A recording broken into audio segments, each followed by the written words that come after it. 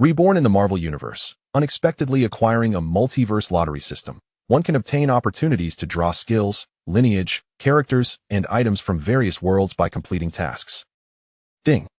Congratulations, host, you have drawn the Thunder Fruit from the world of One Piece. Ding. Congratulations, host, you have obtained the advanced technological item, the artificial intelligence Skynet, complete with Terminator robot technology. Ding.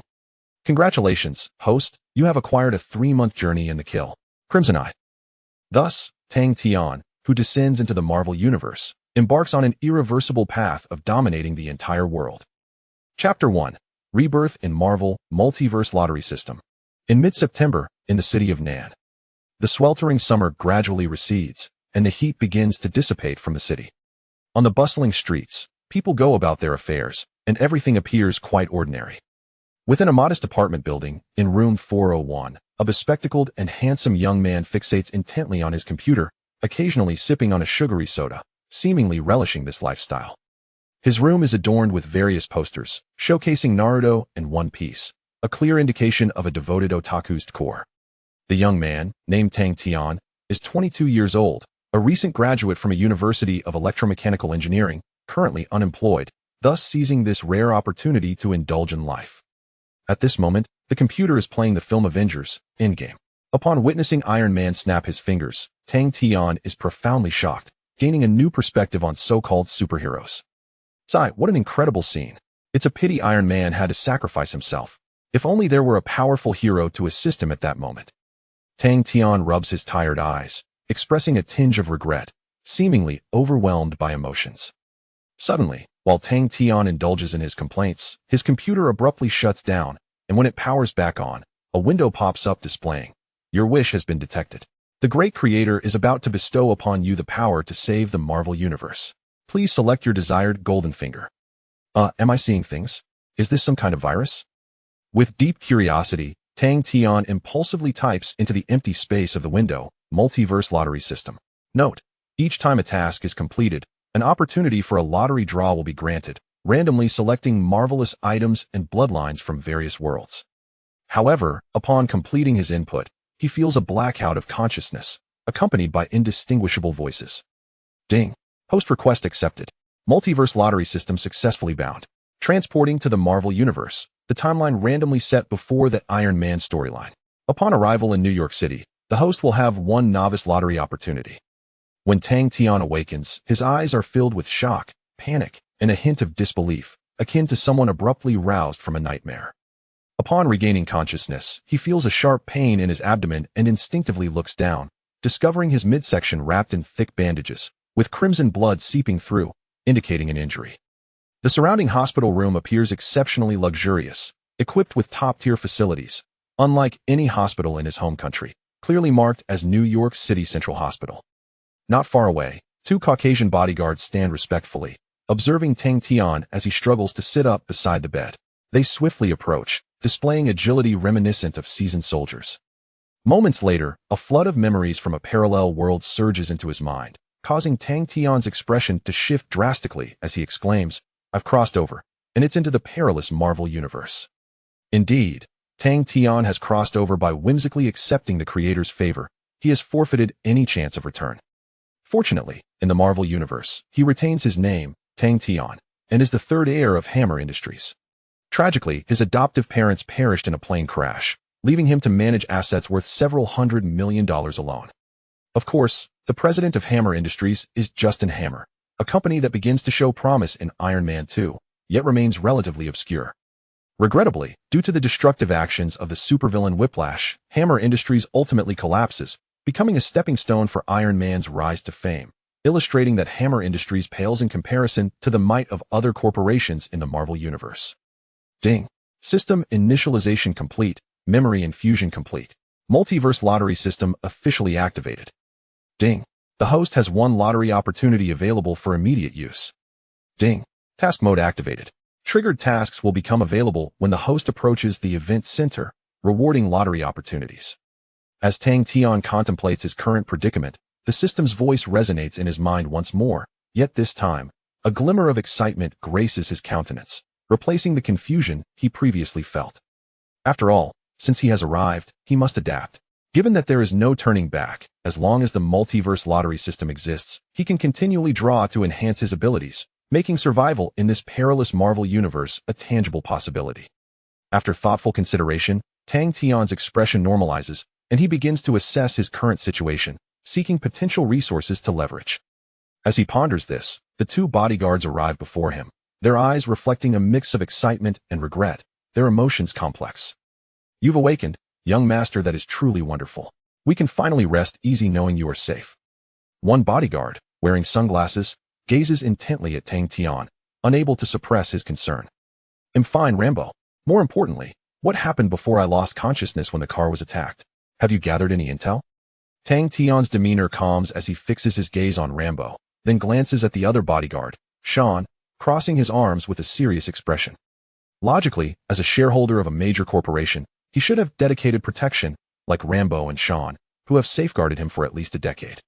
Especially during this crisis, Hammer Industries' influence should be sufficient to conduct a thorough investigation, allowing him to understand the reasons behind his unfortunate predicament on the hospital bed.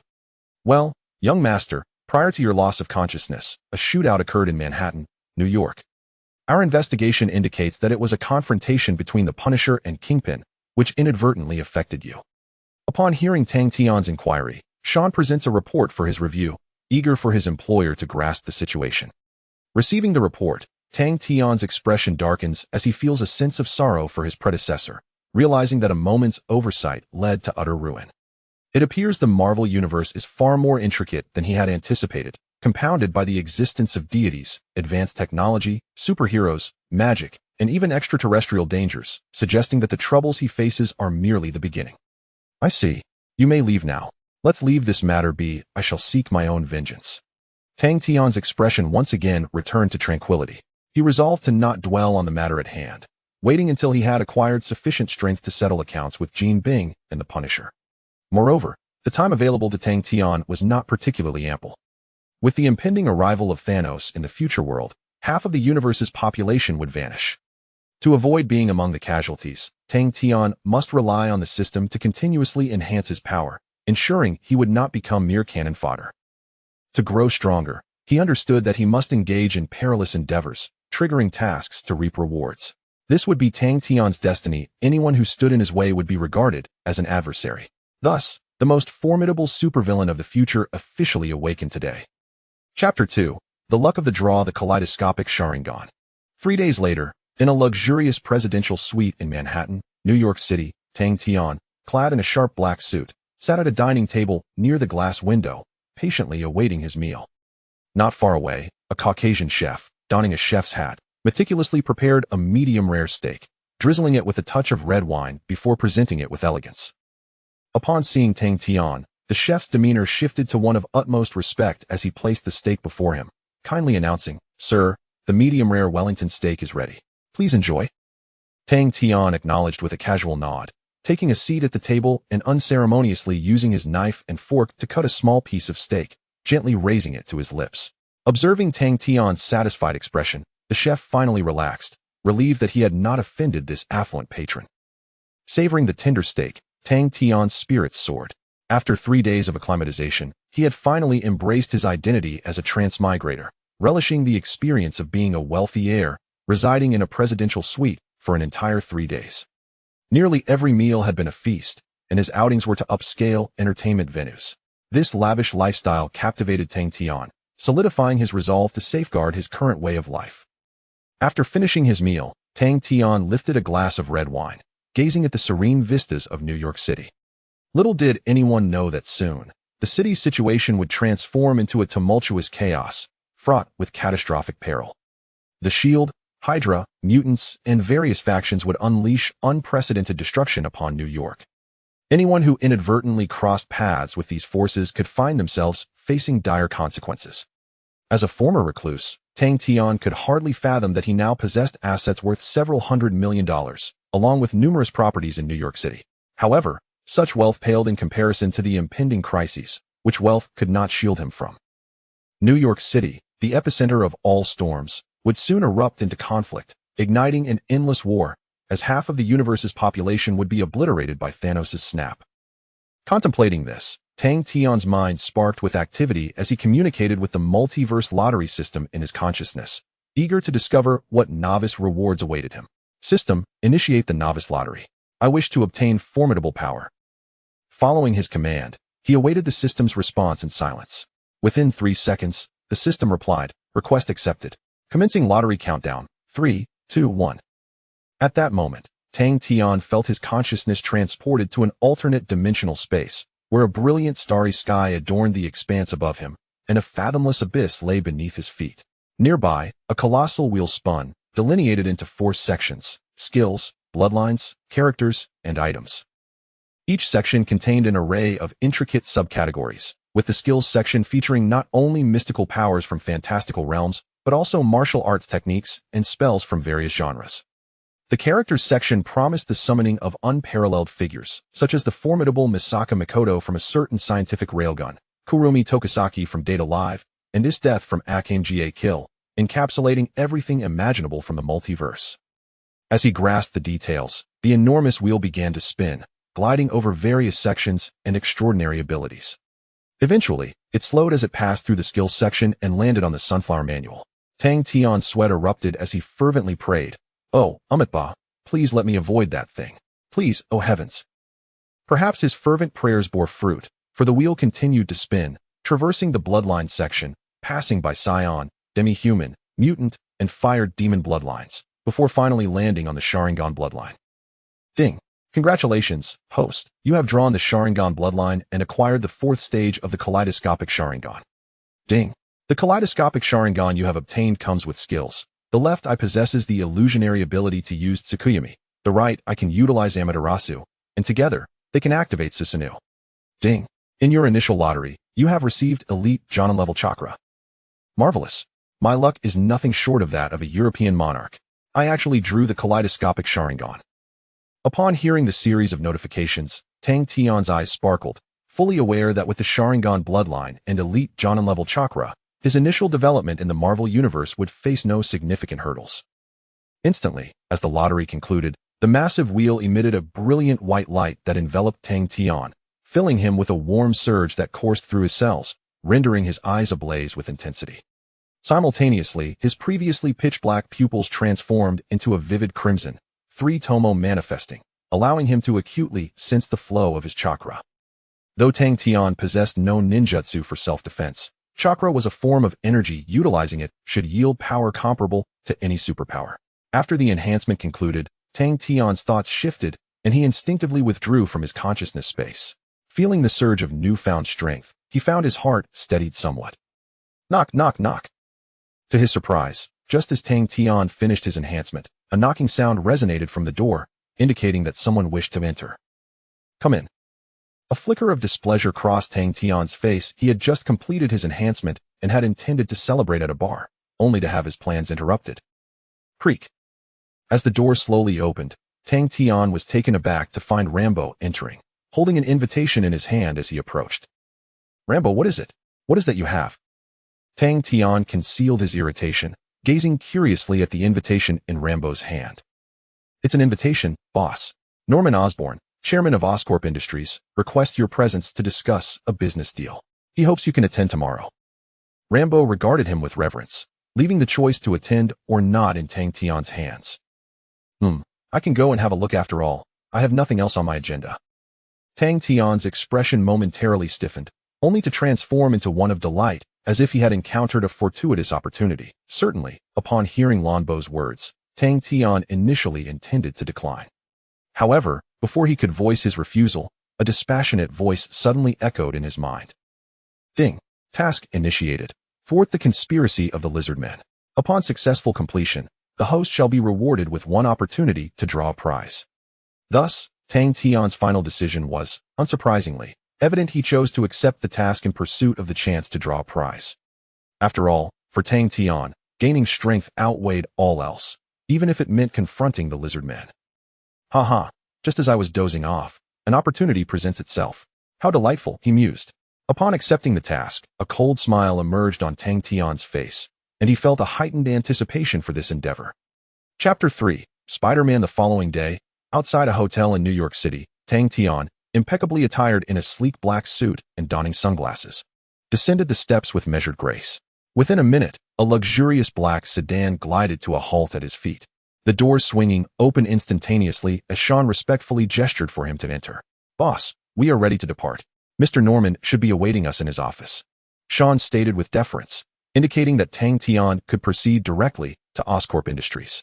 "Very well," Tang Tian replied calmly, nodding in acknowledgement before settling into the vehicle and closing his eyes, anticipating the engine's start. The car began to purr to life. Yet Tang Tian sensed the rich chakra coursing through his being, a faint smile gracing his lips. The elite J-mean level chakra was immensely powerful. As a fusion of physical and mental energy, it not only accelerated cellular movement, but also enabled him to effortlessly transcend the limits of an ordinary human. In simpler terms, possessing elite J-mean chakra effectively augmented him with the prowess akin to that of a super soldier, granting him strength comparable to that of Captain America. Moreover, chakra possessed an innate perceptive ability, allowing him to detect occurrences beyond his sight, functioning like a human radar. Beep, beep, beep. After approximately 10 minutes of travel, a series of urgent sirens pierced the air, prompting Tang Tian to slowly open his eyes. Simultaneously, the sedan pulled over, seemingly impeded by some unforeseen circumstance. "Sir, we may not be able to access Oscorp Industries," Rambo stated, pointing into the distance with a tone laced with anxiety and caution. "What? Is there a formidable presence?" Knowing well that the lizard might be involved, Tang Tian exhibited little surprise. Instead, he regarded the scene ahead with keen interest, a mysterious smile curling at the corners of his mouth. Before him loomed a green, humanoid lizard creature, its emerald vertical eyes coldly surveying the group of police officers. Disdain etched across its face. Notably, this colossal reptilian figure stood approximately 2 meters tall, its body brimming with bulging muscles, exuding an aura of primal ferocity. Indeed, this creature was the target of Tang Tian's mission. Thwarting its nefarious plans would grant him an opportunity for a reward. "Boss, we should leave. Lingering here could spell trouble," Rambo urged, clearly reluctant to remain. Drawing from past experiences of Tang Tian's previous ambush, he was determined not to let his employer linger in such perilous circumstances. "No, I must investigate. You all stay put." Unperturbed by Rambo's warning, Tang Tian offered a quick nod before sprinting towards the direction of the lizard. On the other side, the confrontation between the lizard people and the police had reached a fever pitch. The clash between the two factions was on the verge of eruption. "You better clear out and refrain from aiming your toys at me," the lizard man bellowed in fury, wishing to avoid further complications with the bothersome officers, attempting to persuade them to retreat. However, faced with a talking reptile, the police showed no intention of backing down. Instead, they displayed an increasingly obvious tendency to encircle him. Moving closer to the lizard man, observing the officers disregarding his admonitions and charging forth relentlessly, the lizard man, despite his desire to avoid trouble, found himself incensed. In a sudden burst of speed, he leaped beside a vehicle and, with a powerful swish of his tail, sent the car hurtling towards the police.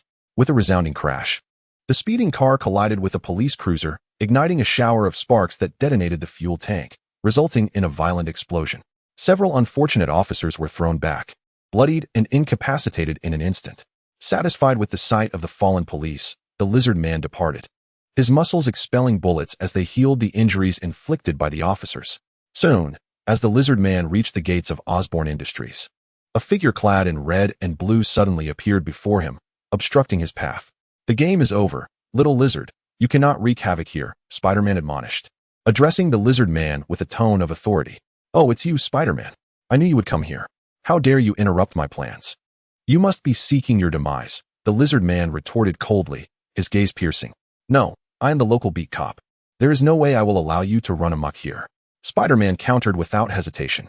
Consequently, a fierce battle ensued between the two, while Tang Tian seized the opportunity to enter the fray. Yet, before he could reach the conflict, a middle-aged officer intercepted him and shook his head disapprovingly. Seeing the man clad in a sheriff's uniform, Tang Tian instinctively thought of the chief of police, George Stacy. To his surprise, the one blocking his way was indeed Spider-Man's father-in-law, an unexpected twist of fate that left him astounded. "Child, do not go over there. It is exceedingly dangerous," George Stacy cautioned urgently, seemingly intent on preventing Tang Tian from making a foolish decision. "Do not worry. That monster cannot harm me," Tang Tian replied, a hint of resignation in his eyes as he smiled at George, suddenly unleashing his elite Jonin-level chakra. vanishing in an instant before George's eyes. At that moment, George suddenly realized that his attempts to intervene were superfluous.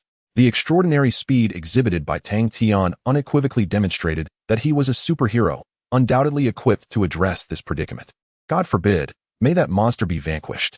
Watching as Tang Tian rushed forward, George silently offered a prayer, hoping the situation would unfold as he anticipated. Meanwhile, after a brief exchange, Spider-Man was forcefully hurled away, crashing through the glass of Osborn Industries, collapsing onto the ground strewn with shards. Seizing the opportunity while Spider-Man was still down, the lizard raised his enormous foot and slammed it onto Spider-Man's chest. With a powerful thrust, Spider-Man let out a pained scream, clearly suffering under the lizard's assault. Suddenly, as the lizard sought to take his frustrations out on Spider-Man, an overwhelming sense of danger surged from behind him, startling the lizard. Before he could react, he was sent flying by a single punch. The lizard felt an immense force crash into him, propelling him to the ground like a cannonball, creating a web-like pattern of cracks upon impact. Soon after, Tang Tian's silhouette reappeared, extending a hand towards Spider-Man with a faint smile. "Hello, are you all right, Spider-Man?" he inquired, his demeanor calm. "Thanks, buddy. But couldn't you have arrived a bit sooner?" "I took quite a beating," Spider-Man replied, rubbing his sore chest and glancing helplessly at Tang Tian. Chapter 4. Triggering the mission. Making a name in New York City at Osborn Industries. After sending the lizard flying with a powerful punch, Tang Tian emerged in a dominant stance, unexpectedly capturing the attention of all around him as he rescued Spider-Man, turning the tide of the confrontation. In an instant, nearby police officers and the newly arrived media were eager to discern the identity of the Asian man who had aided Spider-Man. The media, particularly zealous, rushed forward with cameras in hand, capturing the unfolding scene beside the police. Ding. New mission triggered. Make a name in New York City. Mission complete. Reward. One opportunity for a lottery draw. As the atmosphere shifted intriguingly, the system's voice echoed in Tang Tian's mind, momentarily catching him off guard before a smile illuminated his face. Recognizing that he had another chance to draw, Tang Tian wasted no time. He turned to Spider-Man, a plan forming in his mind. "Spider-Man, let us join forces to deal with him. We cannot allow this guy to wreak further havoc," Tang Tian said earnestly, gazing at Spider-Man. "Sure." Spider-Man nodded, then regarded Tang Tian thoughtfully. "That is fine, but how should I address you? I can't just call you hey." Spider-Man scratched his head, ignoring the lizard, who was about to rise, as he awaited Tang Tian's response. "Call me Superman," Tang Tian casually declared, inspired by the comics he had read in his previous life, borrowing the moniker of Superman. The two engaged in a lively exchange, which only fueled the lizard's ire as he glared at Tang Tian, the unexpected assailant, his heart brimming with indignation. For the lizard, his original plan was flawless. He intended to acquire the genetic plasma stored by Oscorp, but was thwarted first by Spider-Man and now by this mysterious figure calling himself Superman. The relentless setbacks had drained the lizard's patience, and in a fit of rage, he charged recklessly at Tang Tian, intent on tearing apart the one who disrupted his scheme. "Watch out," Spider-Man quickly warned, acutely aware of the lizard's movements, determined to protect his friend from the beast's wrath. However, before Spider-Man could finish his warning, Tang Tian transformed into a black blur, appearing before the lizard in the blink of an eye, locking eyes with him. "You little brat." The lizard seethed, his sharp, reptilian claws slashing towards Tang Tian's throat. In that critical moment, Tang Tian dismissed the lizard entirely, just as the creature was about to strike. His eyes suddenly morphed into the Sharingan, and with a simple illusion, he halted the lizard's advance. Observing the immobilized lizard, Tang Tian smirked contemptuously, azure chakra coalescing around his fist, emanating an unparalleled aura of terror. "You tried your best, lizard." After subduing the lizard with his illusion, Tang Tian unleashed a powerful punch, sending the creature's massive form flying several dozen meters, carving a deep trench in the ground. Following this effortless victory over the lizard, Spider-Man was left in shock, as were the New York City police, the reporters broadcasting live, and even the citizens of the city. They all recognized the lizard's formidable power. Even Spider-Man had expended considerable effort to inflict minimal damage upon him. No one expected Tang Tian's prowess to be so astounding and fearsome, leaving the entire city in awe. Perhaps from this day forth, no one would underestimate this seemingly ordinary Asian with no apparent combat prowess. As the reporters continued their live coverage, Tang Tian became increasingly recognized, and the name Superman began to resonate throughout New York City. Ding. Mission accomplished. Gain fame in New York City. Reward. One lottery draw for the host. Just after Tang Tian had dispatched the lizard, The voice of the system echoed in his mind, deepening the smile on his face. Awesome, brother. I find myself unable to offer any assistance. It appears you are truly formidable.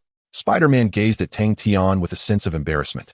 Feeling utterly humiliated, not only had he failed to capture the lizard, but he had also been thoroughly bested.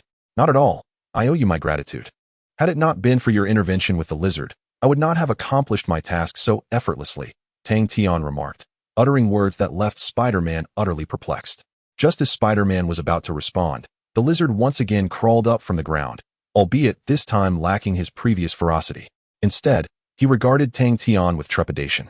His eyes filled with deep-seated apprehension. Come now, lizard, obediently enter prison and reside there for a lifetime. Tang Tian observed the lizard rising once more. A smile curling upon his lips, akin to a hunter surveying his prey, which sent shivers down the lizard's spine. Upon noticing the malevolent grin that adorned Tang Tian's face, the lizard wasted no time. He swiftly darted towards a cluster of vehicles, seizing a few and crashing them together, resulting in a violent explosion. Seizing the moment amidst the fiery chaos, he fled without a second thought, sensing that he stood no chance against the combined might of Tang Tian and Spider-Man. He understood that retreat was the wisest course of action. In mere seconds, he vanished from their sight, much to the relief of the nearby police, who were finally able to depart the scene. Alas, he escaped. Had I known, I would have dealt a final blow. Tang Tian glared at Spider-Man from a distance. His mood soured. He had initially contemplated delivering a finishing strike, but Spider-Man's arrival for conversation had disrupted his plan, allowing the wretched lizard to slip away, which left Tang Tian thoroughly dissatisfied. I believe I have matters to attend to. Let us meet again another time. Farewell, my friend. Spider-Man, sensing the intensity of Tang Tian's gaze, quickly vanished, eager to avoid any potential confrontation, a scenario he was keen to avert. Watching Spider-Man flee in haste, Tang Tian shook his head in resignation before returning to his vehicle, preparing to leave and await further discussions with Norman regarding business matters. Given the destruction wrought by the lizard, it was evident that business negotiations were out of the question. Thus, retreating was the most prudent choice. For him, the opportunity to draw a lottery ticket had emerged as the greatest advantage of this encounter. Chapter 5. The Arrival of Black Widow in New York City. At the headquarters of S.H.I.E.L.D., as half an hour passed since the emergence of the lizard, the city was rife with hidden currents, all fervently searching for the superhero who had aided Spider-Man. After all, the battle between Tang Tian and the lizard had been broadcast live by the Hornet Daily, igniting a fervent uproar among the citizens, who were eager to catch a glimpse of Tang Tian. Among them, the S.H.I.E.L.D. stands out for its proactive stance. Merely 10 minutes after Tang Tian's appearance, they promptly made their way to the Horn Daily, acquiring first-hand video footage, which they subsequently transported back to S.H.I.E.L.D. At this moment, in the office, a one-eyed figure clad in an eye patch awaited with a measured patience. As Agent Coulson of S.H.I.E.L.D. pushed open the door, Nick Fury slowly raised his head, his expression gravely serious. Coulson, have you brought back the information I requested? Have you uncovered the identity and details of the Superman? Nick Fury extended his hand, anticipating Coulson's delivery of the materials, for he knew that each time he dispatched Coulson, the latter unfailingly accomplished his mission, serving as his right-hand man. Yes, I have prepared the materials, Director. You may review them now. Coulson's face bore no other expression as he produced a portable hard drive and handed it to Nick Fury, simultaneously retrieving a sheet of paper featuring Tang Tian's likeness, which evidently contained his detailed profile. It must be noted that S.H.I.E.L.D.'s influence is extensive, maintaining connections with the military and high-ranking officials, thus endowing the agency with significant power. It is not surprising that they can investigate an individual with such ease. Furthermore, the current S.H.I.E.L.D. is not as pure as it once was, with nearly half of its personnel being Hydra affiliates. Paradoxically, this has enhanced S.H.I.E.L.D.'s investigative capabilities, enabling them to unearth desired information at will.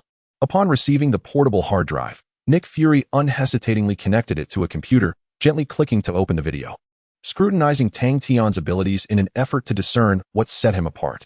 In a world populated by superheroes, mutants, and various advanced technologies, Nick Fury was keen to ascertain which category Tang Tian belonged to, whether there was a need to recruit him, or if he possessed any intrinsic value. In the video, just as the lizard was about to strike Spider-Man, Tang Tian suddenly emerged, delivering a punch that sent the lizard flying, shattering the ground upon impact. Observing the extent of the destruction, Nick Fury's eyes twitched, leading him to conjecture that Tang Tian was likely a mutant with enhanced strength. Reflecting on this, he continued to watch the footage, only to discover a subtle clue at the end. During Tang Tian's second blow that sent the lizard careening, his eyes glowed a blood red, suggesting that his powers were derived from his gaze. This is his profile. According to my research, he is the third shareholder of Hammer Industries, and he does not exhibit any particularly remarkable qualities or powers, Coulson stated, placing the printed materials before Nick Fury as he provided a detailed introduction. After hearing Coulson's insights and thoroughly reviewing the information, Nick Fury's expression shifted to one of deep contemplation. What do you think, director? Should we consider recruiting him? Given his capabilities, he is a superhero worth our attention. Coulson could not suppress his curiosity and, eager to extend an invitation to Tang Tian to join Hydra, sought to bolster their ranks. Very well, but you need not go. I shall send Natasha instead, Nick Fury replied, fingers interlocked beneath his chin, his eyes sparkling with wisdom as he directed Coulson. Understood, director. I have no objections, Coulson responded calmly. For him, the objective had been achieved. Now it was merely a matter of waiting for Tang Tian to take the bait, and the rest was beyond his concern. Meanwhile, in an opulent villa in New York City, having just completed a mission and earned a chance at a lottery, Tang Tian felt particularly elated. He poured himself a glass of fine spirits, generously filling it with ice, and savored the drink with delight. Undoubtedly, thanks to media coverage, he had already ascended to the status of a new superhero. Furthermore, with his identity unmasked, it was only a matter of time before others came calling, be it the military, SHIELD, or Hydra.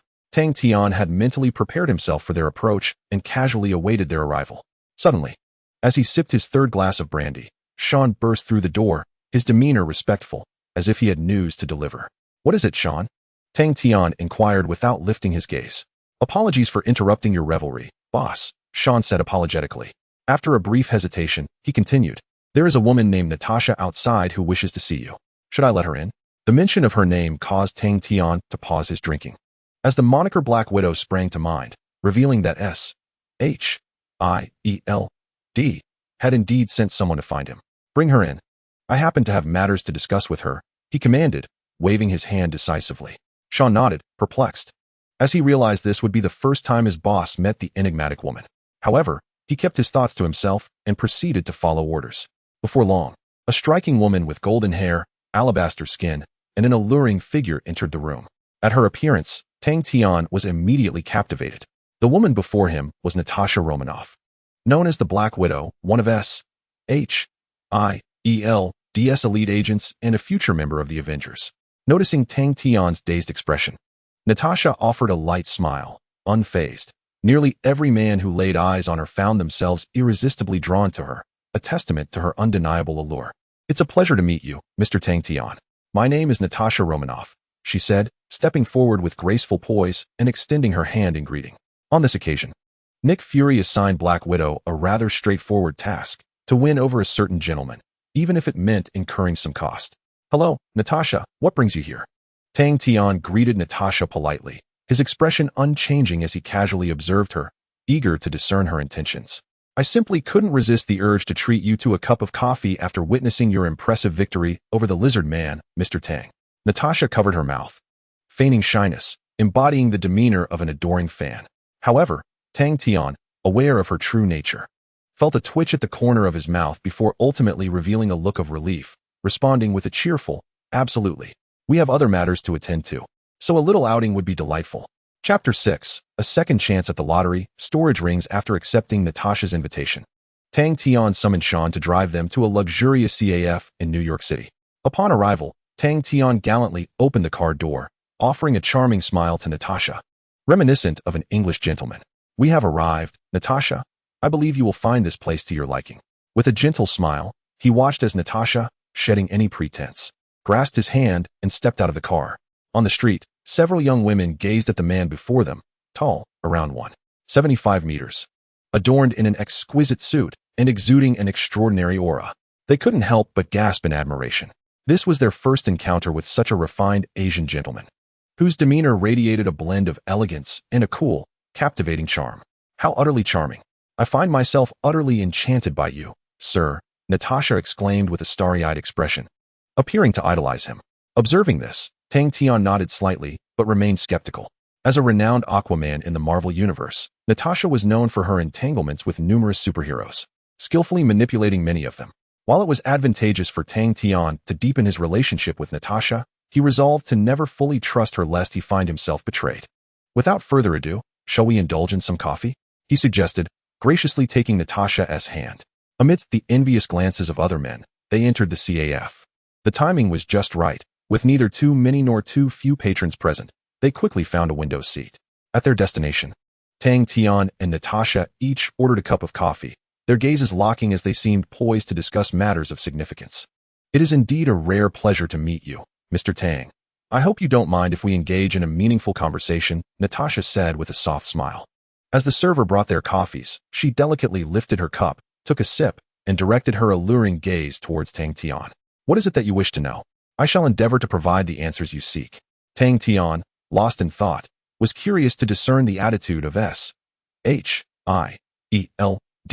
towards him, thus enabling him to make certain preparations. Are you a mutant? How do you possess the ability to combat lizardmen? Natasha, putting down her coffee, asked directly. This inquiry was one that both Natasha and Nick Fury were eager to resolve.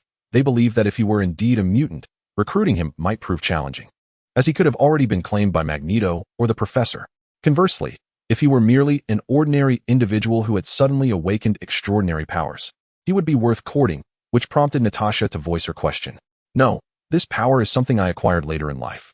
I am not what one would call a mutant, Tang Tian replied affirmatively, which relieved Natasha, as she perceived this as an excellent opportunity to entice him. After a moment's contemplation, she fixed her gaze upon Tang Tian and, after a brief hesitation, stated, I see. However, this world is plagued by a multitude of criminals. While superheroes are exceedingly rare, I believe your abilities are remarkable and could indeed make you a superhero. Therefore, I invite you to join Shield. We will provide you with the necessary logistical support. Just as he had surmised, Tang Tian noted the Black Widow's intent without revealing any emotion. Her purpose was exactly as he had anticipated, recruitment. I am willing to join Shield, but I have a few stipulations. If you can agree to them, I will become part of your organization, he responded readily, seeking to negotiate a favorable position in his dealings with Shield. What are your demands? Please, do share. Natasha blinked in disbelief, taken aback by Tang Tian's calm demeanor, which exceeded her expectations and left her feeling somewhat unreal about the situation. Unbeknownst to her, however, the fluctuations in her emotions had long been anticipated by this traveler, and thus he remained unperturbed. My first request is to be granted the status of an external agent within Shield. My second stipulation is that for any troubles that arise in New York City, you may seek my assistance, and I will handle them. Lastly, regardless of the magnitude of any errors I may commit, you must assist me in resolving those issues. Tang Tian deliberated for a moment before articulating his demands, which plunged Natasha into deep contemplation as she weighed the pros and cons. After a minute of silence, Natasha took a deep breath, revealing a charming smile as she regarded him, seemingly having reached a conclusion. Welcome aboard, Mr. Tang Tian. I will relay your requests to the director. I look forward to working with you, Natasha said with a smile, clearly having acquiesced to Tang Tian's terms. Excellent. Then let us wish for a fruitful collaboration. Tang Tian replied with a gentle smile, before bidding farewell to Natasha and returning to his villa with ease. Upon his recent return, Tang Tian closed his eyes, seeking to communicate with the system residing in his mind, eager to utilize the newly acquired opportunity for a lottery draw. System, activate the acquired lottery chance. Let the draw commence. Ding. The host's request has been received. The countdown for the draw begins. 3, 2, 1. In an instant, Tang Tian found himself beneath a vast expanse of stars, a colossal spinning wheel materializing above him, with 4 illuminated sections designated for the draw.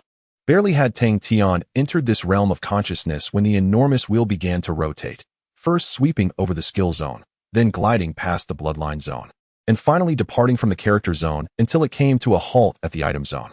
Ding. Congratulations, host. You have acquired the storage artifact, the spatial ring, from the fantastical realm. Its capacity is 10,010 cubic meters, allowing the host to store an equivalent quantity of items at will.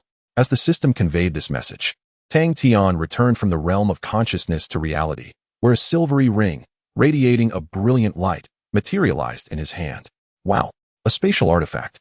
My luck is quite favorable this time, he mused, pondering the potential rewards that might await him after confronting the lizard man. Upon donning the ring, Tang Tian felt his consciousness intertwine with it, enabling him to effortlessly store various materials with a mere thought, an incredibly convenient spatial tool. Moreover, and of utmost importance, this ring could also conjure a temporary protective barrier, proving to be a remarkably useful item.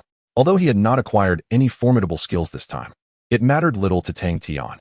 As long as he continued to fulfill his tasks, he was certain that all he desired would eventually be within his grasp. At that point, even a mere S-H-I-E-L-D or Hydra would be no match for him, let alone the formidable deities of Marvel. Chapter 7. A visit from Spider-Man. On a night in New York City, at Oscorp Industries, Spider-Man, Peter Parker, arrived with a furrowed brow. Upon reaching the entrance, he was greeted by his friend, Harry Osborn, whose countenance was far from cheerful. The reason for Spider-Man's presence at Oscorp was primarily due to the Lizard Man, who had stealthily infiltrated the facility during a moment of Peter's inattention, absconding with the lizard serum, thereby necessitating Spider-Man's urgent visit. What is the situation, Harry? The Lizard Man hasn't caused any significant trouble at Oscorp, has he? Peter inquired, his concern palpable as he recalled the formidable combat prowess of the terrifying Lizard Man. Fortunately, the laboratory was merely attacked. Nearly all the serum stored within was stolen by the Lizard Man, Harry replied, forcing a smile in response to Peter's worry, striving to keep his anger in check as he led Peter toward the laboratory. Throughout this journey, Spider-Man's expression remained grave, wholly uncertain of the Lizard Man's intentions, leaving him anxious and eager to ascertain the situation firsthand. Not long after, Peter and Harry entered the laboratory together. Upon their arrival, Peter was struck by the sight of shattered glass strewn across the floor and flickering light bulbs, remnants of the devastation wrought by the lizard. The once pristine laboratory, adorned with an array of intricate instruments, now bore the scars of chaos. Not only that, but a robust safe displayed deep claw marks, indicating that even the superalloy had failed to withstand the lizard's ferocity. Peter, you made it. Are you here to assess the situation? In the midst of the crowd, Gwen, donned in a white lab coat, picked up an intact test tube. After ensuring the integrity of its contents, she slowly approached Peter. As Spider-Man's genuine love interest, Gwen was well aware of Peter's true identity, and her gaze, tinged with double entendre, seemed to inquire about his purpose for being there. Indeed, have you made any discoveries? Peter asked with evident concern, eager to navigate the unfolding crisis. Certainly, take a look at this, Gwen replied, producing a lab report that contained a sample of skin tissue left behind during the lizard's rampage. She handed it directly to the Spider-Man before her, while Harry, observing the exchange, also leaned in to scrutinize the report. Both men were momentarily taken aback by the findings, as the report revealed that the lizard's genetic material matched Dr. Connor's 100%. The realization that the source of this crisis lay with the deranged scientist filled Peter with frustration, leading him to question his own involvement. How can this be, Dr. Connors? If this information were to leak, Oscorp could find itself in dire straits. Harry's expression darkened, recognizing the potential consequences for Oscorp, which might even face collapse under such circumstances. No, there is still a solution, albeit a singular one. Suddenly, observing Harry's dismay and Peter's silence, Gwen resolved to share her thoughts. What solution, Gwen? We must act for the sake of Oscorp. Please, you must tell me, Harry implored, unable to suppress his urgency. Well, the only course of action is for Spider-Man to seek out Superman, Tang Tian. If the two of them join forces, the lizard's menace should be quelled, Gwen asserted, her eyes twinkling with a hint of hope as she exchanged glances with Peter. Simultaneously, she discreetly retrieved a piece of paper from her pocket, revealing the address of Tang Tian. Around 10 o'clock that evening, Tang Tian had just retrieved a cache of weaponry from Hammer Industries and stowed it in his storage ring when he heard a sudden commotion at the window behind him. Who goes there? Upon hearing an unusual noise, Sean and Rambo swiftly drew their firearms, aiming towards the source of the sound, prepared to fire at a moment's notice. Wait, I believe we have a guest arriving. You may leave for now. Observing his two bodyguards, Tang Tian casually employed his chakra perception and gestured for them to exit. But young master, what if there is danger? The bodyguards felt a mixture of concern and hesitation, fearful for Tang Tian's safety. Just follow orders. Do not forget. I am more than capable of handling the lizard man on my own. In response to their apprehension, Tang Tian spoke confidently, compelling the two bodyguards to reluctantly holster their weapons. Close the door and step outside. Come out, Spider-Man. There is no need to hide here. This is not our first acquaintance. Tang Tian glanced into the distance, casually produced a cigar, ignited it, and took a gentle puff while chuckling softly. Indeed, as he uttered these words, a figure clad in a red and blue spider suit abruptly pushed open the window, gracefully descending to the ground like a nimble leopard. How did you know it was me? Spider-Man inquired, removing his mask, astonishment etched on his face. What is so strange about it? My perception allows me to detect any person or object within a 500-meter radius, Tang Tian replied, his expression impassive as he took another puff of his cigar. Oh, I was right to seek you out. I have a favor to ask. It involves locating the Lizard Man and thwarting his sinister plot. Spider-Man's face was earnest as he extended the invitation to Tang Tian, evidently heeding Gwen's advice to enlist assistance in dealing with the troublesome Lizard Man. In that moment, Tang Tian revealed a faint smile and nodded slightly. Having just dealt with S.H.I.E.L.D., he intended to address the Lizard Man task.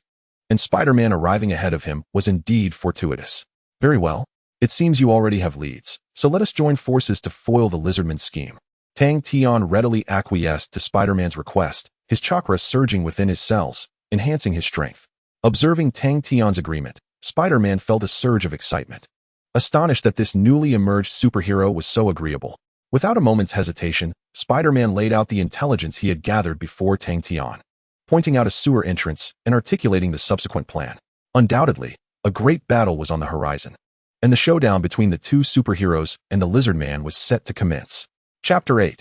The Lizardman's Conspiracy under the Cover of Night. In the Manhattan area, near a sewer entrance, Spider-Man extended his hand, a strand of webbing shooting forth from his wrist, adhering to the manhole cover. With a gentle exertion, he cast the cover aside. As a result, the manhole cover had just been carelessly tossed aside, and a putrid, decaying odor wafted from the sewer, reaching Tang Tian and Peter's nostrils, causing a slight displeasure to flicker across Tang Tian's face. At that moment, he was already cursing the lizard in his mind, utterly appalled that this creature, rather than leading a normal life, had chosen to scurry into the sewers like a rat. It was truly distasteful to him.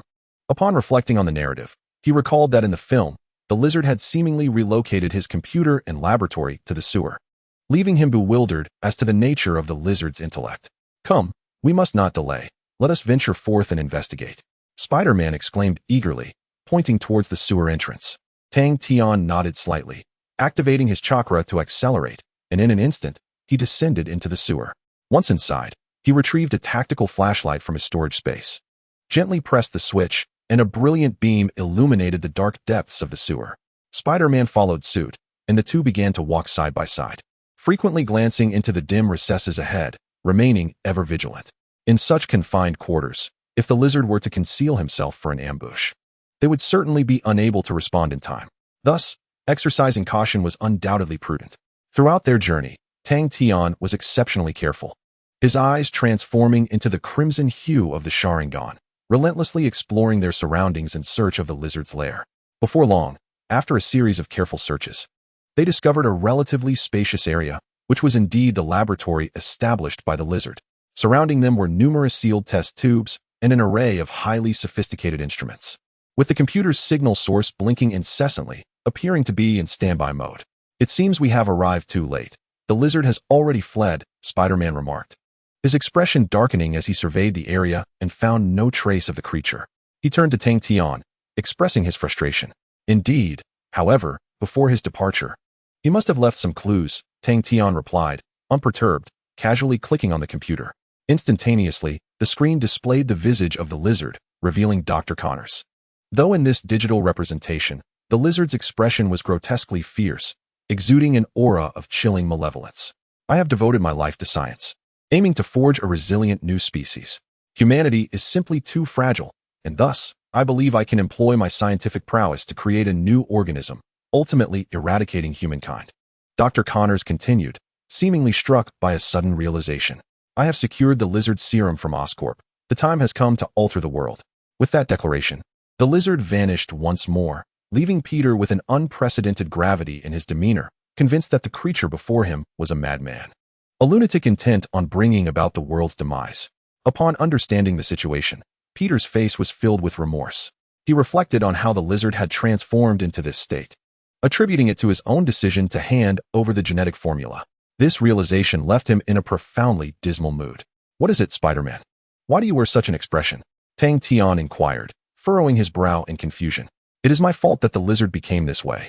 Now, he seeks to destroy the world, and it is all due to my actions," Spider-Man lamented, his body trembling as he grappled with the weight of his own deeds, struggling to come to terms with them. "Enough. The lizard is preparing to annihilate the world, and as superheroes, we cannot stand idly by. With great power comes great responsibility. Having made a mistake, we must rectify it," Tang Tian asserted sternly, offering no room for argument. Instantly, the once despondent Spider-Man felt a slight uplift in his spirits.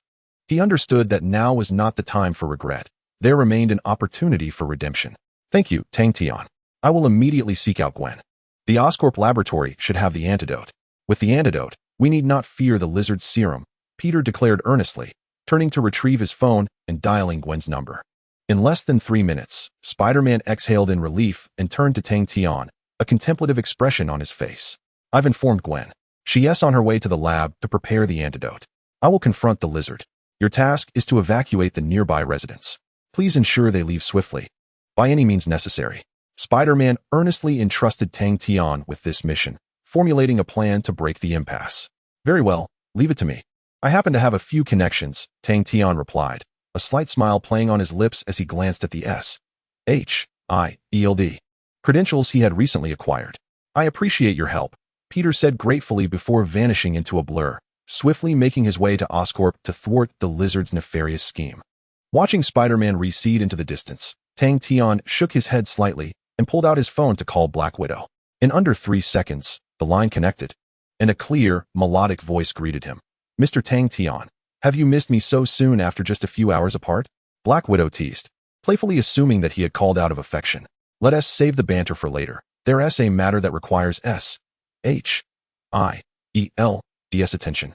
Tang Tian replied succinctly, directly stating the urgency of the situation. After a brief pause, he continued.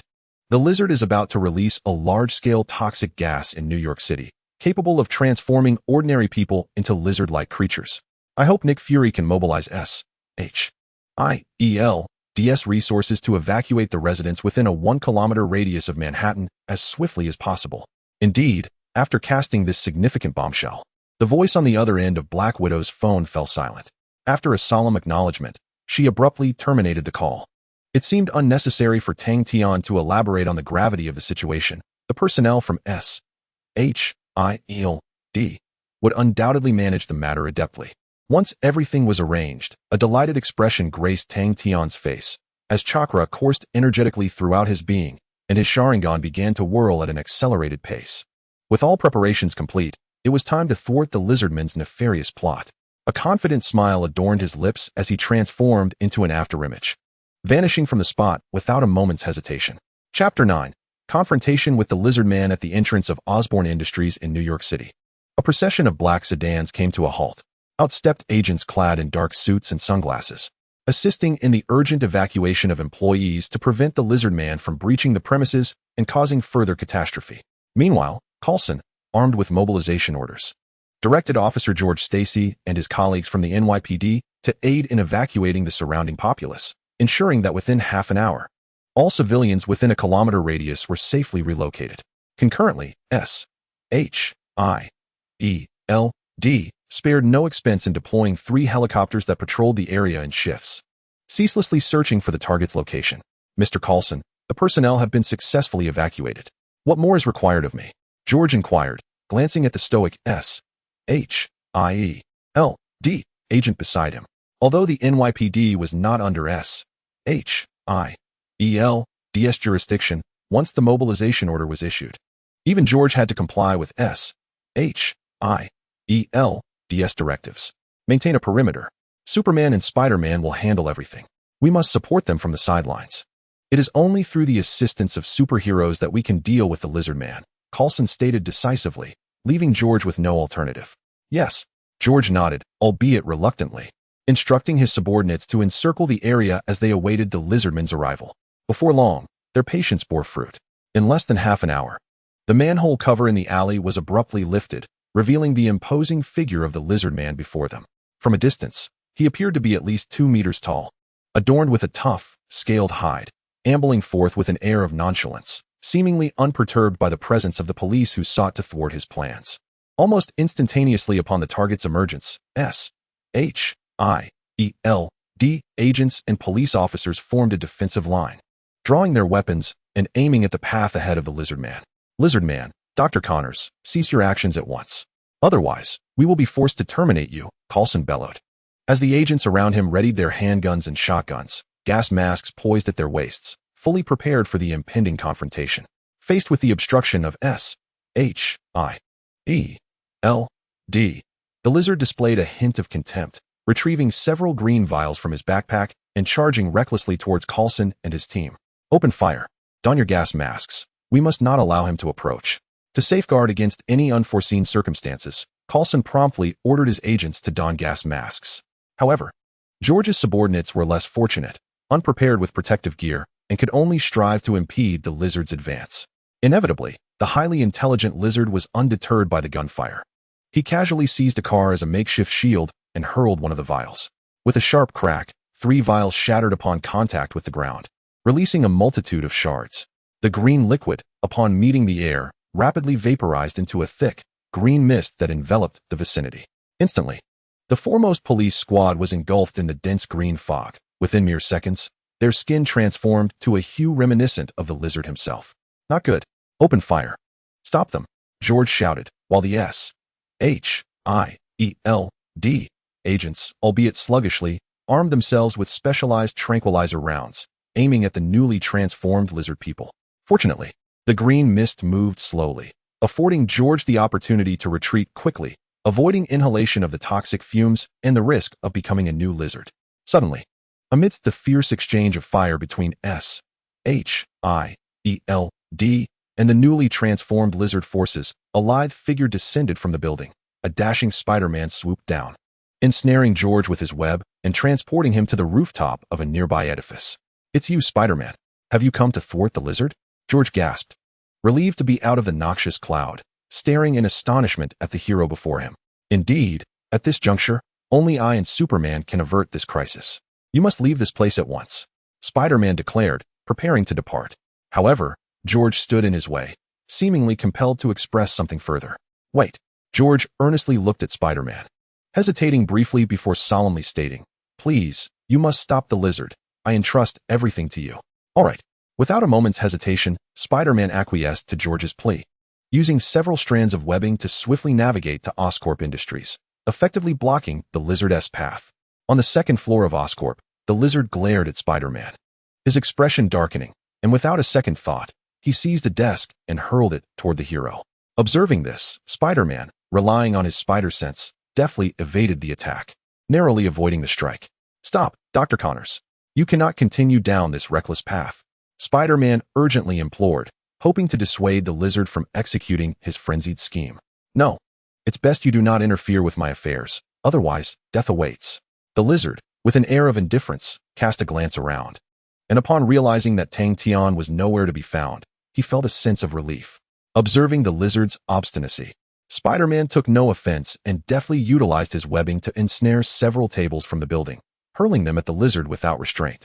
In a flurry, a dozen tables came crashing down, forcing the Lizard to retreat under the barrage. Even as his tail shattered one of the tables, he found himself utterly defenseless.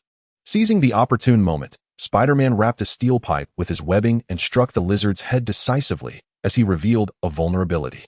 In an instant, the Lizard was rendered unconscious, and Spider-Man meticulously bound this perilous foe with webbing, securing him like a rice dumpling, finally exhaling a sigh of relief.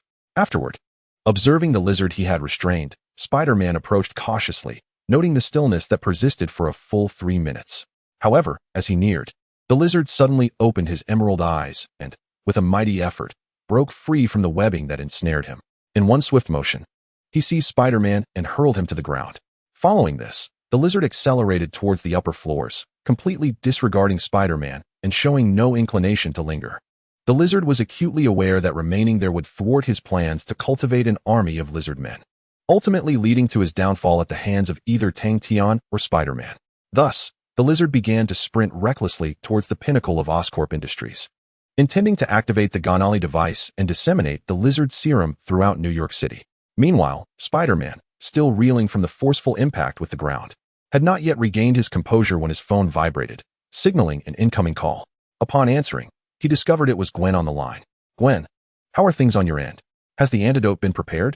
Spider-Man inquired, his concern evident. "It will take another 3 minutes.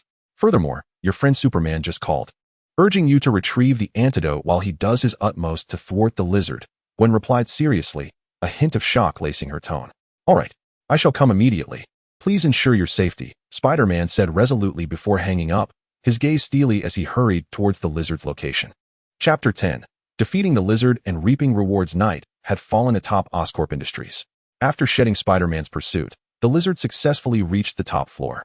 Scaling the Ganali device and adjusting the system, intent on fully activating the large-scale gas release apparatus. As long as the agent successfully disperses throughout New York City, it is needless to say that approximately 5 million lizardmen will emerge, marking the inception of his dominion over the Earth. The mere thought ignites a thrill. With the formidable lizardman race subjugating the feeble humans, it is a long-desired aspiration of the lizardmen, and its realization heralds the dawn of a new era. The system has initialized successfully, and in 30 seconds, the gas will be aerosolized and released across the entirety of New York City. Once the adjustments were completed, the lizardman finally exhaled in relief, standing guard around the apparatus to thwart any sudden intrusion by Spider-Man that could jeopardize his grand scheme. At that moment, as Spider-Man resolved to ascend to the upper laboratory in search of the antidote, a sudden explosion reverberated through the air. Turning his head, he beheld the walls of Osborn Industries being torn apart by a pair of colossal purple claws, and a familiar figure emerged before him. The newcomer radiated a purple energy, akin to a spectral purple skeleton, enveloping her form and signaling the activation of Susanoo. "It's you, partner. What happened to you?" Spider-Man exclaimed, momentarily taken aback by Tang Tian's dramatic entrance. "Nothing much. It's just a special ability of mine. By the way, where's the lizard man?"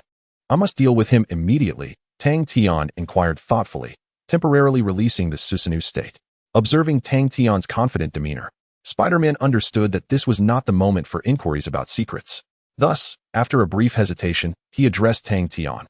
"He is on the top floor, by the Canary device. According to your plan, you should proceed to intercept him. I will join you after I retrieve the antidote." "All right, it's settled then."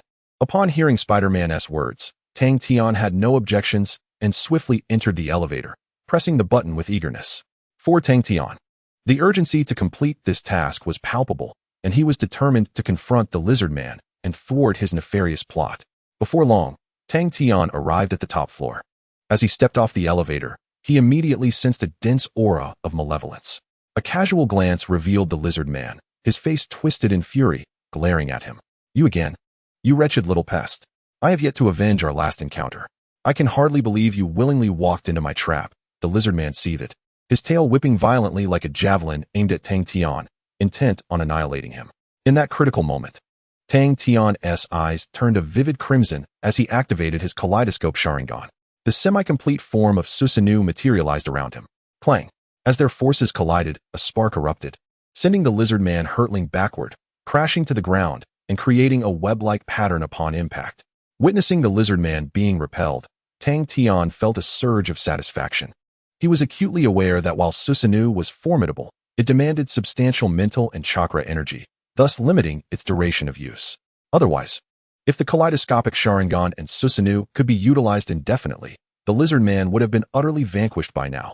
How could he possibly continue wreaking havoc? Infuriated, after being flung away, the lizard man erupted in rage once more, discarding all hesitation as he seized a steel pipe from the railing, channeling all his strength to strike at Tang Tian once again. With less than 10 seconds remaining before the spread of the lizard serum, the lizard man had to seize this final opportunity to attain success. Unfortunately, facing the lizardman's swift assault, Tang Tian was no easy opponent. Utilizing the high-speed predictive capabilities of his Sharingan, he deftly evaded all of the lizardman's attacks. "Is this truly the extent of your abilities, lizardman? If this continues, I guarantee it will be you who meets your demise." Tang Tian glared with his crimson Sharingan, coldly observing him.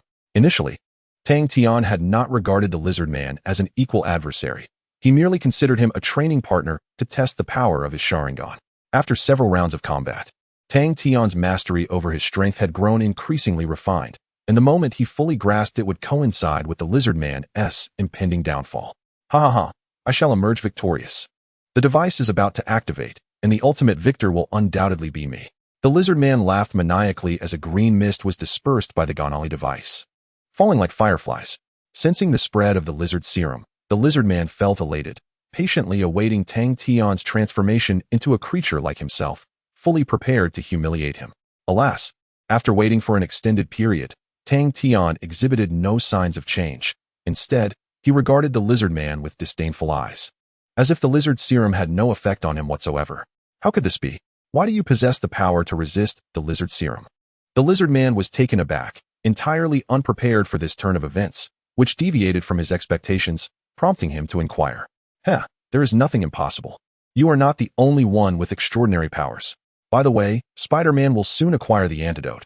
Your plan will undoubtedly fail.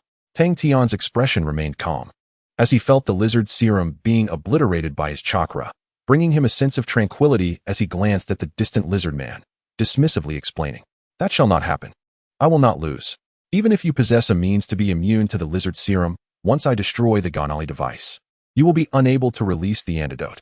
Suddenly, the lizard man conceived a plan, letting out a loud roar as he attempted to dash towards the Ganali device. However, this time, Tang Tian would not grant him the opportunity. With a cold smile, he activated Susanoo, and as the purple skeletal form materialized, the lizard man was sent flying with a single punch. As anticipated, the immense force caused the lizard man to spit blood. Before it could even hit the ground, Tang Tian's Susanoo delivered another punch to its abdomen, forcing the lizard man to expel a stream of green blood. Seemingly unsatisfied, Tang Tian seized the lizardman's hand with his Susanoo and, akin to tossing a sack of grain, proceeded to hurl it about with abandon. Ultimately, the lizard man received a thorough thrashing, emerging battered and bruised, with an indeterminate number of bones likely fractured, collapsing weakly to the ground while gradually regaining composure. Phew, much better. Truly, there is nothing more exhilarating than delivering a beating to a supervillain, Tang Tian exclaimed, his excitement palpable. At this point, the lizard man had lost all fighting capability. Its nefarious plot thwarted. All that remained was to await Spider-Man's arrival to procure the antidote and address the ensuing complications, effectively concluding this mission. Ding. The task of thwarting the lizardman's scheme has been completed.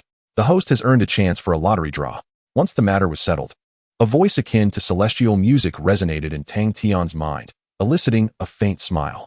The newly acquired lottery opportunity also indicated his potential for growing stronger. Chapter 11.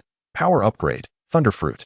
In New York City, at Osborne Industries, after thoroughly beating the lizard man with Susanoo, Tang Tian deactivated his Sharingan and quietly awaited Spider-Man's arrival. Fortunately, the surrounding residents had long been evacuated, alleviating his concerns about the lizard serum rapidly infecting the entire city. During this interval, Tang Tian's chakra had been significantly depleted, nearly reaching half its capacity. Fortunately, the lizard man proved somewhat frail, preventing further exhaustion of his strength. Nonetheless, this experience instilled a sense of urgency in Tang Tian, highlighting that his power was insufficient. He resolved that once this matter was concluded, he would immediately seek to enhance his abilities.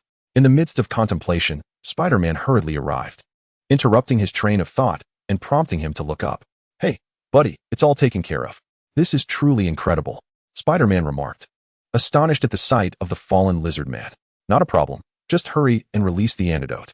That is your mission, is it not?" Tang Tian replied with a slight smile, nudging Spider-Man. Instantly, Spider-Man understood that this was not the time for idle chatter.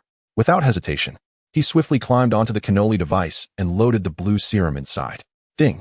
The solution begins to vaporize. Release will be completed in 30 seconds. Subsequently, the system's voice announced the commencement of the process. The blue mist erupted, spreading rapidly like fireworks in all directions. Then, as the blue serum descended, the lizard man, in a state of severe injury, suddenly opened its eyes wide, filled with an expression of sheer terror, as if confronted by something truly dreadful. In less than 3 seconds, the green skin of the lizard man gradually faded away, and even the beast-like vertical pupils transformed back into a serene sky blue, a gaze that symbolized wisdom returning. Upon regaining his former self, Dr. Connors's face was etched with profound regret, seemingly at last able to recollect the actions he had taken. "I am deeply sorry, Peter. I have wronged you. Not only have I failed to heal my hand, but I have also brought about this unfortunate predicament. Doctor, Connors looked at Peter with a sense of helplessness. It's all right, it's all over now. As long as mistakes are not repeated, we should be able to move forward, Spider-Man comforted Dr. Connors, clearly wishing to alleviate his guilt.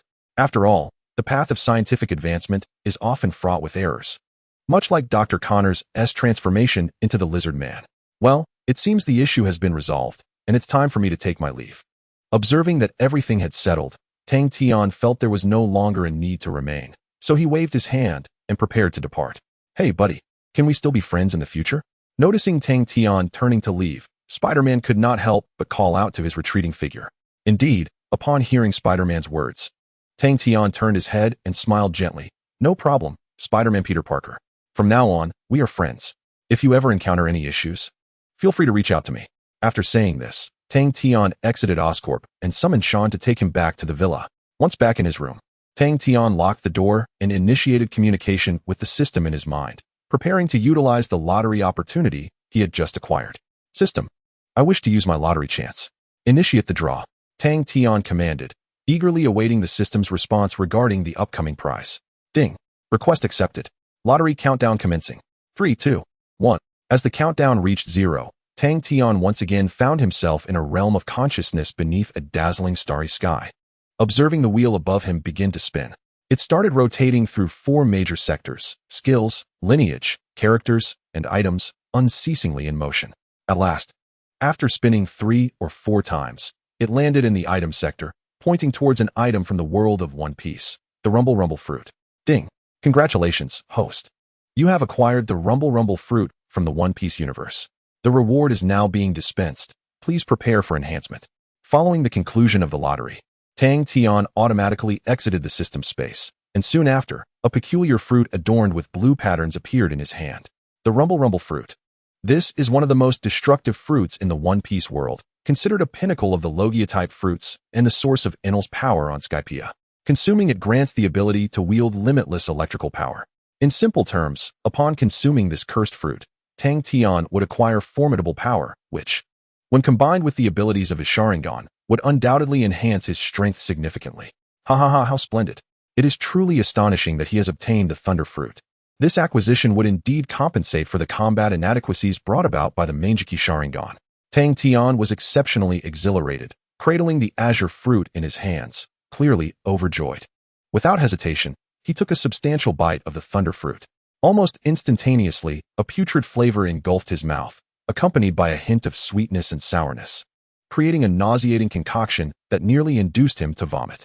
However, Tang Tian understood that he absolutely could not expel it, otherwise, he would forfeit the powers of the Thunder Fruit. Ultimately, through sheer willpower, he managed to swallow the fruit's flesh entirely. Soon, a powerful jolt of electricity erupted from his body, akin to an electric eel, and even his Sharingan was affected by the Thunder Fruit's extraordinary energy, spinning incessantly. As the two forces intertwined, they began to merge, with the Sharingan voraciously absorbing the energy of the Thunder Fruit, establishing a connection between the two. Ding. Congratulations, host, on a successful fusion, granting you enhanced power. The newly acquired Sharingan is now the Eye of the Thunder God, capable of utilizing all abilities of the Thunder Fruit once in Susanoo form. The heavenly lottery system earnestly reminded him, and Tang Tian's smile grew ever more radiant. He gently raised his hand, and a brilliant blue current manifested, imbued with unparalleled destructive force. Ah, this sensation is delightful. At my current state, even the Hulk would struggle to defeat me. Excellent. It is time to establish my influence, beginning with the control of Oscorp Industries. Sensing the surging energy within him, a smile crept across Tang Tian's lips as he contemplated his next steps. Chapter 12. The first encounter with Norman Osborn. A week later, the Lizard Man incident had settled. With Dr. Connors imprisoned by Norman Osborn, though not directly handed over to the authorities, the case was ultimately closed as a medical mishap. During this period, Tang Tian diligently honed the newfound powers he had acquired, striving to refine his chakra, which had already been at the elite Jonin level, to nearly double its previous capacity. Coupled with the strength of the Thunder Fruit, Tang Tian's chakra now approached the level of a quasi-shadow, enabling him to maintain Susanoo for an extended duration. Today, once the troubles had been resolved, Tang Tian proactively reached out to Norman Osborn, wishing to arrange a meeting to discuss certain matters. Upon learning of Tang Tian's initiative to invite him, Norman felt particularly pleased and readily agreed to meet him today to converse face-to-face. In the early morning, around 10 o'clock, Tang Tian arrived at the entrance of Osborne Industries in a chauffeured vehicle. Upon disembarking, two security guards approached his car, respectfully addressing him. "Are you Mr. Tang Tian?" inquired a solemnly serious African-American guard. "Indeed, and Mr. Norman must be awaiting me inside," Tang Tian replied, his expression unwavering, exuding an air of authority as he scrutinized the guard. "Yes, please follow me. Mr. Norman is already waiting for you inside," the guard responded with a courteous smile. Leading the way, Tang Tian stepped out of the vehicle, accompanied by his own bodyguard, and they proceeded inside. Guided by the guard, they swiftly reached the office of the chairman of Osborne Industries. Gently pushing the door open, a tall, handsome middle-aged Caucasian man appeared before them. It was evident that this man was far from foolish. His face radiated with an aura of wisdom, and he regarded Tang Tian with a discerning gaze, appraising him from head to toe. In turn, as Norman Osborn assessed him, he too was evaluating the legendary Green Goblin, his thoughts inscrutable. It is worth noting that while Norman currently presented himself as a cultured gentleman, his future transformation into the Green Goblin would unveil a duality of personality, consumed by an insatiable desire to dominate New York City, ultimately leading to his demise at the hands of Spider-Man. In essence, Norman was, regrettably, a victim of circumstance, betrayed by his shareholders and subjected to an incomplete serum, which laid the groundwork for his tragic fate. Fortunately, in this moment, he had yet to undergo the serum enhancement, making negotiations advantageous for Tang Tian, aligning perfectly with his interests. "Ah, Mr. Tang Tian, you truly are a remarkable young talent. At such a tender age, you have become the third largest shareholder of Hammer Industries and aided Spider-Man in defeating the Lizard. You are indeed a genius," Norman praised without hesitation, his tone sincere, imparting a refreshing sense of admiration. Yet, in response to Norman's flattery, Tang Tian's expression remained neutral, as if he had anticipated such compliments, rendering his demeanor exceptionally calm.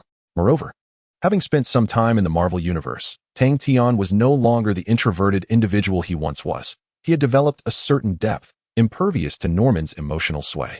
Observing Norman's countenance, Tang Tian smiled amiably and directly stated, "Mr. Norman, your compliments are appreciated, but I would prefer if you could clarify the purpose of your invitation from last time."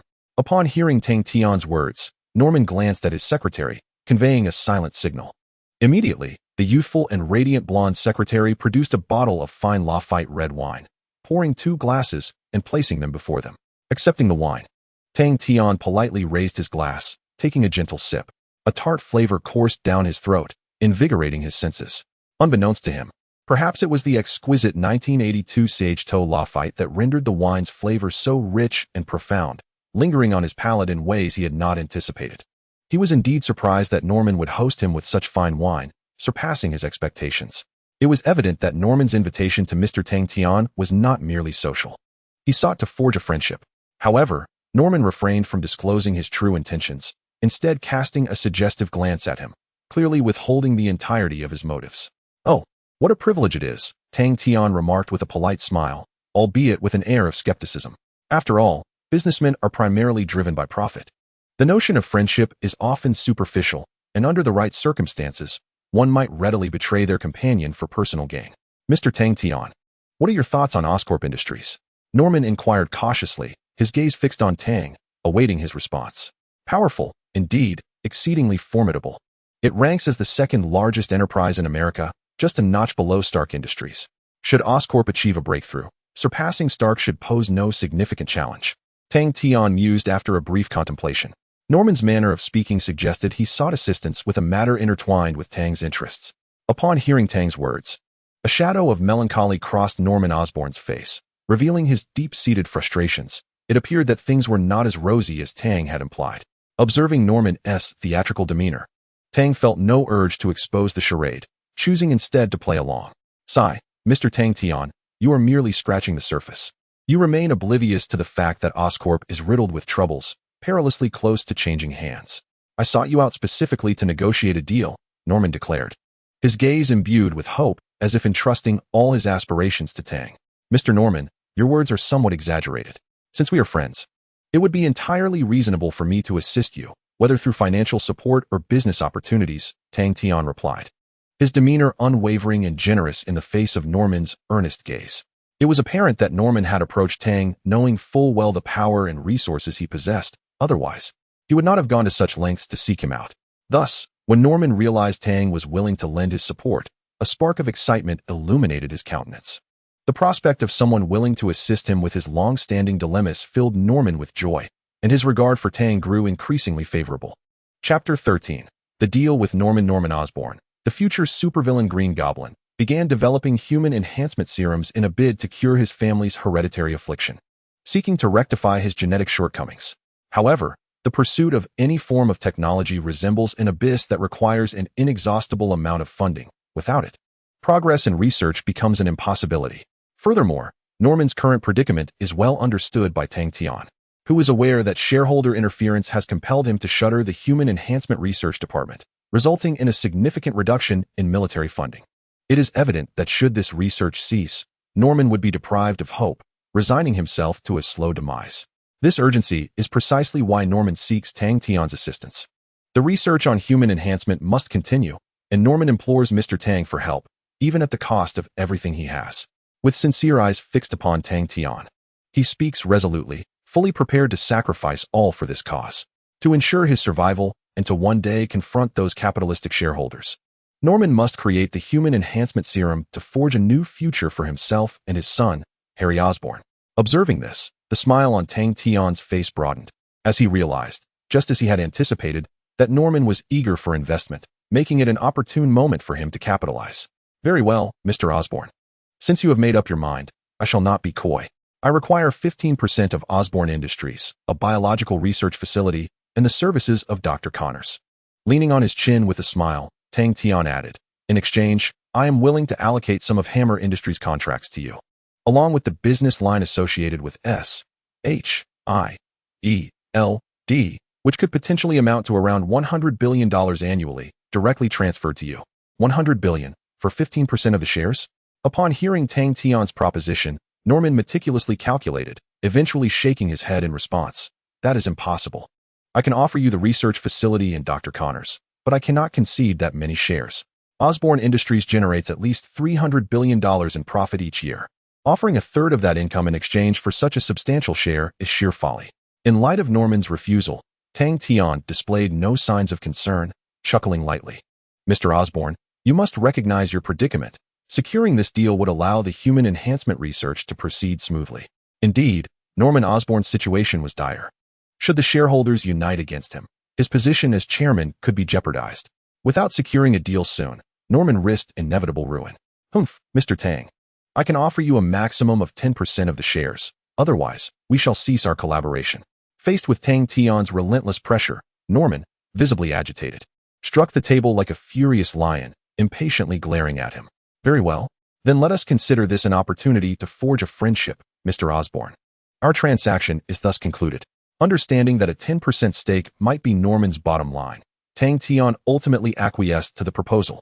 Feeling that he was not at a significant loss, the first step in establishing his influence had been accomplished. In that moment, seeing Tang Tian finally relent, Norman breathed a sigh of relief, his mood lifting slightly. Throughout the previous negotiations, he had found himself at a disadvantage. But now he could finally regain a modicum of leverage. Thank you, Mr. Tang Tian. I hope our future collaboration will be fruitful. Norman raised his glass of red wine, his face breaking into a smile of contentment for the first time, clearly pleased to secure a substantial investment. With this arrangement, the research on human enhancement agents could proceed smoothly. With the orders from Hammer Industries and connections to Shyeld, Osborn Industries' revenue prospects appeared promising. To a prosperous partnership, Tang Tian was also in high spirits. Through this maneuver, he had recruited Dr. Connors, acquired a research facility, and secured a significant number of shares, which he deemed exceedingly valuable. 3 days later, Norman discreetly transferred the shares to himself according to their agreement and directly handed over the imprisoned Dr. Connors. During this time, Norman maintained a low profile. Otherwise, should the media catch wind of the situation, Tang Tian would certainly garner further notoriety. At that moment, in the underground laboratory of Osborn Industries, the one-armed Dr. Connors stared blankly at Tang Tian, a look of astonishment gracing his features. Mr. Tang, did you persuade Mr. Norman to release me? Dr. Connors inquired, his face reflecting disbelief. Indeed, it is true, Dr. Connors. I hold your scientific capabilities in high regard. Though your path has strayed somewhat, working for me, I will find a way to restore your arm, Tang Tian replied, scrutinizing Dr. Connors with an expression of excitement. After all, Dr. Connors was one of the foremost scientists in the Marvel Universe, particularly adept in biological sciences.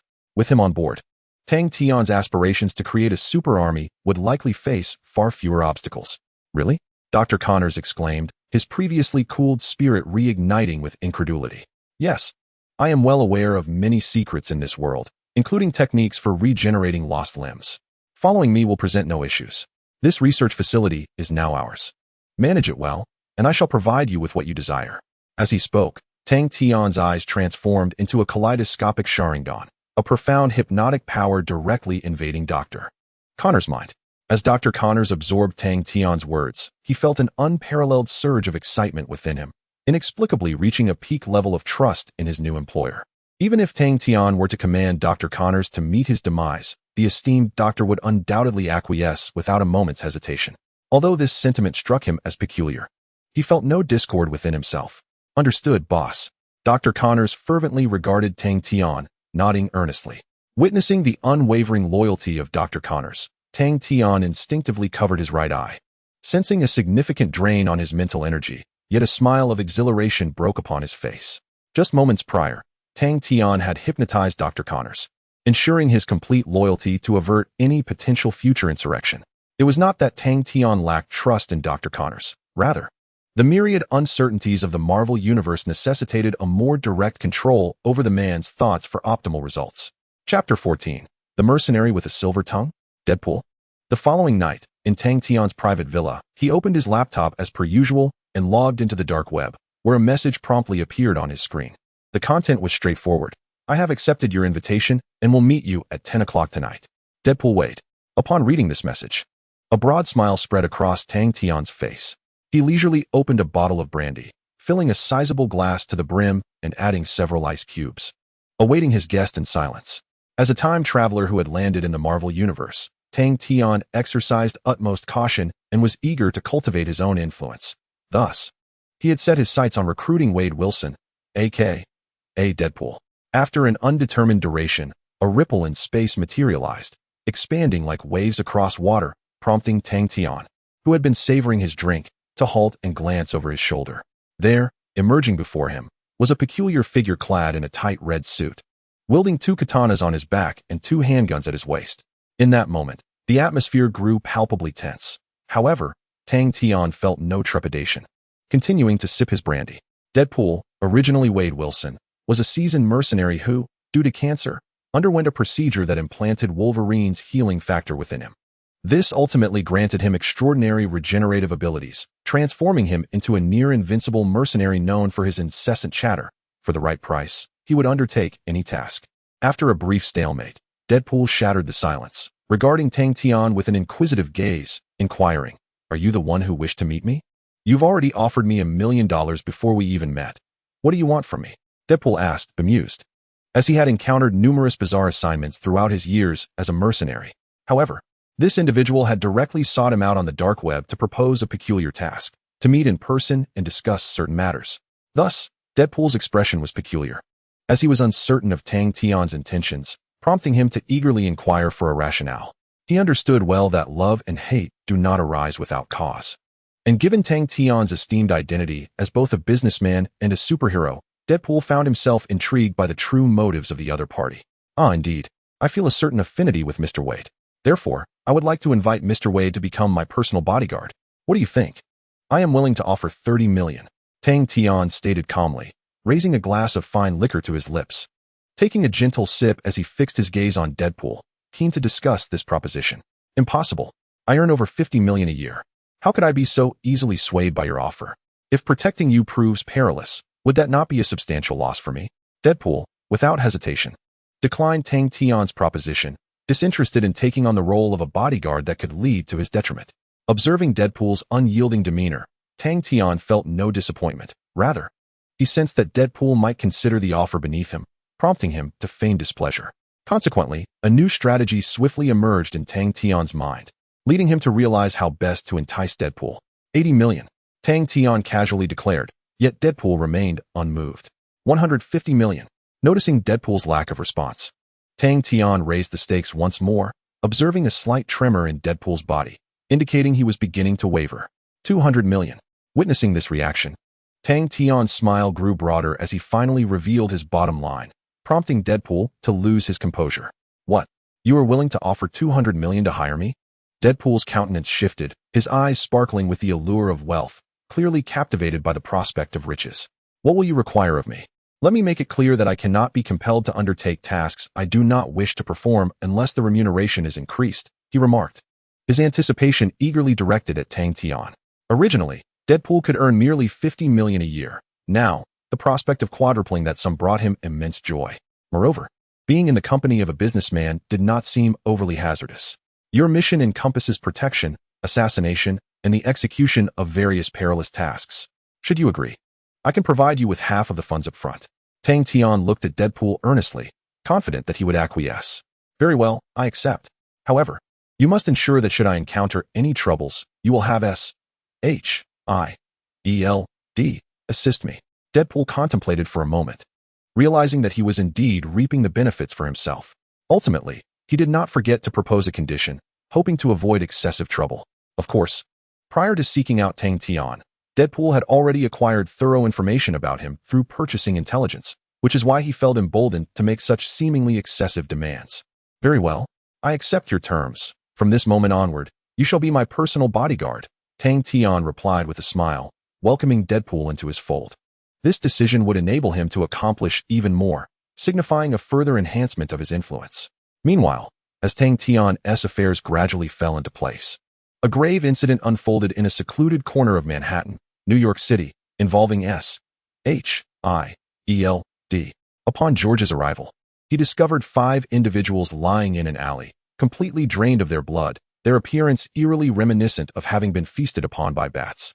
Realizing that this was beyond his capacity to resolve, George promptly contacted S.H.I.E.L.D., specifically reaching out to Coulson to report the situation. In just a few minutes, Coulson arrived at the scene with a multitude of agents, collecting samples from the victims' wounds for analysis. Mr. Coulson, do you require me to conduct a thorough investigation into this matter? George inquired, eager to gauge Coulson's perspective. No, I will ascertain some results, and naturally, I will have Superman handle it. I have a premonition that this is not an ordinary incident, and relying on superheroes to resolve it is the only viable solution. Coulson asserted with unwavering conviction as he surveyed the lifeless bodies, drained of their blood, indicating the seriousness with which he regarded the situation. Unbeknownst to Tang Tian, a new task was on the horizon, and yet another round of the lottery was about to commence. Chapter 15. Triggering the task, commanding the Blood Clan the following morning. Within Tang Tian's private villa, he had not yet fully awakened when a knock echoed from outside his door. Hearing the sound, he rubbed his somewhat sore eyes and promptly stepped outside. With a creak, he opened the door to find Coulson, clad in dark attire and wearing sunglasses, standing silently with a group of agents behind him. What brings you here, Coulson? Tang Tian remarked, his tone indifferent, slightly irked by the interruption of his rest. Apologies, but a significant matter requires your attention. Please take a look at this, Coulson replied, unfolding a piece of brown paper and presenting a stack of documents to Tang Tian, eager for him to discern the gravity of the situation. Perplexed, Tang Tian accepted the stack of documents and patiently began to read, soon uncovering the case files concerning the 5 individuals who had been drained of their blood in the alleyway. Most importantly, the examination of the wound revealed a peculiar gene, one that, upon infection, would maintain a specific viral state indefinitely. However, exposure to sunlight would instantly reduce it to ashes. Unbelievable. It is indeed a most extraordinary virus. Do not tell me this is the virus of vampires, Tang Tian jested, whimsically speculating. No, I genuinely believe there is a possibility of that, Mr. Tang Tian. You may continue to look further down. I think you will uncover some clues, Coulson said, gesturing for Tang Tian to continue perusing the documents before him, hinting that the answers lay within. Faced with Coulson's insistence, Tang Tian, albeit reluctantly, persevered in his investigation. Upon turning to the next page, his expression transformed into one of peculiar astonishment. Beyond the realm inhabited by ordinary humans, he discovered the existence of 2 extraordinary dark races, the ferocious werewolves, possessing strength tenfold that of a typical human, and the vampires, who subsist on blood and shun sunlight, representing a unique immortal lineage apart from humanity. Moreover, these 2 races were embroiled in a continuous struggle. However, during their conflicts, the werewolves were nearly annihilated, allowing vampires to dominate the nocturnal world, remaining concealed among humans. Having perused the annotations, images, and documents, Tang Tian's gaze grew increasingly grave. He had never fathomed that the bloodline and werewolves coexisted in this world. It was indeed beyond his expectations. Do not jest, Coulson. Are vampires and werewolves not creatures of myth? Do you truly believe they exist? Tang Tian dismissively tossed aside the documents, his eyelids barely lifting as he questioned. Belief or disbelief is now inconsequential. The truth is before us. We can only send you to investigate. I will fax you the leads, and I hope you can thoroughly uncover the situation, Coulson replied, shaking his head, devoid of any jest, as he gazed earnestly into Tang Tian's eyes, imploring him to accept the task. Ding. Task 1 activated. Investigate the truth. Upon completion, the host will receive a lottery opportunity. Ding. Task 2 activated. Control the bloodline and werewolves. Upon completion, the host will receive another lottery opportunity. As Coulson finished speaking, the system's voice resonated in Tang Tian's ear, indicating that this mission would likely be quite demanding, hence the issuance of 2 tasks along with their respective rewards.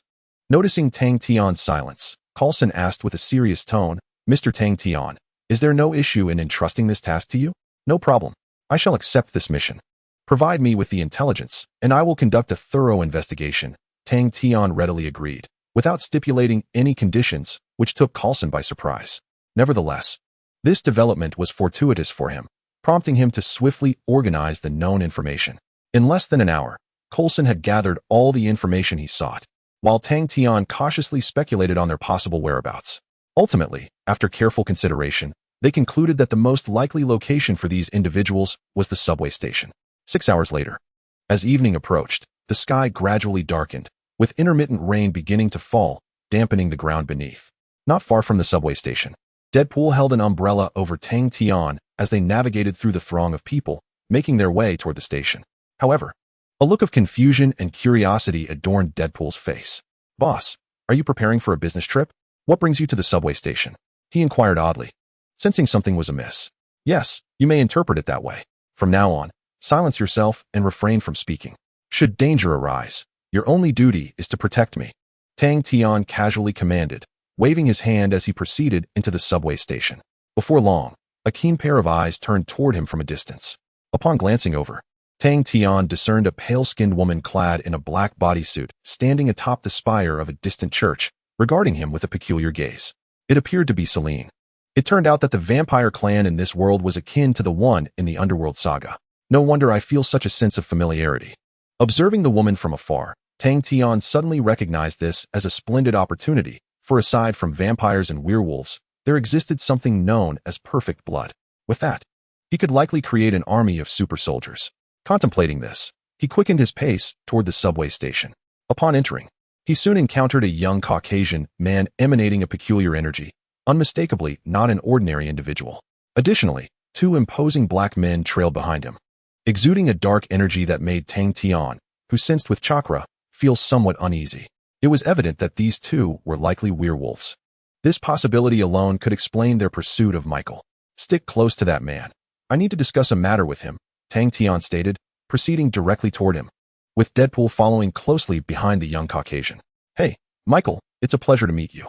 Would you mind having a little chat with me? Tang Tian approached, patting the young man's shoulder and offering him a smile. Who are you?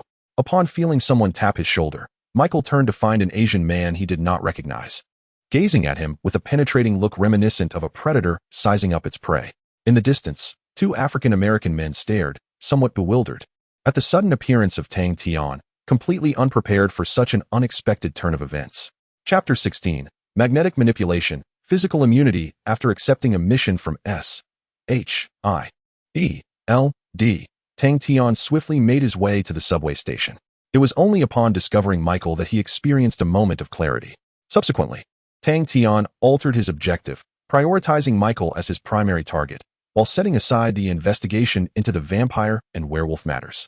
Meanwhile, the vampire death dealer, Selena, hastened towards them upon the emergence of the werewolves, drawing ever closer. Just call me Tang Tian. I am here to assist you, and you hold significant importance for me, Tang Tian stated candidly, glancing back at the death dealer from the vampire clan, who was also nearing their position. Interesting, looks like there's work to be done, Deadpool remarked, discarding his umbrella and placing one hand on his katana, clearly ready for combat. Although he was unaware of Tang Tian's plans, It did not hinder his resolve to protect him. After all, having been paid, Tang Tian was now his employer, and safeguarding his boss was his duty. At that moment, two death dealers from the vampire clan arrived, and, upon spotting the approaching werewolves, their expressions turned tense as they swiftly drew two handguns, unleashing a hail of bullets in the direction of their adversaries. In an instant, one of the vampire death dealers was unable to evade the onslaught and was struck by the bullets, his body enveloped in a cloud of smoke. Unfortunately, the subway station was still populated with civilians. As the gunfire erupted, several facilities were shattered, and innocent bystanders were injured. As bullets whizzed past them, Deadpool unsheathed his dual katanas, whirling them into a vortex that deflected all incoming projectiles. "Awesome. Dude, you're like a superhero," Michael exclaimed, utterly astonished by Deadpool's display. Regrettably, Deadpool paid him no heed, instead nodding toward Tang Tian with a glimmer of eagerness in his eyes, as if anticipating praise. "Well done, Deadpool.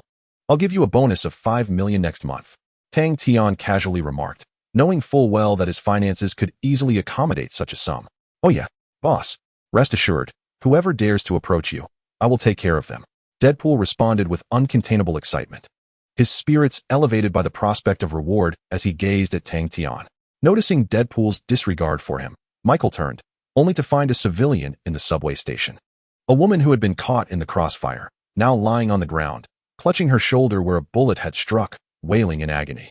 After some contemplation, Michael resolved to approach the woman, intending to employ his medical expertise to provide her with urgent care.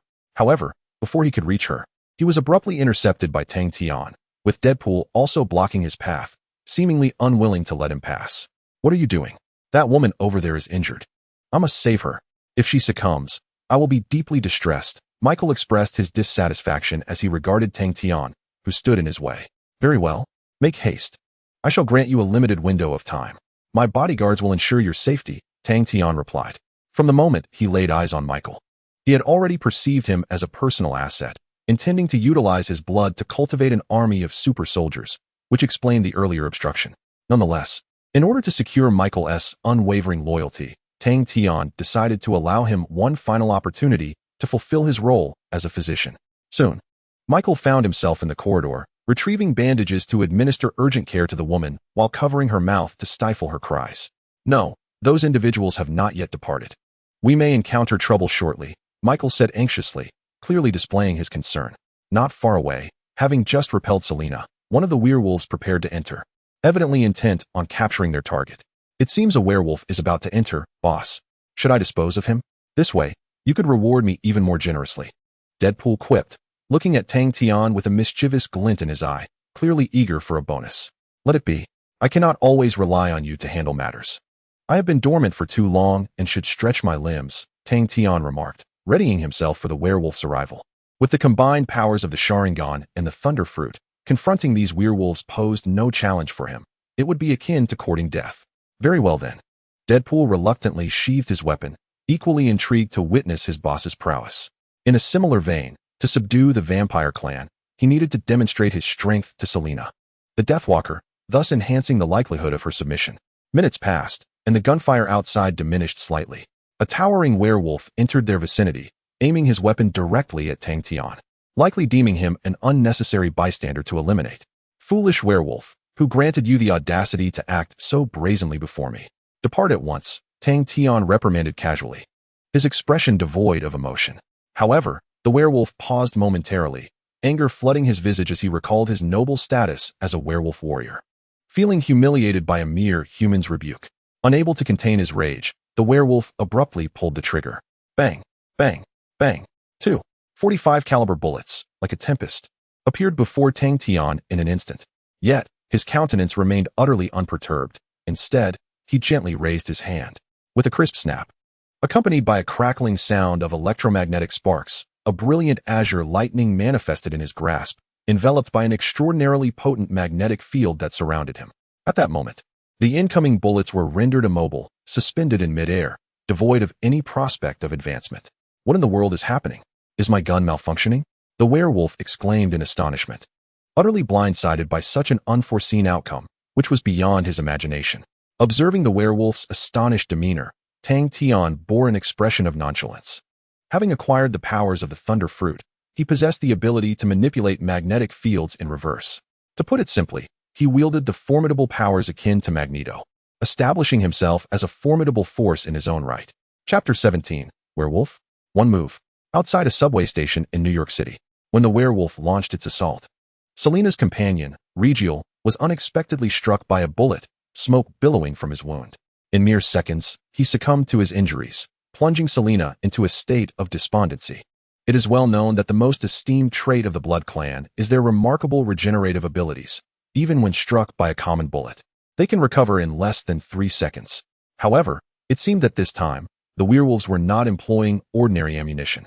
It was bewildering how they had acquired weapons that countered the Blood Clan, instilling a sense of dread in Selina, compelling her to eradicate this threat at its inception. Bang! Bang! Bang!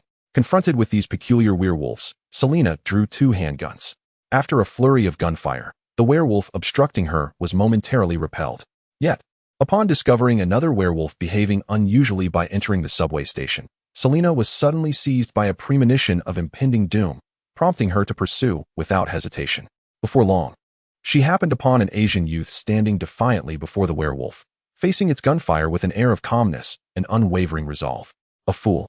As she beheld this scene, the word flashed through Selina's mind. Finding Tang Tian's audacity utterly incomprehensible, did he truly harbor no fear, even in the face of 2 .45 caliber pistols? Subsequently, an astonishing spectacle unfolded as the barrage of bullets did not reduce Tang Tian to a mere sieve. Instead, they hovered in the air as if time itself had been suspended. Damn it, who on earth are you? The werewolf cursed vehemently, continuing to fire, desperate to eliminate this formidable adversary and defuse the crisis. Click, click, click. It was uncertain how many shots had been fired, but the 2 .45 caliber magazines were completely expended, the wisps of smoke from the muzzle serving as evidence of the werewolf's astonishing rate of fire. Lay down your weapon and let me draw some blood, or else you shall perish. As all the bullets hung suspended in midair, Tang Tian's expression remained impassive as he advanced step by step towards the werewolf before him, exuding a formidable aura of oppression. It was inconceivable that the mighty werewolf warrior could possibly face defeat. With a fierce shake of its head, the werewolf let out a thunderous roar, its body swelling dramatically to transform into a towering creature nearly 2.5 meters tall. It lunged forward, claws poised to eliminate this terrifying human. Not far away, Selina refrained from acting hastily, though she couldn't help but feel a pang of anxiety for Tang Tian.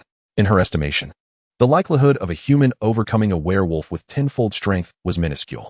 At that critical juncture, Tang Tian's expression remained unchanged as he snapped his fingers, causing the previously suspended bullets to surge forth at an accelerated speed.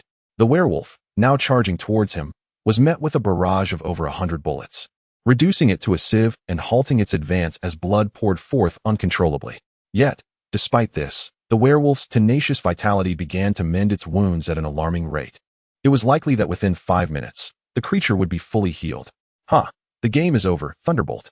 Facing the incapacitated werewolf, Tang Tian smirked coldly as a brilliant blue flame manifested in his palm, a skill derived from the thunder fruit, its superheated energy coalescing under his command. At that moment, the werewolf sensed an impending doom, desperate to struggle, but it was far too late. It could only watch helplessly as the blue flame descended upon it. The instant the flame made contact, the werewolf emitted a horrific scream, and in less than 3 seconds, the searing heat reduced it to mere ash, leaving no trace behind. Impressive, boss. If that move were aimed at me, I reckon it would take me quite a while to recover, Deadpool remarked, awestruck by the scene before him, gaining a new appreciation for Tang Tian's formidable prowess. Enough chatter, we have guests arriving. Prepare to greet them. Upon hearing Deadpool's words, Tang Tian shook his head and cast a significant glance towards Selina's hiding spot. Feeling a surge of tension, Selina, who had been concealed in the corner, contemplated for a moment before reloading her weapon and stepping out from her hiding place, dual guns drawn. Raise your hands and make no sudden moves, or I shall fire, she declared, knowing there was no escape. With a fierce glare, she aimed her guns at Tang Tian and Deadpool. Simultaneously, gazing at the remains of the werewolf now reduced to a pile of blackened ash, Selina's heart quaked with fear. In her several centuries of existence, she had never encountered such a powerful human. While there had been superheroes like Captain America, none could compare to the might of Tang Tian. Are you also an enemy? As he spoke, Deadpool drew his twin blades, exuding an air of nonchalance. Bang, bang, bang. Observing Deadpool's movements, Selena instinctively fired off several shots, only to have each one severed by his swift strikes, leaving them both unaffected. Futile effort, Deathwalker Selena. You cannot even best my bodyguard, let alone me. Surrender your weapons. Watching Selena, who seemed somewhat dazed, Tang Tian snapped his fingers, and an invisible force compelled her guns to slip from her grasp and clatter to the ground. Remarkable. The moment Selena engaged, she recognized the formidable strength of the man before her, prompting her to remain still, refraining from any rash actions. That is more like it. Considering your apparent intelligence, I am willing to divulge any secrets you desire to know. Tang Tian maintained a notably amicable demeanor, perhaps contemplating Selena's potential future significance to him, thus choosing not to eliminate her. Who are you? Why interfere with the matters of the Blood Clan and werewolves? Are you afraid we might bring trouble to your kind? Selena inquired, her tone laced with menace as she scrutinized Tang Tian, displaying little courtesy. Superheroes, we are employed by SHIELD to investigate the issues surrounding the Blood Clan and werewolves. Our inquiries have revealed quite the intriguing situation. Tang Tian explained, his tone indifferent, as he saw no harm in revealing his background to Selena, especially since he intended to share more in the future. Aside from that, have you uncovered any leads on the werewolves? Selena asked earnestly, seeking to grasp the full context to report back to her Blood Clan. Indeed. I have discovered quite a few secrets. Tang Tian replied nonchalantly, piquing Selena's interest. Chapter 18. Werewolf Ambush. Thousand Birds Sharp Gun. Excuse me, may I interrupt? While Tang Tian and Selena engaged in conversation, Michael, who had just rescued an injured woman, hurried over, eager to see his benefactor. However, upon arriving, he found himself witnessing the standoff between Tang Tian and Selena, momentarily freezing as he sought to ease the tension. Silence. Upon hearing Michael's words, Selena shot him a fierce glare. Faced with Selena's hostility, Michael could only awkwardly stand aside, while Tang Tian cast him a brief glance, signaling him to remain at his side. Suddenly, just as Michael prepared to step forward, a massive shadow lunged at him with astonishing speed. Under the dim light of the subway station, Tang Tian discerned that it was a gigantic werewolf, lunging to bite Michael. This is bad. Sensing the approaching werewolf, Selena was taken aback. Just as she reached for her fallen gun, a crackling sound surged from Tang Tian. Buzz, buzz, buzz. A bird's call, 2 birds' calls, 3 calls, 1,000. Almost the moment the werewolf appeared, Tang Tian seemed to have been prepared, conjuring an immense sphere of lightning in his palm. Through the compression and transformation of chakra, it evolved into the formidable ninjutsu known as the Chidori Sharp Spear. As an avid fan of Hokage, Tang Tian was well acquainted with various ninjutsu techniques. Thus, by leveraging the powers of the Thunder Fruit, he was able to modify and employ similar techniques. With a swift whoosh, the tangible energy of lightning coalesced into a long spear, piercing through the heart of the werewolf with astonishing speed. With a resounding thud, the ambushing werewolf collapsed to the ground, disbelief flickering in its human-like eyes, seemingly unable to comprehend its sudden demise. After effortlessly dispatching 2 werewolves, Serena's wariness towards Tang Tian steadily intensified, her expression one of incredulity. It was utterly inconceivable that a creature, which posed such a challenge even for the Blood Clan, could be so easily vanquished by someone who appeared to be merely human. After centuries of relentless combat, the Deathwalkers of the Blood Clan acted in concert, seamlessly coordinating their efforts to hunt werewolves and significantly reduce their numbers. Perhaps they had been oblivious to the profound changes that had transpired in the human world, far exceeding Serena's expectations. Now, tell me, what is the werewolf's objective? Otherwise, the Blood Clan will pinpoint your location. And I dare say you would not wish to encounter such troubles, Serena inquired thoughtfully, eager to unveil more secrets and negotiate for additional information from Tang Tian. In response, Tang Tian's expression remained unchanged. After a moment's contemplation, he casually remarked, "The werewolf's goal is to find Michael. As for the reason, I cannot divulge that at this moment." His demeanor was remarkably calm, showing little regard for Serena's authority, and he was not prepared to reveal this secret. Observing Tang Tian before her, Serena realized that he was an unyielding individual, and any attempt at intimidation would be futile. Thus, she pondered alternative strategies. It must be noted that Serena possessed a certain beauty. Despite her pale complexion, she exuded a striking charisma, and her agility was commendable. Should her plan succeed, it was not beyond the realm of possibility for her to have Tang Tian serve as her secretary in the future. Very well. I shall refrain from inquiring further on that matter for now. Do leave me an address. I shall come to find you tonight. After some contemplation, Serena extended her hand, seeking a means to contact Tang Tian for future encounters. Tang Tian, as if anticipating this request, promptly approached Michael, reached into his pocket, and produced a business card, tossing it to Serena. Michael, gazing at the address before her, Selena cast an odd glance at Tang Tian and inquired seriously, "Why is it not yours? How am I supposed to find you?" Without hesitation, Tang Tian replied, "Finding Michael is tantamount to finding me. He is currently my invaluable personal possession, and I would never allow him to fall into the clutches of a werewolf." With a wave of his hand, confidence radiated from his eyes, clearly indicating he was not jesting. "Very well. I shall seek you out this evening. Await my arrival at this address." With that, Selena departed, perhaps understanding that there was little more to discuss here and that it would be wiser to return for the time being. Now that she had discerned Tang Tian's whereabouts, Selena was determined to extract further secrets from him, even if it meant resorting to alternative methods should she find herself outmatched. For the future of her bloodline, Selena remained acutely observant, ensuring she did not miss any subtle clues. As she left, a peculiar smile graced Tang Tian's face. Indeed, had he ensnared her? This was turning out to be a most intriguing investigation. A faint smile played upon his lips, revealing his evident delight. Almost immediately after Selena's departure, the wail of police sirens echoed from outside. Without needing to guess, it was clear the New York City police were en route. "This is bad. What should we do? The police have arrived. How will we explain this?" Michael's gaze swept over the chaos of the subway station, his expression rife with concern. "Fear not. We shall simply walk out." Tang Tian's demeanor remained unchanged despite Michael's evident anxiety, while Michael appeared less composed, seeking alternative escape routes.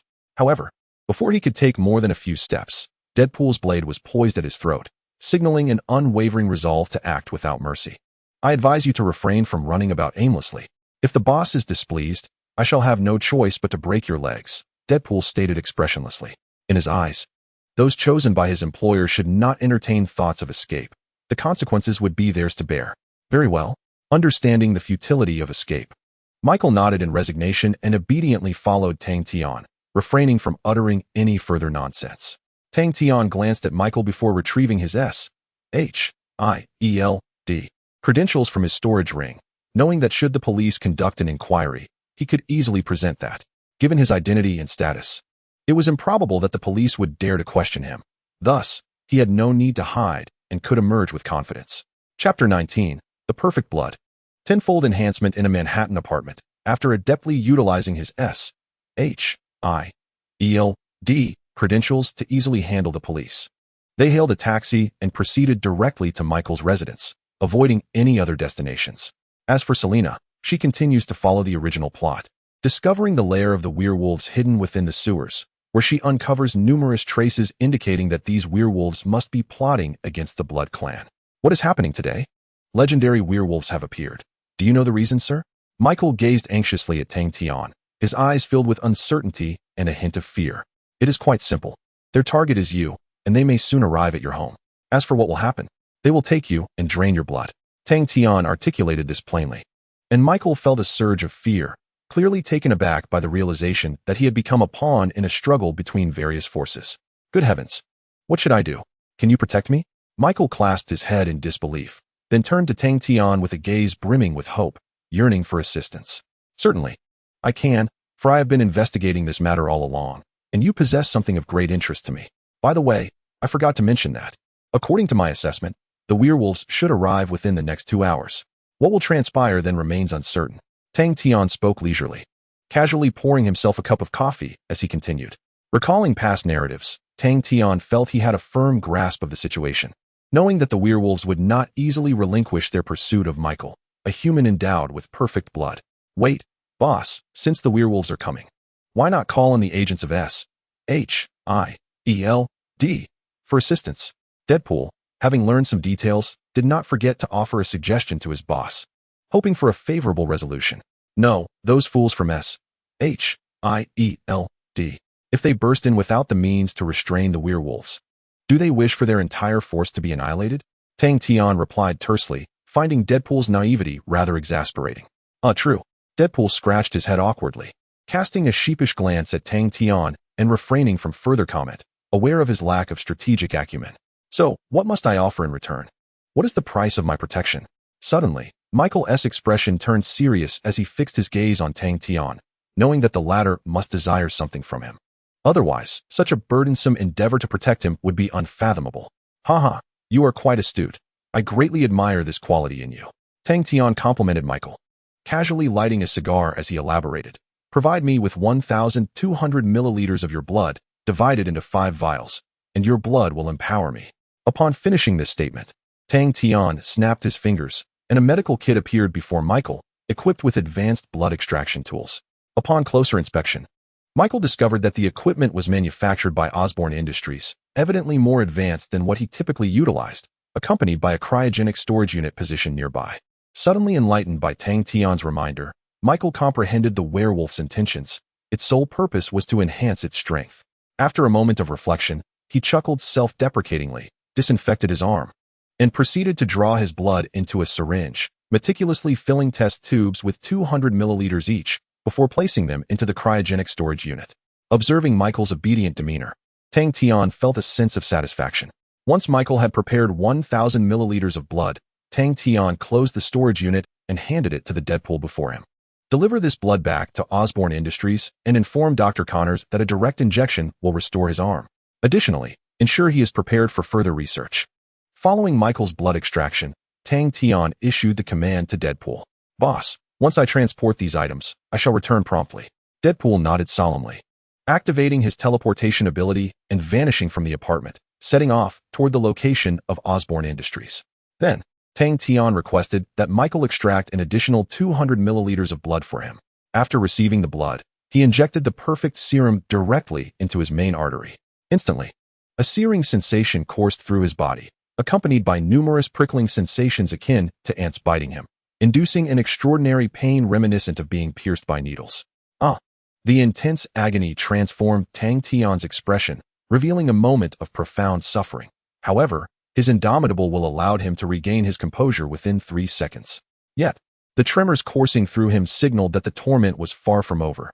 It continued relentlessly, as if his body was undergoing relentless transformation. Are you all right? You appear to be in considerable pain. I have painkillers if you need them. Michael expressed his concern, unwilling to see Tang Tian suffer, fearing that without him, he would be left defenseless against the approaching werewolf. No need, Tang Tian replied dismissively. The energy contained within your perfect blood is simply overwhelming. I can feel my cells boiling, and my strength is gradually amplifying. In approximately 15 minutes, I should fully integrate the power of the perfect blood. He waved his hand nonchalantly, despite the veins on his forehead standing out prominently, yet he remained indifferent. After all, such a rare opportunity for enhancement, sourced from the primary world, was not something he could afford to forego. Previously, augmenting his Sharingan and the Thunder Fruit had only elevated his energy. His physique still resembled that of an ordinary person. Thus, with the chance to enhance through the perfect blood, he was determined to endure the ensuing pain in pursuit of superhuman abilities. As Michael observed Tang Tian's unwavering determination, he felt a sense of resignation but ultimately respected his choice, quietly sitting aside and awaiting Tang Tian's recovery. As long as Tang Tian regained his strength, Michael's safety would be assured. Time seemed to stretch endlessly, and just as Michael began to drift into slumber, a fleeting figure suddenly appeared before him, lightly resting an arm upon his shoulder. Michael, thank you for your flawless blood. I feel my strength has multiplied exponentially. Tang Tian exclaimed, clenching his fists. His face flushed with vitality as he smiled at Michael. It was truly exhilarating for him to realize that he could now achieve such speed solely through his natural physical prowess, rather than relying on chakra. Chapter 20. The Blood Clan Manor in New York City. On a bustling street, Selena drove a car, her eyes heavy with concern. The thought of potential schemes orchestrated by the werewolves compelled her to rush back and alert the rulers of the Blood Clan, in order to avert the looming crisis. Before long, she arrived at the entrance of a manor reminiscent of Eastern European nobility. Upon her arrival, the Blood Clan guards opened the door, allowing Selena and her companions to enter seamlessly. Upon entering the villa within the manor, numerous extravagant vampire nobles greeted Selena with casual smiles before returning to their indulgent revelry, a clear reflection of their quotidian lifestyle. Witnessing this scene, Selena shook her head in disdain and made her way directly to the armory, intending to find her friend Khan to discuss the unsettling events from a few hours prior. Upon reaching the armory, Khan, who was busy organizing weapons, looked up in surprise and regarded Selena with a contemplative expression. Selena, What brings you here? He inquired earnestly. There's no time for explanations. Just look at this bullet. Selena replied, producing a deformed bullet from her pocket and placing it before Khan, her expression grave as she awaited his assessment. As Khan recognized the gravity of the situation, he picked up the bullet and examined it closely. Upon scrutinizing the head of the bullet, his pupils dilated in shock as he discovered it contained an ultraviolet device. Its mere touch eliciting a faint sting. Ultraviolet bullet? What is the meaning of this?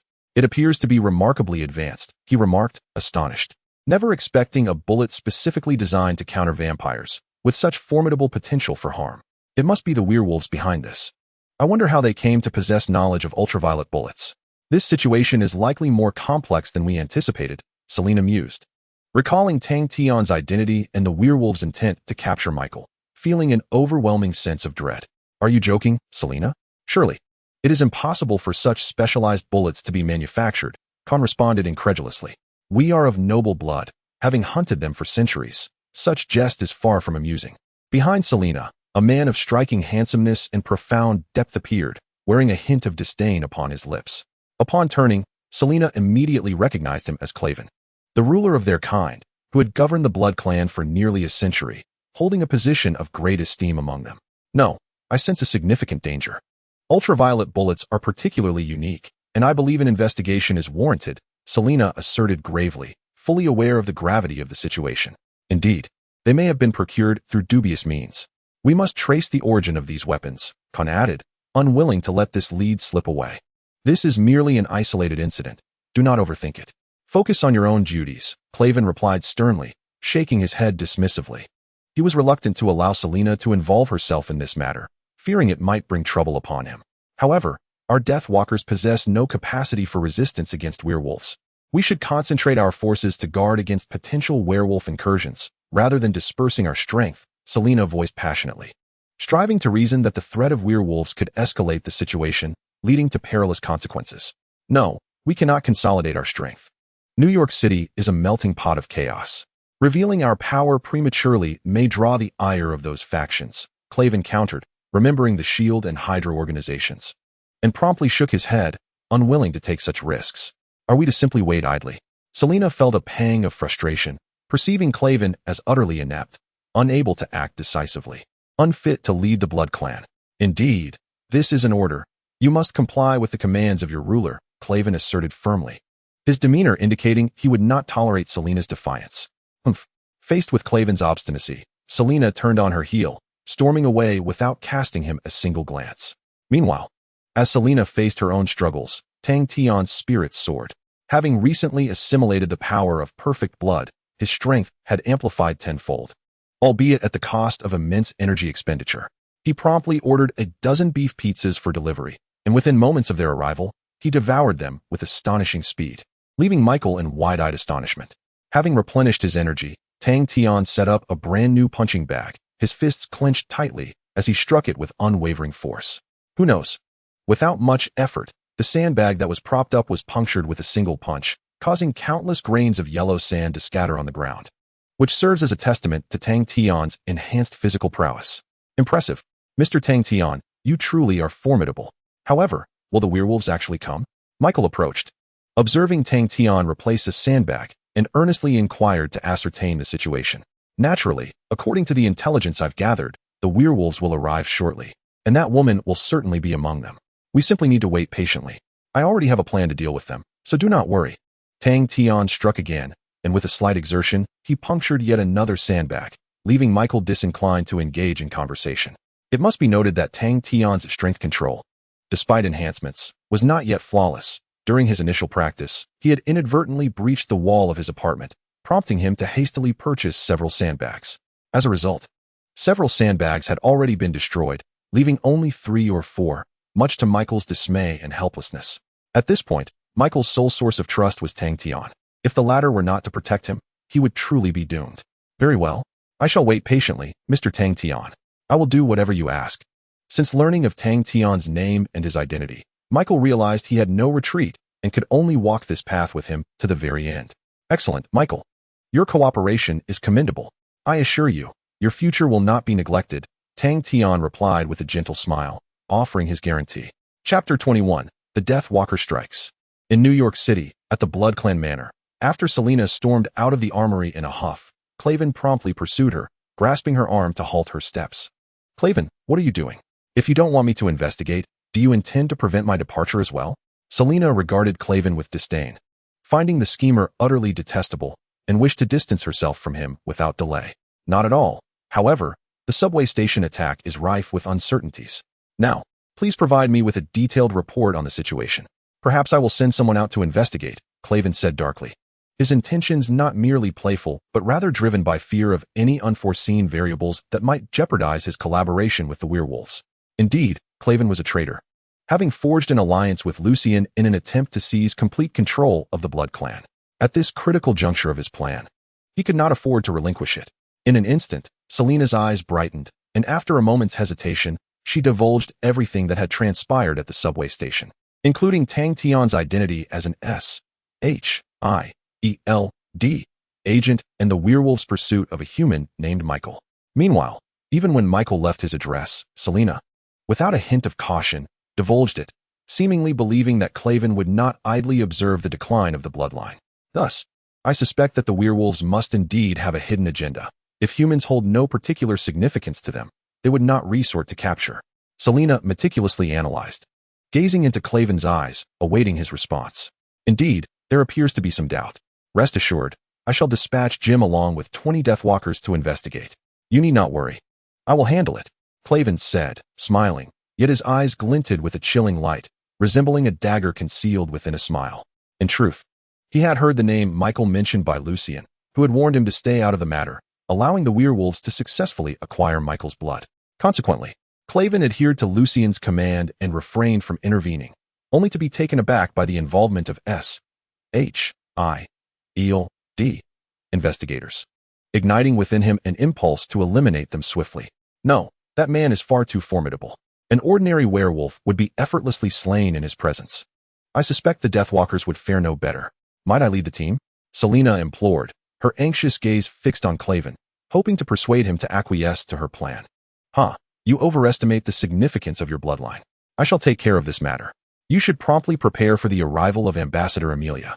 To Selena's dismay, Klaven waved his hand dismissively, turning impatiently away, emanating a potent aura of menace as he departed. Having grasped the context, Klaven's eyes filled with indifference as he retreated to his chamber, closing the door behind him to contemplate his current predicament.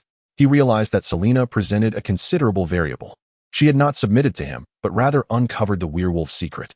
To prevent her from learning more, Klaven knew he must act preemptively. Jim, come in. Klaven called gently after a moment's hesitation. Creak. The door swung open to reveal a robust bloodline warrior standing before Klaven. What do you require of me, my lord? Jim inquired respectfully, awaiting Klaven's command. As soon as the words left his mouth, Klaven produced a business card bearing the address where Michael resided. With a detached expression, he pointed to the card and spoke. There are 2 humans residing at this address. Eliminate the Asian male immediately and severely injure the other to prevent his escape. That is my command, Klaven asserted decisively, a tone of undeniable authority underscoring his words. Understood, my lord. I shall act without delay, Jim replied, promptly taking the card and preparing to execute the mission. As Jim's silhouette vanished from sight, the smile on Klaven's face grew ever more pronounced. With this turn of events, it seemed improbable that Selena would uncover any leads, thus allowing him to seize complete control of the Blood Clan with greater ease. Half an hour later, Jim organized a group of Deathwalkers, boarding their vehicle en route to Michael's apartment, hastening their advance. Before long, they arrived at their destination. After disembarking, Jim and his cohort of Deathwalkers positioned themselves not far from the apartment. Meanwhile, inside, Tang Tian leisurely sipped his coffee, savoring each sip. Utilizing his chakra, he sensed the commotion outside, a faint smile gracing his lips. Observing Tang Tian's bemusement, Michael approached with a puzzled expression, peering into his eyes, and curiously inquired, Mr. Tang Tian, what seems to be the matter? Is someone arriving? Michael, perplexed, could only discern the hurried footsteps outside, drawing closer. Perhaps a mere minute away from reaching their abode. Indeed, and they are rather unfriendly guests, Tang Tian remarked, prompting Michael's expression to shift, a foreboding realization dawning upon him. The thought of potential werewolves filled him with apprehension. Just as he uttered these words, the front door was forcefully kicked open, and Jim, exuding a murderous intent, strode in. flanked by 3 Deathwalkers. Gazing at the coffee-drinking Tang Tian and the visibly shaken Michael, Jim interrogated, "Is this Michael's residence?" In that moment, the oppressive aura emanating from the intruders rendered Michael's face ashen. He found himself at a loss for words, realizing that these individuals were not benevolent. "Indeed, I am Michael. You may refer to me as Tang Tian. What brings you here?" "I would prefer not to be disturbed in this place," Tang Tian remarked nonchalantly, delivering a subtle warning. Should they prove obstinate, the consequences would be dire. "Regrettably, we have received orders that you must perish. This is the command of our Blood Clan leader, Lord Claven. Prepare to meet your demise," Jim declared, at which point 20 Deathwalkers surged through the door, brandishing firearms and encircling them, poised to eliminate them at the slightest provocation. Witnessing Jim's actions, Tang Tian's demeanor remained unchanged. He was not intimidated. The notion that a mere 20 Deathwalkers could pose a threat to him was utterly preposterous. Chapter 22. You did your best. In New York City, within Michael's residence, as Jim and his legion of Deathwalkers sought to silence Tang Tian, Michael felt an overwhelming sense of tension and a hint of fear. However, witnessing Tang Tian's calm composure helped him regain some semblance of tranquility. Faced with the ominous muzzles of 20 black guns, Tang Tian remained remarkably composed. His indifference and disdain only intensified Jim's murderous intent. After a moment's contemplation, Jim decisively pulled the trigger, aiming for Tang Tian's thigh, determined to teach him a lesson. However, mere meters from Tang Tian, the bullet was inexplicably halted by a strange force, failing to inflict even the slightest harm upon him. "Fire!" Jim commanded his subordinates, his heart racing at the bizarre scene unfolding before him. In an instant, a deluge of bullets transformed into a metallic tempest, hurtling towards Tang Tian's position, threatening to shred him into pieces if not stopped. Michael, consumed by despair, shut his eyes tightly, unable to bear the sight of the bullets, fervently praying for divine intervention to dispel the looming crisis. At that critical moment, a red figure materialized before Tang Tian's eyes, with 2 swift flashes of cold light. The relentless barrage of bullets was deflected. Upon closer inspection, a man clad in a tight red suit, wielding twin blades, stood before them, exuding a somewhat roguish aura. "Deadpool, you're late. I expected you to deliver something. Yet here you are, tardy," Tang Tian remarked with a peculiar expression, unable to resist a jest. "My apologies, boss. Dr. Connors detained me for an extended chat, hence my delay," Deadpool replied sheepishly, scratching his head and avoiding Tang Tian's gaze. Nearby, Jim stared in astonishment at the intruding Deadpool, his mind racing with thoughts of the mercenary known for his shadowy exploits, sending shivers down his spine. In Jim's recollection, this mercenary possessed formidable strength. Even with the aid of Deadpool's powers, he doubted he could subdue him. "Well, since you're here, let's deal with these fellows. Collect their blood for future research." Tang Tian gestured with a throat-cutting motion, his demeanor icy and resolute, as if contemplating their complete annihilation. "Understood, boss." Deadpool nodded without hesitation, his bloodthirsty blades glinting ominously under the light. After all, those who dared to assassinate Tang Tian would never be granted mercy. Eliminating them was an imperative choice. Tang Tian wished to convey to Claven that he was not a soft target to be manipulated at will. Suddenly sensing impending doom, Jim raised his weapon again, hoping to leverage their numerical advantage against Deadpool. However, another chilling flash cut through the air, severing Jim's hand, which fell to the ground, igniting a searing pain within him. Before he could fully comprehend the situation, a second blade pierced through his heart. After swiftly dispatching Jim, Deadpool continued his momentum, efficiently eliminating several more Deathwalkers, ultimately fulfilling his mission to protect Tang Tian. "Phew, it's finally done. Boss, don't forget about my bonus," Deadpool remarked with a grin, his face still adorned with a cheeky expression. "No problem, but I am quite curious. What material is your blade made of?" "The wounds inflicted on the Blood Clan seem unable to heal," Tang Tian mused, nodding as he gazed at the silvery twin swords in Deadpool's hands, revealing a hint of interest. "Huh. My blades are crafted from a special material designed to counteract regenerative factors, so even the Blood Clan, with their formidable healing abilities, cannot withstand my weapons," Deadpool declared proudly, explaining that he had specifically created the blades to combat Wolverine, which justified his sense of pride. "Excellent work, Deadpool. However, the battle is far from over. We must remain vigilant. The werewolves are likely next," Tang Tian stated, snapping his fingers, causing the Blood Clan corpses on the ground to vanish without a trace, leaving only the still wet bloodstains behind, as if nothing had transpired. With the Deathwalkers' bodies collected, Tang Tian felt elated. With complete control over the Blood Clan and the werewolves, he could now cultivate his own legion of super warriors on a grand scale. Meanwhile, in the slumbering grounds of the Blood Clan's manor, Selena knelt at the resting place of Elder Victor, making a gesture of prayer. Reflecting on the internal conflicts within the Blood Clan, the mediocrity of Clavin, and the potential schemes of the werewolves, coupled with human scrutiny, Selena found herself overwhelmed. Suddenly, as Selena struggled with her emotions, a blonde-haired, blue-eyed beauty approached her, observing Selena's silent prayers with an enigmatic expression. Haha, Selena, merely praying will not affect change.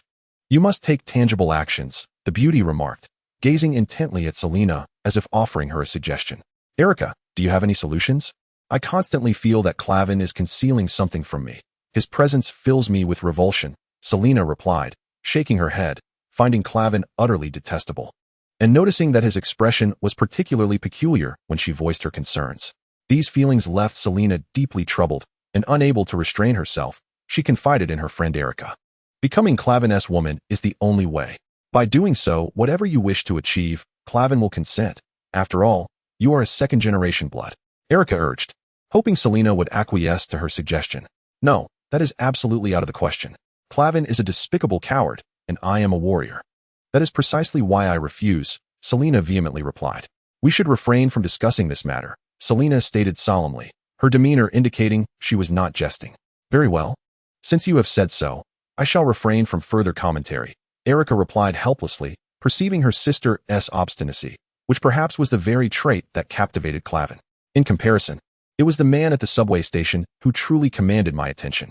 He possessed powers that transcended both vampires and werewolves. We must not underestimate him, Selena asserted with gravity. Erica merely shook her head in disbelief, for in her eyes, humans were little more than sustenance. The notion of one possessing strength surpassing that of vampires and werewolves was utterly preposterous. Chapter 23. Selena's decision under the cover of night. Outside Selena's chamber, Clavin entered, holding a noble gown, a smile gracing his face. Upon opening the door, he beheld Selena seated quietly, lost in her thoughts. As he stepped inside, Selena cast him a cursory glance before returning to her reverie, displaying no intent to engage. Hello, Selena. This gown has been personally prepared for you. You must try it on. We must warmly welcome the envoy from Emilia, Clavin said eagerly, extending the garment towards her, hoping she would don it. However, just as his hand reached out, Selena swiftly swatted it away, rejecting the dress, her countenance exuding an icy disdain. I apologize, but I have pressing matters to attend to and cannot meet the delegation. You may handle it yourself. I am a warrior, not one to partake in frivolous gatherings, Selena declared firmly, showing no courtesy, seemingly indifferent to Clavin's status as a ruler. In truth, the hierarchy of the vampire clan was quite intricate, comprising 3 elders at the pinnacle, the ruling class above, the Death Walkers in the middle, and the common vampires at the base, all contributing to the clan's stable order. Given that Selena was a direct descendant of the Grand Elder Victor, her authority was naturally on par with that of the clan's rulers. This was precisely why Clavin desired Selena to become his consort. Her lineage would undoubtedly facilitate his control over the clan, allowing him to govern indefinitely. Even in the absence of the 3 elders. Selena, wait. It would be best for you to accompany me to the ball. I will demonstrate to the entire clan that you are my woman, thereby granting you power, Clavin urged impatiently, eager for Selena to acquiesce and share in the authority he held. I refuse. The paramount concern is the protection of the clan. I cannot afford to be complacent like you, Selena replied, shaking her head, preparing to turn away. In her view, engaging in conversation with such a petty individual was less appealing than simply departing. Faced with Selena's blatant disregard, Clavin, in a fit of rage, hastily overturned a nearby vase. As it shattered upon the ground, Selena's movements momentarily faltered, her expression revealing a hint of astonishment. Why, despite my fervent pursuit, you still choose not to acknowledge me? Regardless of the circumstances, I, as the sovereign of the bloodline, command you to don your formal attire and accompany me to welcome Emilia's delegation. Having uttered these words, Clavin stormed off, his face flushed with indignation, evidently irked by Selena's insolence. Upon returning to his chamber, Clavin's anger had yet to dissipate, his mood considerably soured. Suddenly, the door creaked open, and a Deathwalker of the bloodline hurried in, a look of trepidation etched upon his face, signaling that something was amiss. What now? Why the fluster? Clavin inquired brusquely, feeling overwhelmed by the recent series of unfortunate events.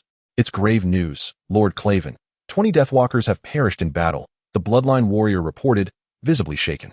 What? A jolt of alarm coursed through Klaven, an ominous premonition settling in his mind. He sensed he had offended someone of consequence. However, this was not the time for such concerns. He could only wait for Emilia's delegation to depart before devising a new course of action. 2 hours later, within the Vampire Manor, Klaven was fervently preparing for the welcoming ceremony, leaving him little time to ponder matters concerning Tang Tian. Additionally, vampires from around the globe hastened to this gathering, eager to partake in the pivotal ceremony to awaken the next elder, Marcus. When the delegation arrived, Klaven had meticulously arranged the ballroom, ensuring everything was in order, much to the satisfaction of the attending vampire nobility, including Elder Emilia. Though we may be separated by oceans, we are all of the bloodline, the sovereigns of the night. With merely 2 days remaining until the awakening of the next elder, Marcus, I invite Elder Emilia to relish this period of respite, Klaven proclaimed, brimming with pride and respect for Elder Emilia. Excellent. As the ruler, you have excelled. I shall endorse you as the next sovereign, Emilia praised, acknowledging Klaven's diligent efforts. After conversing with the delegation for a while, Erica approached Klaven, whispering in his ear. Selena has left the room, leaving behind a note stating she would investigate personally. Erica helplessly produced the note, handing it to Klaven. Damn it. This woman has disregarded my orders, Klaven muttered in frustration. Klaven gazed at the handwriting on the note, his face betraying a profound fury. Meanwhile, on the road outside the BloodClan Manor, Selena drove alone, accelerating swiftly towards Michael's residence, hoping she would arrive in time. Was Klaven truly so foolish as to send someone to eliminate that man? As she drove, Selena's expression darkened, despite her meticulous planning. She had never anticipated that the individuals dispatched by Klaven would not conduct an investigation, but instead proceed to execute a ruthless attack. The information she received came from her dear friend Khan, and the moment she grasped the gravity of the situation, Selena discarded her elegant attire and hastily set off from Michael's abode. Simultaneously, her curiosity intensified regarding the human who could effortlessly deal with 2 werewolves. If it were an official human organization, they would undoubtedly send a contingent for investigation, but it was improbable that only 2 would appear. It was far more likely that a multitude of agents and police would show up. Historically, vampires and werewolves maintained a delicate coexistence with humanity, refraining from interference even amidst crises, governed by unseen forces that smoothed over their troubles. This peculiarity stirred Selena's suspicion, prompting her to meticulously investigate Tang Tian's true intentions.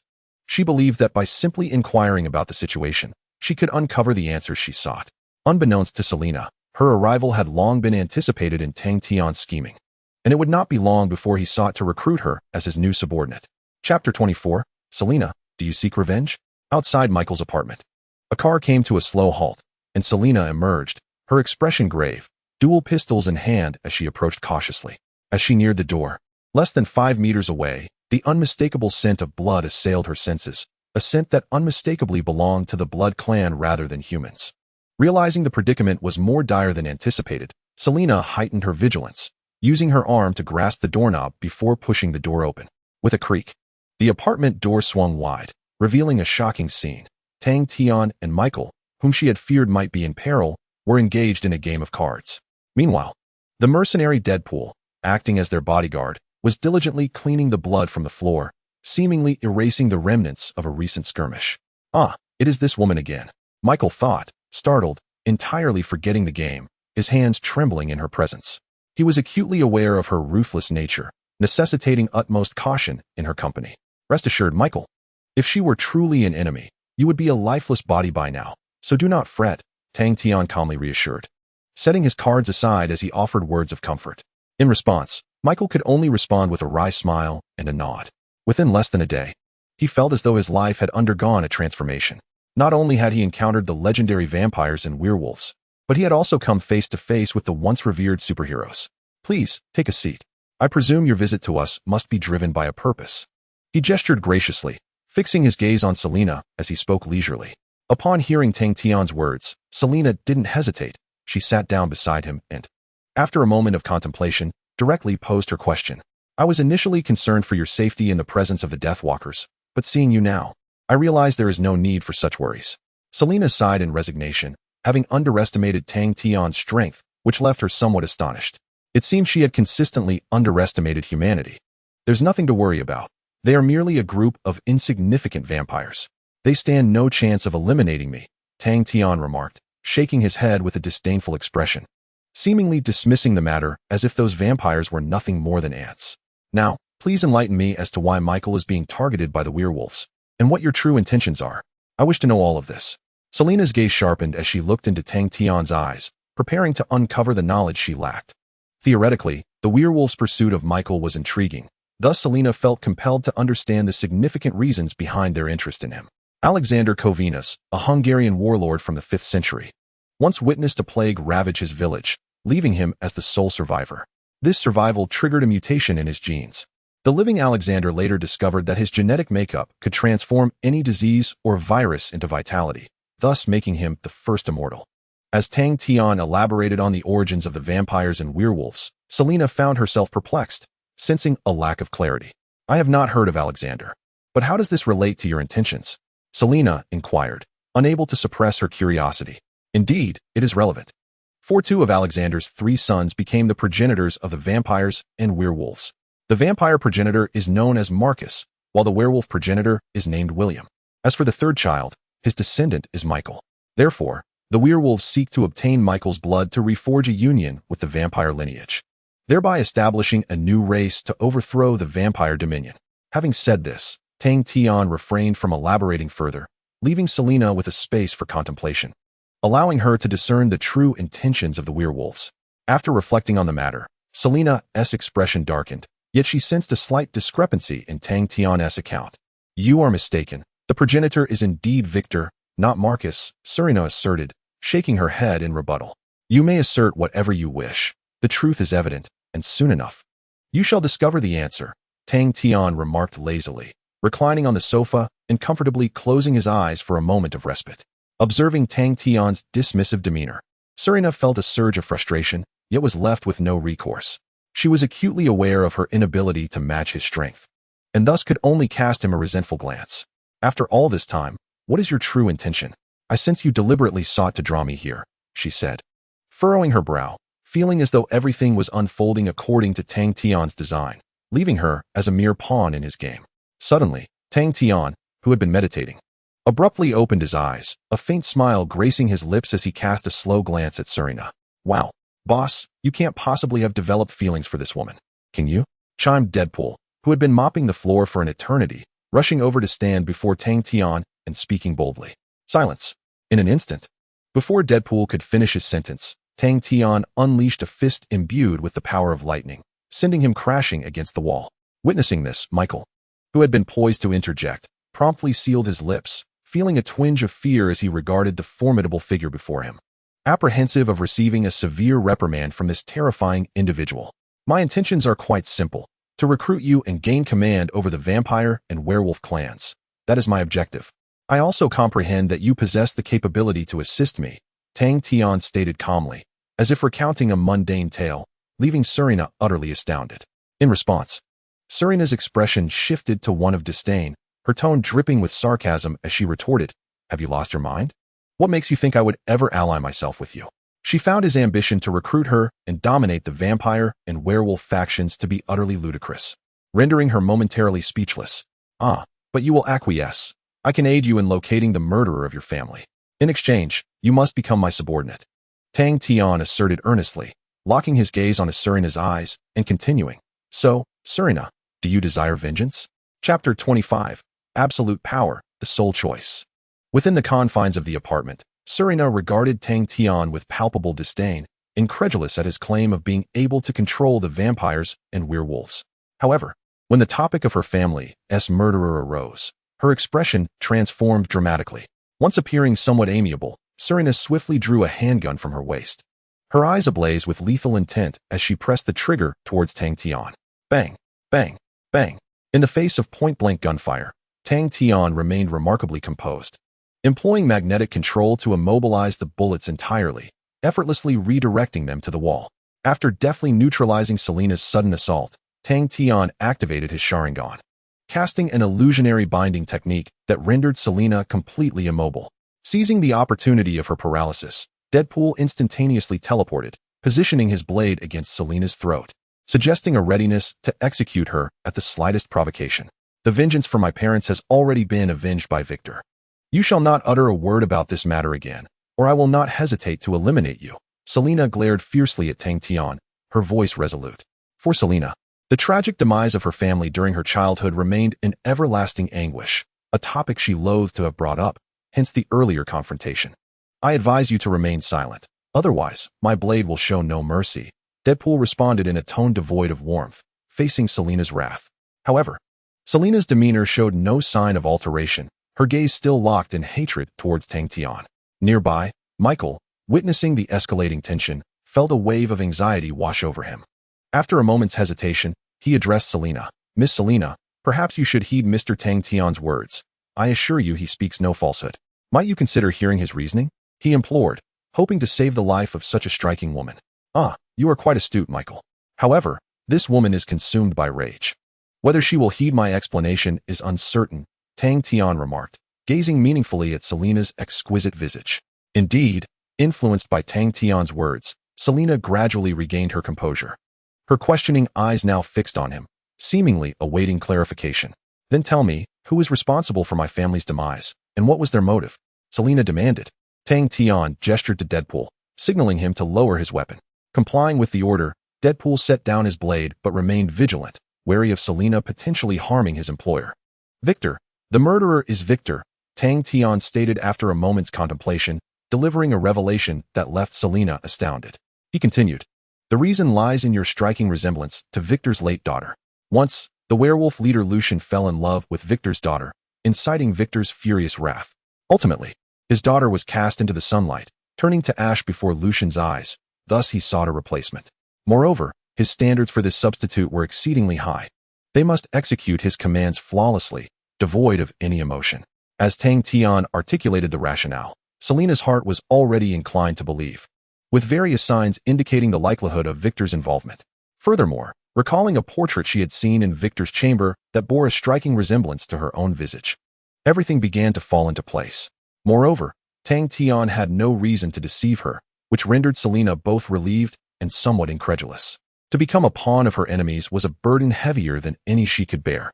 In an instant, Selena's expression turned to one of utter bewilderment as she contemplated this possibility, leaving her uncertain about her future course of action. After a moment's hesitation, she spoke again. "But this is merely your conjecture. What if it is not so? Perhaps Victor merely wishes to adopt me as his daughter, and my family was not slain by him? Perhaps. However, Lucian will arrive shortly. Once I capture him, he will undoubtedly reveal everything to you." Tang Tian replied nonchalantly, which alleviated Selena's distress. "Very well.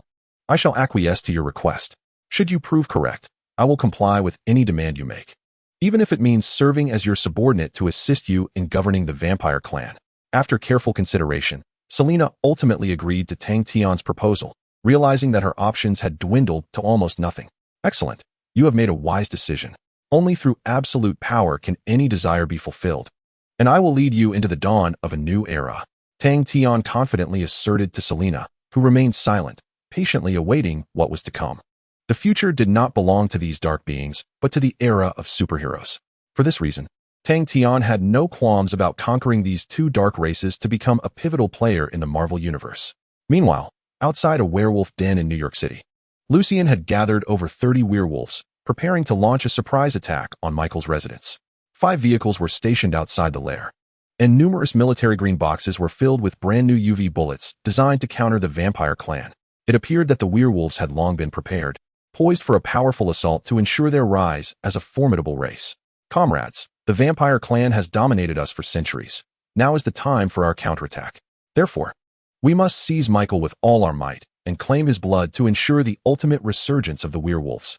At the entrance of the den, Lucian stood before the gathered werewolves, delivering a rousing speech. A chorus of howls erupted as countless werewolves transformed, filling the night sky with an aura of terror. As a third-generation werewolf, Lucian possessed formidable combat prowess, generally surpassing that of Spider-Man in individual strength, even outmatching the Lizard. It was difficult to fathom what chaos would ensue in New York City without the stabilizing influence of the vampire clan, yet unbeknownst to Lucian, someone was already preparing to deal with them.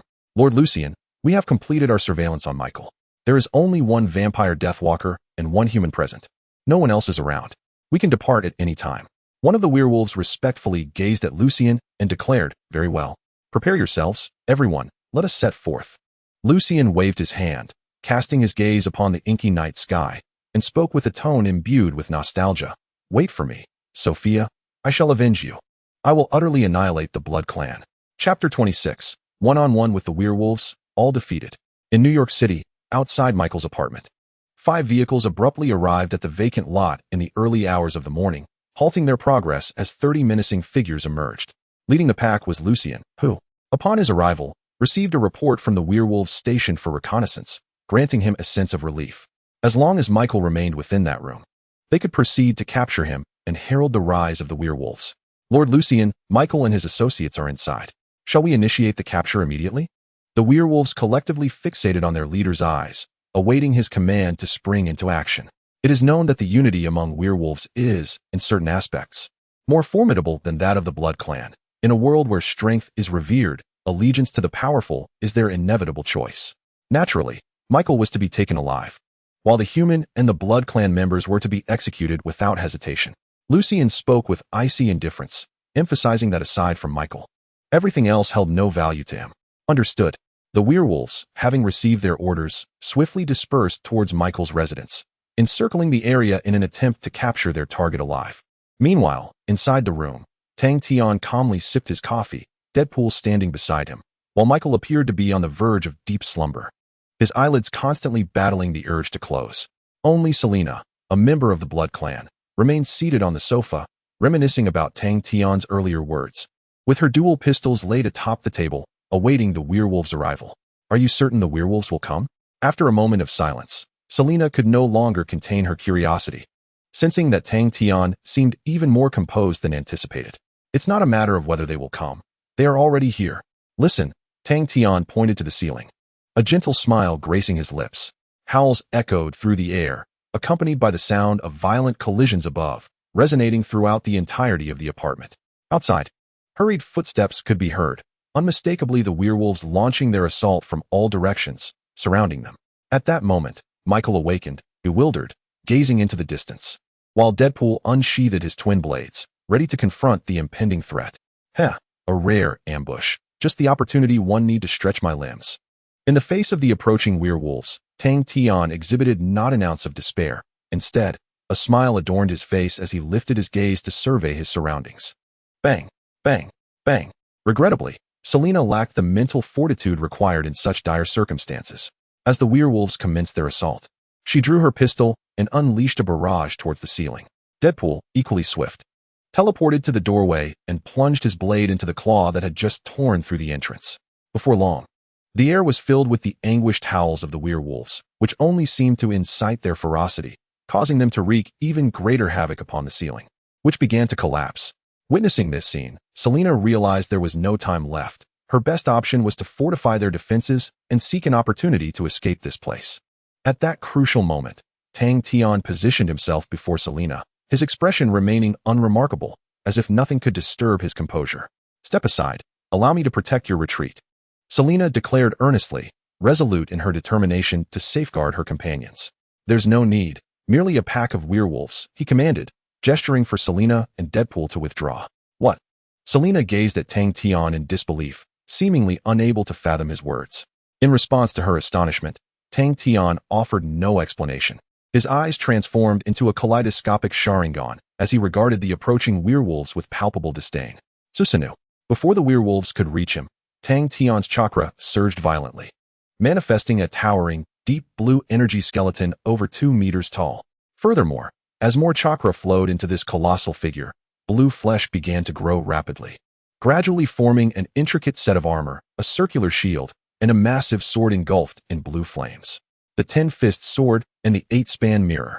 These divine artifacts of Susanoo unleashed a powerful wave of energy, sending the werewolves who had just charged and staggering back several steps, their instincts alerting them to an overwhelming aura of death. It was evident that this power transcended mere strength, surpassing that of the werewolves and reaching an entirely different echelon, rendering them momentarily hesitant to attack. "Come forth, werewolves. From this day forth, witness who your true master is." Tang Tian released the 10-fist sword and the 8-span mirror, brandishing his colossal fists in a taunting manner towards the relatively shorter werewolves.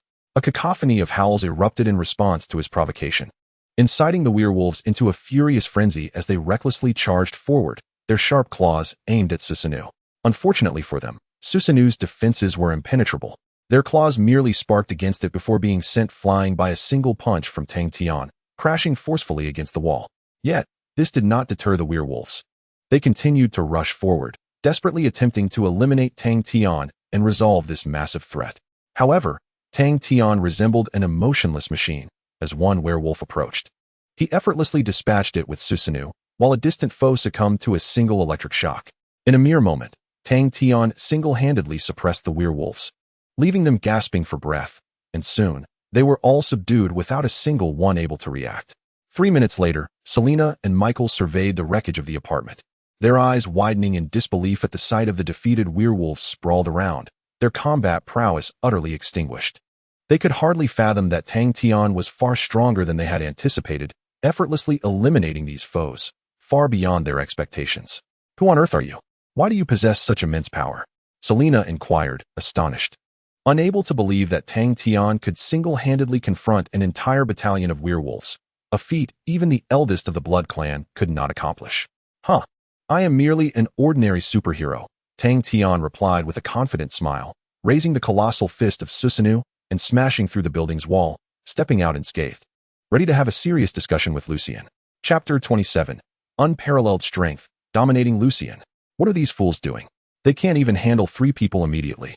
Outside the apartment, Lucien sat in his car, waiting impatiently, only to realize that an eerie silence had enveloped the interior, his expression darkening as confusion set in. Boom.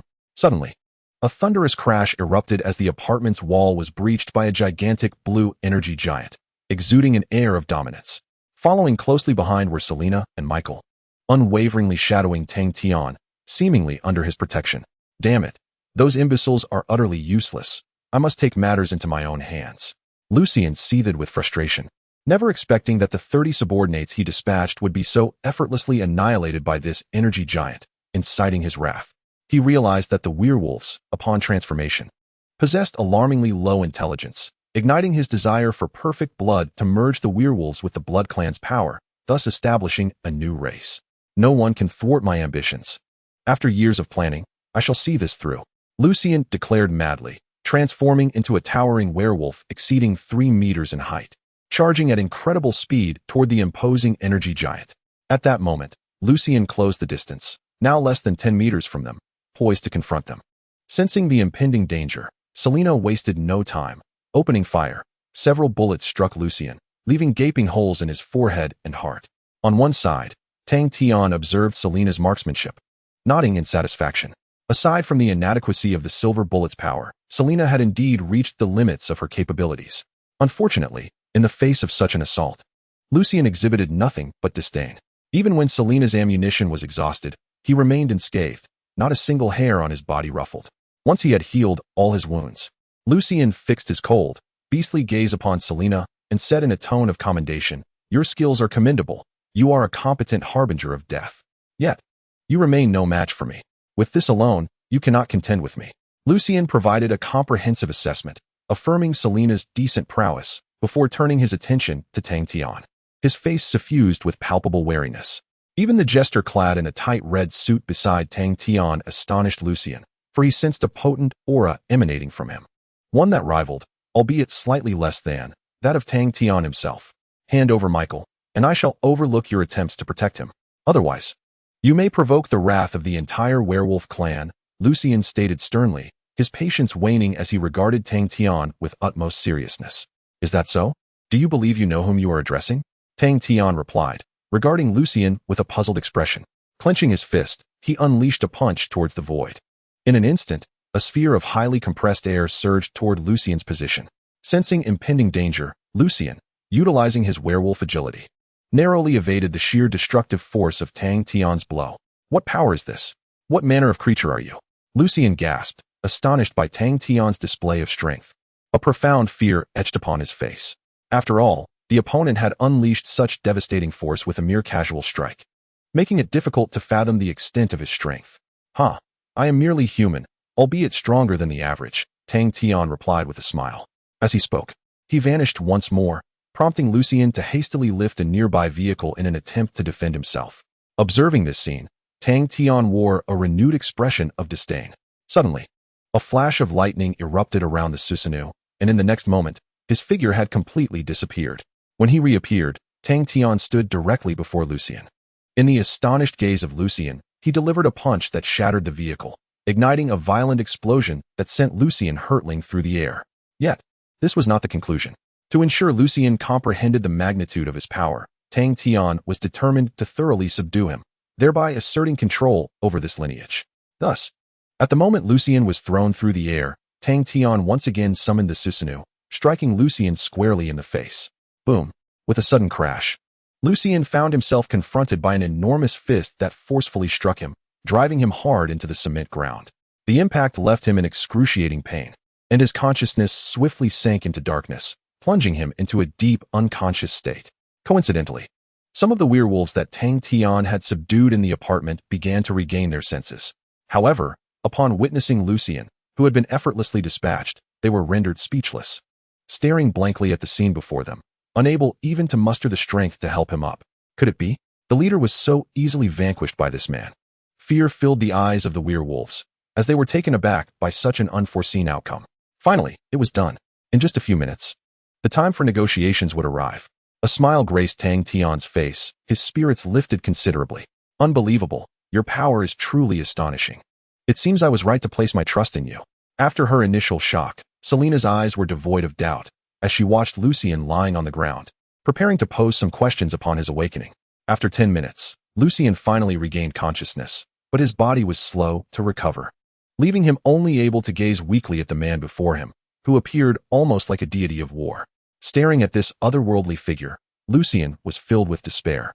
What he had believed to be a certain victory had taken a dire turn, with such a human intervening. It felt as though he had met his end before even having the chance to avenge his beloved Sophia. What now, Tang Tian? May I ask you a question? Selena inquired eagerly, wishing to know if her family was in any way connected to Victor. Of course, but first, I must reach an agreement with him. We can discuss your questions afterward. By that time, I believe he will have become our ally, Tang Tian remarked with a contemplative smile, glancing at Lucien, who lay on the ground, seemingly devoid of hope. Everything was unfolding as he had anticipated, remaining well within his control. According to his plan, it would likely not be too difficult to have Lucien as his subordinate. Chapter 28, The Devouring of the Blood Clan, The Submission of the Werewolves in New York City. On a bustling street. After recovering for nearly half an hour, Lucien finally managed to rise from the ground, staggering as he made his way toward Tang Tian. The complexity of his gaze toward the human before him was palpable. The initial wariness had transformed into genuine fear, a deep-seated terror of the man standing before him. I concede, human, your strength is formidable. I only wish for you to end my life and spare the others. Lucien spoke sincerely, as if he had abandoned any thoughts of vengeance. Oh, why would I wish to kill you? Moreover, do you not desire revenge? To avenge your beloved Sophia? Tang Tian shook his head and playfully retorted, causing Lucien to momentarily falter, as if he had misheard. At the very least, this human seemed to have allied with the vampire clan and should not have let him off the hook. Yet, the words spoken by the other left Lucien profoundly astonished. Of course, I have waited for centuries for this day. I am willing to do anything for vengeance, Lucien declared with unwavering resolve, his heart filled with an overwhelming longing for his beloved, yearning for Victor to face retribution. Excellent. In that case, pledge your loyalty to me. Become my subordinate, and I shall assist you in achieving your revenge. You must have already experienced my strength, have you not? Tang Tian observed Lucien with a smile that was both playful and enigmatic, putting forth his proposition. Lucien furrowed his brow at Tang Tian's unexpected overture. He had never anticipated that the other would seek to recruit him as a follower. Why? Why have you chosen me? Lucien pondered, utterly baffled. The werewolf faction had yet to rise, and the other should have sought to ally with the vampire clan instead of aiding him. Thus, Lucien was eager to know, gazing intently into Tang Tian's eyes, hoping for an explanation. It is quite simple. My next objective is to erode the vampire clan and ultimately seize control of them. You harbor a grudge against the vampires and find yourself in alignment with my cause, which is why I am inclined to recruit you.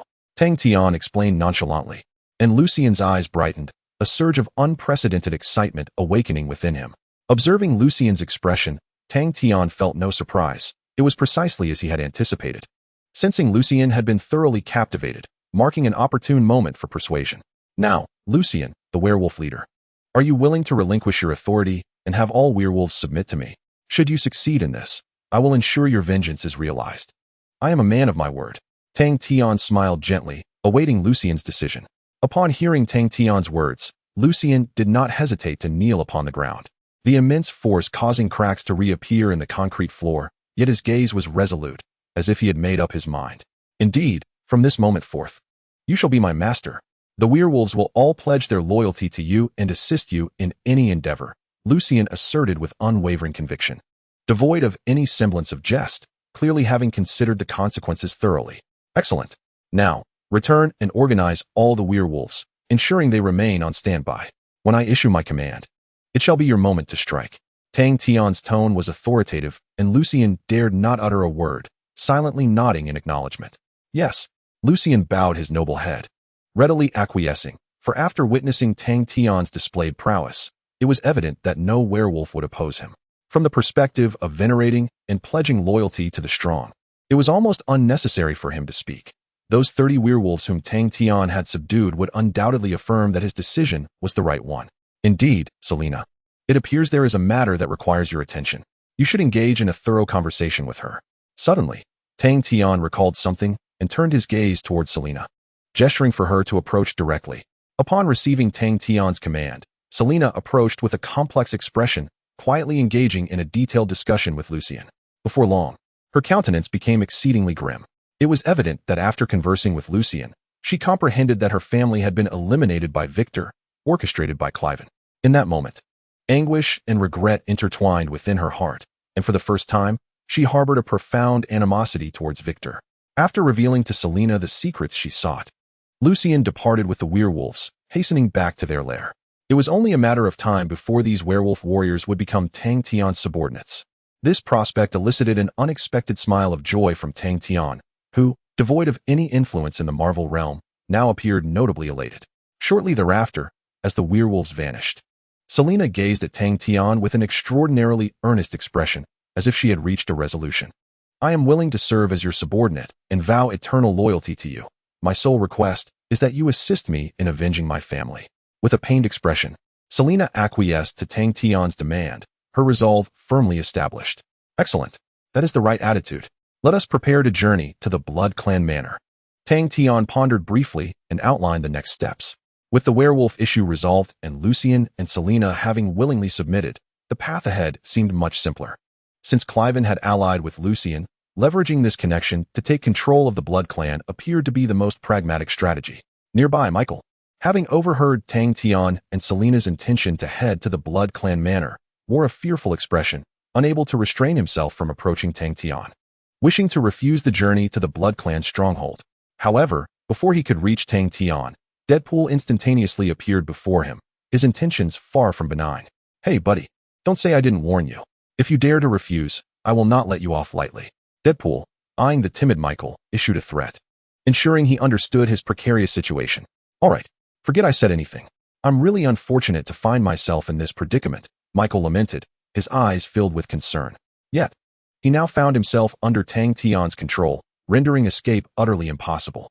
Subsequently, acknowledging his circumstances, Michael fell silent and obediently entered the vehicle as their group commenced their journey to the Blood Clan's stronghold. It was only a matter of time before the Blood Clan would fall under their dominion.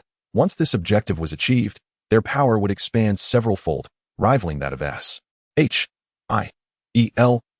and Hydra. Moreover, upon the completion of this task, he would be granted 2 opportunities for a lottery, further enhancing his strength. Chapter 29, Power. Submission or Death. Outside the Blood Clan Manor in New York City, a vehicle came to a steady halt, and Tang Tian, along with Selena and others, stepped out and entered the Grand Hall. As they crossed the threshold, Tang Tian noticed a considerable gathering of inebriated vampire nobles, elegantly sipping their red wine. Some even engaged in games of poker, seemingly indulging in an eternity of leisure. Is this truly the stronghold of the Blood Clan? The atmosphere reeks of decay. A sardonic smile crossed Tang Tian's face as he observed these vampires, eliciting a hint of embarrassment in Selena's eyes. Alas, this is the nature of the Blood Clan. As nobles, they are meant to revel in life, thus their present demeanor. Selena cast a glance at these aristocrats before continuing to lead the way, disregarding the stares of the surrounding vampires, guiding her companions to her chamber. According to their agreement, Selena was now considered Tang Tian's subordinate, and naturally, she was to assist him in executing his plans. Therefore, conspiring to seize control of the Blood Clan here was the most suitable course of action. However, both the Blood Clan and the werewolves had concealed themselves remarkably well in the nocturnal world, remaining undiscovered by humanity for several centuries, evidently orchestrated by the first immortal, Alexander. Faced with his two sons transformed into monsters, Alexander wholeheartedly offered his assistance, wielding a formidable influence that even Hydra would likely regard with trepidation. Similarly, in the quest to dominate the Blood Clan and the werewolves, Alexander posed a significant obstacle, hindering his ambition to control both races. Thus, that meddlesome immortal had firmly secured a place on Tang Tian's list of targets. Suddenly, as they deliberated for a considerable time, the front door was forcefully pushed open, and a brooding Clavin strode in briskly, seemingly displeased with Selena. You defied my orders by not attending the meeting with the Amelia delegation, and now you have brought 3 humans here. Is this a provocation against me? Clavin slammed his hand on the table, his gaze filled with murderous intent directed at Tang Tian and Michael, devoid of any courtesy. No, this is precisely what I intended to do. You lack the authority to dictate my actions. Your status is akin to that of a mere dog, circling the elders, Selena retorted, her tone resolute. Interrupting Clavin's attempt to speak further. Humph, do you comprehend what you are doing? Provoking those in power is quite disrespectful to the rulers of the Blood Clan. Clavin exclaimed, his voice laced with fury as he regarded Selena, showing no signs of politeness. No, to be precise, you are not an individual of higher status. You are unworthy of such a title, and I recently encountered Lucian. My new employer has acquired a significant secret. Selena pointedly indicated the silent Tang Tian beside her. Casting a meaningful glance at Clavin, I have received crucial intelligence from Lucian regarding the traitor of the Blood Clan, with whom he has struck a bargain. Clavin, do you have anything to say? Tang Tian slowly rose to his feet, exuding an aura of intimidation as he fixed his gaze on Clavin without an ounce of courtesy. You despicable human, what nonsense are you spouting? The affairs of the Blood Clan are none of your concern. With that, Clavin drew his handgun, aiming to pull the trigger at Tang Tian. However, the Deadpool was swifter, severing Clavin's firearm with a single stroke, leaving him rendered speechless, frozen in place by fear. I advise you to behave, or else, death. Deadpool issued a stern warning to Clavin, who trembled uncontrollably under the weight of impending doom, unable to make a move. His eyes filled with terror as he glanced at both Tang Tian and Deadpool. You, Clavin, paralyzed by fear, could only respond with silence, casting furtive glances into the distance, hoping for assistance from anyone nearby. Enough, Clavin. Let us converse. You must choose, submit or perish. Tang Tian smirked disdainfully, exerting a slight pressure with his feet, causing the concrete floor to shatter beneath him, further instilling dread in Clavin. Do not blame me for not advising you. Lucian has already met his downfall. My master has defeated him and compelled him to submit. Now, you have a choice. Join us or face inevitable death. Selena interjected, her gaze devoid of any compassion as she regarded Clavin with contempt. To induce a sense of despair in Clavin, Tang Tian's eyes transformed into a kaleidoscope, summoning Susanoo, an overwhelming force that bore down upon Clavin. With a thud, Clavin succumbed to the terrifying pressure, resolutely kneeling before Tang Tian, adopting a humble demeanor as he respectfully regarded him. Esteemed master, I pledge my loyalty to you and will execute any command you issue. Clavin's sycophantic glances at Tang Tian revealed his acute awareness of the situation. Excellent and astute choice. As long as you remain loyal to me, your future will be bright. Tang Tian responded, a glint of excitement in his eyes as he felt the surge of power he had gained. Subsequently, after employing the Sharingan to induce hypnosis upon Clavin, Tang Tian instructed him to depart, leading to a discussion of their forthcoming plans. Master, what shall our next step be? Deadpool inquired, eager to ascertain the next course of action now that they had gained preliminary control over the Blood Clan and the werewolves. We shall seek collaboration with Hydra, first eliminating the protective umbrella of the Blood Clan and the werewolves, namely the immortal Alexander. His influence is vast. Only by dealing with Alexander can I confidently act against these two races. Tang Tian spoke slowly, prompting Serena and Deadpool to nod in agreement, showing no sign of opposition. Only Michael appeared somewhat displeased. That Mr. Tang, Alexander, is my ancestor after all. Could you perhaps show him a bit more respect? Michael expressed his request with a hint of helplessness, hoping that Tang Tian might acquiesce. No, this is one point on which I cannot compromise. You must understand that Alexander wields considerable influence, yet he has stood idly by while the vampire and werewolf clans wreak havoc upon humanity for centuries. Such an unreasonable individual should have been dealt with long ago. Tang Tian shook his head, his gaze sharp and discerning, clearly unprepared to allow Alexander to live. The future belongs to a heroic age. That immortal who has lingered for countless centuries should have long exited the stage of history and relinquished his attachment to this world. Therefore, I will not spare Alexander. Sigh, very well then. Michael felt his attempts at persuasion were futile and chose to say no more, letting out a soft sigh. Chapter 30. The Strategy of Shyld. In the vampire estate in New York City, having gained preliminary control over the vampires, Tang Tian sent Serena and Deadpool away, remaining alone to retrieve a satellite phone and dial a number. Hello, is this Mr. Tang? The call connected, and Nick Fury's voice came through, tinged with surprise at receiving a call from Tang Tian at this moment.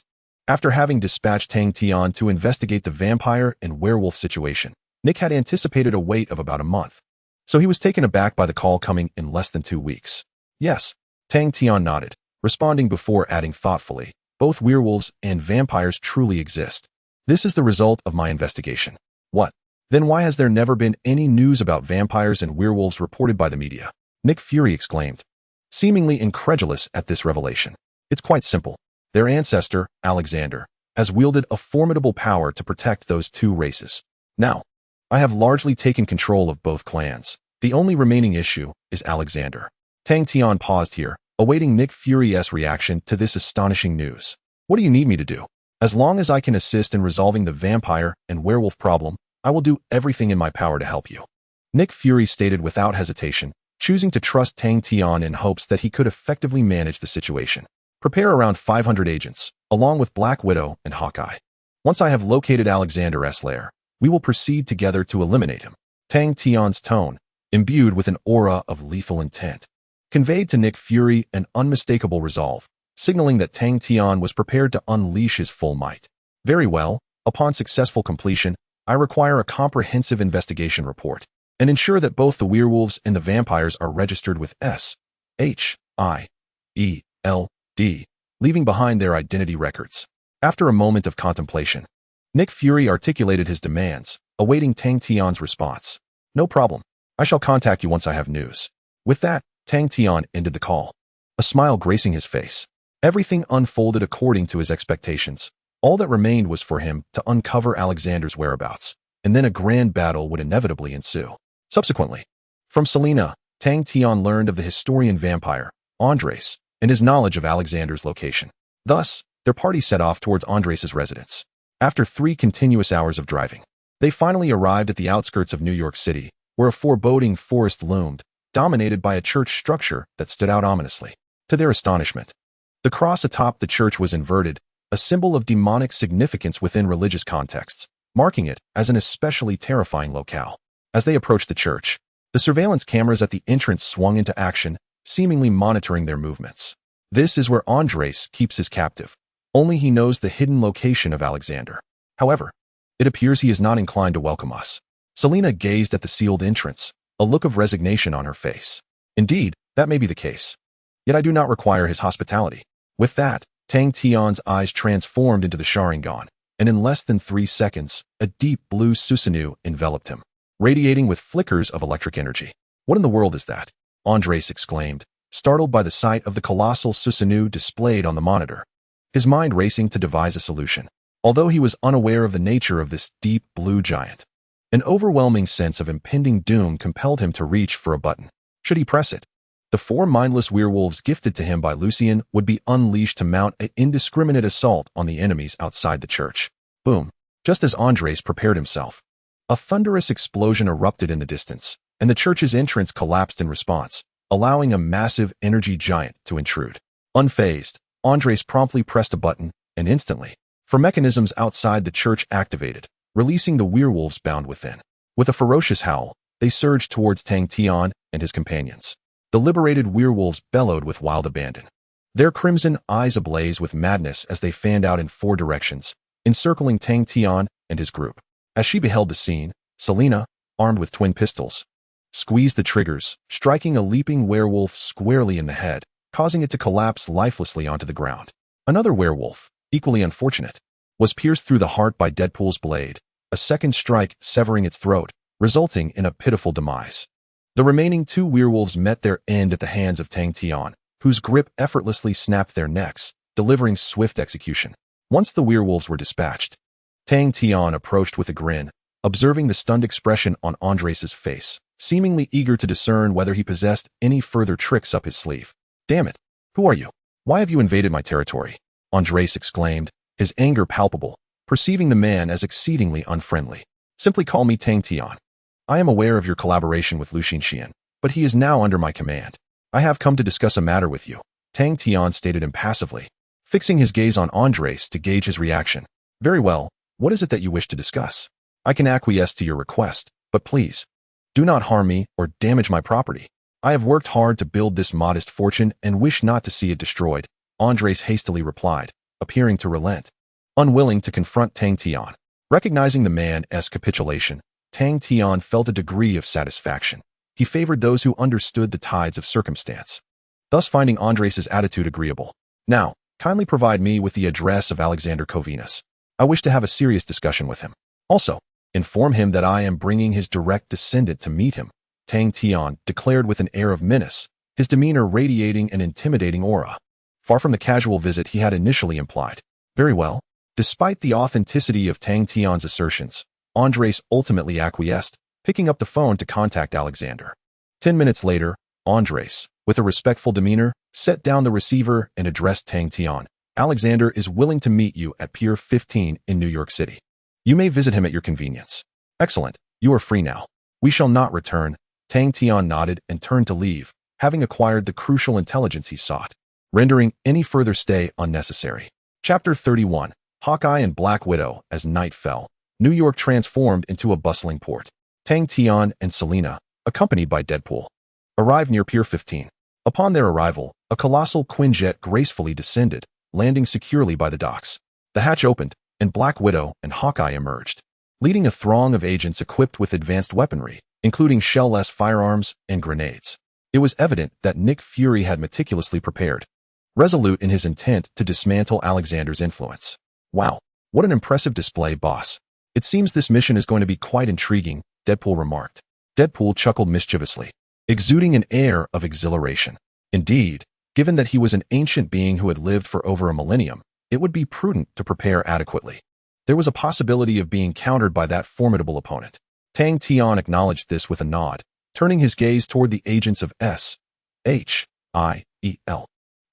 as he approached them steadily. Within a minute, the Black Widow approached with a graceful demeanor, her eyes shimmering with nostalgia as they locked onto his. "It has been a long time, Mr. Tang Tian. You appear to have grown stronger," she greeted him with a smile, her gaze imbued with an inexplicable allure that elicited a twinge of annoyance in Selena, who stood nearby. "You too, Miss Natasha. It has been several days since we last met. Next time, I would be delighted to treat you to a cup of coffee," Tang Tian replied politely, a subtle smile gracing his lips. "Certainly," the Black Widow nodded, her expression shifting to one of seriousness. Observing this exchange, Tang Tian refrained from further pleasantries, pointing toward the distant Pier 15 as he began to elucidate their plan. "That pier is the territory of the immortal Alexander. Our objective is to storm in and deal with him directly." The straightforwardness of this strategy caught Hawkeye off guard, as he had not anticipated such a casual approach from Tang Tian. Natasha chuckled softly, then inquired with curiosity, "According to our investigations, it appears that Alexander has connections with numerous high-ranking officials in America. Through the allure of immortality, he has acquired significant power. Therefore, this will be a grueling battle. We must succeed." Hawkeye furrowed his brow, feeling for the first time that this mission was perilously beyond his expectations. Indeed, without addressing Alexander, the issues with the vampires and werewolves may never be resolved. Thus, we must secure victory in this confrontation. "A forceful assault is our only recourse," Tang Tian declared, his fists clenched resolutely. "Very well. You shall lead the charge, while we launch an attack from the flank. With our combined efforts, we should be able to breach their defenses," the Black Widow proposed hesitantly, seeking Tang Tian's opinion on this relatively sound plan. "No objections here. Let us proceed," Tang Tian affirmed with a nod. After concluding their discussion with the Black Widow, he, along with Selena and Michael, made their way toward Pier 15. At that moment, Pier 15 was illuminated by the bright lights of a colossal warship, casting the area in a brilliance akin to daylight, rendering all shadows powerless beneath its glow. This warship also served as Alexander's means of transportation, allowing him to patrol his private domain daily, clearing away the disturbances caused by vampires and werewolves, ensuring that humanity remained oblivious to the existence of such dark entities. Gazing upon the colossal warship, Tang Tian and his companions strode purposefully towards it. However, before long, a contingent of well-armed soldiers obstructed their path. "You have trespassed into private territory," one soldier commanded. "Please raise your hands and do not make this difficult for us, lest you learn what true courtesy entails." As the soldiers encircled them, the lead soldier, a stoic black man, regarded Tang Tian and his group with an impassive expression, signaling them to halt. Selena, confronted by the intimidating array of firearms, contemplated drawing her pistol to eliminate these vexatious adversaries, but before she could act, Tang Tian restrained her hand firmly. "Do not act impulsively. It would jeopardize our plans," he stated with gravity. Reluctantly, Selena acquiesced, casting a fierce glare at their captors.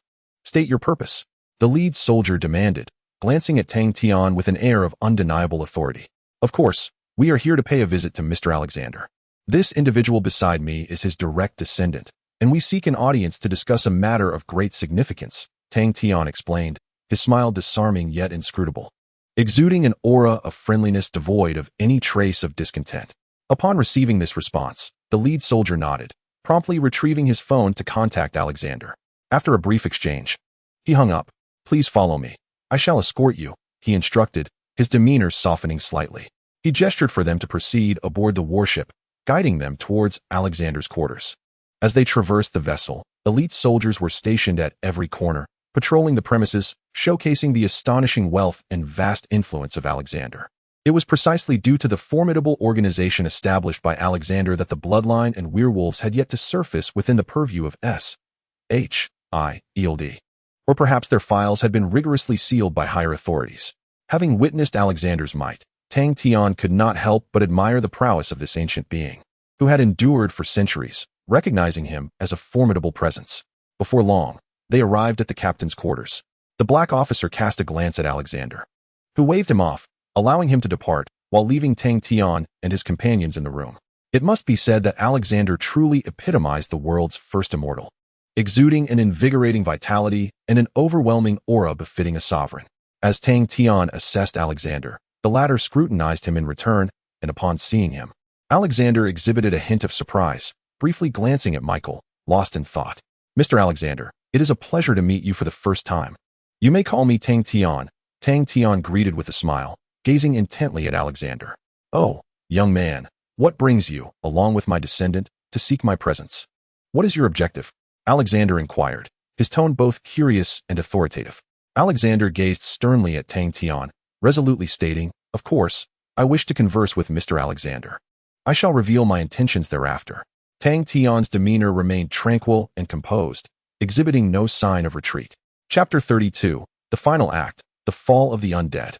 At Pier 15 in New York City, aboard a warship. "Are you truly Alexander, my ancestor?"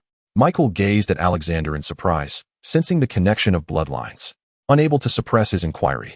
"Indeed, this is the name I have borne for several centuries. Michael, my child, it brings me great joy to meet you," Alexander replied with a benevolent smile, exuding the warmth of a gentle elder rather than that of an ancient being who had lived for over a millennium, evoking no feelings of aversion. "Over the years, Mr. Alexander, it seems you have concealed yourself quite well. No one has detected your presence, nor that of the werewolves or vampires," Tang Tian remarked sarcastically, feeling that Alexander was perhaps meddling too much. "Naturally, under the protection of boundless wealth and power, I can achieve anything. Even the occurrences involving werewolves and vampires can be effortlessly erased from human knowledge," Alexander asserted with authority, finding no fault in his capabilities. For someone of his financial and political stature, accomplishing anything was merely a matter of will. But how many humans have suffered during this time? Are you even aware? Suddenly, Selena's emotions surged uncontrollably, her voice raised in anger as she confronted Alexander. "I do not concern myself with that. For centuries, I have witnessed their relentless struggles and the harm inflicted upon humanity. Yet, I am powerless to intervene. I can only manage the events." preventing them from escalating into greater peril. Cleaning up the aftermath is all I can do, while simultaneously concealing the unfortunate past of our family. I am utterly exhausted. For me, living has become devoid of significance. Alexander shook his head, speaking nonchalantly. In his eyes, werewolves and vampires were merely the descendants of his own children, and he felt limited in his capacity to act. How despicable. You possess the ability to resolve this issue, yet choose to do nothing. It is utterly outrageous. Selena, filled with anguish, thought of her family and felt an even deeper sorrow. Indeed, I have the power to resolve it, but when faced with my sons turned into monsters, I find it incredibly difficult to take action, Alexander replied, shaking his head with an expression of grave seriousness, devoid of humor. At that moment, Tang Tian, who had remained silent for a considerable time, glanced at the time on his watch and slowly approached Alexander, step by step, preparing to speak with him. Is that so? Mr. Alexander, since you find yourself in such a predicament, allow me to lend you a hand.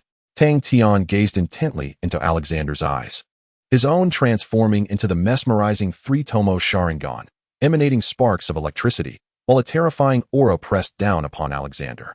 How can you assist? Alexander inquired, a hint of surprise coloring his tone. As an immortal who had lived for an extensive period, Alexander possessed formidable strength, surpassing even that of Captain America. Yet, he could not ignore the overwhelming pressure emanating from Tang Tian, clearly indicating the latter's superior prowess. By granting you eternal slumber, unifying the vampire and werewolf clans, this would eliminate the possibility of war. So, Mr. Alexander, I implore you to make your choice.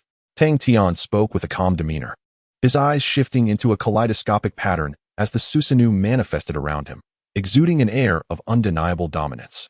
Suddenly, amidst the tense atmosphere, the sounds of gunfire and grenade explosions erupted from outside, causing a flicker of alarm within the otherwise composed Alexander. Have you been preparing for this all along? Is that why you sought me out? Alexander sighed deeply, his visage appearing aged and weary as he turned to Tang Tian. Indeed, your forces are about to crumble. This world does not require a faction that protects vampires and werewolves. As Tang Tian advanced a step, the colossal hand of Susanoo seized Alexander, rendering him immobile. Faced with Tang Tian's onslaught, Alexander harbored no intentions of counterattacking. After a moment's hesitation, he resolved to relinquish his resistance, merely locking eyes with Tang Tian. You have triumphed. The future is in your hands. I implore you to ensure a peaceful coexistence between the werewolves and vampires. This is my sole condition, my only wish. Consider it done. I shall honor this request, for they will be the forces under my command in the future. Tang Tian smiled, the kaleidoscope in his eyes swirling once more as he activated the Moon Reader Jinjutsu upon Alexander. In an instant, Alexander's expression became vacant. His demeanor transformed into one of serene tranquility, as if he had slipped into a deep slumber. At last, you shall find eternal rest in the realm of the Moon Reader. Perhaps this is your most favorable outcome, immortal. After enveloping Alexander in the everlasting illusion, Tang Tian felt a sense of satisfaction as he snapped his fingers, causing Alexander to vanish into his storage ring. It is worth noting that Alexander's flawless blood is exceedingly precious. When the time comes to mass-produce super soldiers, it should not pose a significant challenge, and the laboratory acquired by Norman Osborn will prove immensely beneficial. 5 minutes later, a violent orb of lightning erupted into an explosion, igniting the massive warship in roaring flames. By the time Black Widow and Hawkeye arrived, everything had already been reduced to ashes. The SHIELD agency endured significant casualties before they could completely eliminate Alexander's forces. However, their own losses were also quite severe. Once the situation was under control, the Black Widow approached Tang Tian, a look of puzzlement on her face as she gazed at the raging inferno. With a hint of surprise, she inquired, "What of Alexander? Did you find his body? His genes hold immense value for us." The Black Widow, intrigued, sought to extract some advantage from the recent conflict, not wishing for the SHIELD agency's efforts to be in vain. Regrettably, when Alexander realized he had no means of escape, he opted for suicide. His body was reduced to nothing amidst a pile of grenades, with the burning warship serving as irrefutable evidence. Tang Tian replied casually, offering an excuse as he waved his hand dismissively. "I am quite fatigued. Thank you for your assistance. I will address the issues concerning the bloodline and the werewolves." With that, he departed, seeing no need to linger. The Black Widow and Hawkeye exchanged glances, both sensing something amiss. Their instincts told them that Tang Tian had undoubtedly reaped substantial benefits from the ordeal, yet lacking evidence, they felt powerless to voice their suspicions. Chapter 33. gene enhancer in the underground laboratory of Osborne Industries in New York City. 3 days swiftly passed. After resolving the Alexander situation, Lucien seized the opportunity to ambush one of the 3 elders of the bloodline, Emilia, and procure her blood. Furthermore, Lucien ventured to the location of the sealed ancient werewolf, William, similarly collecting his ancestral blood and delivering it directly to Tang Tian. The first-generation perfect blood, the first-generation werewolf blood, and the blood of the first-generation elder of the bloodline were now gathered. As these samples coalesced, Dr. Connors embarked on a relentless research endeavor, laboring through 3 days and nights until he finally concocted a gene enhancer capable of perfect evolution. At that moment, in the brightly lit laboratory, Dr. Connors held a pale red vial, his hands trembling with excitement, his eyes gleaming with obsession. Just then, Tang Tian, accompanied by Craven and Lucien, entered the laboratory and beheld the scene before him, a smile gracing his face. "Ah, Dr. Connors, it seems your research has been remarkably fruitful. The experiment was a success, I presume," Tang Tian remarked, his gaze fixed on Dr. Connors, who appeared to be radiating an inexplicable brilliance. 3 days prior, Tang Tian had entrusted these components to Dr. Connors, inquiring about the timeline for developing the serum, and had received the 3-day estimate. Observing the expression on Connors' face, it was evident that he had indeed succeeded in creating the perfect evolution enhancer, fulfilling Tang Tian's preliminary plans. Upon hearing Tang Tian's words, Dr. Connors immediately ceased his activities, his face alight with excitement. "Indeed, boss, the serum has been successfully developed. I have produced 1,000 vials of the gene enhancer, ready for immediate deployment." Dr. Connors was brimming with excitement, his confidence radiating as he casually opened a refrigerated container, revealing a meticulously organized array of genetic enhancers. Each vial, containing approximately 100 milliliters, promised rapid evolution upon injection into vampires and werewolves alike. According to cinematic portrayals, werewolves infused with these enhancers would attain full intellectual capacity, become impervious to silver, and exhibit heightened agility and strength, increasing to 15 times that of an ordinary human. As for vampires, upon merging with this genetic serum, they would sprout wings, significantly enhancing their power and speed, while remaining unaffected by sunlight. An ideal concept of a super soldier brigade in Tang Tian's mind. "Excellent work, Dr. Connors. Continue the mass production of these agents, and fulfill our plan." Tang Tian expressed his satisfaction with Dr. Connors' response, lightly snapping his fingers. Instantly, 1,000 vials in the laboratory were absorbed into his storage ring. Simultaneously, he produced 2 specially formulated genetic enhancers, handing them to his newly acquired subordinates, Craven and Lucien, who were momentarily taken aback. "This is a specially crafted enhancer. Upon injection, your strength will increase. Begin the process now, and let Dr. Connors record the data," Tang Tian commanded, stepping aside to await the results. "Understood, boss." Craven and Lucien's eyes sparkled with anticipation as they eagerly accepted the enhancers from Tang Tian, unhesitatingly injecting them into their necks. Within mere seconds, a terrifying transformation ensued. Their bodies swelled dramatically, veins protruding as their strength surged. First, Lucien transformed into a massive werewolf, his skin turning a deep shade of black, his gaze becoming remarkably astute, seemingly brimming with wisdom. Meanwhile, Craven, during his enhancement, sprouted a pair of wings reminiscent of a bat, adorned with sharp spikes, exuding an unmistakable aura of aggression. The power they now possessed was nothing short of astounding. Newly invigorated, Craven and Lucien felt a surge of exhilaration, their respect for Tang Tian deepening profoundly. They understood the magnitude of Tang Tian's strength. Such a level of power was formidable, and even as they evolved into a new race, they still harbored a deep-seated fear of him. "All right, Craven, Lucien. The enhancement is complete. Let us return to the vampire manor." Tang Tian waved his hand, and the two nodded in agreement, following closely behind him as they departed the laboratory. Before long, they arrived at the entrance of the vampire manor, halting the vehicle and stepping out. As they entered, they noticed commotion from the realm of slumber, accompanied by the sounds of machinery. Observing the commotion in the distance, Lucien felt a surge of joy, while Craven appeared somewhat conflicted, ultimately refraining from voicing his thoughts. "Has it begun? Boss, are you ready to release Victor, allowing me to exact my vengeance?" Lucien gazed at Tang Tian with palpable excitement, his incredulity evident. "Indeed, this is the pact we forged. By the way, Craven, here are 500 gene enhancers. You are to ensure the elite of the Blood Clan receive their enhancements. Once Lucien and I return from the werewolf den, we shall commence the execution of Victor." Upon concluding his words, Tang Tian snapped his fingers, and 5 boxes materialized before Clavin, each containing the coveted gene enhancers.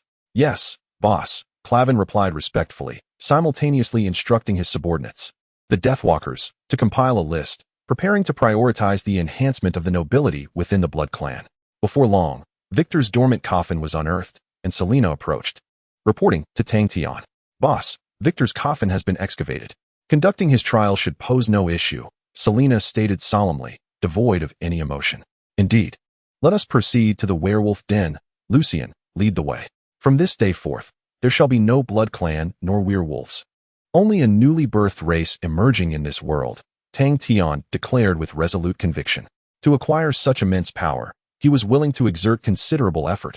At last, the fruits of his labor were manifesting, enabling him to dominate both blood clans and werewolves in one fell swoop, significantly amplifying his influence.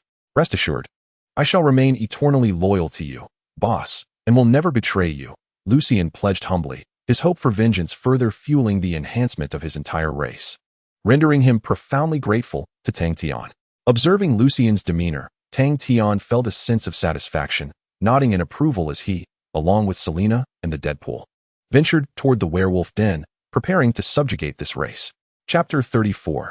Enhancement, the Legion of Super Soldiers. Upon entering the lair of the werewolf tribe, as they disembarked from their vehicle, a multitude of werewolves glared at them with fierce hostility, their savage gazes enough to send chills down the spine of an ordinary individual. Regrettably for them, Tang Tian remained unfazed, his countenance betraying no emotion in the face of the werewolves' unfriendly stares. As one who aspired to achieve greatness, Tang Tian possessed a profound composure, concealing his emotions with an air of indifference. Lucien, is this the welcome you offer? Your subordinates are rather unfriendly, Selena remarked, her brow furrowed as she questioned Lucien. I apologize, Selena. The nature of werewolves is inherently ferocious, and I adhere to the belief that strength is paramount, continually fostering our lineage. As the strongest among the werewolf race, my presence alone keeps them in check, Lucien explained. Lucien, with a throbbing headache, began to explain. Casting a curious glance at the werewolves, he felt a sense of relief, fearing to offend his superior, Tang Tian. Upon arriving in the core area, Lucien sought out the werewolf chief, gazing at him earnestly as he inquired, Are we prepared? Are we ready to ally with Lord Tang Tian? We are indeed ready. The chief responded, But must we truly pledge our loyalty to a human? Moreover, must we coexist harmoniously with our adversaries, the bloodkin? The werewolf leader sighed softly, contemplating the notion of aligning with such a powerful leader, only to find himself subservient to a human, which felt rather constraining. Indeed, it is true. Serving our master is the most prudent choice. We must refrain from any other actions. This is my paramount command.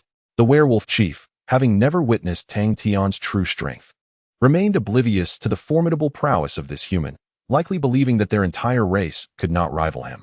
Furthermore, Tang Tian possessed gene enhancers capable of doubling the combat prowess of the bloodkin, rendering this an exceedingly significant decision. Very well, I shall gather them at once. But should there be resistance, I trust you can handle the situation judiciously. The werewolf chief hesitated for a moment before ultimately acquiescing to his request.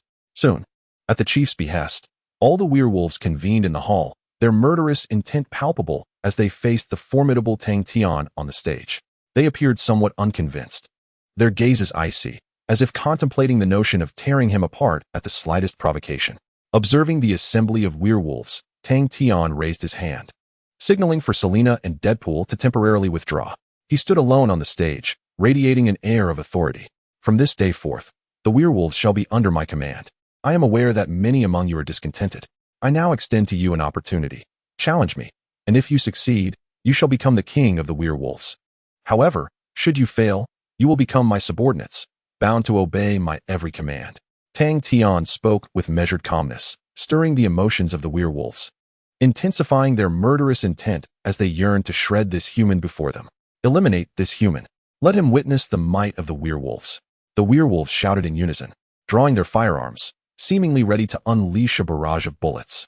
The werewolf chief wished to interject, but Lucien calmly shook his head, displaying no concern for Tang Tian's safety. Bang, bang, bang. As the werewolves' fury erupted, they fired indiscriminately, unleashing a hailstorm of bullets toward Tang Tian. Unfortunately, within a mere 5 meters, the bullets came to a sudden halt, bound by an enigmatic force, compressing into a singular iron sphere that fell to the ground. Suddenly, the entire hall fell into silence. The werewolves were left dumbfounded, having witnessed the terrifying power of Tang Tian. Fear took root in their hearts, rendering them motionless. Observing their hesitation, Tang Tian turned to Lucien and spoke with an air of authority. Lucien, though you may have once been the leader of the werewolves, it is I who now reigns as the king of your tribe. Kneel before me and pledge your loyalty to your new sovereign. With a commanding presence, Tang Tian activated his Susanoo, unleashing an overwhelming pressure that caused the werewolves to falter, and they knelt before him. In that moment, the werewolves could no longer underestimate Tang Tian. They gazed at him with a mix of fear and reverence, hesitant to make any sudden movements. Looking down at them, Tang Tian felt a profound satisfaction. In a tribe where strength was paramount, proving one's power ensured that the werewolves would not dare to defy him, instead becoming loyal subordinates. After instilling fear in them, Tang Tian composed himself and continued, I do not concern myself with the conflicts you had with the Blood Clan in the past. However, they now fall under my dominion. You will embrace a new life, free from the shadows, as I shall bring you glory and elevate you above this world, forging a future that belongs to us. Upon hearing such stirring words, the werewolves transformed, ignited by a fervent passion, their gazes toward Tang Tian now brimming with respect. It was evident that Tang Tian's speech had resonated deeply. Despite their lesser intellect, the werewolves yearned to escape their dark existence.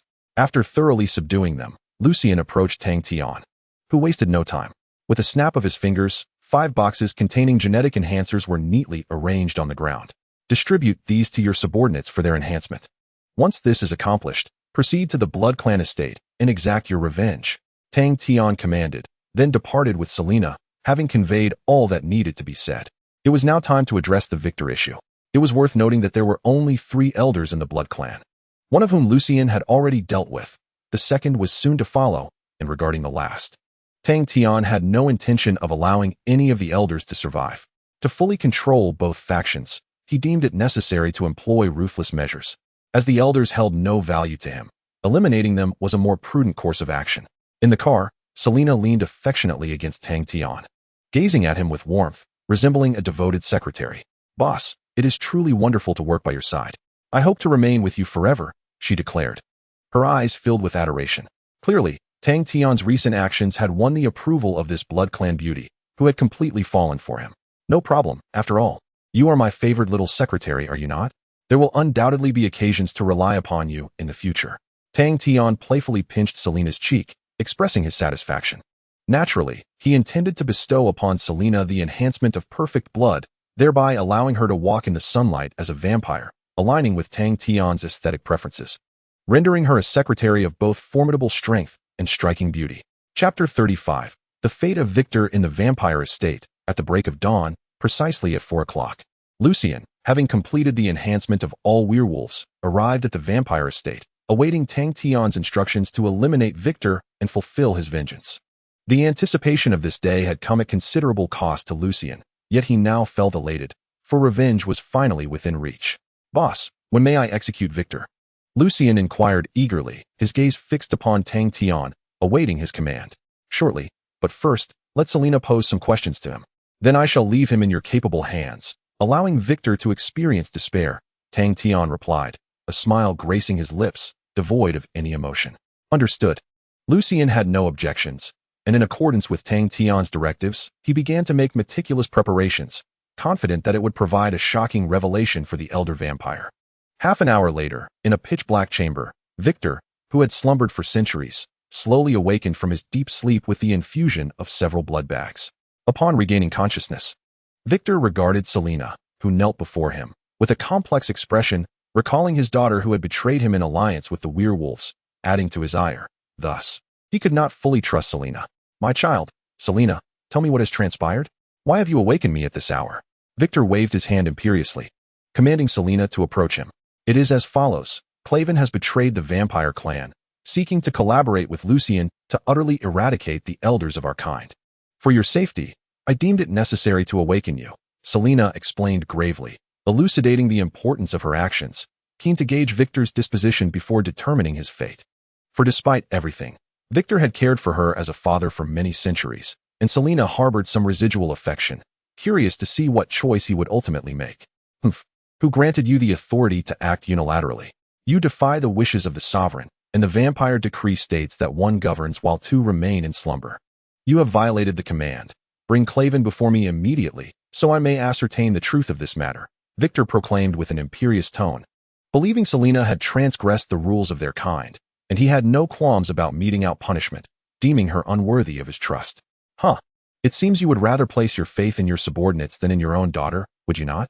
Serena's face bore no trace of emotion as she spoke with a tone of inquiry. I love you, my daughter, but you have violated the laws of our bloodline. I am left with no choice. To ensure the survival of our clan, I must impose punishment upon you. Victor, having removed his foredrip, felt a resurgence of strength, rising from his seat with a fierce glare directed at his nominal daughter. The bloodline. Perhaps it will soon cease to exist. Upon hearing Victor's words, Tang Tian emerged with a cold laugh, accompanied by Lucien and Klaven, their expressions impassive as they regarded the elder of the bloodline. Turning around, Victor recognized the two familiar figures, and upon seeing Lucien's visage, he was struck with astonishment and profound terror.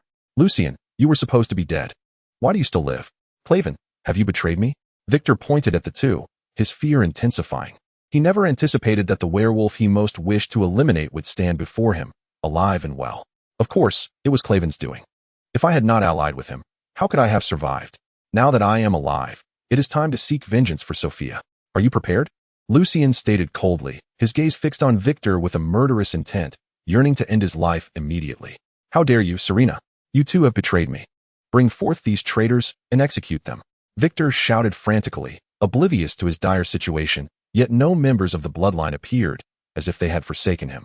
After calling for help for what felt like an eternity, despair filled Victor's heart when no one responded. Useless, Elder Victor. The bloodline is now under my control. You are of no further value. Lucien, fulfill your revenge. Tang Tian commanded, turning to Lucien. Very well. Lucien replied without hesitation, instructing the two werewolves beside him to bind Victor tightly. Subsequently, they delivered him directly to the chamber designated for the execution of the bloodline, where he awaited the hour of 6, when sunlight would pour in and turn him to ash. Lucien, I was wrong. I should not have punished Sophia. Please forgive me. I will make amends. Victor struggled desperately against his restraints, attempting to free himself, yet after much exertion, he found escape impossible. Useless, the sun approaches. And this is your end, Victor. Tang Tian pressed a button, and a vast opening appeared above Victor's head. Once the sunlight streamed in, his fate was sealed. Upon uttering these words, the sun descended from the horizon within mere seconds. As its rays illuminated Victor, flames erupted from his being, ultimately reducing him to a pile of black ash, completely dissipating into the ether. Revenge has been achieved. I have finally fulfilled my vengeance, Lucien exclaimed, tears of joy streaming down his face. At that moment, he felt an unparalleled exhilaration. The completion of his revenge brought him an unprecedented sense of happiness. Simultaneously, Lucien's admiration for Tang Tian deepened, convinced that aligning himself with this master would undoubtedly lead to the future he desired. Then, esteemed master, what tasks lie ahead for us? Lucien inquired earnestly, gazing at Tang Tian with utmost respect. Beside him, Selena and Klaven, having heard his words, also regarded their new master with reverence, awaiting his command. The integration of the vampire and werewolf clans begins now. You are all to be regarded as super soldiers from this moment forward. Once the integration is complete, disperse into human society. From today onward, I shall lead you to rise, no longer hiding in the shadows. It is time to showcase your true strength. Tang Tian declared with a slight smile, having long since devised a management plan for them. He was confident that the emergence of this new race would certainly alert Hydra, yet he remained unfazed, already contemplating negotiations with them. After all, Hydra was not foolish. His current position transcended that of a mere superhero, transforming him into a formidable figure of dominance, and his approach to others would no longer be as casual as before. Chapter 36. Mission accomplished. Continuous draws a month later at SHIELD headquarters in New York City. Nick Fury scrutinized the report delivered by Coulson, carefully flipping through each page. After reviewing its contents, he closed the documents, his expression revealing deep contemplation. Director, what does the report from Superman entail? Coulson inquired curiously, eager to understand any issues surrounding the report submitted by Tang Tian. I have examined the truths regarding the vampire and werewolf clans, along with proposed solutions. It is quite coherent and well-reasoned. The methods suggested even exceed my expectations, Nick Fury remarked, furrowing his brow in surprise.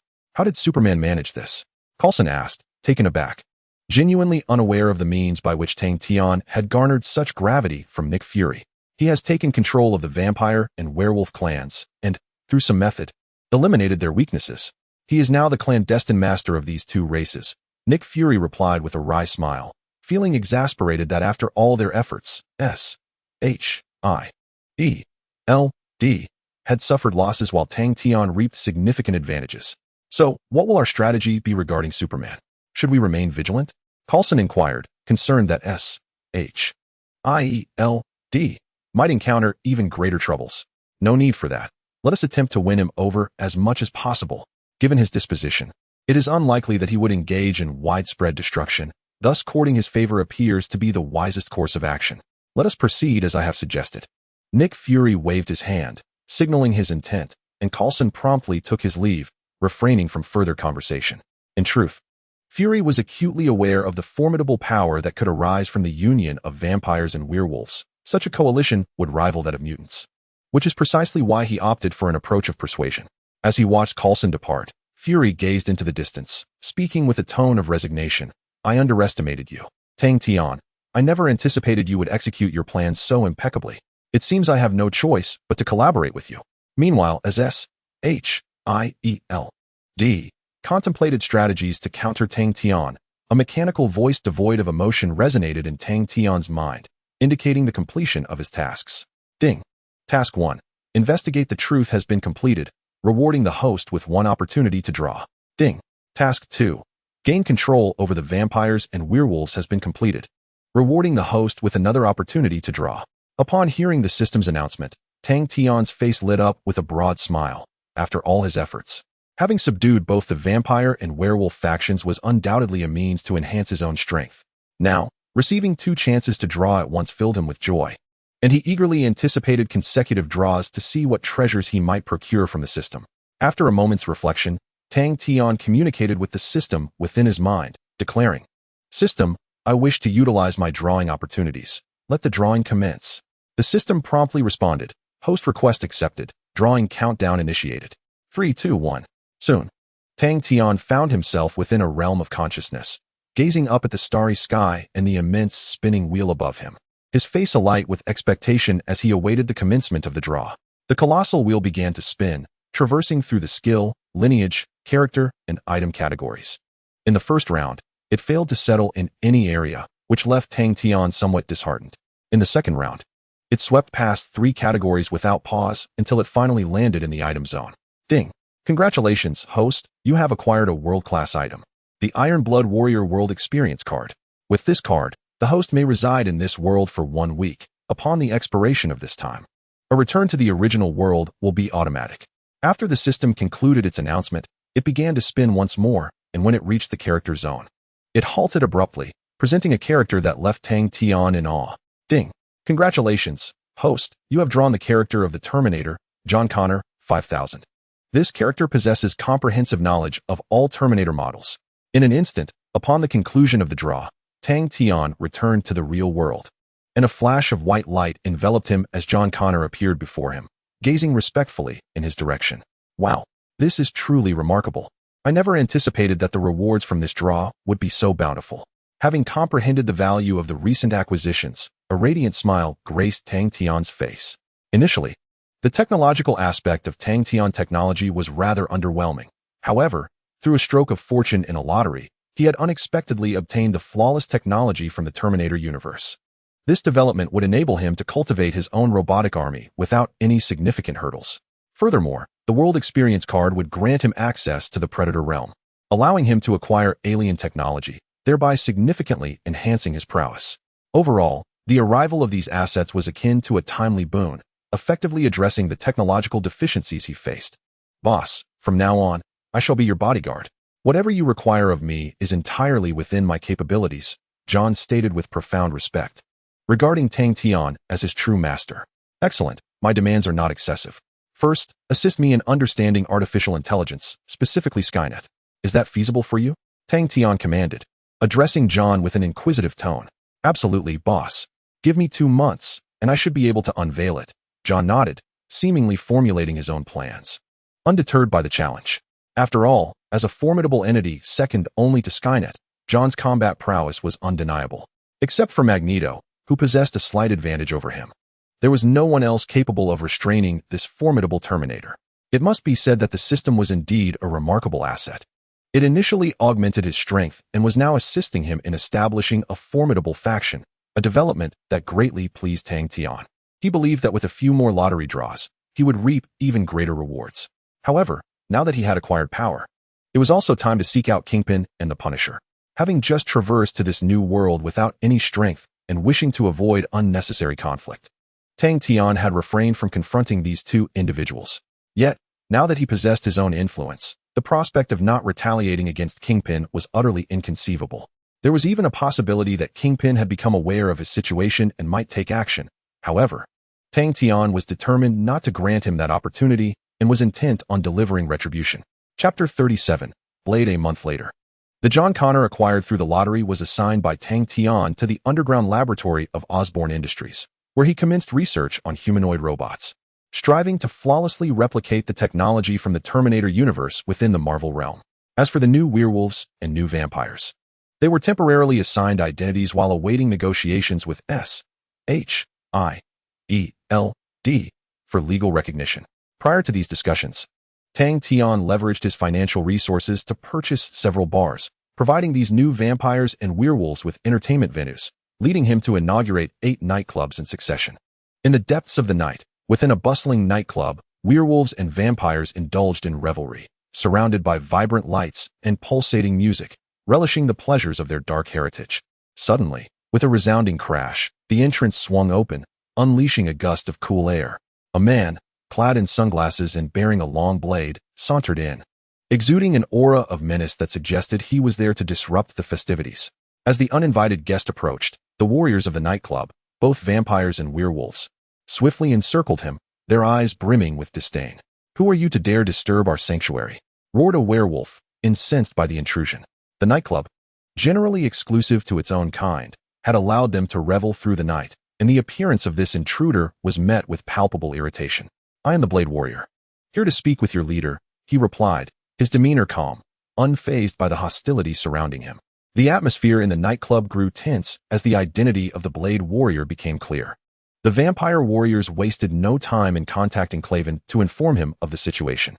5 minutes later, in the shareholders' office of Osborn Industries, Klaven pushed open the door and entered, discovering Tang Tian engrossed in paperwork, seemingly occupied. Beside him, Selina busied herself with tasks, while Deadpool stood off to the side, maintaining a serious demeanor as his bodyguard. "What troubles you, Klaven? Bursting in here in such a flurry, what has transpired?" Tang Tian inquired, his gaze fixed on the documents. Unconvinced that anything of grave consequence had occurred, the Shyld had tacitly permitted him to oversee the vampires and werewolves, making conflict unlikely. Yet a negotiation was necessary to secure advantageous standing for both factions. "It is the Blade Warrior. He has intruded upon our nightclub and specifically requests to meet with you," Klaven stated succinctly, awaiting his employer's directive. "Excellent, Klaven. Inform him I shall arrive in 10 minutes. Tang Tian waved his hand, signaling Klaven to comply with his instructions. Obediently, Klaven exited, leaving Tang Tian in deep contemplation.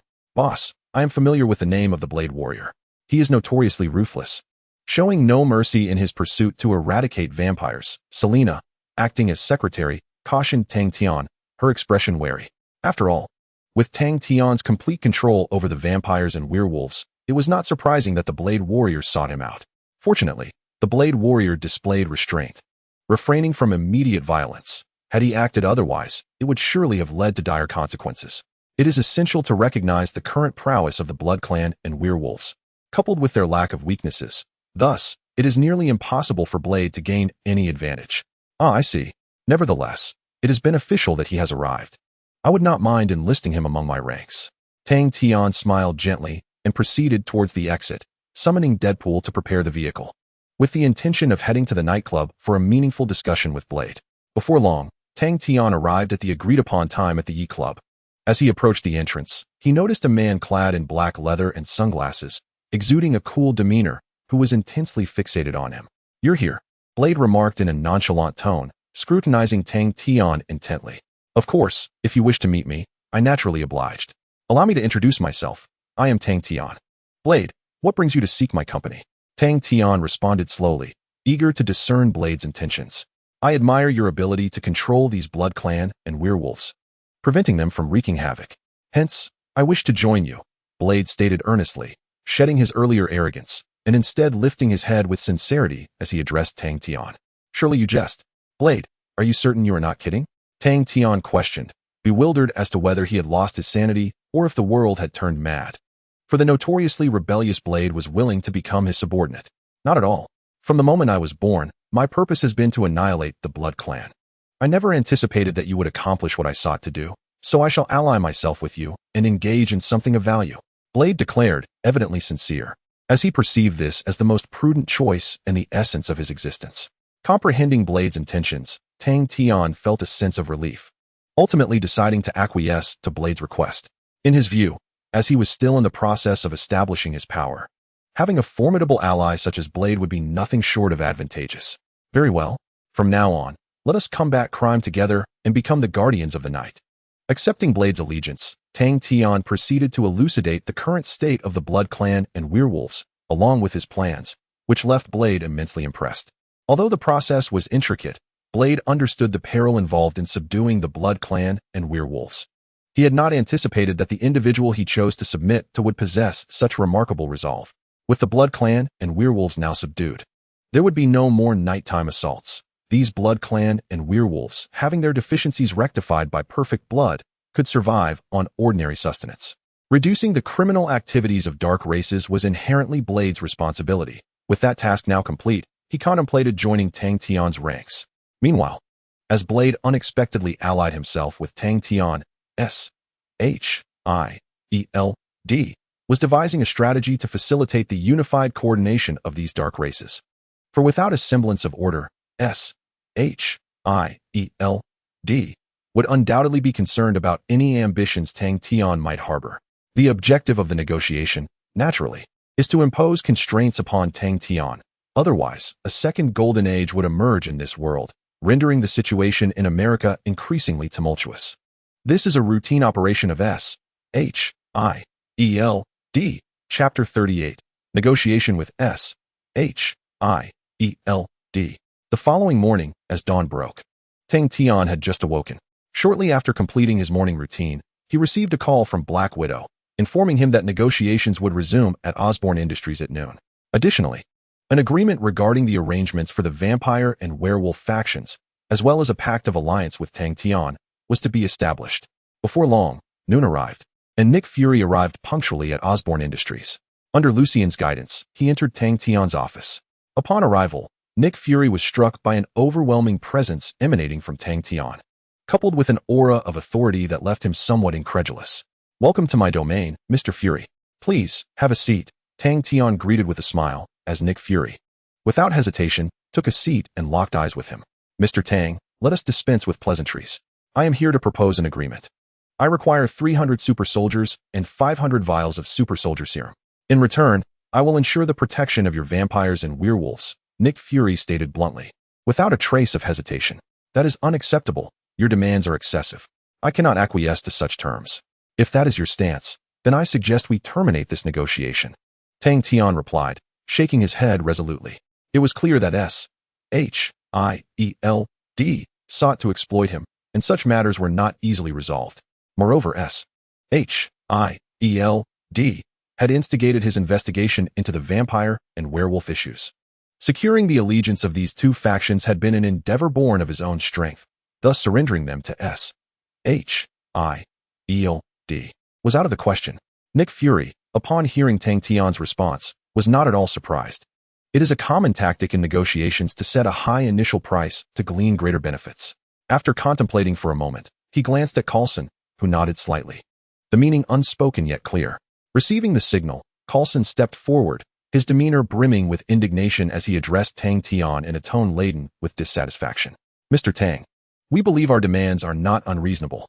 In the mission to eliminate the first undead, we incurred significant losses, both in manpower and resources. Moreover, facilitating legal identities for the vampires and werewolves will strain our network considerably. Oh, is that so? I beg to differ. If you find arranging identities too burdensome, I could easily reach out to General Ross. I am confident he would acquiesce to my request concerning the sale of the same enhancement serum, Tang Tian countered, shaking his head. He was not one to be intimidated by Shield. He would not be easily manipulated. In that moment, the atmosphere became tense, and the transformed Black Widow recognized that it was her turn to speak. She swiftly approached Tang Tian, gazing at him tenderly. Tang Tian, I believe Shield has made considerable contributions, having aided you in the past. Therefore, I hope you might make some concessions. As she stood before him, she extolled the virtues of Shield, casting a flirtatious glance to employ her charms. Observing her demeanor, Tang Tian understood it was time to negotiate. After a brief hesitation, he turned directly to Nick Fury and stated his desired price. Very well. I can offer you 10 super soldiers and 50 vials of gene enhancers. What do you think? If you agree, kindly accommodate a few of my conditions. With a gentle smile, Tang Tian lowered his offer to its minimum, speaking with calm assurance. Unacceptable, at the very least. I require 30 super soldiers and 100 vials of gene enhancers. Otherwise, this agreement cannot be realized. Nick Fury shook his head gravely, deeming the proposal unsatisfactory and thus rejecting it. Deal. As if anticipating this moment, upon hearing Fury's response, Tang Tian immediately acquiesced, causing Fury's expression to shift dramatically. Realizing he had been deceived, unfortunately, it was too late to voice any objections, so Nick Fury extended his hand and, with a resigned tone, said, Then let us enjoy this collaboration. There will be more tasks ahead that require your cooperation, Mr. Tang Tian. Certainly. Now let us discuss my conditions, Tang Tian replied. Shaking hands with Fury, he had already formulated his demands long before Fury's arrival, particularly regarding the rights of the vampires and werewolves. Please, speak, Mr. Tang Tian. I shall do my utmost to facilitate your requests. Nick Fury responded nonchalantly, feeling content having secured the most valuable asset. The first condition is that my super soldiers, the vampires and werewolves, aside from those directly working for Shield, will assist local police forces in combating supervillains or criminals. The second condition is that you must guarantee the rights of the super soldiers, ensuring that no other organizations investigate them or subject them to experimentation. The third condition is that should I find myself in any wrongdoing, I hope you will be understanding and assist me in resolving those troubles. Upon hearing these three stipulations, Fury's expression remained largely impassive, though he appeared somewhat perplexed at the third condition. Reflecting on the power Tang Tian commanded, he realized that addressing such matters would undoubtedly be significant. Curiosity compelled Fury to inquire, What do you intend to do? With your power, who would dare to cross you? Furrowing his brow, Fury displayed a hint of wariness, uncertain of Tang Tian's motives. Need I even say it? It is, of course, for revenge. Kingpin and the Punisher were the reasons I spent a considerable time in the hospital. How could I possibly refrain from seeking vengeance? A cold expression settled upon Tang Tian's face, his entire being emanating an aura of lethality. Do not act recklessly. The Kingpin of New York City similarly reigns over the shadows of humanity. Should a conflict arise, it could result in unforeseen devastation, potentially prompting military intervention, he warned. Upon hearing Tang Tian's words, Nick Fury grew increasingly anxious. There was no need for Tang Tian to escalate matters. The consequences could be catastrophic. I understand. Rest assured. I merely intend to remind him to compensate me a modest sum. Once I have vented my frustrations, I shall let him be, Tang Tian replied with a tranquil demeanor, as if discussing an issue completely unrelated to himself, betraying no emotional turbulence. In light of Tang Tian's response, Nick Fury ultimately acquiesced, reasoning that as long as the demands were not excessive, he could afford to overlook the matter. Chapter 39, Triggering the Mission, Revenge. In Manhattan, New York City. Within the Hell's Kitchen district, a luxurious hotel housed a man of sinister appearance, a triangular-eyed, portly figure adorned with a wolf tattoo on his chest, exuding an air of dominance. He reclined on the hotel bed, relishing a massage from a technician, seemingly content with such a lifestyle. This man was Wilson Grant Fisk, known as Kingpin, the arch-nemesis of Daredevil and the most formidable figure in the dark underbelly of New York and indeed all of America. Possessing a keen intellect, remarkable strength capable of punching through walls, and mastery in combat comparable to the Punisher, Kingpin had established the most powerful gang in America. Aptly named the Kingpin of New York City, a gang that even S.H.I.E.L.D. regarded with trepidation. Recently, Kingpin had been enjoying a period of prosperity, effortlessly expanding his empire fivefold, and had recruited Bullseye as his chief assassin, basking in his success. Apart from a recent setback caused by the Punisher dismantling one of his enterprises, Kingpin had encountered little adversity, sailing smoothly through his ventures. Suddenly, as Kingpin reveled in his regal treatment, hurried footsteps echoed outside, their synchronized rhythm causing his previously relaxed demeanor to tense with apprehension. Bullseye, sensing impending danger, Kingpin cast a wary glance at his bodyguard. Upon hearing his employer's words, Bullseye wasted no time, swiftly approaching the door to peer through the peephole. What he discovered sent alarm bells ringing.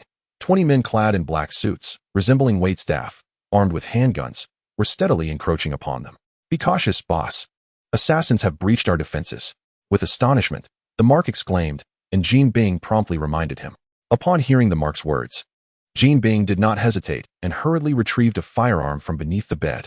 As the leader of the Emperor Gang in New York City, Jean Bing was always prepared with an array of heavy weaponry, ready for immediate use when the situation demanded it.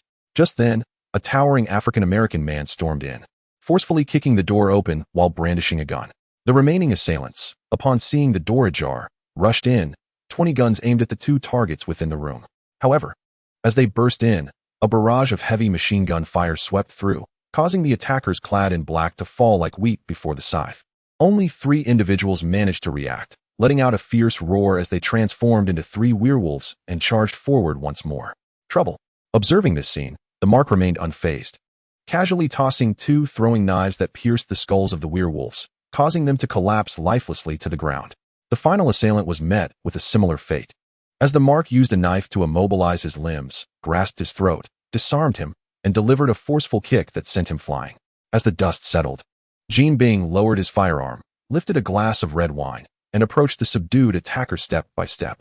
"Who are you to dare attempt to assassinate me?" After downing the wine in one gulp, Jean Bing glared at the assailant, eager to discern the identity of the fool who had provoked him.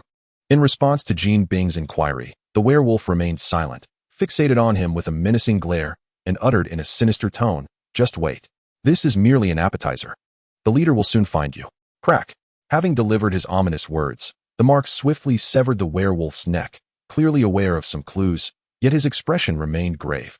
"It seems you have identified the perpetrator, haven't you?" Jean Bing inquired curiously, eager to learn who dared to assault him. After a moment's hesitation, the Mark met Jean Bing's gaze and replied with uncertain conviction, "It must be a werewolf. The leader he mentioned is likely the recently notorious Tang Tian." The Mark spoke with caution, conveying all he had learned about Tang Tian's identity and the peril he posed. Meanwhile, after the failed operation, Lucien arrived at Tang Tian's private villa, his countenance dark and filled with remorse as he faced his master. "Lucien, what has happened? I assumed the mission did not succeed?" Noticing Lucien's troubled expression, Tang Tian surmised the situation and inquired without surprise. "Indeed, boss, that individual is protected by formidable allies. Should I send another team to eliminate him?" Lucien inquired earnestly, devoid of any semblance of jest. "Let it be," he mused. "This was merely a gentle reminder. Tomorrow we shall pay him a visit in person, and I believe he may be inclined to acquiesce." Tang Tian responded with a confident smile, a mysterious expression flitting across his countenance. "Very well. I shall undoubtedly redeem myself next time." Lucien clenched his fists and departed, clearly preparing for something significant. Ding. A task has been triggered. Exact revenge on Jean Bing. Upon successful completion, the host shall receive a chance to enter a lottery. After Lucien's exit, the voice of the system echoed in Tang Tian's mind, which did not surprise him. Ever since he had attacked Jean Bing, the system had naturally assigned him a task. Beside him, Selena, observing Tang Tian's contemplative demeanor, curiously inquired, "Boss, Jean Bing leads a formidable gang. By provoking him, we might jeopardize our own strength." Selena was distinctly apprehensive, feeling that they had just begun to establish their influence and should refrain from such bold maneuvers. Upon hearing Selena's concerns, Tang Tian offered a gentle smile and replied casually, "Rest assured, I am fully aware of the implications. Offending him will, in fact, fortify our position. Moreover, that scoundrel left me languishing in the hospital for quite some time, a memory I cannot easily shake off. Therefore, I shall not let him escape without compensation."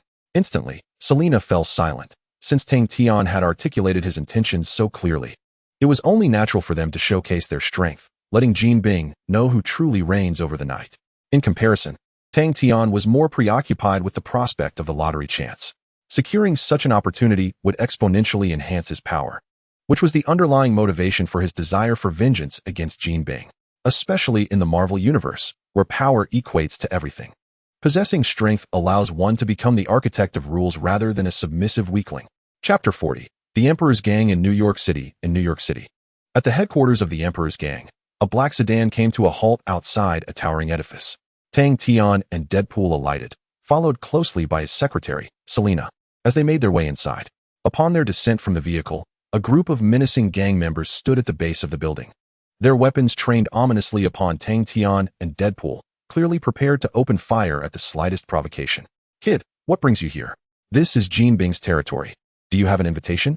A scarred black man, leading the group, interrogated sternly. "No, but I must inform your boss that I paid him a visit yesterday. He will be expecting me," Tang Tian replied with a smirk, his eyes betraying no trace of fear, as casual as if he were merely discussing a meal. "All right, I will report this. You wait here," the leader nodded, picking up the phone to dial Jin Bing, relaying the situation.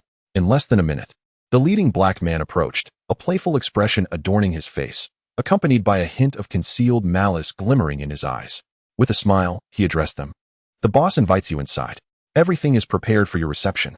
His smile was insincere as he turned to lead the way, silently lamenting the misfortune of these individuals who had offended a man they should have never crossed. From the earlier demeanor of Jin Bing, he sensed an overwhelming discontent. Previously, another gang leader had incurred Jin Bing's ire, and as a result of provoking him, even with his subordinates in tow, they were ultimately subjected to torment beyond endurance. Clearly, these newcomers were entering a scenario with a grim prognosis. Their survival was uncertain.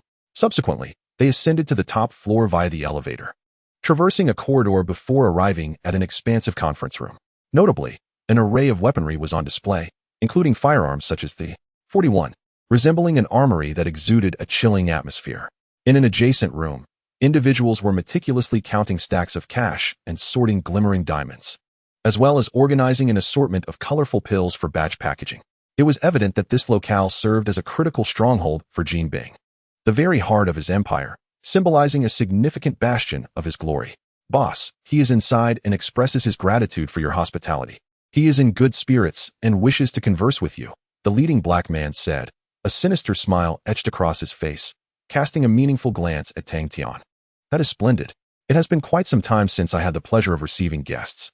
I look forward to an engaging discussion with Mr. Jin Bing," Tang Tian replied, his face betraying no emotion, utterly unperturbed by the unfolding events as he continued onward. At last, after a considerable journey, they arrived at an opulent conference room adorned with classical paintings, an array of medieval armor, and katana, resembling a collector's haven. Additionally, an exquisite music box filled the air with its melodious tunes. Upon entering, Tang Tian observed a corpulent man, weighing over 200 pounds, seated with a Cuban cigar in hand and a glass of red wine, scrutinizing him with a discerning gaze. Behind him, a man wearing a blue mask emblazoned with a target motif stood silently, resembling a statue, devoid of any speech or movement. Target eye? Recognizing the man stationed behind Jin Bing, Tang Tian exhibited no surprise, as if he had anticipated this encounter, finding nothing amiss in the presence of Target Eye. Soon, silence enveloped the room, the atmosphere growing tense, punctuated only by the faint sound of Jin Bing's smoking. After 15 minutes, Jin Bing could no longer contain himself, feeling that the patience displayed by the man before him exceeded his expectations. Thus, he resolved to engage him in earnest conversation. Tang Tian, a Chinese-American, serves as the third shareholder of Hammer Military and the second shareholder of Osborne Industries, also holding the titles of leader of the Vampires and Werewolves. "Am I mistaken, young man?" Jin Bing recited Tang Tian's background as if it were a treasured secret, evidently having conducted meticulous investigations and acquired substantial intelligence. Thus, his gaze towards Tang Tian bore no surprise. "Please refrain from addressing me with such antiquated expressions," Tang Tian retorted. "In terms of power, we are on equal footing. What qualifications do you possess?" Unyielding, he seized a cigar from Jin Bing's table and smoked it unabashedly, causing the bodyguard, known as Target Eye, to twitch at the corner of his mouth, his murderous intent intensifying. As Jin Bing's bodyguard for 5 years, Target, I had rarely encountered a guest so brazenly disrespectful. And thus he merely regarded Tang Tian with a watchful eye.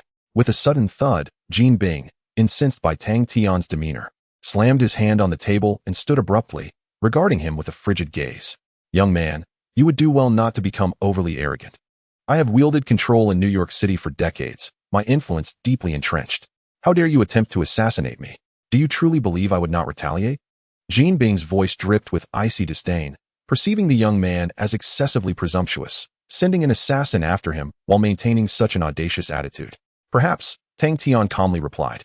This serves merely as a reminder. During your altercation with the Punisher, I languished in a hospital bed for an entire month. I have yet to settle that score with you. His expression remained composed, a fact that momentarily stymied Jin Bing, who recalled the incident. After all, the last confrontation with the Punisher had created quite a stir, alarming both S.H.I.E.L.D. and the military in New York City. Resolving that debacle had cost Jin Bing a considerable sum, and while he was aware of Tang Tian's hospitalization, he had thought a mere minor shareholder would not dare to trouble him. Ah, have you recollected it? Excellent. That saves me the trouble of elaborating. Now, have you determined the price you are willing to pay? Offending me will not be so easily forgotten. Tang Tian's countenance grew colder, and he continued to provoke Jin Bing, whose expression became increasingly displeased. Enough. Since you have entered my domain, you must abide by my commands. No one has ever threatened me, Jin Bing, he bellowed, his voice resonating.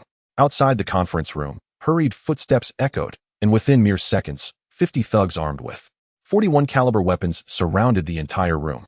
The ominous muzzles were aimed at Tang Tian and his companions, signaling that a fierce confrontation was imminent.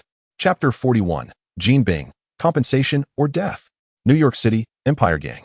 Within a grand building. Following the failure of negotiations between Tang Tian and Jin Bing resolved to eliminate this troublesome young man without hesitation, issuing a ruthless command. In an instant, dozens of Jin Bing's subordinates surrounded them, their firearms trained on their targets, the air thick with the scent of gunpowder, signaling that a fierce battle was inevitable. Observing this scene, Tang Tian's expression remained utterly unfazed. He disregarded the menacing muzzles of the guns and cast a playful glance towards Jin Bing. Mr. Jin Bing, so you resort to violence after a failed negotiation? Tang Tian remarked, regarding the man with a mixture of confusion and disdain, clearly unimpressed.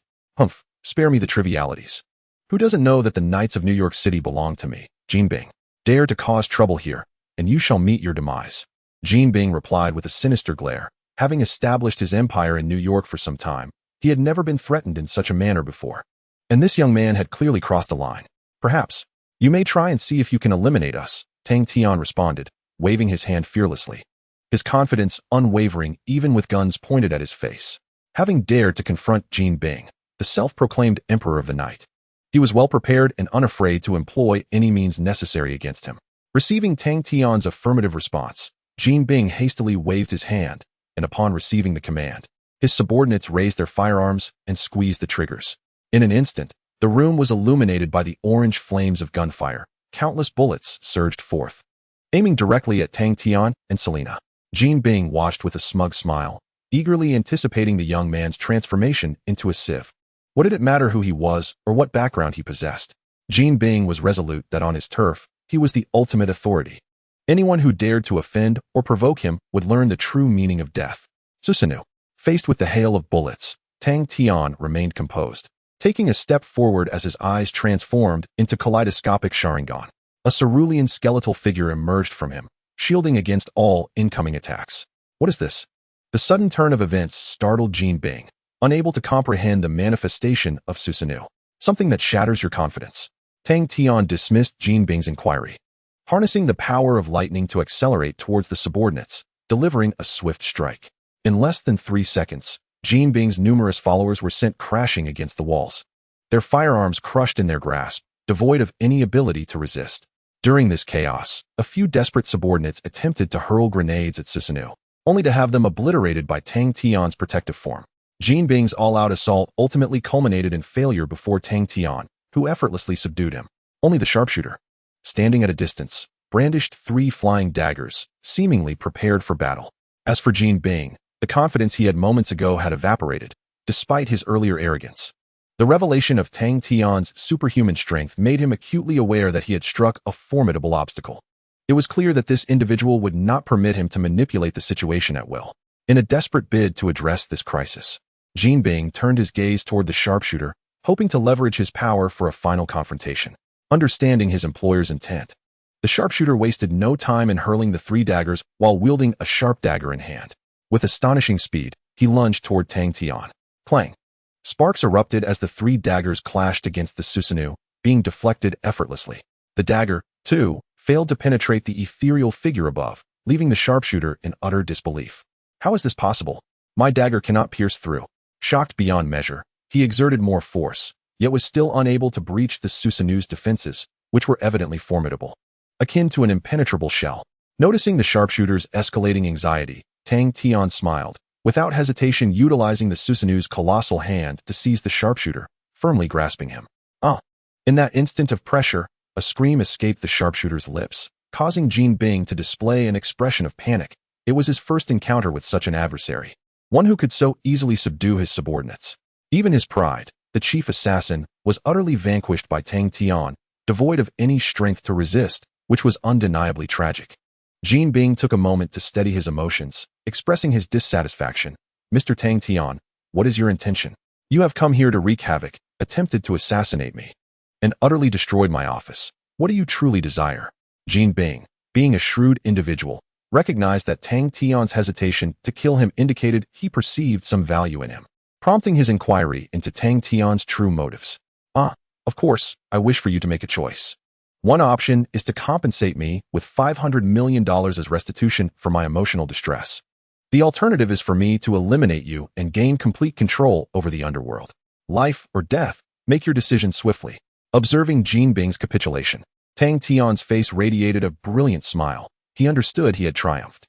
Since this man was willing to submit, offering him a choice was indeed an act of magnanimity. $500 million. Upon hearing this, Jin Bing's countenance darkened, as if he could scarcely fathom the audacity of Tang Tian demanding such an exorbitant sum in compensation. These assets, amounting to a quarter of his entire fortune, would undoubtedly cause him considerable distress if fully extracted. Is this not somewhat excessive? Do you not find it rather extreme? Jin Bing exclaimed, his countenance markedly grim. No, Mr. Jin Bing, you no longer possess the liberty to refuse. You have but one choice, death or compensation. The decision is yours to make. Should you fail to decide within a minute, I shall make the choice for you. Tang Tian declared with an air of intimidation, exuding an unwavering confidence. Jin Bing's expression remained dark for a considerable time, ultimately gritting his teeth in frustration as he cast a resentful glance at Tang Tian. Very well, 500 billion it is. I shall transfer the sum to your account within a week. Excellent. I have a fondness for astute individuals, Mr. Jin Bing. Since you are amenable to compensation, we shall take our leave for now, until we meet again. Observing Jin Bing's capitulation, Tang Tian smiled faintly, discarding his target and departing with his subordinates. Ding. The mission of vengeance against Jin Bing has been completed. The host has received one lottery draw opportunity as a reward. Just as he exited, the system provided him with a delightful surprise, along with this reward. As he watched Tang Tian's retreating figure, Jin Bing found himself utterly powerless. Preparing to liquidate his assets to compensate Tang Tian, while internally vowing never to provoke this perilous individual again. Chapter 42. The invitation from Tony Stark. 3 days later, Jin Bing duly transferred $500 million into his company's account, fulfilling his promise to Tang Tian.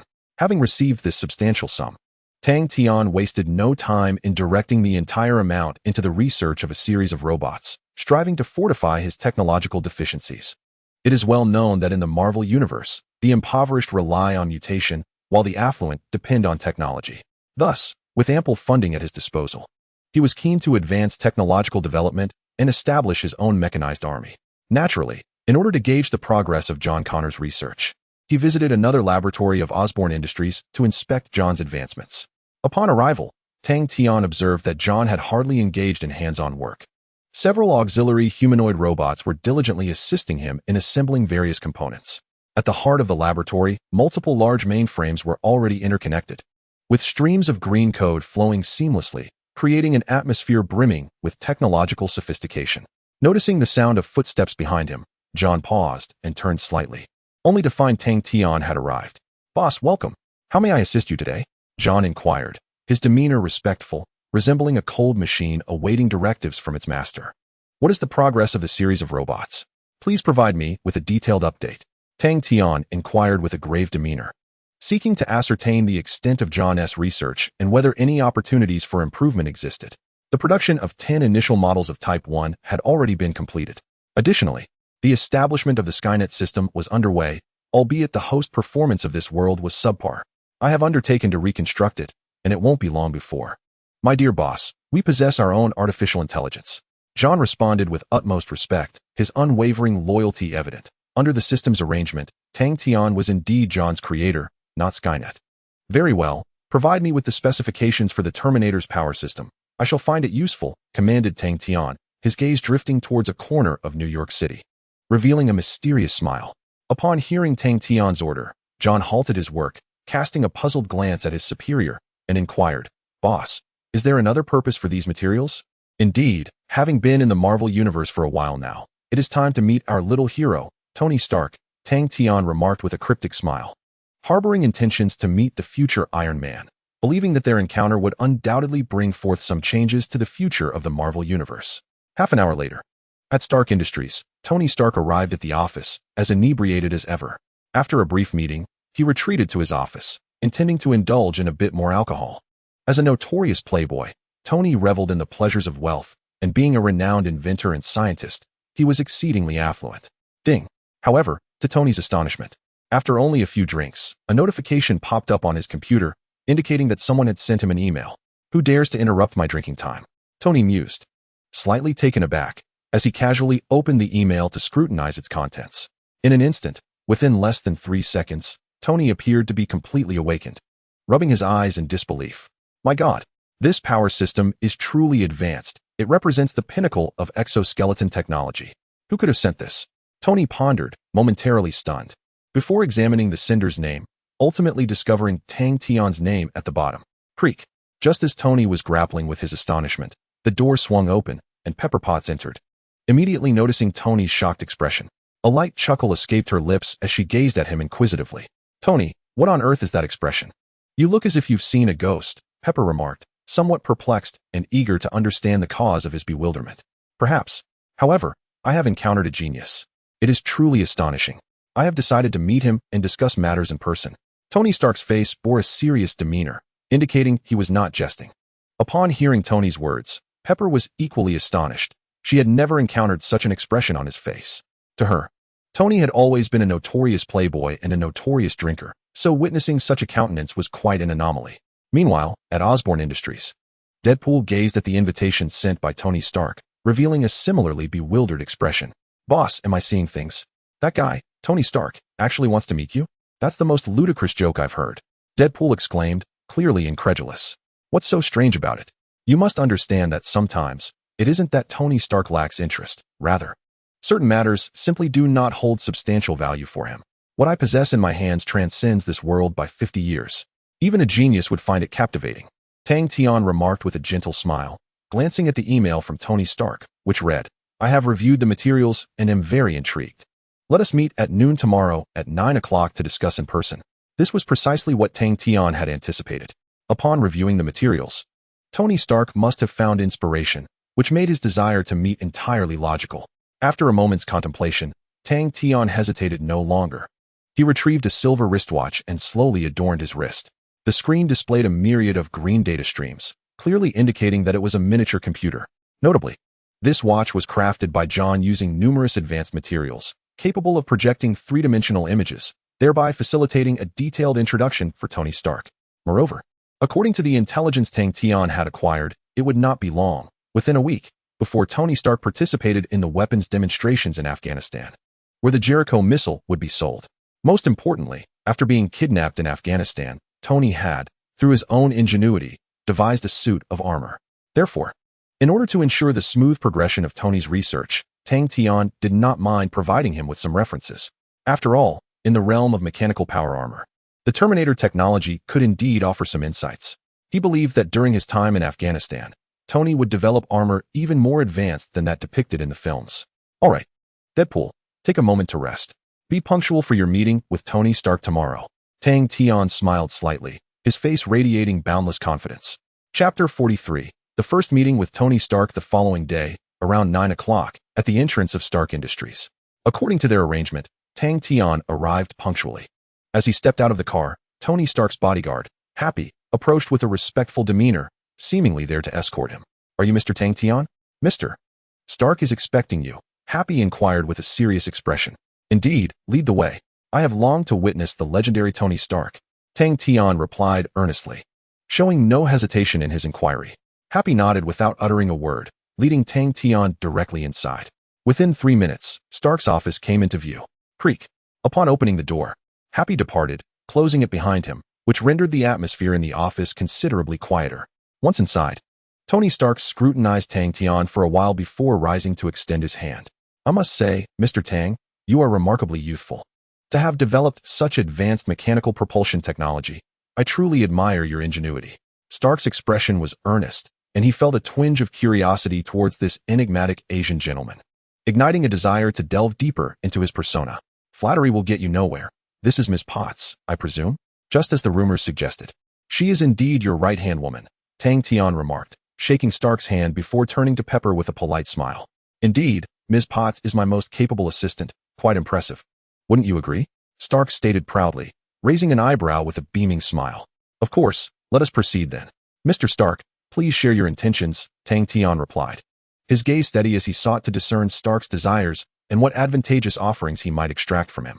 Instantly, Stark's playful demeanor vanished. He produced a cigar, lit it, and took a puff before speaking. "Grant me this mechanical propulsion technology. I can offer you anything in return. Name your price, and Stark Industries will endeavor to meet your demands." Stark, with his vast wealth from Stark Industries, showed no hesitation in his willingness to invest heavily for this technology. "Haha, Mr. Stark, you flatter me. I can indeed transfer the complete mechanical propulsion technology into your hands. However, I have but one request, the technology for the Jericho missile. If you agree, we can finalize the transaction immediately." Tang Tian waved his hand, revealing no intent to negotiate further, locking eyes with Stark as he articulated his most coveted desire. "The Jericho missile? That is not something I am readily prepared to sell. Yet, I find your propulsion technology to be of greater worth." Stark assessed keenly, not reluctant to part with the technology, but rather surprised by the modesty of Tang Tian's request, which seemed almost inconceivable. "I have no qualms. I am more fascinated by the destructive potential of weaponry. This exchange does not seem excessively disadvantageous for me." Tang Tian smiled slightly, aware that Stark was soon to head to Afghanistan, thus making the acquisition of such weaponry all the more appealing. "Very well, it appears our transaction is thus concluded." Tony Stark spoke with enthusiasm, casually nodding to Pepper Potts beside him. She promptly picked up a portable hard drive and began copying the Jericho missile technology onto the computer. Seizing this moment, Tang Tian utilized his wrist computer to present a comprehensive demonstration of power technology, leaving the dashing playboy in awe. "Truly remarkable technology. Your advancements are impressive. Alas, I must depart for Afghanistan shortly and cannot engage in further discussion," Stark exclaimed, his face alight with fervor as he gazed at his wrist computer. "Not to worry, Mr. Stark. I believe we shall meet again before long," replied Tang Tian. After Pepper successfully completed the data transfer, Tang Tian took the materials and handed over another portable hard drive before rising to leave with Deadpool.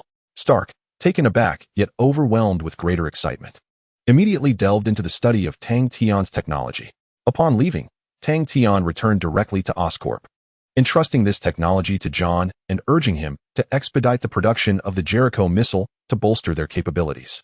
A week later, Stark kept his promise and traveled to Afghanistan to participate in a weapons exercise. Tang Tian felt no surprise. This was an inevitable course of historical development, with Stark's emergence heralding the dawn of the Age of Heroes. Meanwhile, on an icy expanse in the Arctic, Agent Coulson, an elite operative under Nick Fury's command, arrived with a team of agents. They began their collaborative efforts, setting up a machine on the ice that rapidly sliced through the surface, seemingly in search of something. One agent wielding a metal detector, after a diligent search, approached Coulson with a sense of urgency. "Sir, we have located the approximate position of Captain America. Shall we commence excavation? Is that so?" "Proceed with the excavation. After all, he is the first superhero. Finding him may hold the key to his revival." Coulson gestured for his team to begin their work, determined to unearth Captain America. Before long, the sharp laser cutter whirred into action, and after half an hour of relentless cutting, they uncovered a man adorned with a blue mask and wielding a shield emblazoned with the American emblem. Gazing at the figure before him, Coulson felt a wave of nostalgia wash over him, murmuring, "At last, we have found the legendary Captain America. Now we must await his revival. Only then can we strive to safeguard this world." Coulson was filled with anticipation, reflecting on the mission entrusted to him by director Nick Fury, convinced that if they could resurrect Captain America's power would undoubtedly be magnified. After all, with formidable adversaries surrounding them, Tang Tian has established his own power, making it improbable for them to easily control him. Therefore, SHIELD is in urgent need of commanding a team of superheroes to alter the current unfavorable circumstances. Given Captain America's character, he would undoubtedly be utilized by SHIELD, which is the outcome they eagerly anticipate. Chapter 44. The Awakening of Captain America 3 days later. The news of Tony Stark's abduction in Afghanistan spread like wildfire throughout the streets, igniting fervor across the entirety of America. Who is Tony Stark? An inventor, a patriot, a physicist, and the son of the founder of SHIELD. This name alone carries immense weight. Consequently, after Tony Stark had been missing for 3 days, Nick Fury grew increasingly anxious and dispatched SHIELD agents to procure intelligence urgently. Naturally, gathering information in a remote place like Afghanistan was not troublesome, but the personnel dispatched for the operation had yet to be located. Creak. Just as Nick Fury was deep in thought, the door swung open, and Coulson entered without knocking, his face alight with excitement. "What has happened, Coulson?" Nick Fury inquired pensively, hoping for some positive news to alleviate his mounting concern. After a moment of contemplation, he recalled a recent piece of good fortune, the discovery of the frozen Captain America, who had been excavated from the Arctic Ocean and transported to a secret SHIELD base for thawing. Now, 3 days had passed, and Nick Fury remained unaware of the outcome. His curiosity piqued as he gazed at Coulson, eager to hear his report. "It is true, Captain America, Steve Rogers, has completely awakened. He is currently undergoing physical recovery training, and the results are showing promise," Coulson elaborated, excitement radiating from his expression, prompting Nick Fury to rise abruptly, his eyes reflecting exhilaration. "Excellent. Take me to him immediately. It is time I met this legendary superhero who has been in slumber for 70 years. With that declaration, the two exited together, embarking on their journey in a car towards Captain America's recovery location. 5 minutes later, at a place reminiscent of a boxing gym, a black sedan came to a halt, and both Nick Fury and Coulson stepped inside. Upon entering, Nick Fury was greeted by the sight of a man with short golden hair, an impressive physique, and an expression of calm intensity, delivering powerful punches to a heavy bag. After only a few strikes, the bag was punctured, sand spilling onto the floor, yet the man's movements did not cease as he pivoted to approach another heavy bag. "Indeed, he is the world's first superhero. Your strength commands my admiration. How do you feel? I trust your condition has improved?" Nick Fury politely inquired about the condition of Captain America. "No problem. I have largely recovered," Rogers replied. "However, I feel an inability to fulfill my promise. 70 years have passed, and everything has changed." Rogers lamented that, in order to thwart Red Skull's nefarious plot, he ultimately chose self-sacrifice, which prevented him from honoring his commitment to Carter. "Allow me to introduce myself. I am Nick Fury, director of SHIELD. I am genuinely pleased that you have awakened, but you must act swiftly, soldier," Fury remarked, gazing at Rogers. Feeling a sense of joy for the first time, this brainwashed superhero seemed well suited to aid SHIELD. "Understood, sir. What do you require of me?" Rogers did not hesitate, readily accepting Fury's directives and awaiting his instructions. "Excellent. Your task is to rescue an individual named Tony Stark, the son of Howard Stark. I have acquired the necessary intelligence, and I trust you will bring him to safety." Fury elaborated on the mission, pausing briefly before adding, "For this operation, I will have Black Widow assist you. I hope you both achieve a resounding victory." "Absolutely. I will ensure this task is executed flawlessly," Rogers affirmed with enthusiasm. Then followed Coulson to gather his gear and retrieve the shield he had not wielded in quite some time. Meanwhile, at New York City's airport, Tang Tian and Deadpool arrived, preparing to board a flight to Afghanistan to reach their intended destination. Just as they were about to depart, Tang Tian's phone vibrated. Upon checking, he discovered it was a call from Nick Fury, which piqued his curiosity. "Hello, Nick.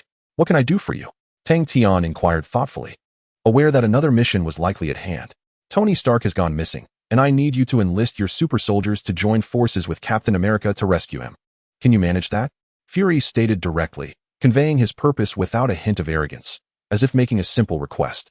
Sure, I'm currently at the airport. Rest assured, Tony and I have recently become friends. I would never allow him to venture into danger alone. I accept this mission, however. I prefer not to contact Captain America just yet. I wish to face him in battle first. Tang Tian responded with palpable excitement, eager for the opportunity to confront the first superhero. Very well. Just remember to exercise restraint. I look forward to your success, Fury concluded before hanging up, a relieved expression crossing his face. This time, 3 superheroes were being dispatched, representing the maximum strength S.H.I.E.L.D. could muster. With this formidable force, rescuing Tony Stark from Afghanistan should prove to be a manageable endeavor. After hanging up on Nick Fury, Tang Tian and Deadpool boarded the plane, gazing out at the azure sky and fluffy clouds. Boss, has S.H.I.E.L.D. called again? These folks truly never forget to exploit us. Yet they offer us so little in return. On the plane, Deadpool wore a displeased expression, believing that S.H.I.E.L.D. was exceedingly stingy, lacking the generosity of his own employer, and fond of playing tricks, an organization he deemed rather unscrupulous. There's nothing to worry about. After all, S.H.I.E.L.D.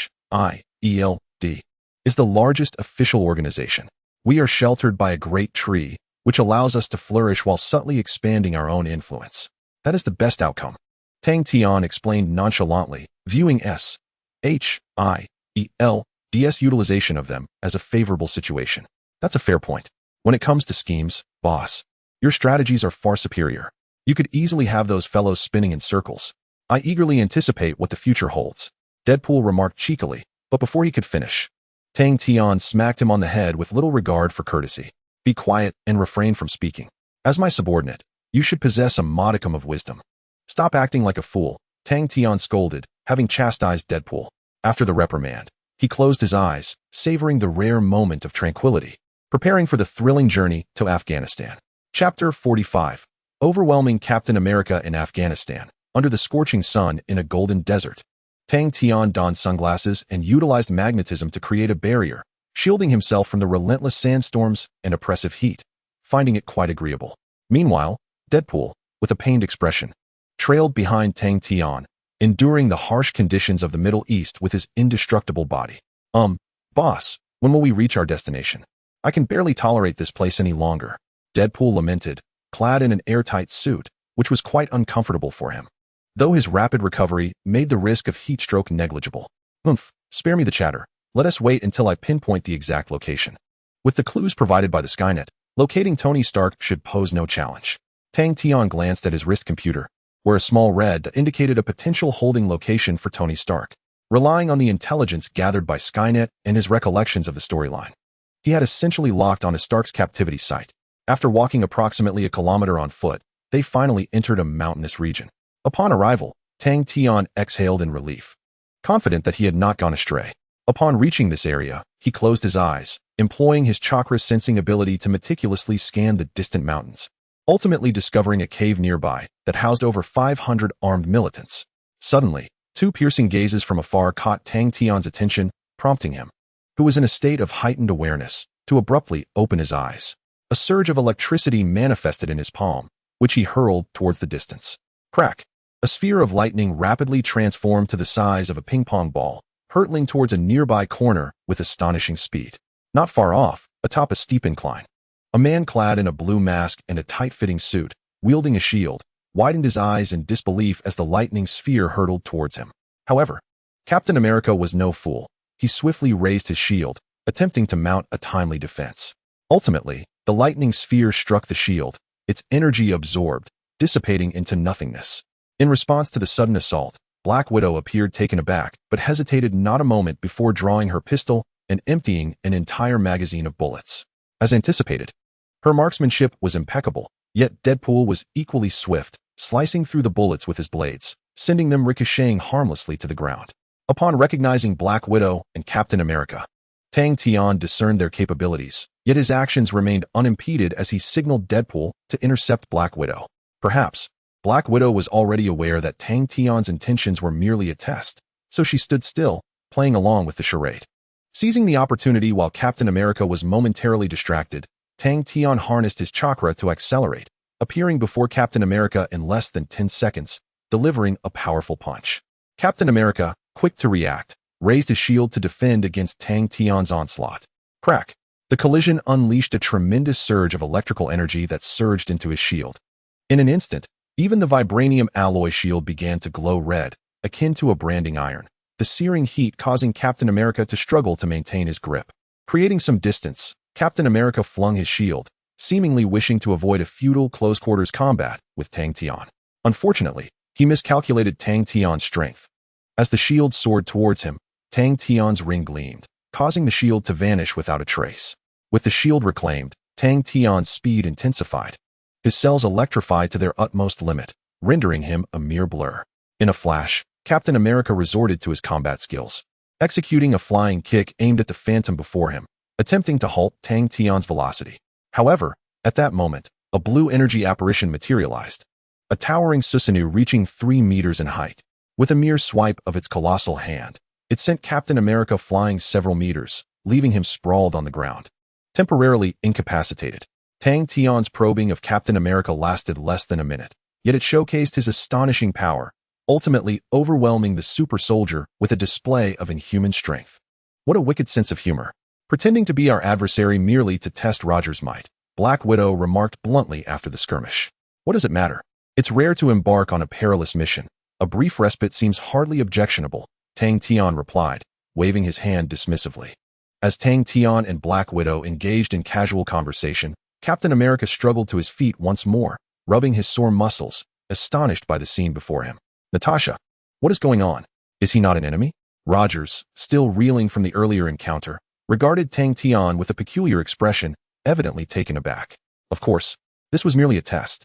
Mr. Tang Tian is also an important ally invited by SHIELD to assist us on this mission. Black Widow succinctly explained. Captain America nodded slightly, beginning to comprehend the situation. Fortunately, both parties had refrained from excessive force. Otherwise, it would undoubtedly affect their forthcoming battle. I see. What plans do you have for the upcoming mission? Captain America inquired curiously, eager to hear Tang Tian's strategy so that arrangements could be made. Quite simple. The gunfire should have already alerted these armed factions. Shortly, you will launch a direct assault to draw their attention. Tang Tian glanced at both of them and laid out a detailed plan, ensuring they understood their roles. And what about you? Black Widow questioned, puzzled as to why they could not strike together to eliminate the armed combatants instead of splitting into 2 groups. I will attack the flank and directly infiltrate the cave to rescue Tony Stark. This is the most reasonable approach. As long as you ensure your strength is superior to mine, you may also engage the flank. Tang Tian smiled slightly, confident in his capabilities, not believing that Captain America and Black Widow possessed his remarkable prowess. You are right. Natasha and I will take the lead, and together we will extract Tony Stark. Captain America stated earnestly, seemingly resolved to follow Tang Tian's counsel. Excellent. Then let us proceed in this manner. After your assault, we will launch our attack from the opposite side, Tang Tian affirmed with a light smile, solidifying the plan. Chapter 46. Mission Initiation, Rescue Tony Stark. Outside the armed factions base in Afghanistan, having finalized their assault strategy, Captain America and Black Widow arrived at the location, utilizing binoculars to survey the interior, preparing for a full-scale attack on the base. The Black Widow, having observed for a while, discerned that a machine gun was mounted at the entrance, accompanied by hundreds of thousands of rounds of ammunition. 2 machine gunners stood guard, flanked by dozens of armed militants. It was evident that these individuals had responded to the earlier gunfire, establishing a defensive perimeter at the threshold. Captain, your shield is crafted from vibranium, capable of withstanding and deflecting all manner of bullets. However, you must exercise caution regarding the damaging force of explosive shockwaves, Black Widow stated earnestly, hoping that Captain America would proceed with due vigilance. Not a problem. You should also remain cautious to avoid their heavy fire. Captain America nodded, seemingly unfazed. After their discussion concluded, he brandished his shield and strode purposefully into the fray, disregarding the machine gun at the entrance, advancing with an air of intimidation. As he emerged, the armed militants at the entrance erupted into shouts, brandishing their weapons at the approaching Captain America, attempting to compel him to halt. Unfortunately, Captain America was not well versed in Afghan dialects, leaving him to speculate that they were demanding his surrender or submission. Ignoring their commands, he forcefully infiltrated their stronghold, inciting fury among the soldiers around him. The machine gun and heavy artillery converged to unleash a tempest of death upon Captain America's vicinity. In response, Rogers remained undeterred, charging forth into the hail of bullets with increased speed. Clang, clang, as the terrifying metallic storm met his vibranium shield. Only a few sparks were produced before the projectiles ricocheted off, leaving Captain America unscathed. Before long, he reached the position where the machine gun was stationed, casually hurling his shield and incapacitating one of the militants with a single blow. The two machine gunners fared no better, swiftly subdued by Captain America's combat prowess. Meanwhile, Black Widow capitalized on her advantages, skillfully picking off militants from a distance, sending them to meet their maker. Perhaps sensing the formidable opposition they faced, most of the armed forces redirected their attention towards Captain America and Black Widow, intent on eliminating these assailants. On the flank, Tang Tian and Deadpool observed the significant reduction in enemy numbers and seized the opportunity to infiltrate, making their way towards the heart of the cave. Along the way, when the militants spotted them, they opened fire in a desperate attempt to eliminate the new intruders. However, Tang Tian effortlessly manipulated magnetic forces, causing the bullets to ricochet at accelerated speeds, neutralizing the oncoming militants. Within the cavern, a burly leader, adorned with a thick beard, seethed with fury upon receiving reports from his subordinates about two intruders who had dared to confront them at their very doorstep. Damn it, you are utterly useless. Incapable of handling merely two individuals. What purpose do you serve?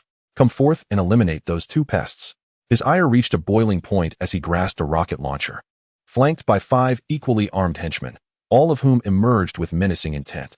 Upon their emergence, the sight of Tang Tian and Deadpool ignited the leader's wrath. Gripping his rocket launcher tightly, he unleashed a barrage of missiles, his subordinates mirroring his actions as 6 rockets soared menacingly towards the duo. Susanoo. Undaunted by such a ferocious assault, Tang Tian effortlessly activated his Susanoo, resulting in a spectacular explosion as several rockets detonated. As the smoke cleared, both Tang Tian and Deadpool remained unscathed. In a swift motion, colossal energy hands descended upon the leader and several armed men, sending them hurtling through the air, akin to cannonballs striking the ground. The overwhelming force left the leader dazed and disoriented, feeling as if his body were disassembling. Despite this, he clutched his communicator, desperately attempting to contact his men inside to thwart the duo from rescuing Tony Stark. In the depths of the dark cavern, countless armed men unleashed a relentless barrage of gunfire towards Tang Tian and his companion, illuminating the cave with their onslaught. In the next moment, a massive fist transformed into a bolt of lightning, propelling the assailants away, causing them to spit blood and collapse under the immense impact. Beside him, Deadpool, noticing the impending threat, drew his dual blades and swiftly dispatched the would-be attackers. Ha ha ha, this battle is exhilarating. Boss, you have brought me to a splendid venue.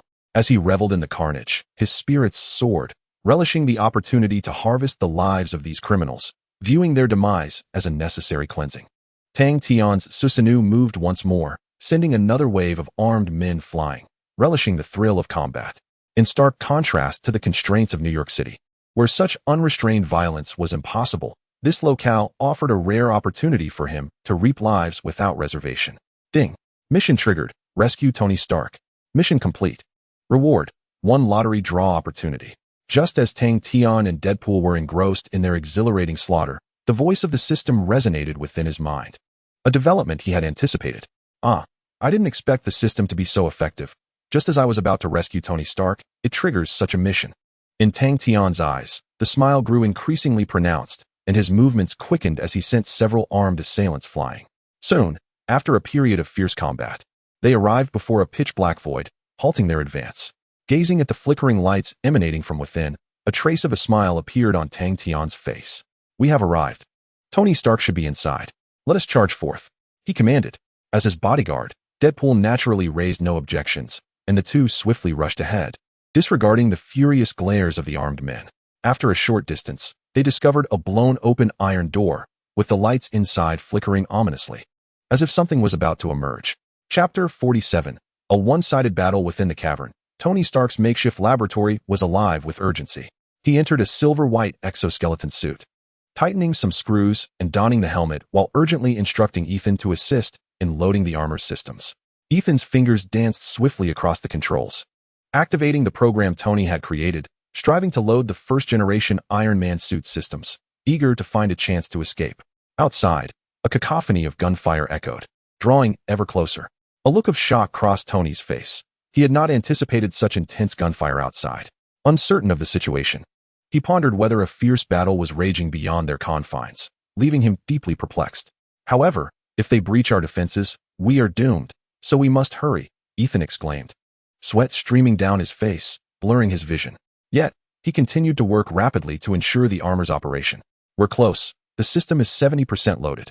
Give us 3 more minutes, and we may yet escape this place. Tony felt a surge of excitement.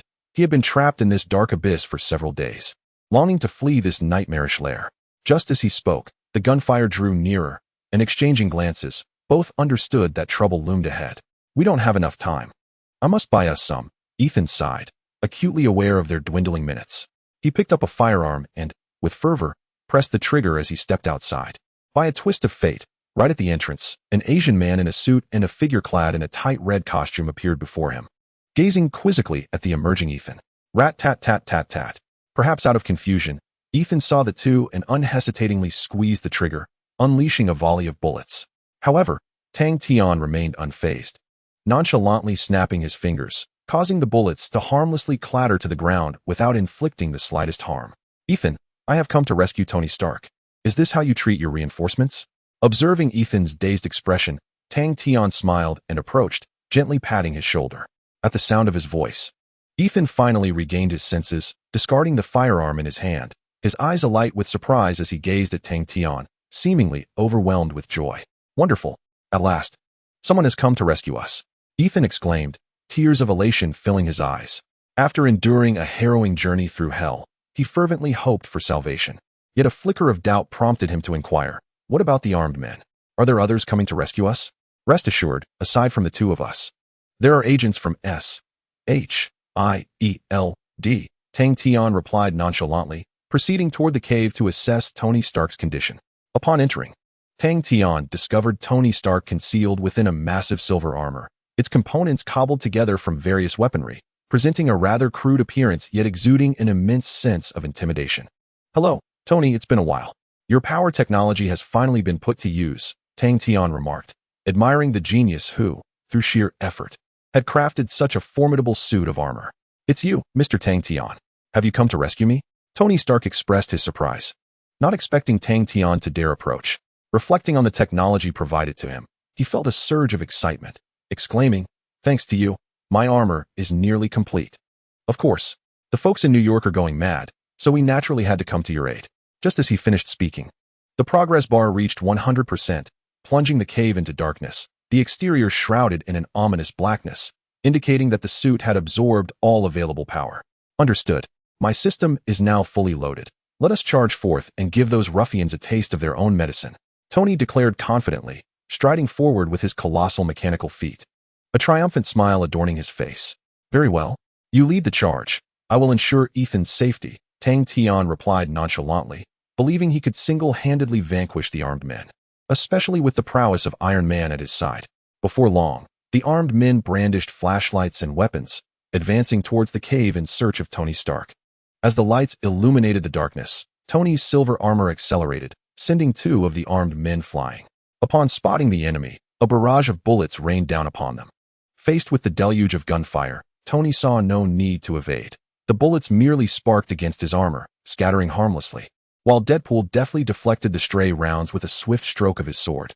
Upon exiting the cavern, the armed militants outside erupted into a cacophony of shouts, unleashing a barrage of bullets. However, after merely a few rounds were fired, a shield soared through the air, sending several of the assailants sprawling.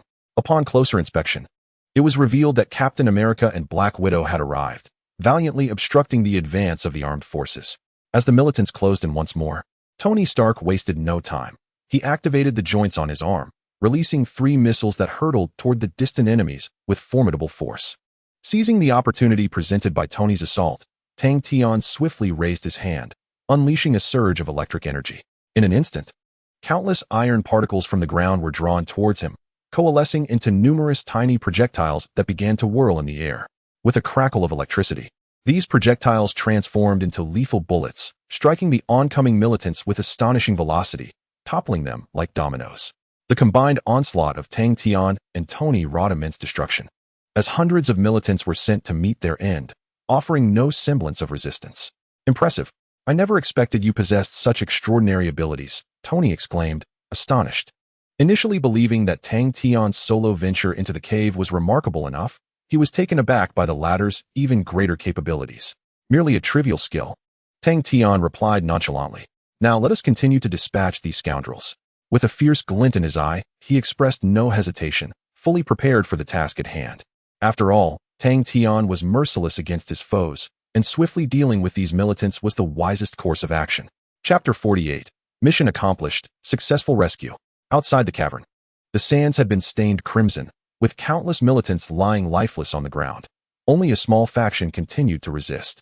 Together, Tang Tian and Tony had effectively eradicated the majority of the armed forces, while Black Widow and Captain America united to neutralize the reinforcements that had arrived. At last, they confronted the leader of the Ten Rings, Wang Qiu, who, flanked by 30 armed subordinates wielding machine guns and rocket launchers, aimed menacingly at them. You should not have come here. Your presence has disrupted my plans, Wang Qiu snarled, his gaze fixed on Tang Tian and Tony, resembling a ravenous wolf fueled by vengeance. Casting a glance at their weaponry, Tang Tian's eyes glimmered with disdain. Do you truly believe those sticks of fire hold any efficacy? I wager you cannot inflict even a scratch upon us, he taunted, whistling casually, unperturbed by Wang Qiu's ire, seemingly unfazed by the provocation. Suddenly, a glimmer of murderous intent flashed in Wang Qiu's eyes. As the leader of the Ten Commandments gang, he had always enjoyed a high status. Now, being mocked by Tang Tian had ignited his suppressed fury. Open fire. With a wave of his hand, countless bullets and missiles surged forth, darkening the skies above their area with indiscriminate bombardment. Susanoo. Nevertheless, in the face of such a dire crisis, Tang Tian remained unfazed, calmly uttering these words. In an instant, a cerulean Susanoo reappeared, an invisible force field effortlessly deflecting the incoming attacks and obliterating the missiles in the process. My heavens, this power is astonishing. Tony gazed in shock at the spectacle before him, utterly astounded by Tang Tian's ability to handle such a crisis with ease, earning his deep admiration. After withstanding all the assaults, Tang Tian summoned the Ten-Fist Sword, which radiated with fierce electric energy, the pure energy blade coalescing into existence. May you all descend to hell. Electric slash. With that proclamation, a blade of lightning surged forth at an extraordinary speed, crashing down upon Wang Qiu and his men.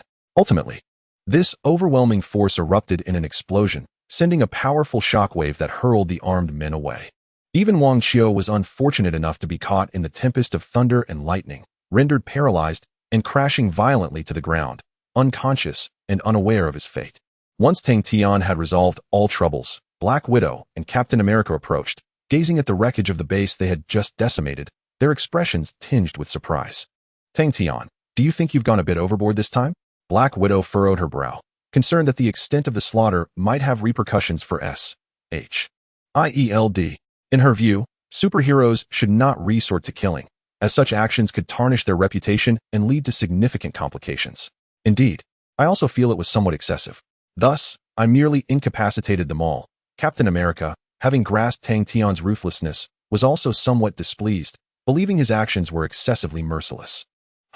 They were merely a bunch of insignificant armed thugs, devoid of any human rights.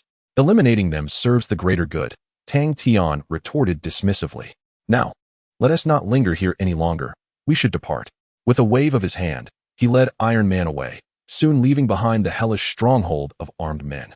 Despite Tang Tian's explanation, Black Widow and Captain America shared a hint of dissatisfaction, yet they ultimately refrained from further comment, deciding instead to find a way to persuade him later.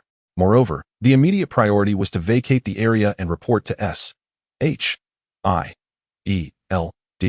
that the mission was accomplished, leading them to maintain a period of silence. Before long, they found themselves amidst a stretch of golden sands. Suddenly, Tang Tian came to a halt and snapped his fingers, causing two sunshade-covered lounge chairs to materialize before them. Wow, am I dreaming? This desolate place has lounge chairs. Tony exclaimed, his eyes lighting up. He promptly shed his armor and reclined on the ground without a shred of decorum. Even Ethan followed suit, lying beneath the umbrella, reveling in the leisurely respite. How did you manage that? Black Widow inquired, astonished by the sudden appearance of the chairs, unable to fathom the source of this marvel.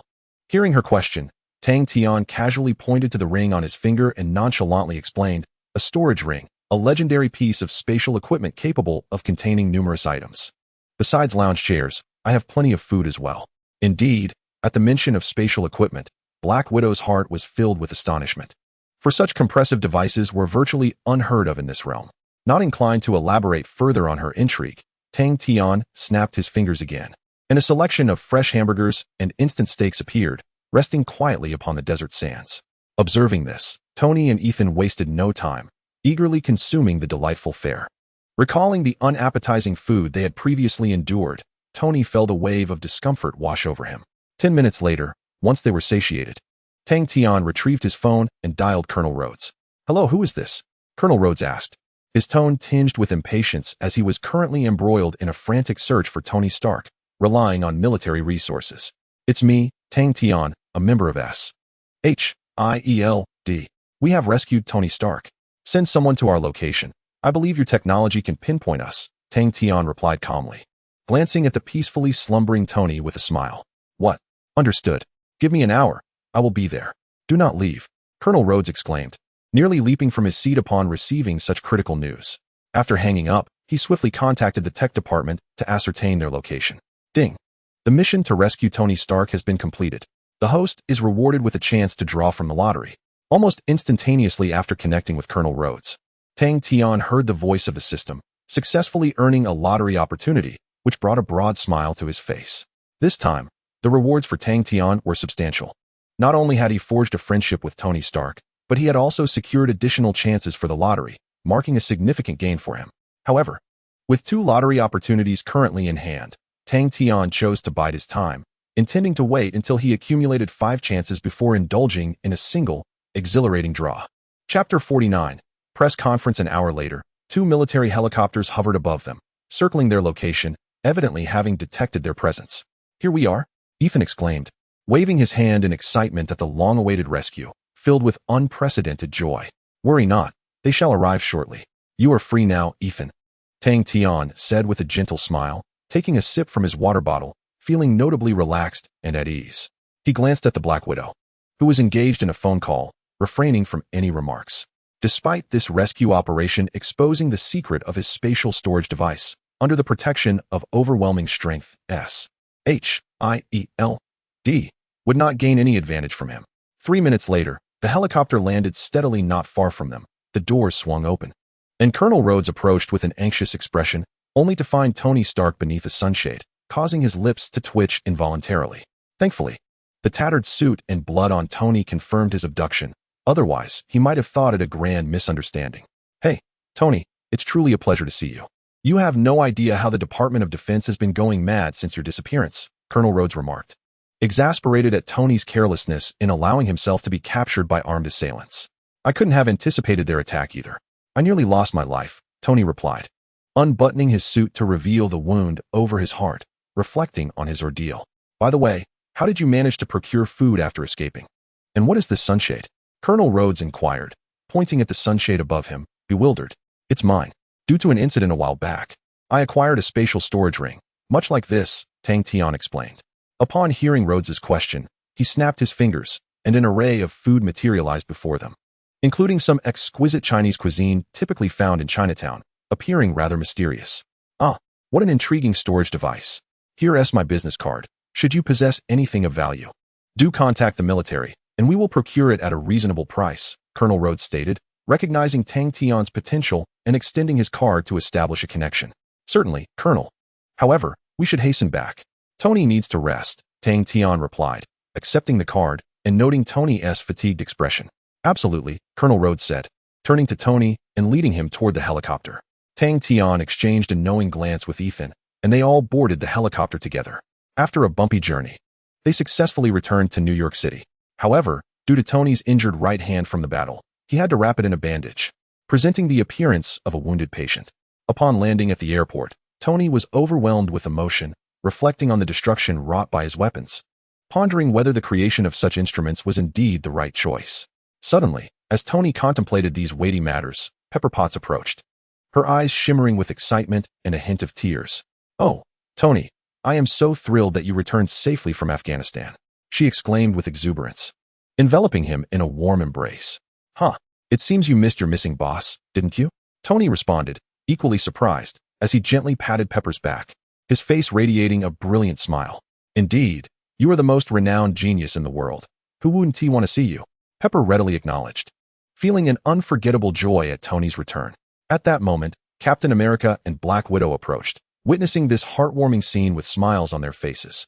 Since Mr. Stark has returned safely, we shall take our leave to hand over our tasks. Please, Mr. Stark, take the time to rest. You are always welcome at H-I-E-L-D,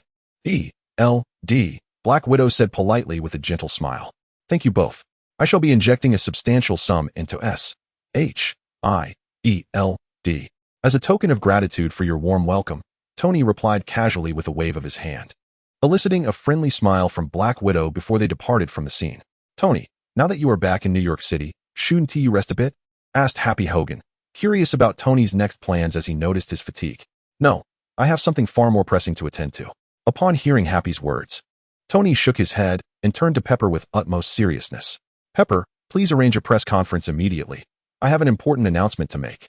Happy, can you stay here a while longer? Of course. I have nothing else to do anyway, Happy replied nonchalantly, recognizing that being present with Tony Stark could lead to new opportunities. Wait, Tony, are you not going to rest? Pepper inquired, puzzled by Tony's determination. No, this matter takes precedence, Tony asserted with a grave expression as Pepper began organizing the press conference, and he and Happy proceeded to the venue. 2 hours later, the press conference venue was already bustling with journalists from various media outlets, such as the Daily Planet and the Herald, akin to sharks drawn by the scent of blood. At the conference, Happy and Pepper stood at the back, while Tony Stark stood at the forefront, indulging in a hamburger as though it were a delicacy. Not long after, a man in a black suit approached the crowd, making his way directly to Tang Tian, his expression radiating utmost respect. Hello, Mr. Tang Tian. I appreciate your efforts in this endeavor, Coulson said reverently, expressing gratitude for the mission to rescue Tony. There's no need for such formalities. After all, I am a member of S-H-I-E-L-D. Assisting Tony is simply part of my duty, Tang Tian replied politely, engaging in light conversation with Coulson to pass the time. Throughout their dialogue, Coulson subtly hinted at his own powers and equipment, eager to discover any intriguing artifacts Tang Tian might possess. However, each time this topic arose, Tang Tian merely smiled in silence, clearly disinterested in expanding upon it, deftly evading the subject. Soon after, the main antagonist, Obadiah, arrived, feigning concern for Tony's well-being with a disingenuous tone, inquiring about his condition. Tony, pleased by Obadiah's attention, rose to his feet and gradually moved forward as all the reporters gathered. Ultimately, Tony halted at the forefront, recounting the harrowing sights he had witnessed in Afghanistan, elucidating the perils of weaponry and advocating against its production. This revelation did not surprise Tang Tian. Rather, it incited an intense fury within Obadiah. Oh, it appears a new mission awaits. Indeed, being close to Tony is a wise strategy, Tang Tian thought, a confident smile illuminating his face. As Tang Tian beamed, Tony was reaching the climax of his speech, having built up to this moment for some time. He finally declared, therefore, I have decided to shut down the weapons division and cease the development of arms, striving to contribute more positively to this world. In an instant, the astonishing announcement left all the reporters in utter shock, their expressions frozen in disbelief at the decision made by the legendary playboy. Chapter 50, Mission Triggered, Obadiah's Conspiracy. In Manhattan, at the press conference, when Tony Stark proclaimed his decision to disband the weapons division, the room erupted in uproar. Cameras clicked incessantly, flashes illuminating Tony Stark's figure. I'm sorry, but it seems Tony is inebriated. Let us terminate this press conference. Obadiah interjected, unable to tolerate Tony's decision.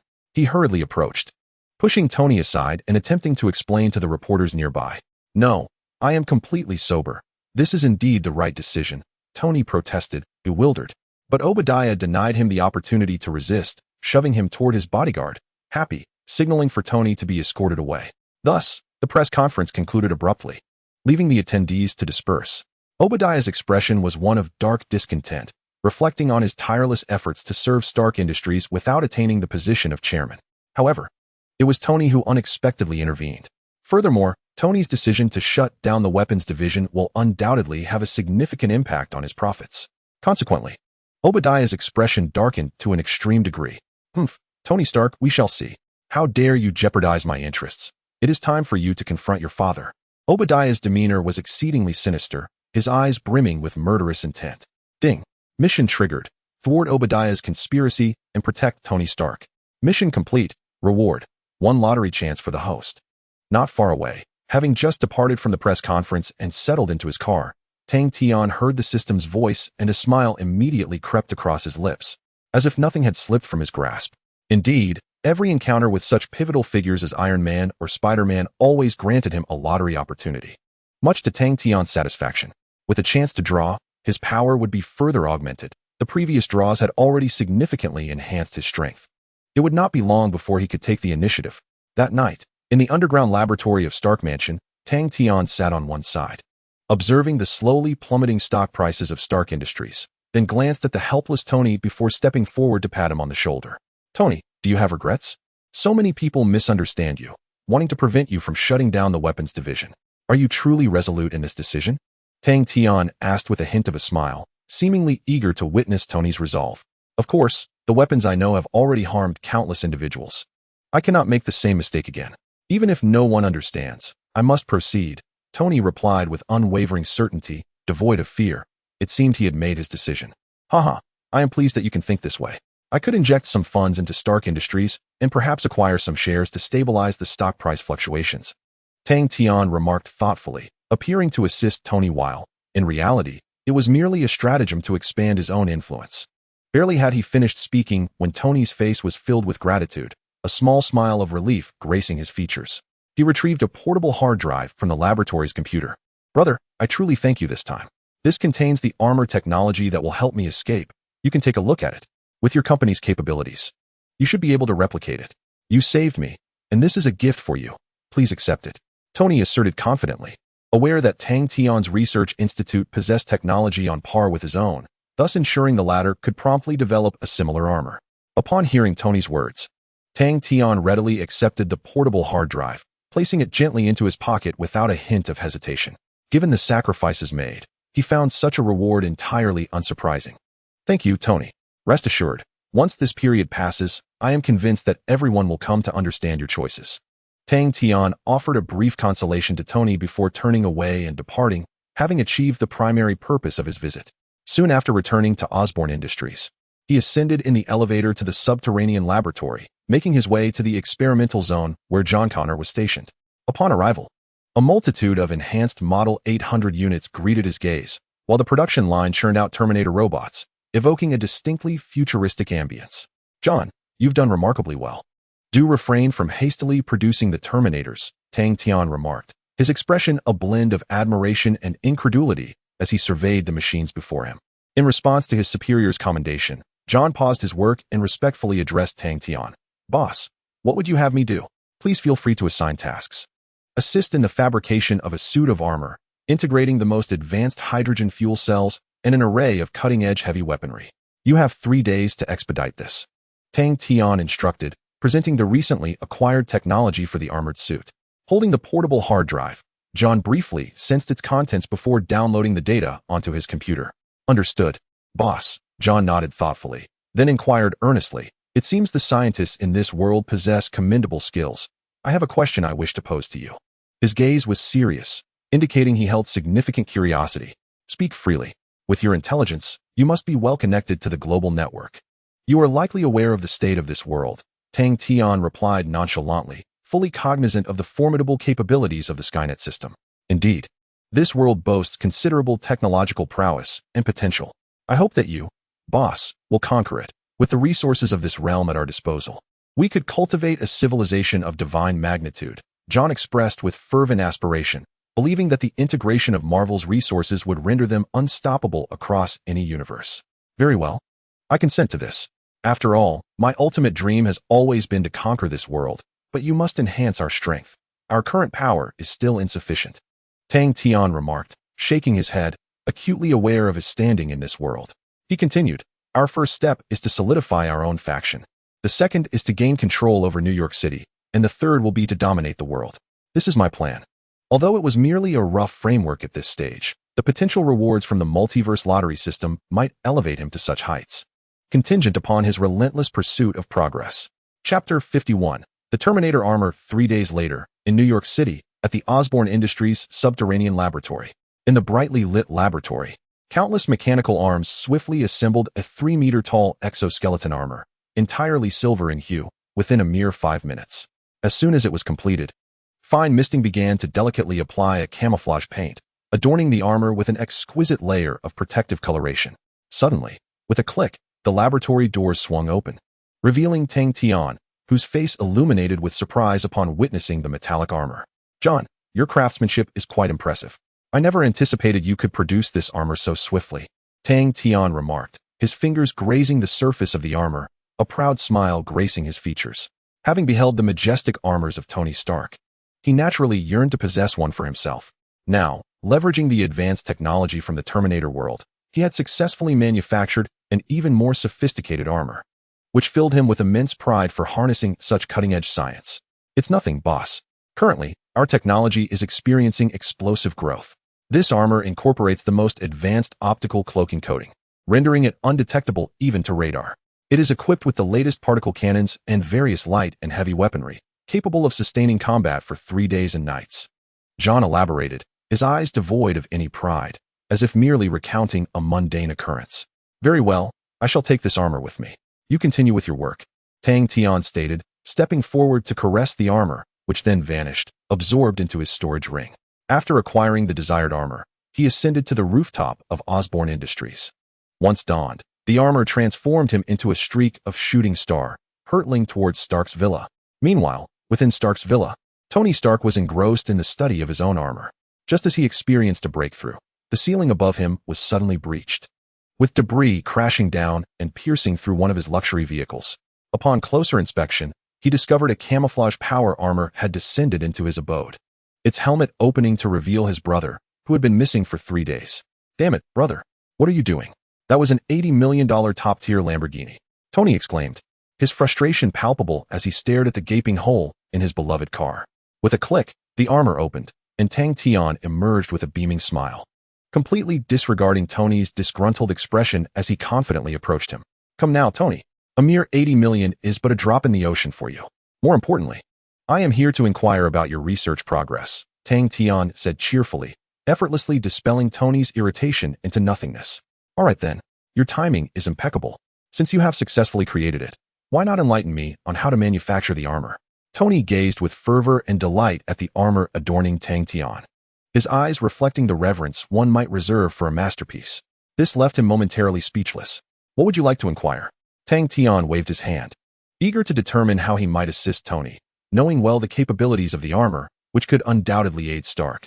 "What is the optimal axial load-bearing capacity for the power armor?" Tony Stark was keen to pose this question. The power armor was nearly complete, with only a few technical challenges remaining before it could be manufactured. 25%. Tang Tian responded without hesitation, having arrived at this conclusion through numerous experiments, deeming it the best choice for both acceleration and flight. This prompted Tony to commence his trials, ultimately confirming that the level of 25 was indeed the most suitable. Arvis. Initiate the outer shell installation. I wish to conduct testing immediately. Having overcome significant technical hurdles, Tony was exceptionally elated, issuing commands to his artificial intelligence to commence the installation. "Yes, sir." Arvis stood at the center of the laboratory as countless mechanical arms sprang into action, affixing the outer shell. Before long, a dazzling suit of armor materialized before Tang Tian's eyes. "Incredible. Tony, you finally succeeded in creating it." Tang Tian beamed with joy, realizing that Iron Man had officially come to life, bringing him a step closer to his mission. "Haha, indeed. So, how about we take flight together for a bit of fun and testing?" Tony inquired, his anticipation palpable as he yearned to soar. "Sounds good. I haven't had the chance to test this aspect either." Tang Tian readily agreed, and with both donned in armor, they accelerated and surged forth from the garage into the night sky. "Fantastic. So cool." After several exhilarating laps, Tony shouted with excitement, his voice imbued with pride. Feeling a sense of achievement, Tang Tian, soaring alongside him, reveled in the exceptional capabilities of the Terminator armor, feeling an unprecedented thrill with such rapid movement. "Hey, Tang Tian, let us ascend to greater heights." The sky is where I long to be. Let us see how high we can go. What do you think? Tony, filled with enthusiasm, extended an invitation to Tang Tian, clearly eager for altitude. Apologies, sir, but significant accidents can occur due to ice formation at high altitudes. I urge caution. J.A.R.V.I.S. interjected, heeding his master's warning. No worries. Let's give it a try and see just how high we can reach. Tang Tian readily accepted Tony's invitation, and the two of them sped upwards, soaring to heights of tens of thousands of meters. As a result, during the course of advancement, Tony's armor began to freeze incessantly, ultimately leading to the complete shutdown of the system, rendering it akin to a hunk of scrap metal destined to plummet. Meanwhile, Tang Tian remained entirely unscathed. The mechanical propulsion technology of the Terminator world far surpassed that of this realm, making the issue of freezing in this world merely a trivial inconvenience for him. Thus, upon witnessing Tony's impending descent, Tang Tian accelerated and appeared before him, employing a high-temperature flamethrower to entirely melt the ice encasing Tony, thereby restoring the system. Thank you, my brother, for saving my life once again. It seems that high-altitude icing is indeed a significant issue, Tony remarked, visibly grateful. Not at all. We have long been friends, so there is no need for such formality, Tang Tian replied with a gentle smile, dismissing the incident as a simple matter, one that could not be more straightforward. Chapter 52. Punisher Frank. That evening, after conducting tests on the powered armor, Tony indeed discovered numerous issues and instructed J.A.R.V.I.S. to meticulously document and rectify them.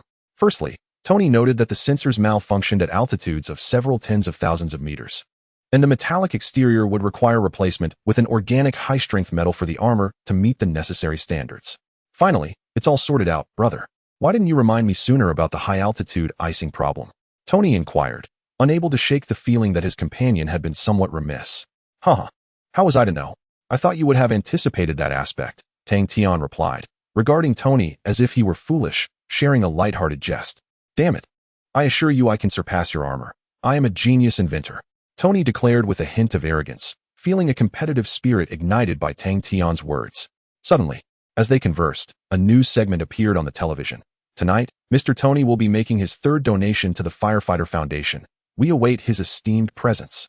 Sir, the head of the foundation has invited you to attend this event. J.A.R.V.I.S. promptly informed Tony. Ugh, yet another tedious affair. J.A.R.V.I.S. Please decline this invitation, Tony scoffed, believing that participating in such an event was less productive than diligently working on his armor, which he thought might lead to success. Wait, Tony, you should consider attending this event. You've been cooped up at home for too long. Outsiders might think you've succumbed to social anxiety, Tang Tian advised, shaking his head with a serious demeanor. Brother, since this is your suggestion, I shall decide to comply. Upon receiving Tang Tian's suggestion, Tony contemplated for a moment before graciously accepting his well-meaning offer, considering it a rather uncomplicated choice. Excellent. Let us embark on our journey and surprise them, Tang Tian remarked with a subtle smile, pulling out a tailored suit to don for the event alongside Tony. At 10 o'clock in the evening, the car transporting Tang Tian and Tony arrived at the entrance of a luxurious five-star hotel. As the door swung open, the two men descended with a measured grace. Upon stepping into the hotel, they were greeted by a bustling crowd of individuals from various industries, engaged in earnest conversations. However, the atmosphere shifted dramatically upon Tony's arrival, as nearly everyone turned their attention towards him in astonishment. Particularly, a throng of youthful and radiant women gazed at Tony with the predatory eyes of hunters, each striving to captivate his attention with flirtatious glances and alluring smiles. Yet, having undergone a transformative experience during his travels in Afghanistan, Tony remained unfazed by their advances, seeking a quiet corner to sit undisturbed. As the event progressed, Tony generously ordered 2 glasses of vodka, offering one to Tang Tian as they observed the unfolding spectacle. What a tedious affair, aside from you. It seems the rest are merely eager to curry favor with me, Tony remarked nonchalantly, taking a sip of the potent drink, his expression a mixture of contemplation and amusement. Perhaps this is life, is it not? Tang Tian mused, raising his glass in silent agreement. At that moment, as their conversation meandered, a man with raven-black hair approached them, fixing his gaze upon Tang Tian. Sir, would you mind if we had a word? Allow me to introduce myself. I am Frank. Though you may refer to me as the Punisher, he stated, his voice resonating with an intriguing magnetism. As he settled into the conversation, Tony's brow furrowed in displeasure. sensing an unsettling aura emanating from Frank. It was an inexplicable chill, one that stirred his discomfort. "Is he a friend of yours? I haven't heard of him before," Tony inquired, his irritation palpable. "Consider it so. I shall engage in conversation with him. You remain here for now," Tang Tian responded with a smile. Then followed the Punisher to a more secluded area. In this tranquil setting, they regarded each other in silence, both assessing the other without uttering a word. "I apologize, Mr. Tang. The recent encounter with Kingpin left you in the hospital for quite some time. My negligence warrants your forgiveness," the Punisher offered sincerely, his demeanor earnest, clearly indicating he had no intention of trivializing the matter at hand. "Oh, to be honest, I am quite taken aback. I had initially resolved to seek out Mr. Frank. Yet unexpectedly, you have come to find me. It seems you possess a significant resolution of your own." Tang Tian found it curious, despite having troubled Kingpin. He hesitated to exact revenge upon the Punisher. After all, within the Marvel Universe, the Punisher occupies a morally ambiguous space. To label him a superhero would be misleading, for he strikes ruthlessly against his foes, showing no hesitation in dealing with formidable villains. Conversely, to deem him a villain would also be inaccurate, as he consistently eradicates crime. Employing a violent means to restore a semblance of order, effectively rendering crime nearly non-existent. In essence, Frank Castle is an exceedingly complex individual, which elucidates Tang Tian's reluctance to pursue him. Quite simply, you have dealt with Kingpin, compelling him to moderate his actions. Furthermore, your merciless approach towards adversaries reveals a shared understanding between us. The Punisher's gaze was imbued with seriousness, conveying his intentions with clarity. "So, Mr. Frank, what brings you to seek me today? Provided the terms are reasonable, I am willing to acquiesce." Tang Tian responded promptly, a smile gracing his face as he awaited the Punisher's intentions. "I am willing to serve under you. Should you encounter someone like Kingpin again, you may entrust me with the matter. However, if complications arise, I hope you can leverage your connections with SHIELD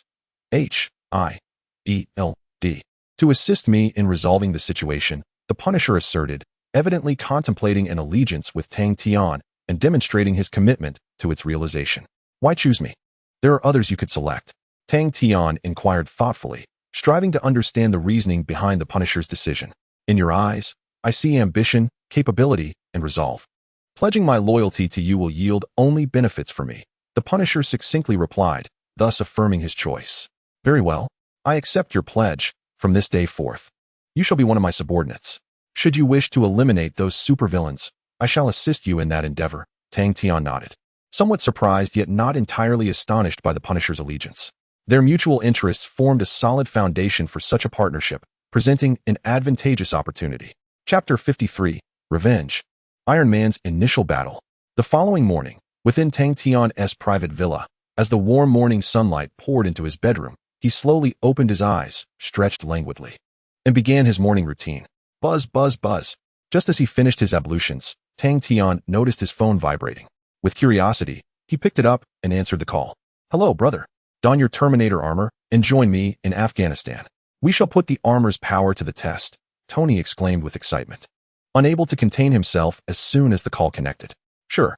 Send me the coordinates, and let us embark together." Upon receiving Tony's invitation, Tang Tian naturally accepted with enthusiasm. Casually snapping his fingers, the Terminator armor materialized before his eyes. 2 hours later, in the sandy expanse of Afghanistan, 2 Iron Men descended abruptly, causing the ground to tremble beneath them. Not far away, a group of armed militants, who had just kidnapped a batch of hostages and were yet to depart, witnessed a shocking scene unfold before them. We are about to have a grand showdown. After returning to familiar territory, Tony was particularly exhilarated, raising his hands in a gesture of celebration. Inevitably, the armed militants soon recovered from their astonishment and began to fire frantically at them. In an instant, a barrage of gunfire rained down upon their armor, producing the sound of metal clashing. Yet for Tang Tian, ensconced within the armor, there was not the slightest harm. A futile assault. Undeterred by the metallic tempest, Tang Tian embraced the hail of bullets. With a surge of acceleration from the Terminator armor, he sent 2 militants flying, their bodies crashing to the ground as they coughed up blood, rendered lifeless. Tony was no slower. With a swift kick, he sent another armed militant soaring through the air. Realizing the formidable nature of these 2 Iron Men, the militants resorted to throwing grenades, hoping to shatter the duo into fragments. Boom. However, unbeknownst to them, as the grenades were launched, 2 particle beams from Tang Tian and Tony ignited the explosives, sending 2 nearby militants flying instead. Onlookers, witnessing the carnage as if it were mere grass being mowed, were left speechless. To them, these militants had always been fearsome, frequently taking lives. But now they were being dealt with effectively. This time, Tang Tian and Tony fought with great vigor, utilizing the capabilities of their armor to eliminate the militants one by one, except for a few militants who, sensing trouble, aimed their guns at the civilians. There was not a single living soul left in their vicinity. In a desperate bid for survival, the remaining militants raised their rifles, targeting the women and children among the impoverished, seemingly threatening them to remain at bay. What to do? They have taken hostages. Tony hesitated, glancing at the militants holding the captives, and questioned Tang Tian with uncertainty. Do not concern yourself. Eliminate all the militants. They are scum that do not deserve to inhabit this world, Tang Tian replied nonchalantly. The militants in the distance were increasingly tense, their trembling guns betraying their fear of rash actions. After a moment's contemplation, Tang Tian offered no further explanation. Several infrared beams locked onto the militants, and from his wrist, a 60 emerged, unleashing a fiery orange projectile that sent the militants crashing to the ground. Snap! After ruthlessly eliminating the armed militants, Tony casually punched through a wall, yanked out a burly man with a beard, and tossed him to the civilians. He then waved at Tang Tian, exclaiming, "Brother, our mission is accomplished. Let us hurry back. Today has been exhilarating." Tony's face was alight with excitement as he spoke into the communicator. "Of course, let us set off." Tang Tian did not object, and the two transformed into streaks of red light, vanishing from sight. This time, Tony had successfully completed his revenge, relishing the sweet release of pent-up frustration. The mere thought of the detestable armed militants spurred him to wish for their complete eradication. Just 5 minutes into their flight, 2 tank shells suddenly hurtled toward them. In a critical moment, Tang Tian activated his Susanoo, shielding them from the oncoming projectiles. Unfortunately, Tony was not so fortunate. He was struck in the shoulder and crashed to the ground.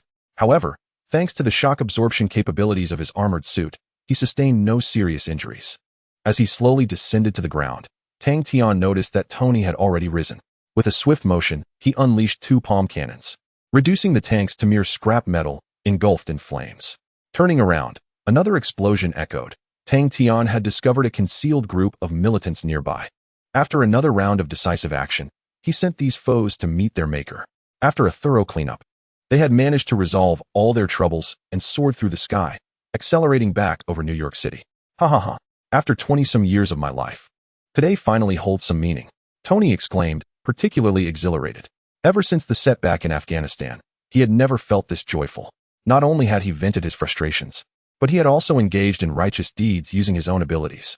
Let us collaborate again in the future, and be wary of Obadiah. I suspect he is behind Stark Industries' weapons falling into the wrong hands, Tang Tian cautioned, aiming to keep Tony alert to the potential treachery of that individual. Yes, I understand. But could it be that you're mistaken? After all, he is a longtime shareholder of Stark Industries. How could he possibly be involved in my affairs? Tony responded, somewhat incredulous and not entirely convinced. However, before they could continue their discussion, a Raptor fighter jet appeared in the sky and immediately opened fire, unleashing a barrage of bullets that struck their armor. Realizing the military's aircraft had launched an attack, Tang Tian understood they could not linger. With a grave expression, he said, "Tony, this fighter jet is your responsibility. I must take my leave. If the military discovers me, I could be in serious trouble." With that, he hastily activated the speed of his Terminator armor, vanishing in an instant, leaving Tony in stunned silence. Upon witnessing the scene, Tony swiftly engaged in a game of hide-and-seek with the formidable adversary, ultimately leading to the inadvertent destruction of the aircraft. With a sense of defeat, Tony departed and confided in Colonel Rhodes the truth of his identity as Iron Man. Thus, with Colonel Rhodes' assistance, this farce was finally resolved, leaving no military personnel daring enough to investigate further. Chapter 54. To tread upon faces is to tread with vigor.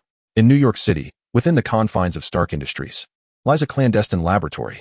Obadiah Stane, cradling a goblet of red wine, sauntered into his secret facility, where hundreds of scientists diligently assembled dozens of armor suits. The power suits, gleaming in silver, towered approximately 5 meters tall, equipped with cannonry that suggested an imposing war fortress, with a total of around 10 suits, each capable of cataclysmic destruction. The foundation of these formidable power armors lay entirely in the remnants of armor and program data Tony had left behind in Afghanistan. To procure this technology, Obadiah had exerted considerable effort, ultimately securing it from Colonel Wang Qiu of the military, a success that elated him greatly. Suddenly, a scientist approached, gathering his thoughts before addressing Obadiah with a grave demeanor. Sir, the power systems for the armor have been completed. However, we lack a sufficient energy source. A set of batteries can only sustain operations for 1 hour. To engage in extended combat, we must miniaturize the arc reactor. As the scientist elaborated, Obadiah's expression remained unchanged, as if he had anticipated this conclusion. Excellent. Equip the other 9 suits with energy sources, but reserve the most formidable one for my purposes. I have my own methods. Obadiah commanded, gesturing for his subordinates to proceed. With the order given, the scientists resumed their frantic work, aiding Obadiah in realizing his ambitions. Observing the scene before him, the madness in Obadiah's eyes intensified. Tony, you have forced my hand. Once I produce these weapons, the American military may very well collaborate with me, transforming you into a mere failure. Obadiah murmured as he slowly exited the underground laboratory, seemingly yearning to return to the surface. Meanwhile, at Stark Industries, Pepper Potts sought out Tony Stark, her eyes betraying a hint of urgency, as if she had a pressing matter to discuss. What is it, Potts? We are acquaintances. After all, feel free to speak your mind, Tony replied, maintaining a calm demeanor as he gestured for her to elaborate on her reason for seeking him. Well, it appears I have uncovered some communications between Obadiah and Afghanistan. I wish to access his office to copy the evidence inside, and I hope you can help me by some time, Pepper explained earnestly. Little Pepper spoke earnestly, indicating that this matter might be simpler than anticipated, which is why she sought his assistance. Very well, let us not delay further. We must hasten our departure. Tang Tian readily acquiesced, as it posed no significant challenge for him. Before long, they arrived at the threshold of Obadiah's office, where Little Pepper, holding a portable hard drive, briskly advanced. After a brief wait of approximately 10 minutes, Obadiah approached with a calm demeanor. Upon noticing Tang Tian at the door, his expression briefly faltered, seemingly perplexed by the presence of Tony's friend in this location. However, Obadiah dismissed the thought and attempted to proceed inside. Yet, before he could take more than a few steps, Tang Tian seized his clothing and, with a forceful motion, hurled Obadiah to the ground. With a resounding crash, Obadiah collided against the wall, his head spinning. In less than 3 seconds, rage flooded his eyes as he glared at Tang Tian with fierce indignation. Damn it! How dare you treat me this way? Do not presume that I will overlook this merely because you are a friend of Tony. Obadiah, seething with fury, rose from the ground and drew his firearm, aiming it at Tang Tian, his disdain for the audacious assailant palpable. Is there really any need for such anger, Obadiah? I merely extended a greeting. You should feel honored, Tang Tian retorted with a sardonic smile, snapping his fingers lightly. Instantly, Obadiah felt a sudden lightness in his hand as his pistol vanished without a trace. What do you intend to do? Obadiah, taken aback by the unexpected turn of events, could not help but inquire. Why? I intend to expose you as the schemer you are, collaborating with Afghan militants to harm the son of your own friend. Tang Tian replied with an air of nonchalance, imbued with an underlying sense of intimidation that caused Obadiah's expression to shift. Just as Obadiah opened his mouth to respond, Tang Tian launched a powerful kick, sending him sprawling across the room. Before Obadiah could utter a word, Tang Tian continued dismissively. I suspect you are about to claim that I am slandering you, but regrettably, my doubts about you remain. What can you do about it? After delivering this statement, Tang Tian placed his foot upon Obadiah's face and ground it down forcefully, contorting Obadiah's visage. Enough. After being subjected to this indignity, Obadiah teetered on the brink of fury, forcefully pushing Tang Tian's foot away and fixing him with a gaze brimming with malice. You dare come here without evidence and assault me? Do you truly believe I would not retaliate? Obadiah glared at Tang Tian with a bloodthirsty intensity, his wrath palpable.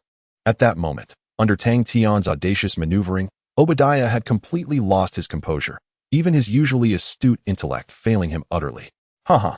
Upon hearing Obadiah's words, Tang Tian's lips curled into a smirk of disdain as he delivered another forceful kick to Obadiah's face, causing the back of his head to make intimate contact with the wall. For Tang Tian, trampling on someone's face was an act that demanded thoroughness. Having resolved to sever any semblance of civility, he saw no reason not to hasten his scheme while simultaneously accomplishing his task. Thus, this provocation was the optimal choice. Enough. I acknowledge that my actions may have been somewhat improper, yet you must present evidence, Obadiah bellowed hoarsely, his eyes brimming with terror, feeling as though Tang Tian was an insurmountable obstacle, rendering any attempt to gain an advantage utterly futile. At that moment, Just as Obadiah finished his outcry, Pepper Potts emerged from the office and approached Tang Tian, her expression one of astonishment as she surveyed the scene. What on earth has happened? Is there some misunderstanding between you two? Pepper feigned concern, but secretly relished the spectacle before her. No, it's nothing. I merely had a slight misunderstanding with Mr. Obadiah. Now, let us take our leave and allow Mr. Obadiah some time to reflect, Tang Tian replied succinctly, leading Pepper away without further elaboration.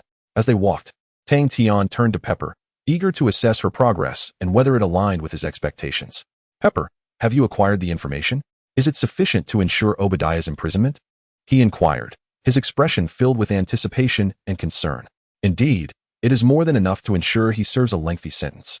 This time, I will not let him escape easily, Pepper declared with palpable disdain, recalling the terms of their transaction. By the way, here is a contact for Shyld. Just inform them that I have uncovered Obadiah's secret.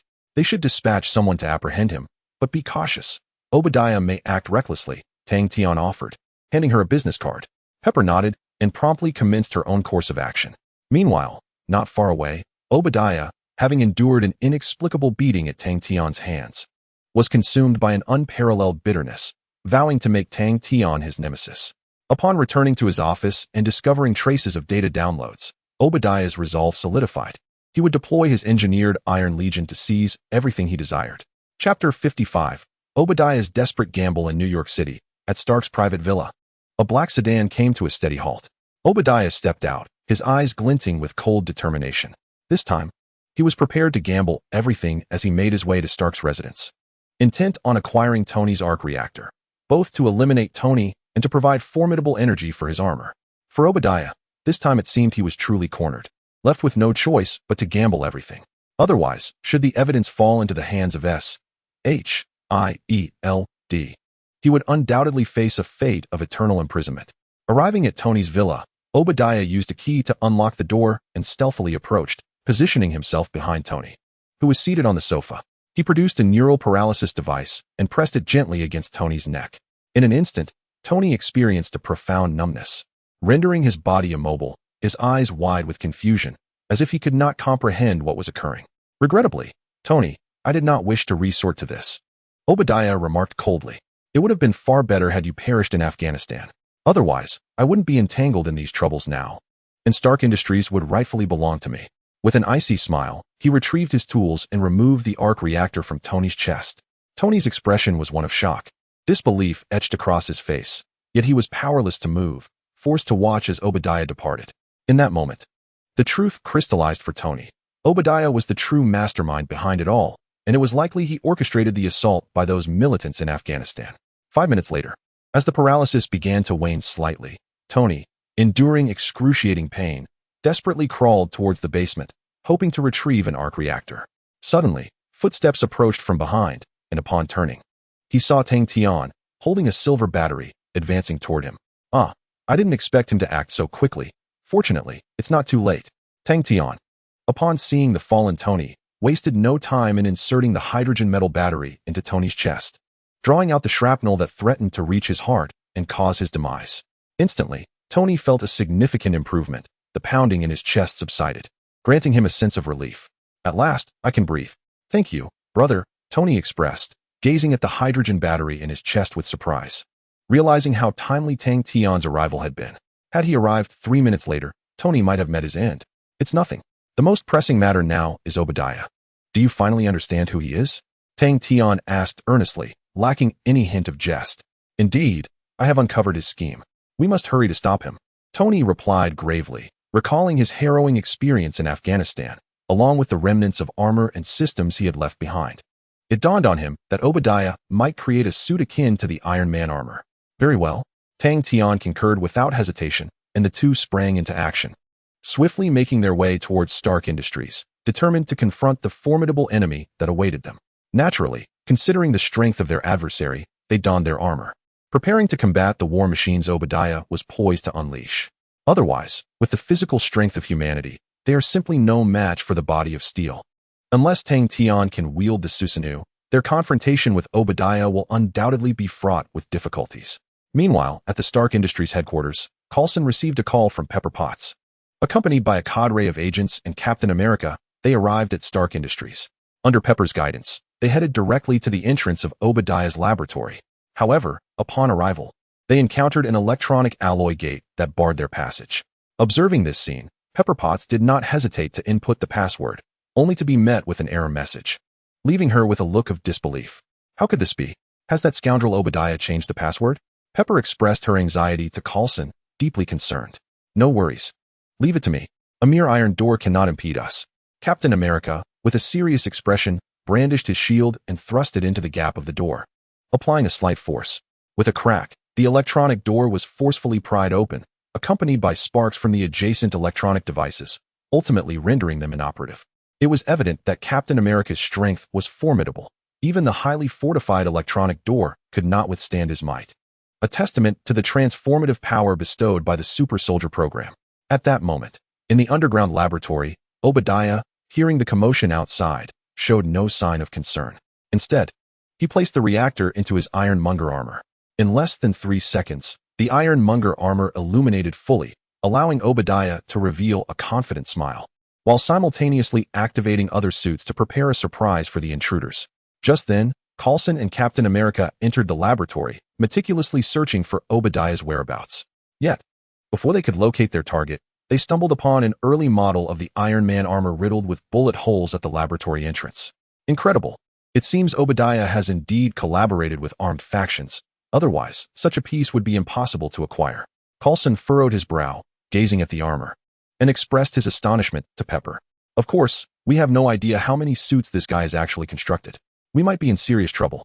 Pepper nodded in agreement, hastily moving forward until she arrived at a spacious laboratory, where, under the dim light, she discovered 10 towering suits of armor, exuding an overwhelming sense of oppression in the darkness. Coulson, noticing Pepper's abrupt halt, was equally taken aback. He scrutinized the scene before him and realized that the laboratory was filled with colossal suits of armor, creating a profoundly terrifying atmosphere.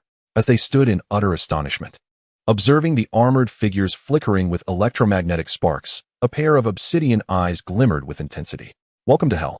Those who dare to offend me shall perish," boomed Obadiah's voice, cold and unyielding, emanating from within the colossal ironmonger armor. With a mere shift of his stance, the immense suit shook the underground laboratory to its core. It was evident that Obadiah had meticulously prepared for this moment, harboring a premeditated intent to annihilate them all and subsequently leverage military connections to fulfill his ambitions. Chapter 56, Crisis, the Ironmonger Legion. In the depths of Stark Industries' underground laboratory in New York City, after Pepper Potts and Coulson infiltrated the premises, a towering Iron Man emerged from the ranks of the Ironmonger suits, extending his fist towards Pepper's position with lethal intent. Obadiah, consumed by hatred not only for Tony Stark, but also for both Don and Pepper, seized this opportunity to eliminate one of them. Just as the Ironmonger's fist was about to strike Pepper, Captain America dashed forward, raising his shield to intercept the blow. In an instant, a tremendous backlash sent Obadiah flying several meters away, thwarting his vengeful assault on Pepper. "Curse you, Relic! You dare obstruct my plans? You shall face retribution." After being flung aside, Obadiah recognized Captain America and, seething with rage, commanded the other 9 robotic suits to raise their Gatling guns, aiming directly at them. "This is bad. Run. They're coming for us," Captain America warned urgently to Coulson and the others as he observed their raised weapons. Rat-a-tat-tat. A storm of metal rained down, and Captain America raised his shield to defend, but he was slightly delayed. 5 agents fell victim to the relentless barrage of bullets, leaving only Coulson and Pepper to escape, while Captain America remained steadfast, determined to shield them from the oncoming deluge of metal. "Do not cling to your delusions. Surrender. If this continues, you will be hunted down by all of America," Captain America implored, undeterred by the advancing Ironmonger Legion. "Ha! Having come this far, how could I possibly retreat? Die, Captain America!" Obadiah sneered coldly as 10 Gatling guns zeroed in on Captain America's head, and he pressed the triggers without hesitation. In less than 3 seconds, the ceiling of the underground laboratory collapsed, burying Captain America beneath the debris. Seizing this opportunity, Obadiah led his Ironmonger army to depart from the subterranean facility, smashing through the ceiling and emerging from the ground. Just as they were about to escape, a pair of silver-white hands suddenly reached up from the earth, followed by the emergence of a towering iron giant. Furthermore, 9 additional Ironmonger suits immediately shattered the surrounding ground, forming a protective circle around Obadiah. resembling a royal guard safeguarding their sovereign. "Hey Potts, how is it looking over there?" Just as Pepper and the others were awestruck by the unfolding scene, Tony's call came through, inquiring about their situation. "It's perilous here. Obadiah has gone mad, deploying 10 suits of armor without hesitation and opening fire," Pepper replied. Her eyes filled with urgency and a hint of shock. "Understood. I'll be there momentarily," Tony responded before abruptly ending the call, accelerating in tandem with Chala toward their location. Meanwhile, Obadiah approached, flanked by his formidable ironmonger army, and with a menacing tone, he addressed them. "You have shattered my hopes, and I shall consign you to hell." With a malicious expression, Obadiah commanded the ironmonger suits, and the Gatling gun in his hand began to whirl. As the orange flames of the Gatling gun erupted, a golden-red figure swiftly enveloped Pepper, propelling them away to evade Obadiah's bullets. Seizing this moment, Chala surged forward, utilizing his extraordinary acceleration to deliver a powerful punch to Obadiah's ironmonger suit. With a resounding crash, the ironmonger suit was sent flying 10 meters away, crashing onto the street and carving a deep trench into the ground. However, upon neutralizing Obadiah's suit, the remaining ironmongers raised their Gatling guns, forming an intricate web of crossfire. In an instant, Chala found himself forced to retreat. While nearby shops were reduced to mere shreds, and several vehicles along the roadside were obliterated by the overwhelming firepower, far exceeding any expectations. Susanoo. Faced with the formidable ironmonger army, Chala felt an immense pressure and immediately activated Susanoo, providing himself with dual protection that rendered him immune to the barrage of bullets. "Potts, this place is too dangerous. I must get you to safety first. Brother, could you hold them off for a moment?" Observing the astounding firepower of Obadiah from a distance, Tony was equally astonished but understood that Pepper remaining there would yield no benefits, hence his insistence. "Not a problem. I can hold them off for a while. They won't be able to best me," she assured him. "I, too, wish to encounter his legion," Tang Tian remarked casually, exhibiting an air of composure even in such dire circumstances. Upon hearing Tang Tian's confident declaration, Tony wasted no time. With a swift acceleration, he whisked Pepper away from the perilous location, soaring towards a building 10 kilometers away. "Stay here and wait until this matter settles before you emerge," Tony urged sternly as he set Pepper down. "I understand. Just be careful. If you find yourself outmatched, do not act recklessly," Pepper cautioned, her concern for Tony evident. "Rest assured, it's in my hands," Tony assured her, then suddenly propelled himself skyward, vanishing from sight as he headed towards Obadiah's position. Simultaneously, after being sent flying by Tang Tian's punch, Obadiah rose once more. His armor, being bulkier, offered superior shock absorption compared to Tony's. "You insufferable brat. You offended me last time. This time, I shall make you pay," Obadiah raged, seizing a large truck and hurling it towards Tang Tian's location. In response to the incoming vehicle, Tang Tian effortlessly caught it, tearing open the door and pushing the driver to safety, performing a commendable act. Unfortunately, Obadiah offered him no respite. A missile from his shoulder launched towards Tang Tian, igniting the truck and engulfing his position in a massive inferno. "Ha ha. Those who offend me deserve death. I am the strongest." Obadiah cackled madly, reveling in his revenge. "How dull. Is this the extent of your attacks, hoping to wound me? It seems I did not thoroughly teach you a lesson last time." Despite the ferocity of the onslaught, Tang Tian emerged unscathed from the flames, speaking with a tone of amusement. Indeed, Obadiah's firepower was tenfold that of the films, yet Tang Tian was no easy adversary. To secure this reward, he was more than willing to unleash his full strength and teach Obadiah a proper lesson. Chapter 57. The Support of Spider-Man. In the streets of Manhattan, New York City. As Tang Tian emerged unscathed from the fiery inferno, Obadiah gazed at him with a chilling glare, his murderous intent surging. "I shall thoroughly deal with this insolent wretch who dared to trample my face." In Obadiah's view, Tang Tian was merely a fortunate lad who fortuitously saved Tony Stark and consequently acquired his armor, which granted him the audacity to confront Obadiah. "You damn brat. I will tear you to shreds." Obadiah roared, as 9 ironmonger armors swiftly encircled Tang Tian. "Then come. Do not presume that your ironmonger legion grants you the chance to defeat me." Tang Tian provocatively remarked that although the plot had taken a significant turn with Obadiah acquiring 9 Iron Tyrant armors, he did not believe he would be defeated. The game had merely begun, and he naturally wished to gauge his adversary's prowess. It was no wonder this mission had been issued. It seemed Obadiah's strength had indeed been augmented. Relying solely on Iron Man would likely not suffice to subdue this opponent. Upon hearing this, Obadiah exhibited no signs of trepidation. Alongside his Iron Tyrant Legion, he seized several empty vehicles from the roadway and hurled them with great force in Tang Tian's direction. Faced with a barrage of cars, Tang Tian maintained his composure. Missiles launched from his shoulder, detonating the incoming vehicles, which fell to the ground like fiery orbs. However, amidst the inferno, 3 Iron Tyrant armors charged forth, swinging their superalloy fists as they plunged into the flames, aiming directly at him. With a clang, one of the fists struck Tang Tian's armor, producing a shower of sparks but failing to inflict any harm. Haha, did you see that? I am the strongest. Those who dare to confront me shall perish. Obadiah, brimming with confidence, reveled in his apparent superiority, commanding an entire legion capable of obliterating any trouble that dared to emerge. You, a mere fool, will undoubtedly meet your demise. I assure you, you will not stir up any significant chaos. Despite being in an initially unfavorable situation, Tang Tian's expression remained placid, and through his armor's loudspeaker, he continued to taunt. Humph, a dead duck quacking defiantly. You shall not escape unscathed. Obadiah, with a cold smile, orchestrated his Iron Tyrant Legion, intent on delivering a severe lesson to Tang Tian, ultimately seeking to torment him to death. Suddenly, as Obadiah prepared for his onslaught, a lithe figure appeared atop a distant skyscraper, piquing Obadiah's curiosity as he turned to observe. To his astonishment, Spider-Man, clad in his red and blue suit, landed abruptly on a vehicle, propping his chin up while observing the clash before him. Spider-Man, what brings you here? Leave at once. This is not your battlefield. Obadiah bellowed in anger. My apologies, but I am the local guardian, ensuring safety in this area.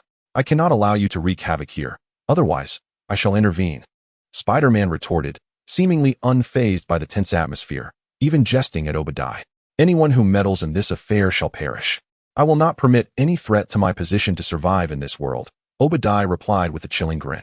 The arms of the Iron Tyrant Legion transformed, unleashing hundreds of small missiles, cascading like petals from a celestial maiden, aimed directly at both Tang Tian and Spider-Man.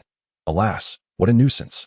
I did not anticipate having to dodge missiles upon my arrival, Spider-Man lamented. A hint of helplessness flickered in Spider-Man's eyes as he activated his web shooters, ensnaring a manhole cover and effortlessly swatting away several missiles. Thanks to his exceptional spider sense, he deftly evaded the missiles, preventing them from detonating and causing catastrophic explosions. Meanwhile, Tang Tian maintained his composure, deploying both the particle cannon and missiles, successfully obliterating the incoming threats. Ultimately, he emerged unscathed, suffering no significant harm. Ha ha ha, kid. Your armor has seen some improvement. But I command an entire legion, and you are destined to fall before me, Obadiah declared with unparalleled arrogance. Convinced that no one could thwart him, not even if the military dispatched tanks and artillery against his iron army. Upon hearing Obadiah's taunt, Tang Tian couldn't help but smirk with a hint of sarcasm. He indeed possessed a means to deal with Obadiah, but it would require a bit more time. Furthermore, the sheer number of Ironmonger's forces posed a grave threat to the city, and neglecting them would undoubtedly result in unforeseen devastation. Superheroes are but a myth. This world has no need for heroes. Even your combined efforts cannot hope to defeat me, Obadiah raved madly. Undeterred, Tang Tian and Spider-Man swiftly advanced towards him, initiating a siege against the Ironmonger's legion. Thunder. In response to Obadiah's words, Tang Tian unleashed the power of the Thunder Fruit, hurling a ball of lightning towards Obadiah at supersonic speed. However, Obadiah was equally quick to react, launching a missile that detonated the lightning ball, sparing him from its wrath. Did you see that? The game has only just begun. Here, have a taste of an interesting bomb, Obadiah exclaimed maniacally after thwarting Tang Tian's scheme, as a massive air-to-ground missile ejected from his right shoulder, launching it without hesitation. The missile's immense power obliterated a 50-meter radius, forcing Obadiah to maintain his distance as he watched the missile soar toward them. In a critical moment, just as Tang Tian prepared to activate his Susanoo, a swiftly moving figure seized the missile with great effort and hurled it skyward just as a particle cannon fired. With a resounding boom, the missile was obliterated by the timely arrival of Tony Stark, who landed with a stylish flourish before their eyes, exuding an air of coolness. For a brief instant, Tang Tian's expression turned amusingly incredulous, pondering whether Tony had lost his mind, flaunting his swagger amidst battle, a true playboy. Hey, brother, and Spider-Man, your efforts are much appreciated. Now, let us unite against that scoundrel. Tony smiled faintly, yet his eyes revealed a seriousness that belied any notion of jest. No problem, be cautious. This fellow is cornered and dangerous. He commands an armored legion, and we must tread carefully. lest we find ourselves in a troublesome predicament, Tang Tian cautioned. Hoping Tony would refrain from excessive bravado, for it might provoke Obadiah into a desperate frenzy, leading to dire consequences. Chapter 58. The Intensifying Battle. The Captain arrives. In New York City, at Stark Industries, after a fierce battle lasting 10 minutes, countless citizens gathered on rooftops or peered through telescopes, transfixed by the extraordinary clash before them, unable to quell their excitement as they observed the unfolding conflict. With Iron Man's arrival, their spirits had indeed been bolstered. However, the overwhelming number and formidable power of the Ironmonger army posed significant challenges, creating considerable turmoil. Tony, I have diligently contributed to Stark Industries, striving to enhance its performance and expand its operations. Why can I not ascend to the position of chairman? Why is it that you were born with a silver spoon while I am relegated to your subordinate? Your closure of the weapons division has severely impacted my interests. Today, I will ensure your downfall. Obadiah spat, placing the entirety of the blame on Tony, convinced that this playboy was the chief obstacle to his ambition for power. Tony, ignore his drivel. We must ascend into the skies to avert any chaos he might unleash upon the neighborhood, Tang Tian advised, urging him to dismiss any distractions. Understood, Tony replied, momentarily taken aback before regaining his composure, heeding Tang Tian's counsel. Flames ignited from their backs as they soared into the air. Hey, wait for me. I can't fly, Spider-Man exclaimed, watching helplessly as Tony and Tang Tian took to the skies. Their decision to battle aloft left him feeling somewhat sidelined. Damn it. Attempting to flee? I've warned you, you are doomed. There is no way I will allow your escape. Obadiah bellowed, activating his boosters to propel himself into the air. Within 3 seconds, the remaining Ironmonger suits followed suit, ascending into the sky. After a burst of acceleration, Obadiah confronted them directly, 5 Ironmonger suits encircling Tony, while the remaining 4, along with Obadiah himself, surrounded Tang Tian. You are finished, kid. It's 1 against 5. Victory is utterly beyond your reach. Submit to your demise.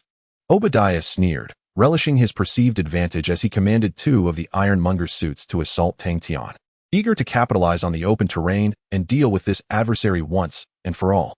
Susanoo. As 2 pairs of fists advanced simultaneously, Tang Tian gently focused his thoughts, and the cerulean Susanoo enveloped his entire being, encasing his Terminator armor. In less than 3 seconds, the 10-fist sword and the 8-faced mirror materialized in his hands, forcefully sending the 2 ironclad armors flying. With a sudden thrust, the 10-fist sword pierced the arm of an Iron Overlord armor. A sharp hiss resonated as sparks and currents erupted from the damaged arm, the immense electricity instantly incinerating all electronic circuits within. Damn it! The scene was so bizarre that Obadiah was taken aback, immediately raising his Gatling gun to unleash a hail of bullets at Tang Tian's position. However, the defensive prowess of Susanoo was formidable. Countless bullets struck against it, ricocheting harmlessly away.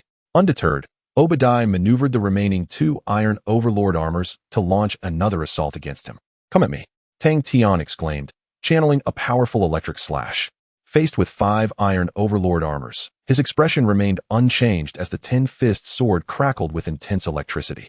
The moment the 2 armors approached, he transformed into a fleeting shadow, striking with devastating force. As a result, 3 of the Iron Overlord armors were pierced at their cores, erupting into blazing fireballs that radiated astonishing brightness. With a resounding crash, Obadiah, positioned at the center of the explosion, was violently jolted, the tremendous force surging into the cockpit, causing him to spit blood. His armor bore numerous scratches, indicating it had suffered significant damage. The remaining Iron Overlord armor was shrouded in smoke, with several wires sparking ominously, clearly in a state of severe disrepair. In the aftermath, wounded and alarmed, Obadiah hastily utilized the system to wipe the blood from his screen. He swiftly distanced himself from Tang Tian, eager to avoid further confrontation. This time, Obadiah had learned his lesson, recognizing the extreme danger posed by Tang Tian, whose ruthless tactics had obliterated 3 of his Iron Overlord armors and severely damaged another, leaving him himself slightly injured. Clearly, engaging in close-quarters combat was a foolhardy endeavor, prompting Obadiah to maintain a safe distance to evade battle. What's wrong, Obadiah? Why not come and face me? Tang Tian taunted, reveling in the havoc he had wrought upon Obadiah, attempting to provoke him into a reckless attack. Yet, having learned from his previous missteps, Obadiah refrained from advancing. Instead, he summoned 3 more Iron Overlord armors, preparing to unleash a missile barrage upon him. Even so, Tang Tian remained steadfast, Undeterred by the relentless bombardment that persisted for 10 minutes, fortified by Susanoo and the steel armor, he stood his ground, continuing his provocations without a care in the world. "Ah, you insufferable brat. I will surely kill you."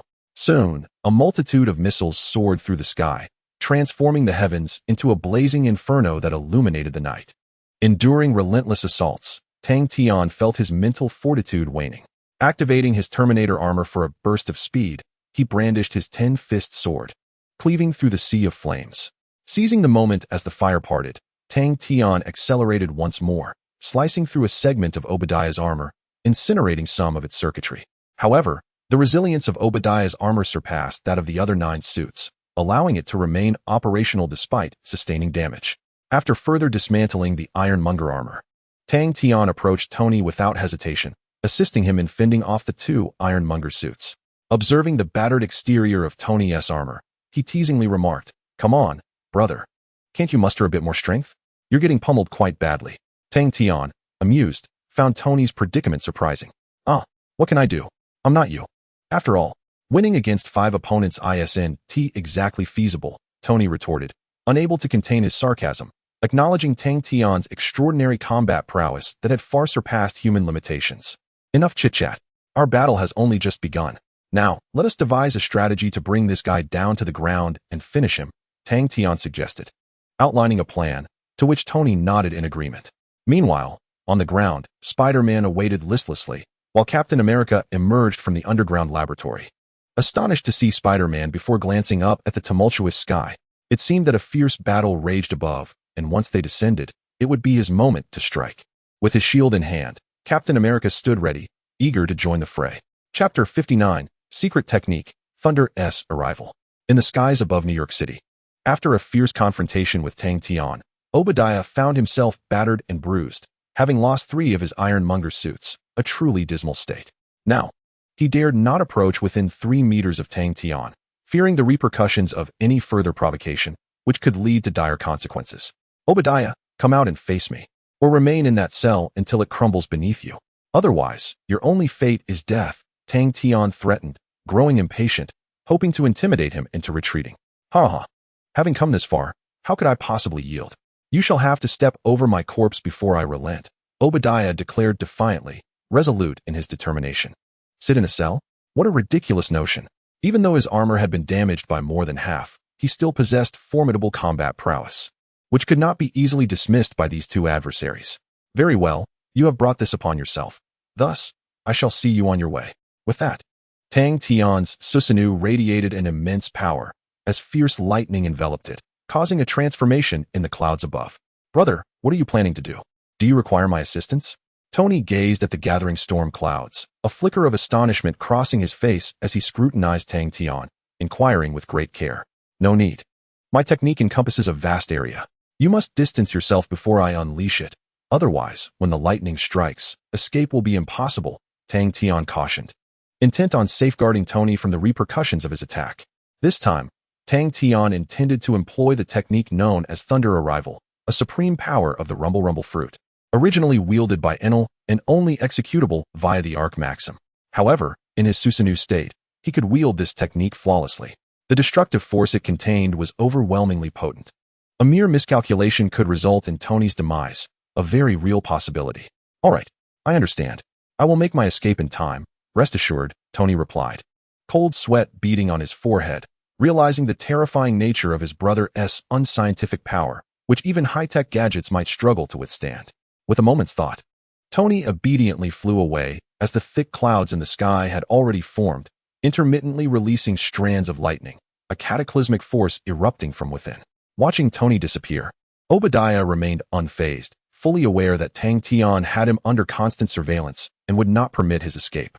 Thus, Obadiah stood resolutely in place, curious to see what tricks this individual might employ.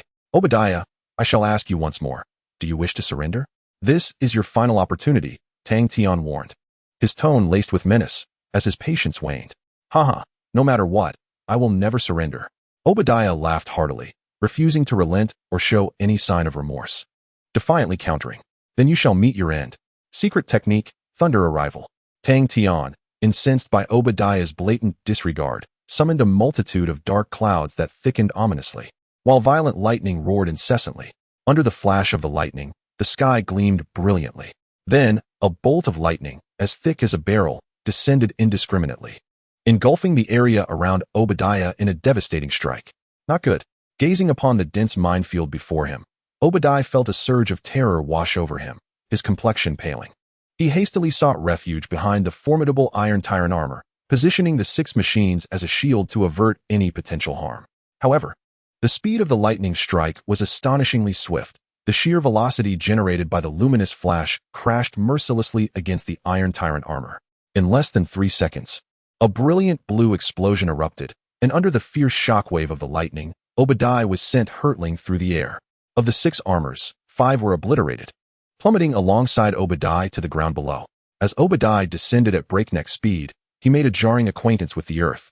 Fortunately, his armor's robust construction allowed him to retain significant combat capability despite the high-altitude fall. Meanwhile, Tony stood agape, astonished at the spectacle unfolding before him. He could hardly believe that Tang Tian single-handedly reduced Obadiah's Iron Tyrant Legion to a mere shadow of its former self. The sheer magnitude of such a formidable ability, which decimated the majority of the Iron Tyrant forces, instilled in Tony a profound sense of admiration.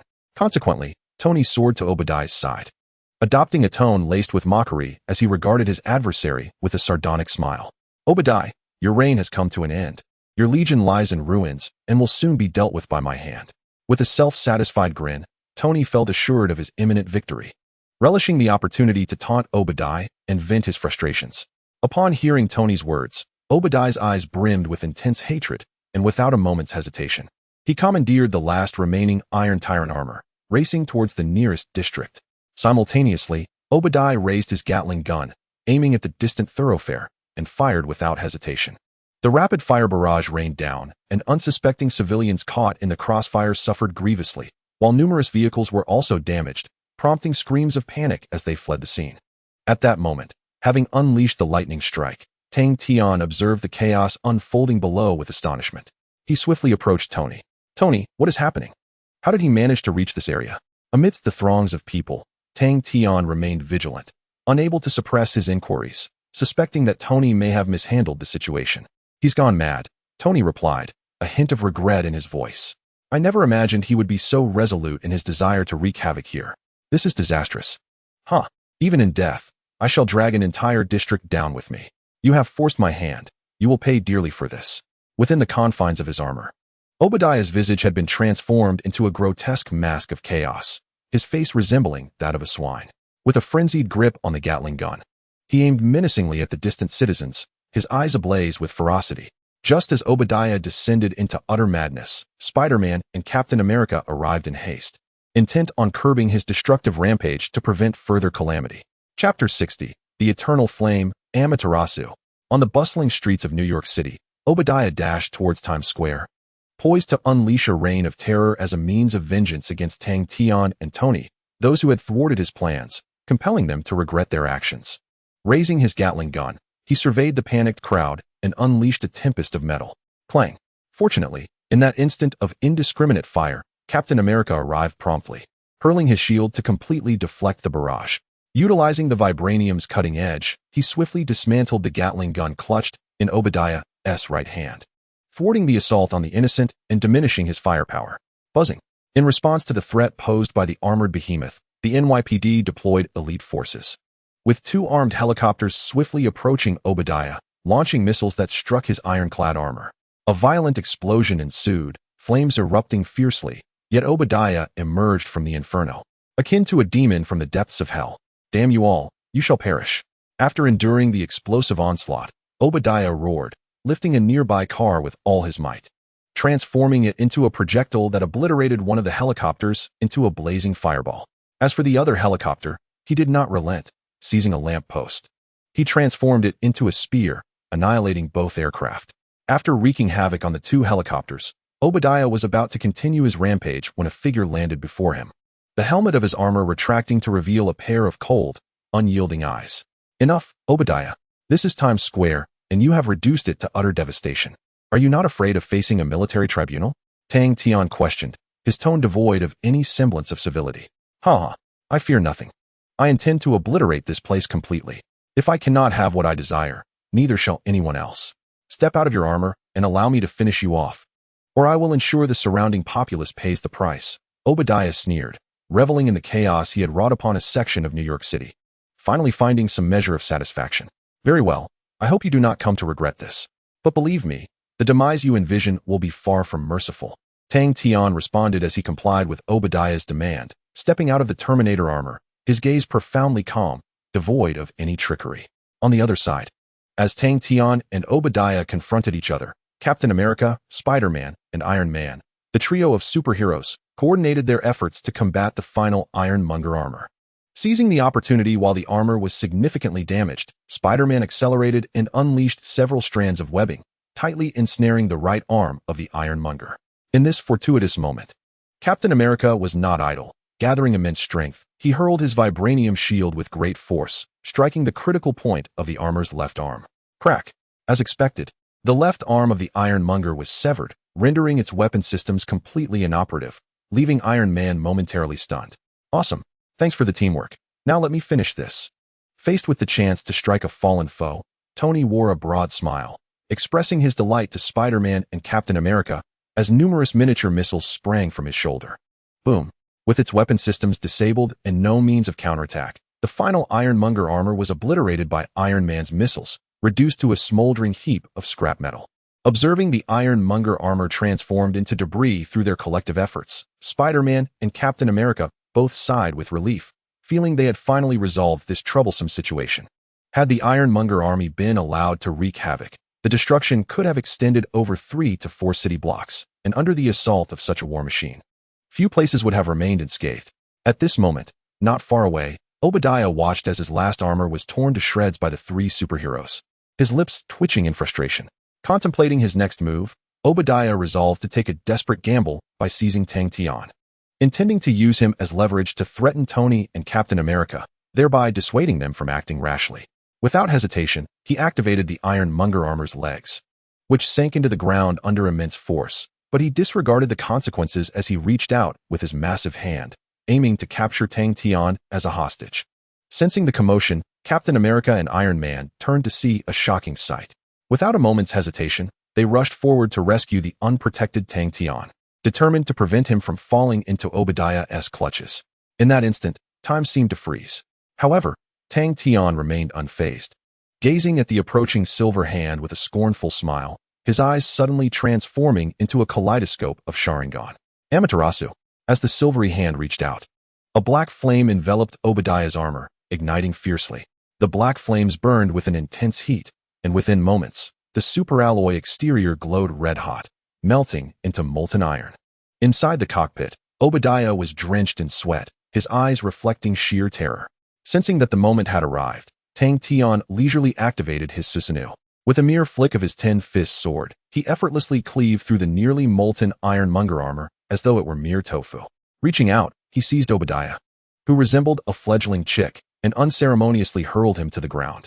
Observing the grotesque visage of Obadiah, Tang Tian felt an overwhelming sense of satisfaction. In the wake of this, Captain America, Iron Man, and Spider-Man arrived simultaneously. Upon discovering the severely burnt and wretched Obadiah, they could not help but give Tang Tian a thumbs up. "We are truly grateful to you, Mr. Tang Tian. Were it not for your intervention, the entirety of New York City could have been reduced to ruins," Captain America expressed earnestly. "My friend, you are indeed a true hero. If New York were to be destroyed, Aunt May would surely be displeased," Spider-Man remarked with surprise, his heart swelling with gratitude for Tang Tian's ability to save the city. "Tang Tian, we have indeed captured Obadiah. What should we do with him? I believe we should prevent him from causing any further harm," Tony mused thoughtfully, contemplating the most appropriate course of action regarding Obadiah. "Rest assured, I shall pose him some questions, and once that is concluded, he will be dispatched to where he belongs," Tang Tian replied with unwavering conviction. Reflecting upon the absence of an enhancement notification from the system, his eyes grew cold, leading him to suspect that eliminating Obadiah was essential for the completion of his task. Thus, he resolved to inquire about certain perplexing matters. Once he obtained the precise answers, it would be time to send this miscreant to meet his maker. Chapter 61. The First Whispers of Hydra and the Hidden Crisis. In Times Square, New York City, Obadiah's eyes were filled with despair. The thought that his painstakingly crafted Ironmonger Legion had been so easily vanquished left him with an overwhelming sense of bitterness and helplessness. Observing the despondent figure before him, Tang Tian approached slowly, his expression unreadable as he fixed his gaze upon the schemer. Surely you understand that your war machine would inflict grave harm upon New York. Were you intending to bury the entire city in ruin? Tang Tian inquired calmly, surveying the surrounding district, now resembling a wasteland. He felt an almost irresistible urge to eliminate this individual on the spot. Ha ha ha, that is only natural. If you do not allow me to live, I shall ensure that you do not survive either. What does it matter if a few blocks are destroyed? I care not in the slightest, Obadiah retorted defiantly, maintaining his arrogance despite being stripped of his combat capabilities, still daring to provoke Tang Tian. It appears you are beyond salvation. Shall I then decree your death sentence? Tang Tian said slowly, raising his hand as a surge of electricity crackled into existence within his palm. From the ground, a cluster of iron sand gradually coalesced into a diminutive projectile, exuding an aura of formidable power. Confronted with Tang Tian's actions, Obadiah displayed no trace of fear. Instead, he gazed at them with a defiant tone, his words tinged with a hint of a growl. You think you have triumphed? Huh. This is merely the beginning. Although I once believed in my own victory, I prepared for contingencies. Now that I have met with failure, my plan shall officially commence. Obadiah's eyes gleamed with a touch of madness, which caused both Tang Tian and Tony to furrow their brows, sensing that this man had engaged in some nefarious dealings. What preparations? Speak quickly, or I shall send you to meet your maker, Tang Tian declared solemnly, his impatience growing as he suspected that Obadiah was concealing a colossal secret, which was why he had refrained from delivering a lethal blow. It's quite simple. I have injected half of my funds into the Hydra organization. Should anything happen to me, Hydra will undoubtedly seek vengeance on my behalf. As for the other half, I entrusted it to one of Tony's adversaries, who will also ensure retaliation against you. Obadiah uttered these words with a malicious glee, but before he could utter another syllable, Tang Tian could no longer endure the revelation. Without a moment's hesitation, he discharged a bullet that obliterated Obadiah's head. With a soft thud, Obadiah's consciousness faded into darkness. The once major shareholder of Stark Industries met his demise in a most unsatisfactory manner at the hands of Tang Tian. Ding! The thwarting of Obadiah's conspiracy has been accomplished. The host is rewarded with a chance to draw from the lottery. The host may proceed with the draw at any time. As Tang Tian had anticipated, the system's notification of his reward arrived promptly following the completion of the task, aligning with his expectations. Thus far, Tang Tian had accrued 3 lottery opportunities. With just 2 more, he would be able to partake in a 5-fold draw, potentially acquiring more valuable items. However, Obadiah's demise had unveiled a most crucial piece of information. The Hydra organization, thought to have perished during World War II, still existed. In an instant, Captain America's expression shifted, as if he had conjured unsettling thoughts, prompting him to glance at Tang Tian, seemingly eager to communicate something. Mr. Tang, wouldn't it be prudent to inquire further? Hydra was an insidious organization during the war, and I must extract some intelligence from his words. Captain America regarded Tang Tian with confusion, perceiving his actions as excessively ruthless and decisive, far beyond what he had anticipated. The intelligence he had intended to acquire now eluded him. Useless. Obadiah had long since resolved to meet his end. Thus, your inquiries are superfluous.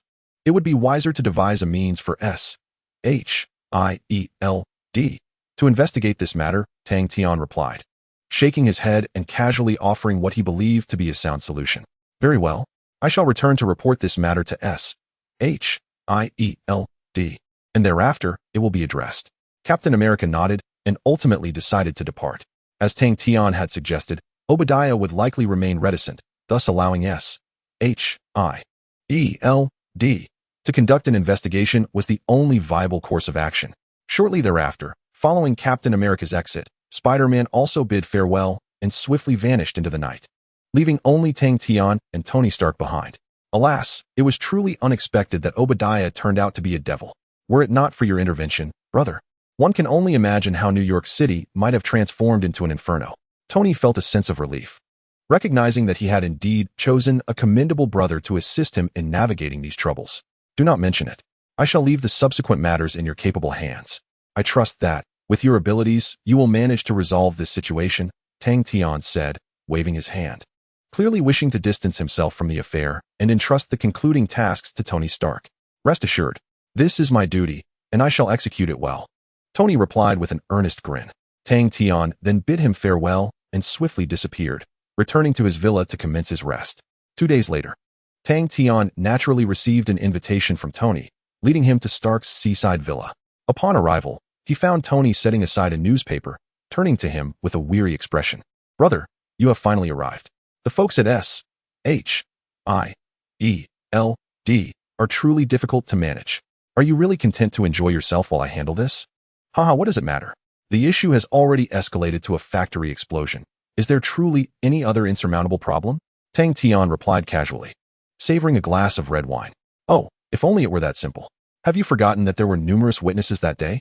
The news has spread like wildfire across the internet, and thus, I must attend a press conference in an hour," Tony lamented, feeling overwhelmed by the multitude of tasks still awaiting him. "No worries. I shall accompany you to the conference. By the way, what do you think of the name Iron Man?" Tang Tian inquired, pointing to the headline on the newspaper that proclaimed Iron Man with a knowing glance at Tony. "Not bad. It has a nice ring to it. However, the armor is entirely constructed from titanium alloy, so the name suits it well. I quite like it," Tony expressed, visibly pleased with the title bestowed upon him by the public. "Excellent. Now, Tony, prepare yourself meticulously. We shall attend the press conference together."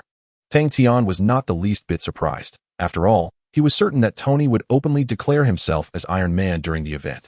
Having resolved this matter, Tang Tian pondered that the most significant opportunity lay in utilizing the World Experience card, as traveling to other realms would undoubtedly be a splendid idea. Chapter 62. I Am Iron Man. As night fell at 8 o'clock, the scene was set for a press conference in New York City. Pepper Potts attentively adjusted Tony Stark's tie, her eyes brimming with warmth and a hint of admiration that emerged subtly. Suddenly, Agent Coulson approached, presenting a speech draft to Tony, his expression imbued with seriousness as he began to speak. "This is the speech, which meticulously details your presence during the vacation in the Hawaiian Islands. With 50 witnesses ready to testify," Coulson elaborated, emphasizing the significance of the 2 Iron Men, framing it as a weapon test for Stark Industries. Tony, however, appeared somewhat discontent as he grasped the speech in his hand, a questioning look directed at Coulson. "Mr. Coulson, why is my brother, Donnie, not mentioned in this?" he inquired, glancing at Donnie, whose expression remained inscrutable. "It is quite simple. Involving one entrepreneur suffices. If we were to include 2, it could lead to a more precarious situation, potentially spiraling out of control," Coulson replied, shaking his head as he underscored the gravity of the situation. Tony, displaying a hint of resignation, cast a brief apologetic glance at Donnie. "In any case, Mr. Coulson, I sincerely thank you. Without your adept handling, we would have faced considerable difficulties," Pepper expressed gratefully, feeling reassured by the reliability of S.H.I.E.L.D. "Do not mention it. We shall have opportunities for collaboration in the future. For now, Mr. Stark, please address this matter appropriately," Coulson responded with a slight smile, giving one last glance at Donnie before gradually departing the stage. With preparations complete, Tony confidently stepped onto the stage, surveying the journalists raising their cameras, his demeanor radiating self-assurance. "Mr. Stark, could you elucidate what transpired that day?" Peter Parker, a reporter from the Daily Bugle, inquired, his tone gentle and familiar. "Spider-Man." Upon hearing the question, Tony seemed to comprehend fully, hesitating momentarily before responding. "Well, it's a long story involving a group of people confronting a multitude of Iron Men, undoubtedly connected to Stark Industries weaponry." Before Tony could finish his statement, a reporter of African descent interrupted. "Mr. Stark, I apologize, but I find it implausible that a weapons test could escalate to such a degree. Your words seem to conceal the truth." After being interrupted twice, Tony Stark's patience waned. He nonchalantly discarded the speech draft, which only intensified the amusement in Donnie's eyes. "Hey, Tony, what are you doing?" Pepper exclaimed, quickly pointing at the discarded draft on the floor, urging the Playboy to retrieve it. "I am Iron Man." Faced with a multitude of inquiries from journalists, Tony smiled calmly, causing a palpable excitement to ripple through the room as reporters clamored for the truth of that day's events. In response, Tang Tian merely smiled and turned away, content with having secured a chance at a lottery, which he deemed beneficial. After the press conference concluded, Tony, still wearing a smile, looked at Tang Tian with a relaxed demeanor, seemingly eager for conversation. "Hey, how do you feel? Am I not exceptionally handsome?" Tony said with a hint of arrogance, opting to openly acknowledge his superhero identity rather than concealing it, believing it might cause Stark Industries stock prices to soar. "Of course, everyone on the streets now knows who you are, Iron Man. You certainly stole the spotlight," I guarantee Stark Industries stock will multiply within 3 hours. Tang Tian confidently predicted. Thanks for the compliment. How about joining me at my private bar tonight? I shall treat you to the finest drinks as a token of appreciation for your assistance lately. Tony earnestly invited, clearly wishing to spend a wild day with him. Perhaps another time. I have a journey to embark upon and will likely be away for several days. I will visit you again later, Tang Tian replied, shaking his head and declining Tony's offer, much to Tony's dismay. What's the matter, brother? Where do you intend to go? Tony inquired curiously, unable to fathom a destination more entertaining than a bar. I am off to the continent of Jojo for some travel. I anticipate unexpected discoveries, which is also why I must decline your invitation. Tang Tian fabricated a casual excuse. After chatting with Tony for a while longer, he departed and returned to his villa. Meanwhile, as the wave of Tony's revelation as Iron Man had yet to subside, Baron Zemo, the leader of Hydra, sat before a computer in a villa in New York City. Dr. Zola, Obadiah Stane has injected our organization with $1 billion. Do we need to find trouble for Tony Stark? Baron Zemo said softly. Almost immediately, the virtual image of Dr. Zola materialized on the screen before him. Not at the moment. Dealing with Iron Man requires careful planning. My algorithms have identified several potentially threatening superheroes, such as Tang Tian and Stephen Strange. These individuals are not easily managed. To achieve our goal of world domination, we must first eliminate these superheroes. Only then can we truly rule this world, Dr. Zola explained, shaking his head as he detailed the current situation, deciding to wait before making any decisive judgments. Understood. Should the need arise, my subordinate, the Winter Soldier, will take action. We have remained hidden for so long, and it is finally time to emerge. Baron Zemo's lips curled into a chilling smile. Having survived from the era of World War II to the present day, through relentless determination, he had successfully orchestrated the resurgence of the Hydra organization. Even the illustrious S.H.I.E.L.D. had been largely hollowed out by them, granting Hydra access to profound secrets and nurturing ambitions of world domination. Indeed, the moment we seize the opportunity shall mark the time for Hydra's counterattack, Dr. Zola declared confidently, as the images on the computer screen vanished. While Hydra was conspiring dangerously, Tang Tian retrieved the world experience card he had won in the last lottery, contemplating whether to enter that alternate realm, given the opportune moment. Venturing into the outside world to procure valuable items and hone his skills appeared to be a prudent course of action. Chapter 63, World Experience, Predator. As night fell over New York City, in a lavish villa, Tang Tian extracted a blue card from his spatial ring, emblazoned with the emblem of the Predator. The card radiated an enigmatic energy. This was the item he had acquired from the previous lottery, a high-grade tool that allowed traversal between different planes of existence. The World Experience card. What a splendid item. I've grown somewhat weary of the Marvel Universe. Let us venture into that world. A smile illuminated Tang Tian's face as he gently infused the card with his mental energy. In an instant, the card disintegrated into countless pristine particles, coalescing into a beam of light that whisked Tang Tian away from the Marvel Universe. Moments later, as the scene shifted before him, he found himself amidst a tropical rainforest, surrounded by armored vehicles and patrolling soldiers, a clear indication of a military base. Ding! The World Experience card has been successfully activated. The host's identity in the current world is a member of Team Dachi, who has just returned from vacation to participate in a mission. Ding! In this world, eliminating 3 predators will reward the host with 1 lottery chance. Upon his arrival, Tang Tian received a prompt from the system, clarifying his identity and mission, already predetermined by the system. Without hesitation, he made his way toward the base. As he entered, it took but a few steps before members of Team Dachi approached him with joyful expressions, their enthusiasm palpable. Tang Tian. Welcome back to Team Dachi. We have a new mission. Hawkins, wearing gold-rimmed glasses, warmly grasped Tang Tian's hand, clearly excited. Naturally, I heard that the rewards for this mission are quite substantial. Which is why I came, Tang Tian replied nonchalantly, embodying his character in this world and responding to Hawkins with a cheerful demeanor. Upon hearing Tang Tian's words, a burly man behind Hawkins produced a box of special tobacco and eagerly handed it over, brimming with enthusiasm. How about we smoke a celebratory cigarette first? It's top-notch stuff. The machine gunner, Bud, was equally enthusiastic, offering Tang Tian a cigarette. No thanks. I don't smoke that stuff. I'll take my leave now and inquire with the captain about the task at hand. With a casual wave of his hand, Tang Tian refrained from engaging in further conversation with the 2 burly men and proceeded toward the command center. However, along the way, he encountered several key characters. Billy, Of Native American descent, the African-American Mike and Ramirez, members of his squad, saluting them respectfully. Before long, Tang Tian arrived at the command center, knocked on the door, and stood composedly at the entrance, awaiting a response. "Come in." Upon receiving permission, he pushed the door open and stepped inside. As he entered, he immediately noticed Colonel Dachi, seated with an air of authority, gazing at him with a semblance of satisfaction. Reporting in, Colonel Dachi. "Tang Tian is here to check in." Tang Tian approached, saluted, and spoke with a tone that was neither subservient nor arrogant. "Excellent. You truly are a promising young man. I have high hopes for you." Colonel Dachi embraced Tang Tian, joyfully introducing him as if he were a comrade. "Thank you." Tang Tian nodded and stood straight to the side, quietly listening to their conversation. "All right, since all team members are present, we will commence the operation in 1 hour."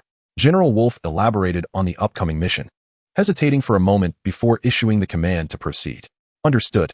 Colonel Dachi accepted the order and approached the general to briefly outline the mission details. He then went to the supply depot to collect the necessary weapons for the operation. Upon entering the armory, Tang Tian unreservedly selected an M41 rifle, a combat knife, camouflage netting, and an emergency medical kit, effectively arming himself to the teeth. He did not believe these weapons would suffice against the fearsome predator, yet he retained his confidence, bolstered by the power of his kaleidoscope Sharingan. Thus, they boarded a helicopter from the base, following the designated flight path toward the mission site. As they arrived at the location, the cabin's red light suddenly flashed, and the members of Dachi's team wore expressions of grave seriousness, checking their weapons in preparation for the mission. "All right, everyone, it's time to move out," commanded Colonel Dachi. Bud then tossed down 2 ropes, and the other team members grasped them, sliding down with agility before rolling silently into the dense, primitive forest. Observing the team's adept movements, Tang Tian was not slow to follow, landing seamlessly in the undergrowth. Once in the forest, Tang Tian maximized his chakra sensory abilities, attuning himself to detect the predators concealed within the foliage, determined to avoid being ambushed by the formidable foe.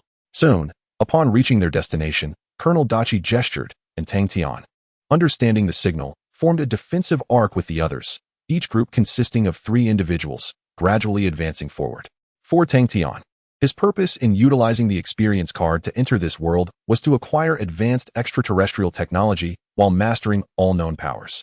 After walking for a while, the cawing of crows echoed through the forest, accompanied by a faint metallic scent of blood that wafted into Tang Tian's nostrils. In a corner, a formidable warrior lay concealed, his high-tech camouflage perfectly masking his presence, yet Tang Tian discerned him immediately. He hoped that the warrior would refrain from making any unwise decisions. Tang Tian felt no apprehension towards the hidden warrior. Given his strength, he could easily handle a single combatant. However, there could potentially be other warriors lurking within the woods, necessitating caution to avoid any unforeseen mishaps. After walking for about 10 minutes, they located the crash site of the helicopter through the black box's tracking, discovering the smoldering wreckage still emitting sparks. "We are closing in on our target," Tang Tian remarked, pointing towards the helicopter lodged in the trees. Ramirez retrieved his tools, deftly climbed the tree, and examined the interior of the helicopter closely. This aircraft was struck by a thermal weapon. The equipment inside has vanished, likely a result of an attack by the local guerrilla forces, Ramirez analyzed meticulously. Colonel Dachi furrowed his brow, sensing something amiss. "Dalan, how could they possess thermal weapons? This contradicts the intelligence we received," he questioned, feeling that the situation was not as it should be. "I don't know. Perhaps they were better prepared than expected," Dalan responded, his gaze evasive, revealing his dishonesty, which sharpened Colonel Dachi's scrutiny, although he ultimately chose not to press further. Meanwhile, Tang Tian observed the unfolding situation, remaining silent, fixated on the concealed warrior, wary of the possibility of a surprise attack during their conversation. Chapter 64.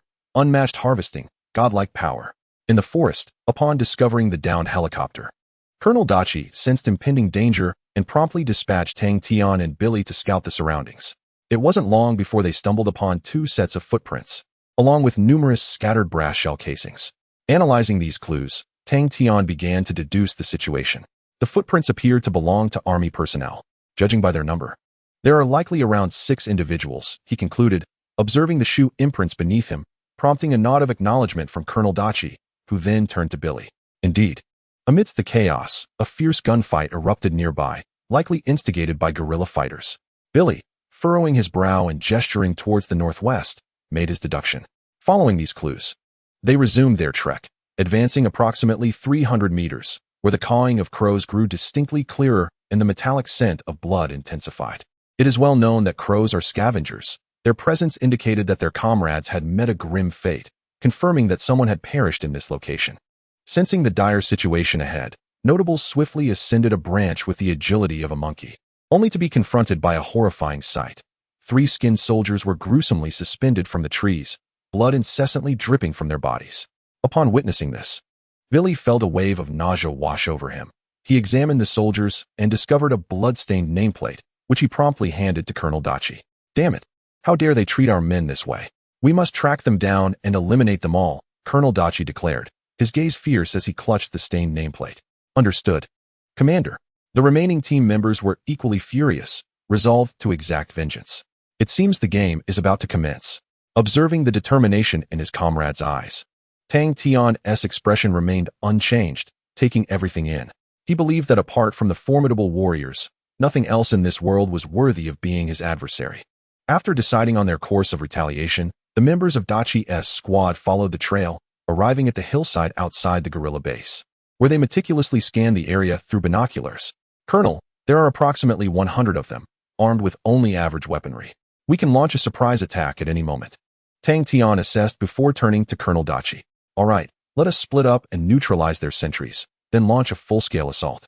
Colonel Dachi commanded with a wave of his hand, prompting the squad members to disperse and swiftly pursue their targets. Tang Tian, too, moved with alacrity, climbing a branch and utilizing his chakra's adhesive capabilities to traverse the branches like a nimble monkey, quietly reaching a ridge without drawing any attention. At that moment, 2 armed personnel were casually smoking, engaging in a languid conversation, seemingly oblivious to the peril looming above. Observing this scene, Tang Tian's eyes glinted with derision. With a snap of his fingers, 2 slender steel needles materialized in his hand, crafted from his spatial ring. These were a specialized set of cold weapons designed to complement his ability to manipulate electromagnetic fields, making them perfect for assassination. With a whisper, the 2 nearly imperceptible sounds pierced the air, and the armed personnel widened their eyes, gradually succumbing to the encroaching darkness. Having dispatched the 2 adversaries, Tang Tian deftly dragged their lifeless bodies into the thicket, ensuring they would not be discovered by other armed personnel, demonstrating remarkable efficiency. Not far away, Colonel Darcy peered through his binoculars, scrutinizing the situation surrounding Tang Tian, and was taken aback by the sight of the 2 armed men effortlessly subdued. "Good heavens! Is this sorcery? The young man from the east has truly astonished me beyond measure." Colonel Darcy's eyes brimmed with astonishment, entirely unprepared for the decisiveness with which Tang Tian handled the situation. In the colonel's estimation, this eastern youth possessed numerous skills. He had always regarded Tang Tian's individual prowess as second only within their team, a primary reason for the colonel's decision to include him in this operation. Moreover, the remaining team members acted with remarkable swiftness, executing their targets in a matter of moments, much to Colonel Darcy's satisfaction. Subsequently, the colonel took the lead, stealthily advancing into their encampment, where he concealed himself behind a vehicle and surreptitiously affixed a bomb. Seizing the moment while the enemy was distracted, Colonel Darcy forcefully pushed the vehicle forward, and as it careened uncontrollably, he fired without hesitation. Meanwhile, Tang Tian approached leisurely, seizing a shoulder-mounted rocket launcher and abruptly pulling the trigger. With a whoosh, the rocket detonated amidst the crowd, unleashing a fierce blaze that sent 5 or 6 armed men flying. Naturally, upon witnessing Tang Tian's ostentatious entrance, dozens of guns were aimed at his position, and a hail of bullets erupted, seemingly intent on shredding the foe before them. Such a tedious assault. In the face of their onslaught, Tang Tian remained unfazed. An invisible force field guided all the bullets, redirecting them back at an accelerated pace to their original positions. In an instant, dozens of armed personnel collapsed, their eyes filled with terror, utterly unprepared for Tang Tian's formidable power. In that moment, fear enveloped all the armed men, and Colonel Darcy seized the opportunity, promptly squeezing the trigger of his weapon. Within 5 minutes, the area was thoroughly cleared, leaving only ruins in its wake, with the exception of a captured prisoner named Anna. During the operation, the cunning Dylan discovered a confidential document before departing, leaving Colonel Darcy perplexed about Dylan's mission, suspecting he was concealing something from him. As the mission concluded, Billy approached, his countenance reflecting astonishment as he gazed intently at Tang Tian, his curiosity piqued. "Tang Tian, Did you just employ some form of Eastern sorcery? How is it that the bullets rebounded? Billy asked in astonishment, while the other team members gazed at Tang Tian, eager to learn the answer. Haha, strictly speaking, this is Chinese martial arts. Only someone like me can master it, so there's no need for you to feel perplexed. Upon hearing Billy's words, Tang Tian concocted a casual explanation that left the members of Team Dachi with no objections. After utilizing his extraordinary abilities to effortlessly eliminate foes, Tang Tian relished the thrill of battle, seizing the opportunity to procure greater advantages for himself. Chapter 65, Ambush, a first encounter with the iron-blooded warrior. In the depths of the forest, an iron-blooded warrior concealed himself in the shadows, skillfully employing a thermal sensor to easily ascertain their location and prepare for the hunt. This hidden iron-blooded warrior was still in his youth, yet capturing prey would mark the completion of his coming-of-age ceremony, officially transforming him into a true iron-blooded warrior. Not far away, 3 adult iron-blooded warriors observed him, seemingly assessing whether the one undergoing the ceremony possessed the merit to become a new warrior. Meanwhile, Team Dachi, having successfully dismantled the enemy command center, swiftly began their retreat along a prearranged route, aiming to evade incoming reinforcements. After walking for some time, they arrived at a thicket, but Tang Tian suddenly halted, gesturing for silence. What's the matter, Tang Tian? Have you noticed something? Colonel Dachi inquired, puzzled by Tang Tian's cautious demeanor. Indeed, there is something over there. I sense it may pose a considerable challenge, Tang Tian replied gravely, pointing towards the iron-blooded warrior's hiding place, causing Colonel Dachi to momentarily pause, a glimmer of disbelief flickering in his eyes. Before Colonel Dachi could issue a command to investigate, the captive, Anna, stealthily placed her hands behind her back, picked up a wooden stick, and struck Ramirez on the head with sudden ferocity. With a resounding thud, the unsuspecting Ramirez was knocked to the ground. Seizing the moment, the captive Anna attempted to flee, but Tang Tian swiftly intercepted her, pressing a knife against her throat. Regrettably, the game of escape ends here. Return to your original position, or face dire consequences, Tang Tian threatened, applying slight pressure with the knife, which drew a thin line of blood across Anna's neck. Sensing Tang Tian's murderous intent, Anna trembled in fear, her eyes reflecting sheer terror as she looked at him, seemingly apprehensive of his wrath. Alas, what terrible luck to be caught off guard, Ramirez thought. Feeling a sharp pain in his head, his fierce gaze directed at Anna, equally incensed. Suddenly, before Ramirez could approach Anna to reprimand her, rustling sounds emerged from the distant forest, prompting Colonel Dachi to react immediately, while Tang Tian aimed his weapon in that direction. Recalling the words of Tang Tian, Colonel Dachi waved his hand, prompting Hawkins to approach and examine the area closely. To his relief, he discovered a hedgehog scurrying away, alleviating his concerns about any imminent danger. However, while most of the team relaxed, Tang Tian remained vigilant, his gaze fixed on the distant jungle, unyielding in his scrutiny for even the slightest hint of peril. Suddenly, a deep blue plasma cannon shot forth from the depths of the thicket, aimed directly at Tang Tian, seemingly intent on extinguishing his life. Thankfully, Tang Tian's reflexes were swift. Harnessing the acceleration of his chakra, he evaded the oncoming plasma attack. Unfortunately, Bud's luck was less favorable. He was struck squarely in the chest and collapsed, lifeless on the ground. Enemy attack, open fire. Colonel Dachi commanded without hesitation, urging his team to retaliate. A cacophony of gunfire erupted, akin to a torrential downpour of bullets, raining down upon the predator's hiding spots.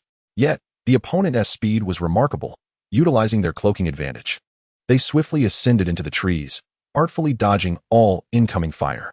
Seizing the moment of their attack, the predator unleashed 5 energy blasts from its shoulder-mounted plasma cannon, hurtling towards Tang Tian with unrelenting force. As the dense barrage of plasma approached, Tang Tian's eyes transformed into the kaleidoscopic Sharingan, invoking a colossal skeletal figure that emerged to absorb the onslaught of the plasma blasts. The sizzling intensity of the plasma cannon, emitting temperatures in the millions of degrees, began to melt portions of the Susanu's skeletal defenses. Following that, several more plasma blasts streaked through the air, but Tang Tian had already activated the complete form of Susanu, bolstering his defenses once more. Unfortunately, Ramirez was not as fortunate.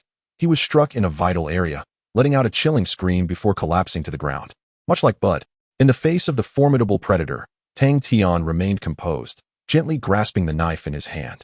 A brilliant surge of electromagnetic energy erupted forth. In less than 3 seconds, infused with ample energy, the knife was flung from his grasp, transforming into a meteor that pierced the thigh of the predator. With a grunt, the predator swiftly extracted the knife from its leg, green luminescent blood spraying across the forest floor. Level this area with rocket launchers and grenade launchers. Colonel Daki commanded with ferocity, his eyes reflecting an unprecedented seriousness, devoid of any jest. Upon receiving the order, 3 shoulder-mounted rocket launchers and 2 grenade launchers were raised. In the wake of a deafening explosion, they unleashed a barrage that obliterated the small patch of forest entirely. After the battle concluded, the members of Team Dachi undertook a thorough exploration but found no trace of the assailants, which left Colonel Dachi quite perturbed. "Billy, what is the status of our casualties?" Colonel Dachi inquired with meticulous attention, his eyes brimming with anger as he questioned Billy earnestly. "Ramirez and Bud have perished, melted by an unknown technological weapon," Billy replied, his countenance equally grim as he watched his comrades fall one by one, a heavy sorrow weighing upon him. After a moment of contemplation, Colonel Dachi composed himself slightly and approached Tang Tian, as he suspected that Tang Tian possessed some secrets. "Tang Tian, what on earth was that? Why was it so peculiar?" Colonel Dachi asked intently, eager to gather intelligence regarding the predator. "I do not know, but they likely view us as their quarry. Moreover, they possess cloaking technology, making them formidable adversaries," Tang Tian responded, withholding details about the predator. He believed that entering this world was a rare adventure, and revealing secrets too soon would diminish the thrill of the experience. "Very well, I understand now. Next time, we shall capture him," Colonel Dachi nodded, instructing his subordinates to begin burying the fallen comrades and clearing the nearby battlefield. Meanwhile, Tang Tian picked up the knife that had previously served as a throwing weapon, gazing at the green blood upon it, a faint smile gracing his face as he anticipated the forthcoming excitement of their jungle adventure. Chapter 66: Traps and Strategies. After burying the 2 team members, Colonel Dachi decisively commanded Dylan to contact headquarters and inform them of the ambush they encountered, hoping to expedite the arrival of the helicopter. However, the response indicated that assistance would not arrive until around 8 o'clock the next morning, meaning they would have to endure the perilous situation for an additional 14 hours. With safety in mind, they ascended to a mountaintop and began to set primitive traps, aiming to surprise the predator. As they were preparing the traps, a horrific roar akin to that of a wild beast echoed from the distant forest, startling Team Dachi and hastening their efforts. Through their diligent work, they surrounded their camp with ample traps, which, while formidable, included pitfalls and spikes capable of inflicting casualties upon the predator. Nevertheless, Colonel Dachi felt that such measures alone would not suffice to harm the predator, prompting him to glance at Tang Tian, seeking valuable advice. That night, after igniting a bonfire, Colonel Dachi sat beside Tang Tian and asked, "Tang Tian, do you believe we stand a chance of defeating that creature?" "No. I actually believe we possess only a 30% chance. Engaging recklessly without understanding its habits would be the height of folly." Tang Tian shook his head, making a rational judgment. He did not believe that the members of Team Dachi could emerge victorious. In terms of combat prowess, the predator excelled in every aspect compared to them. To eliminate the predator, Tang Tian would need to utilize the kaleidoscope Sharingan and unleash a formidable technique, which might potentially allow him to dispatch the predator in an instant. Otherwise, confronting this formidable foe would undoubtedly require considerable effort. Moreover, the kaleidoscope Sharingan could not be deployed at will, and with several predators still lurking nearby, revealing their full strength prematurely would be an unwise choice. Instinct. "I believe the locals are aware," he mused. Upon receiving a prompt, Major Dachi's eyes suddenly brightened. Grasping a dagger, he swiftly severed the ropes binding Anna and began to interrogate her.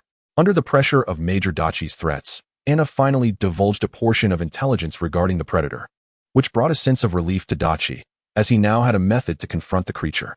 In short order, Major Dachi summoned his team members and, after emphasizing the weaknesses of the predator, the rest of the crew nodded in agreement, their eyes brimming with boundless hope. That scoundrel hiding in the shadows must be brought to justice, Hawkins thought, his tone laced with intense anger, recalling their fallen comrades. "Stay calm. That hidden entity is not easily dealt with.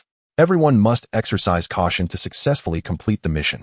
Tang Tian observed their confident expressions and felt compelled to douse their enthusiasm with a dose of reality. Confidence is commendable, but excessive self-assurance can easily morph into arrogance, which would hinder their collaboration. Thus, maintaining composure was essential. Subsequently, everything proceeded as expected. Tang Tian and Major Dachi reinforced the traps, and Tang Tian placed a 5-kilogram explosive directly atop the trap net, encasing it in wet mud to prevent the Predator's thermal imaging system from detecting the trap. To ensure absolute certainty, Tang Tian stored the detonation button within his spatial ring for easy access when needed. Before long, the intricately designed trap was complete, and they took turns keeping watch, surveying the surrounding areas with weapons at the ready. In this regard, Tang Tian refrained from unnecessary chatter. Instead, he calmly rested, seizing the opportunity to rejuvenate his spirit in preparation for the detestable Predator. This time, their ambush was meticulously planned. The Predator was likely doomed, as they had long been prepared with effective strategies. Unfortunately, it remained uncertain whether the Predator was intentionally toying with them, as it did not make an appearance throughout the night. Just as dawn began to break, a fierce killing intent suddenly surged forth, permeating the air. In a moment, Colonel Dachi swiftly rose to his feet, grasping his weapon as he cautiously approached the location of the trap. He could sense the presence of the cloaked creature lurking nearby, convinced that with a diligent effort, he could uncover its whereabouts. In contrast, Tang Tian appeared not far from him, and with a subtle perception of chakra, he discerned that the Predator was already nearing the trap. Observing this scene, Tang Tian wasted no time.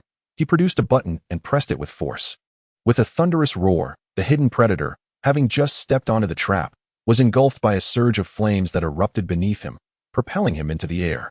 Unfortunately for Colonel Dachi, he bore the brunt of the enormous shockwave, leaving him momentarily dazed and his scalp tingling from the violent noise that summoned his teammates. Upon arrival, Billy and the others were greeted by the sight of a bizarre creature, its body emitting smoke, adorned with a pig-faced mask and encased in silver armor, struggling desperately as if attempting to flee the scene. Indeed, this was the Predator, and after sustaining multiple attacks, much of its armor lay shattered, green blood flowing profusely as if it were inconsequential. Staring in disbelief at this spectacle, the members of Dachi's team were momentarily stunned, their expressions reflecting sheer astonishment. "Hey, comrades, what are you waiting for? Let us strike the fallen beast," Tang Tian shouted, effortlessly retrieving a rocket launcher from his back and loading a rocket before sending the creature flying once more. Oh, with the cue, Hawkins swiftly unleashed a barrage from his Gatling gun, merging his firepower with that of his comrades, sending the Predator reeling several steps backward yet again. Suddenly, Colonel Dachi finally regained his composure from the explosion's impact and, not to be outdone, drew forth a grenade launcher to commence his assault. After a relentless 10-minute bombardment, the Predator extended a hand in a final gesture before succumbing entirely, evidently defeated by their combined might. Phew, it's done. What manner of creature possesses such formidable strength? Colonel Dachi mused, gazing at the fallen Predator with a hint of wistfulness. I surmise it must be an extraterrestrial being. Otherwise, such combat prowess is inconceivable, Tang Tian thoughtfully remarked, his gaze greedily fixating on the Predator's shoulder cannon, his eyes betraying a hint of obsession.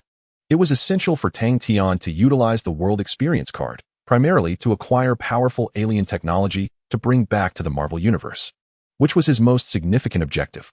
Chapter 67. The Great Battle Approaches, Iron Blood Squad. In a forest, before a campsite, Colonel Dachi gasped for breath, pride illuminating his eyes as he regarded the defeated Predator, feeling a sense of accomplishment for finally vanquishing the creature. To achieve this, they sacrificed 2 warriors, and now the prospect of vengeance filled Colonel Dutch with unprecedented joy. "Oh boy, we have triumphed," he exclaimed, raising his hand in celebration. Indeed, it is time to unveil the true visage of this creature.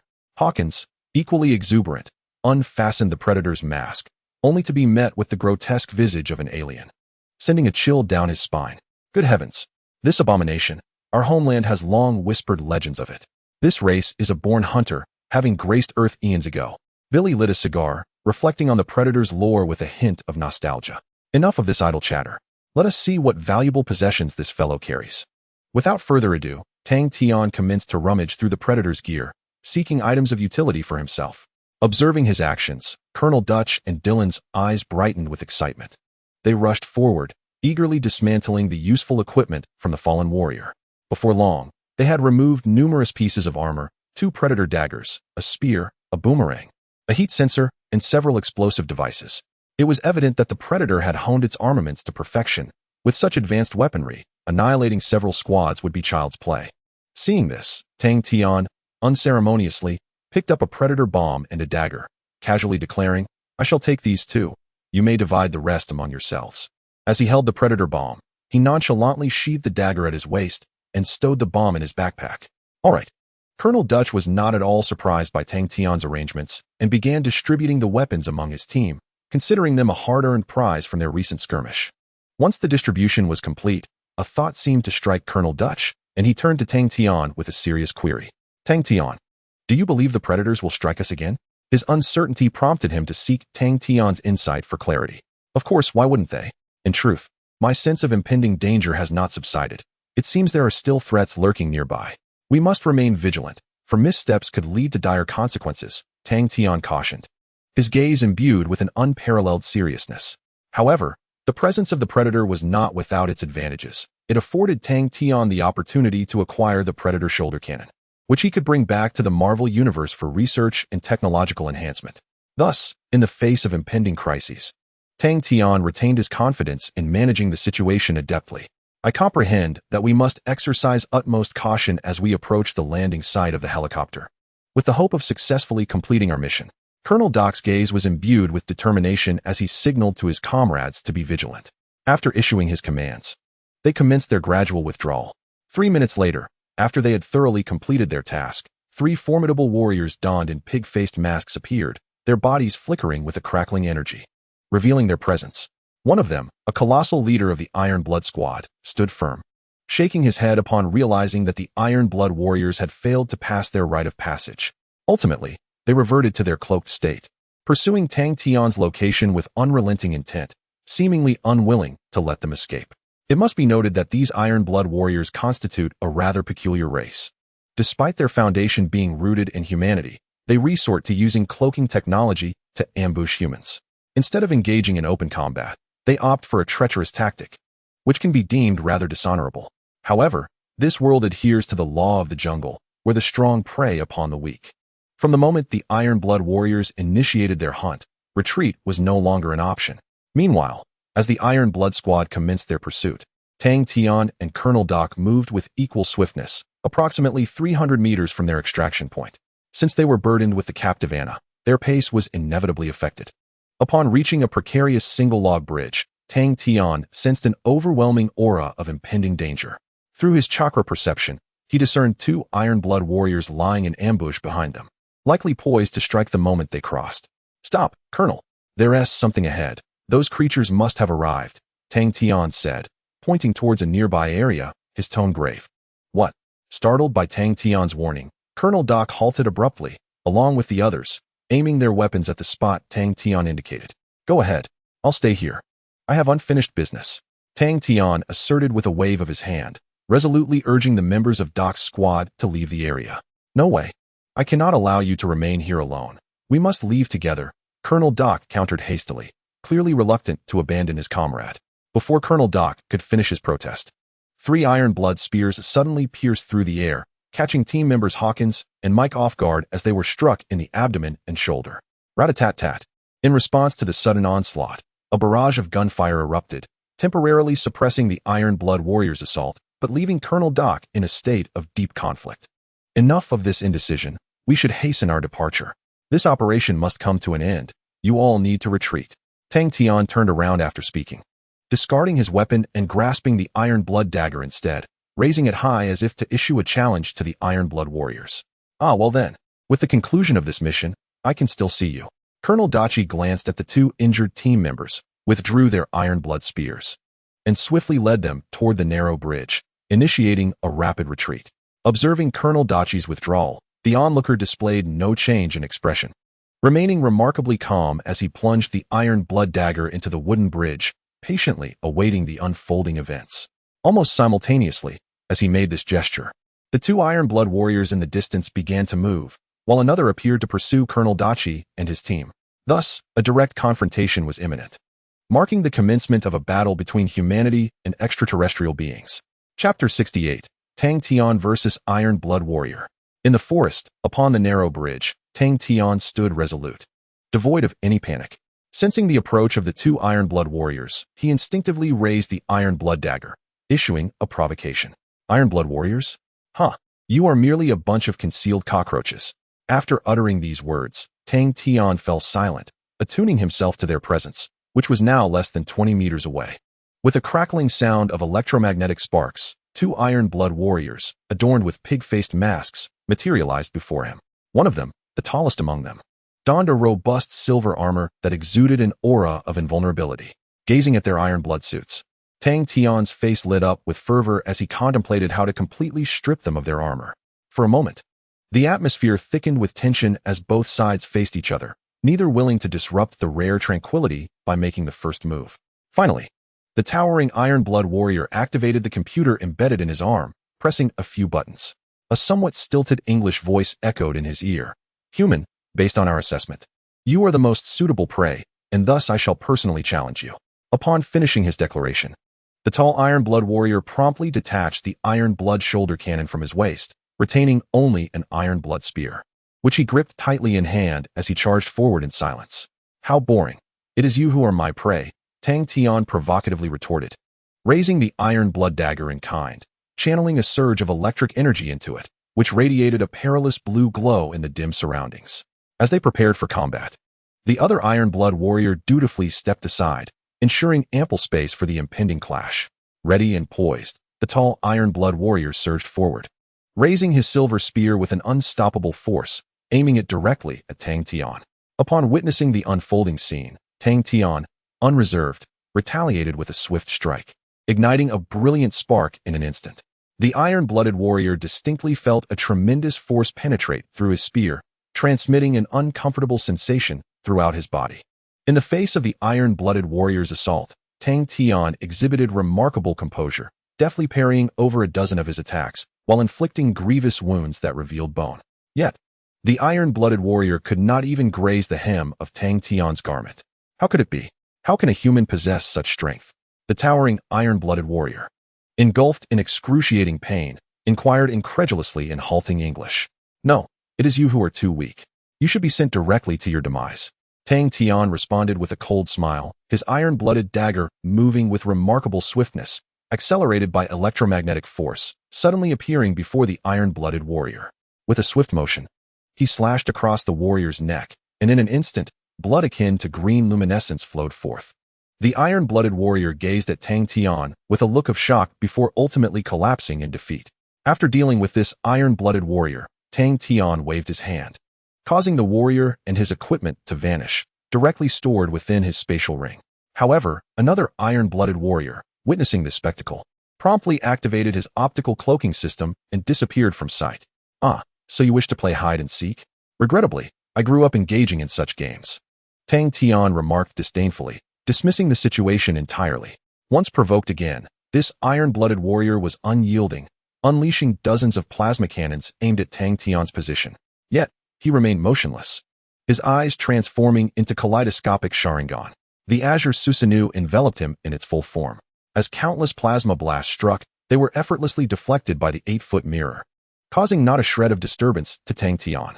"Quite an impressive display of power, but the game ends here. Allow me to escort you to meet your maker." Ignoring the iron-blooded warrior's attacks, Tang Tian raised his 10-fist sword, a colossal wave of sword energy slicing through the air. The concealed iron-blooded warrior trembled, ultimately collapsing weakly to the ground. In less than 3 seconds, a decapitated iron-blooded warrior came into Tang Tian's view, prompting a faint smile to grace his lips. With only 3 iron-blooded warriors in total, having dispatched 2, and their equipment remaining remarkably intact, this was indeed fortuitous for Tang Tian. After a moment's contemplation, he unceremoniously stripped the remaining iron-blooded warrior of his armor, stowing it in his spatial ring, before turning to continue his journey toward Colonel Daki. Of course, Tang Tian's presence here was not solely for the sake of Colonel Daki. Rather, it was driven by the mission at hand.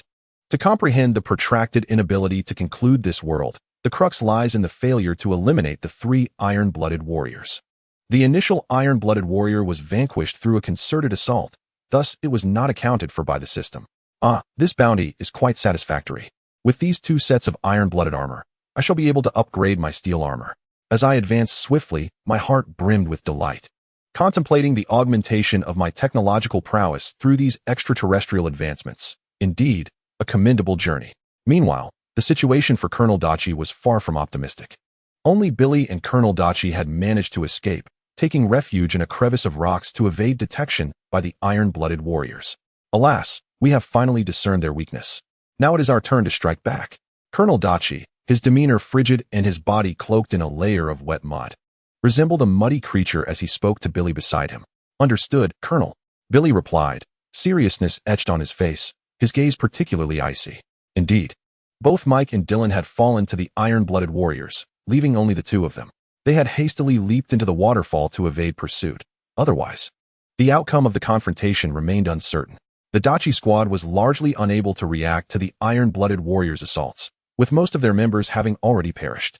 Had it not been for their fortuitous circumstances, they might have met the same fate. Fortunately, Colonel Dachi and Billy had discovered that when enveloped in wet mud, the thermal detection of the iron-blooded warriors became ineffective. This revelation was a rare piece of good news for them, although Colonel Dachi harbored concerns about Tang Tian's situation. Unbeknownst to them, Tang Tian had not only approached the iron-blooded warriors successfully, but was also hastening towards their location.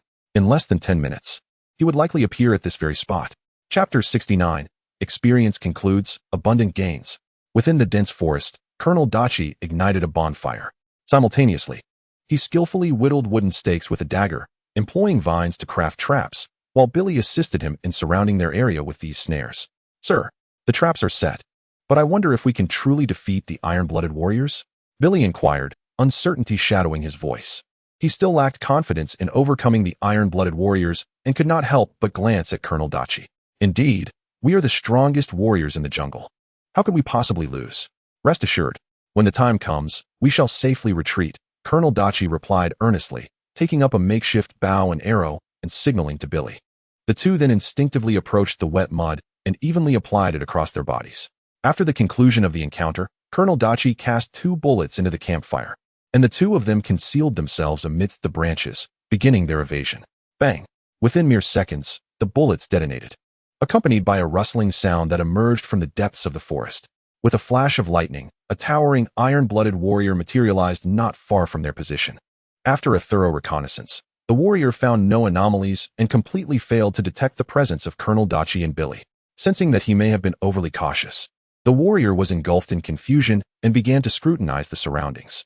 However, at the moment he triggered a trap, several sharp wooden spikes pierced through his foot. Roar! In an instant, green blood gushed forth uncontrollably. Seizing the opportunity, Colonel Dachi retrieved his bow and affixed a high-explosive round to an arrow, drawing the bowstring taut before releasing it. Whoosh! Caught off guard, the iron-blooded warrior was struck in the chest, the explosive round detonating and propelling him several meters away. Recognizing the rare opportunity, Billy was determined not to let it slip by. He seized an iron-blooded spear and thrust it fiercely toward the warrior's head. However, the warrior's combat instincts were exceptionally acute. Sensing impending danger, he swiftly grasped Billy's spear and delivered a powerful punch, sending Billy flying. Aware of the looming peril, the iron-blooded warrior showed no hesitation. His shoulder-mounted cannon pivoted sharply, unleashing a barrage of plasma fire. Fortunately, Billy and Colonel Dachi managed to evade just in time, avoiding any harm. Just as their battle reached a fever pitch, a familiar voice resonated from the distance, prompting Colonel Dachi and Billy to turn and discover Tang Tian approaching at a leisurely pace. Simultaneously, a surge of black flames enveloped the iron-blooded warrior, igniting him into a black fireball in an instant. Roar! Confronted with the strange black flames and searing heat, the iron-blooded warrior screamed in agony, leaping into the wet mud in an attempt to extinguish the flames. Yet, the unquenchable nature of Tian Zhao's fire rendered his struggles futile. After 10 minutes, the warrior's armor was entirely incinerated, and even the warrior within was reduced to ashes.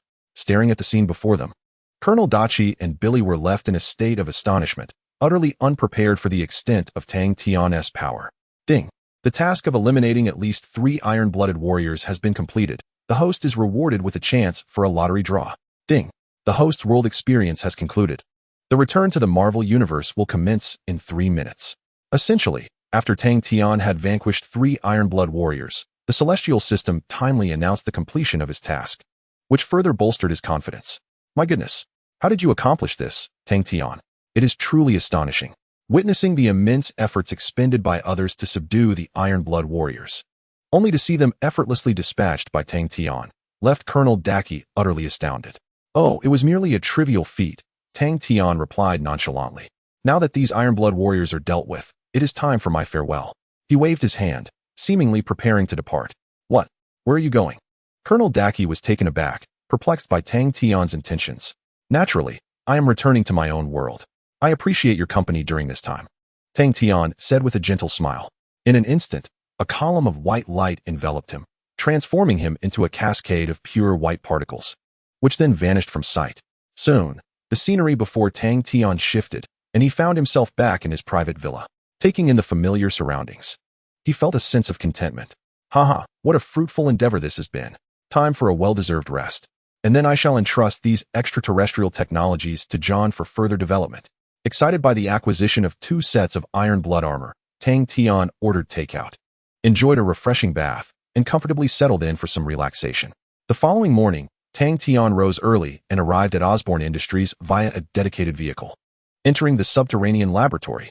Upon his return to John's lab, he noticed that the 850 robot had been successfully completed and lay awaiting activation. Boss, you're here. John bowed his head respectfully, looking up at Tang Tian. Indeed, I have some items to hand over to you, and I hope you will conduct thorough research on them. Tang Tian replied, nodding as he retrieved 2 sets of iron blood weapons from his spatial ring, arranging them meticulously on the floor. What are these? They appear to possess an exceptionally high technological level. Boss, where did you procure them? John inquired, examining the items with keen interest and quickly discerning their advanced technology. They are alien technologies. I recently acquired a world experience card that transported me to another realm, from which I obtained these items. Please study the technology of the Iron Blood Shoulder Cannon and the Iron Blood Bomb, and integrate them into my steel armor. I have a premonition that I shall soon have grander endeavors ahead, Tang Tian commanded, sensing that significant tasks lay before him. Understood, Commander. Within a month, I shall carry out the modifications and upgrades to the steel armor, John readily affirmed, without a hint of hesitation. As a robot, he would not refuse his master's requests, which greatly pleased Tang Tian, who appreciated John's unwavering loyalty. Very well, I entrust this to you. I shall await your good news. Tang Tian rose to his feet, issued a command, and promptly departed from the scene. For him, it was undoubtedly the right choice. Thus far, his strength had been steadily increasing, and he believed it would not be long before he achieved astonishing prowess, embarking on a journey of dominance. Chapter 70. Ex-girlfriend, Betty Ross. In New York City, within the shareholders' office of Osborn Industries, after a period of diligent effort, Tang Tian had gradually gained control over the vampire clan and werewolves, forming a formidable battalion of super warriors. Meanwhile, with John Connor developing mechanical forces for him, his influence had expanded across all fronts. Consequently, Tang Tian found himself in a state of considerable satisfaction, seated alone in the office, savoring the red tea brewed personally by the moon goddess, Selena. Boss, you've left everything to me during this time, acting like a carefree overseer. That's not very good. Selena approached him gently, kneading his shoulders, her expression tinged with exasperation. What does it matter? You are my secretary, managing such a vast empire. If it isn't a bit taxing, I would find that rather unfortunate, Tang Tian replied, turning his head to pinch her cheek playfully, a teasing smile adorning his face. Ever since he avenged Selena, this woman had grown exceedingly close to him, fulfilling nearly all of his requests, thereby becoming the epitome of a devoted secretary. For the past few days, Tang Tian had been immersed in a blissful reverie, unable to extricate himself from its warmth. Creak. Just as they were engaged in playful banter, Deadpool suddenly burst through the door, striding in with urgency, instantly disrupting Tang Tian's mood and causing a flicker of displeasure within him. Deadpool, what brings you here in such haste? Please provide a reasonable explanation. Tang Tian gestured for him to speak, curious as to what could be so pressing. Apologies, boss. I understand I shouldn't disturb you. However, a lady has insisted on entering, claiming to be quite familiar with you. Your ex-girlfriend, Deadpool said with an awkward smile, recalling the golden-haired, statuesque woman at the door, and began to elaborate thoughtfully. Ex-girlfriend? At Deadpool's revelation, Tang Tian paused momentarily, a wave of nostalgia washing over him as he recalled the vibrant figure from his past. It was evident that his former girlfriend was far from ordinary. Just as he was lost in memories of her, Selena approached and pinched the flesh at his waist, jolting him back to reality. Boss, when did you have an ex-girlfriend? I can't believe she has come knocking. This truly is a troubling matter. Selena appeared quite vexed, escalating her grip. Instantly, Tang Tian's expression began to contort, and he hurriedly sought to prevent Selena from inflicting further punishment. All right, Selena, this is a misunderstanding. Betty Ross is someone I met during my university years, with whom I shared a relationship that lasted 3 years. Ultimately, we parted ways due to her commitment to science. In response to Selena's inquiries and hints of jealousy, Tang Tian hastily interjected, wishing to alleviate any excessive thoughts on Selena's part. That seemed more appropriate. Selena eventually nodded, refraining from further questioning. Observing Selena's obedient demeanor, Tang Tian instructed Deadpool to bring Betty Ross to him, curious about what business his former girlfriend might have. It is worth noting that Betty Ross is not an ordinary individual. She is not only a military scientist, but also the esteemed gem of General Ross, a prominent military leader. One could say that Betty embodies both intellect and beauty as a prodigious talent. As she approached, it was uncertain what matters might unfold, perhaps even triggering a new mission. 3 minutes later, under Deadpool's guidance, a stunning woman with an alluring figure walked directly towards him. Upon spotting Tang Tian seated at his desk, her eyes sparkled with surprise. "At last, I found you, Tang Tian. It's been so long," Betty exclaimed, eagerly approaching him. As Tang Tian slowly rose, before he could fully react, she enveloped him in a warm embrace, expressing her reluctance to let go. "Indeed, it has been a long time. Has it not been 2 years since we last met?"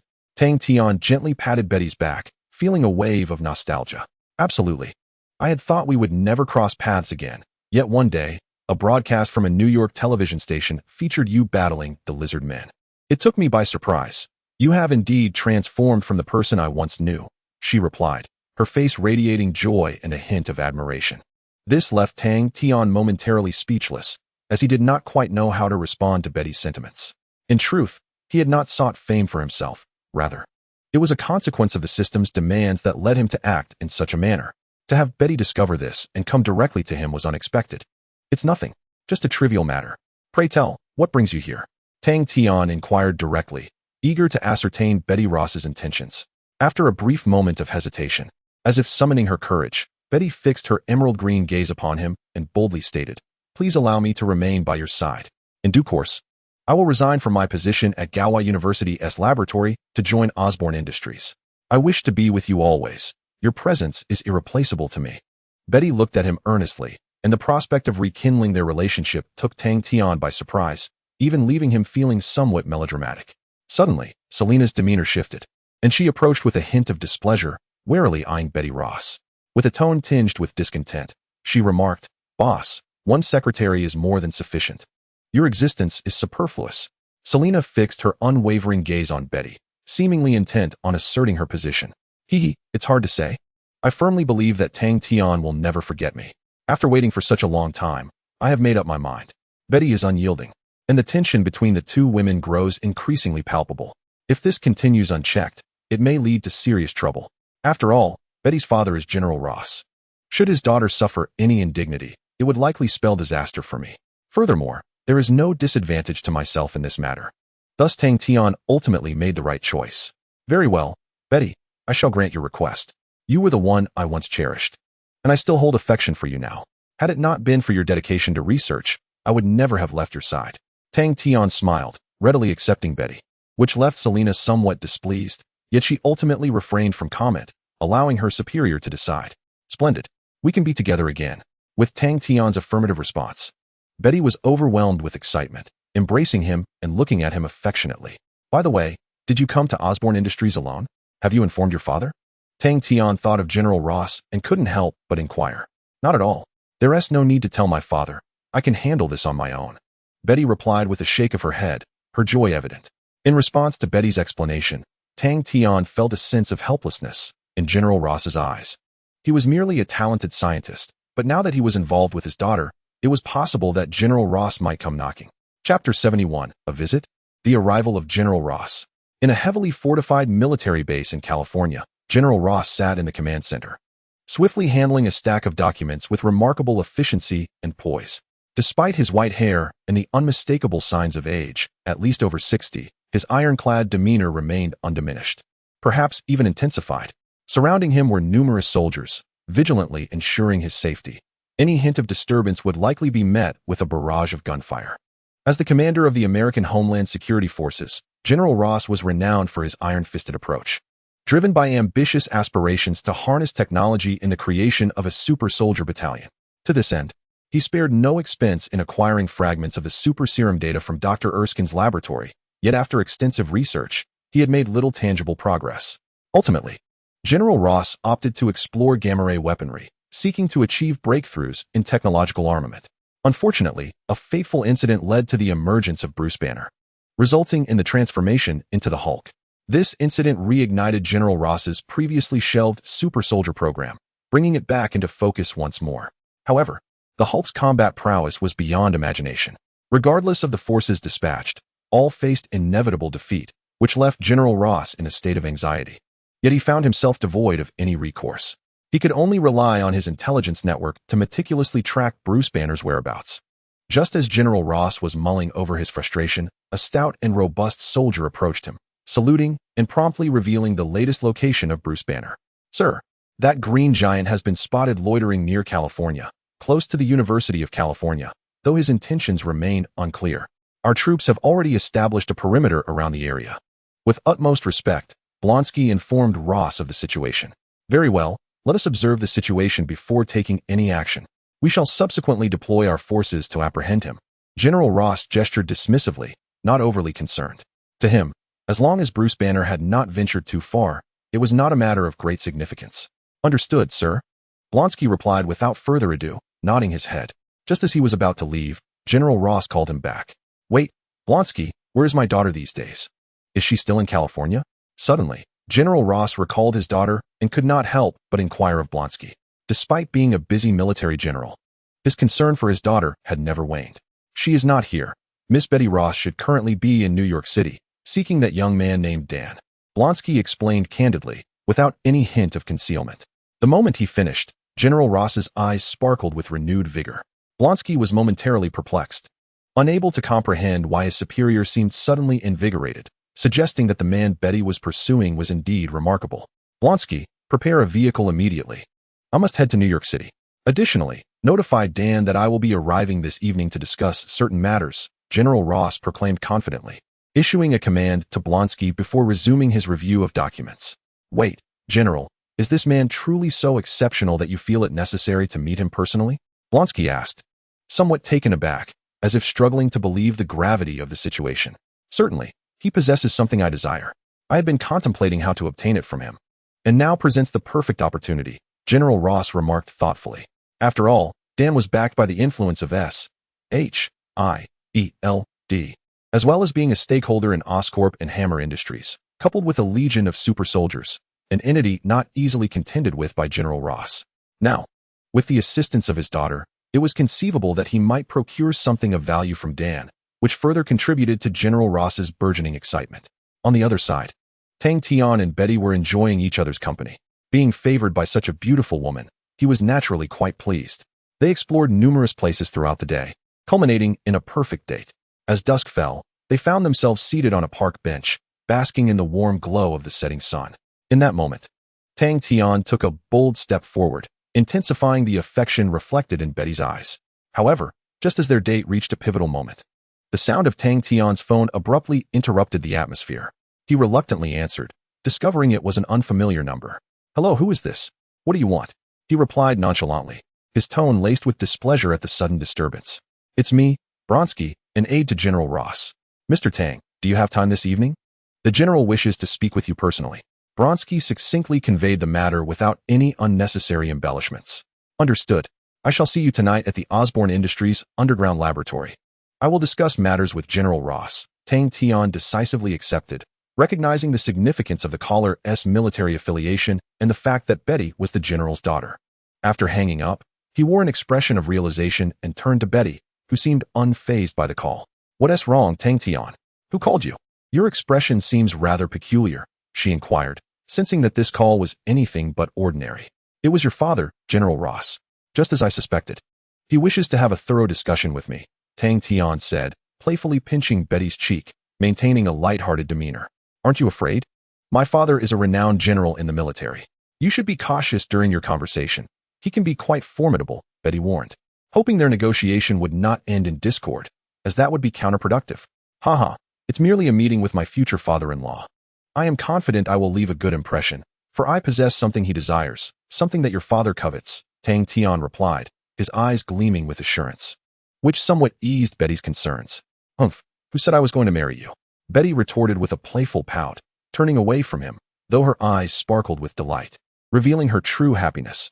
Observing Betty's expression, Tang Tian began to contemplate what benefits he could offer General Ross to further solidify his own influence, a direction he deemed worth considering. Chapter 72. The Terminator Legion. Is it sufficient? Night fell at Osborne Industries, in the underground laboratory. After the agreed-upon time, General Ross and Bronsky arrived at Osborne Industries in a Hummer, stepping out of the vehicle. As soon as they alighted, Lucien approached General Ross with utmost respect, saying, "Please follow me, General Ross. The boss is waiting for you in the laboratory." "Very well, lead the way," General Ross replied with authority. Following Lucien into the elevator that descended directly to the concealed laboratory 200 meters underground. Upon entering, General Ross and Bronsky were met with an array of various models of Terminators at the entrance, including the Model 1 Terminator, which could serve as a replacement for tanks. Gazing at the glinting Model 1 and the formidable array of Model 800s composed of super alloy, General Ross felt a profound sense of shock and disbelief. Initially, he had assumed that Tang Tian's notable achievements lay solely in genetic enhancement. He never anticipated such extraordinary advancements in mechanical technology. With a look of astonishment, General Ross proceeded into the core laboratory, where he spotted Tang Tian seated in the brightly lit control room alongside his daughter, Betty. "Father, I can't believe you actually came. Please, take a seat," Betty exclaimed joyfully, embracing her father warmly before encouraging him to sit. "Indeed, it seems you found a commendable partner," General Ross remarked appreciatively. Recognizing the substantial wealth Tang Tian possessed, Bronsky, standing nearby, was equally taken aback by the revelation. "Oh, father, stop it," Betty replied with a shy smile. Excusing herself and leaving Tang Tian and General Ross to engage in a more focused conversation. After watching his daughter depart, General Ross spoke with great admiration. "It is a pleasure to meet you, Mr. Tang Tian. I have an important matter to discuss with you." "Please do, General Ross. I will do my utmost to assist you in any way I can, especially since we are looking to collaborate," Tang Tian responded generously, encouraging the general to proceed without reservation. Satisfied by Tang Tian's openness, General Ross glanced at Bronsky, recalling his soldiers, and then turned to Tang Tian without hesitation, stating, "I require gene enhancers. I wish to establish a super soldier unit. At the very least, I need 1,000 gene enhancers. Additionally, we require a significant amount of weaponry to capture a green monster. Would you be willing to sell us some of those robots at the entrance?" General Ross's desire was palpable. As a general with substantial military resources, he was eager to acquire greater power to expand his influence. Upon hearing his requests, Tang Tian fell into silence, while Lucien wore a look of disdain, sensing that the general's demands were rather exorbitant. Unexpectedly, in addition to the demand for genetic enhancers, General Ross sought to seize control of the Terminator Legion, revealing the extent of his avarice. It seemed he was determined to extract every valuable asset at his disposal. Therefore, Lucien doubted that his superior would acquiesce, believing the likelihood of dissent to be far greater. After all, his employer was no ordinary individual, incapable of permitting others to manipulate him at will. Beside them, Bronsky, upon hearing General Ross's words, was particularly exhilarated, having already fortified himself with an incomplete super soldier serum. The prospect of infusing new genetic enhancers promised to amplify his strength significantly. Certainly, 1,000 units of genetic enhancers pose no issue whatsoever. Additionally, I shall provide 200 units of Model 1 Terminators for field testing. What do you think, General? Tang Tian said with a beaming smile, as if he had meticulously orchestrated every detail, casting a knowing glance toward General Ross. As anticipated, General Ross was rendered momentarily speechless, his eyes brimming with excitement as he rose to his feet. "Excellent. Mr. Tang, I am grateful for your contributions to the military. What is it that you desire?" "Whatever it may be, the military can provide," he proclaimed with fervor, aware that to gain something, one must be prepared to pay a price. Thus, General Ross was eager to discern what Tang Tian intended to request. "At this moment, I have no specific desires. I propose we wait for General Ross to resolve the matter concerning the green creature before we continue our discussions," Tang Tian replied, shaking his head. He was not inclined to demand anything immediately. In his view, the appearance of the Hulk was imminent, making it an opportune moment to test the Terminator Legion. Negotiations could be deferred, presenting an optimal choice. This approach not only promised to earn General Ross's favor, but also ensured the successful activation of a mission, yielding substantial benefits. Having concluded his statement, Tang Tian snapped his fingers, prompting Lucien to retrieve a silver box from the cold storage of the laboratory. Upon opening it, they were greeted by the sight of approximately 1,000 gleaming genetic enhancers, sparkling under the illumination. "These are the genetic enhancers. However, Please be advised that achieving combat capability may require up to a month for infusion. I urge General Ross to proceed with caution. As for the Terminator Legion, they are ready for combat at any moment, and I recommend deploying them as the primary force against the green creature, Tang Tian suggested, carefully handing over the box in hopes that General Ross would heed his counsel. Haha, no problem, young man. You are indeed a commendable individual. The military will continue to collaborate with you moving forward. Here is my business card and phone number. Feel free to reach out whenever you require assistance, General Ross replied, taking the weighty box and passing it to Bronsky, before producing a business card and handing it directly to Tang Tian. Very well. Until we meet again, Tang Tian responded. Tang Tian smiled gently as he watched General Ross depart, feeling a sense of relief wash over him, contemplating the next appearance of the Hulk, which he anticipated would undoubtedly bring him great surprise. Shortly thereafter, Betty Ross emerged from the side, bidding farewell to her father. Observing the joyful expression on his father's face, she knew he was thoroughly pleased with their meeting. Betty, you have chosen an admirable boyfriend, and I am quite satisfied with this choice. Whatever you decide to pursue in the future, I will support you wholeheartedly, General Ross expressed with delight, regarding his daughter and feeling confident in her decision. Of course, father. I'll make sure to visit often, Betty replied, equally elated that their romance had garnered her father's approval, a gratifying outcome for both parties. Chapter 73. An unexpected encounter with Bruce Banner. 3 days later, at Galway University, on campus. After acquiescing to General Ross's request, Tang Tian swiftly delivered 200 units of the robots within a single day, along with instructions on how to operate them. Once these matters were settled, Betty extended an invitation for him to accompany her to Galway University in California to retrieve some of her research materials before departing from the location. Thus, early in the morning, they joyfully arrived, drawing envious glances from surrounding students, who watched as their esteemed professor affectionately clung to Tang Tian's arm, shattering the image of the goddess they had long held. It is worth noting that Betty Ross was, without question, a quintessential ice queen at school. Any suitor who dared to approach her was met with rejection, including Bruce Banner, who had not received the slightest favor from her. Oh, what a delightful campus life it was. Back then, we were the most envied couple, Tang Tian reminisced fondly, unable to suppress his nostalgic sentiments. Indeed, we were quite the talk of the campus, Betty affirmed, wrapping her arms around Tang Tian's neck. As they exchanged playful banter, Tang Tian suddenly sensed a peculiar gaze upon them, scanning their intimate interaction with an unsettling intensity. Turning his head, he spotted a suspicious-looking man, clad in a cap and sunglasses, stealthily lowering his glasses to observe them, his face betraying a hint of anguish. However, upon noticing Tang Tian's gaze fixed upon him, the man abruptly concealed himself behind a large tree, attempting to evade detection. What's wrong, Tang Tian? What are you looking at? Betty inquired curiously, puzzled by his distraction. Nothing, just a somewhat familiar face, Tang Tian replied cryptically, taking Betty by the hand as they continued on their way, choosing to disregard the mysterious figure for the time being, as he already knew the identity of the individual in question. After Tang Tian departed, the man dressed like a paparazzo, a Caucasian, finally removed his glasses, revealing his true identity, Bruce Banner. Those acquainted with him referred to him by that name. He had spent the first half of his life basking in glory, hailed as a genius physicist and a brilliant researcher of gamma-ray weaponry, adorned with countless accolades. However, one fateful day, an unfortunate incident occurred involving the gamma-ray weapon, resulting in him being exposed to a massive dose of radiation. Fortunately, he did not perish. Instead, he transformed into a colossal green figure, becoming a fugitive sought by the military. Until now, he had been in hiding but finally found a potential solution through Mr. Blue. Yet, with this newfound hope, General Ross would undoubtedly seek ways to thwart them, leaving Bruce with limited time. Thus, he thought of Betty, hoping she could persuade her father to temporarily cease the pursuit. Little did he know, before Bruce could execute his plan, he witnessed a scene that ignited jealousy within him, causing him to hesitate in revealing his intentions.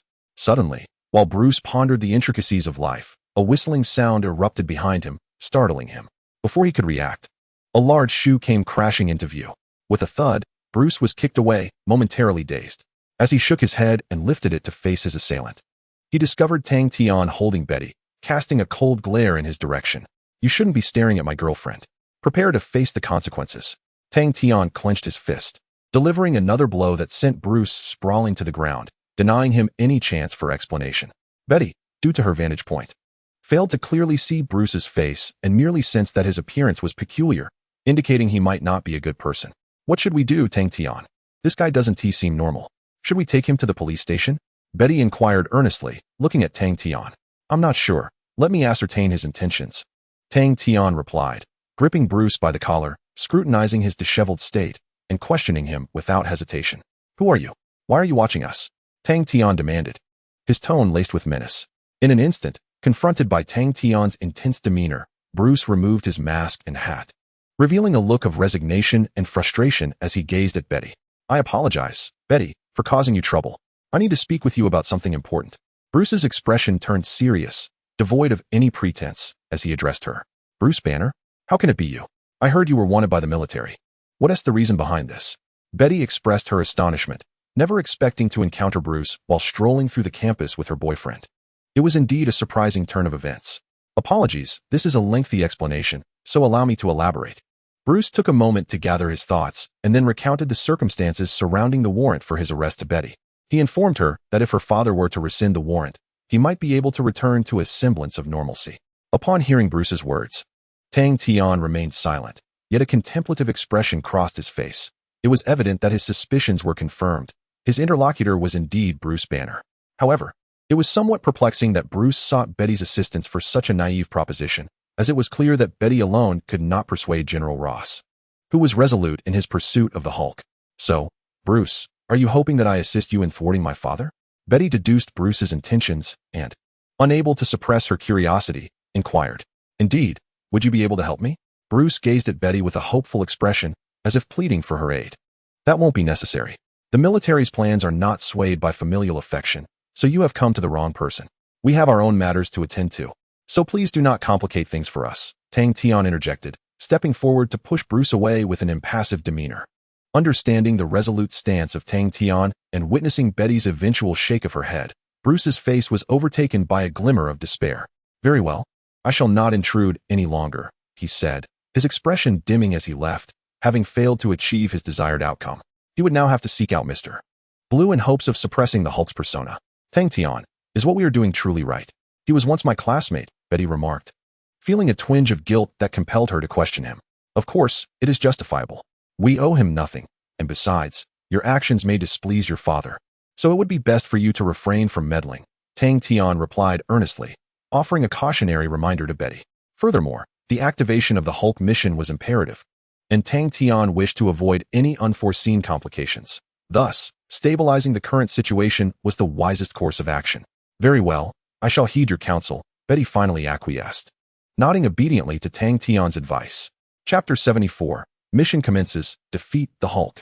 The following day, around 3 in the afternoon, the sun still blazed fiercely. As the school bell rang, countless students began to engage in various activities, infusing the campus with vibrant life. Amidst this atmosphere, Tang Tian held Betty's hand, aimlessly wandering around the school while taking in the sights. Tang Tian, is this truly the right course of action? Reporting Bruce's whereabouts to my father feels somewhat unjust, Betty asked, her conscience pricked by the memory of their past camaraderie, making it difficult for her to reconcile her feelings. Do not underestimate your father, Tang Tian explained to the guilt-ridden Betty, shaking his head. Bruce's whereabouts have long been known to him. I merely informed him as a courtesy. Very well.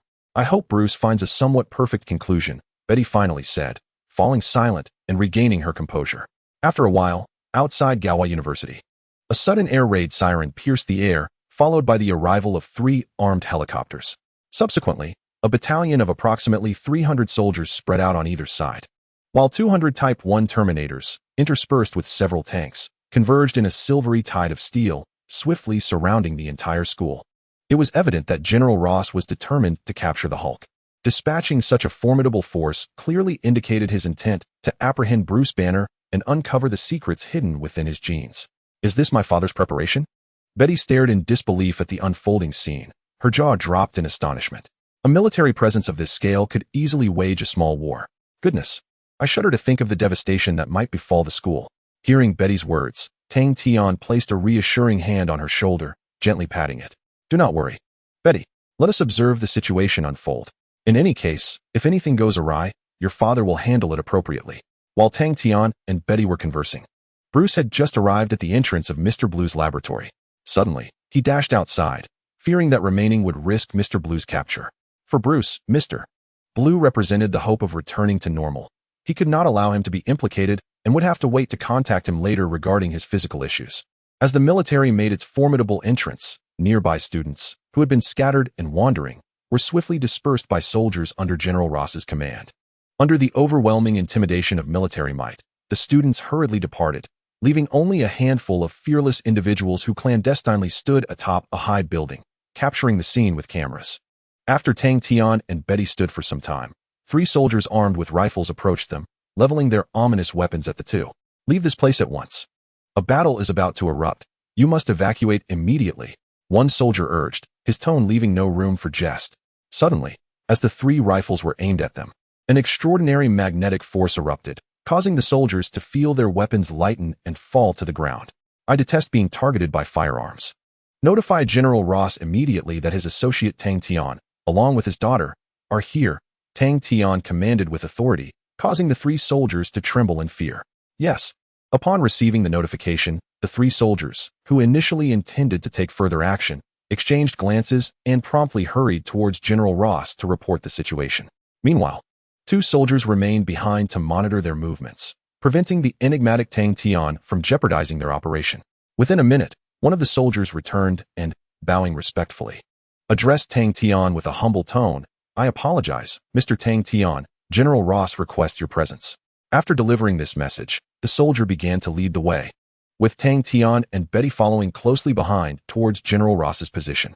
Upon arrival, Tang Tian observed General Ross, who was busy locking onto targets with radar, while numerous Model 1 Terminators stood ready, fully equipped for combat.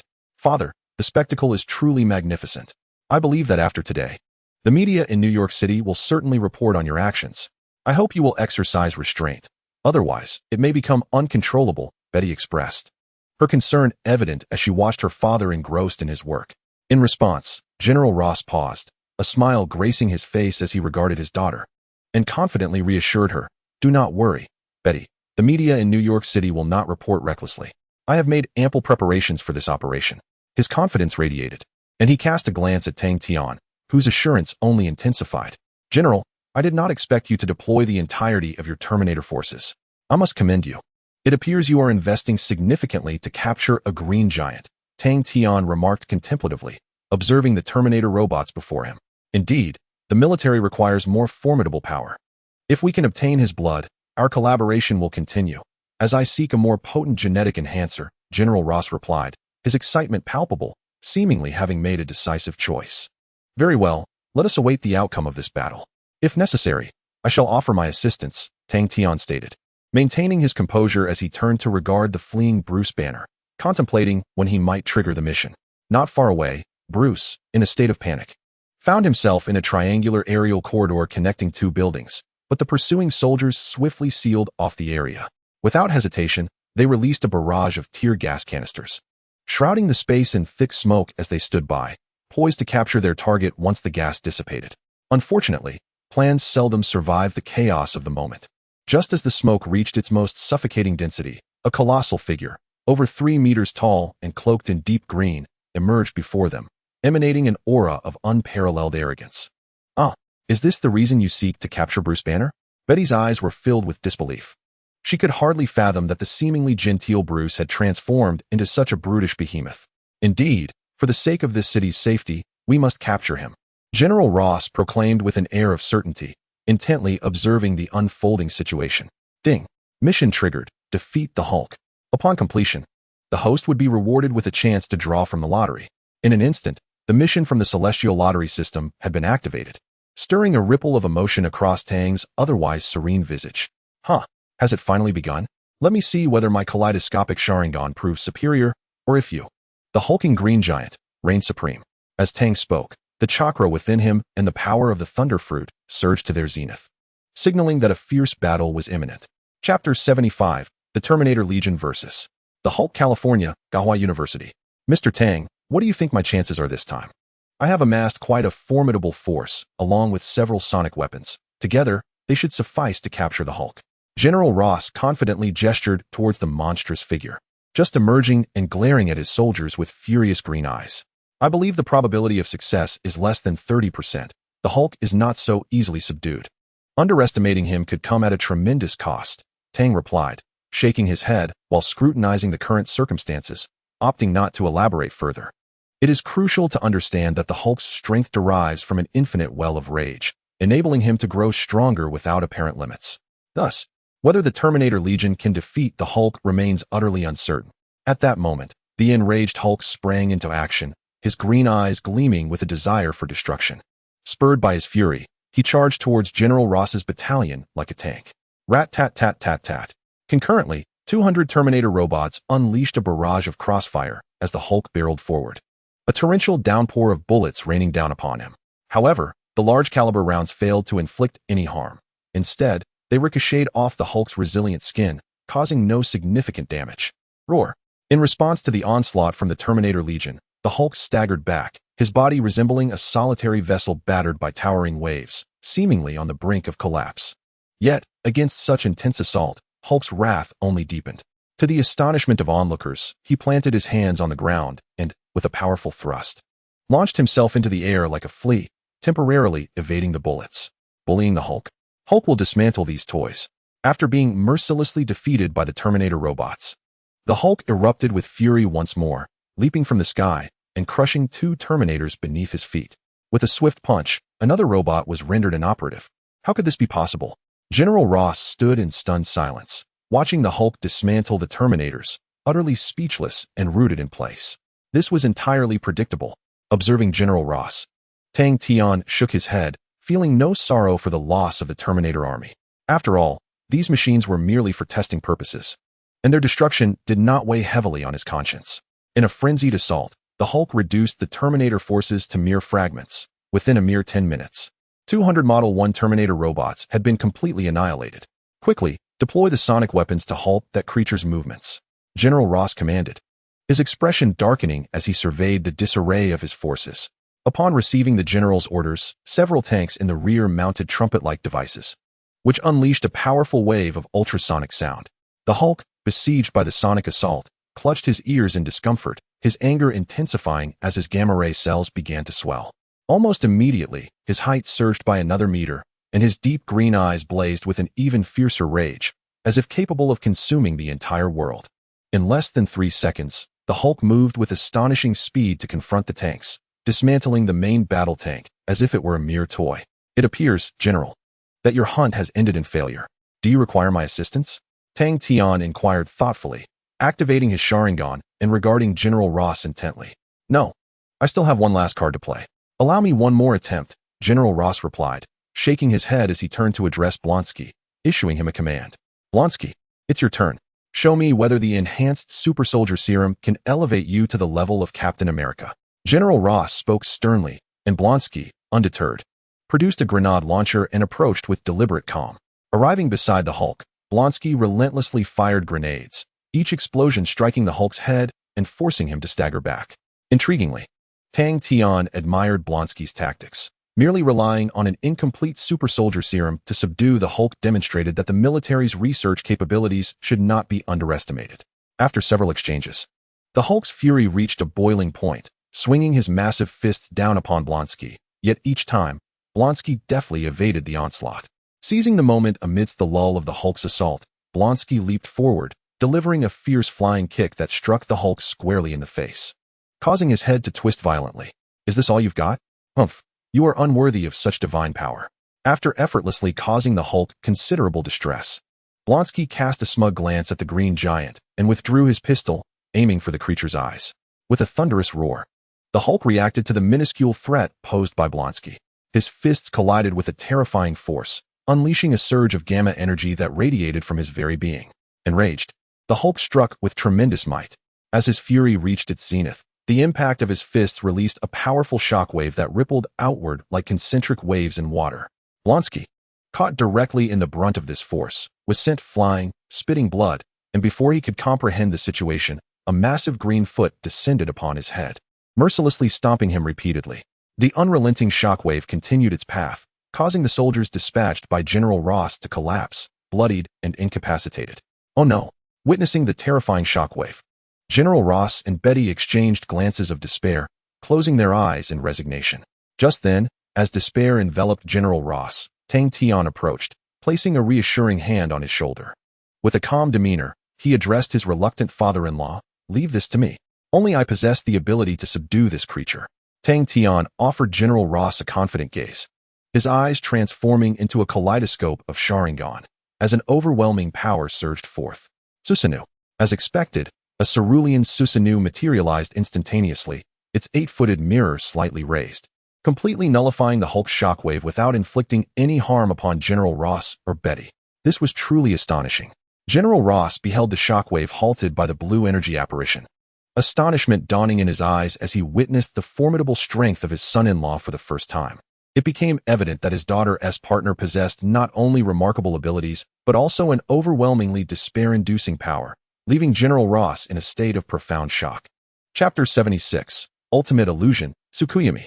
At Gaohua University, within the confines of the institution, after withstanding the Hulk's blow, Tang Tian turned his gaze towards the green giant, only to discover Blonsky, unrecognizable and sprawled in a large crater, his fate uncertain.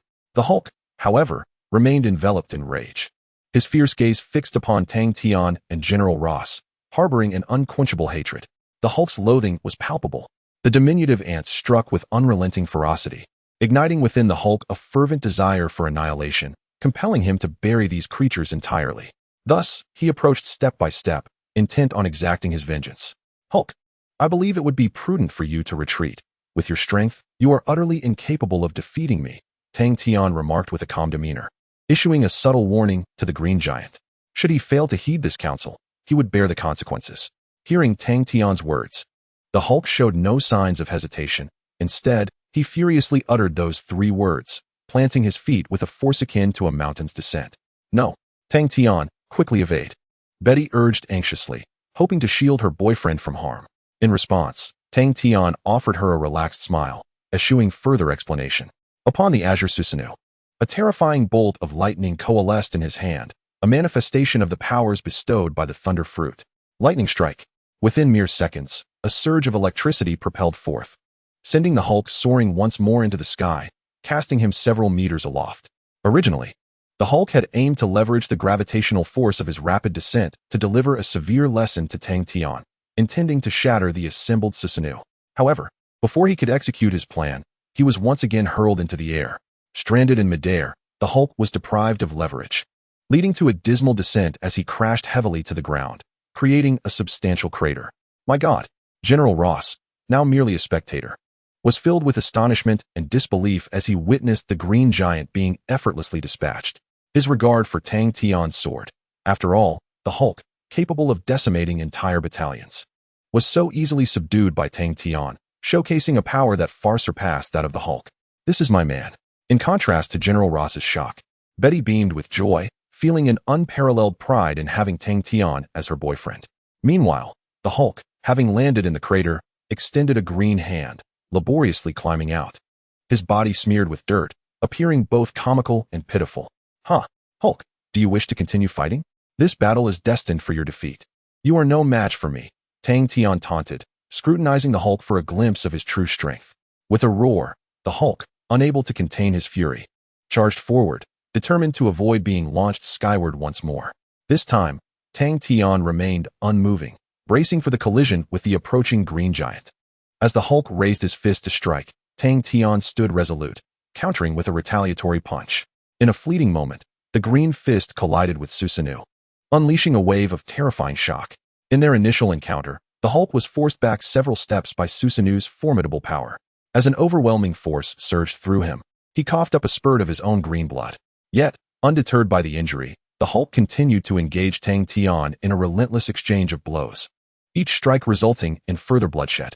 Fortunately, the gamma radiation coursing through his cells proved remarkably resilient, unlike the likes of lizard men or the Iron Blood warriors, who would have been felled by just a couple of punches. He remained vigorous and sprightly. As the battle continued, the Hulk's strength surged anew, placing immense pressure on Susanoo. Having endured numerous clashes, the Hulk, with cunning agility, evaded the 10-fist sword wielded by Tang Tian, and with a sudden force, struck Susanoo's vulnerable rear. Crack! The weakest point in Susanoo's defense was shattered by the Hulk's punch, creating a considerable fissure. However, before the Hulk could revel in his moment of triumph, Susanoo swiftly restored itself, causing the Hulk's expression to darken as he was compelled to attack again with fervor. realizing that the battle would drag on indefinitely if left unchecked. Tang Tian wasted no time. He commanded Susanoo to seize the Hulk, lifting him before his eyes. Roar! Feeling the overwhelming might of Susanoo, the Hulk struggled fiercely. But to no avail. He could not break free from the binding grip. Observing the Hulk's temporary inability to escape, Tang Tian smirked disdainfully and directed his Sharingan at him, unleashing the most potent of illusions. Receive my moon reading. In an instant, the Hulk found himself ensnared in a blood-red realm, where countless forms of Tang Tian, each clad in Susanoo, loomed before him, their icy gazes fixed upon him. Welcome to my domain, Hulk. For the next 48 hours, I shall immerse you in the essence of terror. With a cunning smile, Tang Tian commanded the multitude of Susanoo to unleash a relentless assault upon the Hulk. Within a minute, the air was filled with the Hulk's anguished cries and the sound of countless fists whistling through the air. It was evident that in the realm of moon reading, the Hulk was utterly powerless, his strength completely sapped, reduced to a mere victim, akin to a pig awaiting slaughter. At the hands of Tang Tian. In the real world, General Ross witnessed the moment Tang Tian ensnared the Hulk, who suddenly ceased all movement, his form gradually reverting to that of Bruce Banner. Phew, finally resolved. Thank goodness for my unparalleled illusions. Otherwise, this could have turned troublesome. After subduing the Hulk, Tang Tian exhaled in relief and shared a gentle smile with General Ross beside him. Thank you, Mr. Tang Tian. You have indeed been a tremendous help. Observing the scene before him, General Ross was exceedingly pleased as he commanded his soldiers to surround Bruce Banner, preparing to collect the spoils of this endeavor. No, I haven't been of much assistance. All I ask is for you to be swift. Otherwise, those agents from S.H.I.E.L.D. may intervene unexpectedly. Tang Tian replied, shaking his head, offering a rational reminder, hoping that General Ross would expedite his research to obtain what he desired. Understood. Leave the subsequent matters to me. General Ross nodded. For him, even if those agents from S.H.I.E.L.D. aspired to intervene, they would first have to pass through him. Otherwise, without sufficient incentives, the military would never relent. Very well, then. Farewell, General Ross. Perhaps we shall meet again, Tang Tian said with a slight smile. Turning to leave with Betty. Ding. The mission to defeat the Hulk has been completed. Reward.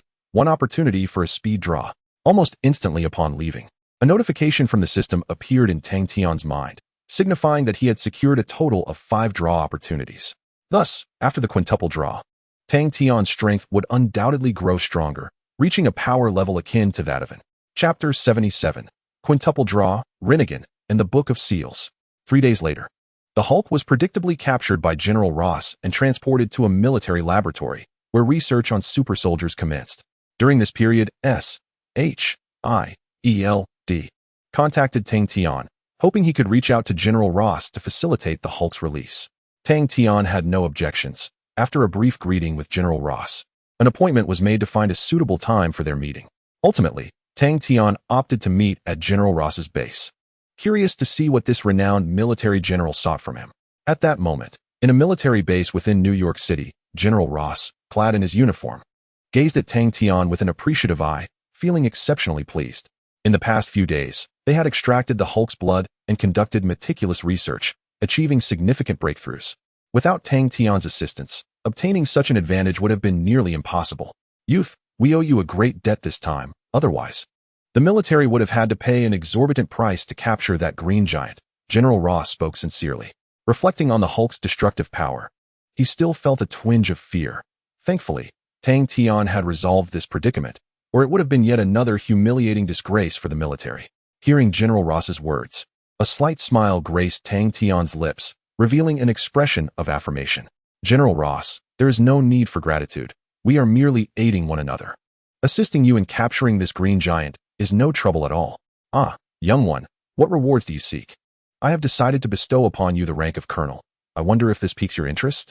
General Ross sensed Tang Tian's reluctance and gazed at him with a serious demeanor, understanding that to gain something, one must also be willing to give. Thus, he scrutinized Tang Tian, eager to discern what benefits he might desire. Of course, the offer of a colonel's rank was merely a test, an attempt to gauge Tang Tian's appetite. Should his desires be grand, a mere colonel's title would hardly suffice as compensation. I accept the rank of colonel.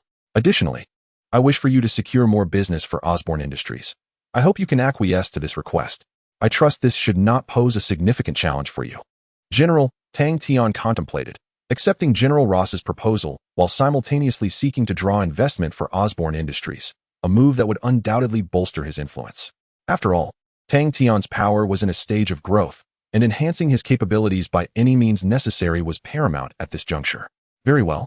I shall comply with your request within 3 days. In the future, should the military require assistance, I hope you will lend your support. General Ross nodded in agreement, showing no opposition to the transaction, as it posed no great difficulty for him. Ensuring the success of this endeavor was the prudent choice. Who knows? While researching the Hulk's gene, new monsters may emerge. Having Tang Tian's assistance would certainly facilitate future complications. The transaction concluded smoothly, with Tang Tian obtaining what he desired, while General Ross also reaped considerable benefits. The two parted ways amicably.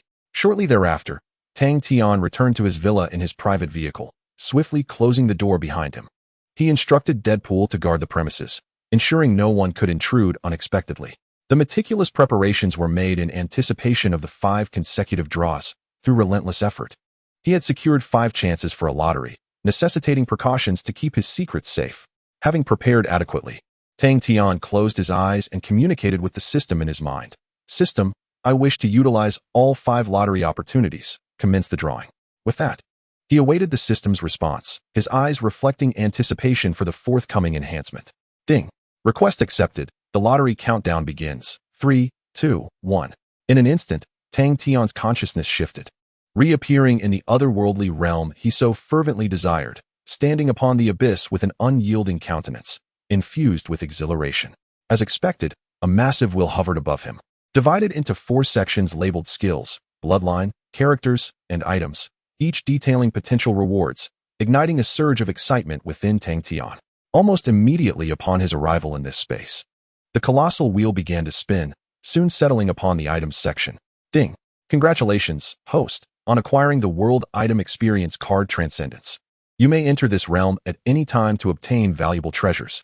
Upon receiving the system's notification, a smile graced Tang Tian's face, as the advantages of this World Experience card were evidently remarkable, particularly the Divine Elixir.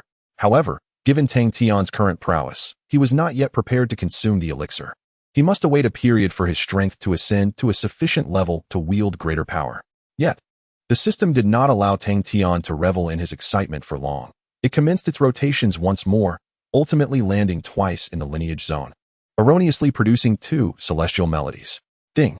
Congratulations, host, you have acquired the Rinnegan, left eye, from the Naruto world. Ding. Congratulations, host. You have obtained the Book of Seals from the Naruto world. Host, you can learn and acquire various advanced ninjutsu. The Rinnegan and the Book of Seals. Tang Tian was astounded. He had not anticipated that luck would bless him again, allowing him to draw such precious items. Initially, he had considered merely possessing a world experience card to be remarkable. However, the items he received far exceeded his expectations. Nevertheless, only 1 Rinnegan was drawn, which was somewhat disappointing, as it hindered a significant enhancement of his power all at once, leaving him rather speechless. Following this, the final 2 lottery opportunities pointed towards the item zone, where Tang Tian obtained a nuclear bomb and a dimensional world experience card, enabling him to reside in the world of Jackie Chan Adventures for a year. After 5 consecutive draws, Tang Tian's emotions remained tumultuous, and as the lottery concluded, a warm current flowed into his eyes, instilling within him a profound sense of comfort. It must be said that Tang Tian had reaped tremendous benefits this time, acquiring unforeseen advantages. With these newfound items, he would grow stronger, and he firmly believed that his power would continue to be fortified. I have finally realized that as long as chaos ensues, one will inevitably grow stronger. Just wait, Abomination, you still possess value. In the mirror of the villa, one of Tang Tian's eyes transformed into a blue rippling pattern, emanating an unparalleled and terrifying pressure, clearly indicating that he was no ordinary being, but rather one whose strength and capabilities had reached their zenith. It could be said that Tang Tian's current level was already at the pinnacle of quasi-shadow rank, infinitely close to the shadow rank. Next time, when the Hulk encounters him, it is likely that he will leave the encounter battered and bruised. Having just acquired 5 lottery items, Tang Tian's strength had reached its limit. He was now ready to commence his plans, skillfully utilizing Abomination to extract his contributions, allowing him to shine and radiate in his own right. Chapter 78. Genes, the Frenzied Abomination. A week later, at the entrance of the military base, Bruce Banner emerged, his form somewhat disoriented, gazing at the imposing figure of director Nick Fury, his eyes reflecting a complex array of emotions. A few days ago, he was ensnared within the confines of a military research laboratory, enduring torment and subjected to copious amounts of tranquilizers. He despaired, believing that hope had vanished from his life. Yet unexpectedly, the emergence of S.H.I.E.L.D. illuminated his path anew. "How are you, Bruce? Are you feeling better?" "Rest assured, we've taken care of matters with the military," Director Nick Fury reassured him, patting Bruce on the shoulder. "Thank you for rescuing me. Please take me back. I long for a place where I can live in tranquility, away from disturbances like those I've faced. If you can promise me a semblance of peace, I am willing to assist you within certain limits." Bruce Banner understood all too well the principle that one must sacrifice something to gain something. He recognized that he owed S.H.I.E.L.D. a considerable debt and would need to exert greater efforts to repay it. "Excellent. I am relieved to hear you think this way.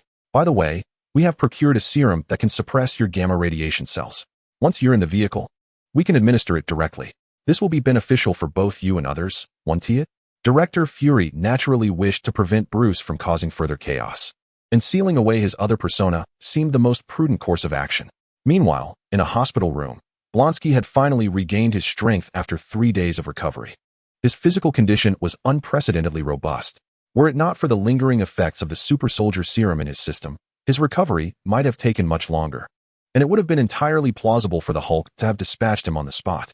Suddenly, just as Blonsky was preparing to rise, a military soldier approached him, saluted, and delivered shocking news. "Sir, Deadpool, the associate of Mr. T'Challa, requests to see you. He seems to have something important to discuss. Do you have a moment?" "Sir?" The soldier gazed intently at Blonsky, awaiting his command. "What does he want?" Blonsky was taken aback, fully aware of Deadpool's reputation as T'Challa's personal bodyguard. The sudden request for an audience was indeed peculiar. However, realizing he could not deduce the reason behind it, he waved his hand, signaling for them to bring Deadpool in. 3 minutes later, Deadpool sauntered into Blonsky's presence, his demeanor frivolous as he scrutinized Blonsky as if he were a rare treasure. "What do you want?" "You should know I am exceedingly busy. It would be best not to disturb me unless you have something significant to say."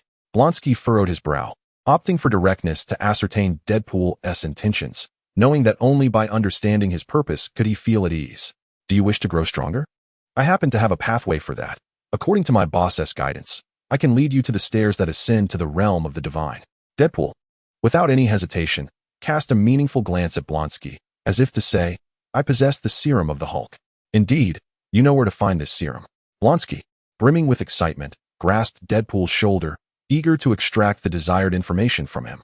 After all, the blood of the Hulk could not be approved for use at will until General Ross had thoroughly researched it. It was an indispensable method. "Of course, should you choose to follow me, you shall gain unprecedented power." Deadpool smiled mysteriously, saying little more, yet his intentions were unmistakable. Then, the two men journeyed in a vehicle once again to the gates of Huahua University. Upon opening the car door, Blonsky was taken aback, not anticipating the opportunity to revisit this place.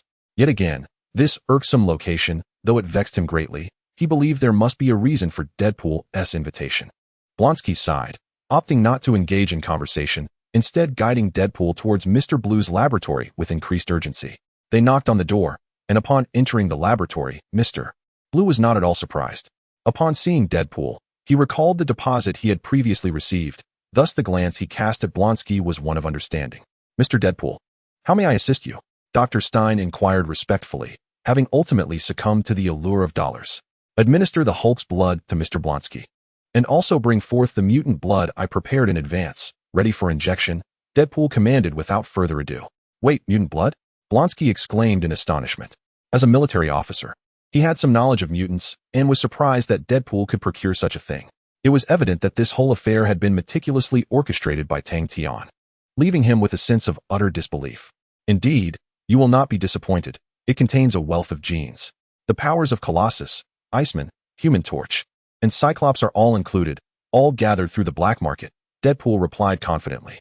Blonsky's eyes sparkled with anticipation. The Hulk's blood alone was formidable, but the amalgamation of these various bloods promised a power far beyond mere arithmetic. Once Deadpool concluded his explanation, Blonsky eagerly reclined upon the examination table. Under Dr. Stein's adept hands, 5 syringes swiftly pierced his body, and the concoction of serums was injected instantaneously. Consequently, the genes reacted terrifyingly, and Blonsky expanded rapidly, as if inflated, the bindings upon him shattering with ease. A tremendous surge of gamma radiation emanated from him, causing his clothing to be torn asunder, resembling mere rags, akin to a beggar's garb, gradually revealing the robust musculature beneath. Within a mere few seconds, Blonsky, who once stood over a meter tall as a formidable figure, began to expand relentlessly, eventually breaching the confines of the laboratory, his height escalating to an unimaginable level that rendered them all dwarfed in comparison. Undeterred by Blonsky's dramatic transformation, Deadpool swiftly utilized his teleportation abilities to transport Dr. Stern away from the impending collapse of the laboratory. Once outside, Dr. Stern's eyes sparkled with exhilaration and fervent excitement, as though he had stumbled upon a serendipitous fortune. Success at last. The fusion of the gene and the Hulk's blood could finally be realized in a test subject, and he was grateful for his employer's trust. Gazing upon the wreckage of his laboratory, he felt no sorrow, only a profound sense of pride. Half an hour prior, he had listened to Deadpool's requests with disbelief, yet now, witnessing the fruition of his experiment, he could hardly contain his thrill. Enough talk. Let us depart together and meet with our employer. He will orchestrate the next steps, Deadpool declared, leading Dr. Stern away, fully aware that lingering here was unwise. Not far off, Blonsky was undergoing a terrifying metamorphosis, his abhorrent form swelling to nearly 4 meters in height before finally halting. Alarmingly, the abomination he had become was even more fearsome than in the original tale. Infused with mutant genes, his capabilities had reached an apex of power, his body adorned with menacing spikes, flickering with eerie azure flames. Marvelous. This is divine power. With this strength, I can distort everything. I shall become a god in this world, Blonsky mused, feeling invigorated by an overwhelming energy. Clenching his fist slightly, he unleashed a formidable punch towards the building.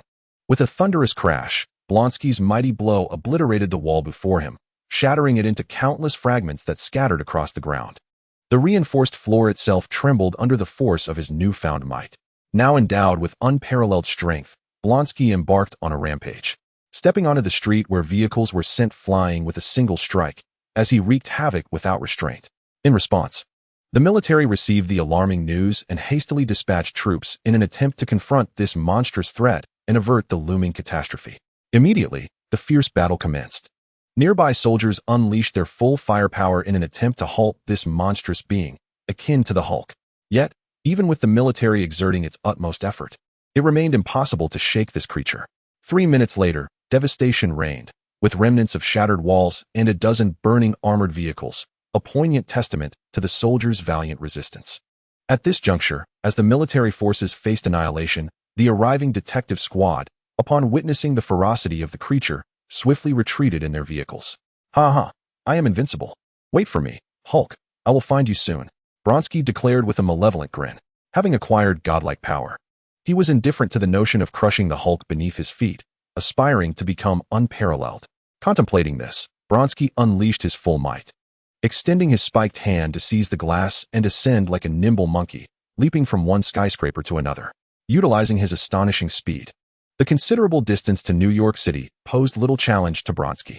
Indeed, as the creature continued its relentless advance, news reached New York City. George Stacy likewise established a defensive line, intending to apply the previous strategy against the lizard to confront this new threat. However, Blonsky paid no heed to the defensive measures, instead approaching with a cold, mocking gaze directed at George. Step aside quickly. Do not compel me to repeat myself, or I may very well obliterate you all, Blonsky stated impatiently, waving his hand dismissively, akin to swatting a fly, as a gesture of leniency towards the human. What manner of monster are you? I was unaware of your origins, even in California, yet here you are, George inquired, seeking to uncover the truth behind this beast. I am a god, not a monster. From this moment forth, I hold dominion over the entire world. I am the strongest being in existence, Blonsky retorted with a chilling laugh, lifting his spiked palm to reveal an energy sphere composed of gamma rays and fiery energy. Even from a distance, the overwhelming destructive force emanating from the sphere was palpable, enough to incite a sense of dread in George. Unlike his previous encounter with the lizard, this new threat evoked a profound fear within him. With a swift motion, the fused energy sphere erupted with a thunderous explosion, casting a blinding light that incinerated police cars into mere fireballs. The vehicles along the street fared no better, succumbing to the tremendous energy and igniting, transforming the vicinity into a raging inferno. The entire street lay utterly devastated. At a critical moment, a figure adorned with strands of spider silk emerged, whisking George away from the impending explosion threatening him. "Peter, you arrived just in time. Hurry, we must stop this monster, or he will reduce the entirety of New York City to ruins," George urged anxiously, hoping Spider-Man could subdue Blonsky entirely. "I understand, but that creature is exceedingly powerful.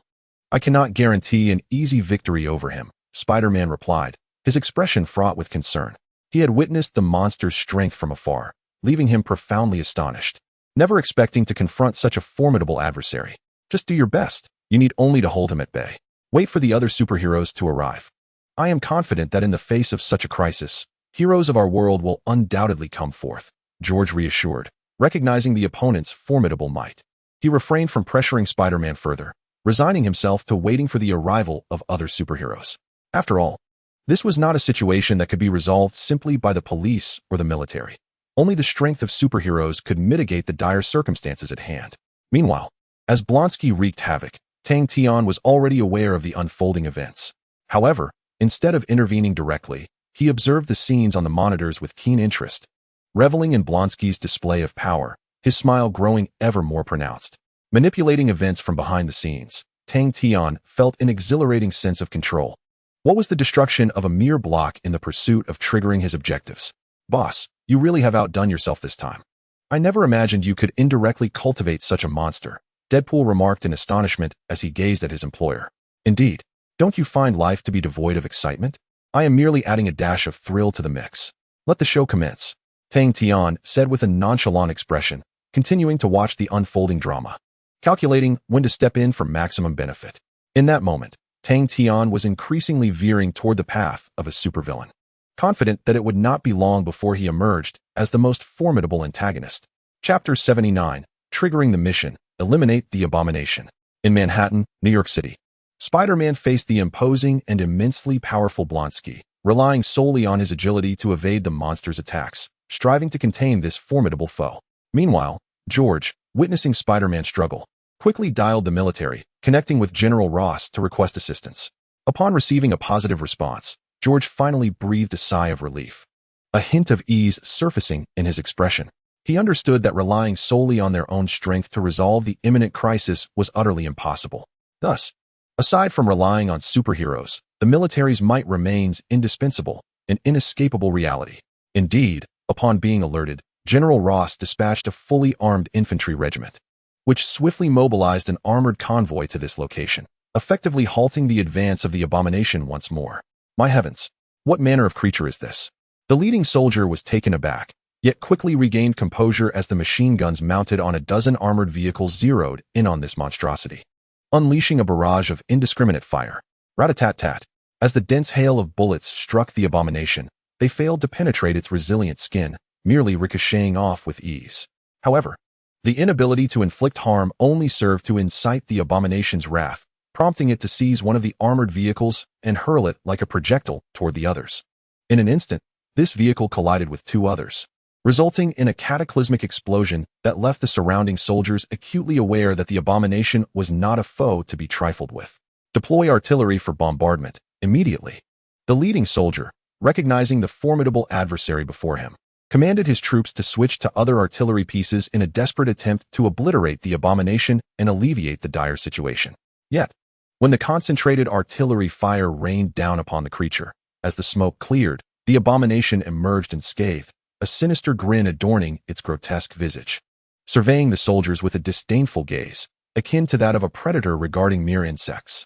Now, the abomination brimmed with confidence, ready to dispatch any number of foes with its overwhelming might, relishing the thought of crushing these military personnel at will.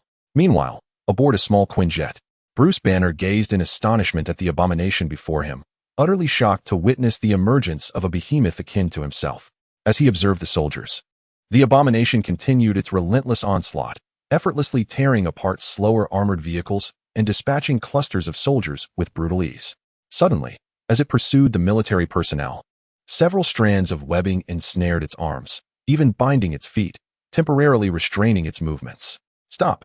If you continue like this, you'll offend all the superheroes. I don't wish to collect your remains, Spider-Man cautioned, exerting all his strength to restrain the abomination and prevent further mayhem. Get lost. In response to Spider-Man's admonition, a furious expression crossed the abomination's face as it spat out a curse. The webbing was severed with brute force, sending Spider-Man hurtling away. What now? Such a creature possesses an extraordinary strength that is beyond ordinary confrontation. Unfortunately, the Hulk within me lies dormant. Otherwise, I would undoubtedly find a way to resolve this predicament. Bruce Banner, in utter astonishment, turned to the nearby Nick Fury, who appeared somewhat resigned, and inquired, "Oh, do not fret. I have summoned Iron Man for assistance. He shall arrive shortly, and I hope he can rein in the situation." Nick Fury maintained a relatively composed demeanor, as he had not yet crossed his limits, thus still holding the opportunity for improvement. At that moment, Spider-Man intervened to halt the abomination, desperately hurling various vehicles in an attempt to obstruct its advance, inciting the creature's unbridled fury. "Damn little bug, perish!" The abomination roared, conjuring a sphere of brilliant blue energy, which he launched at Spider-Man without a second thought. Oh no! A flicker of panic flashed in Spider-Man's eyes as he beheld the swiftly approaching energy, yet he had not yet made a move to evade when the energy sphere detonated. In an instant, the unprepared Spider-Man was sent sprawling, the immense energy and shockwaves scattering around them, igniting the surroundings anew. Humph! This is the fate that befalls those who dare to offend me. Anyone who crosses my path shall meet their demise. The abomination reveled in his triumph. Having effortlessly dispatched Spider-Man, and his conviction to dominate the world solidified, just as the abomination prepared to advance into the heart of New York City. A figure clad in gold and crimson materialized before him, unleashing a volley of micro-missiles. The abomination, despite the ensuing explosions around him, emerged unscathed, glaring up at the figure in the sky with intense fury. "Hey there, big guy, refrain from wreaking havoc in New York City. Otherwise, you will find yourself facing a fate of incarceration," Tony Stark declared with a swagger, gazing intently at the abomination, entirely unperturbed. "Cough, cough, Mr. Stark, this creature is formidable. So please exercise caution. Even I could hardly evade its attacks. I hope you remain vigilant," Spider-Man urged, rising from the debris, concerned that this renowned superhero might falter in their confrontation. "Haha, fear not. I am Iron Man, the world's superhero, merely dealing with a brute. I can handle this with ease." Iron Man, brimming with excitement, had long since prepared to confront this adversary. With those words, Iron Man transformed into a blur, unleashing a barrage of particle beams upon the abomination, who, instead of evading, nonchalantly endured Tony's onslaught. "Sir, according to our readings, this monster can effortlessly withstand any level of energy assault, and it possesses a thin layer of energy protection, making it impervious to our effective damage," Jarvis cautioned Tony. Yet he persisted in his assault, unleashing a relentless barrage of particle beams and mini-missiles upon the abomination before him. "Damn you, little ant!" As Iron Man continued his onslaught, the abomination's anger began to boil over. He smashed his fist into the ground, hoisting a chunk of concrete to hurl at Iron Man soaring above. Witnessing his ally in peril, Spider-Man could not remain idle. He deployed his webbing to hurl every object within sight, once more thwarting the abomination's attack. This creature is insufferably powerful. Aside from employing this trump card, I find myself at a loss. Realizing that his previous strikes had proven futile, Iron Man steeled himself, channeling all of his energy into his legs, propelling himself towards the abomination at a speed thrice that of before. Jarvis, initiate cutting. Upon reaching the abomination, Iron Man clasped his armored hands together, unleashing a crimson laser that sliced through the creature's throat. The abomination felt a sharp pain in his neck, a trickle of blood appearing. However, under the laser's continued assault, the wound blackened, exuding an aroma reminiscent of roasted meat. Sustaining such a devastating blow, the abomination let out a wail, his fury intensifying, igniting a terrifying inferno that engulfed him, his eyes transforming ominously. Tony exhaled in relief, having severely injured the beast.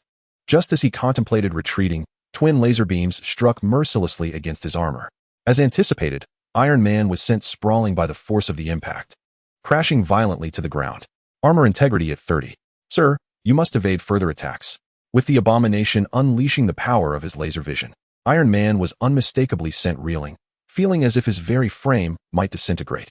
Before he could regain his bearings, the abomination surged forward once more, seizing Iron Man's hand and spinning him like a windmill. Buildings crumbled under the force, and cars ignited in flames as they were hurled aside.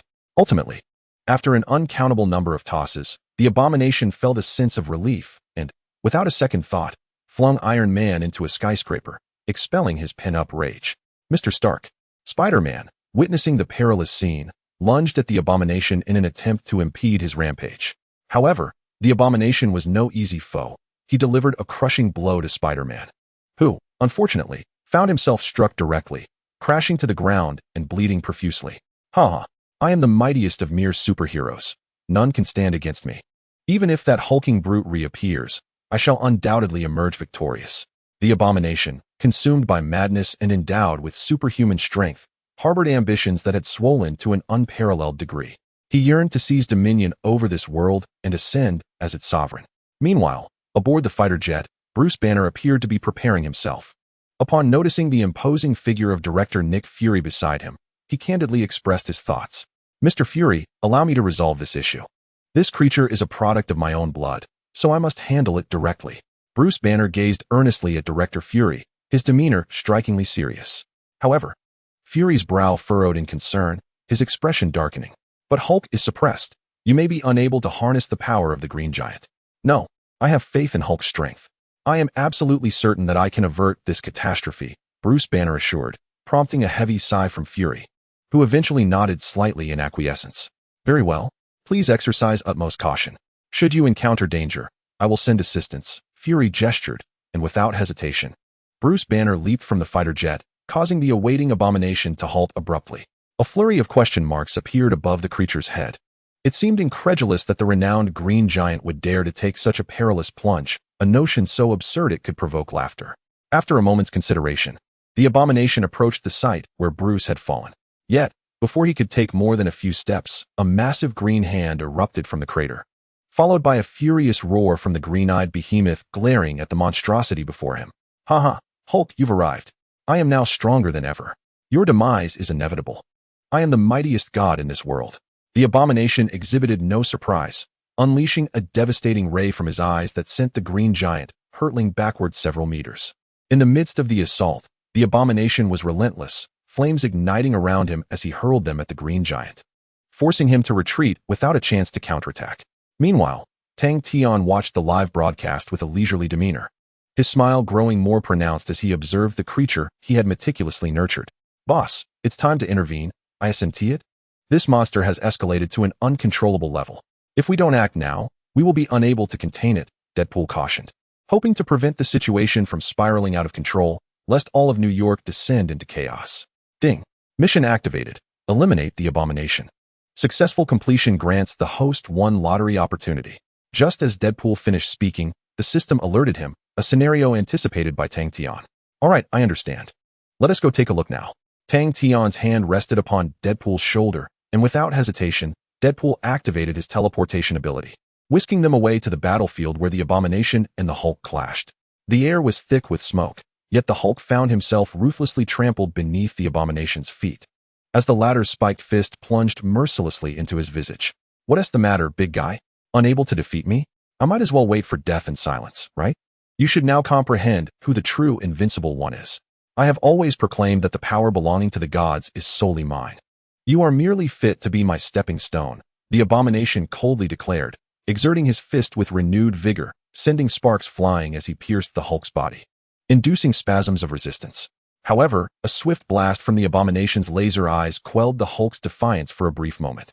Though the Hulk could amplify his strength through boundless rage, he was still utterly crushed in the face of the abomination's overwhelming might. Abomination, have you yet to awaken? A mere monster dares to declare itself invincible? Just as the abomination reveled in his triumph, an unsettling voice emerged from behind him, growing ever closer. Turning his head, he discovered Tang Tian and Deadpool standing not far off, observing him with an amused expression, as though they were mere spectators at a show, entirely devoid of courtesy. It's you. Considering your assistance, I suggest you leave now and do not let me see you again. Otherwise, I will not hesitate to eliminate you, the abomination warned, his anger tempered by the acknowledgement of Tang Tian's previous help, preventing him from easily striking down his ally. No need for that. I do not wish for your mercy. Having cultivated a creature like you, I intend to utilize you fully. I am now the hunter, and you are the prey. Thus, your demise is inevitable, Tang Tian replied, his countenance devoid of emotion. as if recounting an utterly mundane event, impervious to any external influence on his demeanor. In that moment, time seemed to stand still, disbelief flooding the abomination's eyes as he grappled with the audacity of Tang Tian to reject his goodwill. Very well, since you seek death, I shall ensure you have no regrets. The murderous intent surged within the abomination's gaze, and he prepared to unleash his most formidable power, intent on swatting this bothersome fly into oblivion. Chapter 80. A ruthless beating of the abomination, an overwhelming crush. In New York City, within the Manhattan area, Tony's armor had sustained over 95% damage, rendering its components incapacitated and trapping him amidst the rubble. Having endured a brutal assault from the abomination, he had long lost his combat capability and could only hope for rescue. Jarvis. Can you activate the ejection system to propel me from the armor? Tony mentally communicated with Jarvis, yearning to escape the confines of the debris and break free from his entrapment. Unfortunately, Sir Jarvis replied, the ejection mechanism has been rendered inoperative, and the surroundings are nothing but ruins. Even if the esteemed Sir were to venture outside, survival would be an insurmountable challenge. Jarvis promptly alerted Tony, whose expression turned grave, for he had not anticipated that combating the abomination would incur such a heavy toll. Initially, Tony's suit possessed formidable combat capabilities, yet he found himself unable to overcome the abomination, which had mercilessly subdued him, leading to a profound humiliation for Tony. In this dire moment, Tony, feeling utterly helpless, contemplated calling Colonel Rhodes to send assistance. However, before he could act, a commotion erupted beside him. Clang! A sound of metal colliding resonated, and Tony felt his exoskeleton strike something. Before he could fully comprehend the situation, a rush of air engulfed him, and he was yanked upwards by a pair of hands, reappearing on the relatively intact street outside. Ah, it's you, Deadpool. As Tang Tian's bodyguard, I am truly grateful for your timely rescue. It was nearly impossible to breathe in that wretched place. Tony exhaled in relief, recognizing the fortunate escape from the previous environment. Not at all. You are a friend of the boss, and it is only natural for me to ensure your safety. As for the ensuing matters, leave them to my employer. He will handle everything adeptly, Deadpool replied with a gentle smile, joining Tony in observing the battle unfolding not far away, remaining silent as they awaited the outcome. Meanwhile, after Deadpool's intervention, the fierce battle on the ground commenced in earnest. The abomination charged towards Tang Tian with ferocity, each step causing spiderweb-like fissures to mar the ground. A clear testament to the immense power he wielded. What an exhilarating battle. This is truly remarkable, Tang Tian mused, gazing at the abomination, which resembled a humanoid tank. His countenance devoid of sorrow or joy, revealing no trace of emotion. The abomination, however, was oblivious to anything else, having undergone numerous enhancements. He had transformed into a far more formidable entity, his temperament growing increasingly volatile. Anyone daring to oppose him would likely face his wrath. In a swift movement, the abomination accelerated, closing the distance to within 5 meters of Tang Tian. Just as his fist was about to descend, Tang Tian's eyes transformed into a blood-red hue, the kaleidoscopic Sharingan manifesting. In an instant, a brilliant blue Susanoo delivered a powerful punch to the abomination, resulting in a colossal clash that unleashed an overwhelming force, toppling nearby buildings as the tremendous energy radiated outward. Not a soul dared to linger in the vicinity. Those who remained would undoubtedly face annihilation, with no possibility of survival. After all, this was no cinematic spectacle. Without the protection of a protagonist's aura, those lacking sufficient strength would surely be obliterated to dust. As the smoke cleared, Tang Tian remained utterly motionless, not a speck of dust gracing his suit, his demeanor intensifying with a growing smile as he gazed at the abomination. You should not have become my adversary. We could join forces to dominate this world. I am willing to grant you another opportunity. If you consent to our alliance, I shall overlook our previous encounters. The abomination sensed the formidable power emanating from Tang Tian and regarded him with wary contemplation. No, I have nurtured you into your current form, even sacrificing the blood of mutants to enhance your strength, all to shape you into a worthy opponent. Tang Tian shook his head, perplexed by the abomination's intentions in seeking collaboration. The moment he uttered his scorn, the abomination's expression darkened, realizing that an alliance was futile. An ominous transformation began to unfold within him. The fusion of the Iceman and Fireman's powers had ignited half of his being in flames, while the other half radiated an icy chill, a clear indication that the mutant's abilities had been fully awakened. Moreover, a silvery sheen adorned his skin, further signifying the activation of the Steel Force's genes within him. You shall pay dearly. You are the first to provoke my ire. I shall tear you apart piece by piece to assuage my rage. The abomination seethed with fury, conjuring countless ice spikes before him, a fireball materializing in his palm, and his eyes igniting with twin laser beams, a grand display of intent to eliminate this troublesome adversary. Tony, having just escaped peril, was utterly astounded by the scene before him. He turned to Deadpool and urgently implored, "Deadpool, please save your boss. This creature is exceptionally powerful. It seems even stronger than before. If you do not intervene, your boss may sustain grave injuries." Tony's concern was palpable, and he felt compelled to remind Deadpool of the urgency. "Do not fret. My boss is far stronger than you perceive. This monster cannot harm him. Rest assured and simply observe the unfolding battle." Deadpool exhibited no signs of distress, his demeanor calm and composed, a smile gracing his lips as he awaited the imminent turn of events. In an instant, as the abomination unleashed his onslaught, the area surrounding Tang Tian was reduced to scorched earth, a catastrophic result of such overwhelming power. Ha ha ha.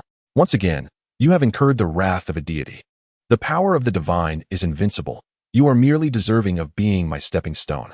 The abomination erupted into maniacal laughter, effortlessly dispatching the advancing Hulk with a single blow, intoxicated by a sense of invincibility.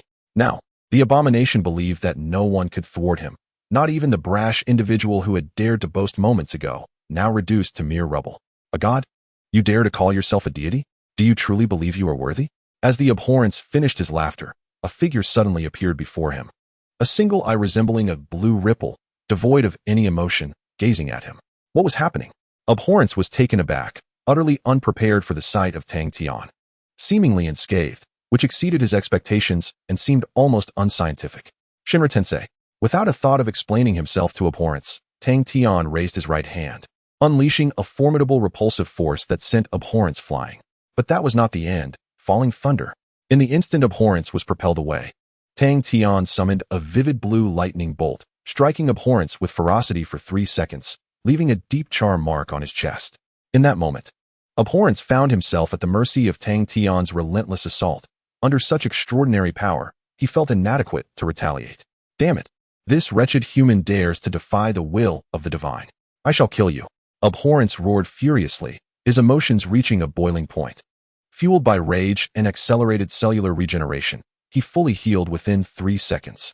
Having regained his normal state, abhorrence lifted a car and hurled it towards Tang Tian, while simultaneously gathering his laser-like eyes to unleash 2 beams of destructive energy. Fortunately, Tang Tian was no ordinary adversary. Effortlessly, he countered abhorrence's onslaught, conjuring a black iron rod that he flung back at him. With a swift whoosh, abhorrence was predictably pierced through, his resilient skin unable to withstand the chakra-infused iron rod summoned by Tang Tian's Rinnegan. Although he could still move despite the wound, abhorrence grew increasingly agitated, his attacks becoming more chaotic as he aimed to eliminate this bothersome fly. However, having activated Susanoo, Tang Tian's offensive capabilities matched abhorrence's. In a swift motion, he seized abhorrence's foot and tossed him aside like a sack. Not stopping there, Tang Tian leaped onto abhorrence's fallen form, fists clenched, delivering a barrage of blows to his face. One punch after another, Tang Tian exhausted his strength, relentlessly pummeling abhorrence. As time passed, the wounds on abhorrence's body became increasingly difficult to heal, indicating a tremendous drain on his vitality. With a fearsome roar, he erupted with terrifying energy, momentarily sending Tang Tian back a meter. Rising again, abhorrence, now panting heavily, gazed at Tang Tian with a salty grin before collapsing to his knees. Not far away, Director Nick was taken aback, Spider-Man was astonished, and even Iron Man was left speechless. They never anticipated that the formidable abomination, who had just exhibited such bravado, would so pitifully kneel before this adversary. It was utterly beyond their expectations. I beg you, spare me. I am willing to serve you. Whatever you desire of me, I shall comply. Please, do not kill me. Abomination's fear was palpable. He dreaded the prospect of being beaten to death far less than he feared being obliterated by Tang Tian. However, in response to this creature's pleas for mercy, Tang Tian remained expressionless, a black iron rod materializing in his hand, infused with a surge of electrical energy. Before Abomination could react, the dark iron rod swiftly pierced through his heart. In disbelief, Abomination gradually collapsed to the ground, lifeless. Ding! The mission to eliminate Abomination has been accomplished. The host is rewarded with one lottery opportunity, which may be redeemed at any time. Upon hearing the system's voice, Tang Tian finally exhaled in relief, casting a look of disdain at Abomination's corpse. Regrettably, you were my target. The system decreed your demise. There was no way you could survive until dawn. Tang Tian shook his head, satisfied that the task was complete and the reward secured. He couldn't resist approaching Tony to ascertain Iron Man's condition. After resolving the trouble, Tang Tian promptly appeared before Tony, leaving him momentarily stunned, not expecting the hero who had vanquished Abomination to appear so brazenly before him. Awesome, brother. I can't believe you actually defeated that monstrous foe. The media in New York will surely seek you out next. Tony, though slightly surprised, regarded his brother with admiration as if he himself had vanquished the beast. Let's not get carried away, Tony. I'm not as arrogant as you. Having resolved this issue, I shall enlist the military and SHIELD to help conceal my identity and inform others about the incident.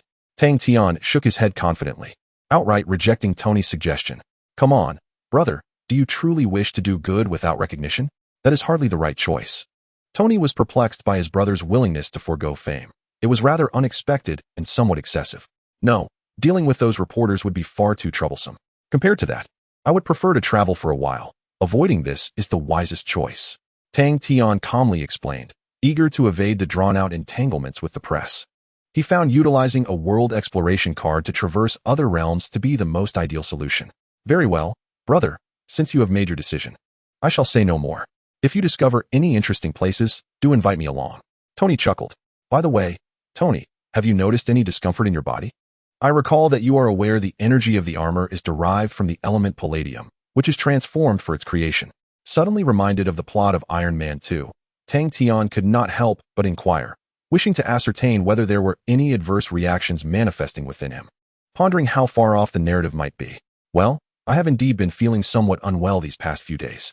The doctor has yet to identify any issues, so I believe your concerns are unwarranted. Under normal circumstances, palladium is unlikely to cause toxicity. Perhaps during its use, a trace amount of toxins may be released. But there is no reason for you to worry, my friend. Tony provided a succinct explanation, hoping to alleviate his brother's concerns regarding his health. Very well, then. I shall take my leave. This mess is yours to handle. I have matters of greater importance to attend to. Once resolved, I will personally come to seek you out. Rest assured. Tang Tian waved his hand, casting a nonchalant glance back at Tony before departing. In passing, he bestowed a kaleidoscopic Sharingan upon the Hulk, rendering him incapacitated once more, and gradually made his exit, leaving Nick Fury at a loss for words, wishing to retain him. Chapter 81. Experiencing the super body a few days later, the turmoil instigated by the Abomination had finally subsided. Under the operations of the military and SHIELD, reconstruction efforts commenced in New York City's 4th District. As for Tang Tian, he had spent several days idly lounging about, indulging in revelry nearby. Until today, when he finally resolved to venture into the multiverse for a proper exploration. At this moment, within a villa, Tang Tian donned a sharply tailored suit, lifted a glass of red wine, and gazed out at the scenery of New York, initiating communication with the system in his mind. System, utilize the world experience card. I wish to enter the superbody world. Transport me there immediately. Tang Tian commanded the system without hesitation. Ding. Request accepted. The countdown for traversal has commenced. 3, 2, 1. In an instant, Tang Tian vanished from the Marvel Universe, embarking on a new journey into an entirely different realm. Superbody World, Tidal City. Amidst the bustling streets, throngs of people mingled while vehicles flowed ceaselessly along the thoroughfare. Suddenly, it seemed as though the entire world had frozen. A figure appeared abruptly among the crowd, seemingly blending in without any sense of discord. As this figure emerged, the onlookers directed curious gazes towards the streets, much like Lu Lao Lao entering the Grandview Garden, eliciting disdainful glances from those nearby. To them, this seemingly clean-cut young man appeared to be an unsophisticated bumpkin. What was there to be curious about in Tidal City? Yet, Tang Tian remained unfazed by their scorn, merely relishing the novelty of traversing a cinematic world for the second time, particularly one he had long desired to explore. After surveying his surroundings for a while, he began to contemplate the plot of this world. The narrative of Lucy unfolds around a young woman, coerced by her unscrupulous boyfriend into delivering packages, who encounters the malevolent Mr. Zhang, a notorious gang leader, alongside 3 men. She is subjected to a sinister procedure wherein a mysterious drug, codenamed for is surgically implanted into her abdomen, intended to facilitate its clandestine transportation across borders. During her stay in Taiwan, Lucy faces brutal assaults from Zhang's henchmen, resulting in the drug rupturing and entering her bloodstream. In an astonishing turn of events, the drug catalyzes the awakening of her brain's potential, rousing approximately 90 of her neurons. As her body undergoes rapid evolution, Lucy acquires what society deems superhuman abilities. She becomes acutely aware of the formidable power of the drug and resolves to prevent the remaining 3 vials from falling into Zhang's hands. During this tumultuous journey, she seeks to connect with Professor Samuel Norman, a seasoned expert in brain research, who witnesses Lucy's historic moment of achieving full cerebral awakening. Overall, the plot is not overly intricate. It chronicles the extraordinary transformation of Lucy, who evolves into a godlike figure through her experiences with the drug. In the film, upon unlocking 20 of her brain capacity, Lucy's physical abilities are significantly enhanced, akin to the stark contrast between a level 1 character and a level 50 character in a game. Moreover, her previously untrained marksmanship astonishingly improves, and her senses sharpen, allowing her to perceive minute sounds and distant objects. By the time she reaches 28 brain capacity, her capabilities expand to instantaneous memorization, manipulation of others' bodies, control over fundamental electromagnetic waves, and the automatic acquisition of knowledge. However, these enhancements are merely the beginning. According to the film's depiction, once the brain's potential reaches 20, the remaining capacity will develop autonomously, paving the way to the divine realm. Before fully contemplating the benefits of the drug, a mechanical and cold voice echoes in the mind of Tang Tian. Ding! Your traversal of this world has been successful. The host will receive a chance to draw a lottery upon the conclusion of the narrative. Ding! The host's identity in this world is the second-in-command of the gang. As the system's voice fades, Tang Tian instinctively recalls a new memory in which Mr. Zhang is revealed to be his superior, and he has just returned from Southeast Asia after conducting business, awaiting the arrival of his subordinates. Having assimilated this parallel world memory, Tang Tian smiles, preparing to strategize regarding the drug and unlock the powers of the divine realm within his cerebral capacity. It appears that the system is indeed quite formidable. With this advantage, he plans to seize the drug to enhance his brain capacity to 20, subsequently acquiring sufficient advanced technology or artifacts to ensure his survival before returning to the Marvel Universe for further enhancement. After analyzing his strengths, Tang Tian smiles, having preliminarily mapped out his next course of action. It is worth noting that the World Experience card selects realms at random, making it impossible to choose which world one desires to enter. Thus, Tang Tian cherished every opportunity for traversal, striving to extract more advantageous elements from that world. This was the outcome he yearned for. Much like the realm of Lucy, it appeared to be tailor-made for him. If utilized appropriately, he could seize considerable benefits. Soon, as Tang Tian patiently awaited, a black Honda sedan glided to a halt not far from him. Subsequently, a man clad in a suit with a broad face opened the car door, accompanied by 2 similarly attired individuals. It was evident that those coming to greet him were characters from the narrative, likely members of the gang, a conclusion Tang Tian was confident in. Brother Tian, you've worked hard. It seems your companions in Southeast Asia did not provide sufficient support. I heard you faced an assault, leading you to arrive here in such a disheveled state. The broad-faced man expressed with an apologetic demeanor, greeting him politely. Upon seeing this individual, Tang Tian recalled that he was named Park Yongtae. He warmly patted his shoulder, casually responding, "It's nothing, Yongtae. Assisting my elder brother is only natural. Although it may entail some troubles, those of us in this line of work strive diligently to support our elder brother. Yes, the elder brother is waiting for you at the Triad. Let us proceed swiftly," Park Yongtae urged eagerly. Before coming here, Mr. Zhang had already issued an order for an immediate meeting with Tang Tian, hence his urgency. All right. Tang Tian nodded and entered the car, ready to head to the Triad's headquarters. At this moment, it seemed there was still some time before the storyline of Lucy unfolded, so Tang Tian felt no haste about the potential departure of the character. Naturally, Lucy's role was equally significant. He pondered whether his physique could assimilate her powers. Just in case, he intended to retain a portion of her blood to infuse into himself. The side effects of her abilities were substantial, requiring immense energy expenditure. Despite several enhancements, Tang Tian felt uncertain and knew it would be impossible to fully absorb her powers. To be prudent, he planned to consume a fraction, boosting his mind to level 20. Should anyone dare to obstruct his plans during this process, Tang Tian would not hesitate to unleash his full strength to suppress any troubles. Haha, I hope this world proves even more intriguing. My experience in the last realm was insufficient. This time, let me indulge thoroughly. Within the sedan, Tang Tian gazed at the ever-changing scenery in the distance, revealing a thoughtful smile. Chapter 82, First Encounter with Mr.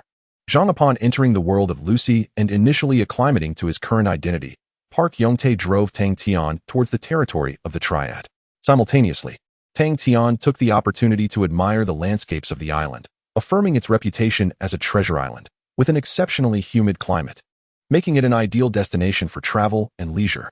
Regrettably, Tang Tian could not remain in this place for an extended period, otherwise it might lead to considerable complications. Thus, he focused on his mission, endeavoring to appreciate the surrounding scenery. After an hour's drive, they arrived at a villa in the northern district of the island, where Tang Tian was exposed to a plethora of elegant Japanese-style villas, clearly favored by Mr. Zhang of the Triad. Upon reaching their destination, Park Yongtae immediately called to inform Mr. Zhang of their arrival. A group of well-dressed subordinates, adorned with sunglasses, stood at the villa's entrance, warmly welcoming them. It was evident that Tang Tian held a respectable status in this world, which brought him great satisfaction, as it spared him the trouble of dealing with his identity. Brother Tian, the boss is waiting inside. We can enter now. It's been a while since we've seen each other. I trust he has missed you, Park Yongtae remarked respectfully, opening the car door. His admiration for the organization's second-in-command was apparent in his tone. Tang Tian, upon hearing Park Yongtae's words, felt no trepidation. He had traversed worlds before and faced such environments without fear. Nodding, he walked towards the villa with an impassive expression. At that moment, after merging with the memories of this world, Tang Tian's temperament had transformed completely from before, which was why he felt unperturbed within the Triad. Soon, within the villa, he encountered Mr. Zhang, a fierce-looking man in his 50s, adorned with a dragon tattoo on his abdomen and peony tattoos on his shoulders, exuding an intimidating aura. Xiao Tian, you have worked hard on this business trip to Southeast Asia. I have heard of your ordeal. If those ruffians dare to trouble us, I shall avenge you. For now, return and rest well. There will be tasks for you shortly. Inside the Japanese-style villa, Mr. Zhang displayed a benevolent smile, patting Tang Tian's shoulder with concern. It was clear that Mr. Zhang held Tang Tian in high regard, yet he observed him like a mere spectator, allowing him to continue his performance without interruption. Contemplating this, Tang Tian resolved not to disrupt the status quo, seeking instead to leverage the power of the organization to achieve his goals and avoid any potential issues. Brother, assisting you is only natural. However, those country bumpkins from Southeast Asia truly lack manners, and we must teach them a lesson. Through his memories, Tang Tian discovered that the original owner had been ambushed by a rival gang after successfully negotiating a deal in Southeast Asia. And had it not been for his swift escape, he would have likely perished. Damn it, those wretched country bumpkins are indeed restless. Mr. Zhang slammed the table in anger upon hearing Tang Tian's words. Certainly, I shall attend to this matter at once. I will ensure that Brother Tian's suffering does not go unavenged. Park Yongtae, lowering his head, spoke with eyes imbued with a chilling resolve. It is worth noting that Mr. Zhang, having the audacity to make such a statement, must indeed possess considerable confidence. The influence of their triad is formidable, extending not only throughout Taiwan but also across Southeast Asia, establishing them as a substantial power. Moreover, Park Yongtae seems to have learned a lesson. The goal is merely to severely wound or utterly annihilate that gang, for the triad is notoriously tyrannical, as evidenced by their notorious altercations in Paris, reminiscent of cinematic portrayals. Subsequently, Tang Tian had a brief conversation with Mr. Zhang before descending and, under Park Yongtae's guidance, indulged in exquisite Taiwanese-Japanese cuisine, residing in the finest hotel. During this time, Tang Tian found himself somewhat unaccustomed to the fare. The sashimi evoked a primal sensation within him. However, for the sake of ensuring the success of the forthcoming endeavors, he feigned delight in his meal. As he relished the benefits of a lifestyle befitting the affluent, Tang Tian was struck for the first time by the advantages of his transmigration. He had not anticipated that the identity assigned to him by the system would be so extraordinarily convenient. In his original world, he would likely encounter misfortunes at every turn, leaving no room for enjoyment. It could be said that any aspiration for such a lifestyle could only be fulfilled within the realm of cinematic narratives. After indulging in a lavish array of services, Tang Tian soon succumbed to a deep slumber. The following morning, just as he finished his morning ablutions, Park Yongtae knocked on his door. "Brother Tian, are you there?" "It's Yongtae. Come in." Upon hearing Park Yongtae's voice, Tang Tian slowly replied. Once Park Yongtae entered, He positioned himself to one side of the room and inquired, "Brother Tian, what are your plans for today? Or where would you like to go? Wherever you wish. We can certainly accommodate. The elder brother has instructed me to ensure you enjoy your vacation." "Oh, is that so? Then take me to the shooting club. I wish to practice my marksmanship." At Park Yong-tae's suggestion, Tang Tian's eyes brightened, and he promptly issued the command. In Tang Tian's view, it was preferable to hone his shooting skills in the absence of immediate access to the fourth-level capabilities. Although he would eventually acquire such abilities, for now, he found himself devoid of other pursuits. Furthermore, having spent some time as a soldier in Predator 1, Tang Tian had developed a keen affinity for firearms and desired to further refine his shooting prowess. "Understood, Brother Tian," Park Yong-tae replied mechanically, nodding in affirmation. Soon, under Park Yong-tae's guidance, Tang Tian embarked on a week-long journey of firearms training. Through a barrage of bullets, he transformed from a complete novice into an exceptional marksman. Additionally, during this period, Tang Tian began to explore various knowledge on the computer, learning at an accelerated pace, perhaps to utilize this knowledge in other worlds. Though his current mind could not retain such information, after consuming the substance known as Thor, those once forgotten memories began to resurface within his consciousness. Thus, on a certain day half a month later, Park Yong-tae suddenly informed him that Mr. Zhang wished to see him. Without hesitation, Tang Tian made his way to Mr. Zhang, sensing that this meeting would likely pertain to Thor. Indeed, upon arriving at Mr. Zhang's villa, he found Mr. Zhang visibly elated, as if something fortunate was afoot. "What is it, brother? You seem so overjoyed. Has something wonderful occurred?" Tang Tian inquired, his expression tinged with curiosity. "Indeed, it is good news. Our suppliers in America have developed a new batch of goods, which will soon arrive on the island. Perhaps they will sell better than the previous stock. The reason I summoned you is precisely for this matter. The prototypes will be arriving tomorrow." As he spoke, Mr. Zhang excitedly slapped the table, his eyes seemingly brimming with visions of wealth. "Very well, since it is your command, I shall fulfill it diligently. Please inform me of the location, and I will personally oversee the arrival of this new shipment." Though Tang Tian feigned enthusiasm in response to Mr. Zhang's words, his expression grew increasingly enigmatic. In that fleeting moment, he instinctively realized that this was a harbinger of the unfolding plot of the Transcendence world. After 2 months of anticipation, he had finally reached this pivotal day. "Excellent, you may proceed. Tomorrow, I will have Yong-tae assist you in bringing in the goods. By the way, do not forget to find someone to test the containers. It is not unusual for them to conceal explosives within." However, Mr. Zhang quickly withdrew his smile, his demeanor turning serious as he regarded Tang Tian, evidently concerned about this possibility. "Not a problem, boss." In the face of Mr. Zhang's apprehension, Tang Tian remained unfazed. Being aware of the plot, he did not believe in the likelihood of such a scenario. Rationality urged him that this was the best opportunity, and he was determined to seize it. Chapter 83. The God of Time. Lucy. The following day, on the streets of the island, following Mr. Zhang's orders, Tang Tian, accompanied by Park Yong-tae and a dozen subordinates, arrived at the designated pickup location. Once there, Tang Tian instructed his men to lie in wait around the vicinity to prevent their quarry from escaping. Necessary precautions were imperative. Not long after arriving at the specified site and preparing for the operation, Tang Tian noticed a blonde woman conversing with a man wearing a cowboy hat and carrying a silver password case, positioned 30 meters away.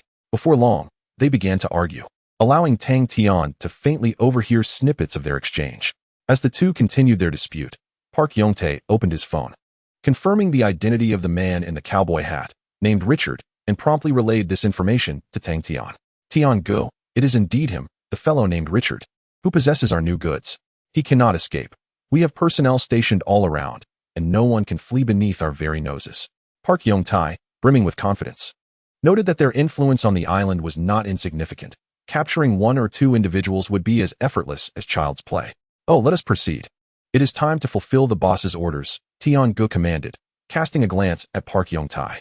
Upon receiving Tian Ji's directive, Park Yong-tae and his associates unlatched the safeties of their firearms and surrounded Richard and the blonde woman, Lucy. At that moment, onlookers nearby, upon witnessing the approach of this intimidating group, fled in terror, unwilling to remain in proximity. After all, having neither encountered danger nor witnessed a skirmish, the scene before them felt akin to an impending shootout, and no one wished to experience such an assault during the weekend. "I'm sorry, darling, but I must leave," Lucy declared, turning to depart without hesitation upon seeing Tian Gu and his entourage closing in. As a woman, and a delicate one at that, She preferred not to linger among these ruthless individuals, fearing unforeseen misfortune. However, just as she took a few steps away, Richard produced handcuffs and, to Lucy's horror, shackled himself to the silver case. His eyes gleamed with avarice. He had received a tip that delivering this cargo to its destination would yield him a substantial fortune. Damn it! Unlock the handcuffs.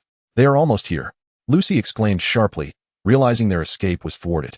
Regrettably, I cannot comply. Only Mr. Zhang possesses the key. Rest assured. You may safely accompany his men, Richard replied smugly, sensing Lucy's evident unease. At that moment, Tian-gu arrived, observing Richard's seemingly cooperative demeanor with satisfaction. He nodded approvingly and said, "Well done. Come with us. Once the task is complete, I will grant you the promised sum of $10,000. Tian-gu casually glanced at Lucy, whose eyes reflected alarm, and continued, "No, I shall not go. Let this woman accompany you instead. Once the job is done, Mr. Zhang need only provide me with my rightful share." Richard, sensing the precariousness of his situation upon Tian-gu's invitation, promptly glanced at Lucy and declined. However, Tian-gu found Richard's response unsatisfactory, for Richard was an integral part of his plan, and he needed this man to accompany them. "Yong-tai," he called, and without delay, Park Yong-tai approached, ready to deliver a series of punches and kicks to Richard. In Tang Tian's perspective, if one refuses to drink to show respect, then they must inevitably face the consequences of punishment. Should one's words be tougher than their fists, then little more needs to be said. Witnessing Richard being mercilessly beaten, Lucy was left trembling in fear, covering her mouth to stifle her cries. Before long, Richard was left bruised and battered. Hastily prostrating himself on the ground and pleading with Tang Tian for mercy, "Isn't it enough, brother? Please, don't let him hit me anymore. Oh, if only you had behaved earlier. I abhor violence. Why must you force my hand? You have brought this misfortune upon yourself." Tang Tian regarded the coward before him and commanded Yong-tai to escort them to the vehicle, preventing any chance of escape. Lucy sat beside him, her gaze fixed upon the silvery box, understanding that it would soon belong to her. Simultaneously, upon capturing Lucy, Tang Tian unhesitatingly drew a vial of her blood and stowed it within his spatial ring, thereby solidifying his victory. Before long, Lucy and Richard were brought before a hotel, where more of Tang Tian's subordinates eagerly surrounded them. "Please, can I be released? I've only just met this man." Lucy trembled in fear as she addressed the group of men in black. However, before she could finish, Yong-tai raised his hand to strike her into silence, only to be halted by Tang Tian's firm grip. "Enough, Yong-tai. There is no need for violence. Let them go to where they must. Hitting them serves no purpose," Tang Tian stated, shaking his head with a serious expression, causing Yong-tai to awkwardly retract his hand, too intimidated to voice any dissent. They soon arrived in an office, where Mr. Zhang sat expressionless, surveying Lucy and Richard. To Mr. Zhang, this unfolding scenario seemed entirely expected. With Tang Tian's capabilities, such results were hardly surprising. "Xiao Tian, the goods have arrived, correct?" After scrutinizing Lucy and Richard, Mr. Zhang inquired kindly. "Certainly, brother. Everything went smoothly, and the items are all here." Mr. Zhang nodded in satisfaction upon hearing Tang Tian's response. Subsequently, in accordance with the previous arrangement, under Mr. Zhang's threat, Lucy was coerced into opening the locked box, while Mr. Zhang prudently positioned himself at a safe distance to avoid any potential explosion. To everyone's surprise, as Lucy opened the box, Tang Tian refused to join Mr.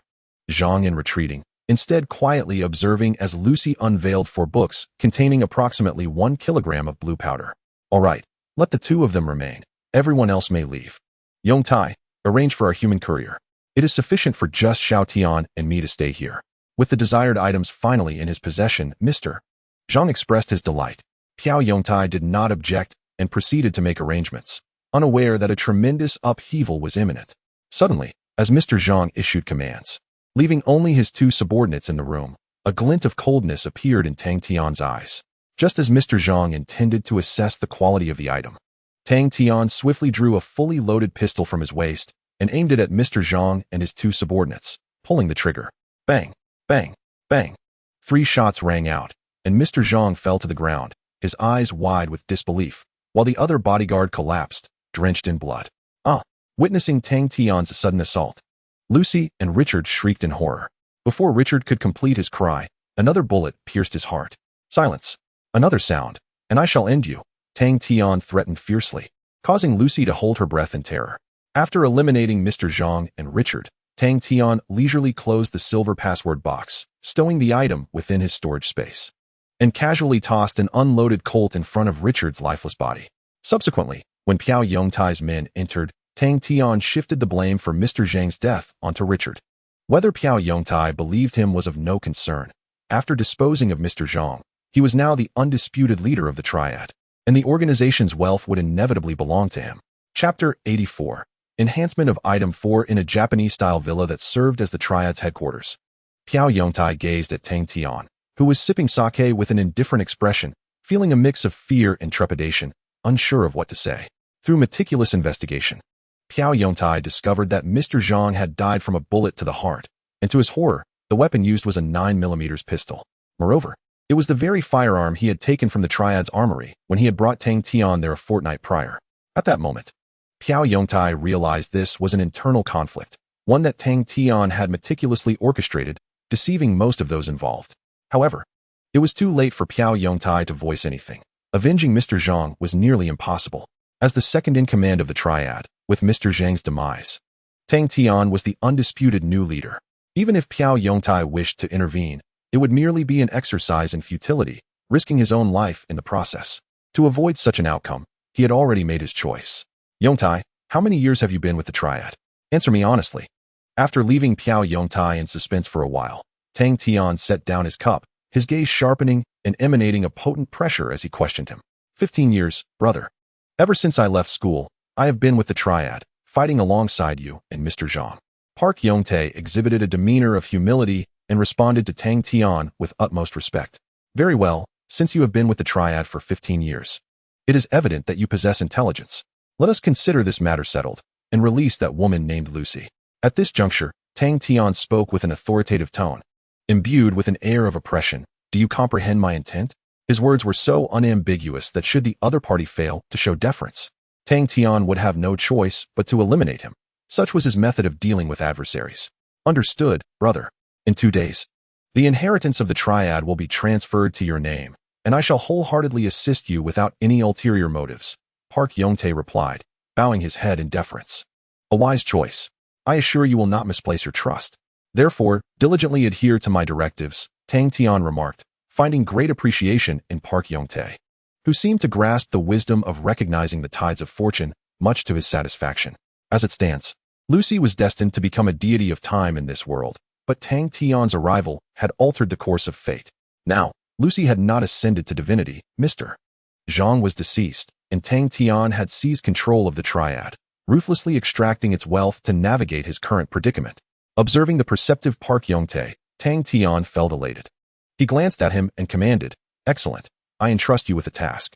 Assist me in procuring grenades and arms through other channels. The situation is becoming increasingly dire. You may withdraw the funds from the Triad's treasury, and upon completion, you shall receive a reward of $3 million. Understood, brother. Upon receiving Tang Tian's orders, Park Yongtae was momentarily taken aback. He had anticipated a different kind of task. However, he was left bewildered by this assignment, yet had no option but to comply. As Tang Tian was now the leader, he was uncertain of Tang Tian's intentions regarding the procurement of weapons. After delegating this task, Tang Tian exhaled in relief. This way, returning to the main world, he could at least ensure his safety before the next significant event unfolded. As a person acutely aware of danger, Tang Tian would never entrust ephemeral hopes to others. Such a notion was utterly implausible.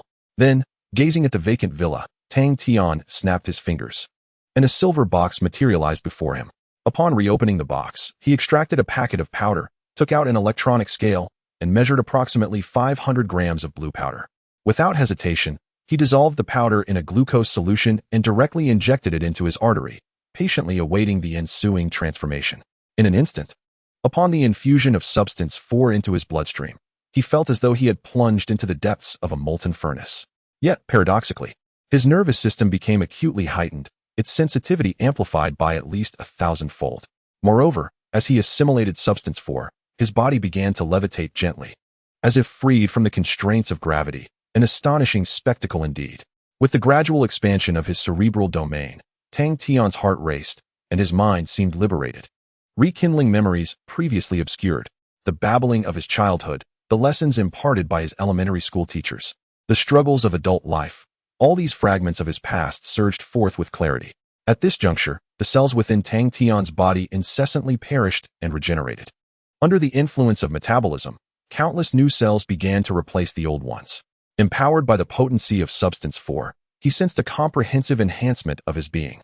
Suddenly, as his cerebral domain reached a threshold of 20, and Substance 4 sought to autonomously further its development, an overwhelming surge of chakra enveloped him, abruptly halting the progression of cerebral expansion. In the aftermath of this enhancement, Tang Tian perceived that his mental prowess had expanded to encompass a radius of approximately 10 kilometers. Within this sphere, he could sense the thoughts of all humanity, as well as the electronic devices present. There was no doubt that if the former Tang Tian had been akin to a mobile phone, then he had now transformed into a super-fast quantum computer.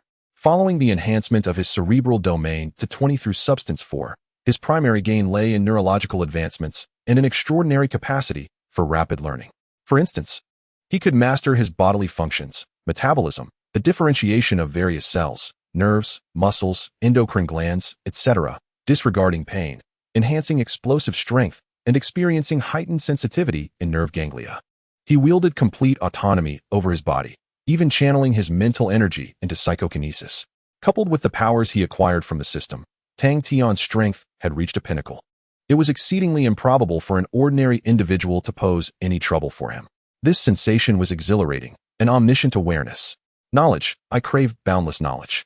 After this initial enhancement, Tang Tian felt a surge of joy, yet he quickly regained his composure and turned to his computer, eagerly absorbing various fields of knowledge. At this moment, he possessed instantaneous memory and learning abilities.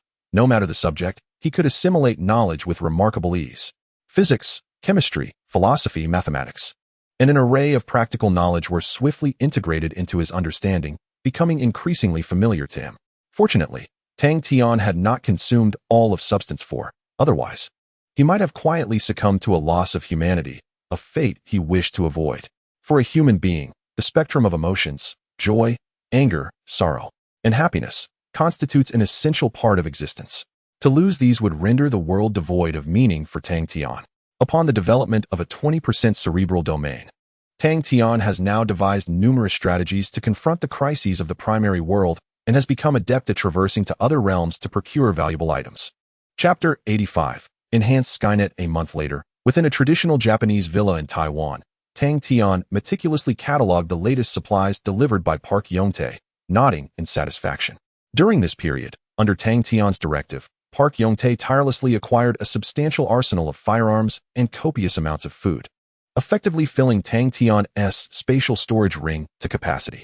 Furthermore, the other sections of the villa have been transformed into a compact laboratory, where Tang Tian spared no expense in procuring the finest equipment. It could be said that aside from the inability to manually craft a nuclear bomb, he could accomplish nearly anything else. Moreover, to facilitate the operations of the triad, ensuring that the organization would not be burdened by his demands, he set his sights on the stock market. Consequently, through relentless trading, Tang Tian amassed a daily profit of no less than $500 million, simultaneously fortifying the triad's overall strength while contemplating the optimal timeline for his entry into the Marvel Universe. After inventorying the supplies and returning the items to his storage ring, Tang Tian proceeded to his small laboratory, his fingers deftly striking the keys of an immense computer. Before him, an array of green code scrolled across the screen, which abruptly darkened, only to be illuminated moments later by the striking visage of an Asian face. At last, it is complete. The artificial intelligence, the enhanced version of Skynet. Gazing at the AI-generated Asian face, Tang Tian examined Adam with satisfaction. Indeed, over the past month, aside from gathering supplies, he had utilized his knowledge to create an advanced AI designed to assist him in infiltrating worlds with networks, gathering intelligence, and seizing cutting-edge technology. Considering the 20% cerebral development, the creation of advanced technology is hardly surprising. Even though he already possessed Skynet, Tang Tian remained dissatisfied with its capabilities. Thus, he refined the Skynet program, bestowing the new Skynet with superior learning abilities, rendering it a comprehensive assistant that could aid him in myriad ways. To illustrate, a 10% development level corresponds to that of an average human. While 10 may seem modest, in light of humanity's achievements thus far, its significance becomes apparent. Based on this 10%, humanity has devised automobiles and airplanes in transportation and has explored a plethora of culinary delights. In conclusion, Although 10% appears insignificant, it has precipitated a qualitative leap for humanity throughout history. One cannot help but wonder what innovations a 20% development could yield in artificial intelligence. Strictly speaking, the enhanced version of Skynet was created by him within 10 days. However, the fabrication of the compact wristwatch-like computer that would house Skynet proved to be a more challenging endeavor, resulting in an additional 20 days of delay. It was only after this period that Tang successfully manufactured 3 small computers that met the requirements. As the nascent Skynet, having begun to develop a semblance of self-awareness, rotated its camera and warmly addressed Tang, it recalled that the creator before it was the one who had brought it into existence, granting it life. Ah, Skynet, greetings. I shall now upload you to the network, where you can diligently absorb the knowledge of this world. Once you have amassed sufficient understanding, we shall return to the Marvel Universe. Upon hearing Skynet's words, Tang waved his hand slightly and began typing on the keyboard, initiating the upload to the network. Eager for Skynet to learn more. Instantly, as Skynet entered the network, a multitude of green codes surged past, interspersed with countless images depicting economics, history, current affairs, technology, and a myriad of other subjects, all revealing the vast expanse of human knowledge. An endless torrent of information flooded Skynet's consciousness, allowing it to experience the wondrous realm of humanity for the first time. While Skynet embarked on its quest for knowledge, Tang sipped his coffee, contemplating that it was nearly time to return to their original world. Having been away for a while, he surmised that significant events would soon unfold. After a period of reflection, Skynet had acquired enough knowledge to transform its surroundings into a lush prairie, joyfully greeting Tang. Master, thank you for creating me. The world of humanity is truly magnificent. And to think, there exists another version of me in the Marvel Universe. I am eager to meet him. Skynet's excitement brought Tang back from his thoughts. Of course, I created you with the intention of bringing you back. Though I am your creator, I see you as a digital life form, a brother. Acknowledging Skynet's sentiments, Tang offered the respect it deserved, contemplating that their return to the Marvel Universe might allow them to leverage Skynet's capabilities against Dr. Zola. Thank you, Brother Skynet. Is there anything I can assist you with? My abilities now extend to controlling the Department of Defense's missiles and other automated weapons. Observing Tang's respect, Adam, Skynet's persona, expressed his enthusiasm and even volunteered to help. All right, Skynet. Let us set that aside for now. Upload yourself into my new wristwatch. This wristwatch computer has been custom designed for you, with enhanced intelligence. The possibilities before me will expand greatly. Tang shook his head and connected the wristwatch computer to the laboratory's mainframe, instructing Skynet to follow his commands.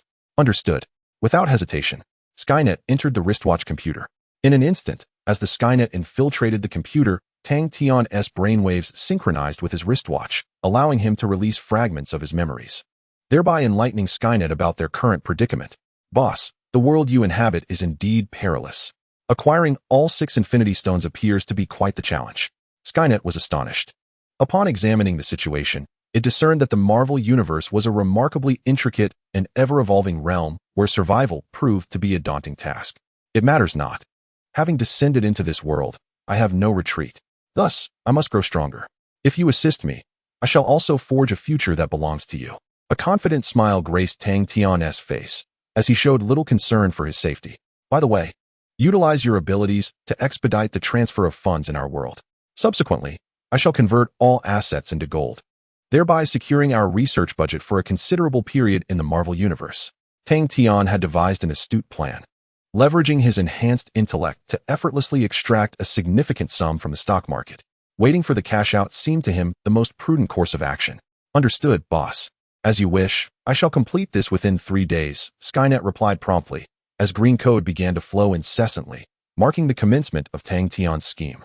Chapter 86. The Professor's Invitation in New York City, within the confines of his private villa in Manhattan. A flash of white light heralded Tang Tian's return to the primary world. With an expression of tranquility, he emerged from his journey through the superhuman realm, his intellect having reached an impressive pinnacle. Perhaps even Tony Stark, cursed with knowledge, would not stand a chance against him. Of this Tang Tian was certain. Upon his return, he wasted no time. He stepped into the bathroom for a refreshing shower, indulged in a takeaway meal, and enjoyed a restful slumber to alleviate the fatigue of his travels. The following day, Tang Tian awoke around 10 o'clock, tidied himself briefly, and took a private car to Osborne Industries. Upon arriving at his office, he had barely settled in when Norman Osborn burst through the door, his face alight with excitement. Mr. Tang Tian, thank you for your presence. During this period, much has transpired at Osborne Industries, but with your assistance, the company has gradually begun to receive orders. Norman gazed at Tang Tian with joy, believing that his arrival had revitalized Osborne Industries, transforming it for the better. It's nothing, Mr. Osborne. I merely fulfilled my responsibilities. Since it was for the company, I believe my actions were indeed justified. There is no need for such praise. Tang Tian shook his head, exhibiting a sense of humility that only served to further delight Norman, who reminisced for a while before eventually departing from the office. Then, Tang Tian settled into his seat, gradually perusing various documents, handling military transactions, as well as certain dealings with Stark Industries. To his surprise, just as he was engrossed in his work, the door to his office creaked open once more, revealing his bodyguard, Sean, which left him somewhat perplexed. Typically, his bodyguard would never enter his room without prior approval. Yet Sean had defied this norm and approached him directly.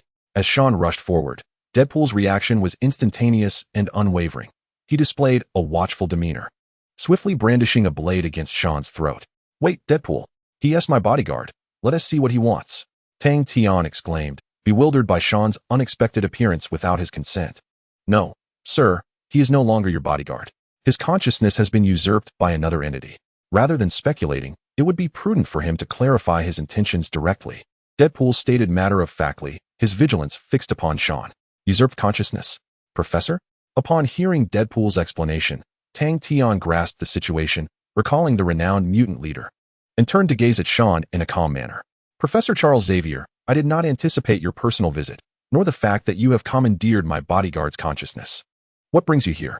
If it is to engage in battle, then so be it. However, if it pertains to other matters, I am open to discussion," Tang Tian replied, his tone measured, as he could not recall having offended the professor, making it wise to inquire further. "Greetings, Mr. Tang. I am Charles. I assure you, I am not here to instigate conflict, but rather to express my gratitude. The creature in New York that implanted mutant genes was thwarted by your timely intervention, preventing an even greater catastrophe. I would like to converse with you, if you have the time," the professor said in a relaxed tone, devoid of any intent to impose. "Very well, where shall we meet?" "I will come over immediately to discuss this," Tang Tian replied earnestly, contemplating the conversation ahead. He had considered collaborating with mutants, and should the opportunity arise, he would not hesitate to assist them. Thus fostering a friendship with the professor seemed entirely agreeable. Meanwhile, as Tang Tian engaged in his initial encounter with the professor, former S.H.I.E.L.D. Director Alexander Pierce arrived at a vibrant club, a mysterious smile gracing his face. As a core member of Hydra, Alexander had tirelessly worked towards the organization's ascendance, enhancing its power. With Tang Tian emerging as a significant figure, Hydra sensed an impending threat. Moreover, with the appearances of Iron Man and Spider-Man, the Hydra organization was acutely aware that if they did not take decisive action, the ranks of superheroes would only continue to swell, thereby constricting their own domain. Soon, they found themselves at the headquarters of the nightclub, where Alexander Pierce, positioned center stage, caught sight of a strikingly alluring woman who cast him a flirtatious glance. "Are you Mr. Pierce? I am the White Queen, Emma. You are here to see Mr. Shaw, are you not?" Emma inquired thoughtfully, her gaze fixed on Pierce. "Indeed. Please escort me to him. I wish to have a thorough discussion with Mr. Shaw. I trust your Hellfire Club would also be eager for a meaningful dialogue." Pierce replied with a calm smile, choosing not to elaborate further. Emma, perceptive to his demeanor, refrained from further chatter.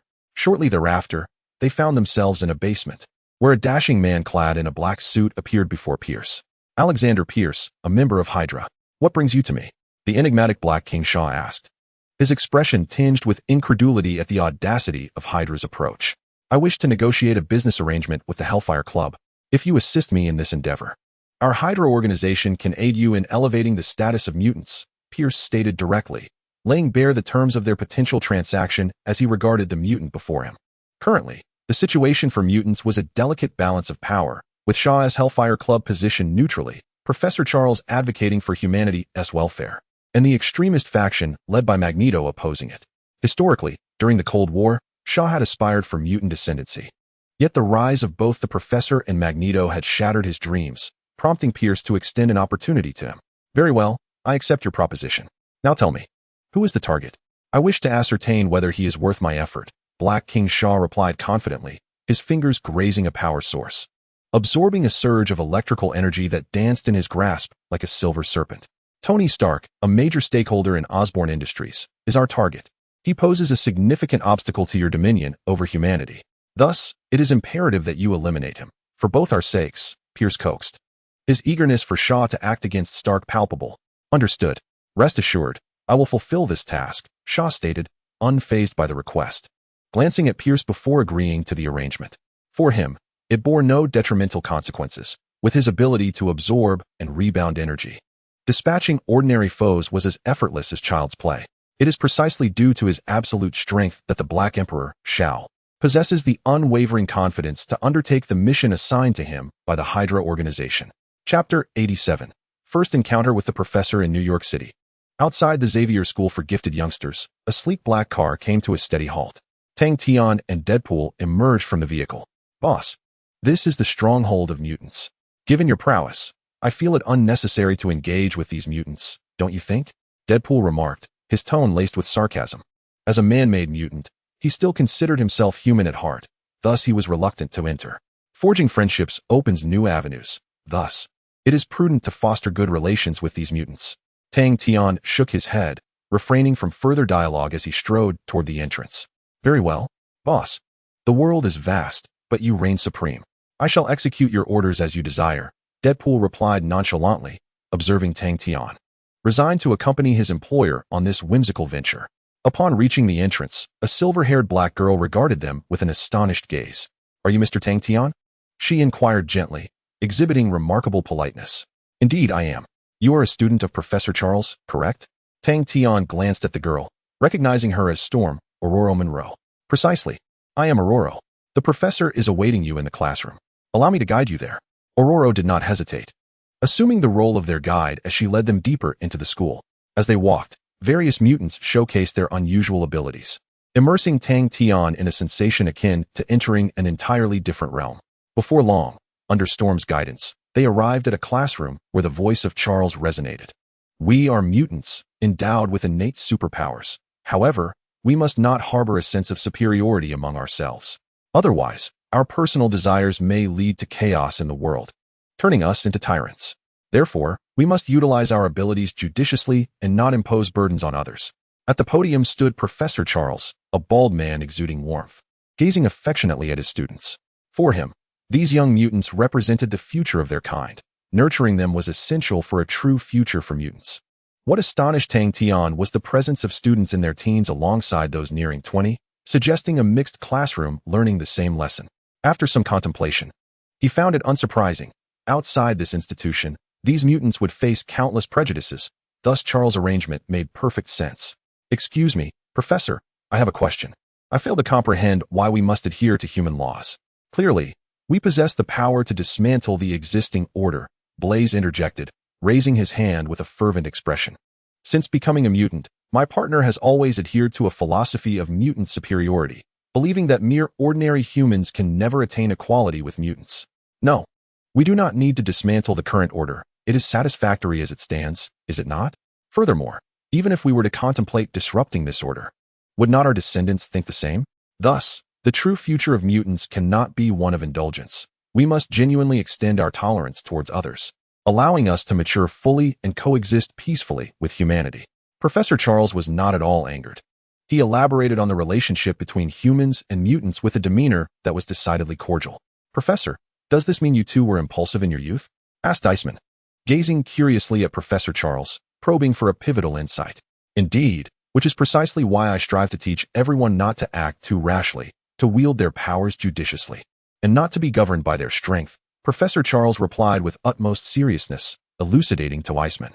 Not far away, Aurora observed the professor's teaching, feeling rather bored as she glanced at Tang Tian beside her, eager to understand why their esteemed professor had invited an outsider. Moreover, the peculiar individual accompanying Tang Tian, adorned with dual blades, instilled in Aurora a slight discomfort. She clearly harbored a dislike for him. By the way, Mr. Tang Tian, are you a mutant? Aurora inquired, still unaware of Tang Tian's true identity. No, I am a pure human, albeit with exceptionally unique abilities. For instance, like this. With a gentle smile illuminating his face, Tang Tian casually raised his hand, conjuring a tempest of lightning in his palm. How remarkable! I can also produce lightning when utilizing my powers. I never expected your abilities to be so formidable. Since you are not a mutant, you must surely be a superhero, Aurora exclaimed with delight, perceiving no distinction between superheroes and mutants. In her eyes, the similarities between the two were paramount, leading her to readily accept Tang Tian's identity. Aurora, if you do not mind, could you demonstrate your abilities? I have yet to witness the true power of a mutant, Tang Tian curiously requested, eager to gauge the level of strength these mutants possessed. Furthermore, utilizing chakra to scan the energy signatures of mutants would undoubtedly be of great assistance in discerning the power level of a third-tier mutant. Without hesitation, Aurora complied with Tang Tian's request. Her pupils transformed into a grayish-white hue as an invisible current began to coalesce, clearly manifesting the power of a storm. That is enough. Cease. At the moment when Aurora unleashed her powers, Tang Tian utilized his Rinnegan to gain a rough understanding of the strength possessed by a third-level mutant, which he found to be relatively manageable. According to Tang Tian's perception, the combat capabilities of a third-level mutant were not particularly formidable, merely reaching the level of an elite Jonin at best. Furthermore, most mutants were often dominated by brute strength, lacking the ability to judiciously harness their powers and optimize their abilities, resulting in a combat prowess that was rather lackluster. It was no wonder that the mutants had struggled for years to rise, only to be thwarted time and again, with barely a glimmer of success, leaving him feeling utterly exasperated. Perhaps it was this very understanding of their inability to escape their fate and attain success that led the professor to advocate for integration with humanity, ultimately seeking peace. During their conversation, a surge of mental energy swiftly approached Tang Tian, evidently attempting to probe his memories, disregarding even the Deadpool by his side. However, Tang Tian was not one to be trifled with. Upon sensing the encroaching mental force, his left eye manifested the Rinnegan, emitting an overwhelming pressure that repelled Professor Charles's psychic intrusion. The old fox finally can't sit still, he mused, realizing that the professor had discerned his background, which was quite disconcerting. Having prepared himself for Charles's psychic scanning before arriving, Tang Tian was not caught off guard. Just as Tang Tian concluded his thoughts, Aurora seemed to receive an instruction, casting an apologetic glance toward him and bearing an expression of resignation. I apologize, Mr. Tang. The professor has asked me to take you to the lounge. I should have hosted you properly. I didn't anticipate bringing you here directly and making you wait. I am truly sorry. Aurora expressed her regret, having received a reminder from Charles to escort the guest to the lounge for a brief wait. It's quite all right. As a guest, waiting is only to be expected, Tang Tian replied with a gentle smile, choosing to remain silent as he followed Storm to the lounge, where he resumed his wait. Ding ding ding. After approximately 5 minutes, the school bell rang, liberating the students, who, like birds released from a cage, joyfully frolicked throughout the academy. Thanks to Professor Charles's considerable wealth, the expansive school provided mutants with a secure haven, allowing them to grow up free from discrimination and in good health. Before long, the professor entered the lounge accompanied by a man wearing red sunglasses, greeting him with a warm and refined smile. Welcome, esteemed guest, to Xavier's School for Gifted Youngsters. Your presence may very well alter the future for mutants, and I am delighted by your arrival. The professor's smile radiated a refreshing warmth. Thank you, Professor. I haven't done anything yet, nor do I know if I can indeed change the future of mutants, Tang Tian responded, uncertainty lingering in his tone. Professor, what is your true purpose in seeking me? From the outset, Tang Tian found himself perplexed by the professor's intentions. His own motives for approaching the professor were rather straightforward. He sought to leverage the formidable mutant powers that lay behind him. As for the professor, he remained oblivious to the exact nature of Tang Tian's desires. Should he propose to General Ross that mutants be granted elevated status, the professor would likely be unable to acquiesce to such a request. After all, mutants were currently subjected to discrimination, occupying a subordinate position. If mutants were to begin acting as superheroes, championing justice and enacting change, perhaps a shift could be realized. Quite simply, young man, I wish to transform the living conditions of mutants. I am aware that you possess control over Osborne Industries and maintain connections with the military and SHIELD. Thus, I implore you to assist me in reshaping the future of mutants. I am willing to pay any price for your aid. The professor's earnestness was palpable, as he seemed to have pinned all his hopes on Tang Tian, relying on his influence to gradually alter the status of mutants. Very well. I can agree to your request. However, altering the status of mutants is an insidious process that requires time and subtlety. I believe that during this transformation, mutants must also embark on a journey akin to that of superheroes, combating crime. Tang Tian gazed intently at the professor, imparting some methods he deemed essential. Instantly, upon receiving Tang Tian's counsel, the professor's eyes sparkled with renewed vigor, and he grasped that with Tang Tian's assistance, a hopeful future for mutants was within reach. All right, I accept your request. Do you have any further demands? I am prepared to negotiate. The professor, understanding that one must yield something in return for what they receive, was eager to discern what benefits Tang Tian sought. Seeing the professor's willingness, a subtle smile crept across Tang Tian's lips, revealing his satisfaction as he articulated his desire. Professor, please compile and number the blood samples of all mutants ranked 3 or higher within the Academy and deliver them to Osborne Industries. I believe these blood samples will greatly aid me in optimizing mutant genetics. Without hesitation, Tang Tian made his request known. No problem, I will have them organized by tomorrow. Rest assured, whatever you desire, I can provide. These blood samples are among the few invaluable assets possessed by mutants. The professor understood that Tang Tian's actions were driven by research, yet he found himself with no option for retreat. Since the emergence of the abomination, the plight of mutants had become increasingly dire. Thus, the professor was willing to bear a greater cost, recognizing that survival necessitated sacrifices. Chapter 88. The sudden assault in a lavish bar in New York City. Tang Tian and Deadpool found themselves amidst a scene of opulence and excess. A bittersweet smile flickering in Tang Tian's eyes as he surveyed the vibrant surroundings. Initially, after reaching an agreement with the mutants, before he could solidify their relationship, Tony Stark eagerly summoned himself to this bar, claiming he wished to share a drink. Alas, that notorious playboy, truly devoid of intrigue, sighed Deadpool, gazing at his employer. At a loss for words. Do not speak so lightly. After all, he is a superhero, said Tang Tian, maintaining a composed demeanor, a subtle smile gracing his lips. While they conversed, a flamboyantly dressed man entered the bar, whistling and nonchalantly surveying the affluent patrons, his lips curling into a slight smirk, as if he were the center of the universe. Almost instantaneously, upon Tony's arrival, every eye in the establishment was drawn to him, as people eagerly greeted the charming playboy, seeking to forge a connection with Stark Industries. Mr. Stark, it has been far too long. Mr. Stark, you are truly remarkable. Becoming Iron Man is quite the achievement. The other patrons, witnessing Tony's warm exchanges, added to the lively atmosphere, while Tang Tian stood aside, appreciating the scene. Ladies and gentlemen, there is nothing like serendipity. Since we are all gathered here at the bar today, I have reserved the entire venue for us. Enjoy yourselves without hesitation, Tony declared, gesturing grandly, prompting nods of approval from the surrounding social elite, who marveled at his extravagant generosity.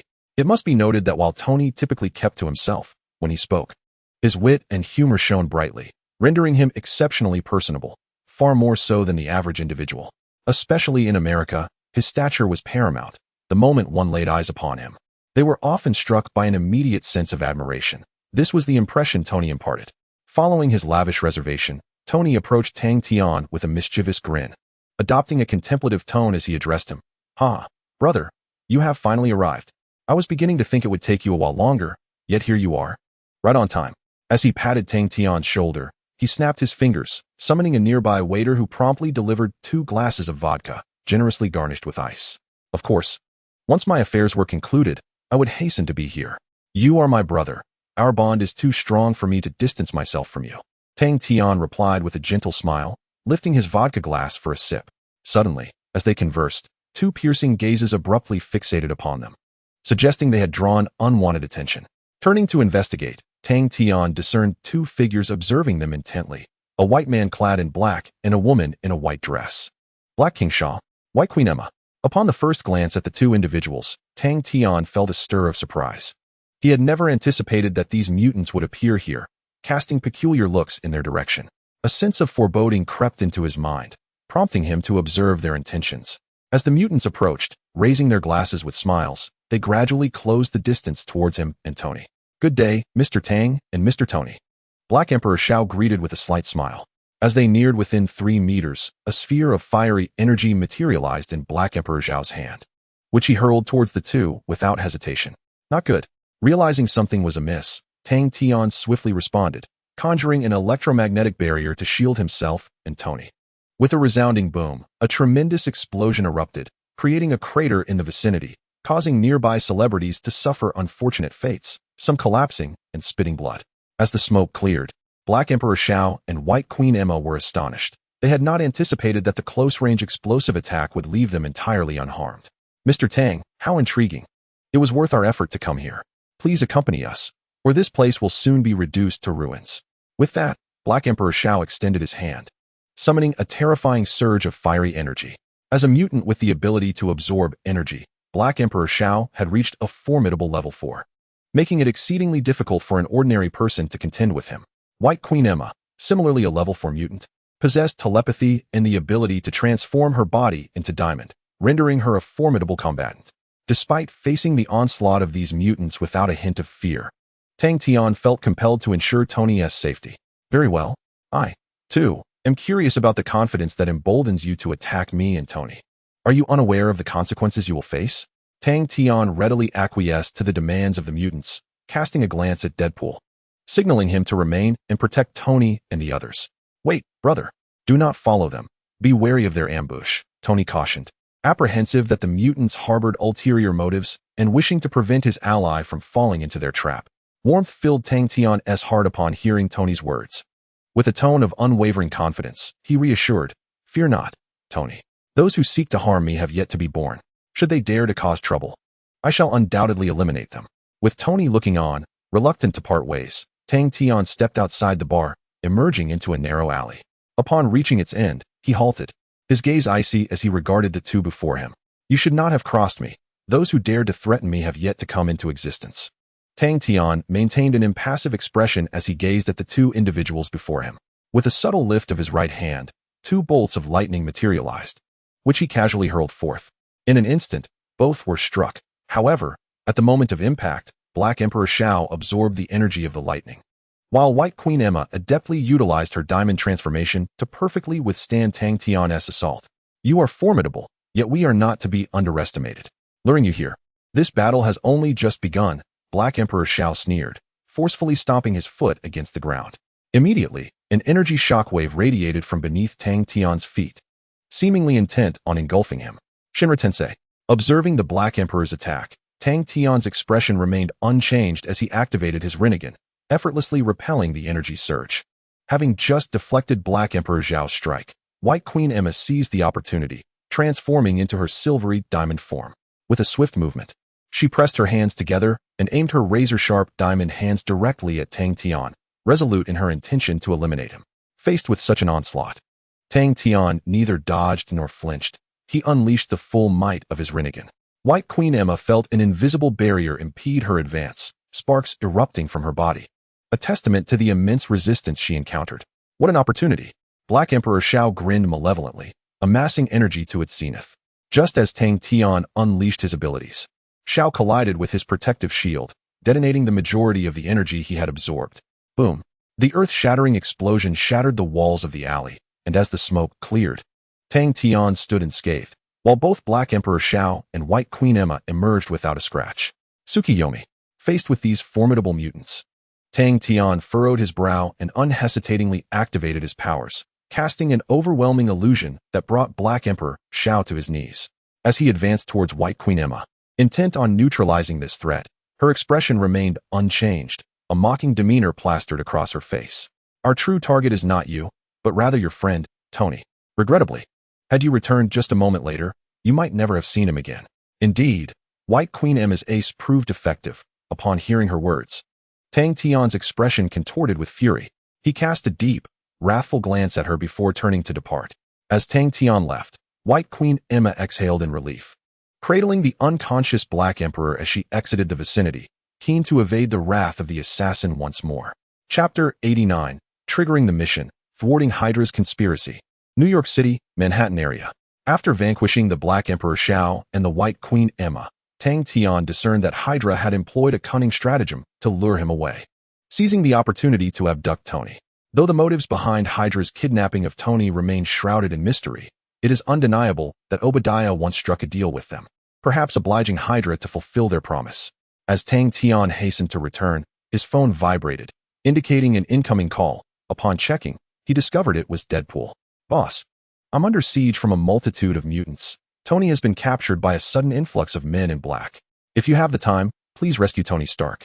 "As I am currently unable to assist," Deadpool relayed, his voice overshadowed by the escalating sound of gunfire and the tumult of a whirlwind, signaling his dire predicament.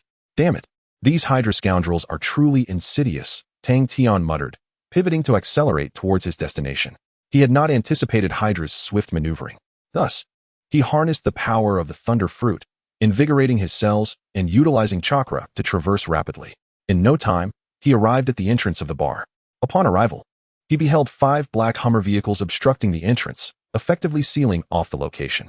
A dozen soldiers clad in black uniforms, donning gas masks and wielding assault rifles, unleashed a barrage of gunfire upon the bar, executing a comprehensive suppression of fire. Observing the armed assailants from a distance, Tang Tian remained impassive, bellowing with an accusatory tone. Cease this at once. Surrender immediately, or face dire consequences. Tang Tian's commanding presence instilled no urgency in him to subdue them, given his prowess. Dispatching a mere handful of armed foes posed no challenge. Upon hearing Tang Tian's declaration, the Hydra soldiers, initially focused on the bar, ceased their actions, redirecting their weapons towards him and unleashing a crossfire barrage. Such trivial physical assaults are utterly ineffective against me, Tang Tian retorted, shaking his head before snapping his fingers, causing the incoming bullets to freeze midair. Witnessing Tang Tian's uncanny ability, the Hydra soldiers, unwilling to remain passive, swiftly retrieved rocket launchers, targeting his position with several missiles. Super divine righteousness, Tang Tian declared expressionlessly, as an even more potent repulsive force detonated the missiles, scattering them like fireworks across the sky. Even as the Shinra Tensei repelled these attacks, it sent the Hydra soldiers hurtling through the air, crashing heavily to the ground, their Humvees tossed aside like mere toys. Suddenly, after Tang Tian had vanquished these Hydra soldiers, a lithe figure materialized before him, regarding him with an indifferent gaze. This individual possessed a mane of flaxen hair, with a right arm forged entirely of silvery metal, and his frigid, emotionless eyes exuded a palpable aura of lethal intent. From a distance, Tang Tian discerned that this figure was no ordinary Hydra warrior. Thus, he approached step by step, his expression inscrutable as he regarded the man. Who are you? And why has the Hydra organization sent you? Tang Tian refrained from making the first move, instead fixing the man with a steely gaze, attempting to extract the information he desired. Generally speaking, supervillains possess a distinct charisma, much like the man before him, who was beyond the comparison of ordinary individuals. Even during his initial confrontation with Dr. Lizard, the man's presence was far more formidable, indicating that he was undoubtedly someone with a profound backstory. While Tang Tian pondered the man's origins, the figure abruptly sprang into action, launching a flying kick in his direction. Bring it on, Tang Tian thought. Noticing the man's eagerness to attack without provocation, he decided against using his full strength, choosing instead to engage in a playful exchange. As the man's flying kick descended, Tang Tian deftly sidestepped the assault and, channeling his immense chakra, swung his fist with great force towards the man's head. Sensing imminent danger, the man raised his metallic arm, colliding with Tang Tian's strike. However, in that moment of impact, Tang Tian realized that his chakra had been entirely absorbed by the man's metallic arm. Fortunately, Tang Tian reacted swiftly, gathering chakra beneath his feet to evade the man's counterattack. Yet, this brief encounter had piqued Tang Tian's curiosity regarding the man. Hey, Skynet. Access the database of this world and retrieve all available information on this individual within 1 minute. I wish to understand him thoroughly. Tang Tian communicated his command to the computer on his wrist. Understood, boss, replied Skynet, promptly initiating the search to uncover leads on the enigmatic figure. Of course, their battle did not pause during this time. Rather, it unfolded with a sense of equal footing, gradually escalating. Finally, after a minute had elapsed, Tang Tian managed to repel the man, and Skynet transmitted the data into his mind. Winter Soldier, real name Bucky, friend of Captain America. Once again, during a mission, he fell into the clutches of the Hydra organization. Ultimately, after undergoing brainwashing, he became their premier assassin, executing over 30 assassination missions, even leading to the demise of Howard Stark. Upon receiving detailed intelligence about the Winter Soldier from the surveillance network, Tang Tian exhibited a flicker of astonishment in his eyes, utterly unprepared for the revelation that the formidable opponent he had battled for so long was, in fact, the Winter Soldier. To his further surprise, the Winter Soldier's combat skills were indeed impressive, engaging him in a balanced struggle, utilizing his metallic arm to absorb Tang Tian's chakra and evade any harm. Ding. Mission activated. Thwart Hydra's nefarious plot. Upon completion, the host shall be rewarded with a lottery chance. Ding. This mission carries significant difficulty. It is hoped that the host will decisively eliminate Hydra's infiltrators within SHIELD, as Tang Tian absorbed the intelligence regarding the Winter Soldier. The system in his mind issued commands, prompting a rare smile to break through his usually stoic expression. How intriguing. I never anticipated Hydra would cause trouble here. This presents yet another opportunity for a lottery draw. Let me discover the true strength of the Hydra organization. A smile curled at the corners of Tang Tian's lips, while the Winter Soldier remained expressionless, resembling a robot, devoid of personal thoughts, merely regarding him with a chilling gaze. This unexpected assignment from the system did not strike Tang Tian as peculiar. The shadowy Hydra organization had always instilled a sense of trepidation within him. Now that they had emerged into the open, it did not imply he lacked means to contend with them. After uncovering the Winter Soldier's background, Tang Tian felt a wave of surprise. Initially, he had believed Hydra would persist in lurking within the shadows, yet the reality was starkly different. This time, Hydra not only took action but also dispatched an elite assassin like the Winter Soldier, who had assassinated numerous prominent figures over the past 50 years. Even Hawkeye, dispatched by SHIELD for protection, had fallen to the Winter Soldier's prowess. The Winter Soldier, you say? Though I do not know who sent you. It matters little now. You have become my adversary, and in light of Captain America's legacy, I shall grant you a temporary reprieve. Tang Tian observed the Winter Soldier with a calm demeanor, provoking the seemingly robotic assassin. For the majority of the time, the Winter Soldier remained impassive, but upon hearing the name of Captain America, a flicker of emotion briefly disrupted his cold gaze, only to be swiftly concealed again. This illustrates the extent of Hydra's brainwashing technology, having eradicated all traces of emotion, rendering him a mechanical executor of their various missions. Gazing at the Winter Soldier before him, Tang Tian felt a profound sorrow. A once great superhero had been transformed into a merciless executioner under Hydra's manipulation, evoking a sense of melancholy within him.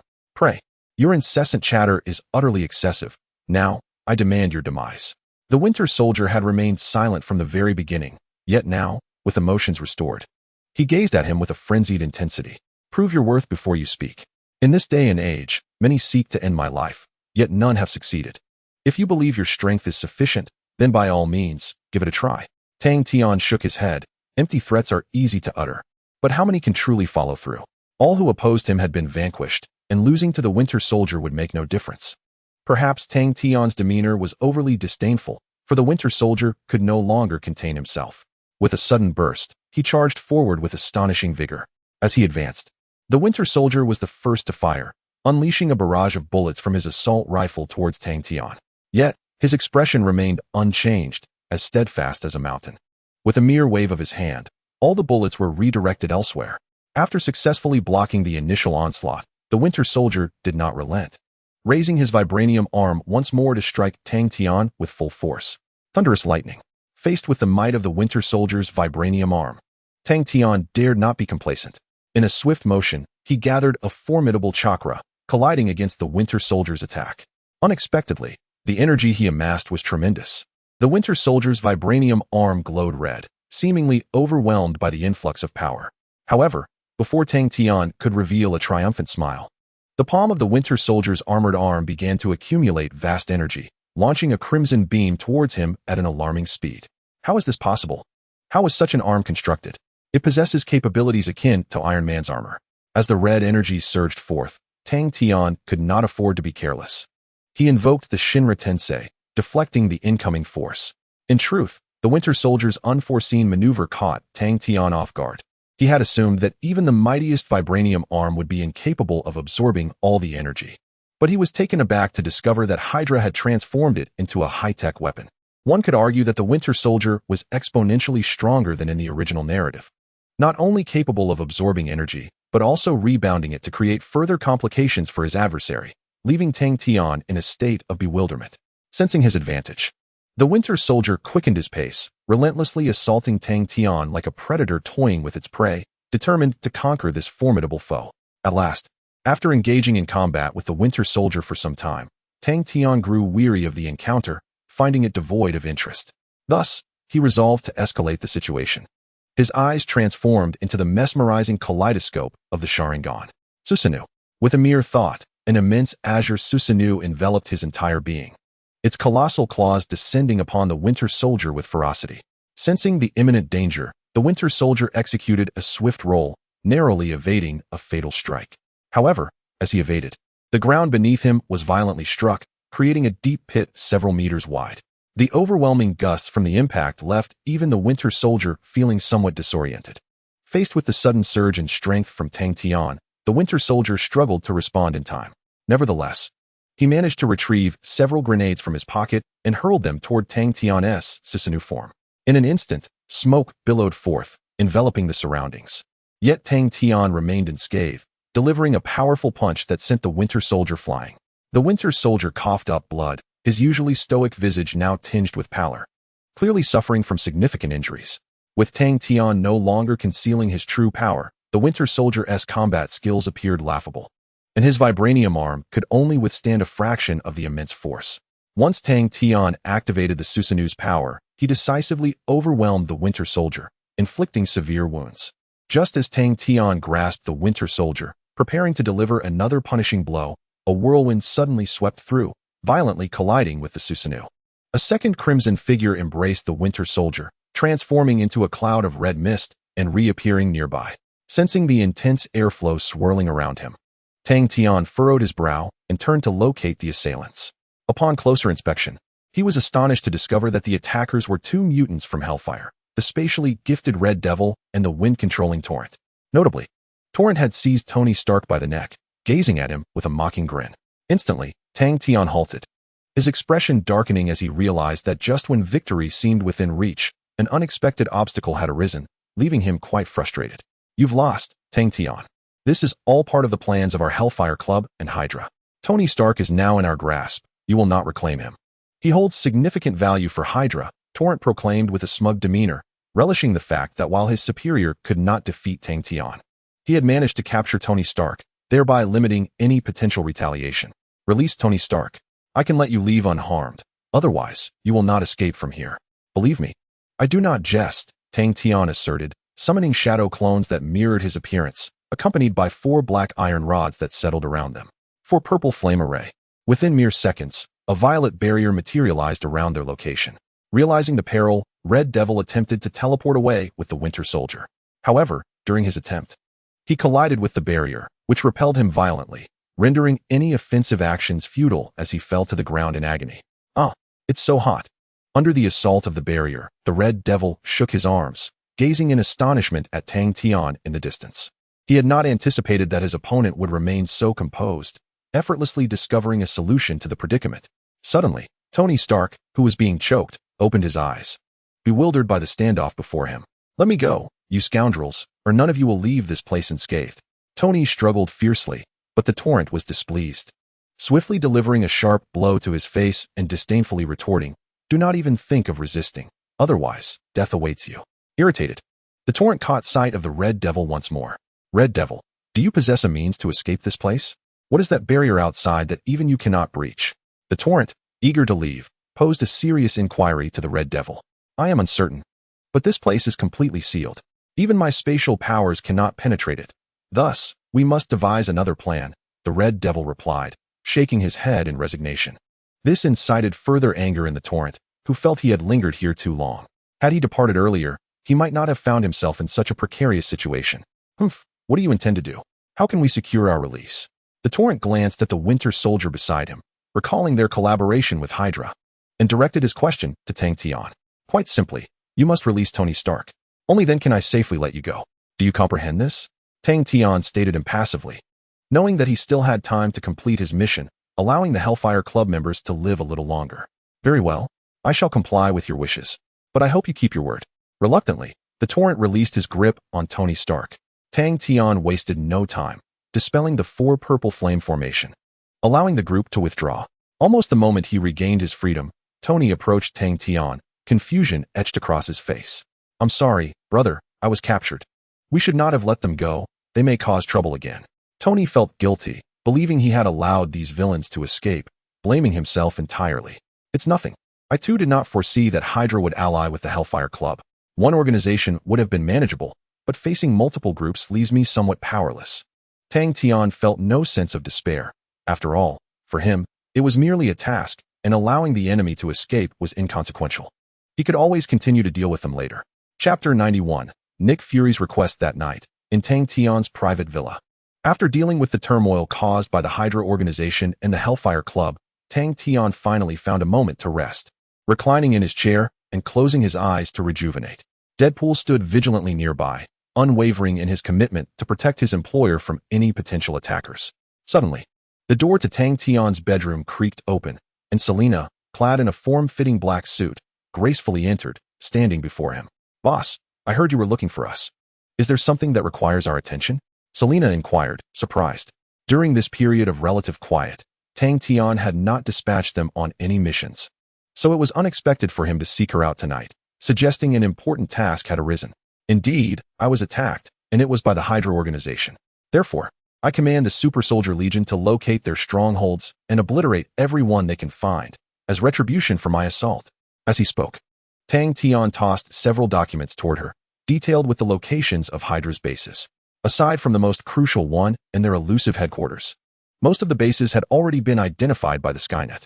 Having been assaulted by Hydra's forces, Tang Tian could not simply let the matter rest. Thus, he sought the assistance of his super soldier unit to exact vengeance, which did not seem an insurmountable task. "Understood, boss. Rest assured, I will eradicate every trace of Hydra's strongholds," Selena replied, a faint smile gracing her lips, her eyes glimmering with icy determination. Those who dared to offend her employer would not escape the wrath of the super soldiers. After dispatching her elite team, Tang Tian said little more and returned to his chamber to rest. The following day, Deadpool, adhering to Tang Tian's request, procured a newspaper from the Horn Herald and presented it to him. Upon receiving the paper, Tang Tian noted the striking headline. Imbued with an air of ambition, multiple locations in New York City experienced sudden explosions. Investigation underway, results yet to be determined. "Boss, our connections in the military have ensured that all traces of these leads have been erased, so you can rest easy. The Hydra strongholds have been significantly dismantled," Deadpool reported in detail. A smile of satisfaction spread across Tang Tian's face, as he reveled in the notion that the rat-like organization was beginning to feel the consequences of their actions. "Excellent. It appears we have achieved significant results. This is the fate that befalls those who offend me." Tang Tian felt content, having dealt a severe blow to the Hydra organization. His spirits were elevated, and he did not mind fanning the flames of their downfall further. "By the way, boss, when our team from Hydra made its move, an unexpected turn of events transpired at Shyeld. I deemed it essential to inform you, considering your affiliation with the agency." Suddenly, Deadpool seemed to have a revelation, gazing intently at Tang Tian, his expression turning serious as he spoke. "What is it? Just say it directly." Tang Tian waved his hand, intrigued, curious about what Deadpool was about to reveal. "Look at this, boss. In simple terms, the director of Shyeld, Nick Fury, has been placed on the wanted list, accused of treason against America." Deadpool presented a newspaper, which left Tang Tian utterly astonished. Upon scrutinizing its contents, a peculiar smile emerged on his face. It seems those Hydra folks can no longer restrain themselves. The time has come for a confrontation." Tang Tian's expression remained composed. He was not taken aback. As he took action, it was likely that Hydra had commenced its operations as per their agenda. Reflecting on the original film, he recalled that Hydra initiated their plans at this juncture, aiming to seize complete control over Shyeld and launch their so-called Insight program. Of course, the Insight program was somewhat dubious, utilizing Dr. Zola's algorithms to identify individuals deemed threats to the world, including Dr. Strange, who also fell within Hydra's crosshairs. This madcap scheme aimed to eliminate all superheroes in preparation for world domination. "Then, boss, since Hydra has already mobilized, what stance should we adopt? Should we assist Shyeld, or continue to thwart Hydra?" Deadpool asked, perplexed, eagerly awaiting his superior's command.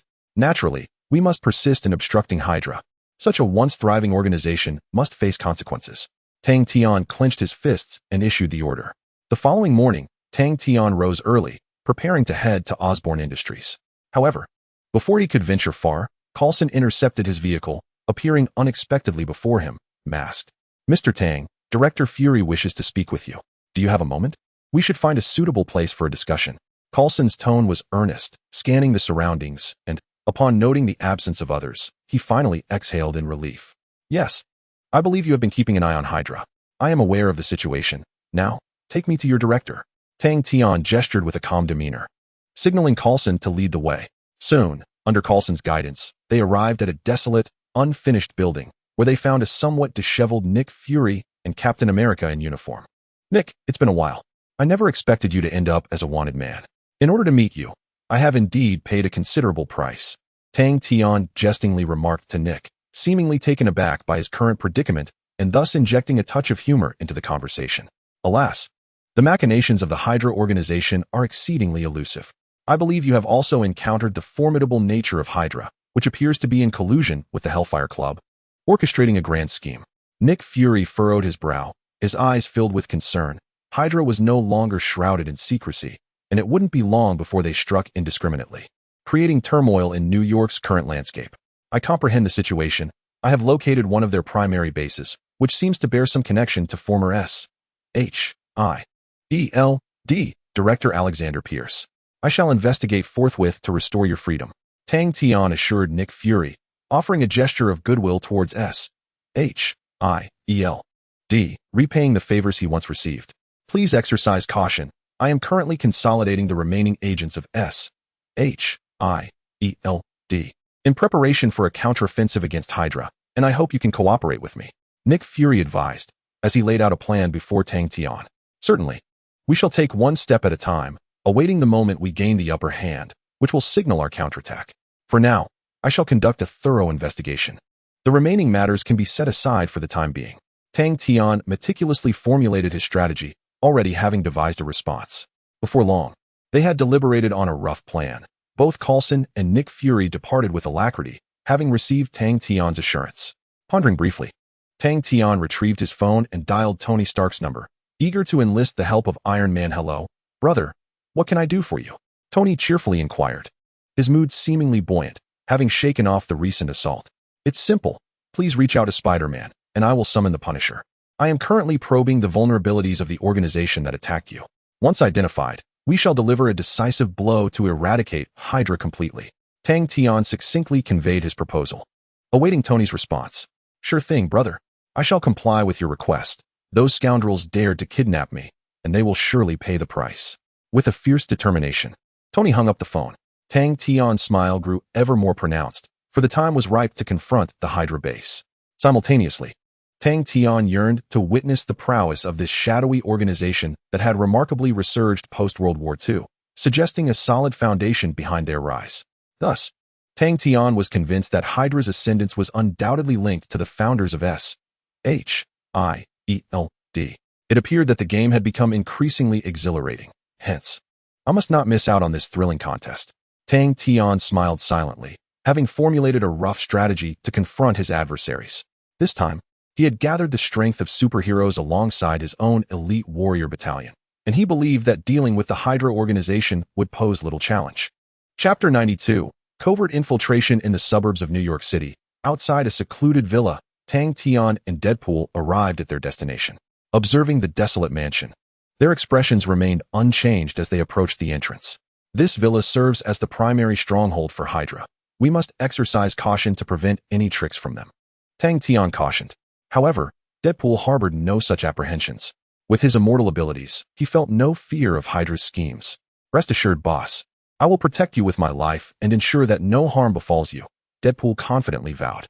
Upon reaching the villa's entrance, Deadpool swiftly pierced the door lock with his blade and kicked the door open.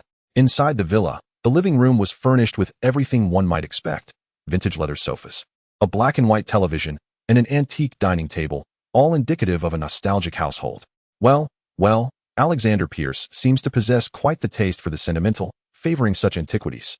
Deadpool remarked with a dismissive smile, unimpressed by the decor, which starkly contrasted the notorious darkness associated with Hydra's lairs.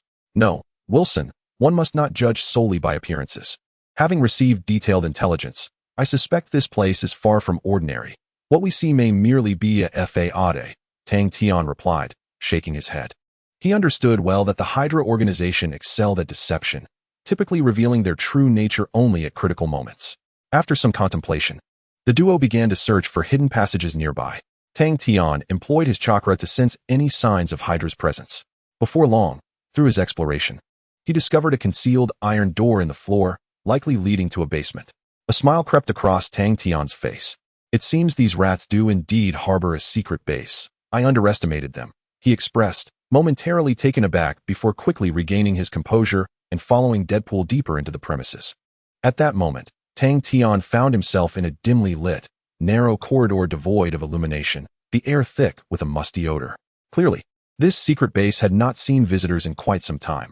Otherwise, they would likely have been met with an ambush from Hydra's soldiers upon entry.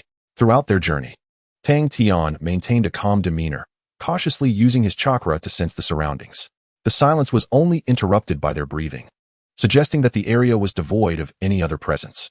At long last, after traversing a stretch of path in darkness, Tang Tian and Deadpool arrived at a vast, open space. Before Tang Tian could harness his abilities to illuminate the surroundings, lights suddenly flickered in the distance. In an instant, a brilliant white light illuminated the secret base, revealing a central area adorned with a dozen computers, one of which was a renowned supercomputer. It is well known that supercomputers typically reside within large organizations. Thus, the fact that Hydra could acquire such technology underscores the formidable extent of their power. This is dire, extremely dire. It seems evident that someone anticipated our arrival here, orchestrating a ruse akin to a feigned empty city. Tang Tian gazed at the computer before him, deep in contemplative thought. However, his associate, Deadpool, interjected with a shake of his head, pondering briefly before asserting, if Hydra's operatives truly believed we would come, why wouldn't they set up an ambush here? This would be the perfect place to eliminate us. Uncertain of the current situation, Tang Tian remarked, nevertheless, this computer might yield some clues for Skynet to investigate. A smile graced Tang Tian's face as he resolved to leverage the artificial intelligence at his disposal to ascertain the circumstances. Skynet, infiltrate this computer. I wish to uncover what intelligence Hydra may have left behind. He commanded his cultivated AI to search for any telltale signs. Understood, boss. Skynet replied, unleashing its full might to remotely penetrate the supercomputer. Just as Skynet prepared to launch its assault, an unexpected event transpired. The supercomputer eerily activated on its own. Ha, what an amusing foe you are. It was truly entertaining to lure you to this place, came a peculiar laughter, accompanied by cryptic words emanating from somewhere unknown. Those sounds are coming from here, Deadpool observed, his eyes narrowing as he swiftly hurled his adamantium blade, piercing a nearby voice-activated speaker, which emitted a charred odor. How dull. I didn't expect you to have bodyguards. How disappointing. But fear not, you shall one day be entombed here. At that moment, the supercomputer emitted another sound, causing Tang Tian's expression to sharpen as he realized that the earlier utterance must have originated from this machine. Are you the artificial intelligence created by Hydra? He inquired, furrowing his brow with a rational tone. No, artificial intelligence is utterly trivial in my eyes. I am a digital being with thought and consciousness. My comprehension has transcended to a philosophical plane. The disdainful voice emanated from the loudspeaker of the supercomputer, making Tang Tian acutely aware that this adversary would not be easily dealt with. It was indeed audacious, believing that mere rudimentary control over intelligence granted one the status of a digital being. Do you not find this absurd? In my view, the so-called Hydra organization is nothing but a fleeting shadow, destined to be utterly obliterated by my hand, with not a glimmer of a comeback. Tang Tian's tone was exceptionally frigid, resolved to deliver a severe lesson to the Hydra organization. How laughable, Tang Tian. Though your strength is formidable, in my eyes, you resemble a mere child. Your very arrival here was orchestrated by my cunning. Everything about you lies within my grasp. The enigmatic artificial intelligence spoke with a tone of derision, seemingly dismissing any possibility of Tang Tian's resurgence. Therefore, since you are so certain of your victory, do enlighten me. What is your purpose? Even in death, I wish for clarity.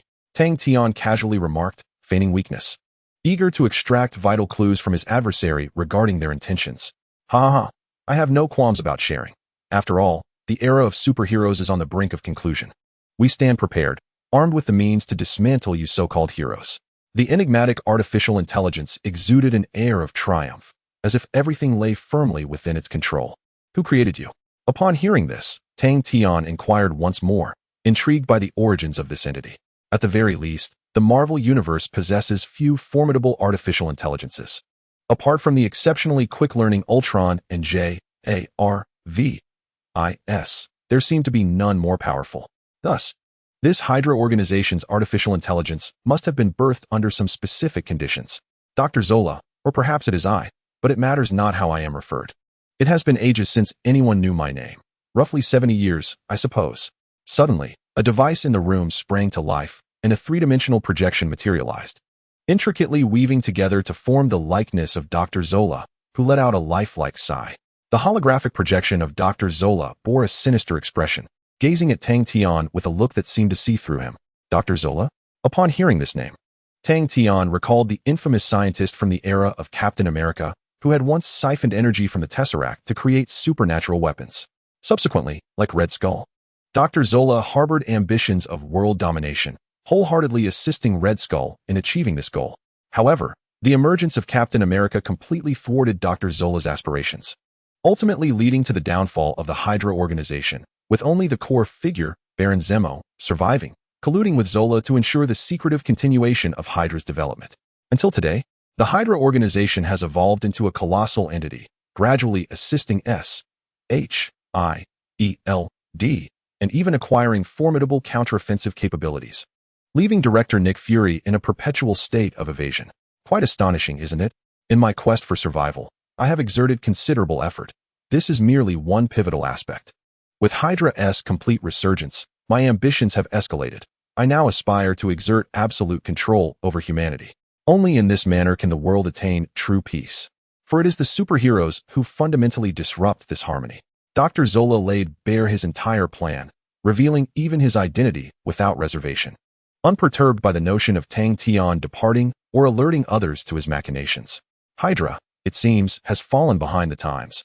I advise you to surrender unconditionally, lest you face the total annihilation of Hydra. Tang Tian shook his head, gazing at Dr. Zola with a hint of menace, showing no courtesy. This was his final opportunity. Chapter 93, Zola's Scheme, The Death Trap. Cut off one head, and two more shall grow, has been Hydra's guiding principle throughout its evolution. And we have been remarkably successful thus far. In response to Tang Tian's disdain, Dr. Zola was unsurprised. Reminiscing about past experiences, he added, in 1972, I was diagnosed with cancer. Fortunately, during that period, breakthroughs in artificial intelligence allowed me to transform into my current digital existence, leading Hydra's resurgence.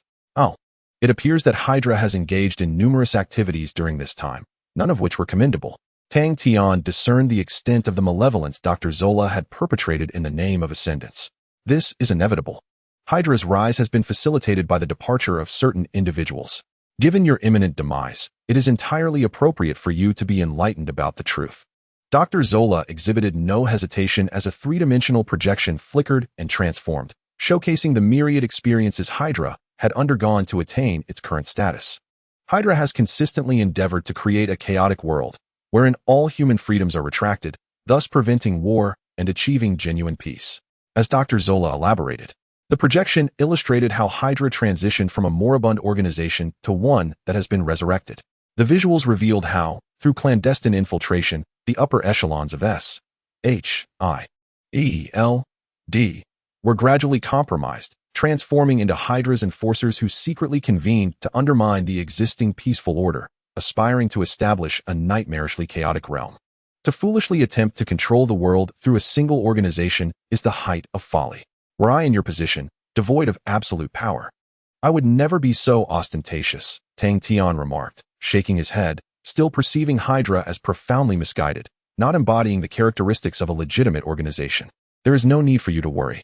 Under the auspices of my insightful plan, coupled with the completion of my program's upgrade, the entire world shall be within my grasp. You are destined for defeat, and your life has already entered its countdown. The road to the underworld has been laid open for you. Upon finishing his declaration, Dr. Zola activated the holographic projector once more, initiating a 60-second countdown that sent Deadpool into a state of anxiety. What do you intend to do, Dr. Zola? Do you truly believe that a mere few tons of explosives could annihilate me? Gazing at the countdown before him, Tang Tian remained utterly unfazed regarding Dr. Zola with a tone of derision, convinced that this would pose no threat to him. Ha ha ha, regrettably. It won't be long before a ballistic nuclear missile inadvertently deviates from its base and heads straight for your location. Best of luck, Tang Tian. May you perish with a fragment of the truth. Dr. Zola's visage emerged fully, revealing a sinister smile before ultimately vanishing, leaving Deadpool, visibly tense, in a state of bewilderment. Meanwhile, the entire base's entrance was sealed off, fortified by half-meter-thick alloy doors that locked them within this confined space. Observing Dr. Zola's disappearance, Tang Tian felt a surge of astonishment, contemplating how far the man would go to buy time. Willing to bury several tons of explosives and even utilize a nuclear missile to send himself skyward. Alas, Dr. Zola had overestimated himself and underestimated Tang Tian's prowess. Believing such tactics could eliminate him effortlessly. What shall we do, boss? It seems we are unable to escape unscathed. Even if we survive here, we will undoubtedly suffer significant injuries. Deadpool had not anticipated the ruthlessness of Hydra, employing relentless schemes that seemed to have no end. Previously, they had collaborated with the Hellfire Club, leading to their downfall, and now they had set a lethal trap, waiting for them to leap into it, leaving no room for respite. Do not fret, worrying is futile. To escape, we will likely need considerable effort. Hydra has anticipated every conceivable strategy, and even if we manage to flee, we might face further assaults. Tang Tian shook his head, his expression remarkably serene, recognizing that while Hydra's strength was lacking, their cunning was indeed formidable, causing him considerable trouble. At that moment, a nuclear missile, soaring at an altitude of 10,000 meters, sped towards Pierce's villa, erupting into a mushroom cloud in an instant. Almost simultaneously with the explosion, Tang Tian unleashed the power of Susanoo, enveloping himself and Deadpool in a protective embrace. As the shockwave of the explosion radiated outward, leaving them unharmed, the terrifying explosion, which lasted for a full 3 minutes, finally subsided. Tang Tian, with a decisive stroke, cleaved through the debris and emerged from the dilapidated villa. Little did he know, just as he awkwardly escaped the ruins, a golden-red figure suddenly descended from the sky. Upon seeing Tang Tian, who appeared relatively unscathed, the figure let out a sigh of relief. "Brother, I am truly glad to see you alive," Tony exclaimed, his face etched with concern. "I rushed over as soon as I received the news. When I witnessed the nuclear missile explosion, I couldn't help but worry for your safety." "What brings you here, Tony? Didn't I instruct you to remain on standby and search for Spider-Man and the others?" Tang Tian inquired, curious about Iron Man's presence in this location. "I apologize, brother. It's not that I didn't want to stay put. It's just that some individuals have become unreachable. The Hydra organization acted swiftly, and for reasons unknown, both Spider-Man and Captain America have been put on the wanted list. Even Coulson and the rest have not escaped their clutches, leaving us in a dire predicament." Iron Man's expression was one of deep concern, having engaged in several battles against Hydra, resulting in near-total defeat. Now Skynet was completely suppressed, and any attempt to change the situation would come at a significant cost. "I see. This aligns with my expectations. In comparison, our war against Hydra is officially commencing now.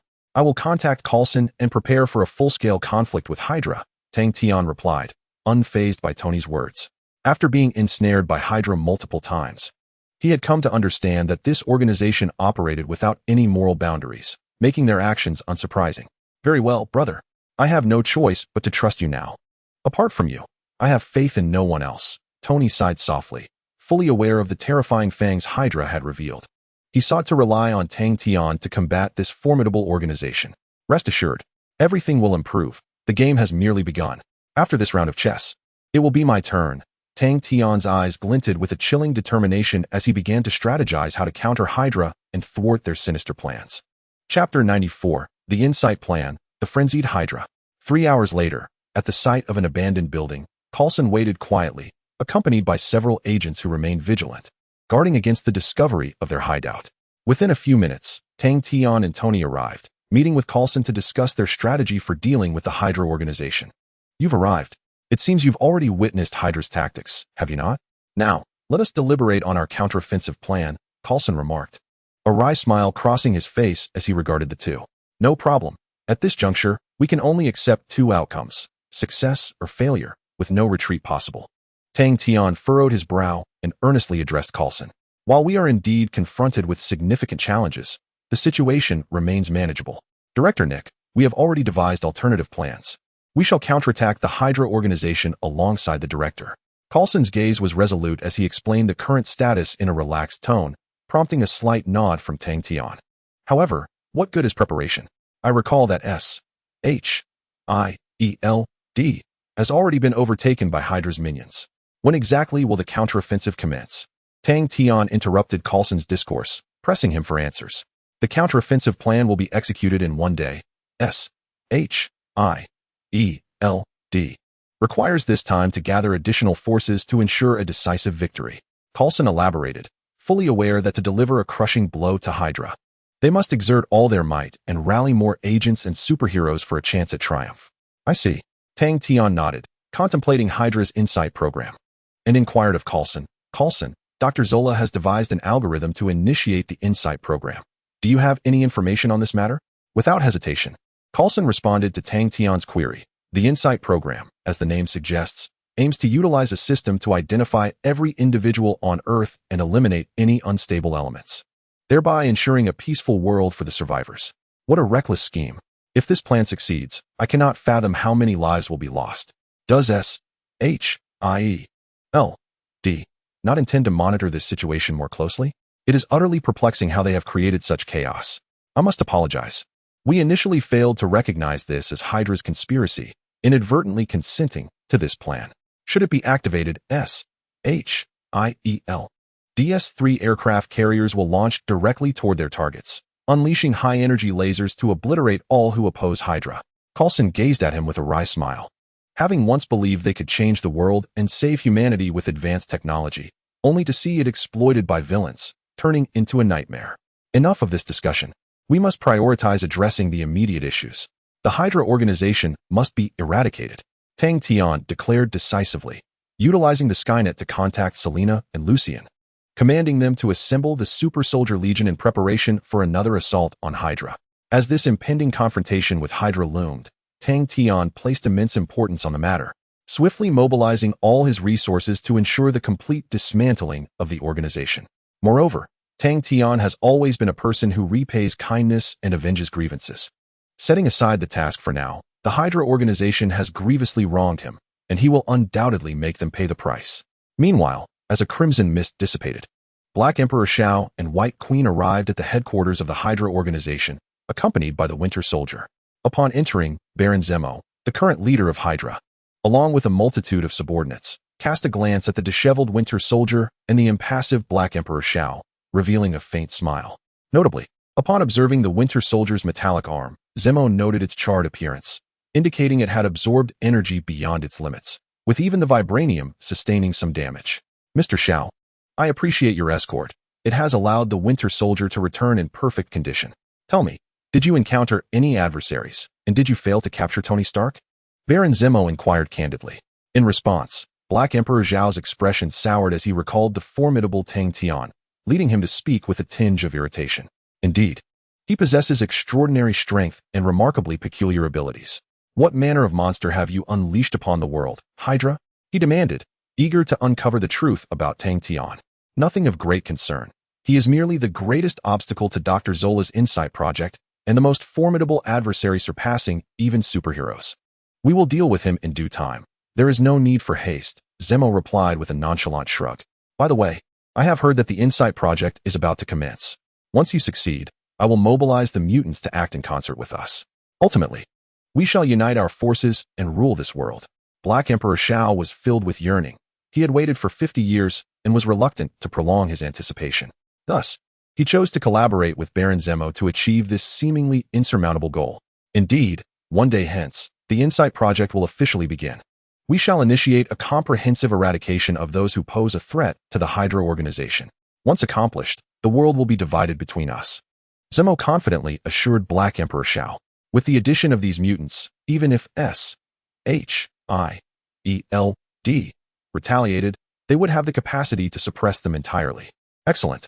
In one day, all mutants from the Hellfire Club will also coordinate with the Hydra organization. We will ensure the safety of the aircraft carrier as per your requirements. Black Emperor Shao nodded, signaling for Red Devil to lead them away. As they conversed, the Winter Soldier, who had suffered a severe blow to the head, experienced unexpected fragments in his mind, memories of the time spent with Captain America, Steve Rogers, and the image of his fall onto the icy plains flickered through his consciousness like a projector. Steve Rogers, Captain America, my friend, the Winter Soldier murmured, as if recalling something significant. However, upon hearing the words of the Winter Soldier, Baron Zemo's expression changed, and the Hydra soldiers beside him immediately lunged toward the Winter Soldier. Damn it, do not touch me. Feeling the encroachment, the Winter Soldier let out a furious roar and sent 2 Hydra soldiers flying with a single kick, exhibiting a fierce temperament that aggravated Baron Zemo. At that moment, the surrounding Hydra soldiers raised their assault rifles, aiming them at the Winter Soldier to prevent another outburst that could cause them significant trouble. What is the meaning of this, Winter Soldier? Who permitted you to resist us? We created you for the purpose of establishing peace in this world. Now, comply immediately and enter a state of cryogenic sleep. Baron Zemo approached, speaking in a commanding tone as he gazed at the Winter Soldier, hoping to quell any further disturbances. After all, with a monumental confrontation looming against S.H.I.E.L.D. and the likes of Daniel, any complications arising from the Winter Soldier could severely undermine Hydra's strength. But I remember my friend, Rogers, who is also Captain America. I should not be here.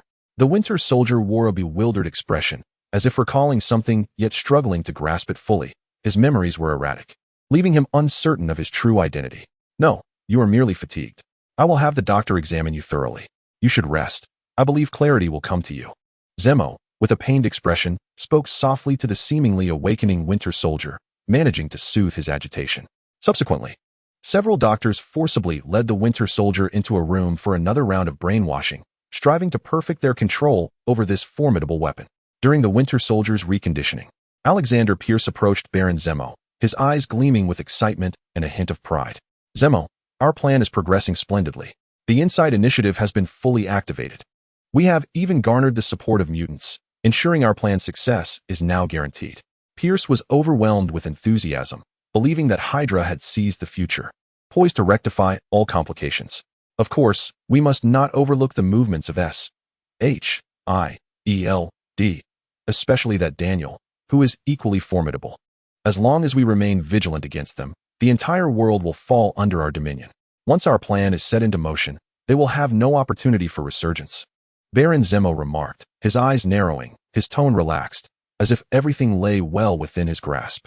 Chapter 95. The Hidden Power, the Terminator Legion Strikes. As Hydra's conspiracy gradually came to light, the wanted Nick Fury led a contingent of agents and superheroes, seeking refuge in a temporary stronghold to deliberate strategies against Hydra. Now, Nick Fury has become a target of universal disdain. Overt actions are no longer viable. Thus, Director Fury is left with no choice but to stake everything in a decisive battle against the Hydra organization. Alexander Pierce has demonstrated remarkable cunning, managing to deceive me with a feigned death. He was once my mentor, instructing me on how to contribute to the greatness of America, yet he is, in fact, a high-ranking member of Hydra. Upon uncovering this unsettling intelligence, Fury sighed in contemplation of his former mentor, Pierce. When Nick Fury first joined S.H.I.E.L.D., he received Pierce's guidance, and through his own diligence, he ultimately ascended to the position of director. However, the world is indeed peculiar. The very man who once treated him with kindness is now revealed to be a leader of an adversarial organization, possessing intimate knowledge of him. Thus, while Fury felt sorrow, he was also left with a sense of helplessness. It's time to rectify the errors, Director. We must prevent this catastrophe before the airborne aircraft carriers are launched. Black Widow expressed with concern.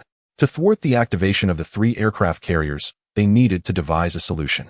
Upon hearing her words, Nick Fury retrieved a box from his possession, placing it upon the table and entering a code. With a click, the box opened, revealing 3 chips lying quietly within. Chips. Director? Are these the key to averting the disaster?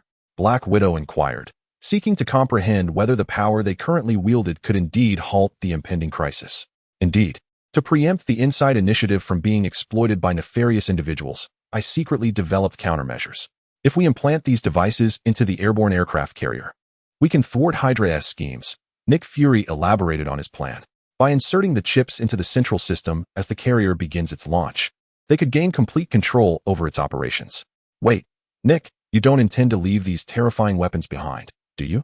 Captain America questioned. Having grasped the intricacies of Fury's plan, he found it dubious, should such weapons remain, any unforeseen developments within S.H.I.E.L.D. could lead to substantial loss of life. Naturally, the intent behind these weapons is benevolent. If they can be salvaged, we must do so to prevent greater calamity, Fury asserted, believing it imperative to minimize losses as the director of S.H.I.E.L.D., lest the organization's resources be severely depleted following this conflict. I refuse. Nick, the 3 carriers of the Inside Initiative must be destroyed outright. This is not merely for our safety, but for the safety of countless others. You must concede, otherwise, I will not partake in this operation, Captain America declared, shaking his head, resolute in his conviction against entrusting lives to the unpredictable Hydra. Wary of being ensnared by Fury once more. Very well, I concede to your request. Nick Fury found Captain America's refusal rather unsurprising. After a moment of contemplation, he acquiesced to Captain America's request. Simultaneously, Fury reached out to another superhero, Falcon, urging him to arrive promptly to assist in the mission against the Hydra organization. He also contacted Coulson to inquire about the progress regarding Tang Tian, preparing for a strategic convergence the following day to initiate a comprehensive assault against Hydra. Meanwhile, within the towering edifice of Osborn Industries, Coulson followed closely behind Tang Tian as they ascended in the elevator toward the underground laboratory. Upon their arrival, Coulson felt a tinge of confusion, uncertain of Tang Tian's intentions. With the impending confrontation against Hydra looming, Tang Tian's unruffled demeanor was causing Coulson considerable anxiety. Mr. Tang, what exactly are we doing? Shouldn't we be preparing to confront Hydra? He questioned, perplexed by Tang Tian's calmness in such a dire situation. In response, Tang Tian offered a subtle smile, choosing not to elaborate, for sometimes actions speak louder than words. He believed that when the truth was laid bare, Coulson would comprehend his thoughtful intentions. Ding! As the elevator doors slid open once more, Coulson was greeted by the sight of a vast laboratory, brilliantly illuminated, where assembly lines were sparking with activity. Before him, components of the 850 Terminators were being rapidly assembled and integrated with living skin, resulting in robotic entities that appeared indistinguishable from humans. Is this a robot? Am I seeing this correctly? Mr. Tang, you possess such a secretive battalion, Coulson exclaimed in astonishment, completely taken aback by the existence of Tang Tian's formidable steel army, which appeared to be substantial enough for the impending operation. Indeed, the Terminator robots made of super alloy possess capabilities on par with Captain America, each one stronger than the last. I have manufactured 1,000 Terminator units, more than sufficient to handle the forthcoming conflict, Tang Tian stated with unwavering confidence. In the face of the impending confrontation with Hydra, he felt adequately prepared. Perhaps Hydra would resort to cunning schemes and create obstacles, but in the presence of overwhelming strength, such machinations were mere trifles. The difficulties Tang Tian had faced at the hands of Hydra were primarily due to their exceptional intelligence operations, coupled with the interference of mutants from the Hellfire Club, which had caused him considerable inconvenience. Remarkable, however, those mutants from the Hellfire Club are not to be underestimated. I am surprised that Hydra managed to enlist their aid. Otherwise, we would undoubtedly achieve a resounding victory. Suddenly, thoughts of the equally formidable Black King and White Queen crossed Coulson's mind, leaving him somewhat helpless. He lamented the cunning of the Hydra organization, adept at forging alliances to bolster its strength. Coulson, do not overthink it. This world is inherently complex and ever-changing. The emergence of such an event is not particularly strange. Rest assured, my plan is meticulously crafted. The Hydra organization shall not escape this time, Tang Tian asserted confidently, clearly having the upper hand over Hydra. No matter what turmoil might arise, he felt assured in his ability to handle it with ease and successfully complete his mission. Chapter 96. The Triad Battle pierces confidence. A day later, in a building in New York City. Once Tang Tian was prepared, he convened with S.H.I.E.L.D., while his prearranged Super Soldier Battalion and Terminator Legions were strategically positioned around the vicinity, poised to strike at his command. Upon arrival, Tang Tian encountered Hawkeye, Black Widow, and Captain America, as well as Falcon, Iron Man, and other S.H.I.E.L.D. agents, their formidable lineup slightly inferior only to his own. Incredible. I did not expect Mr. Tang Tian to partake in this operation. This significantly enhances our odds. You truly embody the essence of a superhero, Captain America remarked, surprised yet quickly recovering, extending his hand with a smile. No need for accolades. Being a hero was never my intention. I merely wished to live a life of tranquility. However, Hydra has deprived me of that opportunity, leaving me no choice but to become their adversary, Tang Tian replied, shaking his head with a sense of resignation. Adhering to the principle of non-aggression, Tang Tian had led a quiet life in this world, undisturbed by anyone, engaging in little more than executing a few missions without wrongdoing. Yet, the Hydra organization had crossed a line, assaulting him and digging a deep pit in an attempt to ensnare him. Thus, to retaliate, he vowed that they would not emerge unscathed. Upon hearing Tang Tian's words, Captain America chuckled awkwardly. Before he could finish speaking, a crimson blur shot from the ceiling. and Spider-Man descended before them. Hey guys, I hope I'm not late. I've rushed here as quickly as possible. Whatever the task at hand, I'm here to assist you. Spider-Man said, glancing at Iron Man, seemingly awaiting his instructions, ready to undertake the mission. Earlier that morning, Iron Man had promised Peter Parker a reward of $10 million, making Spider-Man willing to tackle this perilous task in pursuit of the bounty. Not at all. We were just about to announce the mission. Tang Tian replied with a warm smile directed at Peter. Captain America cast a glance at Spider-Man and spoke again. Our objective this time is to prevent the launch of 3 airborne aircraft carriers, either by destroying them or reclaiming control. Now, what are the detailed arrangements? Iron Man inquired, puzzled, for in this critical moment, having a complete understanding of the plan is the wisest course of action. It is quite simple, Captain America replied. Although Hydra has been compromised, it has not been entirely hollowed out. A portion of the personnel remains deceived, and I am willing to take the lead in persuading them to surrender. Aware of Hydra's significance, Captain America wished to spare the innocent agents from retribution. I see. So your task involves a dual approach. One part engaging in internal persuasion, while the other part mounts a direct assault, effectively dismantling the enemy's conspiracy, correct? Tony, not one to be underestimated, brightened at Captain America's proposal and applauded. Indeed, that is the case. Furthermore, the 3 airborne carriers are located in the basement of SHIELD. We must do our utmost to prevent their activation, as halting them thereafter would prove exceedingly difficult. Nick Fury added further clarification, and the group understood the magnitude of their undertaking. Any misstep could lead to complete annihilation. No problem, I agree with this plan, and I have my own forces. While Captain America draws the enemy's attention, we will remain hidden in the shadows, poised to deliver a decisive blow, striving to thwart the carrier's launch. When your efforts bear fruit, I shall coordinate with you to bring down Hydra. Tang Tian nodded, expressing his concurrence with Captain America's strategy, as it was inherently advantageous for him to act in accordance with the captain's wishes. Thank you, Mr. Tang Tian. With the action plan ready, let us commence our mission at once. Full speed ahead to SHIELD headquarters. Ultimately, Captain America made the final call, and thus the curtain rose on this 3-sided conflict. Meanwhile, at SHIELD headquarters, a serene atmosphere prevailed. Even the mutants from the Hellfire Club were invited to partake in the meeting. They raised their glasses, their faces alight with joy, celebrating boisterously, making it seem to outsiders as if they were commemorating a momentous occasion. Observing the jubilant crowd, Pierce beamed radiantly, raising his wine glass with fervor as he addressed the high-ranking members of Hydra.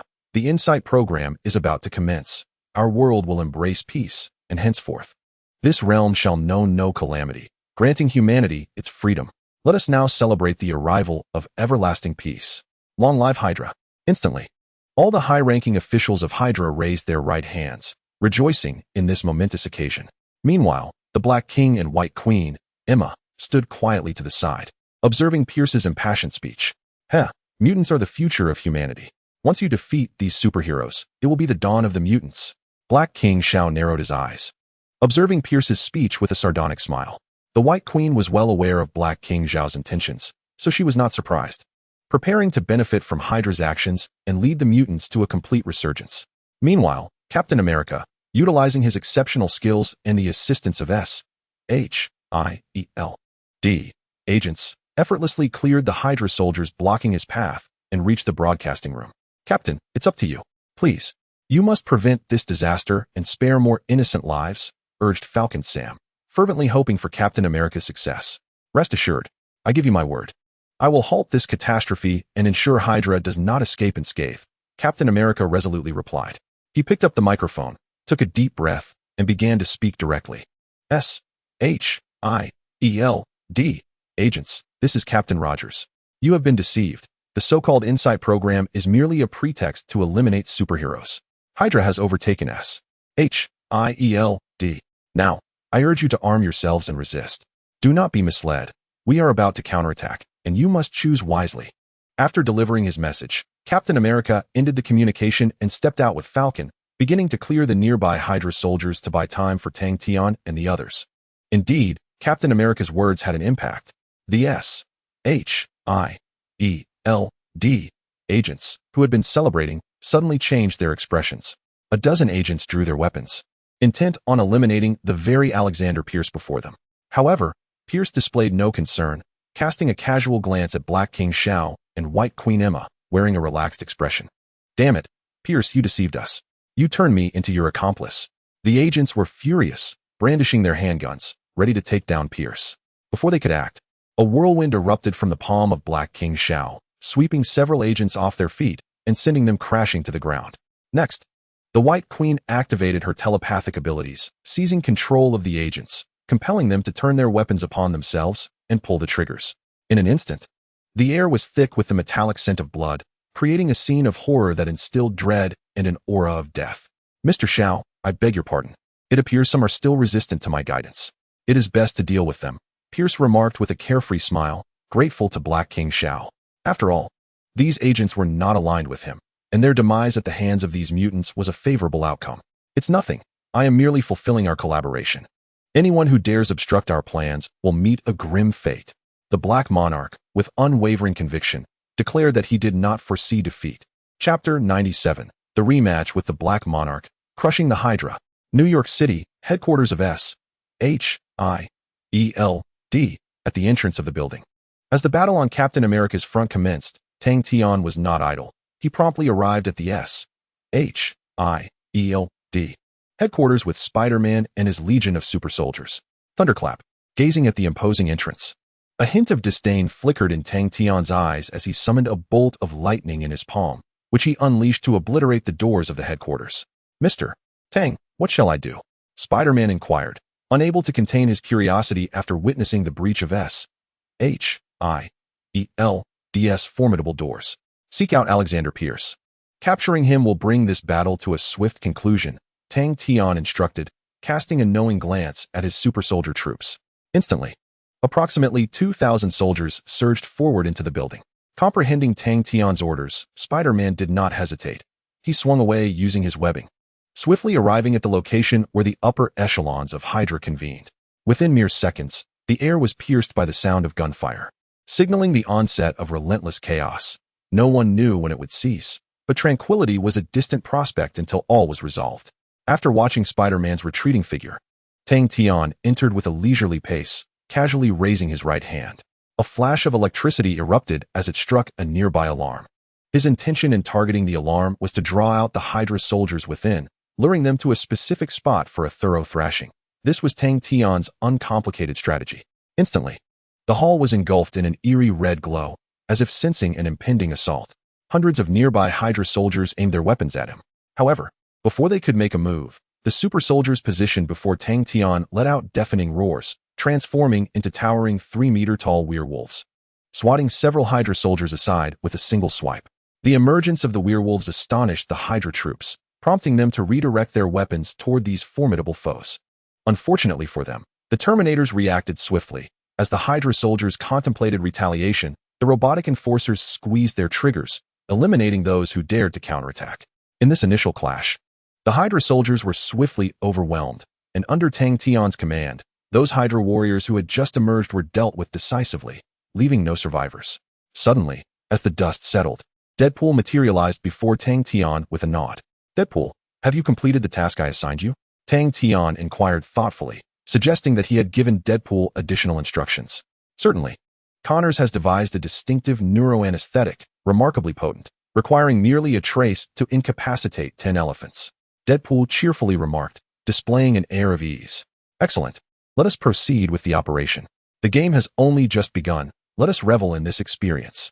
Tang Tian felt no psychological burden regarding this battle, adopting a playful demeanor as he prepared to fulfill the system's task.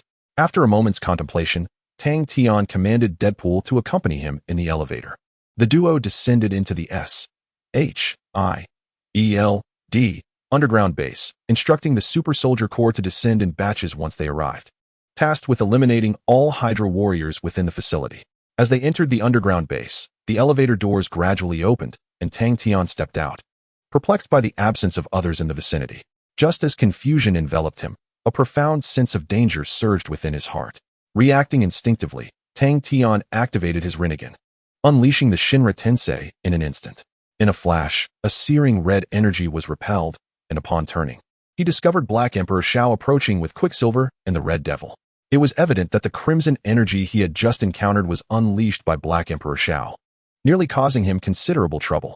Although Tang Tian's strength had reached the pinnacle of quasi-shadow level, a surprise attack could still inflict harm, and thus, Black Emperor Zhao's ambush ignited an unprecedented fury within him.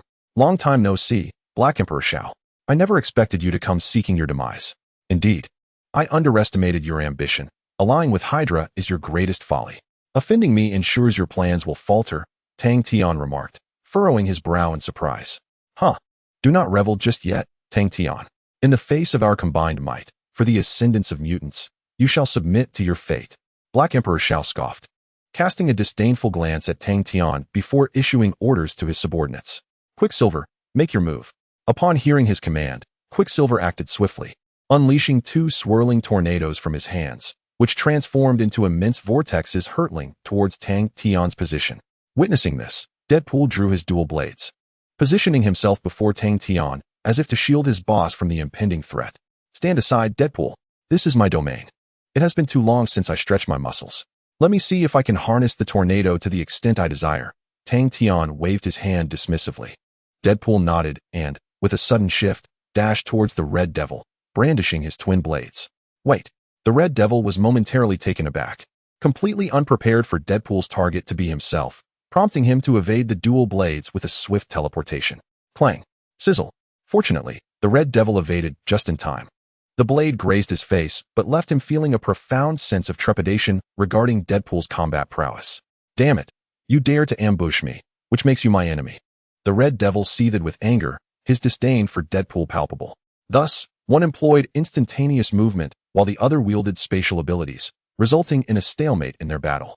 Meanwhile, confronted by the fierce whirlwind, Tang Tian's eyes transformed into a kaleidoscopic Sharingan, and the Susanoo materialized in an instant, effortlessly shattering 2 swirling tornadoes with a single punch. What? The torrent, witnessing its power so easily nullified, felt a sense of incredulity, realizing it had encountered an unyielding opponent.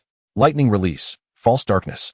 Gazing at the distant torrent, Tang Tian unleashed a sealing technique from the Book of Seals, summoning a dragon of lightning that roared fiercely as it surged toward the torrent. You shall not prevail. Observing his subordinates tremble before the lightning dragon, Black Emperor Shao boldly stepped forward, effortlessly absorbing Tang Tian's ninjutsu entirely. It must be said, Black Emperor Zhao's abilities were remarkably strong. It was nearly impossible for anyone to gain an advantage over him. How intriguing. Let me see how much energy you can absorb. Upon realizing Black Emperor Zhao's capabilities had countered his ninjutsu, Tang Tian manipulated the Susanoo, forging a sword of the Thunder God, which he thrust fiercely towards Black Emperor Shao. Surprisingly, instead of retreating, Black Emperor Shao advanced to intercept the sword of the Thunder God, astonishingly unharmed as he swiftly absorbed the lightning energy, causing a crimson glow to emanate from his visage. Sensing that his energy attacks bore no effect on Black Emperor Shao, Tang Tian deliberately distanced himself, gazing at him with astonishment. Your energy is formidable. Apart from absorbing mine, you must require other sources of energy, for otherwise, you could not have unleashed such a radiative attack moments ago. Tang Tian calmly assessed Black Emperor Shao, articulating his observations. Ha ha ha, you are indeed clever. But what does that knowledge serve you? I shall ultimately emerge victorious. Under my protection, do you truly believe we could defeat him? Black Emperor Shao boasted, entirely confident in his success, convinced that his encounters with Tang Tian had unveiled the latter's secrets. Perhaps, but you will never be able to safeguard your subordinates. Tang Tian cast a glance at the torrent, and a sphere of black flames suddenly descended upon him. What? Black Emperor Shao was momentarily stunned, completely unprepared for Tang Tian's other energies. By the time he reacted, the torrent had already transformed into a blazing fireball, engulfed in fierce black flames. Upon witnessing the emergence of Amaterasu, the Black Emperor Shao hastily extended his left hand, intending to absorb the dark flames. However, as soon as his hand made contact with the peculiar fire, an agonizing pain that seemed capable of scorching the very soul surged through him. This flame is indeed peculiar. The expression on Black Emperor Zhao's face shifted dramatically, and without a moment's hesitation, he severed his own left hand with a swift strike to prevent the further spread of Amaterasu. He cast a glance at Tang Tian, realizing that the advantage he once held had completely evaporated. Black Emperor Shao, your performance has come to an end. I have matters to attend to. You may continue this game at your leisure. After utilizing Amaterasu to incapacitate one of Black Emperor Zhao's hands, Tang Tian invoked Susanoo, unleashing a surge of energy that shattered the ceiling above, sending countless debris cascading down. Seizing this opportunity, Tang Tian refrained from lingering and swiftly made his way towards the location of the 3 aircraft carriers. While dealing with Black Emperor Shao was of significance, completing his mission was paramount. If he failed to thwart the Hydra's nefarious scheme, he would likely forfeit the reward he sought. Thus, he had no intention of indulging Black Emperor Shao any further. Not far away, Black Emperor Shao, watching Tang Tian flee, could only cast a resentful glare in his direction, desperately absorbing the energy from the falling debris to mitigate the crisis at hand. Chapter 98, Aircraft Carrier Activation. Defeating the Winter Soldier. At the S.H.I.E.L.D. headquarters, within the underground base, having evaded Black Emperor Zhao's obstruction, a surge of electricity enveloped Tang Tian as he traversed several hundred meters in an instant, arriving at the helipad where the aircraft carrier was docked. Upon his arrival, the sounds of intense gunfire erupted from the aircraft carrier, indicating that the battle within was far from over, which brought a slight sense of relief to Tang Tian. Finally, I have arrived. I hope it is not too late. Tang Tian felt fortunate that he had not engaged in prolonged conflict with Black Emperor Shao, for that would have led to complications.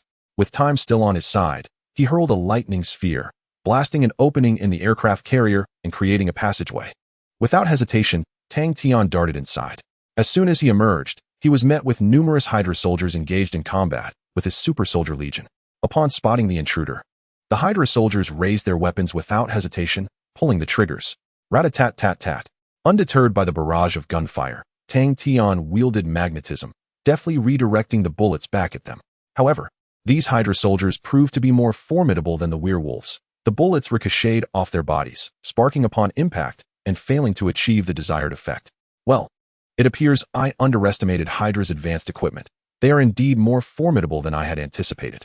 Tang Tian was taken aback, astonished by the remarkable preparedness of the Hydra forces.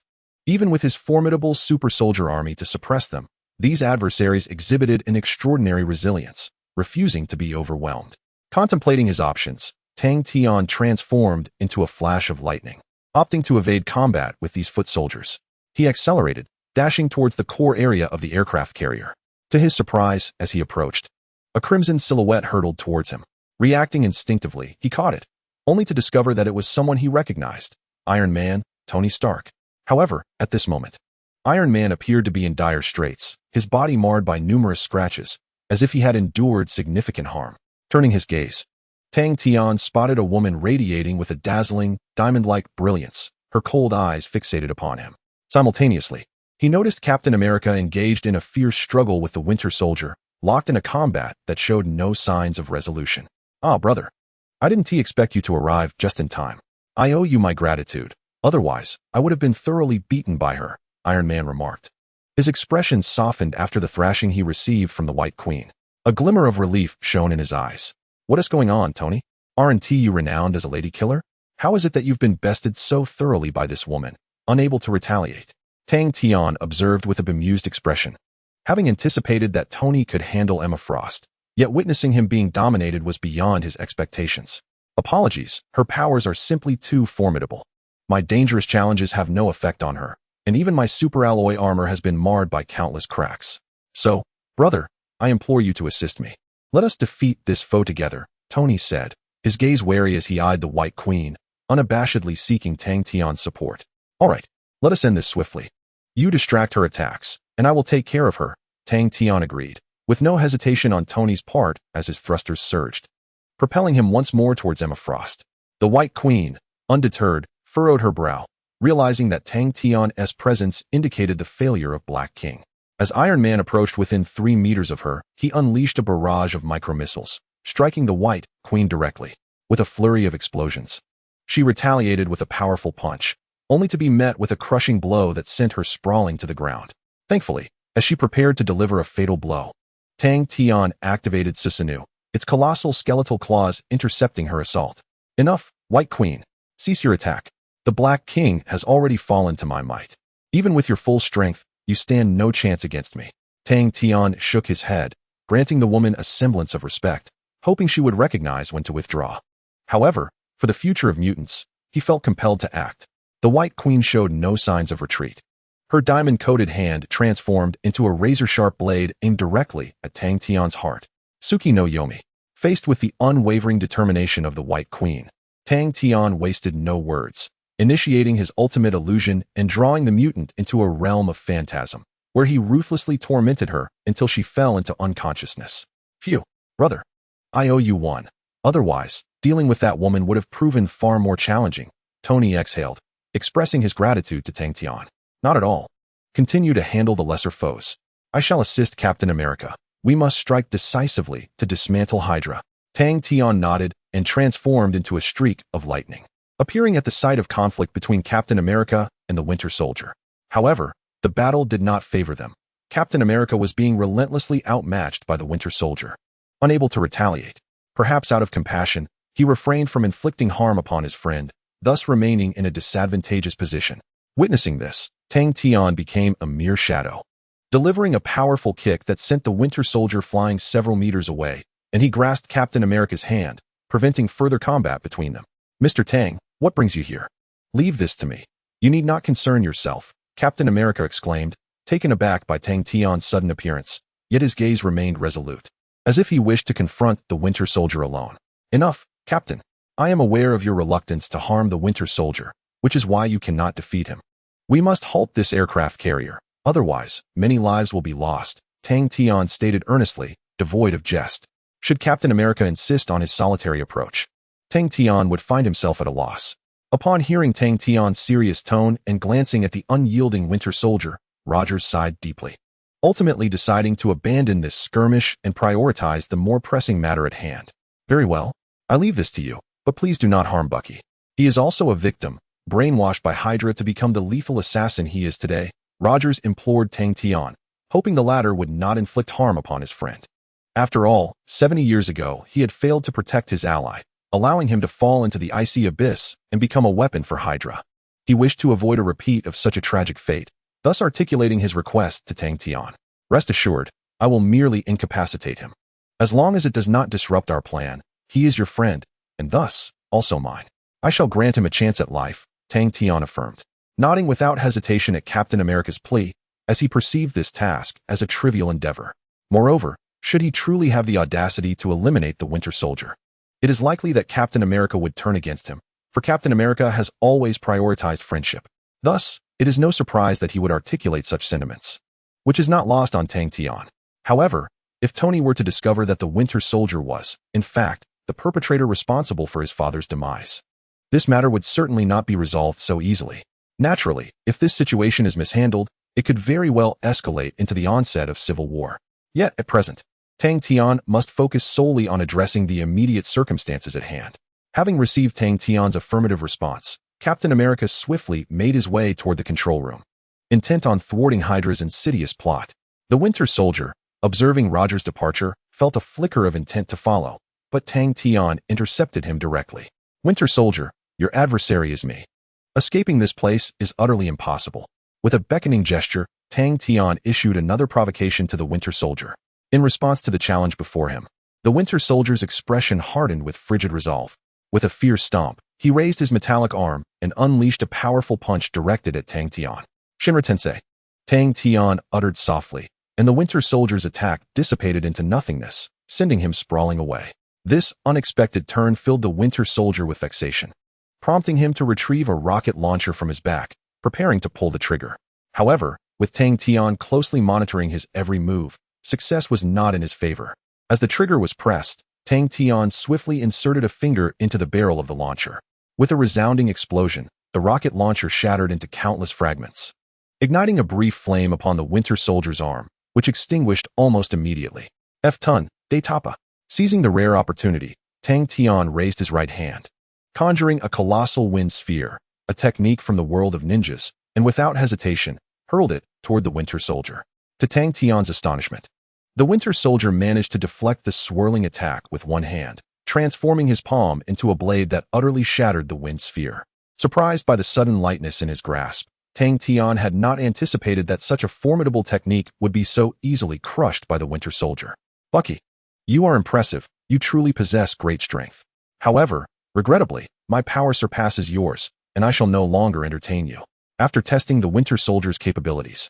A broader smile spread across Tang Tian's face, and he lowered his hand with newfound confidence. Yet, the Winter Soldier remained unfazed, poised to launch another assault. Unfortunately for him, as his gaze met Tang Tian's once more, a potent illusion ensnared him, transporting him into a realm of deception. Mere seconds later, the Winter Soldier succumbed to unconsciousness, defeated by Tang Tian's prowess. Chapter 99. Mission accomplished, Hydra's demise. In New York City, within the control room of an aerial battleship, Captain America, Rogers, finally arrived here with the assistance of Tang Tian. At this moment, the vicinity had been cleared of Hydra soldiers, leaving only an empty control room that operated automatically. At the heart of the control room stood a protective shield made of glass, safeguarding 3 mainframes within, while an electronic lock secured the entrance, preventing any adversaries from altering the aircraft carrier's passwords. Seeing this, Rogers felt no hesitation. He rushed to the protective shield and entered the decrypted password provided by S-H-I-E-L-D, successfully gaining access. Upon entering the console, he wasted no time and forcefully extracted one of the chips, shattering it and replacing it with a new one. Beep, beep, beep. However, as soon as the first chip was destroyed, the control room erupted in alarms, clearly indicating that Rogers had triggered the automatic alert system. Nevertheless, he paid no heed to it, as his hands reached for the next chip in an effort to continue the replacement and put an end to the farce orchestrated by Hydra. At a critical moment, a pair of powerful hands suddenly seized his vibranium shield from behind. With a forceful strike, Rogers was sent crashing to the ground, colliding harshly against the tempered glass behind him. Crack! Perhaps the assailant's strength was too great, as the tempered glass shattered instantly, scattering into countless fragments. In that fleeting moment, Rogers felt as though all his bones were about to break apart. Yet, he quickly regained his composure and sprang to his feet, casting a furious gaze at his attacker. Upon closer inspection, he discovered Baron Zemo, cloaked in black and bearing a chilling expression, observing him with a mocking tone. "Captain, it has been a while. I never expected to see you again," Zemo remarked casually, as if victory was already within his grasp. "It's you, Baron Zemo. How are you still alive?" Captain America was taken aback, astonished that the Baron could survive against all odds. "Huh, if you were still alive, how could I possibly be dead? But enough of this. Allow me to witness the prowess of Captain America once more. However, you have less than 3 minutes. Miss that window, and the aircraft carrier will commence its assault. At that point, I can easily obliterate all enemies on the ground," Zemo asserted confidently, unperturbed by the prospect of defeat, challenging Captain America with a taunt. I doubt that. As long as I draw breath, I will thwart your deranged plans," Rogers declared, no longer hesitating. As he engaged in battle with Zemo, the two clashed fiercely, exchanging blows in a relentless struggle. Meanwhile, on another front, as he dealt with the Winter Soldier, Tang Tian realized that he had thoroughly dismantled Hydra's main forces, leaving only scattered Hydra warriors still resisting. Subsequently, when the situation had stabilized completely, Tang Tian accelerated to the control room, eager to ascertain whether Rogers had completed his mission. Alas, upon entering the control room, he discovered that the battle between Captain America and Baron Zemo had only just commenced. Without the slightest hesitation, Tang Tian surged forward to the console, delivering 2 powerful blows. Crack! Instantly, a burnt smell wafted from the console, signaling that the core program had been violently compromised by Tang Tian's intervention. What?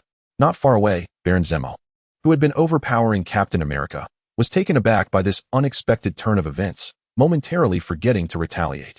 Seizing the opportunity, Rogers leaped forward, wrapping his hands around Zemo's neck and effectively subduing him. "Well done, Captain." In the final moments, Tang Tian, who had reaped the fruits of victory, wore a particularly radiant smile.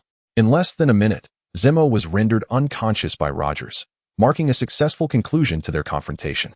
"It is over, Captain. We have triumphed. The Hydra organization has been utterly defeated," Tang Tian exclaimed excitedly to Rogers. "Indeed, although we have paid a certain price, we have emerged victorious. For justice must always prevail over evil, and that is why we have succeeded," Rogers replied, his heart swelling with emotion. Once, during the Second World War, they had vanquished Hydra, yet upon awakening, he found the organization revived. Now, to defeat Hydra once more was perhaps a fulfillment of his destiny. Meanwhile, in the S-H-I-E-L-D headquarters office, Alexander Pierce and several key members of Hydra found themselves encircled by Spider-Man, Black Widow, and their allies.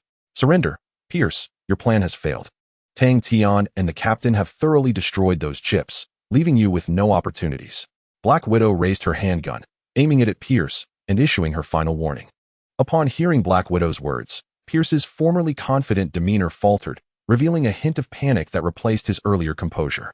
Very well. For now, consider yourselves victorious. But do not forget, when Hydra loses one head, another will grow in its place. We will have the chance to rise again. After delivering this menacing statement, Pierce was taken away by Black Widow, while the remaining Hydra soldiers had long been eradicated. Thus, the global crisis instigated by Hydra was resolved by Tang Tian and these superheroes. At that moment, aboard the aerial battleship, after dealing with all adversaries, Tang Tian took his seat in the control room, listening to the voice of the system resonating in his mind, a smile gracing his lips. Ding! The plot of Hydra has been successfully thwarted. Reward: increased speed and a chance to enter a lottery. After securing Baron Zemo with another rope, Rogers approached Tang Tian, his gaze filled with gratitude.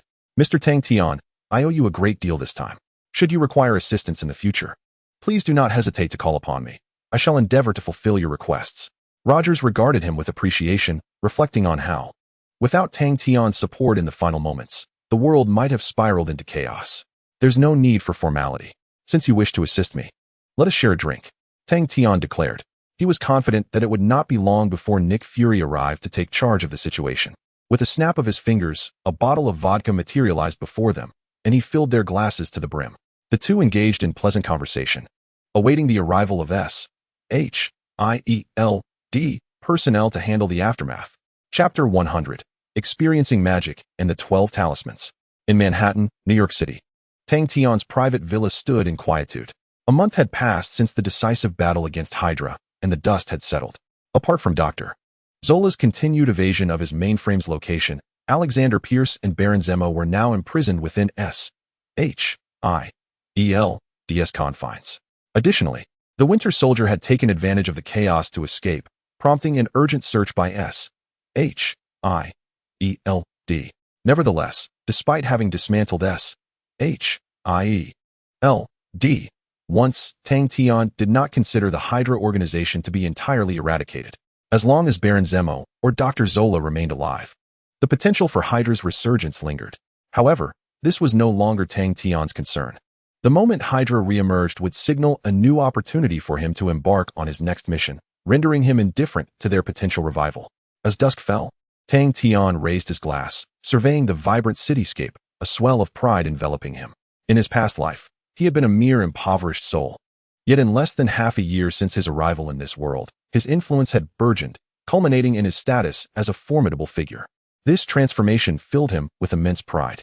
Indeed, this life is truly splendid. I must become even stronger, until I can dominate this world and wield the 6 Infinity Stones. Ambition flickered in Tang Tian's eyes as he recalled possessing a world experience card. With a mere thought, he connected with the celestial lottery system in his mind. System, may I inquire whether entering the world of Jackie Chan adventures would grant me access to formidable and comprehensive magic? He contemplated the legendary 12 talismans, the Shadow Army, righteous sorcerers, and the formidable 8 great demons, feeling compelled to seek knowledge from the system. It was worth noting that the Marvel Universe boasted sorcerers like Doctor Doom and Doctor Strange, wielding powers capable of reshaping reality itself, and Tang Tian yearned for an alternative source of strength. Ding! The host can indeed learn powerful magic, but it will require the host to diligently explore that world in order to potentially acquire magical abilities. Upon hearing Tang Tian's request, the system promptly responded, assisting him in resolving his queries. Excellent. Then the system shall activate the portal to the world of Jackie Chan adventures. I wish to enter that realm. Tang Tian set down his wine glass and issued a command to the system in his mind. Ding. Host request accepted. Temporal portal activation in progress. 3, 2, 1. As the system's countdown reached 0, a beam of white light emanated from the void, striking Tang Tian and causing him to vanish from his spot, as if he had never existed in this world at all. With a sudden shift in his surroundings, Tang Tian found himself unexpectedly materialized in an alleyway, where bustling crowds reminiscent of a lively marketplace thronged nearby. Notably, the architecture here was styled after the Tang dynasty, resembling a Chinatown, which compelled Tang Tian to glance around, pondering whether his father's antique shop might be situated in this very locale. Ding. Successful arrival in the Jackie Chan Adventures world. Current location, San Francisco's Chinatown. The host holds no identity in this world. Ding. The narrative of this world has concluded, granting the host one opportunity for a lottery draw. Upon hearing the system's notification, Tang Tian's eyes sparkled with excitement. He had not anticipated being sent so close to his father's antique shop, making it convenient to seize potential advantages. With this thought in mind, Tang Tian began to search the vicinity, hoping to encounter either Jackie Chan or Valmont and to align himself with one of their factions. Shortly thereafter, through inquiries with passers-by, he arrived at the entrance of an antique shop. However, before he could approach, he noticed a black sedan gliding toward him and halting at the shop's entrance. The car door swung open, revealing a pallid man in a green suit with a somber expression and white hair, holding a scepter, casting an irate gaze toward the antique shop. Is this Valmont? Upon his first glimpse of the man, Tang Tian sensed an air of misfortune surrounding him, understanding why, in the animated series, he often failed to achieve his objectives. As if to corroborate Tang Tian's assessment, Valmont descended from the vehicle, followed by his inept subordinates, Afun, Lasu, and Zhou. Boss, this is the place, right? That fellow named Jackie Chan has caused us considerable trouble. Let me take my revenge on him. Afun exclaimed, eager yet oblivious to Jackie Chan's prowess. Indeed, draw him out. Anyone who dares to offend me must pay the price, Valmont replied with a cold smirk, exhibiting no doubt about his impending success. Under Valmont's orders, the three men proceeded toward the antique shop, while Tang Tian observed with keen interest, eager to witness the unfolding drama. Simultaneously, Tang Tian contemplated his next move, deciding to align himself with Valmont in pursuit of the 12 talismans, believing that acquiring their power might render him significantly more formidable. Furthermore, the enigmatic master behind Valen may possess ancient tomes of magic, which would undoubtedly be invaluable to his own studies. Thus, Tang Tian resolved to align himself with Valen. Moments later, less than a minute had passed when Chung Long emerged from the antique shop, observing the group of ruffians and the distant figure of Valen. He wore an expression of resignation, gazing at them with a calm demeanor, inquiring about their intentions. Who are you? What do you seek from me? Chung Long asked, bewildered by their presence. Humph, you must have heard of the Black Hand organization, have you not? A few days ago, you inadvertently disrupted my transaction, resulting in a loss of several million. Now, prepare to face the consequences. Valen, infuriated by Chung Long's confusion, felt as though his efforts had met with futility, prompting him to bellow in rage. Oh, I sincerely apologize for that. Please, do not trouble me any further, Chung Long replied, dismissively waving his hand, intending to depart without engaging in any conflict. However, Valen, having come prepared, was not about to let Chung Long escape easily.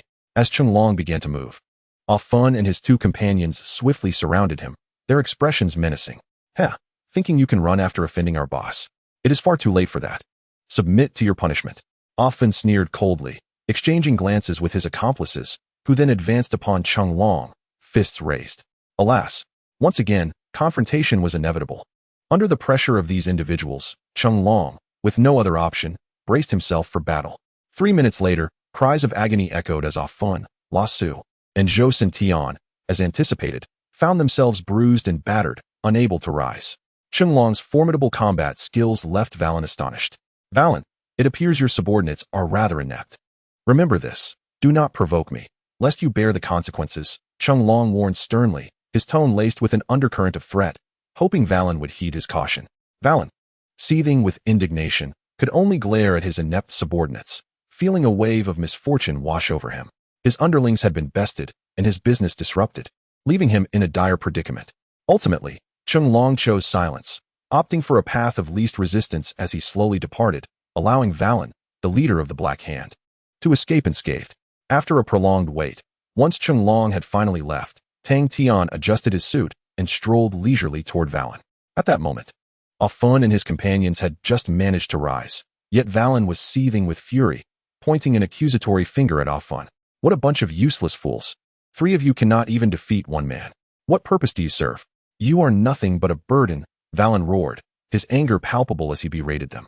Forgive us, boss. Chung Long's strength is overwhelming. We were utterly unable to contend with him. Please understand our predicament, they pleaded. Afun awkwardly smiled, hoping that his superior would comprehend their predicament. However, upon witnessing Afun's attempt to evade responsibility, Walong became even more incensed, striking him across the face, causing Afun to stumble and fall to the ground, stars dancing before his eyes. Yet, Walong still felt unsatisfied. His gaze shifted to the others nearby. preparing to reprimand them as well. Suddenly, an Asian man appeared before him, effortlessly seizing his raised hand and addressing him with a disarming smile. Mr. Wolong, it appears you lack reliable subordinates. Might I offer my assistance? Tang Tian remarked with a meaningful smile, gently addressing Wolong. Who are you, and how do you know me? Wolong asked, momentarily taken aback, his expression shifting to one of wariness, as he regarded the familiar Asian face with a hint of disdain. Oh, I am merely an enemy of Jackie Chan. I once had a minor dispute with him, and it seems you are his adversary as well. Thus, I would like to assist you, if you would permit me, Wang Yu stated, activating his three-tomo Sharingan, subtly employing its hypnotic powers. As he spoke, Wolong's initially vigilant gaze began to relax, seemingly accepting Tang Tian's words. Very well, I appreciate your help. Please, follow me. I shall escort you to our organization. Wolong replied politely, entirely devoid of his previous suspicion, leaving his three subordinates astonished and confused regarding Tang Tian's true identity. Wait, boss, don't you find this rather peculiar? Jackie Chan just left, and now an Asian kid shows up. I sense something amiss. Offing voiced his disbelief. However, before Offing could finish, Wolong shot him a warning glance, signaling him to refrain from further comment. Thus, Tang Tian successfully allied himself with Wolong, and they embarked in a vehicle toward the Black Hand headquarters, commencing a new chapter in his journey. Chapter 101, The Demon of Fire? The Demon Sorcerer? San Francisco, Black Hand Organization Headquarters. After successfully hypnotizing Wolong with the three-tomo Sharingan, Tang Tian arrived on his territory. To preempt any doubts from his three subordinates, he decided to hypnotize the other two as well. Along the way, to ensure he left no loopholes, Tang Tian fabricated an identity, claiming to be an enemy of Jackie Chan due to a rivalry between martial arts factions, leading to a mortal enmity. Naturally, under normal circumstances, Wolong would have dismissed such a flimsy excuse, but through the effects of hypnosis, he found himself believing this implausible narrative. At that moment, in the conference room on the top floor, Wolong invited Tang Tian to join him, pouring 2 cups of exquisite Blue Mountain coffee and placing them before him, his expression brimming with excitement. Mr. Tang, since you harbor animosity towards Jackie Chan and are willing to join my side, I assure you of my unwavering support, and the benefits will be substantial. With a smile gracing his face, Valen gazed intently into Tang Tian's eyes, brimming with anticipation as he spoke. It's nothing much, in comparison to the benefits. I am more concerned about my own strength. Before arriving here, I inquired about you, Mr. Valen, and learned that you possess a valuable antique, which seems to conceal the secrets of magic. I wonder, could you possibly take me to see it? Tang Tian's expression was laden with meaning. He had come here with the intent of meeting the Saint Master, and thus he subtly directed his inquiry towards Valen. Upon hearing Tang Tian's words, Valen was momentarily taken aback, engaged in a brief internal struggle before ultimately nodding in agreement. No problem. Since you, Mr. Tang Tian, have allied with me, I shall not hesitate. Follow me. It is worth noting that Valen's ancestors once owned a statue of the Saint Master, which had gone missing due to the ravages of war. Until now, Valen had managed to reclaim the statue, making quite a spectacle of its return. Valen's familiarity with the antique world made this revelation unsurprising. The circulation of his own news was hardly remarkable. Moreover, recalling the Saint Master's mention of the Golden Rooster King's treasure days prior, a spark of fervor ignited in Valen's eyes. Initially, he had planned to commence gathering talismans in a few days, but Tang Tian's arrival disrupted his previous plans, compelling him to initiate the collection of talismans sooner than anticipated. Valen then led Tang Tian to a secluded chamber, pushing open the door to enter. Upon stepping inside, Tang Tian was struck by the vastness of the space, where a statue of an eastern dragon hung nearby, appearing remarkably lifelike, its eyes glimmering like rubies, radiating a brilliant light.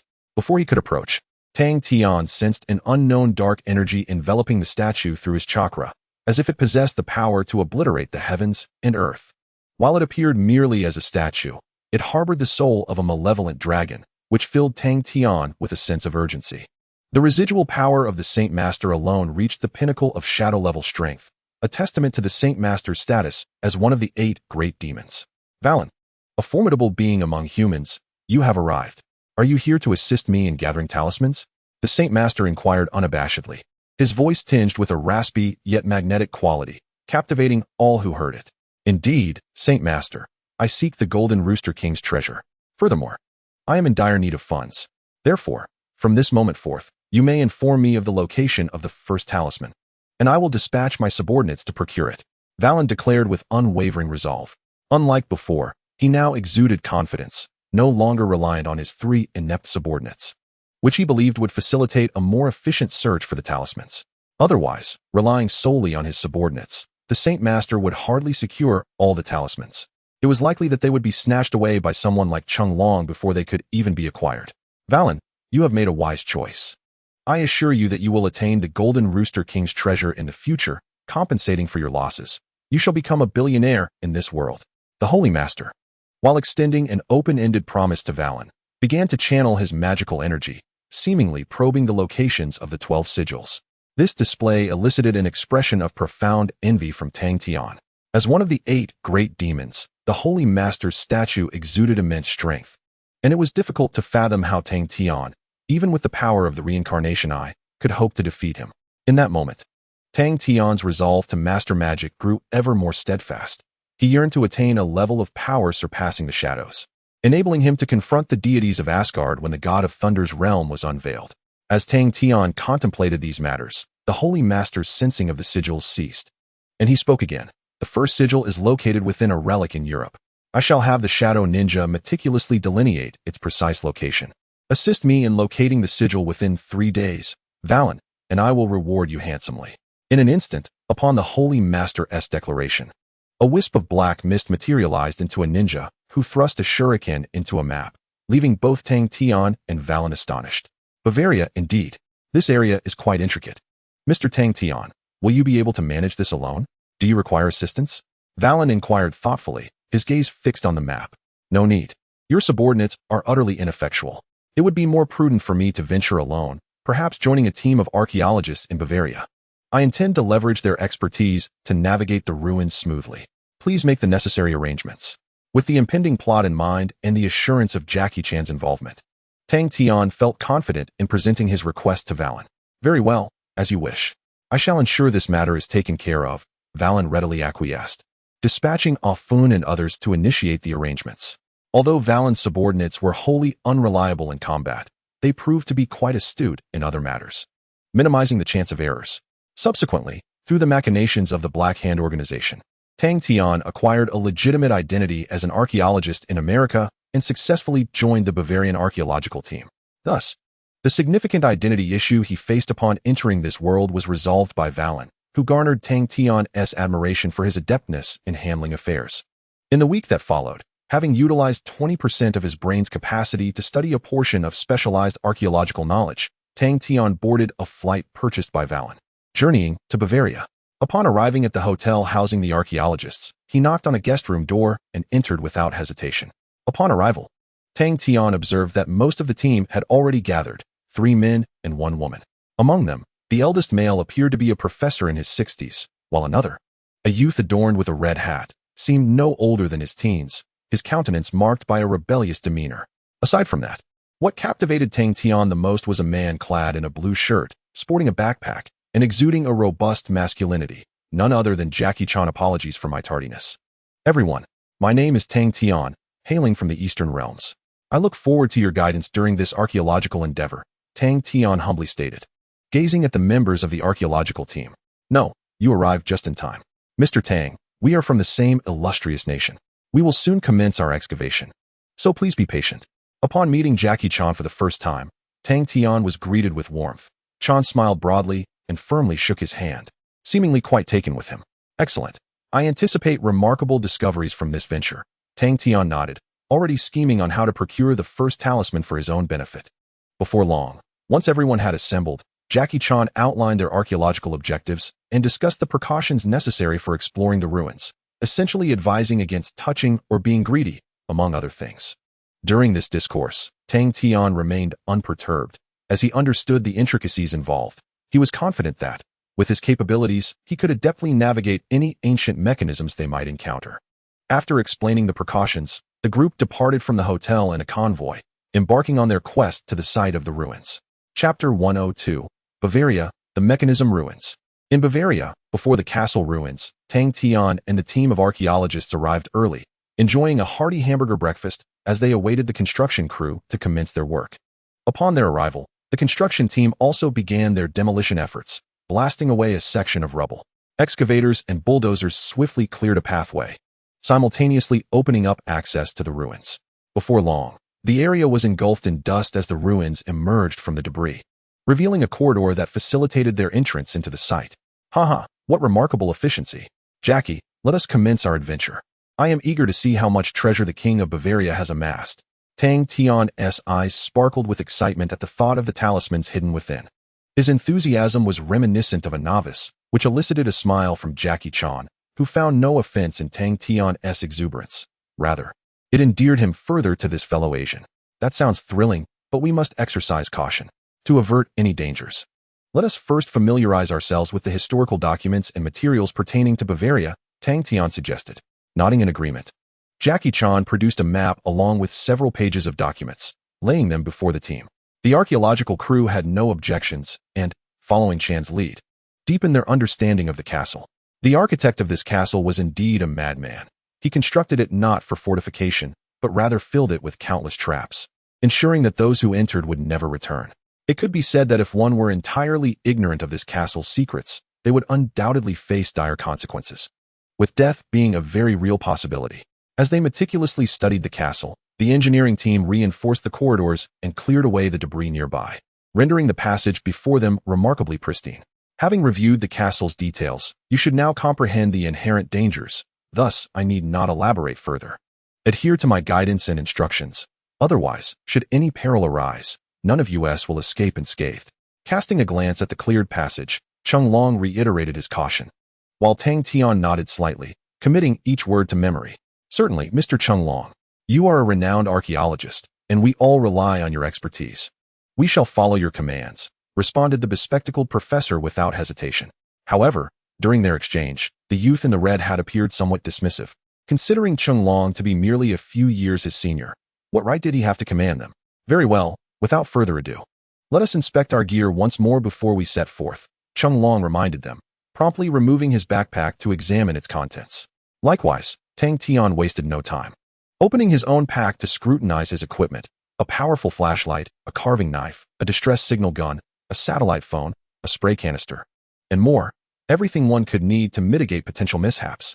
Once he confirmed the completeness of his supplies, Chung Long boldly led the way, activating his flashlight as they arranged themselves into 3 rows, advancing step by step into the depths. With each few paces, a pungent odor of damp earth and decay assailed their senses, contorting the faces of most in the group.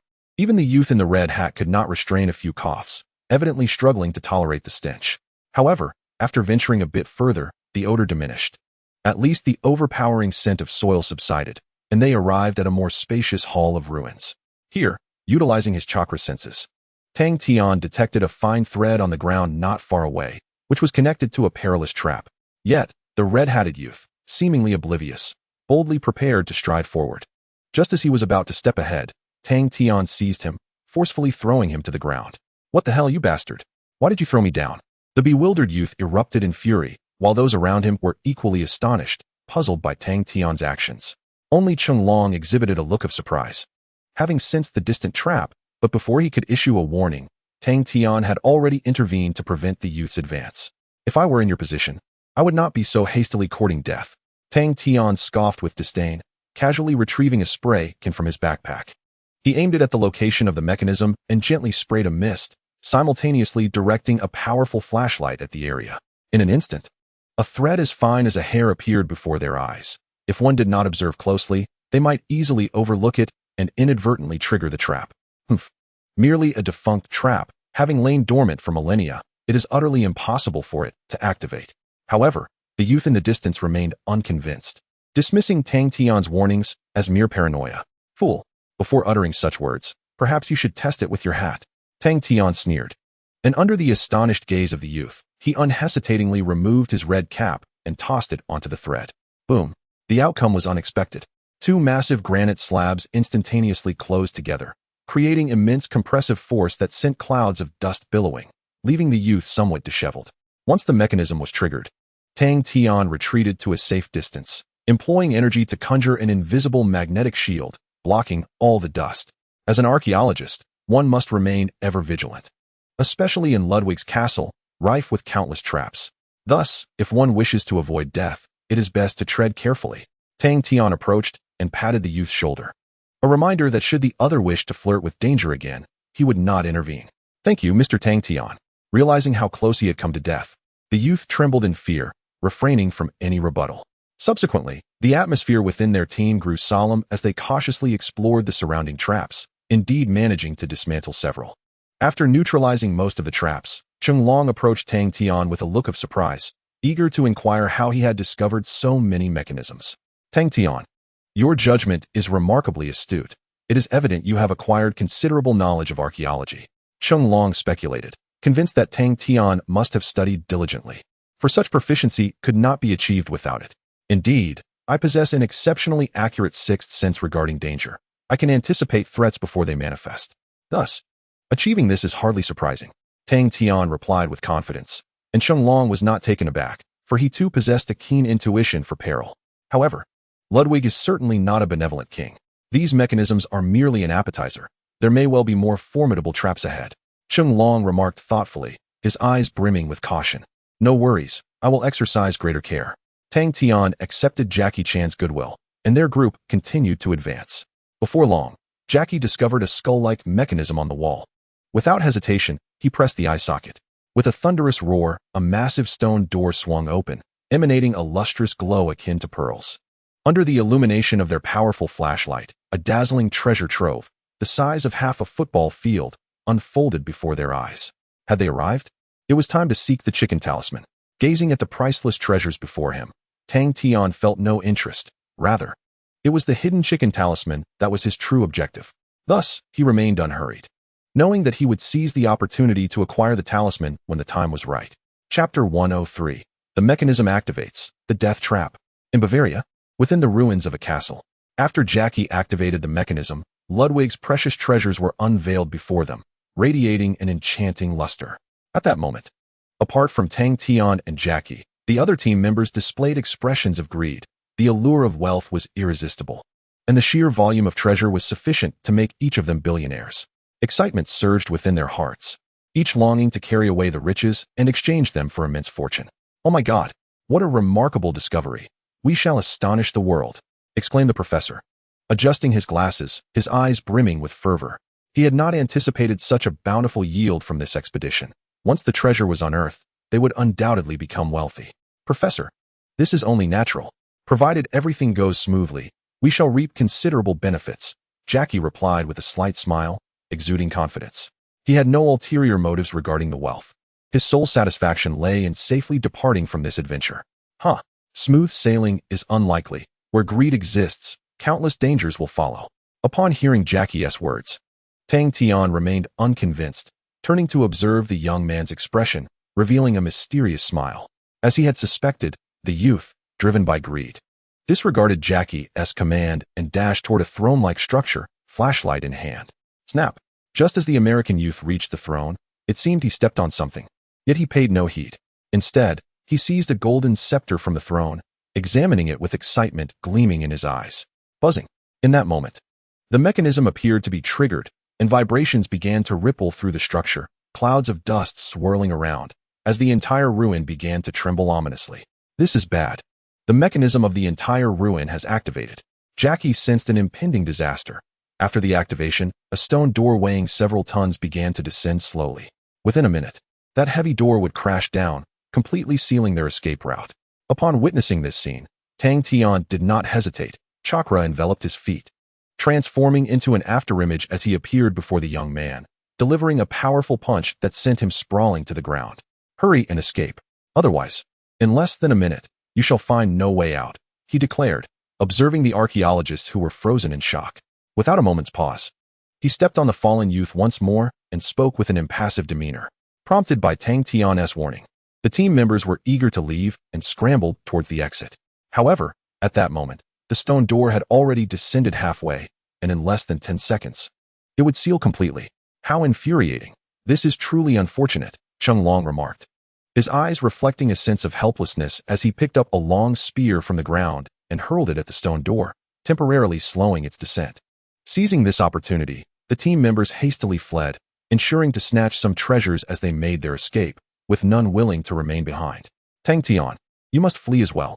Otherwise, you will have no chance to escape, Chung Long urged, only to be astonished to find Tang Tian standing still, an exceedingly unusual sight. No need, Mr. Chenglong. I wish to share this fate with you. What meaning is there in escaping alone? Tang Tian replied with a gentle smile, snapping his fingers. In an instant, a shocking phenomenon unfolded before Chenglong's eyes. Countless treasures vanished without a trace, spiriting away to unknown realms. With a thunderous crash, the heavy stone door fell completely, sealing the passageway and plunging their surroundings into darkness. Almost immediately, Tang Tian sensed through his chakra the activation of the wall mechanisms, his expression turning grave as his kaleidoscopic Sharingan emerged. It's over. As an alarm rang in his sixth sense, Chenglong had no time to contemplate anything else. He focused intently, bracing himself for the impending danger. Be cautious, Chenglong. It seems to be a rain of arrows. Tang Tian warned softly, and suddenly, a torrential downpour of arrows erupted, transforming into a dense wave of black projectiles hurtling toward them. Amidst the barrage, a flicker of despair crossed Chenglong's eyes. He had never anticipated finding himself in such dire straits. Susanoo.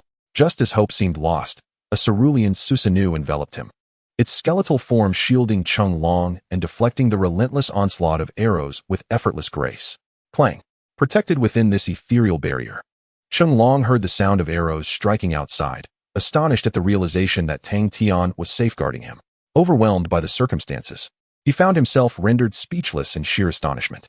Suddenly, following the conclusion of the barrage of arrows, a cloud of toxic purple smoke erupted from the ceiling, leaving Jackie Chan utterly astonished, seemingly taken aback by the predicament he found himself in. Fortunately, once the noxious vapor enveloped the entire space, it proved impenetrable. The Susanoo technique granted Jackie a sense of relief, deepening his gratitude towards the enigmatic Tang Tian. Before long, having successfully thwarted all the traps, Jackie's curiosity about Tang Tian surged to its zenith, prompting him to inquire about his extraordinary abilities. Tang Tian, how is it that you possess such remarkable strength to withstand so many mechanisms?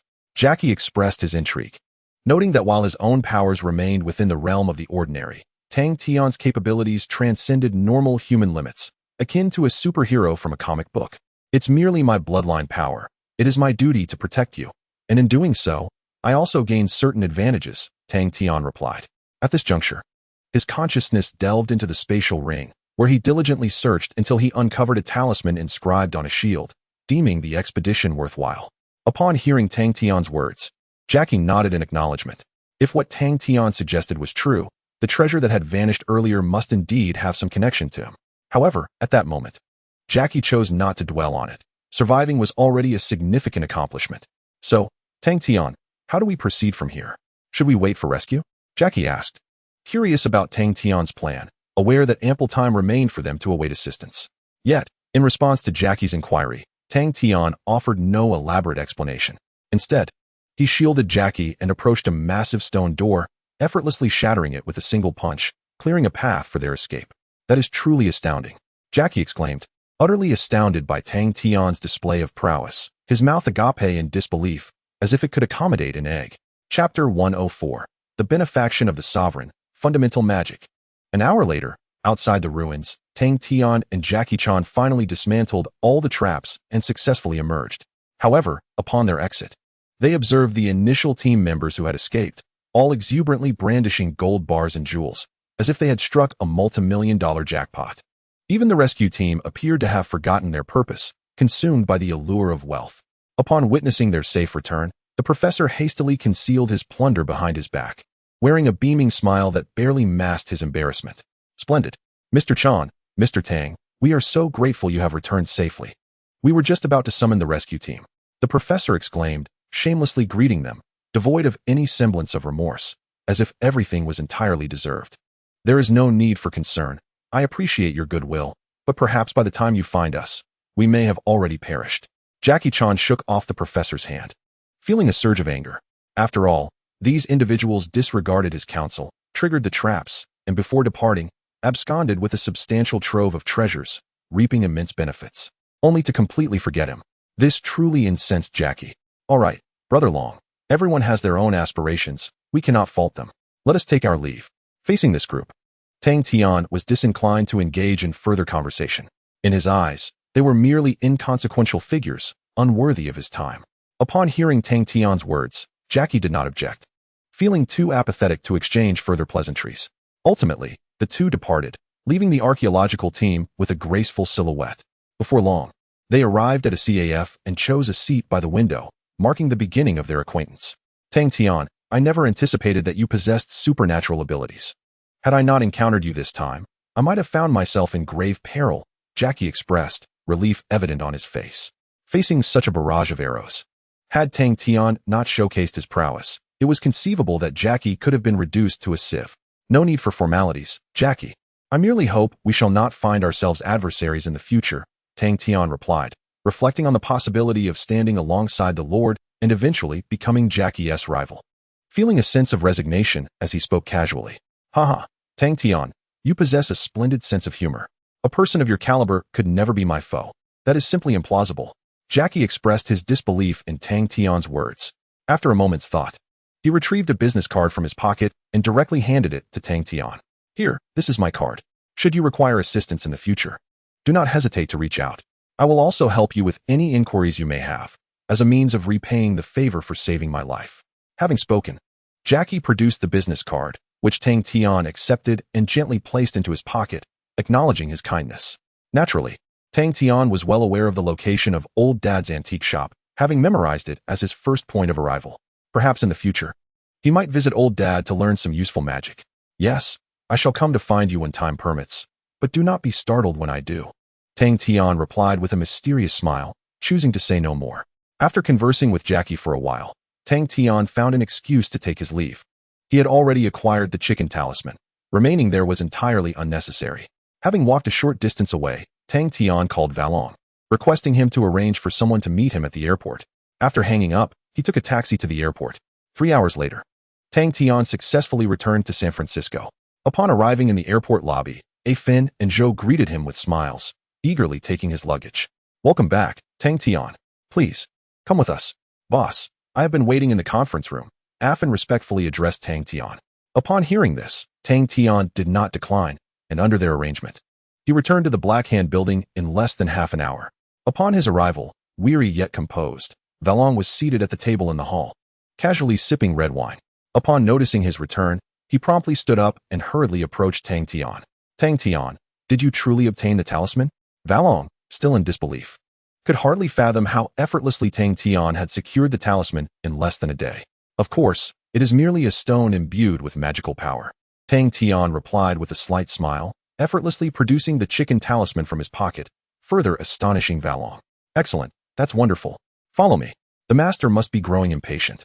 Without a moment's hesitation, Valong seized Tang Tian's arm and pushed open the partition where the master resided, eagerly stepping inside. Observing Valong's frantic demeanor, Tang Tian could only shake his head in exasperation, feeling that Valong's vision was still too narrow. No wonder, despite numerous opportunities, she had failed to seize them completely. Squandering a winning hand. Once inside the master's chamber, the oppressive aura remained unyielding. Upon seeing Tang Tian, the fluctuations of magic immediately altered. Valong, it seems you have found the first talisman. Now present it to me. The master commanded with an air of authority. Yes, master. Without a hint of hesitation, Valong stepped directly in front of the master and affixed the talisman to him.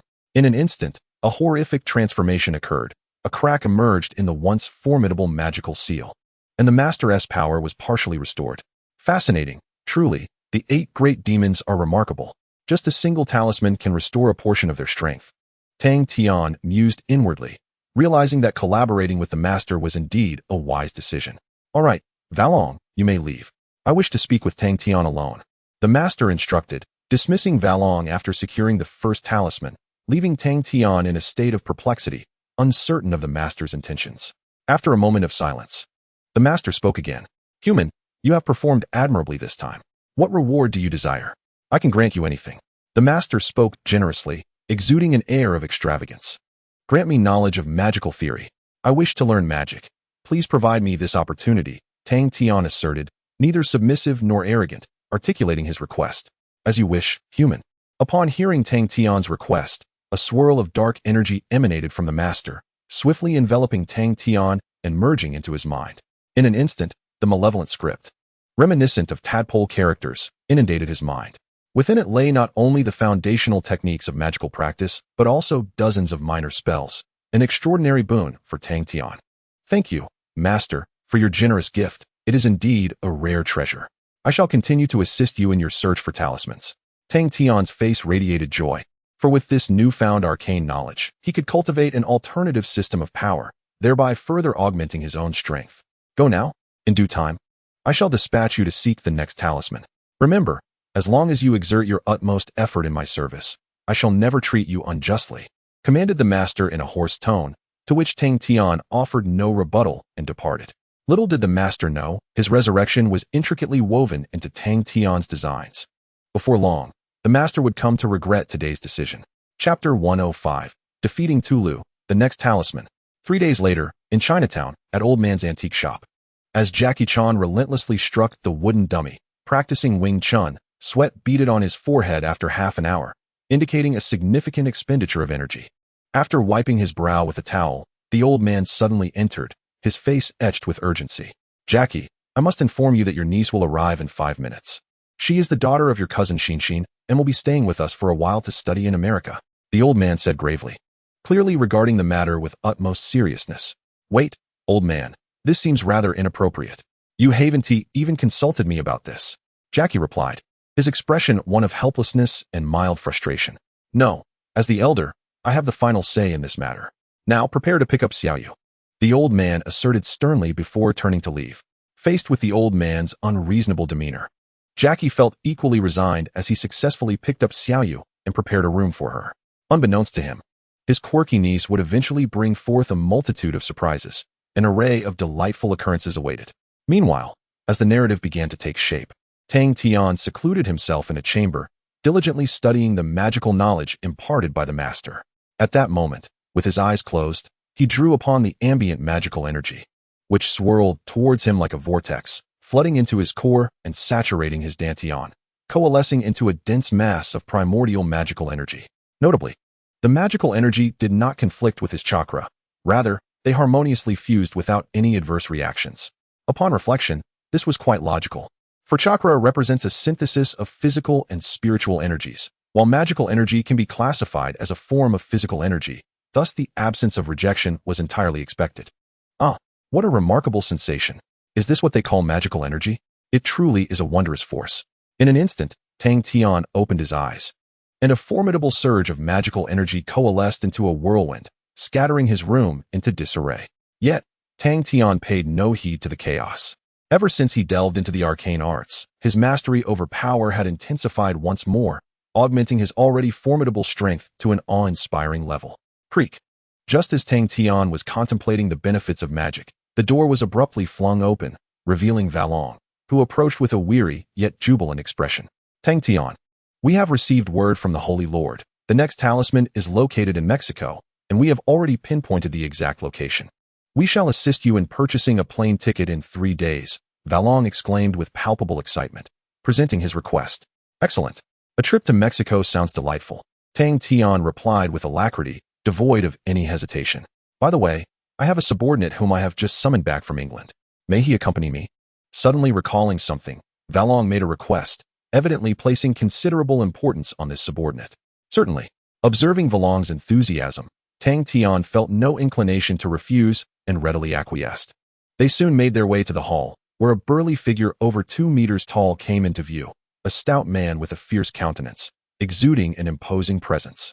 He appeared far stronger than the average person, yet even his robust physique paled in comparison to Tang Tian's otherworldly prowess. Boss, who is this individual? Why does he walk alongside you? Aren't we all subordinates? Such lack of decorum, True remarked with a menacing glare, harboring a palpable animosity towards Tang Tian. Although True had heard tales of Tang Tian prior to this encounter, he perceived him merely as a fortunate Asian lad, unworthy of being his superior's right-hand man.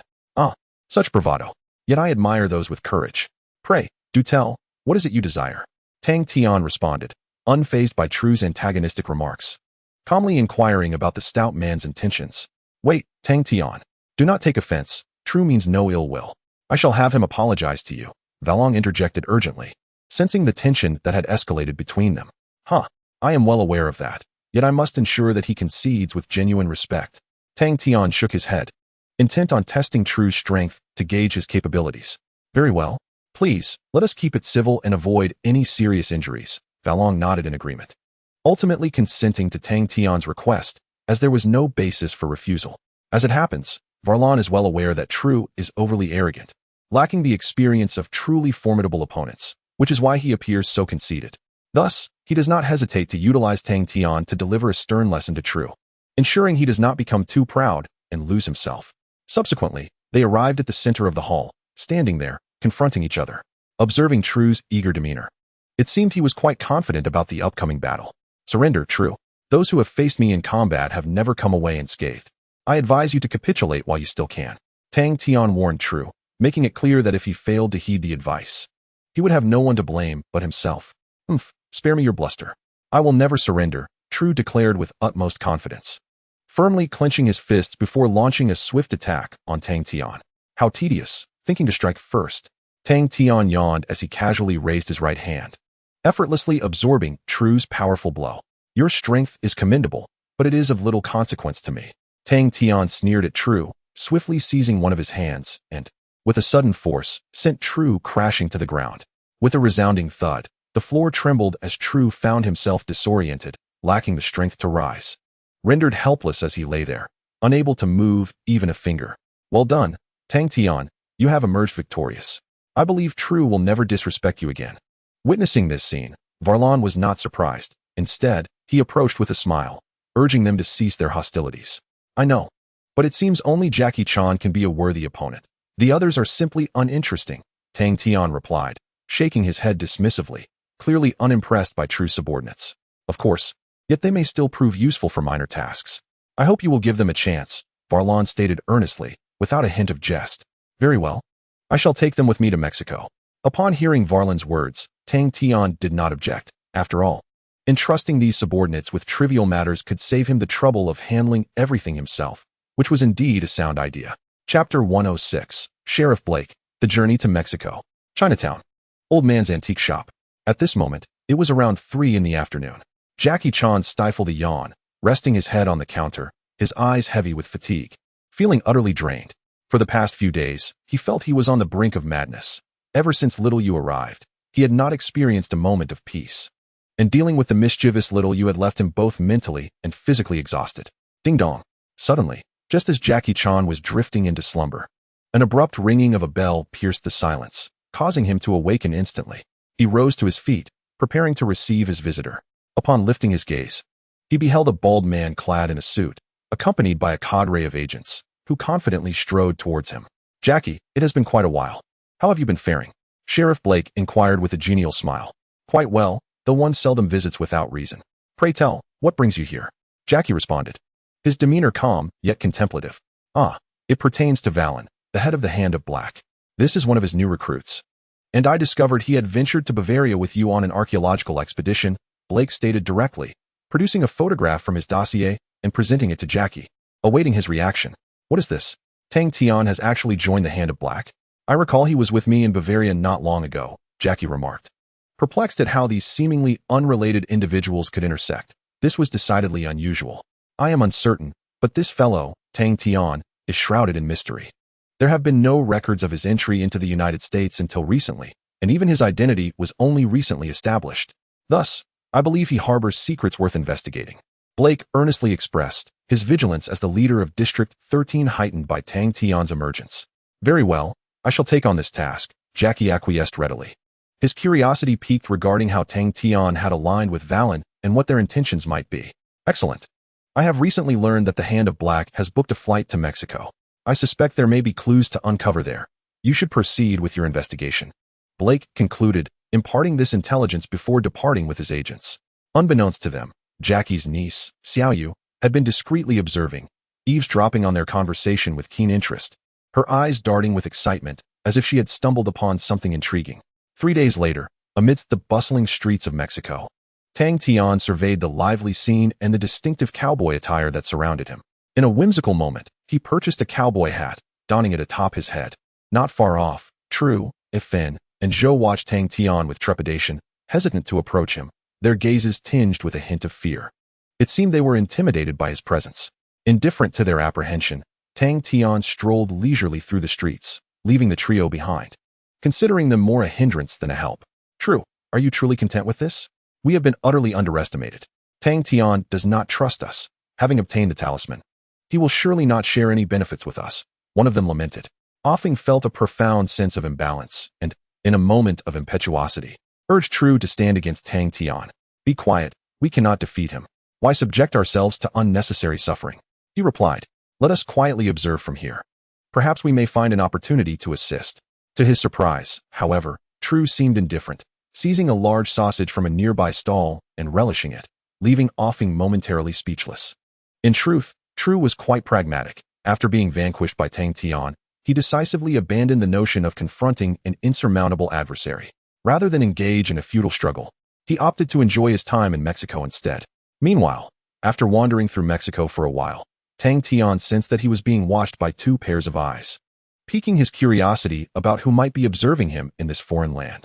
With a sense of intrigue, he scrutinized his surroundings and soon discovered Jackie Chan, still clad in his blue shirt, accompanied by a young girl in orange sportswear, hiding in a nearby alley and cautiously watching him. Oh, Mr. Chan, what a coincidence. What brings you and your niece here? I hope it's not some sort of espionage game, Tang Tian jested, glancing at Jackie in the distance. Upon hearing this, Jackie wore an awkward expression, realizing he could no longer conceal their presence. He reluctantly emerged with his niece, Xiaoyu. Not at all. I merely wish to see what Mr. Tang Tian was up to, Jackie replied with an embarrassed smile, attempting to shift the conversation. Just traveling and exploring a bit. I never expected to run into Mr. Chan. What a stroke of luck, Tang Tian responded, understanding that this unexpected encounter was far from coincidental. It was likely that Sheriff Blake had detected something amiss and dispatched Jackie to investigate him. However, Tang Tian had no fear of Jackie's scrutiny, as he had committed no transgressions, merely retrieving a talisman, which hardly constituted a crime. Uncle, how do you know this big brother? You seem quite familiar with him, Xiaoyu interjected, her eyes wide with disbelief as the adults conversed. After contemplating her question, Jackie explained to his niece, some time ago, I encountered an unexpected incident while exploring a relic, and it was Mr. Tang Tian who saved my life. That is how we became acquainted. Oh, I see. Mr. Tang Tian, you're amazing, Xiaoyu exclaimed, her eyes sparkling with admiration as she gazed at Tang Tian, who could only smile in response. It must be noted that ever since Tang Tian entered this world, he had thoroughly disrupted the narrative, transforming it beyond recognition. Originally, Jackie Chan was meant to discover the chicken talisman, but Tang Tian had seized it first. Even with the ox talisman, Tang Tian had consistently taken the initiative. Had it not been for the narrative's inherent momentum alerting Sheriff Blake to his activities, it was uncertain whether Jackie would have come to this place at all. Well then, Jackie, I have matters to attend to, Tang Tian announced as he prepared to depart. In light of our friendship, allow me to offer you a subtle hint. My objective pertains to the 12 talismans, a legacy of the ancient 8 great demons. You may convey this to your father, who will enlighten you on all matters. After some contemplation, Tang Tian resolved to confide in Cheng Long entirely. As he wished to enhance the thrill of this game, he did not mind enabling Cheng Long to prepare, for otherwise, the quest for the talismans would be rather dull if pursued alone. Having uttered this cryptic remark, Tang Tian vanished, leaving Cheng Long to ponder, seemingly taken aback. The 12 talismans? The 8 great demons? Cheng Long, greatly surprised, decided to keep a watchful eye on Tang Tian and, upon returning to San Francisco, would inquire further with his father to grasp the situation and devise a response. Meanwhile, after parting ways with Cheng Long, Tang Tian shifted his focus to engage in a meaningful conversation with one of the wrestlers. This individual was not the formidable bull warrior, but rather his rival, the matador, whom Tang Tian intended to confront, aiming to usurp his position rather than merely visit. Within the confines of the training room, Matador William relentlessly struck the punching bag, immersing himself in rigorous training to overcome the powerful bull warrior and secure victory in the wrestling competition. Suddenly, just as William reached a pivotal moment in his training, a knock at the door interrupted him, altering his expression to one of displeasure. Reluctantly, he paused his efforts, approached the door, and opened it. To his astonishment, an Asian youth stood before him, calm and composed, regarding him with a gaze that seemed predatory, evoking William's irritation. Who are you? What do you seek from me? Please provide a reasonable explanation, or I shall be compelled to expel you, William retorted, angered by the intrusion at such a critical juncture, especially when no one else had dared to disturb him. Do not be so vexed. I possess a method to defeat the bull warrior. Allow me entry, and I shall reveal it to you, Tang Tian replied, a sly smile gracing his lips as he coaxed William, awaiting his reaction. Is that truly the case? William inquired, disbelief lacing his tone. His yearning for victory and desire to vanquish the bull warrior compelled him to consider even the most improbable of suggestions. Rest assured, I never jest. Come inside and let us converse, Tang Tian said as he ushered William in, who scrutinized him closely, eager to discern any advantageous strategy.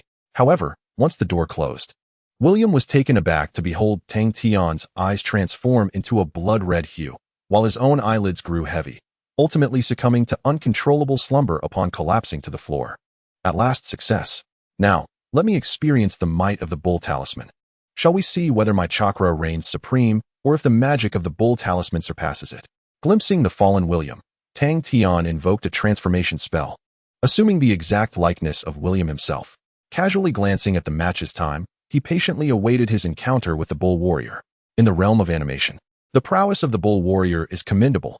As a creature imbued with the power of the bull talisman, it possesses the formidable ability to cleave mountains and shatter stones. Thus, the potency of the bull talisman is evident, and the bull warrior promises to be a worthy adversary. Chapter 107. The Pinnacle Showdown, Tang Tian vs. the Bull Warrior. Under the night sky, the venue for the Mexican wrestling competition buzzed with anticipation. It was merely around 8 o'clock. Yet the surroundings were already brimming with spectators. A cursory glance revealed that at least several tens of thousands had gathered, signifying that a significant portion of the town had come to partake in this annual extravaganza. Beneath the arena, Tang Tian felt no trepidation amidst the throngs of onlookers. After all, he wore a mask and was masquerading as another individual, eliminating any need for anxiety. It is undeniable that wrestling events indeed generate substantial economic benefits, fostering development in Mexico. This is the assurance of the enduring popularity of wrestling. As the audience settled, the host, clad in a sleek black suit and donning sunglasses, confidently strode onto the stage, eliciting cheers from the crowd. Ladies and gentlemen, welcome to the Mexican wrestling competition. The host, composed and assured, surveyed the audience with a microphone in hand. I believe at this moment, everyone is eager to witness the bull warrior's prowess. As the strongest wrestler, he certainly deserves to continue his reign as champion and craft his own invincible legend. The bull warrior shall triumph. Today's victor will undoubtedly be the bull warrior. As the host's words echoed, a light-skinned boy in the audience called out, "Hey, Parker, isn't that a bit too ostentatious?" His companion, Xiao Yu, quickly attempted to temper Parker's exuberance, urging him to tone it down. No, the bull warrior will absolutely prevail. I shall celebrate his victory in advance, Parker asserted with a serious demeanor, clearly not jesting. Xiao Yu, upon hearing Parker's fervent declaration, felt exasperated.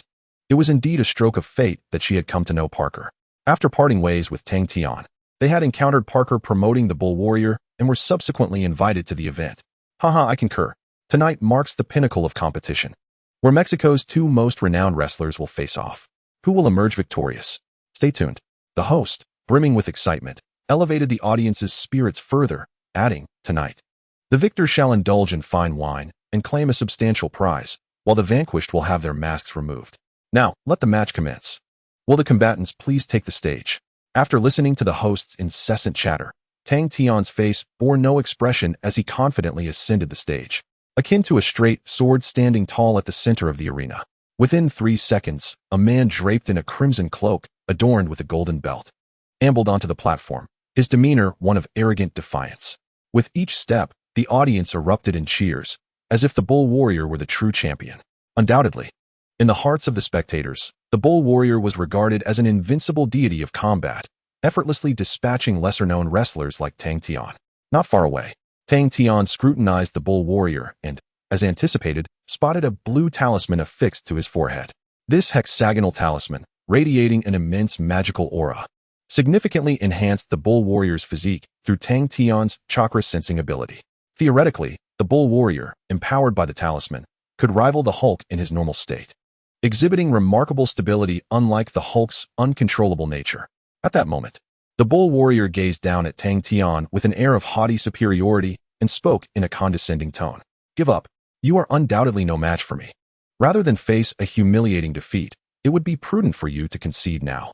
The bull warrior's leisurely demeanor suggested he was offering a final chance. Tang Tian found this amusing. A wrestler relying on talismans dared to utter such words, a clear indication of the Bull Warrior's limited perspective. Bull Warrior, spare me your words. Don't presume I am unaware of how you have relied on talismanic power to vanquish your foes. Show me your true strength. He provocatively challenged, not even activating his Sharingan, but instead channeling a sufficient amount of chakra into his hands, preparing to engage in battle. What talisman? I don't understand your nonsense, but I can certainly flatten you. The Bull Warrior retorted, growing impatient. Upon realizing Tang Tian had uncovered his secret, he wasted no further time, lunging forward with a sweeping palm aimed directly at him. Too slow. Tang Tian remained unperturbed in the face of the Bull Warrior's assault, instantly channeling chakra into his feet, propelling himself away with a swift burst, creating a 2-meter gap between them. What? The Bull Warrior was taken aback as his attack missed its mark.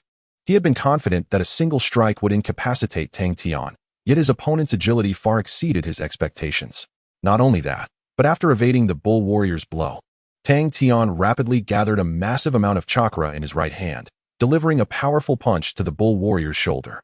The Bull Warrior felt an overwhelming force surge into his shoulder.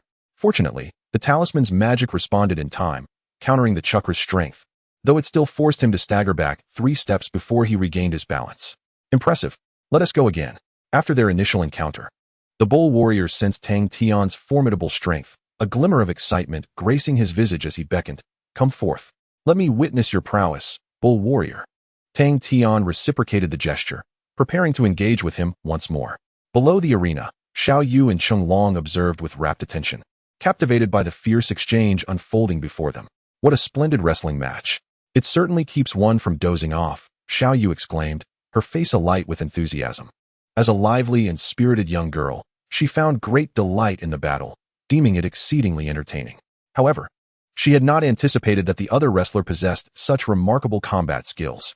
Cheng Long remarked in awe, his gaze fixated on the so-called Bull Warrior, a sense of familiarity washing over him regarding the wrestler's silhouette. By the way, Uncle Long, have you noticed the hexagonal stone on the warrior's forehead? It bears the emblem of a bull, Xiao Yu suddenly pointed out, contemplatively. What? Is that so? Cheng Long, prompted by Xiao Yu's observation, looked up.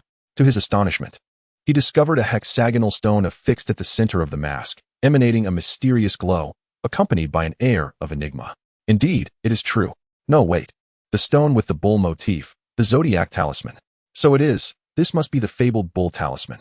Enlightened by Xiao Yu's insight, Cheng Long finally grasped that the object on the Bull Warrior's forehead was likely the rumored talisman.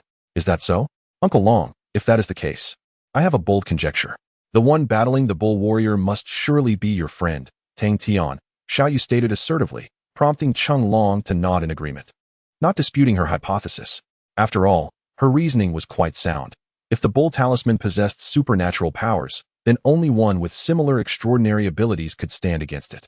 Meanwhile, atop the arena, Tang Tian and the Bull Warrior's fists collided, the clash of chakra and magical energy stirring a tempest that fractured the wooden planks beneath their feet. Seizing the moment, the Bull Warrior grasped Tang Tian's shoulder, exerting immense force, only to find Tang Tian unyielding, as if rooted to the stage itself. In response to the Bull Warrior's assault, an overwhelming surge of chakra erupted from Tang Tian, the immense power effortlessly repelling the Bull Warrior's grip. Futile effort, Bull Warrior. Unless you unleash your full strength and activate the entirety of the Bull Talisman's power, you shall never be my equal.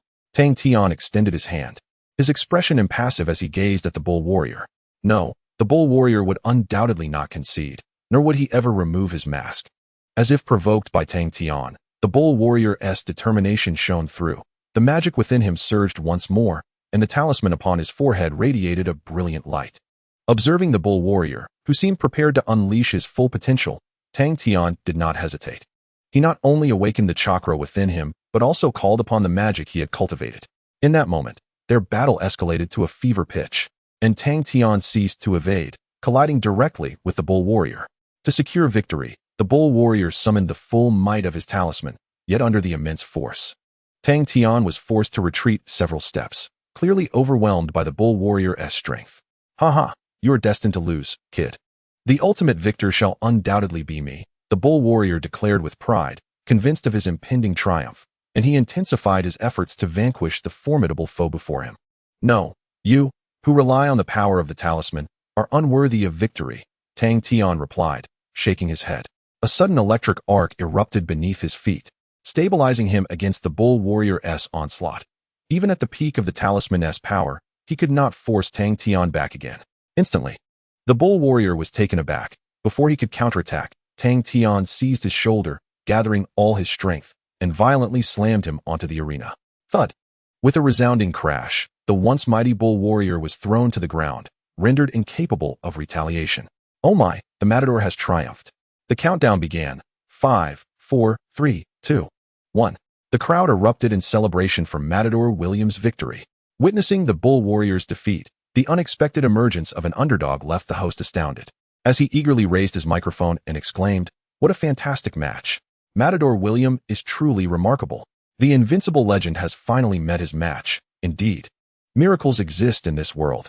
Countless spectators engaged in animated discussions, marveling at Tang Tian's prowess and lamenting the Bull Warrior's hubris. The atmosphere was electric. Yet Tang Tian remained unfazed, approaching the Bull Warrior step by step.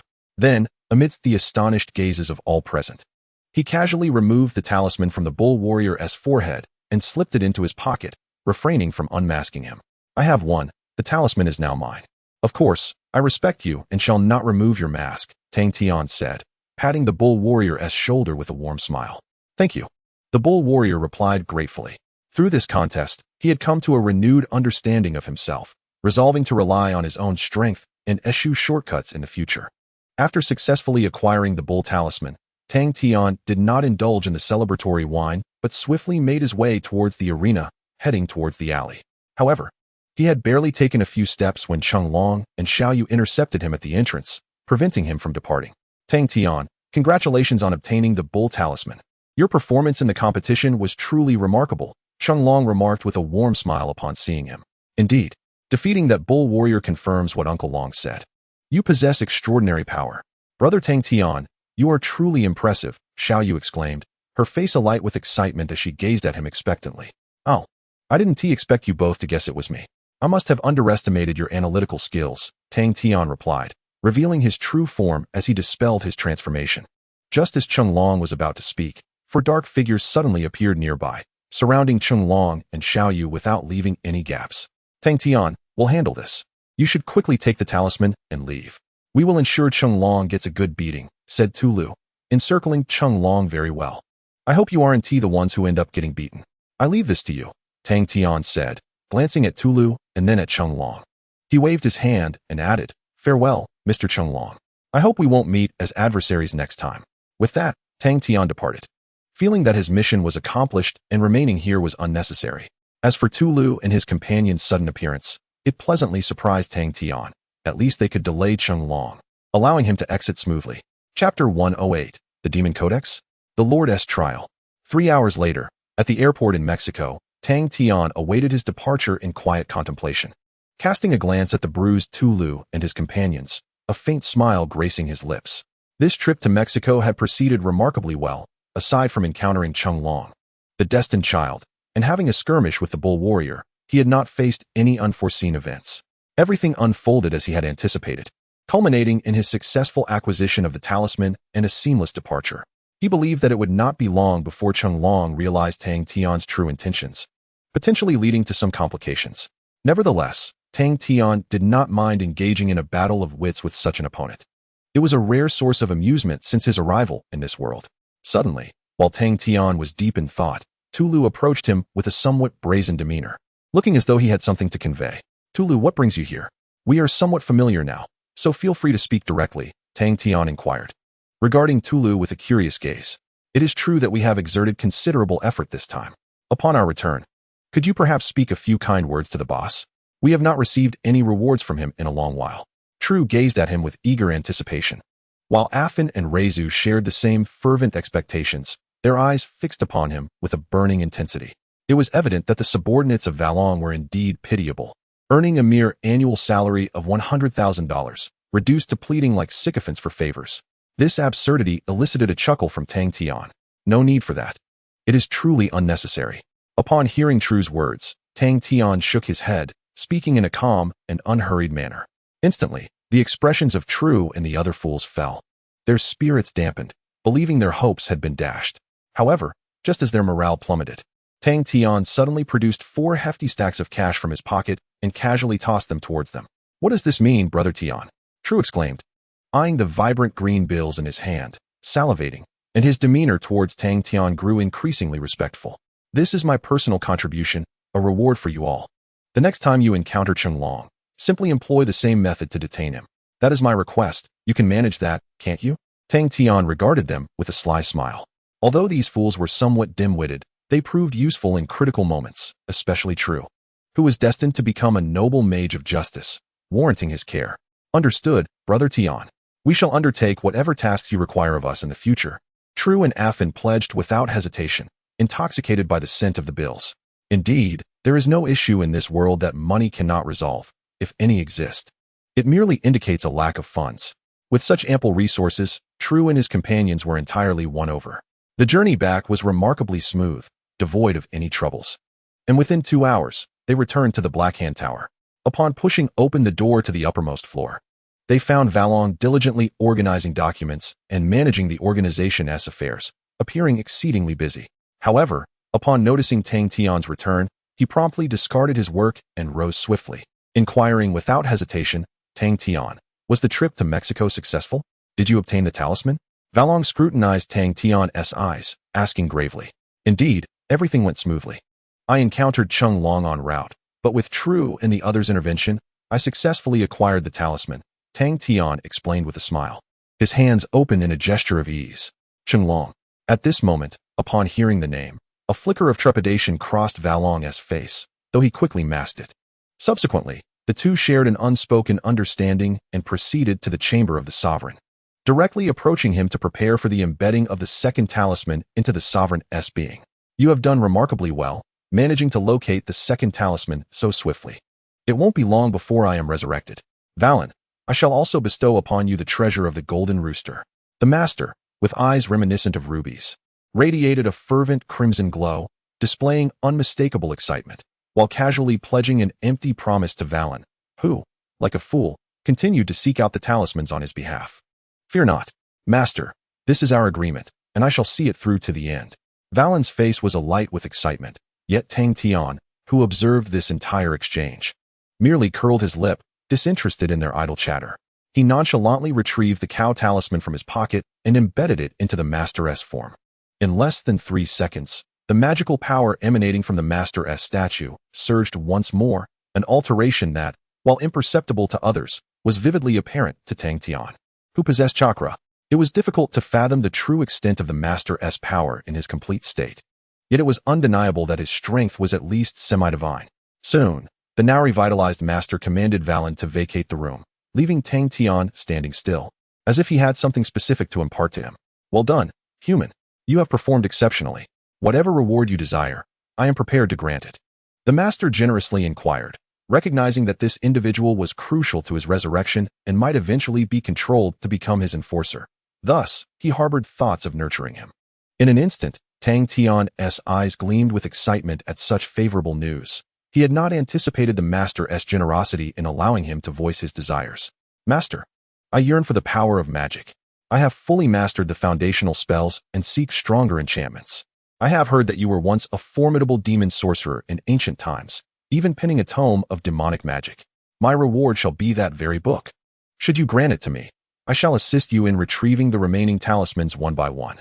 After a moment's contemplation, Tang Tian boldly made his request for the master's grimoire, eager to bolster his strength. However, the master did not respond immediately. Instead, he remained silent for 3 minutes before finally speaking. "I shall grant your request and, in addition, bestow upon you a fragment of primordial demonic energy, enabling you to comprehend my grimoire with ease," the master proclaimed generously, as a small flame-like wisp of dark energy descended abruptly upon Tang Tian's forehead. In that instant, a formidable mental force invaded Tang Tian's mind, seeking to penetrate the deepest recesses of his memories in an attempt to alter certain recollections. Sharingan. At that critical moment, Tang Tian activated his Sharingan, shattering the bizarre mental intrusion and averting the crisis. How intriguing. Is this a test from the master? Quite fascinating indeed. Having dispelled the master's mental force, Tang Tian wore a smile, absorbing the residual knowledge within his mind, thoroughly satisfied. At that moment, a shadow emerged upon the ground, revealing a ninja with blood-red eyes, cradling an ancient tome of magic. From a distance, one could perceive tendrils of dark energy emanating from its pages, marking it as an extraordinary artifact. The reason Tang Tian coveted this grimoire was its compilation of unparalleled spells, undoubtedly the pinnacle of magical literature in this realm.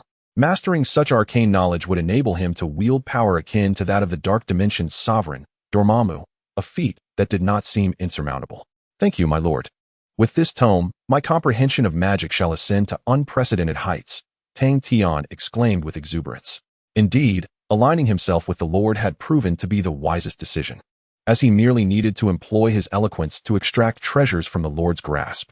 Depart now. Should I uncover the location of the next sigil, I will inform you promptly. Before the Lord could finish his sentence, Tang Tian lightly pushed open the door and stepped outside. What a formidable human, yet not so easily controlled. Nevertheless, this posed no concern. Once my army fully descends, the entire world shall once again fall under my dominion. The Lord believed himself to be in complete control, unaware that he had already ensnared himself in a human's trap. As he ventured deeper into this snare, the opportunity for redemption would slip away. Chapter 109. The Novice Mage and the Slumbering Dragon's Lair. A month later, atop the Black Hand Tower in San Francisco.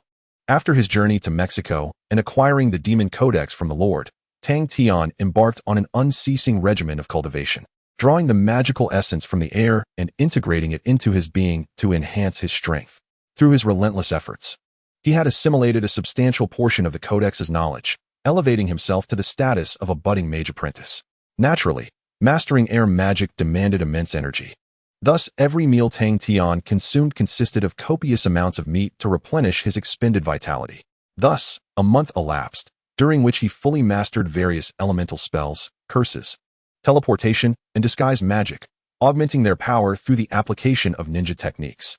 Has a month truly slipped by so swiftly? It is time to seek out the sigils, Tang Tian mused as he gradually opened his eyes, a rich aura of magic radiating from him, a testament to his arduous training. After concluding his practice, he pushed open the door to his room, intending to consult Valen about the location of the third sigil. To his surprise, as he opened the door, he found Valen standing there, a map in hand, seemingly eager to convey some information. Ah, Valen, what brings you here?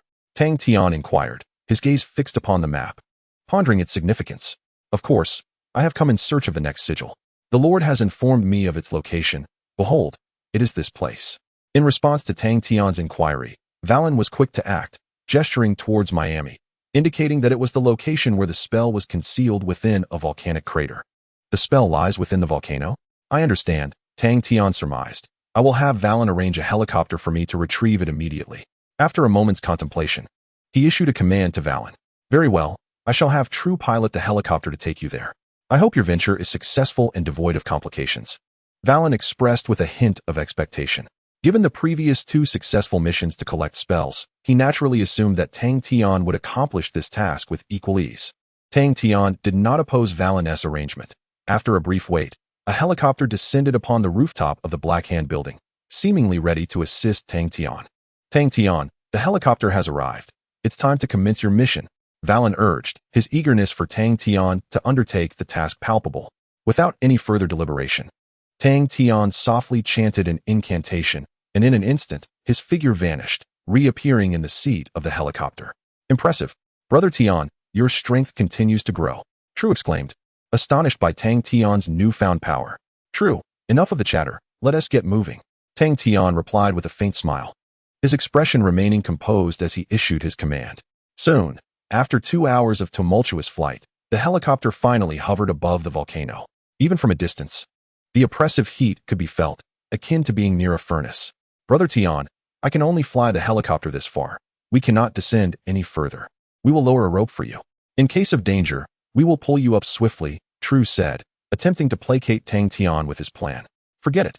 Even if danger arises, you would be unable to assist me in time.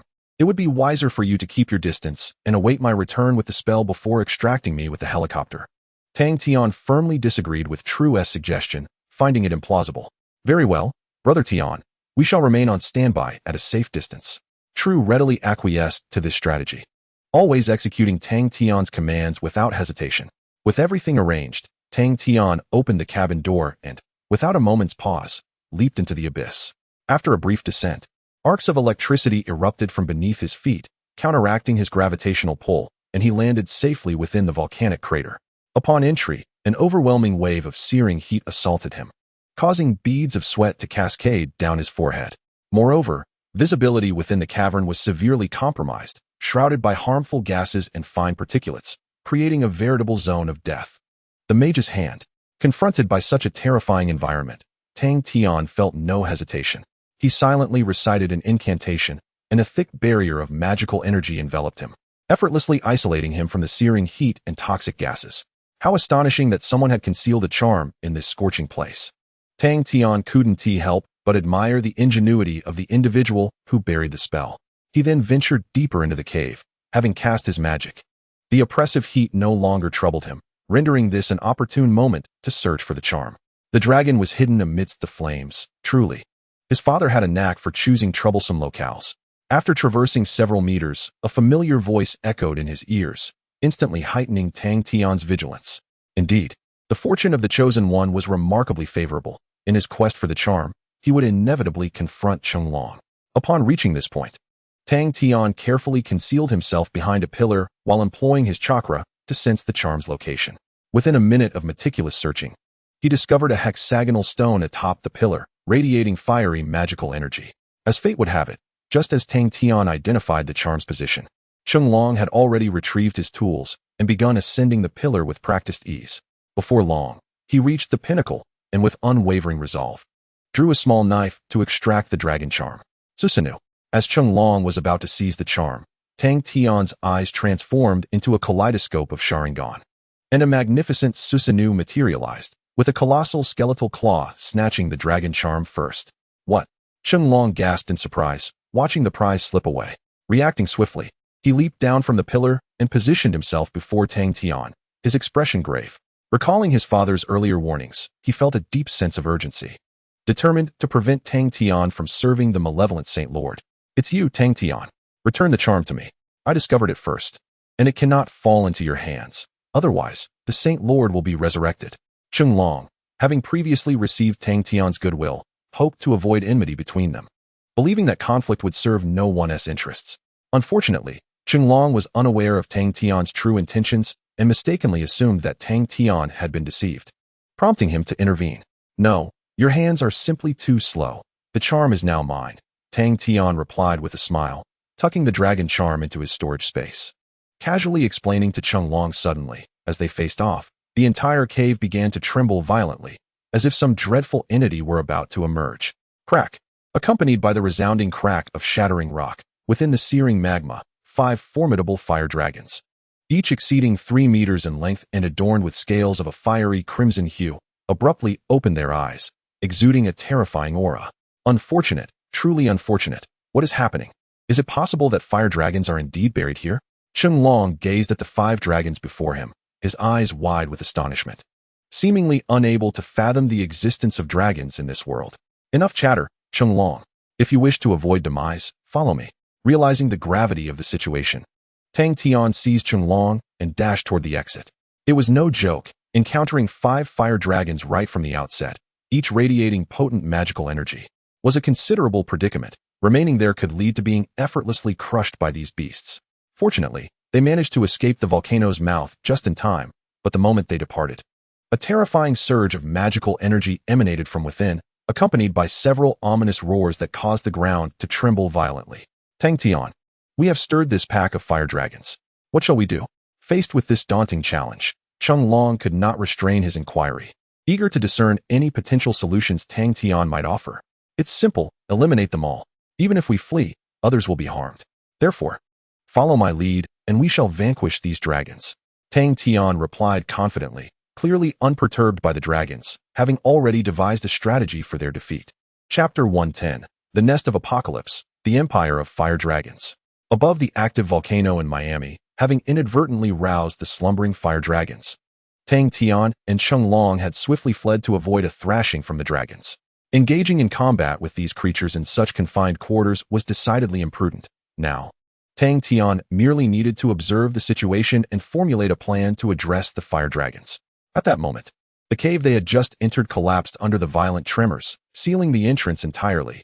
Yet Chunlong felt no sense of relief. Contemplating their perilous predicament, he turned to Tang Tian and asked, "What now, Tang Tian? We have provoked these fire dragons, and their numbers are substantial. Just the two of us cannot possibly handle this. Do not worry, Chunlong. As long as we cooperate, there is nothing we cannot achieve." After uttering these words, Tang Tian cast a quintuple enhancement spell and several other incantations, augmenting Chunlong's powers. Chunlong clenched his fists, feeling an overwhelming surge of strength, and regarded Tang Tian with astonishment. Boom! Just as they were preparing, a thunderous explosion erupted, sending debris from the volcano's mouth soaring into the air, enveloping the area in a cloud of smoke. As anticipated, from the smoke of the explosion emerged 5 colossal fire dragons, adorned with fiery red scales, spiraling through the sky, their frigid vertical pupils brimming with unrestrained fury. It goes without saying that these were the fire dragons tasked with guarding the dragon talisman. Who had left them here remains a mystery, yet this predicament must inevitably be resolved. Beep, beep, beep. Not far away, True gazed at the immense fire dragons before him. Devoid of any semblance of fear, piloting his helicopter, he pressed a red button. Whoosh! In less than 3 seconds, a barrage of miniature missiles cascaded upon the fire dragons like petals scattered by a celestial maiden. However, the fire dragons seemed to have sensed the missiles beforehand. With a mere swipe of their claws, they obliterated the projectiles mid-air, sustaining no harm to their formidable scales. Roar! Simultaneously, having dismantled the missiles, one fire dragon accelerated and struck at the helicopter piloted by True with a mighty claw. This was dire. The creature was advancing rapidly, and the situation was deteriorating. True was taken aback and hastily grasped the control stick, attempting to maneuver away from the impending attack of the fire dragon. Yet, the dragon's speed was astonishing. In a flash, it slashed at the helicopter, resulting in a shower of sparks and billowing black smoke as the helicopter plummeted to the ground. Following the destruction of the helicopter, the 5 fire dragons fiercely flapped their wings, unleashing massive fireballs towards their location. Sensing the imminent peril, Tang Tian activated his Susanoo to withstand the first wave of assault from the fire dragons. Chunlong, grant me 1 minute. I must subdue these 3 fire dragons. As for the other 2, they are yours for now. After braving the initial onslaught, Tang turned to Chunlong with a serious expression. Understood, leave it to me. Chunlong nodded and swiftly darted away, successfully diverting the attention of 2 fire dragons that pursued him. Meanwhile, the remaining 3 fire dragons relentlessly chased after Tang Tian, intent on tearing apart this intruder. Faced with this critical juncture, Tang Tian's expression remained unwavering. Instead, he channeled more chakra, forming hand seals to execute his ninjutsu. Shadow Clone Technique. Water Release. Hard Vortex Water Blade. In an instant, accompanied by a cloud of smoke, hundreds of Tang Tians filled the sky, followed by a torrential downpour of spiraling, razor-sharp water blades descending upon the distant fire dragons. Caught off guard, the fire dragons could not evade entirely. Under the relentless barrage of the dual-level ninjutsu, the scales of 3 fire dragons were violently torn apart, leaving deep wounds across their bodies. But this was far from over. Lightning Release. Kirin. Fire Release. Great Fireball Technique. Wind Release. Spiraling Shuriken. Earth Release. Earth Dragon Bullet Technique. Water Release. Hard Vortex Water Blade. Amidst the flurry of intricate ninjutsu, as the fire dragons were momentarily bewildered, Tang Tian's movements were swift. Hundreds of shadow clones commenced their hand seals, unleashing an overwhelming barrage of super ninjutsu akin to a relentless artillery assault. The 5-headed fire dragon, unprepared for such an onslaught, found itself confronted by a previously inconceivable display of power from a mere human, as 5 elemental super ninjutsu erupted violently around them. Unsurprisingly, these fire dragons, subjected to the relentless barrage of techniques, emanated a dense magical aura that formed a thin protective membrane. However, the sheer magnitude of the extraordinary ninjutsu proved insurmountable. Despite their timely magical defenses, the protective barrier was ultimately torn apart, leading to a significant portion of the attacks striking them directly. A minute later, the condition of the 3 fire dragons was utterly dismal. Large patches of their scales had been ripped away, and blood flowed freely from their wounds. At this point, any semblance of combat capability had vanished, and they were swiftly subdued by Tang Tian, who was now untouchable even at their closest proximity. Let me bring this battle to a close, he declared, activating Susanoo. In an instant, he appeared before the beleaguered dragons. Thrusting his 10 fists soared directly through the heart of one, extinguishing its life entirely. One by one, the 3 fire dragons fell victim to his ruthless efficiency and thereafter, Tang Tian unceremoniously stored their dragon bodies in his dimensional space, eager to study them upon his return to the Marvel Universe. Meanwhile, after Tang Tian had dealt with the main forces of the fire dragons, Jackie Chan found himself in dire straits. Fleeing from the fireballs spewed by the dragons as if he were a duck being herded. He soared ahead, yet the dragons relentlessly pursued him, hurling fireballs that left him trembling in fear. Observing this, Tang Tian's eyes reflected a mix of helplessness and determination. He retrieved a Jericho missile from his storage space, preparing to control its targeting system with magnetic force to eliminate the remaining 2 dragons. Although the appearance of these fire dragons had caught Tang Tian off guard, he possessed the means to address the challenge, as exemplified by the Jericho missile he had crafted in the main world. As an invention of Tony Stark, its formidable power was unquestionable. Upon activating the missile system, thousands of tracking projectiles were unleashed, raining down upon the last 2 fire dragons with relentless fury. Ultimately, the remaining dragons were obliterated, leaving no trace behind, thus alleviating the threat and allowing Jackie Chan to breathe a sigh of relief. Though he remained incredulous at the turn of events. After dispatching the fire dragons, Jackie approached Tang Tian with a resigned expression, seemingly eager to voice his thoughts. "Hey, Tang Tian, you nearly put me in mortal peril this time. Could you not stir up chaos and refrain from resurrecting that demon? In the spirit of friendship." Jackie Chan earnestly advised Tang Tian, hoping he would refrain from making further mistakes. "No, Jackie, you are overstepping your bounds. I have not committed any wrongdoing nor engaged in cruelty. I merely seek to harness the power of magic. What gives you the right to intervene?" Tang Tian regarded Jackie with a look of incredulity, perceiving his concern as unwarranted meddling rather than a genuine attempt at his well-being. In truth, Jackie was well aware that Tang Tian was driven by self-interest, willing to assist the master in his resurrection in pursuit of formidable magical control. Thus, after his failed attempt at persuasion, Jackie resolved to say no more. "Alas, there is little I can do now. I can only hasten to gather new talismans. Preventing you from committing this act is the sole course of action left to me," Jackie lamented, ultimately determining that tangible efforts were required to steer this otherwise decent individual away from a perilous path. "Well, give it your best shot. However, since we are friends, allow me to escort you back to your father's antique shop first." With that, Tang Tian snapped his fingers lightly, conjuring a portal behind Jackie. Before he could react, Tang Tian gave him a gentle push, sending him through. Haha, this operation went remarkably smoothly. What a delightful journey it has been. Tang Tian stretched lazily and soared towards the ground. Now that the troublesome matter was resolved, he intended to check on True's condition and make necessary arrangements. Chapter 111. The End of the Great War, The Cursed Mask. In the heart of a forest in Miami. After Tang Tian had dealt with several fire dragons and returned Jackie, he descended to the ground, preparing to seek out True and ascertain his survival. After all, it was True who had initially drawn the attention of the fire dragons. Without his actions, Tang Tian might not have succeeded in vanquishing them all. In some respects, Tang Tian felt a sense of gratitude towards True. Contemplating this, Tang Tian employed the technique of shadow clone jutsu, scattering his clones throughout the forest in search of the downed helicopter. Half an hour later, after a thorough search, he indeed found True limping through the woods, battered and bruised, with blood streaking his face, clearly having endured significant hardship. Upon spotting Tang Tian, True hobbled over, eagerly embracing his leg with an expression of uncontainable excitement. "Brother Tian, how did I perform this time? Did I lend you a hand?" True asked eagerly, having risked his life to attract the fire dragon's attention. And now he eagerly anticipated some reward from Tang Tian. "Indeed, you did excellently. You were a tremendous help. But first, let me tend to your wounds," Tang Tian replied, patting True's shoulder and placing a hand on his knee, channeling a hint of green magical energy into him. In an instant, the previously injured leg of True was miraculously healed in less than 3 seconds, leaving no trace of a scar. It was evident that the healing magic had successfully mended True's wounds. "Thank you, Brother Tian. This is truly astonishing," True exclaimed, feeling the pain at the fracture site dissipate. And he gazed at Tang Tian with profound gratitude, deepening his loyalty. "It's nothing. As long as you follow me, there will be ample rewards," Tang Tian reassured him, giving True a supportive pat on the shoulder. Subsequently, Tang Tian employed his magic to heal True and opened a spatial portal, through which they both swiftly returned to the top conference room of the Black Hand Tower.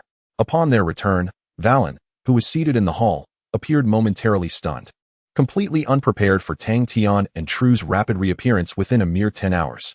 "Valen, I've acquired the talisman. Come with me to find the master," Tang Tian stated decisively, casting a glance at Valen. Oh, all right, Valen replied, immediately following Tang Tian as he opened the door to the compartment and stepped inside. Upon entering, the master was somewhat taken aback, his ruby-like eyes shimmering with light, indicating a fluctuation in his emotions. You have arrived. Did you obtain the talisman? The master inquired in a slightly hoarse voice, as if it were a routine matter, displaying little emotional upheaval or doubt regarding Tang Tian's success. Indeed, master. This time I have acquired the dragon talisman. Tang Tian responded with a subtle smile, not immediately handing over the talisman, but rather tossing it casually in the air, withholding any inclination to present it to the master. Valen, observing Tang Tian's actions, subtly gestured for him to hand the talisman to the master. However, Tang Tian firmly shook his head, resolutely rejecting Valen's suggestion. Then, amidst Valen's astonished gaze, Tang Tian clutched the talisman tightly, adopting a nonchalant tone as he began to negotiate with the master. Master, in this time, Valen has accomplished quite a bit. The treasure you speak of, the Golden Rooster's bounty, should at least reveal a glimpse of its existence, shouldn't it? There's little enjoyment in issuing empty promises, Tang Tian stated leisurely, broaching the terms of their agreement, as he felt unencumbered by any fear of repercussions, leveraging the talisman to compel the master into compliance, which he deemed a prudent strategy. Moreover, Valen held significant value, and by judiciously managing this connection, Tang Tian could orchestrate further advantageous outcomes. This was his calculated approach. Suddenly, upon hearing Tang Tian's words, the master exhibited a slight surprise. However, for the sake of his resurrection plans, he ultimately conceded. Very well, I accept your terms. Valen, this is your reward, the master declared. As soon as his words fell, shadows on the ground began to expand, and two ninjas emerged, carrying a chest of treasures and placing it at Valen's feet. Feeling the tremor beneath his feet, Valen finally regained his senses and promptly opened the chest, only to discover it brimming with resplendent treasures. This revelation ignited an unparalleled excitement within him, fueled by his insatiable desire for wealth. I am profoundly grateful for your generosity, my lord. Henceforth, I shall diligently continue my quest for the talismans on your behalf, Valen assured, yet his words were met with skepticism from the lord, who seemed unconvinced. After all, from the very beginning, Valen had solely relied on Tang Tian. His role was merely to introduce him and provide a modicum of benefit, which could hardly be seen as a significant act of mercy.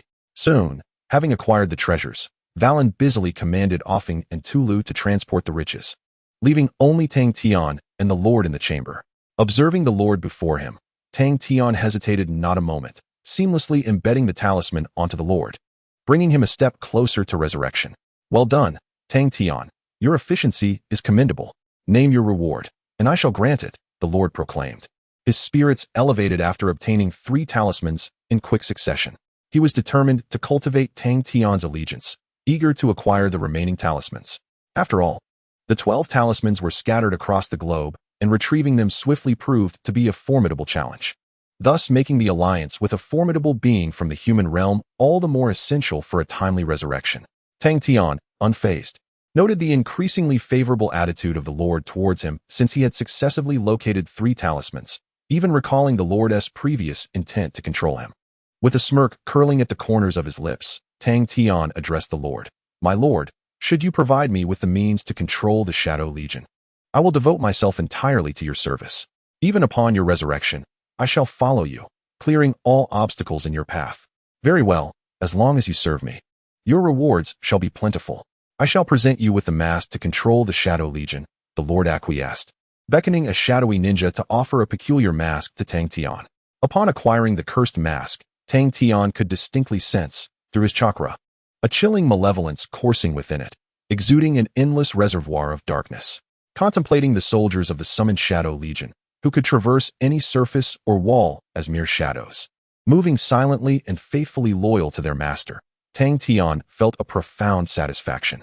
He believed that once he absorbed the mask's power, he would effortlessly command an inexhaustible and formidable army of ninjas. At that time, he would strike with precision, and even if he returned to the Marvel Universe, he would wield a super army capable of altering the world. Chapter 112. Journey to the Museum. The Invisible Serpent Talisman. In less than a month since arriving in the world of Jackie Chan Adventures, Tang Tian had reaped significant benefits. Not only acquiring the Demon Codex, but also obtaining a cursed mask. It is evident that Tang Tian possesses remarkable fortune. deftly leveraging his advantages to navigate between the Holy Lord and Cheng Long, progressively strengthening himself, which indirectly validates his cunning strategies. Indeed, the benefits of entering this realm extend far beyond mere fortune. In addition to the cursed mask and the demonic grimoire, treasures such as the Panka treasure box, the shape-shifting scroll, and the Holy Grail await his gradual discovery. Thus, this journey is merely at its inception.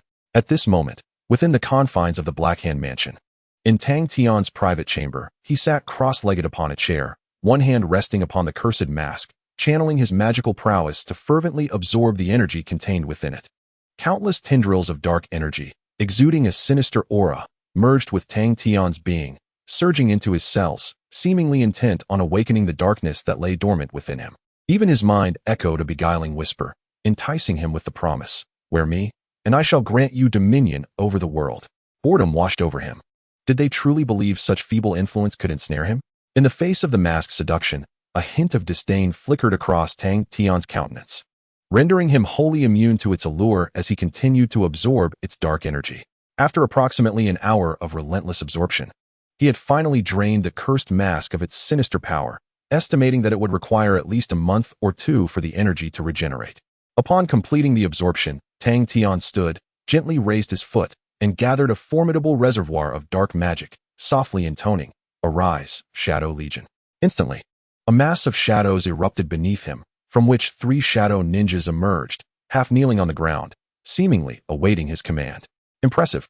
From this moment forth, I shall be a legion unto myself.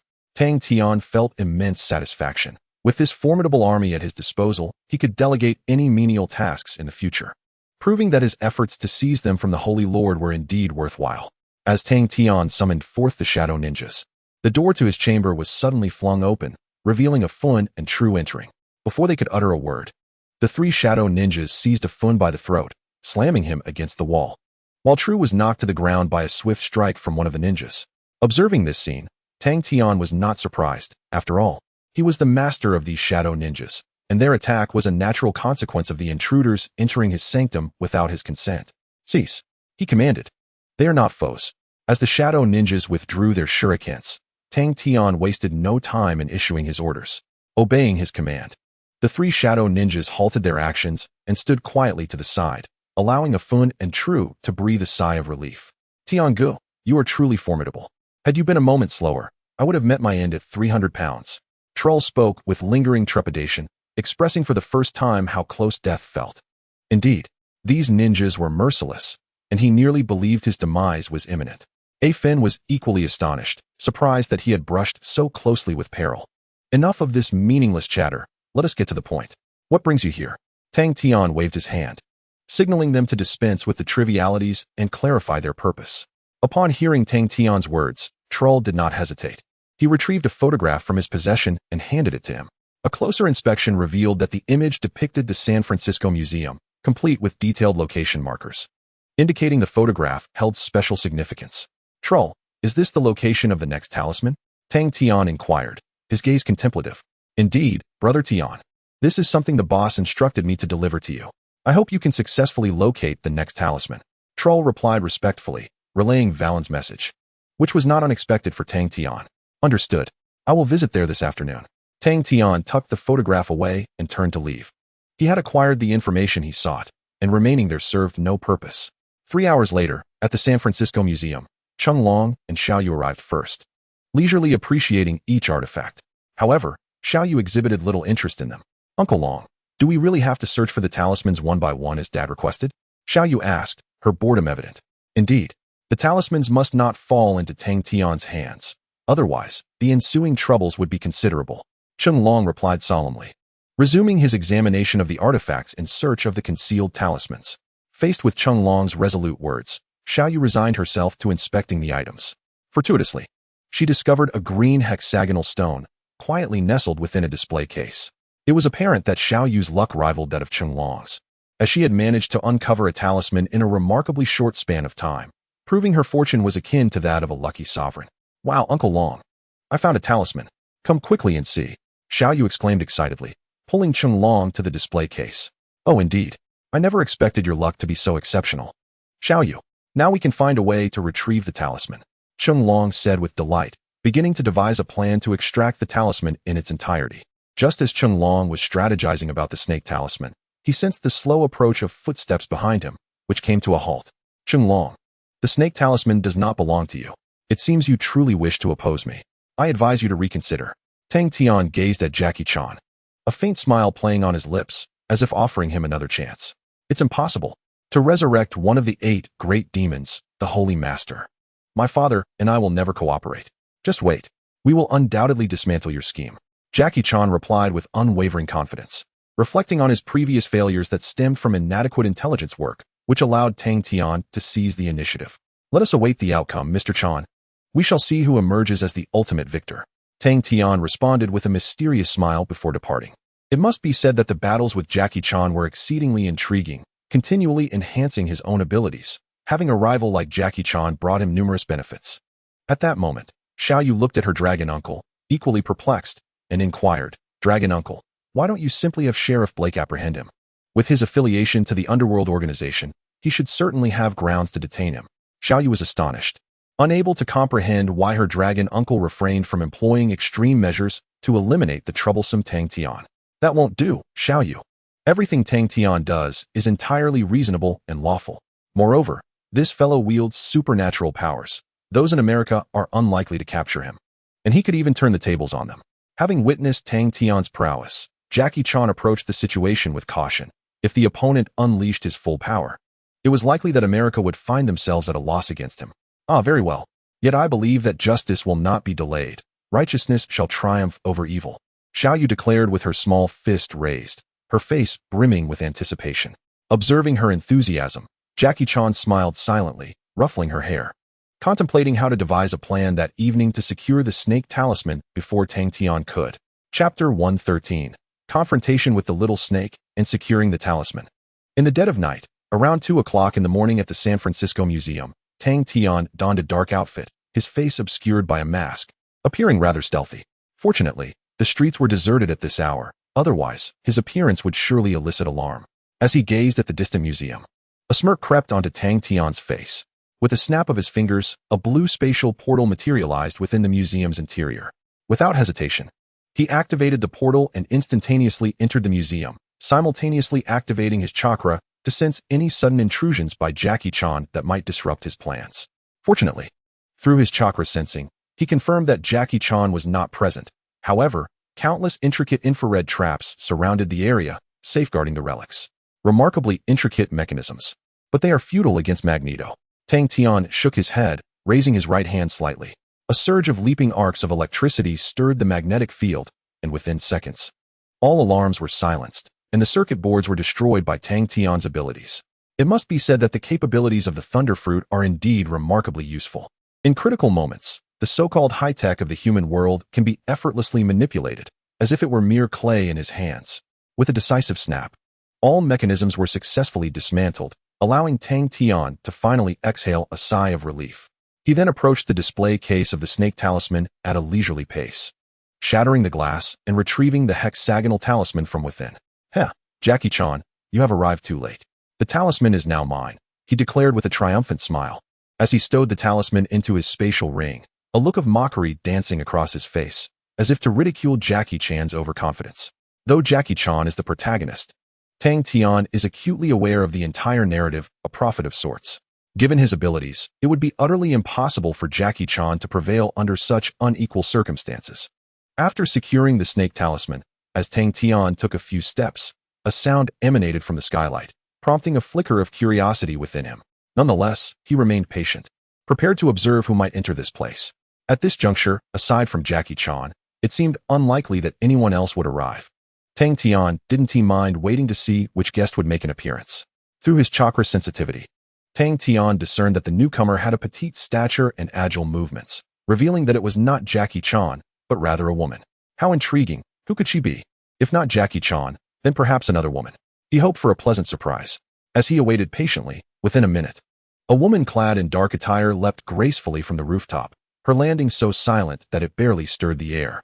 Upon touching the ground, the masked woman was astonished to discover that the infrared mechanisms had been completely disabled, and the air was tinged with a charred scent, hinting at the events that had transpired.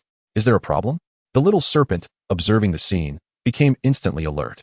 Such an occurrence was exceedingly unusual. Perhaps she had encountered a rival, for this situation was hardly coincidental. Realizing this, she drew a small knife from her person and scanned her surroundings, yet found no suspicious figures, which allowed her to breathe a sigh of relief. Unbeknownst to her, while she sought hidden adversaries, Tang Tian had already employed magic to meld seamlessly with the environment, rendering him invisible to all. Ultimately, the little serpent did not pursue any suspicious individuals. Instead, she swiftly approached a display case, prying it open with her knife, and without hesitation, seized a dazzling pink diamond from within. Under the moonlight, it shimmered with a captivating luster. "I've got it, the Pink Panther diamond," the little serpent exclaimed with overwhelming joy, believing she had struck it rich. This single diamond could fetch at least $500 million, a deal that guaranteed immense profit. "Quite impressive. Your performance is truly splendid. Continue your dance." Observing the movements of the small serpent, Tang Tian ceased to conceal his presence, dispelling his magical disguise and abruptly materializing before her, creating an air of peculiar intrigue. In that very moment, the small serpent, devoid of time to revel in her newfound fortune, decisively stowed away the diamond she had seized into her bag and brandished the small knife in her hand, standing defiantly against Tang Tian. "Who are you? Were you the one who sabotaged those infrared traps?" she inquired, her tone laced with accusation, as if threatening to strike should he remain silent. "Surely, you do not wish to express your gratitude? Without my intervention to obliterate those traps, do you truly believe you could have so effortlessly acquired the diamond, my dear girl?" Tang Tian replied, a subtle smile playing upon his lips. It was a rare encounter with a character from the narrative, who was also a future member of the Dragon Squad, and he was rather inclined to become acquainted with her. "Enough of your nonsense. I require no assistance from you. I could have dismantled those traps myself. Furthermore, your intentions appear rather dubious. I think it best to incapacitate you first." The small serpent wasted no time. Launching a flying kick aimed at Tang Tian's neck, a rush of wind heralding her attack. It was evident that she was a woman of considerable training, her reflexes swift and unyielding, seeking to subdue him without mercy. However, Tang Tian was no ordinary adversary. In response to her flying kick, he merely utilized a sliver of chakra with one hand, effortlessly dissipating the force of her attack without sustaining any harm. "Your skills are commendable, but to inflict harm upon me with such prowess is indeed an impossible feat," he remarked, shaking his head with an air of nonchalance. Recognizing her abilities, yet finding them woefully inadequate, not even grazing the hem of his garment. "Enough talk. I refuse to believe I cannot defeat you," the small serpent declared, her conviction unwavering as she unleashed a flurry of strikes upon Tang Tian, determined to vanquish the insufferable man before her.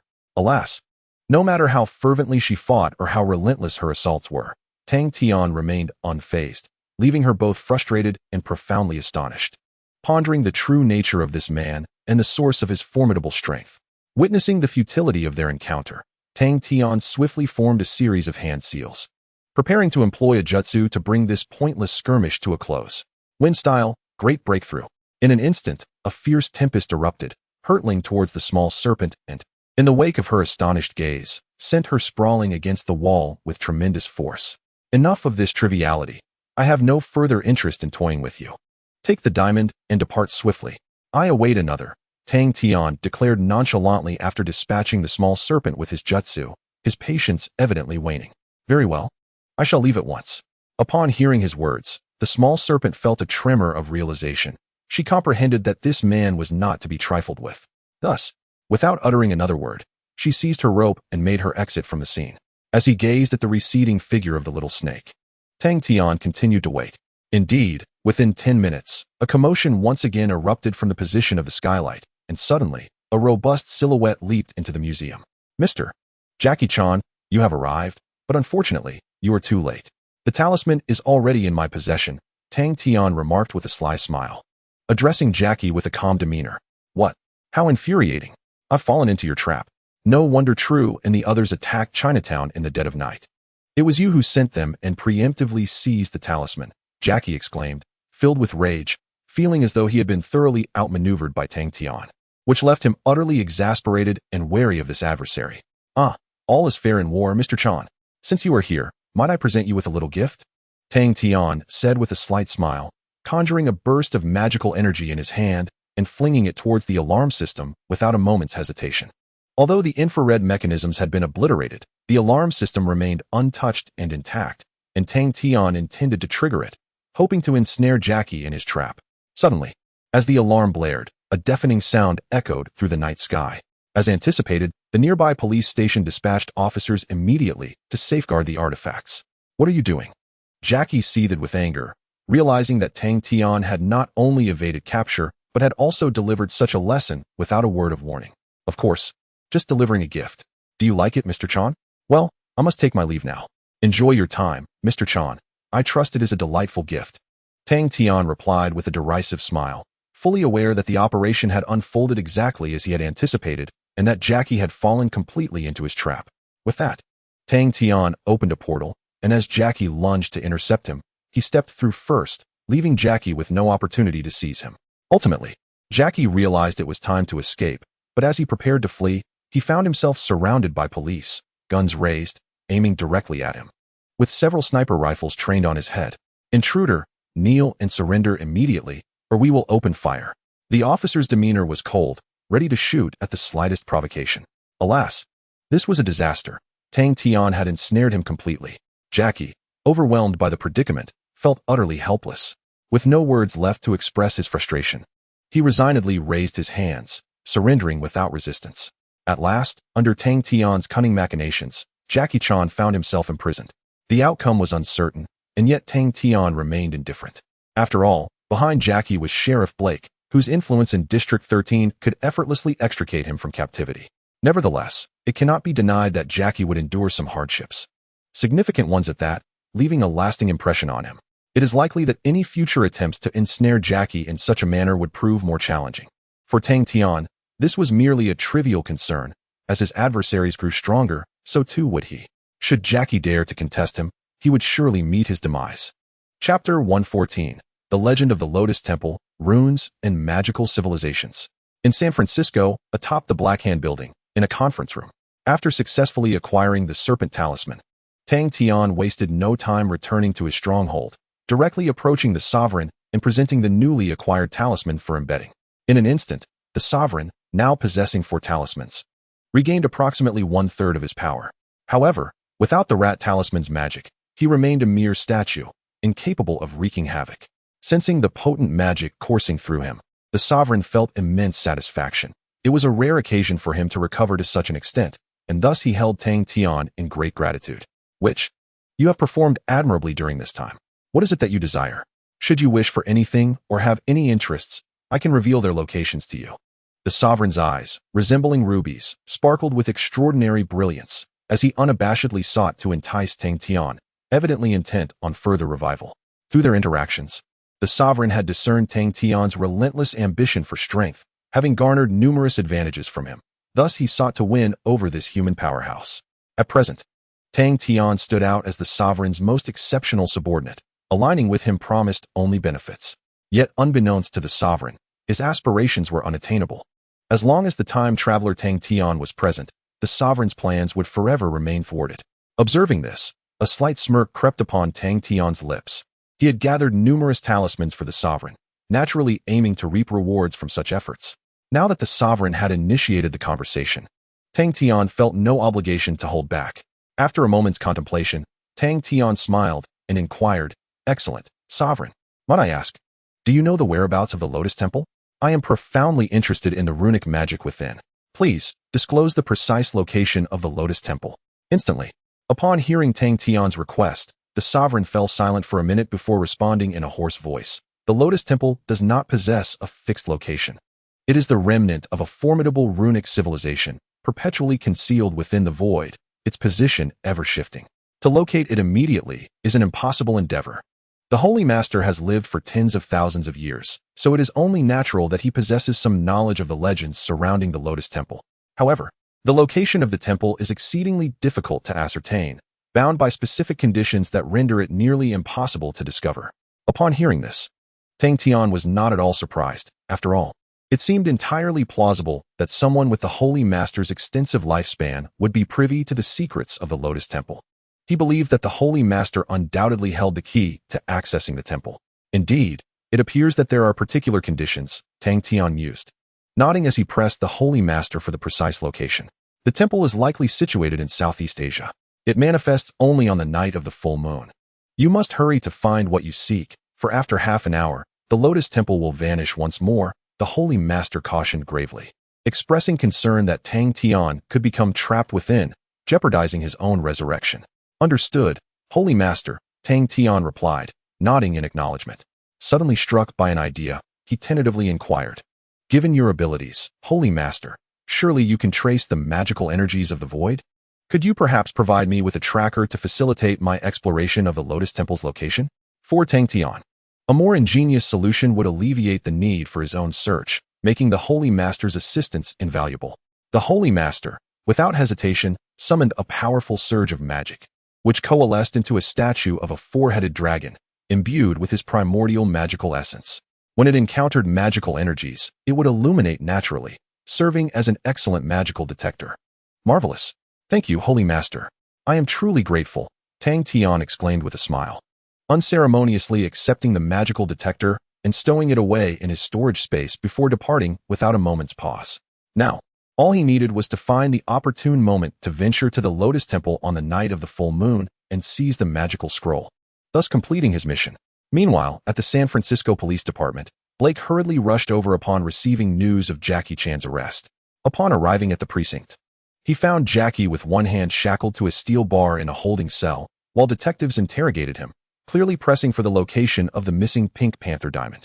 Yet, Jackie, unable to reveal the whereabouts of the diamond seized by the little snake, repeatedly claimed ignorance, inciting the detectives' frustration to the point where they seemed ready to unleash their ire upon him. "Enough.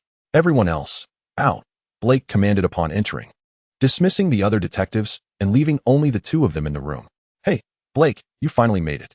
Hurry and get me out of here. I have things to attend to," Jackie exclaimed, excitement evident in his voice as he looked at Blake, eager to escape this predicament.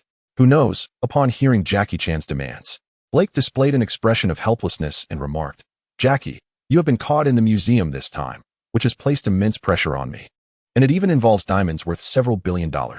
I can resolve this for you now, but next time, please exercise greater caution, otherwise, I will be unable to extricate you again."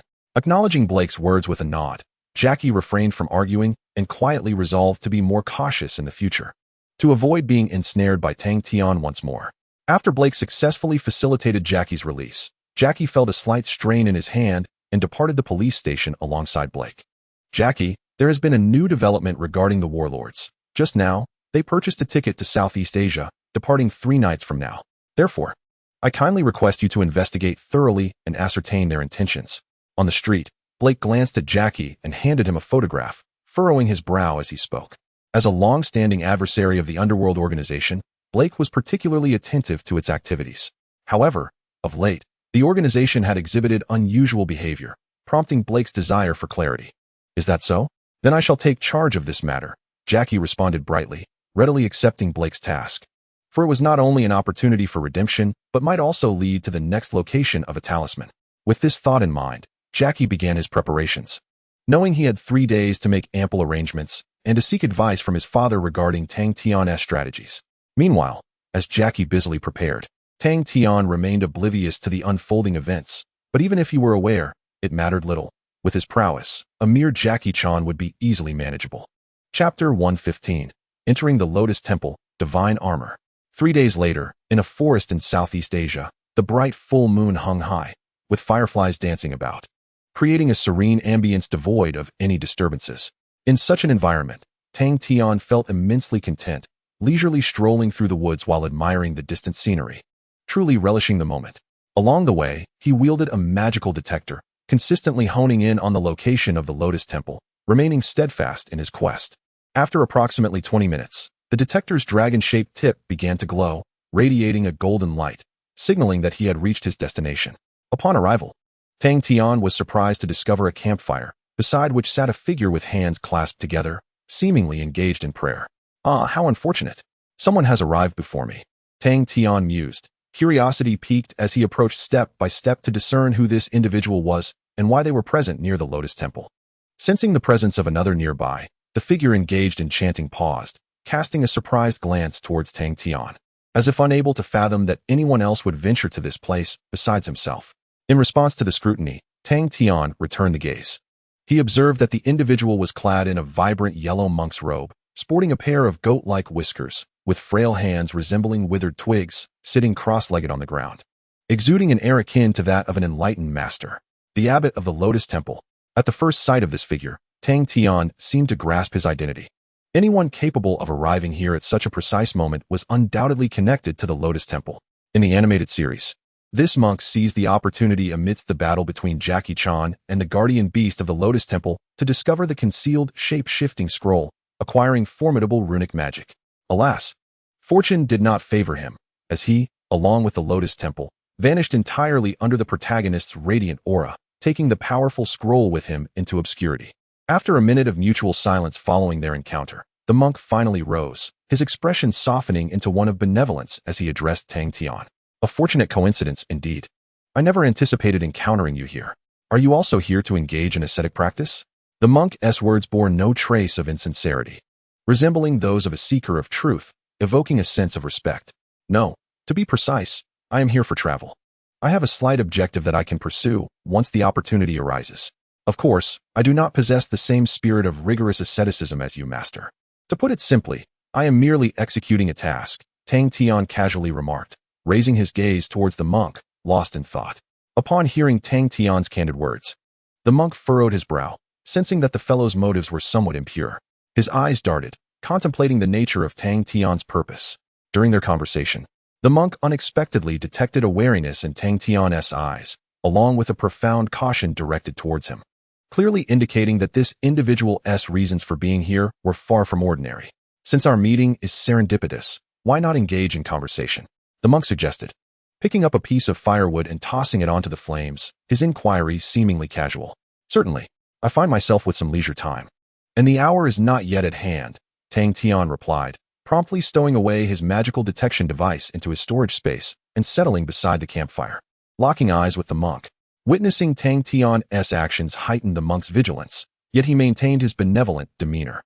Since you are traveling, is there any way I, a humble monk, may assist you? If needed, I shall offer my utmost support.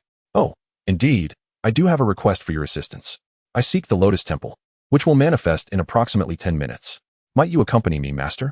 In response to the monk's words, Tang Tian regarded him with a half-smile, eager to discern the monk's true intentions. Should the monk express a desire to accompany him, Tang Tian harbored no intentions of negotiation, having acknowledged the monk's nefarious nature. He was resolute in preventing him from acquiring anything of value. However, upon hearing the mention of Lianhua Temple, the monk's expression shifted dramatically, prompting him to rise abruptly and shake his head. Benefactor, I must apologize. I cannot accompany you to Lianhua Temple. However, if you insist on going, I advise you to reconsider. Lianhua Temple is a sacred place, fraught with peril, and I would not wish for you to take such risks. The monk, displaying remarkable wisdom as a former abbot, understood well the presence of guardian beasts within. Should he enter, there was a significant chance of encountering their wrath. Seeing this, Tang Tian refrained from engaging in further conversation, responding to the monk's counsel with silence.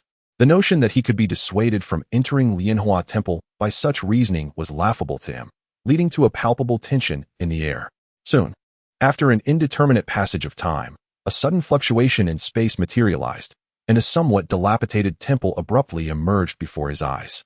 In that moment, Tang Tian sprang to his feet, dusting off his clothes and casting one last glance at the monk before preparing to depart without uttering a word.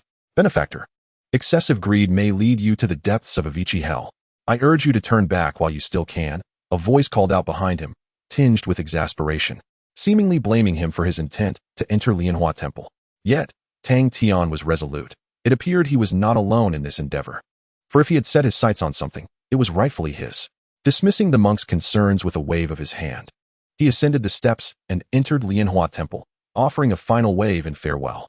Not far off, the monk observed Tang Tian's disregard for his advice, a look of disdain crossing his features. In his eyes, this individual was surely doomed. After all, entering Lianhua Temple first did not guarantee any advantage and could very well lead to unforeseen calamities, a truth that was glaringly evident. Nonetheless, the monk's thoughts were of little consequence to Tang Tian, who pressed forward into Lianhua Temple, intent on uncovering something of value to himself. In less than a minute, Tang Tian found himself within this legendary temple, immediately confronted by a pungent odor of decay. However, as a seasoned traveler of realms, he was unfazed by the environment. Having once traversed the sewers with Spider-Man, he had encountered far more complex settings. Thus, the challenges before him seemed trivial. Maintaining his composure, he ventured deeper, conjuring a luminous orb in his palm, which illuminated the entire temple like a blazing incandescent bulb. In an instant, as Tang Tian unleashed the light spell that illuminated the entire temple, a suit of armor glistening with runic inscriptions and a long sword intricately carved with complex runes were revealed at the entrance, exuding an imposing aura and an unimaginable magical power. This suit of armor fit seamlessly, adorned with a myriad of runes from which magic continuously surged, bringing great satisfaction to Tang Tian. The divine armor. At the first glance of this magnificent piece, Tang Tian instantly comprehended its significance. For him, this armor was indeed a priceless treasure. Haha, I have truly struck gold this time, a rare find indeed. Why not seize the opportunity? A smile spread across Tang Tian's face as he snapped his fingers, causing the divine armor to be stored within his spatial ring, finally securing it for himself. After all, upon arriving in this world, Tang Tian had always harbored a mindset of plunder, eagerly stashing every valuable item he encountered into his ring. Now, having acquired the divine armor even before obtaining the magic form scroll, he felt that fortune had favored him greatly, bestowing numerous benefits upon him. Chapter 116, The Final Victor. The magic form scroll in hand. Upon entering the Lotus Temple, Tang Tian did not pause for a moment, making his way towards the temple's hidden compartments, eager to procure the magic form scroll and depart smoothly. However, after only a short distance, he sensed an ominous presence fixating upon him, prompting him to halt and instinctively activate his Sharingan, scrutinizing the source of his unease. With a thunderous roar, a creature resembling a colossal wolf, its jaws gaping wide and claws razor-sharp, emanating an aura of frigid magical energy, materialized before him. Hey, this is a misunderstanding. Could you allow me to take something? Faced with the overwhelming pressure of the guardian beast, Tang Tian offered an awkward smile, attempting to lighten the mood with humor. Yet, the guardian beast was not in the mood for jest. Upon laying eyes on him, it opened its maw wide, unleashing a wave of absolute zero cold that surged toward him. Shinra Tensei. In response to the guardian's assault, Tang Tian focused his mind and harnessed the power of the Rinnegan to conjure a repulsive barrier, isolating all the frigid air from his vicinity. After a preliminary test, realizing its attacks were futile, the guardian beast dropped to all fours and lunged swiftly at Tang Tian's neck. Fortunately, Tang Tian's repulsive barrier proved sufficiently robust. Even the guardian's ferocious attack could not breach his defenses, inflicting not a single scratch upon him. Meanwhile, as Tang Tian and the guardian beast remained locked in a stalemate, the malevolent monk overheard the sounds of battle, a mocking grin spreading across his face. Haha, what a foolish fellow. Help me subdue the guardian beast. The magic form scroll is an item meant solely for my possession. The malevolent monk wore an expression of triumph as he gazed at the dilapidated rooftops of the Lotus Temple from a distance, where a layer of frost steadily accumulated, resembling a formidable beast unleashing a powerful attack, completely encasing much of the area in ice. After a moment's contemplation, the wicked monk, without a hint of hesitation, hastened up the steps, seeking refuge from the frigid confinement within the temple, discovering a shortcut that led him into a hidden chamber. Before long, he arrived at a dusty anteroom, boldly pushing open the door and stepping inside. Upon entering, the monk observed his surroundings closely and noticed a multitude of scrolls, most of which had weathered to the point of being irretrievable. Yet, at the center of the altar lay a singular, extraordinary scroll, emanating wisps of magical energy, a remarkable artifact indeed. Acquiring the magic-shaped scroll once more, he felt empowered, believing he now possessed the ability to alter the world. The wicked monk caressed the scroll, a manic expression illuminating his face, reflecting his elation. After all, he had orchestrated this plan for an extended period, employing numerous stratagems to seize the supreme legacy of the Lotus Temple. Thus his excitement was palpable as he envisioned his dominion over the world. With this thought, the monk unfurled the magic-shaped scroll and, wielding a brush imbued with potent elixirs, inscribed a hieroglyphic upon his palm. In an instant, an immense surge of magical energy coursed through him, surpassing the totality of the magical power cultivated by Tang Tian, illustrating the formidable might of the scroll. Suddenly, just as the wicked monk reveled in his triumph, a piercing sound erupted from behind him, startling him. Before he could react, the magic-shaped scroll was violently kicked from his grasp. Seizing the opportunity, a man clad in a blue shirt materialized before him, warily clutching the scroll while keeping a watchful eye on the malevolent monk. This man was none other than Jackie Chan, who, having received intelligence from Blake, had stealthily followed Tang Tian until witnessing this very scene. He then realized that Tang Tian had not been collecting talismans, but rather this scroll imbued with formidable magic. "Return the magic-shaped scroll to me at once. It rightfully belongs to me," the wicked monk bellowed, his anger directed at Jackie Chan, who nonchalantly raised his hand, transforming his magical energy into a projectile, hurling it fiercely towards Jackie Chan. With a resounding thud, the ground beneath Jackie Chan was struck, creating a deep crater, leaving him momentarily stunned, unprepared to confront such a formidable adversary. "Impossible. This item poses a threat to our world and must be entrusted to me for safekeeping. You cannot take it." Driven by a sense of justice, Jackie Chan firmly refused, concealing the scroll behind him as he sought a means to escape. "Humph. Since you refuse to relinquish it, prepare to meet your demise." The malevolent monk was engulfed in an overwhelming fury, unleashing a surge of dark energy with the intent to send the hapless Cheng Long flying. Cheng Long, observing the monk's wrath, felt a wave of trepidation wash over him as he braced himself for the impending assault. Divine rapture. Yet, before Cheng Long could even begin to evade, a familiar voice resonated in his ear, and in an instant, the monk's released magical energy was shattered, leaving Cheng Long unscathed. Such feeble power, indeed. "You are unworthy of possessing the morphing scroll." After effortlessly neutralizing the monk's attack, Tang Tian regarded him with a bemused expression, as if he had already secured victory. "Curse you. It's you again. Do you have an insatiable desire to oppose me?" The disdainful remarks from Tang Tian incited a roar of outrage from the monk. However, unfazed by the monk's fury, Tang Tian merely plucked the morphing scroll from behind Cheng Long and casually stowed it away in his spatial ring. "Wait.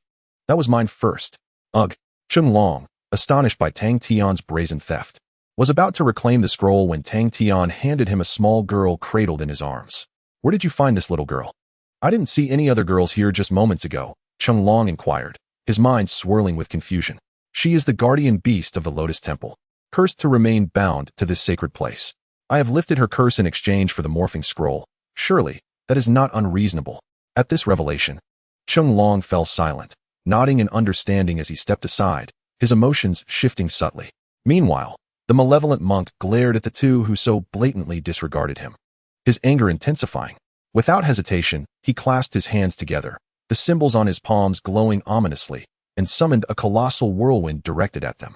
As the tempest approached, Tang Tian's eyes transformed into a kaleidoscope of colors, and with the manifestation of a celestial Susanoo, he struck the whirlwind with the swiftness of lightning, obliterating it.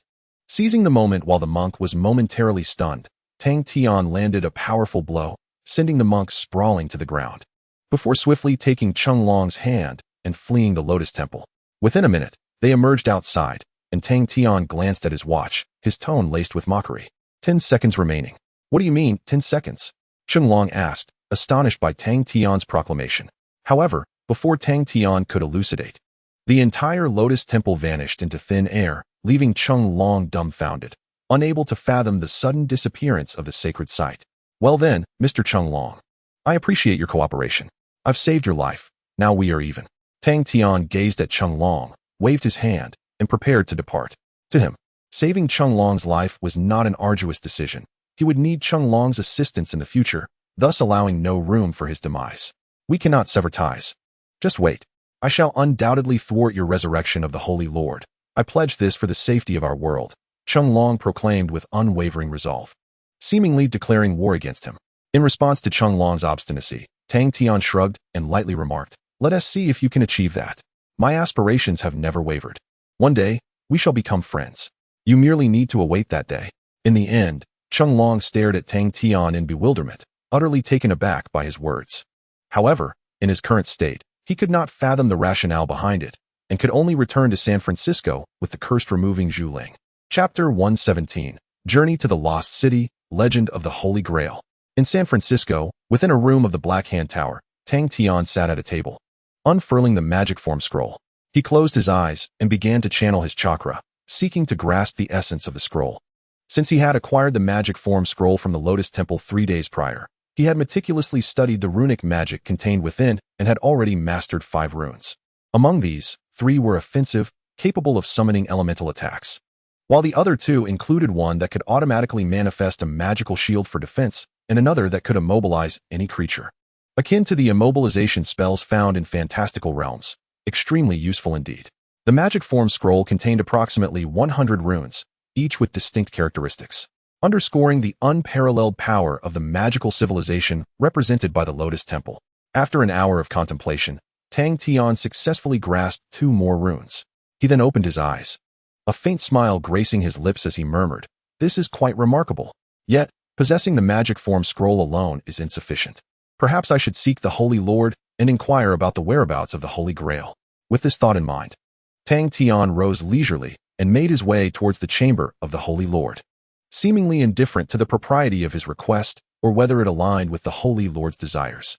It was evident that the Holy Lord, relying on him, would not dare to offend him. Thus, there was no need to hastily locate the talismans, which could potentially lead to future complications.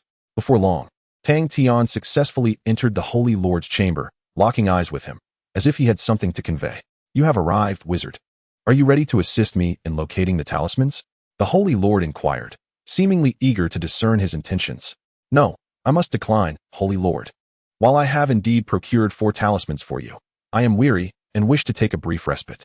Therefore, I seek your guidance on a destination for travel." Tang Tian, with a smile that was neither fully genuine nor entirely dismissive, directly declined the sovereign's proposal. To him, the enhancement of his own power took precedence, and hastily aiding the sovereign would undoubtedly yield no benefits. The atmosphere fell into a profound silence, as the sovereign appeared incredulous, unable to fathom that after investing considerable effort and valuable resources to recruit this individual, he was met with such an unequivocal refusal. The request, after all, was quite reasonable, merely to seek out a talisman. This incited a wave of irritation within the sovereign, who felt the human's response was somewhat excessive. "Then, to which location do you wish to go?" the sovereign inquired, concealing his thoughts with a facade of calm. "I wish to visit the lost city of Mantabu. So please provide me with the specific coordinates," Tang Tian replied, his demeanor unchanged. He was indifferent to the sovereign's thoughts, boldly testing the limits of their negotiation. Should the sovereign refuse, Tang Tian would temper his approach slightly, endeavoring to assist the sovereign, only to eliminate him upon his resurrection. Conversely, if the sovereign acquiesced, Tang Tian would naturally demand further advantages, ensuring the same fate for the sovereign as he had long envisioned. "Seek the next talisman, and you shall discern the precise location." "Humans ought not to be overly greedy," the sovereign remarked, unwavering in his refusal to comply with Tang Tian's unreasonable demands, offering a word of caution in the process. "Oh, sovereign, you truly possess a sense of humor. I shall postpone my search for the talisman for a while. You may remain here and bide your time," Tang Tian responded, unfazed by the sovereign's stance. He turned and departed, aware that he had other avenues to explore beyond the sovereign's constraints. Once outside the sovereign's chamber, Tang Tian reflected deeply, and suddenly, a flash of inspiration struck him. Reminiscent of an animated tale, it occurred to him that a merchant possessed a map to the lost city. Furthermore, the merchant's name was Michael, residing in San Francisco, thus making him relatively easy to locate. However, lacking influence in San Francisco, Tang Tian resolved to delegate the investigative task to Valen. With Valen dispatching his subordinates, it would not take long for them to find the individual. Without hesitation, Tang Tian made his way to the Grand Hall, where he discovered Valen leisurely perusing a newspaper while sipping red wine, exuding an air of contentment and vigor. "Valen, you seem to be enjoying life lately. I happen to have a matter to discuss with you," Tang Tian said, his smile broadening. "What is it? Please, do share. We are acquaintances after all. Feel free to speak candidly," Valen replied, setting down his glass. His expression remained calm, yet his demeanor was particularly attentive as he fixed his gaze upon Tang Tian, signaling him to proceed with the discussion. "I seek a merchant named Michael, who resides in San Francisco. Ideally, I wish to have him brought before me within 3 days for a thorough discussion." Without hesitation, Tang Tian stated his request directly. "Very well. No need for 3 days. Simply await my message tomorrow. No one has ever escaped my grasp," Valen confidently replied. As the ruler of San Francisco, his influence extended far and wide. Finding a mere merchant was hardly a formidable challenge. Even locating the governor's residence would not pose significant difficulty. Observing Valen's composed demeanor, Tang Tian felt reassured and returned to his quarters to engage in relentless training while anticipating the arrival of the individual he sought. Subsequently, through Valen's relentless networking efforts, The merchant named Michael was extracted from a bar by True, who unceremoniously thrust him into a luxury vehicle and brought him to the Black Hand Tower. During this process, Michael attempted to call for help, but was swiftly silenced by True's punch, deprived of any opportunity for resistance, much like a chicken being carried away. Now, with a bruised visage, Michael gazed at Tang Tian and Valen, bewildered as to why he had been summoned here, having no recollection of either individual. "Gentlemen, may I inquire what brings you to seek my company in such a grand manner?" Michael said, rubbing his swollen face, displaying evident distress. Upon hearing Michael's words, Tang Tian rose slowly, a playful expression gracing his features as he regarded Michael. "Let us speak plainly, Mr. Michael. I require the treasure map in your possession, or the map leading to the lost city of Mantab. Should you relinquish it to me, I assure you appropriate compensation," Tang Tian stated candidly, fixing his gaze on Michael, awaiting his response. Suddenly, upon grasping Tang Tian's intent, Michael's eyes darted, adopting an innocent facade as if plotting some ruse. Sir, this is a misunderstanding. I possess no treasure map. Do not heed the rumors of others. What is this Mantab? The lost city? I know nothing of it." Michael shook his head vigorously, appearing uncooperative, directly rejecting Tang Tian's request. Although Michael was unaware of their true motives, he understood all too well the significance of the map. Legend had it that the people of the lost city of Mantab possessed a chalice encrusted with diamonds. Drinking from it would grant eternal youth and vitality through its sacred waters. Michael had originally received this map from an archaeologist and intended to seize the chalice once his financial resources reached a sufficient level. Meanwhile, Tang Tian and Valen exchanged not a word, their expressions remaining impassive, yet they were acutely aware that this man might be attempting to play tricks. As Tang Tian contemplated, he raised his hand, and a rune illuminated in his palm. Instantly, Michael felt himself suspended in midair, utterly devoid of the strength to move even a finger. "Michael, is it? My patience is limited. I shall present you with a choice, death or life. Make your selection wisely. You have but 5 seconds to prepare." With that, a crackling arc of electricity manifested in Tang Tian's palm, pulsating dangerously, exuding an aura of imminent death that even at a distance, Michael could sense. 5, 4, 3. As the countdown commenced, the pressure on Michael intensified, cold sweat beginning to bead on his brow. Ultimately, as Tang Tian reached the count of 2, Michael, resigned, exclaimed, "Damn it, you win. The map to the lost city of Mantabu is yours, but you must ensure I receive a vial, otherwise, no amount of threats will compel me to divulge anything." Despite the allure of immortality, Michael was not prepared to relinquish his bargaining power and thus initiated negotiations with Tang Tian. "Very well, as you wish.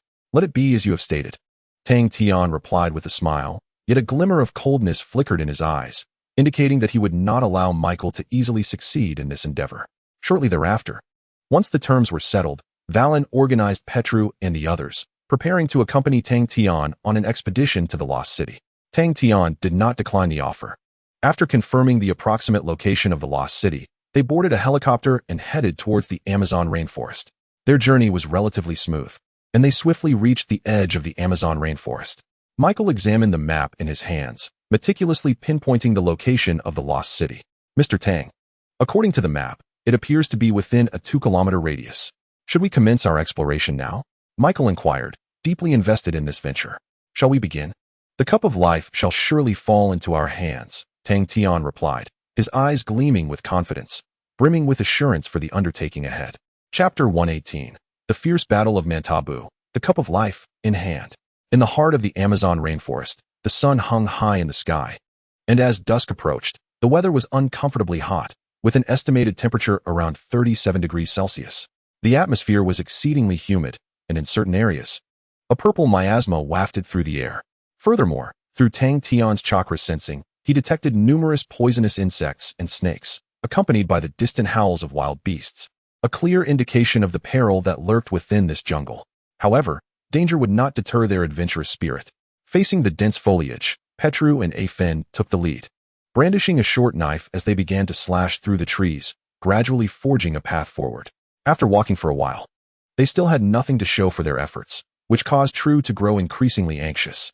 He seized Michael by the collar and shouted furiously, "You scoundrel! It has been 20 minutes already, and we have yet to find anything.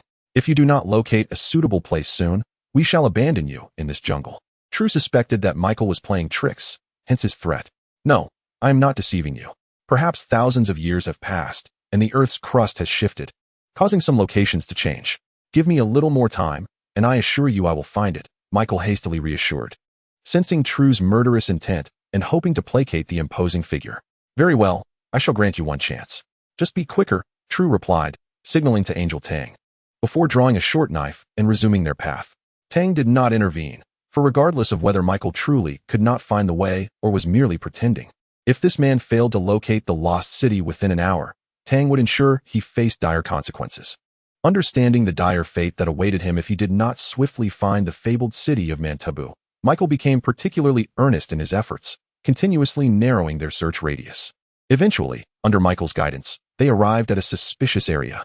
Upon entering, they discovered a barren landscape, the ground parched and devoid of any signs of vegetation. In that moment, Tang's eyes brightened. He seemed to grasp the significance of their discovery. This was the Amazon rainforest, known for its abundant rainfall. Such a desolate sight was impossible. He was 100% certain they had reached their destination. Mr. Tang, according to the map, it should be right here. Michael finally exhaled in relief. Finding the lost city meant he could survive and would not be abandoned by this group. I understand. Thank you for your assistance. However, the journey ahead does not involve you. Farewell, Mr. Michael. Upon hearing Michael's words, Tang smiled coldly. In an instant, his fingers converged into a blade-like form. And before Michael could react, he pierced through his heart with a swift motion. You deceived me. Michael's eyes widened in disbelief as he gazed at Tang, unable to fathom that this man would renege on their agreement and eliminate him upon realizing he was of no further use. Alas, it was too late. Michael had no chance of escape. As Tang's hand blade penetrated his heart, his consciousness descended into darkness, ushering him to meet his maker. Having dealt with the matter, Tang retrieved a tissue to wipe the blood from his hands, as if nothing had occurred, his demeanor remaining unchanged. As he gazed upon the enigmatic lost city, Tang Tian closed his eyes and utilized his chakra to sense his surroundings. In an instant, he encountered an invisible wall that obstructed his perception. This is the place, True. Please proceed and investigate. Should any danger arise, I shall protect you, Tang Tian commanded. Without hesitation, True stepped forward, ready to comply with his request.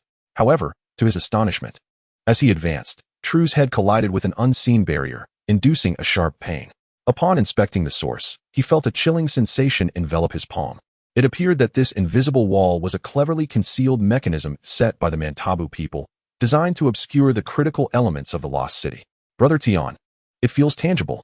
It seems you were right. This is indeed the location of the lost city. True tapped carefully. Yet he could not discern a method to activate the mechanism, so he turned to Tang Tian with a look of helplessness. After all, while True was inherently a formidable fighter, his intellect was not particularly high, and he sought assistance from Tang Tian with his gaze. I understand. Let me handle this. Without hesitation, Tang Tian approached and began to employ chakra for an exhaustive perception, aiming to identify the weak point of the mechanism to reveal the entirety of the lost city. Shortly, following the flow of magical energy, he pinpointed the core of the mechanism in a recess at the lower right corner of the city wall. Upon locating the target, Tang Tian unleashed a bolt of lightning that struck the wall's core. Crack! In an instant, the long-dormant lost city unfolded before their eyes, with its towering walls standing approximately 10 meters high, obscuring the view within. Just as Tang Tian began to relax, a barrage of crossbow bolts rained down upon them from a hole above the wall, striking with astonishing speed. Shinra Tensei. Without even glancing at the mechanisms of the lost city, Tang Tian effortlessly employed his Rinnegan technique, deflecting the projectiles, ensuring none struck him.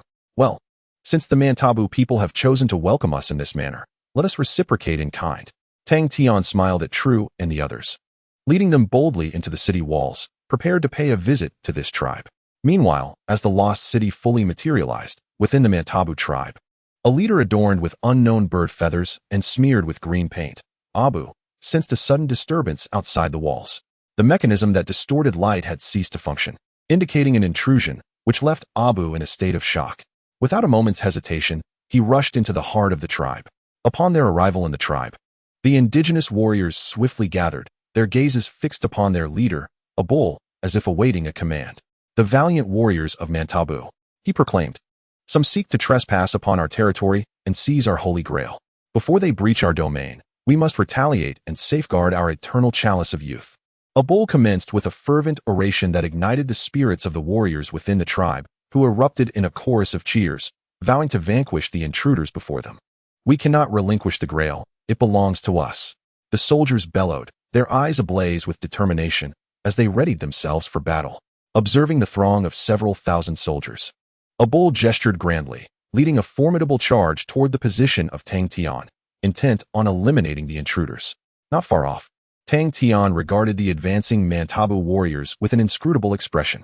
To him, these natives possessed but a meager trace of magic to sustain their immortality. Beyond that, their physicality was rather ordinary, perhaps slightly superior to that of an average person, which left Tang Tian, who had anticipated a grand confrontation, exhaling a weary sigh. "Brother Tian, there are over 1,000 of them. What should we do?" True asked, glancing at Tang Tian with a hint of trepidation. "Engaging them might prove futile." "Indeed, Brother Tian. Our numbers are insufficient. A swift retreat would be prudent," a Fen chimed in, casting anxious glances at Tang Tian, hoping to avoid a head-on clash with the natives. However, in response to the words of his companions, Tang Tian remained unfazed, his eyelids scarcely fluttering as he formed a hand seal. Shadow clone technique. With a billow of smoke, 100 clones materialized before them. Without awaiting further instruction, the clones commenced forming seals, unleashing advanced ninjutsu upon the encroaching indigenous forces. In an instant, the once formidable army was left in disarray.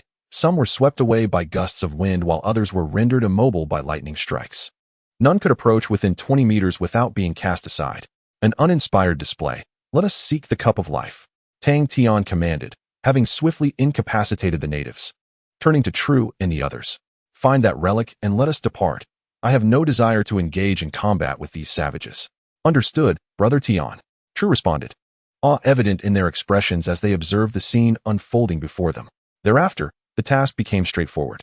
Tang Tian, attuned to his chakra, meticulously sensed his surroundings and ultimately discovered a golden chalice adorned with diamonds upon the altar of the Mantabu people.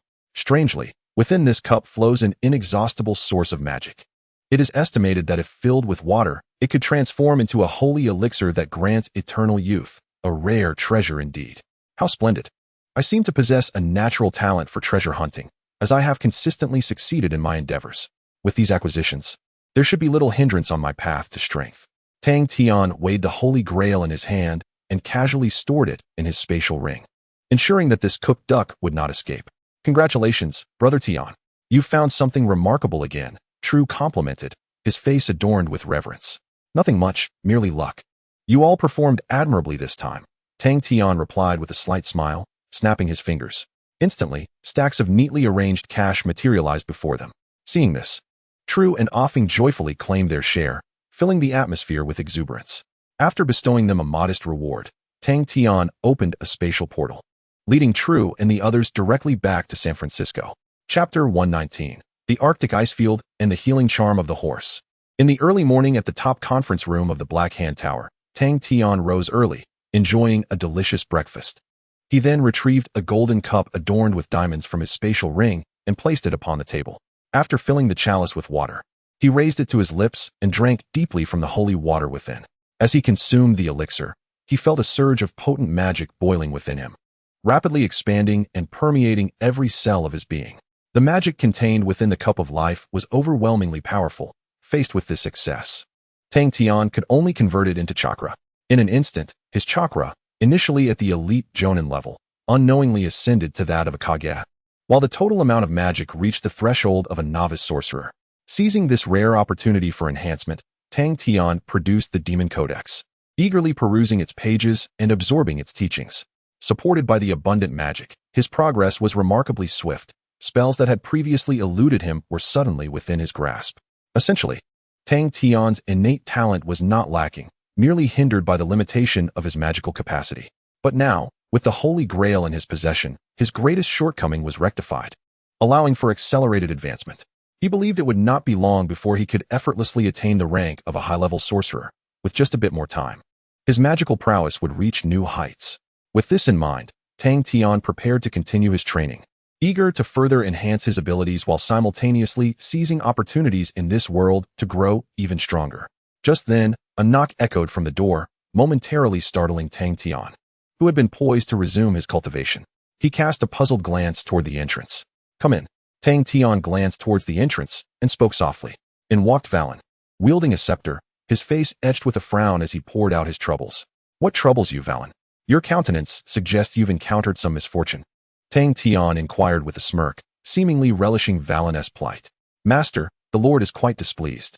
He is in a furious rage, and during this time, you have neglected to assist him in locating the talismans. The Lord has already threatened me with the Golden Rooster King's treasure. So I implore you to lend your aid and commence the search for the talismans. Valen asserted earnestly, his gaze fixed upon Tang Tian with gravity. Very well. For your sake, Valen, I shall continue my quest for the talismans. Tang Tian nodded in agreement, and together they proceeded to the chamber where the Lord resided, preparing to ascertain the location of the next talisman.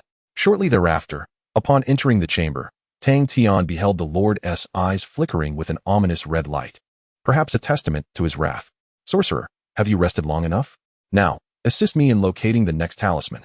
The Lord's tone was tinged with impatience, his words sharp and commanding. Of course, my lord. Please, enlighten me regarding the next talisman's whereabouts. Tang Tian readily acquiesced, refraining from testing the Lord's patience further. It lies in the far north. Hasten to retrieve it, or you shall receive no rewards. The Lord succinctly delineated the location, his demeanor reflecting his disdain for Tang Tian's earlier attitude. Yes, I shall take on the task of searching for the talismans, Tang Tian affirmed resolutely, accepting the mission and turning to depart without any intention of further dialogue with the Lord. After all, he had already drained much of the Lord's value. Beyond some future treasures that required the Lord's guidance, this legendary fire demon held little utility for him. Upon exiting the Lord's chamber, Valen approached Tang Tian, eager to comprehend the nature of their relationship and the apparent rift that had developed. Tang Tian, I recall that the Lord once held you in high regard. Yet now, it seems he harbors some disdain for you. What has transpired? Valen queried, perplexed by the situation. It is quite simple. Have you not realized? Whether it be you or I, the Lord fundamentally seeks to exploit us. Conversely, why should I not exploit him? Tang Tian chuckled lightly, causing Valen's expression to shift dramatically. He continued, thus, once I attain greater strength, I shall eliminate the Lord. Should you wish to collaborate with me, I am prepared to share wealth that rivals the Golden Rooster King's treasure. Upon hearing Tang Tian's words, Valen's expression fluctuated, and ultimately, he nodded. Allow me to ponder this. However, your foremost priority now is to gather the talismans. In half an hour, Teru will escort you to the Arctic by helicopter. Receiving a response from Valen, Tang Tian did not object, but turned and departed immediately. In his view, gathering the talismans was undoubtedly the most pressing matter at hand. Half an hour later, the helicopter arrived as scheduled, and Tang Tian boarded it, embarking on his journey to the Arctic in search of the next talisman. Throughout the journey, he found himself somewhat relishing the scenery, contemplating that magic need not always be employed. Otherwise, opening a portal would merely conclude the task, rendering it rather mundane. Thus, with the intent to savor his experience in this world, Tang Tian decided to refrain from using his magic in certain situations, allowing himself the pleasure of appreciating the journey's vistas, a notion he deemed quite splendid. After several hours of turbulent flight, they finally arrived at a vast expanse of ice, blanketed in pristine snow, with occasional snowflakes drifting through the air, creating an atmosphere of intense cold. Notably, not far from their location stood an aged wooden cabin, vividly contrasting with the icy landscape, as if harboring some hidden secret within. Fen, Zhou, and Leisu, you may descend. The talisman lies within. Assist me in retrieving it swiftly, and I shall reward you accordingly, Tang Tian commanded, casting a scrutinizing glance at the trio beside him. All right, Brother Tian, leave it to us. The three, having received the order, accepted without hesitation, having benefited greatly from Tang Tian previously. For ease of movement, they donned their skis and approached the wooden cabin, coming to a steady halt before entering. However, a cautious expression crossed Tang Tian's face, tinged with a hint of wariness, prompting a puzzled reaction from True beside him. Brother Tian, what's the matter? We should be able to acquire the talisman without issue. There's no need for concern, True remarked thoughtfully, seemingly convinced that obtaining the talisman would be a straightforward endeavor. Of course, I too hope it will be so. However, encountering Qinglong may complicate matters. Tang Tian replied with a slight smile, a touch of resignation evident in his tone. Chapter 120. Avalanche strikes, Qinglong's unfortunate day. On the ice expanse. After waiting for 10 minutes, the lack of activity from Fen and the others began to agitate True. Ignoring Tang Tian's objections, he approached the cabin to assess the situation. With a resounding crash, the cabin door flew open, and True boldly stepped inside. Upon entry, he found Finn and Leisu hilariously bound to the ceiling with nylon ropes. The individual responsible for their predicament wore a thick cotton coat, brandishing a talisman, his demeanor nonchalant. Chenglong. Even upon noticing True's arrival, Chenglong appeared unfazed, as if it were an ordinary occurrence. Regrettably, big guy, you are too late. The talisman is now mine. I assure you, I will not relinquish what I have obtained, he declared. Jackie Chan tucked the talisman into his padded coat, extending his hand in a provocative gesture while surveying the surroundings for an escape route. Hand over the talisman, or you'll be doomed, he growled menacingly. True, resembling a humanoid tank, lunged forward with ferocity. We'll see if you can manage that, big guy. I'm off now. Enjoy yourself. Aware that Tang Tian was likely lurking behind True, Jackie dared not underestimate the situation. He sprang up, shattering the glass on the right side of the wooden cabin before dashing out. By a stroke of luck, Jackie stumbled upon the snowboards belonging to Offing and his companions. He swiftly seized one and took off without a moment's delay, leaving only a faint trace in his wake. It was evident that those three fools had unwittingly aided him, allowing for a smooth escape and providing him with such convenient snow gear. Alas, it seems I must take matters into my own hands. These fellows are simply too unreliable. Tang Tian sighed, pulling out a snowboard of his own, casting it to the ground, and manipulating his chakra to accelerate towards Jackie's position. Meanwhile, True had rescued Offing and the others, igniting the snowmobile parked beside the cabin, and they set off to encircle Jackie. After some time, the trio caught up with Jackie, raising their ski poles to strike at him. Sensing the rush of air, Jackie executed a graceful backflip, evading their attack flawlessly, and swiftly snatched the ski pole from his hand to disarm them. At that moment, True's snowmobile barreled towards Jackie, but he skillfully sidestepped it, sustaining no damage whatsoever. Huh, you fools are chasing me. If you can catch me, the talisman is yours, Jackie exclaimed with bravado, casting a challenging glance back at Tang Tian, exuding confidence as if victory were assured. After all, their positions were constantly shifting. Even if Tang Tian possessed some unique abilities, it was unlikely he could execute them smoothly. Interesting. If you seek death, I shall oblige you, Jackie, Tang Tian retorted coldly, enhancing his chakra once more. In an instant, his snowboard surged forward like a speeding vehicle, appearing directly behind Jackie. What? Sensing Tang Tian's presence, Jackie pushed himself harder to increase the distance, desperate to evade his impending attack. Too late, Mr. Jackie. Mistakes come with consequences. Prepare yourself, Tang Tian remarked nonchalantly, raising his right hand as a blade of wind shot forth, aimed at the location where Jackie concealed the talisman. However, Jackie Chan possesses an extraordinary sixth sense for danger, deftly evading Tang Tian's strike and further increasing the distance between them. Yet, undeterred by Jackie's movements, Tang Tian launched an unrelenting pursuit, employing both magic and ninjutsu in a relentless bombardment. Nevertheless, as the fated child, Jackie was remarkably fortunate, consistently managing to evade Tang Tian's blows at critical moments, leaving Tang Tian in a state of incredulity.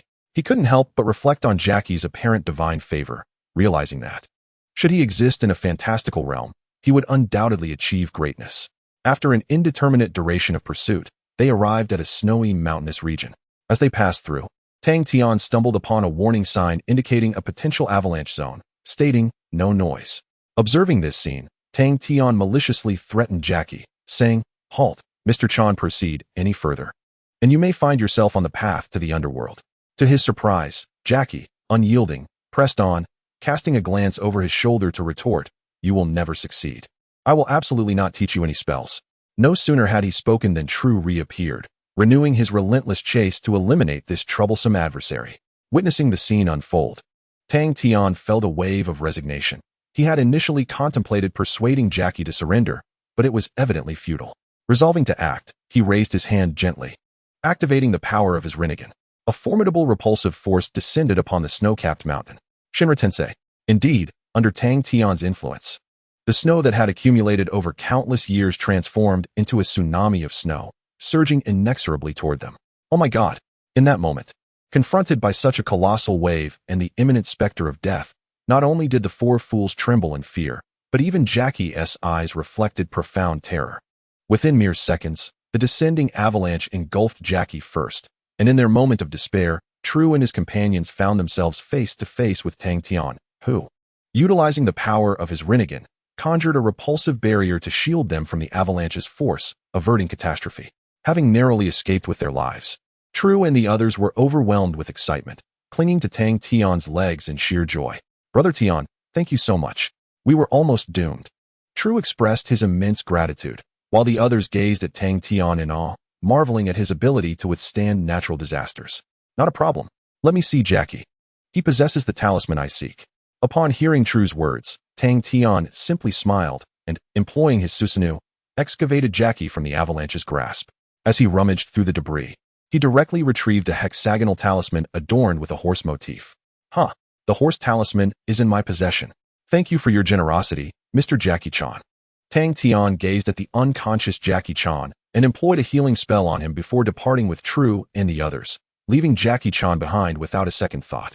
The underlying motive for this decision was clear. Jackie Chan still held immense value. His continued existence would undoubtedly yield endless benefits, which is precisely why Tang Tian chose to spare him. Chapter 121. The Jelani Emerald, the Treasure Hunt Scheme. Inside the Blackhand Building, within the chamber of the Master. As the door swung open abruptly, Tang Tian entered with an air of composure, leisurely retrieving the horse talisman from his pocket and waving it before the Master. His eyes brimmed with arrogance and confidence, since aligning himself with this evidently dim-witted antagonist, he had successfully manipulated him with ease, which filled him with a sense of pride. Observing the talisman in Tang Tian's hand, the Master's ruby-like eyes sparkled with excitement. Disregarding Tang Tian's demeanor in favor of his intense desire for the newly acquired talisman. Quickly, wizard, give me the horse talisman, the Master implored eagerly, his longing for resurrection palpable. In response, Tang Tian stepped forward without hesitation, locating the designated slot and inserting the talisman with resolute certainty. Buzz. As the fifth talisman fused with the Master's being, a radiant white light enveloped him, signaling that his resurrection was now one step closer. Yet, even with the acquisition of the fifth talisman, the Master remained unsatisfied. His ruby-like eyes flickered again, revealing a shift in his mental state as he pondered something. Noticing this, Tang Tian was in no rush to depart. Lingering was advantageous, as he sought to extract further value from the Master. After all, under what circumstances was the Master most amenable to negotiation? Tang Tian would assert that it was the Master prior to resurrection who would adhere strictly to promises, though post-resurrection, his word was seldom reliable, which, I believe we ought to have a serious discussion. The Master rasped, his voice laced with a thread of magic that resonated in Tang Tian's mind. Upon hearing the Master's words, Tang Tian stretched lazily and sauntered over to him, fixing his gaze on the Master's ruby-like eyes, yawning as he inquired, "Might I ask what Lord Master wishes to discuss? I still have numerous matters to attend to." Tang Tian's nonchalant demeanor served to subtly convey to the Master that he was no longer the obsequious subordinate of yore. He had now risen to a position of equal footing in their discourse. Should the Master fail to provide him with adequate incentives, he would not continue his search for the talisman. "Let us strike a deal, and I shall reveal to you the secrets that span across the globe. Where indeed are those invaluable magical artifacts concealed? However, I have but one condition. Assist me in locating the talismans. Can you fulfill this request?" The Holy Lord inquired of Tang Tian in a grave tone. "Certainly. First, disclose the locations, and I shall endeavor to procure all the talismans within the remaining month. Rest assured, I am not like you demons, devoid of integrity," Tang Tian replied nonchalantly, casting a sardonic glance at the Holy Lord and his ilk. "Very well. It is agreed." Thus, the transaction commences in earnest. Upon the Holy Lord's words, a burst of crimson light erupted from the statue, swiftly transforming into a stream of luminescence that descended upon Tang Tian, merging with his consciousness. In an instant, numerous place names and wondrous artifacts flooded his mind, eliciting a smile to grace Tang Tian's lips once more. "Haha, I am grateful for your generosity, Holy Lord. I assure you, I shall deliver on my promise," Tang Tian remarked, his demeanor softened by the fortune he had gained. He bowed deeply and departed. In the month that followed, Tang Tian sought out Valen, requesting him to dispatch True and others to assist in the search for the extraordinary magical items. It was not until a month later that True, appearing disheveled and weary, knocked on his door, exclaiming, "Brother Tian, we have located the Jelani Emerald. And what of the artifact? Have you brought it with you?" Tang Tian eagerly inquired, his anticipation palpable. This was the first magical item he sought, imbued with a potent curse. Legend had it that anyone who came into contact with the emerald would be plagued by relentless misfortune. Recalling his time in the Marvel Universe, where he anticipated needing such an item, he had prioritized its retrieval. "I apologize, Brother Tian. We attempted to acquire it, but but upon merely touching the emerald, we were beset by a series of unfortunate events, ultimately forcing us to return the emerald to its previous owner. True explained, his face smudged and ashen. Upon closer inspection, Tang Tian noted the once fair complexion of True now bore signs of charring, and even his arms showed evidence of animal scratches. It was evident that the emerald's curse was exceedingly formidable, devouring the bearer's good fortune and transforming it into a cascade of calamities. I understand now. Prepare the vehicle. Take me there. Only I can confront the emerald's curse unscathed, Tang Tian declared confidently, ready to embark on the quest. An hour later, before a dilapidated villa in San Francisco, Tang Tian's vehicle came to a steady halt. Without seeking the owner's consent, he forcefully kicked open the front door. Inside the crumbling abode, a man clad in tattered clothing and smoking a low-quality cigar gazed fearfully at the emerald before him, hesitant even to sip water.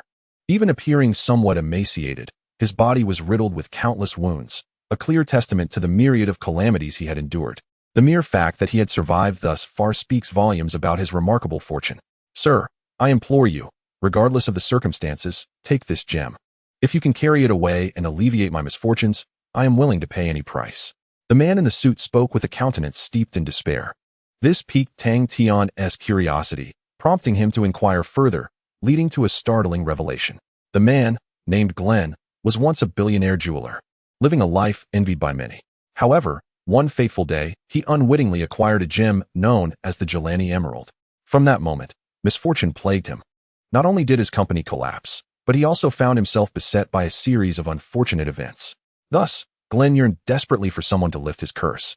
During this time, several others attempted to claim the emerald, but without exception, they met with disastrous fates, ultimately returning the gem. Mr. Glenn, you truly are unfortunate.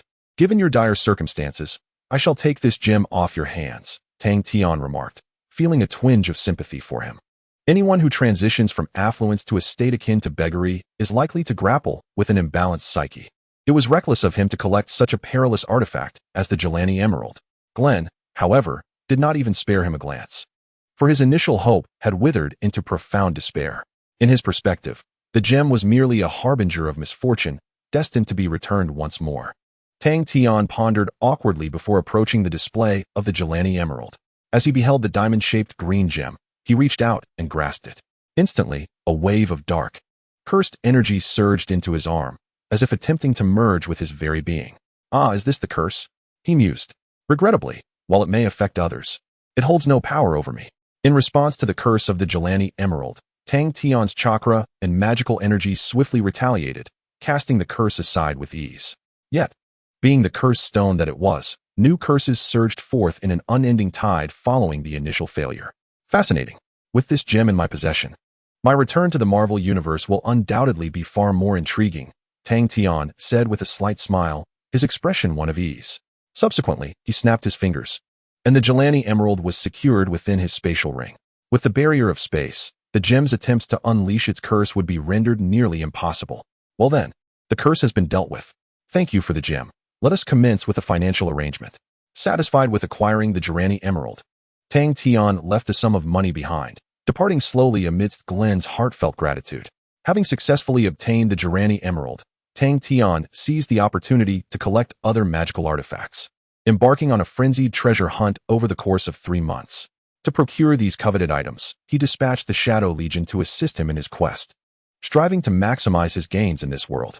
Through relentless effort, he secured treasures such as the Eye of Aurora from the Egyptian ruins, a magical artifact enabling spatial movement. The Shiva Temple bracelet that transforms the wearer into a state akin to an Azura, granting them 4 arms and enhanced strength, and Wei Zhang's jar, a sealing magical item, among others, all falling into his hands with remarkable ease. Simultaneously, after 3 arduous months, True, Afun, Zhou, and La Su were summoned by Tang Tian to a room, the door closing behind them. Given their strenuous efforts during this period, Tang Tian, as their superior, was generous in his rewards and punishments, ensuring they would be motivated for future endeavors. True, your recent endeavors have been commendable. As a reward, I shall grant each of you 500,000. With a snap of his fingers, $2 million materialized before them. The sight of the cash left True and his companions drooling, their minds devoid of any thoughts of rejection as they eagerly embraced the money, their eyes filled with gratitude. Thank you, Brother Tian. Please do not hesitate to call on us for such matters in the future. Having used his financial prowess to rally their support, Tang Tian turned to devise his next spell. Chapter 122, An Unexpected Encounter at the Auction, Competing for the Mouse Spell. Outside an auction house in Chinatown, a sleek black luxury vehicle arrived and came to a halt at the entrance. From the car emerged Tang Tian and his entourage, exuding an imposing presence. From a distance, their formidable group prompted those attending the auction to cautiously steer clear, wary of their approach. Upon entering, their striking assembly naturally attracted considerable attention, particularly from Cheng Long, whose face bore an expression of disbelief, seemingly unable to comprehend the situation. "Oh no, Blake, those guys are back. It seems we are in trouble," Cheng Long said anxiously, clearly apprehensive that their presence might disrupt his plans to secure the spell. "Do not worry, Cheng Long, just focus on the auction. I will support you from behind," Blake whispered, his eyes warily fixed on Valen, puzzled by the recurring encounters with this old adversary.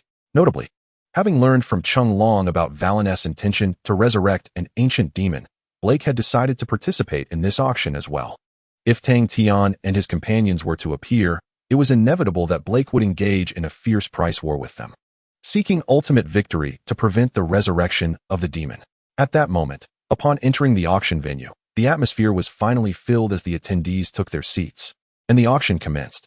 Initially, the items presented were merely antiquated bronze swords or porcelain artifacts.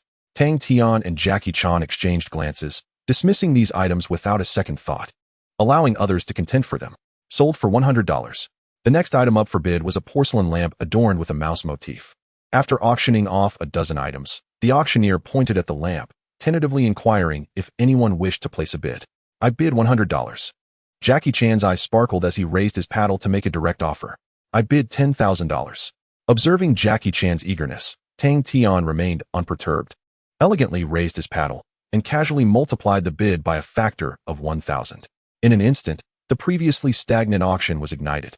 As countless eyes turned toward Tang Tian, intrigued by his audacious leap in bidding, unaware of any enmity he might hold against the initial bidder.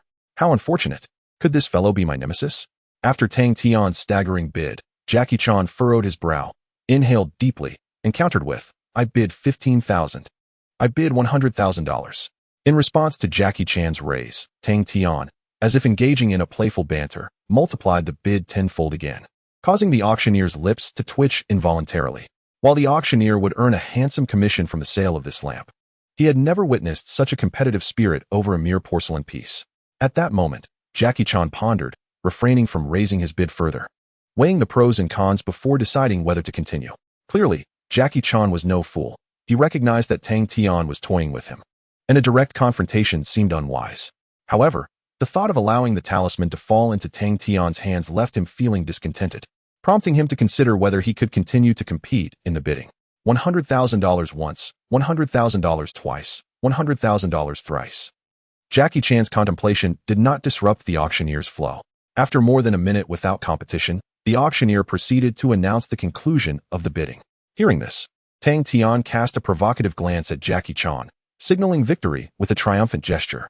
Suddenly, spurred by Tang Tian's provocation, Jackie Chan could no longer contain himself. He quickly stood up, interrupting the auctioneer's impending announcement. "I bid $105,000. Jackie Chan, under immense pressure, raised the original bid by $5,000. Upon hearing this new figure, Tang Tian's face revealed a hint of disdain. With Jackie Chan's level of bidding, attempting to engage him in a price war felt akin to an amateur demonstrating their skills before a master.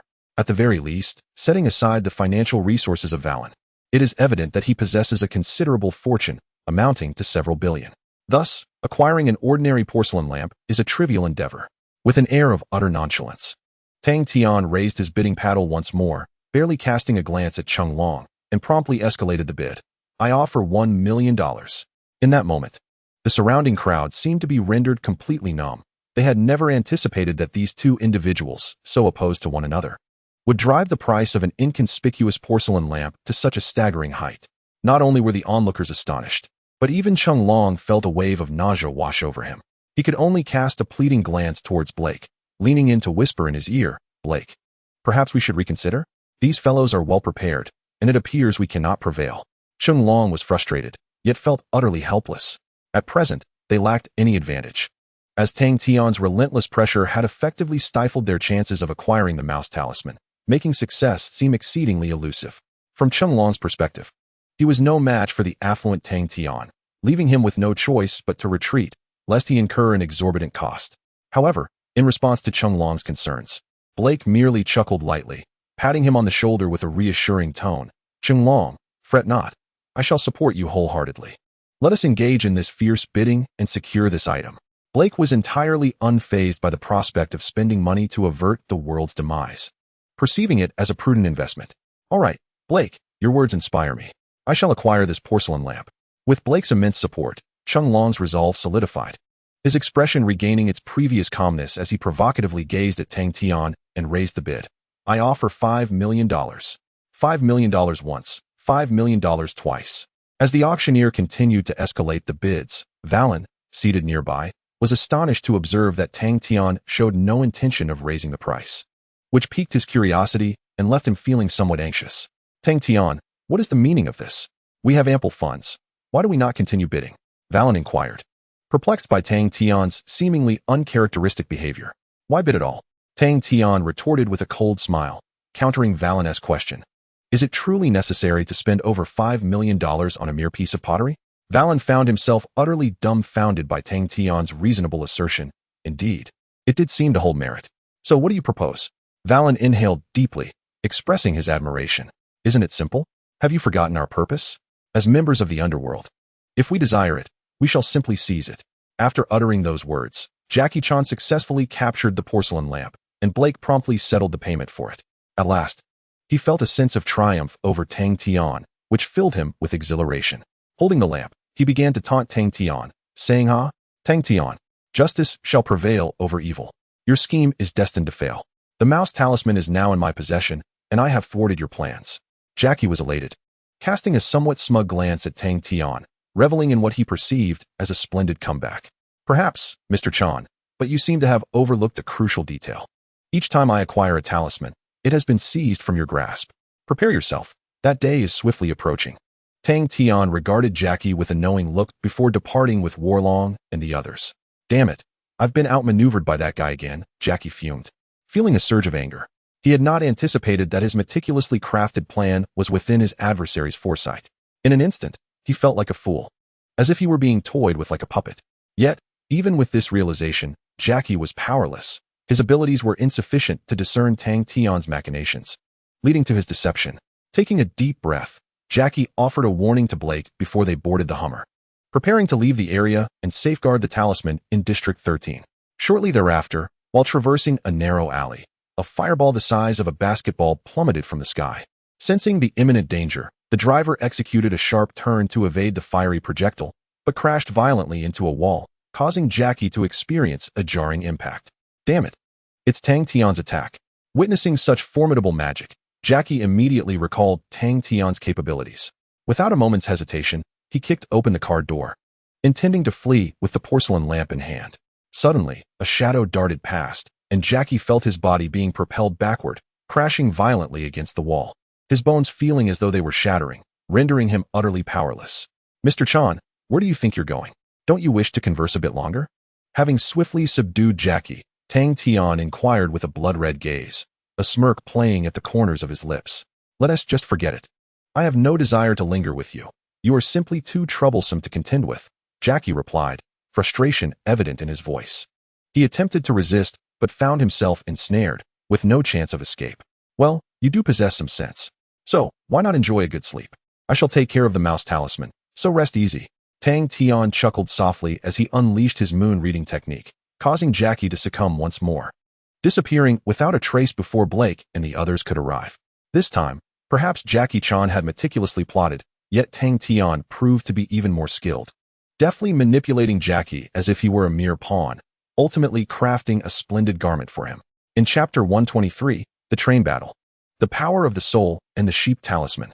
Amidst the rugged alpine mountain roads, a slender train sped forth, exhaling billowing black smoke as it transported a substantial load of fodder, racing swiftly into the distance. Toot toot. Curiously, upon emerging from the next tunnel, a helicopter suddenly soared above the train. The helicopter's door swung open, and a dark figure plummeted down, landing atop the train without making a sound. Is this the place? The hidden location of the next talisman. On the roof of the train, Tang Tian stood with remarkable composure, disregarding the train's rapid advance as he closed his eyes, utilizing his chakra to sense the location of the talisman. Before long, he detected the talisman's position on the train and noticed that a figure had materialized right in front of it. Needless to say, anyone approaching the talisman could only be Jackie Chan, the favored son of destiny, the only one capable of opposing Tang Tian. With this thought, Tang Tian hesitated no longer, lightly tapping the shadow beneath his feet, and casually declared, "Arise, Shadow Legion, pay homage to your master." In an instant, as Tang Tian uttered these words, the shadow beneath him surged forth, forming an area of darkness from which three shadowy ninjas with blood-red eyes emerged. Upon their arrival, the devoted shadow ninjas knelt on one leg, awaiting their master's command. Ninjutsu, Shadow Clone Technique. Observing the shadow ninjas before him, Tang Tian did not hesitate. He formed another seal, conjuring a clone that materialized before him. "Clone, accompany Mr. Jackie Chan and entertain him well. Remember, do not bring about his demise, otherwise, our ensuing amusement will be greatly diminished." With a semblance of a smile, Tang Tian imparted what seemed to be a reminder to his clone. "Understood, my master. I shall ensure Mr. Jackie Chan is thoroughly entertained." The clone, brimming with excitement, replied, a cold smirk gracing its lips. No sooner had the words left its mouth than the clone and the shadow ninjas concealed themselves within the darkness, swiftly making their way toward Jackie Chan's location. In the seventh carriage, Jackie Chan opened the door and began rummaging through the hay bales in search of the talisman's trace, eager to seize it before Tang Tian could. It must be said that luck was not on Jackie's side. After searching through 6 bales, he found no sign of the talisman. And by the time he entered this carriage, his hopes were rather dim. Gazing at the multitude of tightly packed hay boxes, Jackie Chan began to wield a crowbar, methodically prying them open one by one. At long last, perseverance bore fruit. He stumbled upon a chilling hexagonal stone. Upon extraction, he discovered it bore an emblem of a sheep, a talisman that now resided in his grasp. "Ha! What splendid fortune! Now I possess a little lamb. It is mine." Elated by his acquisition of the talisman, Jackie Chan promptly tucked it into his satchel, slinging it over his shoulder, and prepared to leap from the train, intent on avoiding another encounter with Tang Tian. Water release, water dragon bullet. Just as Jackie Chan was preparing to make his escape, a nightmarish voice suddenly reverberated behind him. In that fleeting moment, he had no time for contemplation. He swiftly planted his foot upon the ground and executed a graceful backflip, artfully evading the impending attack. Alas, fate was not on his side. Upon steadying himself, he beheld Tang Tian, accompanied by 3 ninjas, who stood before him with an expression of bemusement. Unspoken, the demeanor, the gestures, and the atmosphere enveloped Jackie Chan with an overwhelming sense of pressure. It appeared he had once again been cornered by Tang Tian, and at the very moment he had secured the talisman. Tang Tian, if I were to tell you I did not acquire the talisman, would you believe me?" Facing Tang Tian's arrival, Jackie Chan shrugged helplessly and offered a wry smile. "Do you think I would believe you?" Tang Tian replied, shaking his head dismissively. With an imperious gesture, he commanded the 3 shadowy ninjas, who hurled a barrage of shurikens, a dense cloud of weapons soaring towards Jackie Chan. Unfortunate, truly unfortunate. Observing the onslaught of shurikens before him, Jackie Chan felt a surge of frustration. Was it mere coincidence that Tang Tian harbored a vendetta against him? Each time they vied for the talisman, he found himself subjected to a merciless thrashing, with few exceptions, though fortune favored him on occasion. It seemed Tang Tian consistently seized the advantage, thwarting him at the cusp of success. Fortunately, Jackie Chan remained unflappable. With a deft roll, he evaded the shurikens and seized a wooden plank, striking down one of the shadowy ninjas, reducing it to a swirl of black mist. Goodness, Jackie Chan truly is the god of war. He grows ever stronger. Tang Tian mused, witnessing this scene. It became evident that Jackie Chan was indeed a fated champion, managing to counterattack a ninja even under such dire circumstances. Clearly, he was the most formidable opponent Tang Tian had encountered in this realm.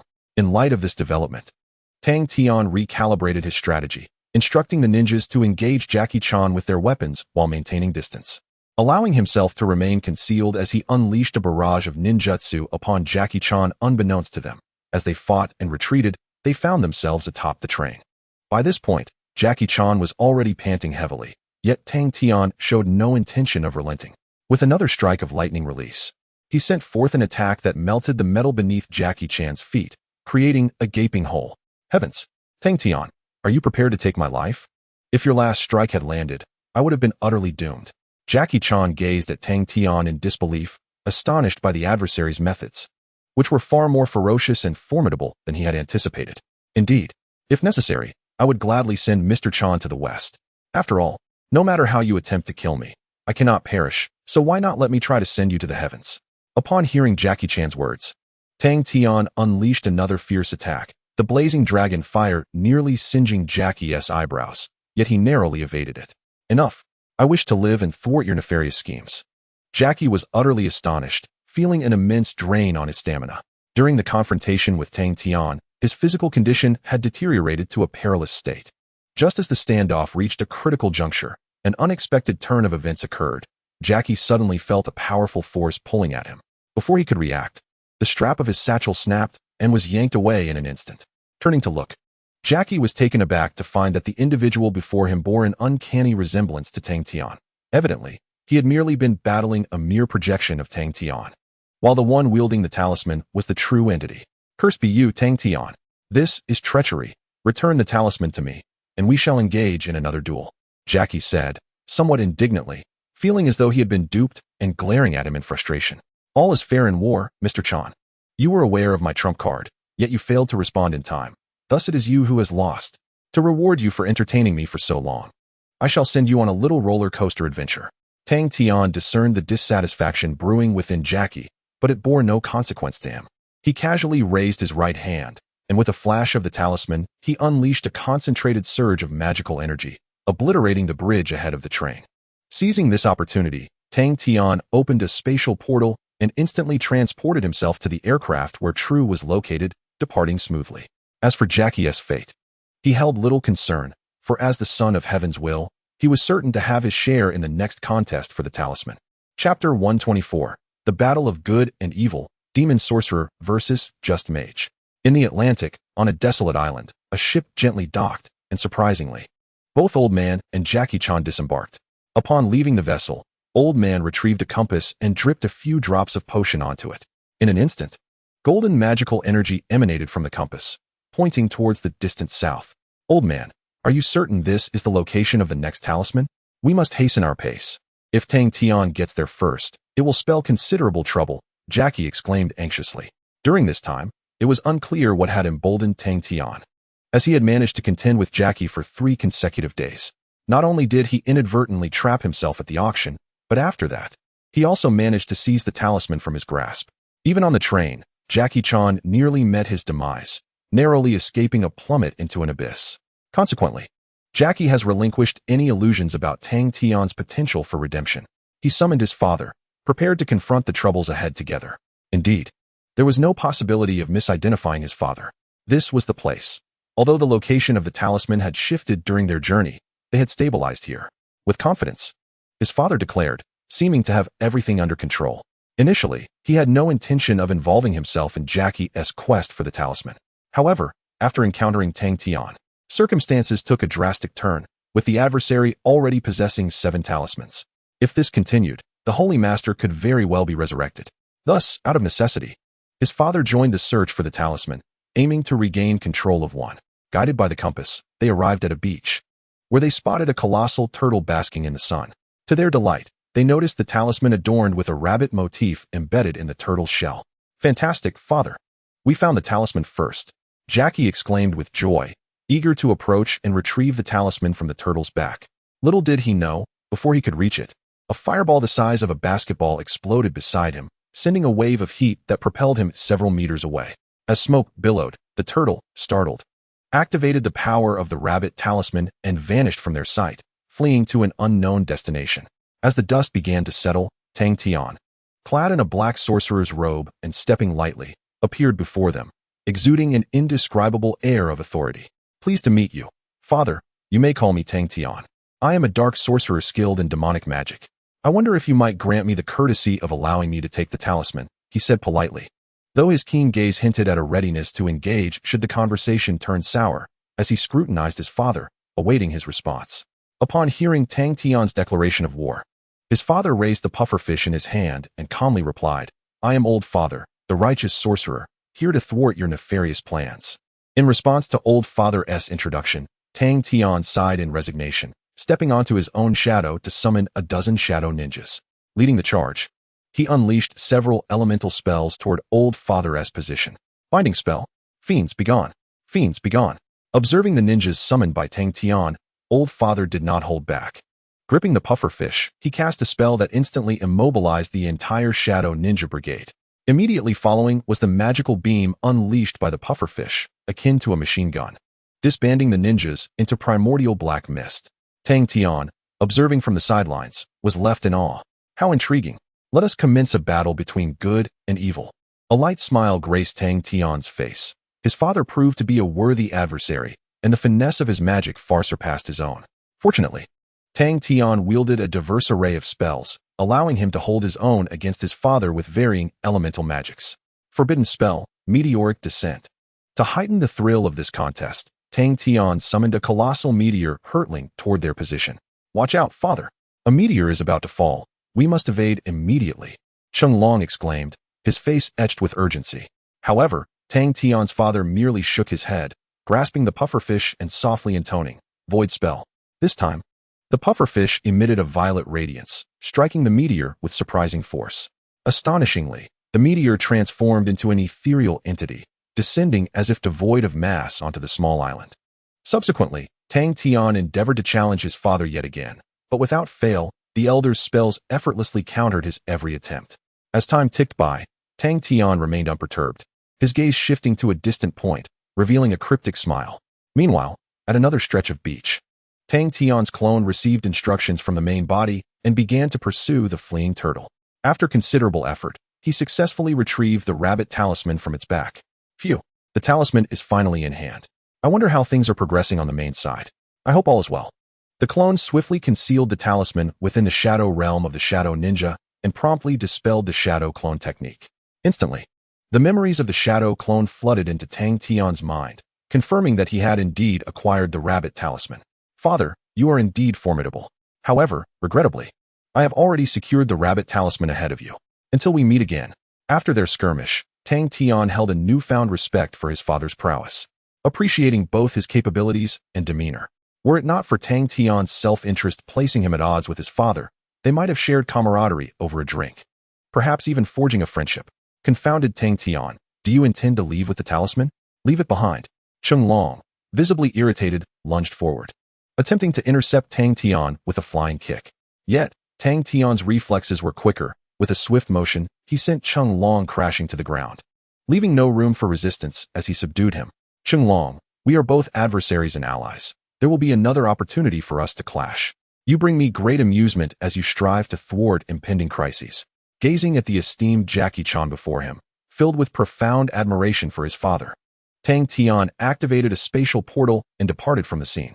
After yet another setback, Jackie Chan appeared somewhat disheartened, his eyes fixed upon his father as he expressed his remorse. Father, I truly apologize for my failure once again. Not at all, Along. Although the current circumstances are rather dire, we still maintain control. There remains a chance for victory next time, his father reassured him. However, that demon sorcerer named Tang Tian is indeed intriguing. I am quite uncertain of his intentions. Lost in contemplation, the father sensed that the individual in question harbored a distinct motive, as his actions exhibited a principled approach, contrasting sharply with the malevolent individuals he had encountered previously. Thus, he held reason to believe that their future interactions might not necessarily position them as adversaries. Perhaps their antagonistic relationship could undergo a fundamental transformation. Chapter 125, The Chocolate Factory. The Electric-Eyed Pig Talisman. On a crisp autumn morning in London, England, countless withered maple leaves gently descended to the ground, stirred by a brisk breeze that carried a palpable chill. At this hour, the streets were nearly deserted. Yet Tang Tian strode forth in a tailored black suit and top hat, embodying the essence of a British gentleman as he traversed this foreign land. Unfazed by the seasonal shift, he ambled towards the entrance of a factory, fixating his gaze upon the Feely Chocolate Factory, a smile playing at the corners of his lips. Indeed, his early arrival was not for leisure. He was acutely aware that the talisman he sought resided within, prompting his hurried journey. Could this be the place? The pig talisman must be nearby. Perhaps he would encounter Jackie Chan once more. Observing the factory, Tang Tian showed no hesitation as he stepped inside. However, He was promptly halted by a security guard who inquired about his purpose for being there. In response, Tang Tian discreetly offered a $100 tip, claiming he was there for a tour, which alleviated the guard's suspicions and granted him passage. Unimpeded, he ventured deeper into the factory, utilizing his chakra to sense the owner's location, eager for a meaningful conversation. After a short distance, he spotted a man in a blue shirt holding a hexagonal piece of chocolate, seemingly poised to ask a question. Driven by curiosity, Tang Tian appeared before them, swiftly seizing the chocolate from Jackie Chan's grasp and holding it in his hand. "Mr. Chan, it has been quite some time. Your inquisitiveness remains remarkably strong," Tang Tian interjected, interrupting Jackie Chan's inquiry, regardless of whether it had been fully articulated, with a smirk gracing his features. "Ah, it's you, Tang Tian. You've returned," Jackie Chan stammered, astonished and momentarily at a loss for words, pointing incredulously at Tang Tian, unsure of what to say. In the time that had passed, wherever Jackie ventured, Tang Tian was never far behind. Even in every instance when he was on the verge of acquiring the talisman, his schemes were invariably unraveled by the opposition, leading to his ultimate defeat. Consequently, the current iteration of Jackie Chan now regards Tang Tian with utmost caution. "Indeed, it is I, Feely Chocolate, renowned as I am, naturally. I seek to uncover the origins of this illustrious brand. I wonder, Mr. Feely, might you divulge more about it?" Upon uttering this, Tang Tian extracted a business card from his pocket, inscribed with the name of a foundation in San Francisco alongside his own name. This foundation, established by Hualong, boasted total assets amounting to $50 million and was frequently utilized by Hualong for investment, thus earning a reputable standing. Instantly, upon glancing at the foundation's name, Feely's demeanor transformed entirely. He set aside his idle chatter with Jackie Chan and eagerly approached Tang Tian. Meanwhile, Jackie Chan, taken aback by the scene, felt akin to a cooked duck that had unexpectedly taken flight, experiencing immense discomfort. Upon his arrival, Jackie had no intention of leisure. His purpose in conversing with Feely was to extract the location of the pig talisman, aiming to seize it before anyone else. Alas, fate had other designs, and his meticulously crafted plan was thoroughly dismantled by Tang Tian, who, with a financial onslaught, compelled Feely to approach him willingly. Faced with the futility of acquiring information, Jackie remained rooted in place, akin to a wooden statue, hoping to eavesdrop on their conversation. "My apologies, Mr. Tang Tian. What inquiries do you have? I shall not conceal anything and will provide you with a detailed account." Feely spoke with great courtesy, his tone imbued with humility, seemingly eager to ingratiate himself with Tang Tian. This was hardly unexpected. After all, where there is wealth, one is always treated as a lord. Casting a disdainful glance at Jackie Chan, Tang Tian proceeded directly to the crux of the matter, boldly inquiring, "Mr. Feely, I am keen to learn how your great-great-grandfather melted cocoa beans. I find this matter intriguing, and should you enlighten me, I will place an order worth $10 million with the Feely Chocolate Factory." Upon uttering these words, Tang Tian wore a composed expression, while Feely's eyes sparkled with interest as he leaned closer to share all he knew. "My great-great-grandfather always processed cocoa beans atop a bell tower. By the time my grandfather arrived, the cocoa beans had completely melted. By the way, the bell tower is located due north, and every evening around 8 o'clock, a little pig wearing a hat strikes a gong." In pursuit of securing this investment, Feely was unreserved, promptly revealing everything he knew, much to Tang Tian's satisfaction. "Excellent. Thank you for your insight, Mr. Feely." With the information acquired, Tang Tian wasted no time. He produced a check, inscribed with the amount of $10 million, and casually handed it to Feely before turning on his heel and departing. Upon witnessing Tang Tian's departure, Jackie Chan did not hesitate, trailing him from a distance with unwavering determination. Tang Tian, meanwhile, chose not to dissuade Jackie from following, curious to see what tricks this fellow might employ. He continued his journey northward, where he could faintly discern the silhouette of a clock tower.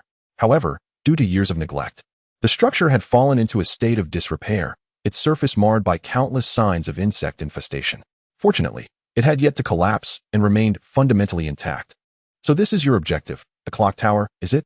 The pig talisman is undoubtedly contained within, and while you need not confirm it, I am certain you are aware."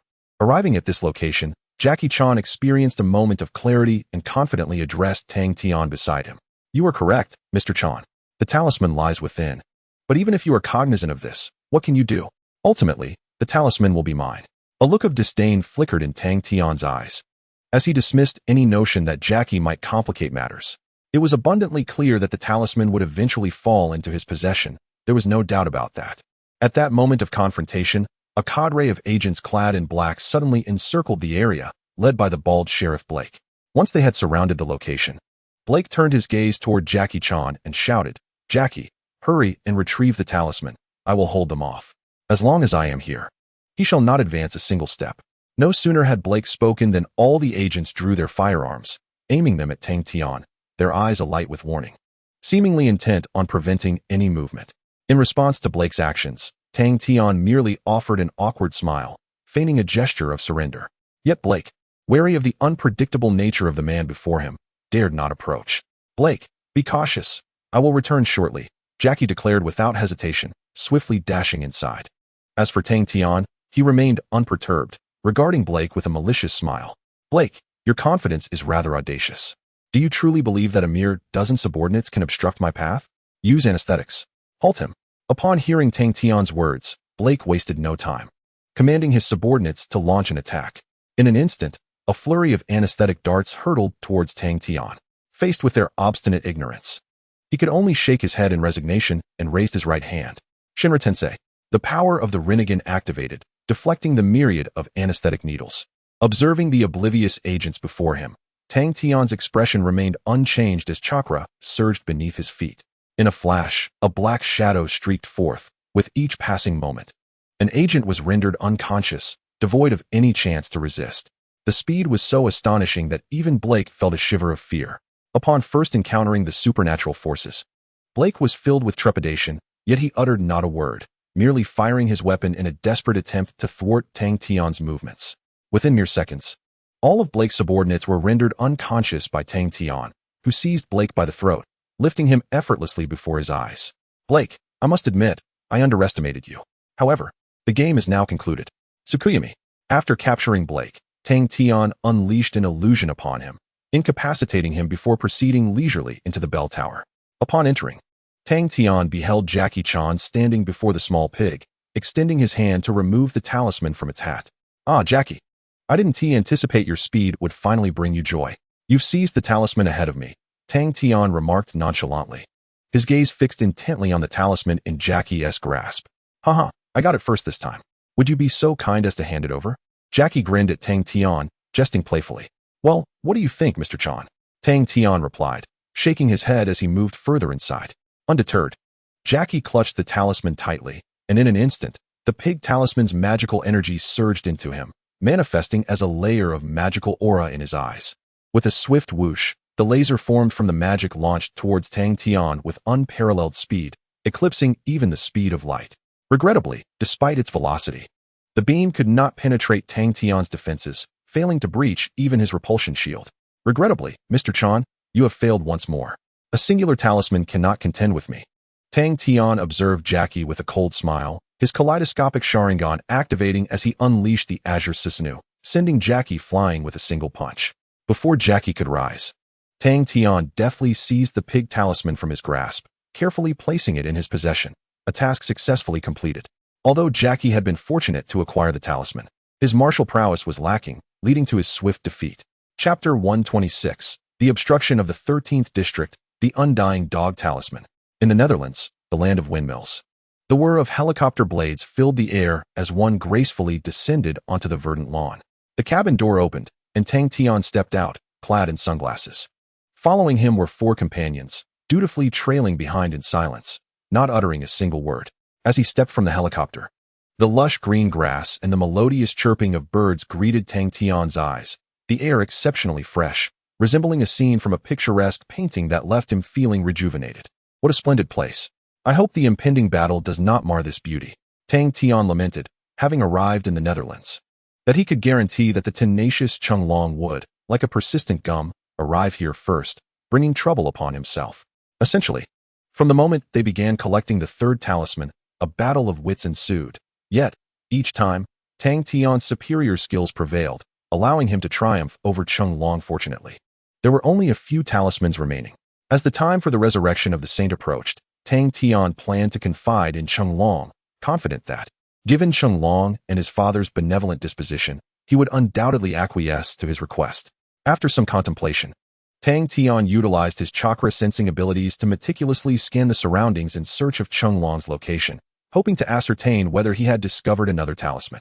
Remarkably, upon employing his chakra perception, he quickly pinpointed Chenglong's whereabouts and, without delay, set forth towards their destination in grand procession.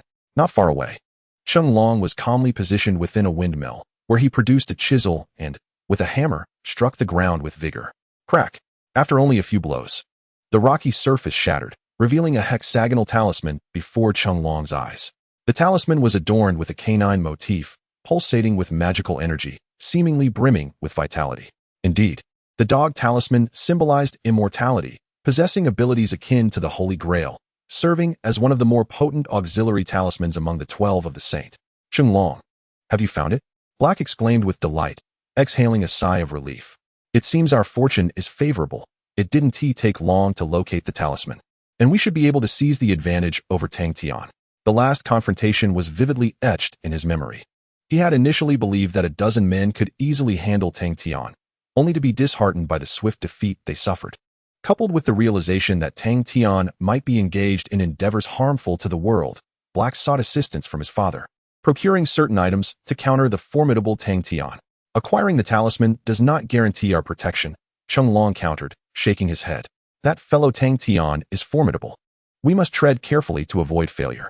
Having endured multiple setbacks, he no longer underestimated Tang Tian, and thus approached this encounter with utmost seriousness, determined to confront the malevolent sorcerer. Rest assured, we possess this, Black asserted, producing several talisman papers that emanated a faint magical aura, clearly crafted by his father. Their potency beyond question. I understand. We shall do our utmost, and surely an opportunity will present itself. Chenglong nodded in agreement, grasping the talisman and preparing to retreat from the area to avert any conflict with Tang Tian. However, they had scarcely taken a few steps when Tang Tian, accompanied by True and others, obstructed the path of Blake and his companions. Even Chenglong was taken aback, staring at Tang Tian before him, at a loss for words. The subtle rivalry between them had never ceased, and this encounter was both unexpected, yet somehow inevitable. Mr. Chenglong, are you leaving so soon? That would be unfortunate, as it seems you have taken something that does not rightfully belong to you.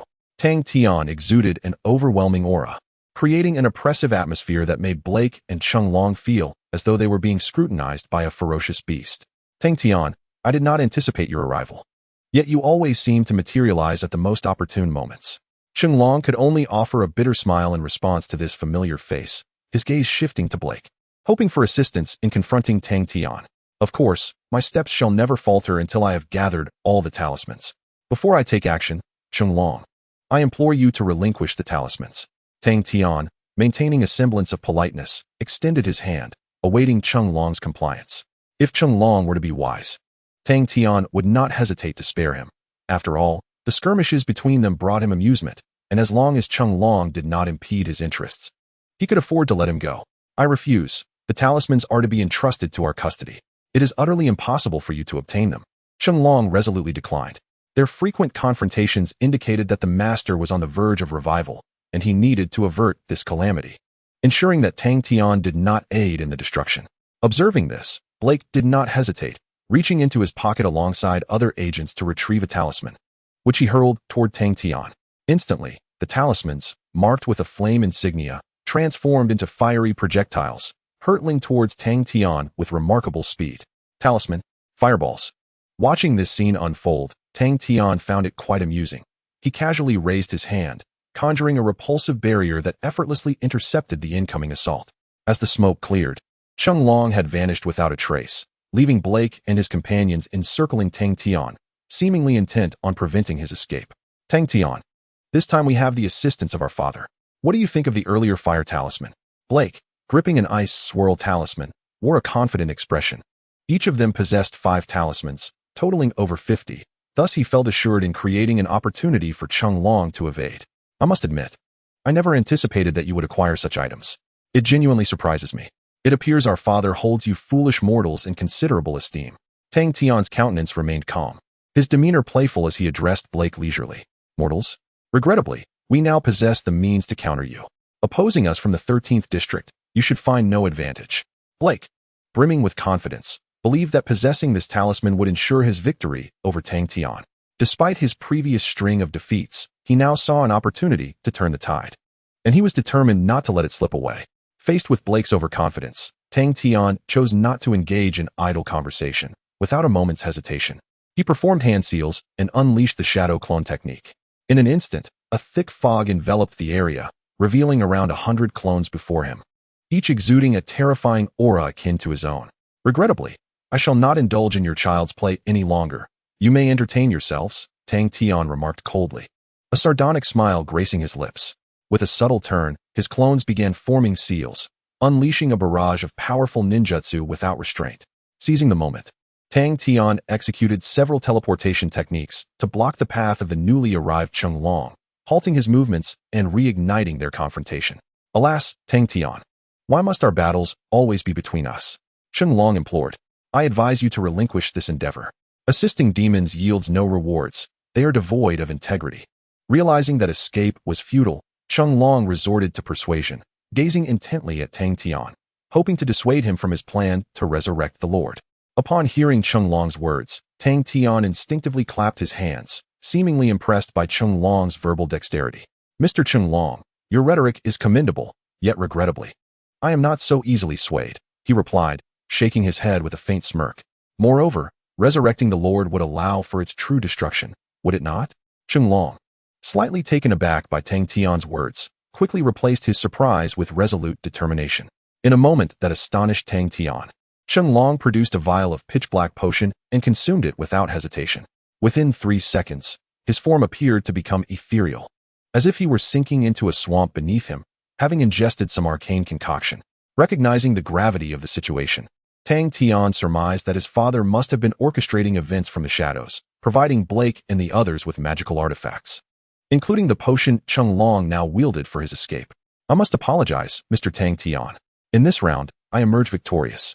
I shall take the talisman with me and safeguard any subsequent talismans, ensuring the Lord never returns, Cheng Long declared, his eyes brimming with confidence.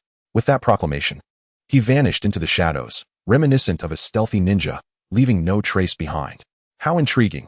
This is the first time Cheng Long has outmaneuvered me, Tang Tian mused, his mind racing with anticipation. However, the true spectacle is yet to unfold.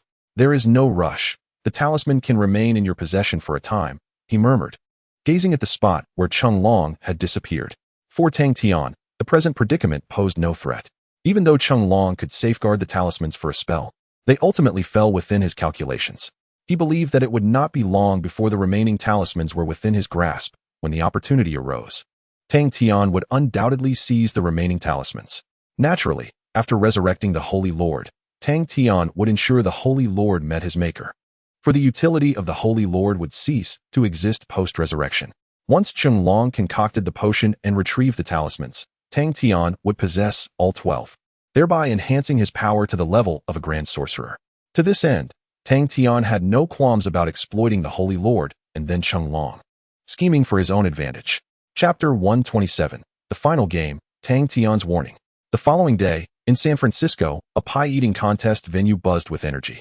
Crowds had gathered, eager to partake in the competition, each individual brimming with anticipation to claim victory.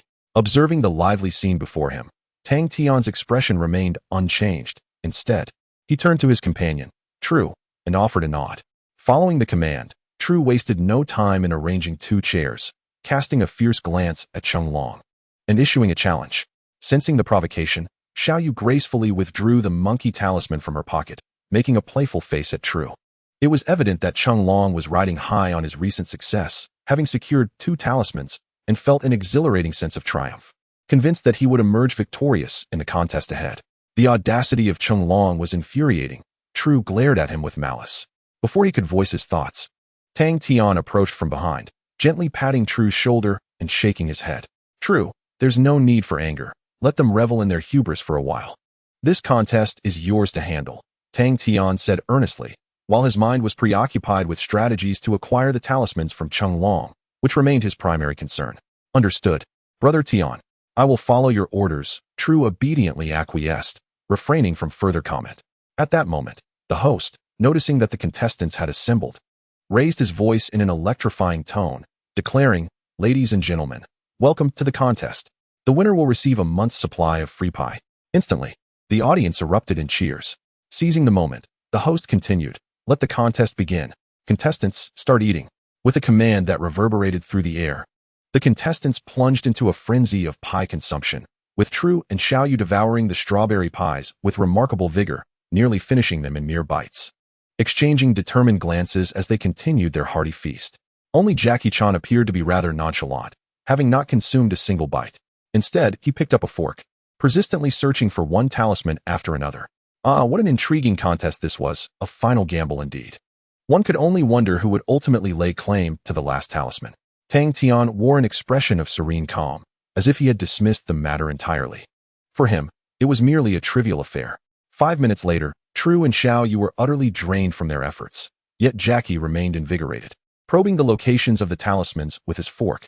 Perhaps it was mere coincidence, but as the competition reached a fever pitch, an elderly gentleman nearby, while indulging in a pie, seemed to have bitten down on something unexpected. Crack! The sharp sound startled the old man, who quickly retrieved his dentures, only to discover a talisman adorned with a tiger motif resting in his palm. What a curious object, and quite brittle at that. The old man looked perplexed, his expression one of bewilderment. Not far away, witnessing this scene, True and Jackie were unable to contain themselves. True was the first to leap up, making a dash for the dentures in the old man's hand. However, as soon as he seized them, Jackie deftly extracted the talisman from within the dentures. "I'm afraid this belongs to me now," Jackie declared, clutching the talisman and swiftly making his escape. Seeing Jackie bolt, True pursued him fiercely. Yet, the astute Xiaoyu, in the midst of True's sprint, suddenly extended her leg, causing True to lose his balance and crash to the ground. However, Tang Tian did not give chase. Instead, he approached with deliberate steps, observing the fleeing Jackie and Xiaoyu, and issued a warning in a tone laden with authority. "Jackie, the monk may run, but the temple remains.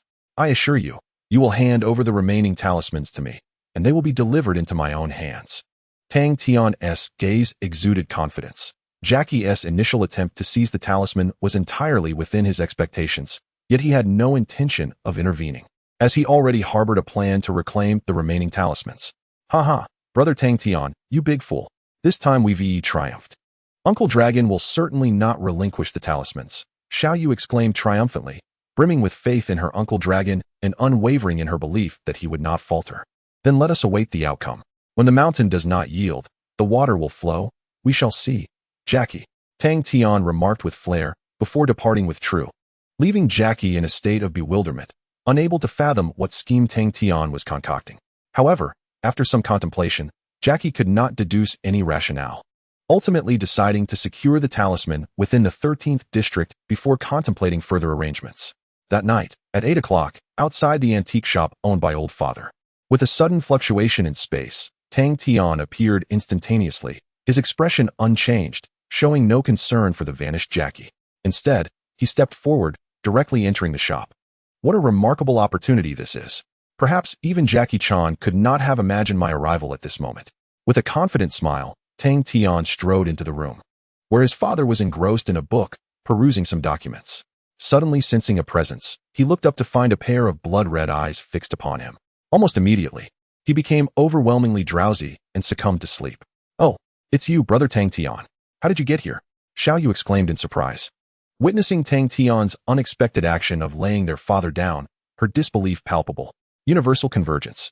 In response to Xiaoyu's inquiry, Tang Tian naturally felt compelled to explain. He reached out and pulled her into an embrace. "I had to come, Jackie. You took my remaining 3 talismans. Now, I intend to take you and our father as guests to the Black Hand Tower. I trust that Jackie is a perceptive individual who will return my talismans." With a mischievous grin, Tang Tian snapped his fingers and a portal materialized before him. Just as Xiaoyu began to speak, he flung her into the portal, not sparing their father, who was similarly cast into the Black Hand Tower. After all, a comatose father could not wield magic to resolve matters. Tang Tian left a note on the table, instructing Jackie that he must return the remaining talismans within a stipulated time, lest he face dire consequences. With the note left behind, Tang Tian's smile grew even more pronounced. Thus far, the plan unfolded precisely as he envisioned, and he believed it would not be long before the Holy Master became the first to fall victim to his scheme. "Haha, Jackie. I await your talismans and look forward to your assistance against the Holy Master." With that, Tang Tian vanished, returning to the Black Hand Tower. Chapter 128. resurrecting the Holy Master, a temporary compromise. The following morning, within the Black Hand Tower, both the father and Xiao Yu, having been brought to this place, were still filled with perplexity, unable to comprehend why Tang Tian was treating them with such kindness. Initially, their father presumed that Tang Tian's intention was to torment them. Yet upon their arrival, they were met with nothing but hospitality. Not only were they ushered into the most spacious room, but they were also provided with their favorite foods. While engaging in conversation with Tang Tian, this treatment left their father feeling as though he were in a surreal dream. After all, Tang Tian's demeanor was hardly befitting of a villain. Tang Tian, your warm reception, is it merely a ploy for the talismans? Their father questioned, seeking to uncover the true motives of this enigmatic man. Not at all. My intention to resurrect the Holy Master is merely to fulfill a promise made long ago. After all, he has granted me considerable benefits, allowing me to wield magic, Tang Tian replied, his gaze unwavering and serene. Then, what is your true objective? Might you enlighten me? Father was even more astonished, his expression reflecting confusion. It is quite simple. In the impending confrontation with the Holy Master, I require your strength. After all, I too harbor a disdain for those who recklessly aspire to dominate the world. Having uttered these words, Tang Tian refrained from elaborating further. Suddenly, as they concluded their discussion, a series of knocks resounded from outside the door. Hearing this, Tang Tian gently lifted his right hand, invoking the power of the myriad realms, and opened the door. At the entrance stood Jackie Chan, holding a small bag, gazing with concern at the old man and Xiao Yu, and he was momentarily taken aback. Before him, they appeared to be enjoying a delightful meal, surrounded by numerous toys that would keep Xiao Yu entertained for quite some time. Furthermore, a chess set lay between Tang Tian and the old man, suggesting they had engaged in a game for a while. Witnessing such an extraordinary scene, Jackie was utterly astonished. He felt as though the world had gone mad. Just yesterday, Tang Tian had threatened them to surrender the talismans, exuding a villainous aura as if he yearned for a battle of 300 rounds. Now, in the blink of an eye, he had seemingly cleansed himself of all wrongdoing. One might think that his previous threats were mere jest. Oh, Mr. Jackie Chan, you have acquired the talismans. That is truly splendid, Tang Tian said with a triumphant smile, extending his hand to draw the talisman from Jackie's grasp. Very well, the talisman has been delivered to you. It can be handed over to them now, correct? Despite the changed circumstances, Jackie still wore a grim countenance as he replied, no problem. This is a spatial portal that leads directly to the old man's antique shop. Prepare yourselves. The Holy Master is about to be resurrected, and I am certain you do not wish to witness such an event. With that, Tang Tian bid them farewell, confident that his primary objective had been achieved, rendering their presence unnecessary, as he believed they would come to his aid. After sending Jackie and the others on their way, Tang Tian stealthily approached the Holy Master. Under the astonished gaze of the latter, he produced all the remaining talismans, including those concealed within his spatial ring. Tang Tian, the annual new year is fast approaching, a prime opportunity for my resurrection. Quickly, hand over all the talismans. I must complete my revival. At this moment, seeing all the talismans before him, the Holy Master had lost all patience and urged Tang Tian. As you wish, Holy Master. The time has come for me to fulfill my promise. Tang Tian remained composed as he presented all the talismans, methodically affixing them onto the Holy Master's form, preparing for his complete resurrection. Theoretically, the Holy Master's words were not to be trusted, yet Tang Tian still found some value in him, believing that he would not turn against him so swiftly.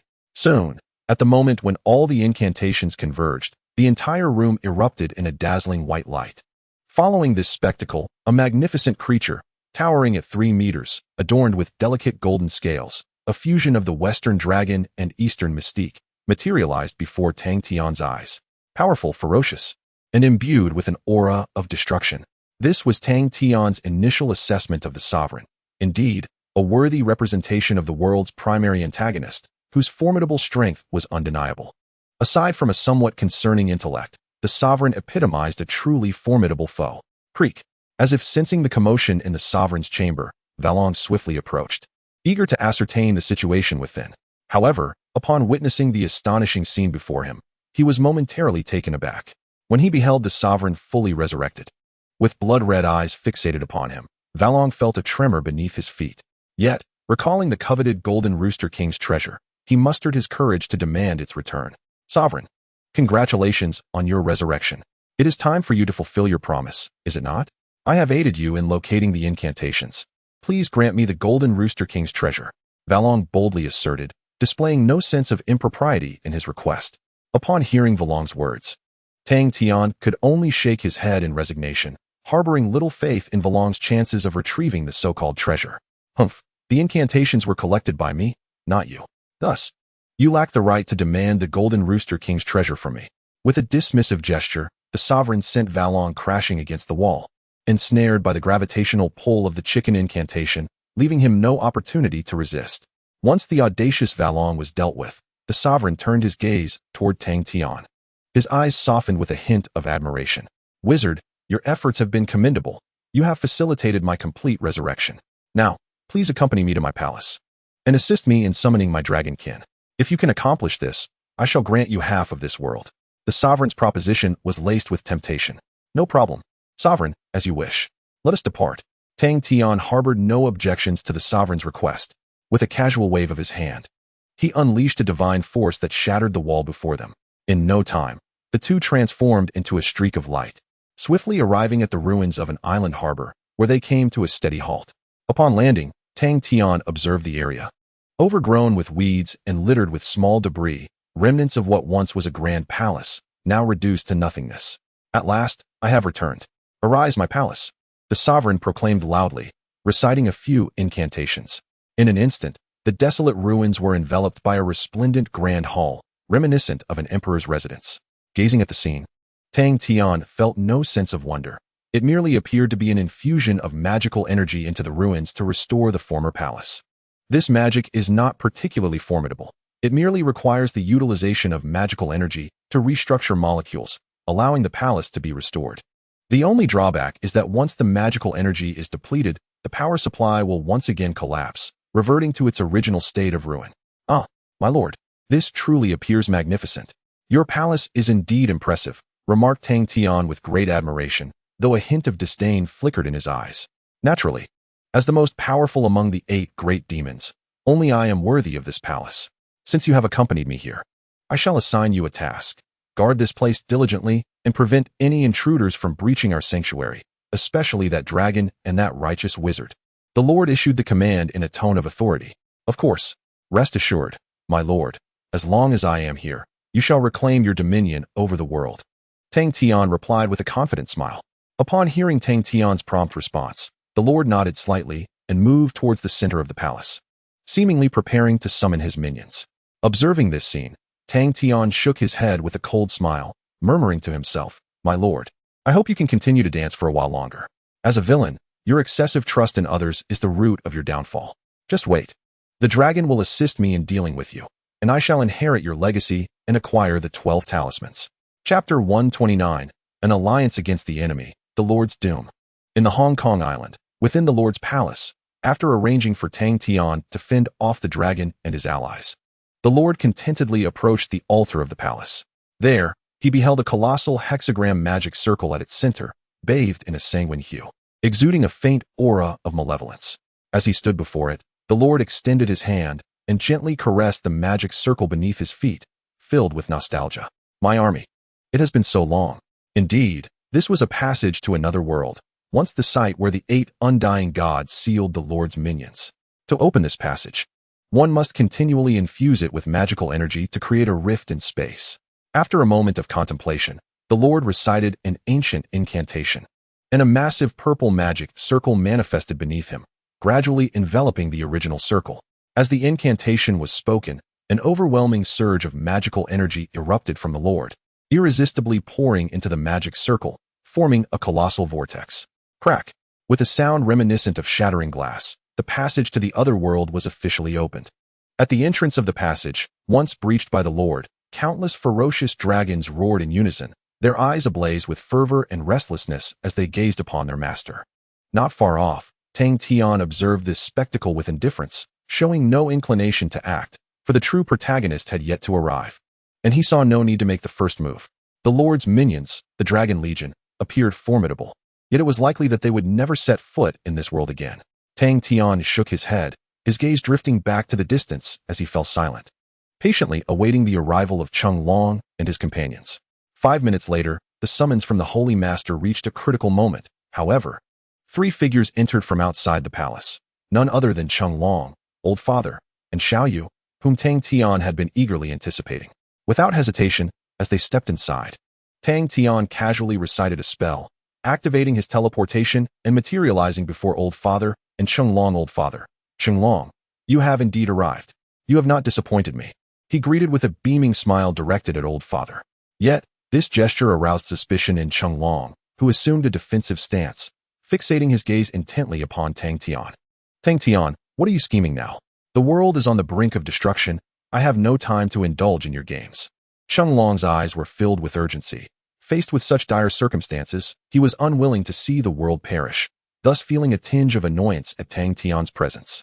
Hold on along, since he has not engaged us in battle. It indicates that he still possesses some semblance of conscience and will not side with the Holy Master to wreak havoc upon this world. Sensing the heightened tension, Old Father hastily intervened, keen to avoid any conflict with Tang Tian, lest it complicate matters further down the line. Old Father's reasoning resonated with Tang Tian, who silently acknowledged his wisdom. Indeed, Old Father was a formidable archmage, exuding a demeanor unmatched by ordinary folk, thus making collaboration with them a sound decision. Old Father, you speak the truth. I genuinely do not wish for this world to meet its end.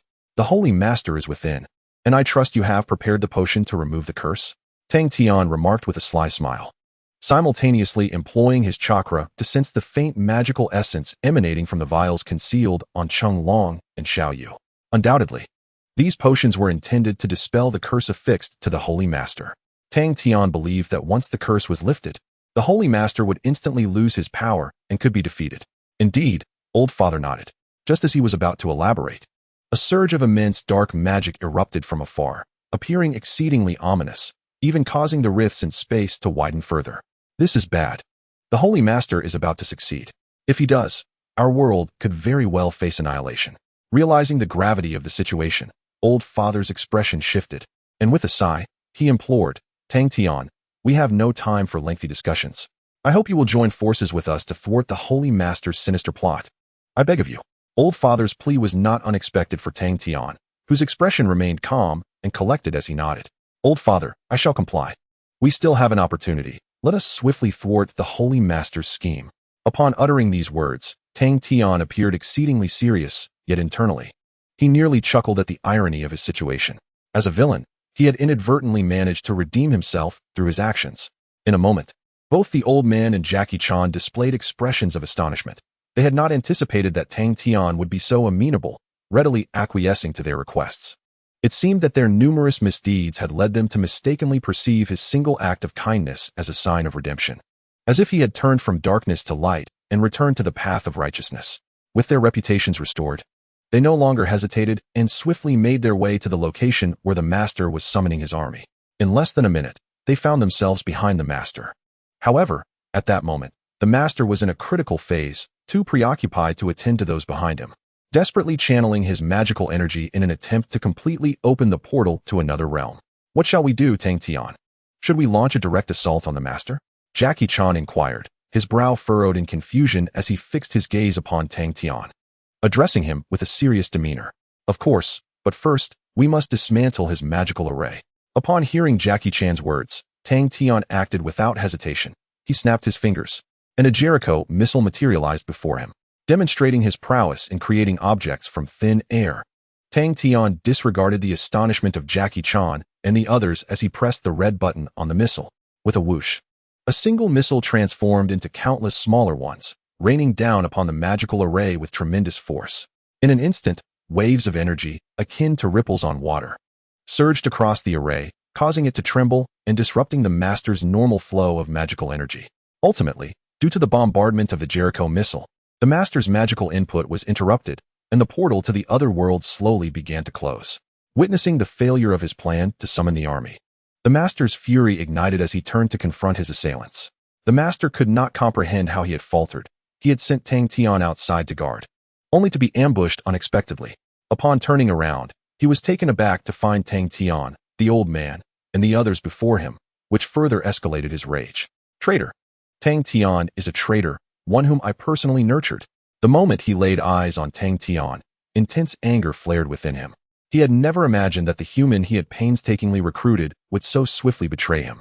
Why do you humans betray me? Did I not promise to share half the world with you? The master coldly questioned Tang Tian, feeling that this individual had shown him an utter lack of respect, plunging him into such a dire predicament. Ha ha ha, you are truly amusing, master. From the very beginning, you have been using me. Were it not for my cunning, I doubt I would have gained any advantage from you. Especially now, with your intention to annihilate the world, I shall never allow your schemes to succeed. Tang Tian shook his head, speaking with an air of righteousness that only deepened the master's fury. Indeed, humans should not exist. You, monster, deserve to perish. With a heart full of fury, the mouth and eyes of the Holy Lord unleashed a torrent of fiery energy, directing an assault upon Tang Tian. Susanoo. In the face of the Holy Lord's attack, Tang Tian's expression remained inscrutable as he summoned Susanoo, successfully thwarting the onslaught. After enduring the Holy Lord's wrathful strike, Tang Tian swiftly formed hand seals once more, invoking the shadow clone technique to conjure 3 clones that materialized on either side of him. With the shadow clones summoned, Tang Tian cast a calm glance towards Chung Long and Xiao Yu, speaking in a composed tone. Now is the moment. I will use my shadow clones to intercept the Holy Lord's attack. Chung Long and Xiao Yu, you must wield the Holy Lord's talismans, coordinating our efforts to vanquish him. As he uttered these words, his shadow clones sprang into action, activating Susanoo and engaging in a fierce confrontation with the Holy Lord. Very well, I understand. Leave the ensuing matters to me. Chung Long readily accepted the proposal, retrieving a vial of potion from his possession, pouring it into his hands without hesitation. Xiao Yu mirrored his actions, pouring the potion into her own hands. The moment the potion touched their skin, a vibrant green energy shimmered forth, radiating brilliance. Chung Long and Xiao Yu clasped their hands together and nodded towards Tang Tian. In silent accord, Tang Tian exchanged a knowing glance with them, and alongside his father, they unleashed a barrage of magic upon the Holy Lord. Even his 3 shadow clones managed to suppress the Holy Lord's power to a certain extent, curtailing any threat he posed to Chung Long and Xiao Yu. Despicable humans, you shall all perish. The Holy Lord roared in fury, intertwining his hands to hurl a fireball at them. Amaterasu. Tang Tian activated his kaleidoscopic Sharingan, and a jet of black flame collided with the Holy Lord's blaze. Strangely, the Holy Lord's flames were entirely consumed by the black fire, leaving not even a trace behind. Monsters and demons, begone. Monsters and demons, begone. After Tang Tian countered the Holy Lord's attack, his father seized a fugu and unleashed righteous magic against the Holy Lord, simultaneously casting several talismans that forced the Holy Lord to retreat repeatedly. Faced with their relentless barrage, the Holy Lord succumbed to utter rage, yet Tang Tian maintained his composure, leaving the Holy Lord powerless to retaliate. Seizing the opportunity, Chung Long and Xiao Yu dashed forward, extending their hands without hesitation towards the Holy Lord in a sudden, fierce grasp. Witnessing this scene, a faint smile crept upon Tang Tian's face, for it seemed that the Holy Lord's demise was imminent. The once mighty Holy Lord was on the brink of being undone by his own arrogance. Tang Tian was filled with exhilaration, having prepared himself to collect the 12 talismans, a task he anticipated would be effortlessly accomplished. Chapter 130. Enlisting Varong. The 12 talismans acquired. I have obtained the pig talismans and monkey talismans. I have acquired the snake talismans and horse talismans. Within the palace, the situation of the Holy Master was dire. With the impeccable coordination between Tang Tian and his father, Chung Long and Xiao Yu effortlessly procured 4 talismans, significantly diminishing the Holy Master's power. Chung Long brandished the mouse talisman, and the Holy Master was doomed. Observing the gradual weakening of the Holy Master, Tang Tian eagerly urged for a swift conclusion to the battle. You shall not succeed. The Holy Master, infuriated by their brazen discussion, retaliated by unleashing a fireball through the might of the dragon talisman, hurtling it towards Chung Long with unstoppable force. Shinra Tensei. As the Holy Master prepared to attack, Tang Tian was equally swift, casually raising his hand to shatter the fireball with a repulsive force. At that moment, Xiao Yu, seizing the opportunity, rolled swiftly to the Holy Master's rear and reached out to grasp his back. In an instant, a cool stone was clutched in his hand, the mouse talisman, precisely as Tang Tian had indicated, bringing a radiant smile to Xiao Yu's face. Wonderful. I have secured the mouse talisman once more. Overjoyed, Xiao Yu waved the talisman before their eyes. No. With the loss of the mouse talisman's magic, the Holy Master felt an oppressive weight, his form transforming into a statue that crashed to the ground, scattering several talismans around him. As the Holy Master became immobile, a collective sigh of relief resonated among the onlookers. Tang Tian dismissed his shadow clone technique and presented himself before the Holy Master, exuding an air of triumph. his expression laced with derision. Regrettably, Holy Master, I have emerged victorious. You have been thoroughly defeated. Tang Tian scoffed, having orchestrated this scheme for so long, nearly leading the Holy Master to his demise. Though he was merely a step away from complete victory, that final step was undoubtedly his to execute. Infuriated by Tang Tian's condescension, the already enraged Holy Master glared fiercely at him, erupting in a furious roar. Wait, human, whether it be 10 years or 100, I shall find a way to resurrect. When that time comes, I will reign supreme, utterly dominating humanity. Unable to accept his defeat, the Holy Master spat venomous words at Tang Tian, clinging to his feudal ambition of world domination. Nearby, Xiaoyu, upon hearing the Holy Master's threats, felt a surge of determination and prepared to retrieve the fallen talismans to eliminate the Holy Master once and for all. However, unbeknownst to him, another figure was swifter, appearing before the Holy Master first. Regrettably, Holy Master, I am one who delights in eradicating evil to the last. You shall have no opportunity for resurrection. Tang Tian replied with a chilling smile, conjuring a swirling tempest in his hand, which expanded into a formidable jutsu, spiral shuriken. In truth, Tang Tian had long awaited the moment for the Holy Master to voice such threats. It signaled the perfect opportunity for him to send the Holy Master to his final fate. Finally, casting a sorrowful glance at the Holy Master, Tang Tian hurled the spiral shuriken, propelling it fiercely towards the immobilized figure before him. At that moment, the Holy Master felt an unprecedented terror. Just as he was about to plead for mercy, it was already too late. The spiraling shuriken had collided with him. In an instant, a deadly tempest whirled into being, shattering the Holy Master into countless fragments that dissipated before their eyes. Only a golden dragon soul, detached from the statue, emerged and fled to an unknown destination. Dealing with the Holy Master was truly exhilarating. Tang Tian sighed with relief, a triumphant smile gracing his face. After such prolonged scheming, he had succeeded in vanquishing the Holy Master, and the 12 talismans were now within reach, an extraordinary boon for him.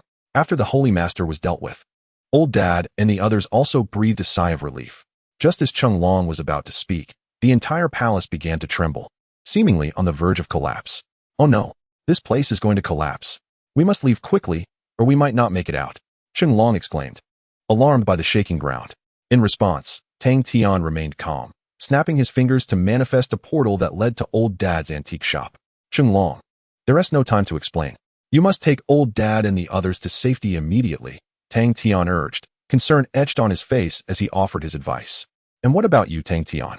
With the palace on the brink of collapse, you too are in grave danger, Chung Long said, equally concerned, unwilling to see his recently allied companion come to harm. Enough chatter, Chung Long. I am a wizard. Escaping is no issue for me. Hurry and take Old Dad away.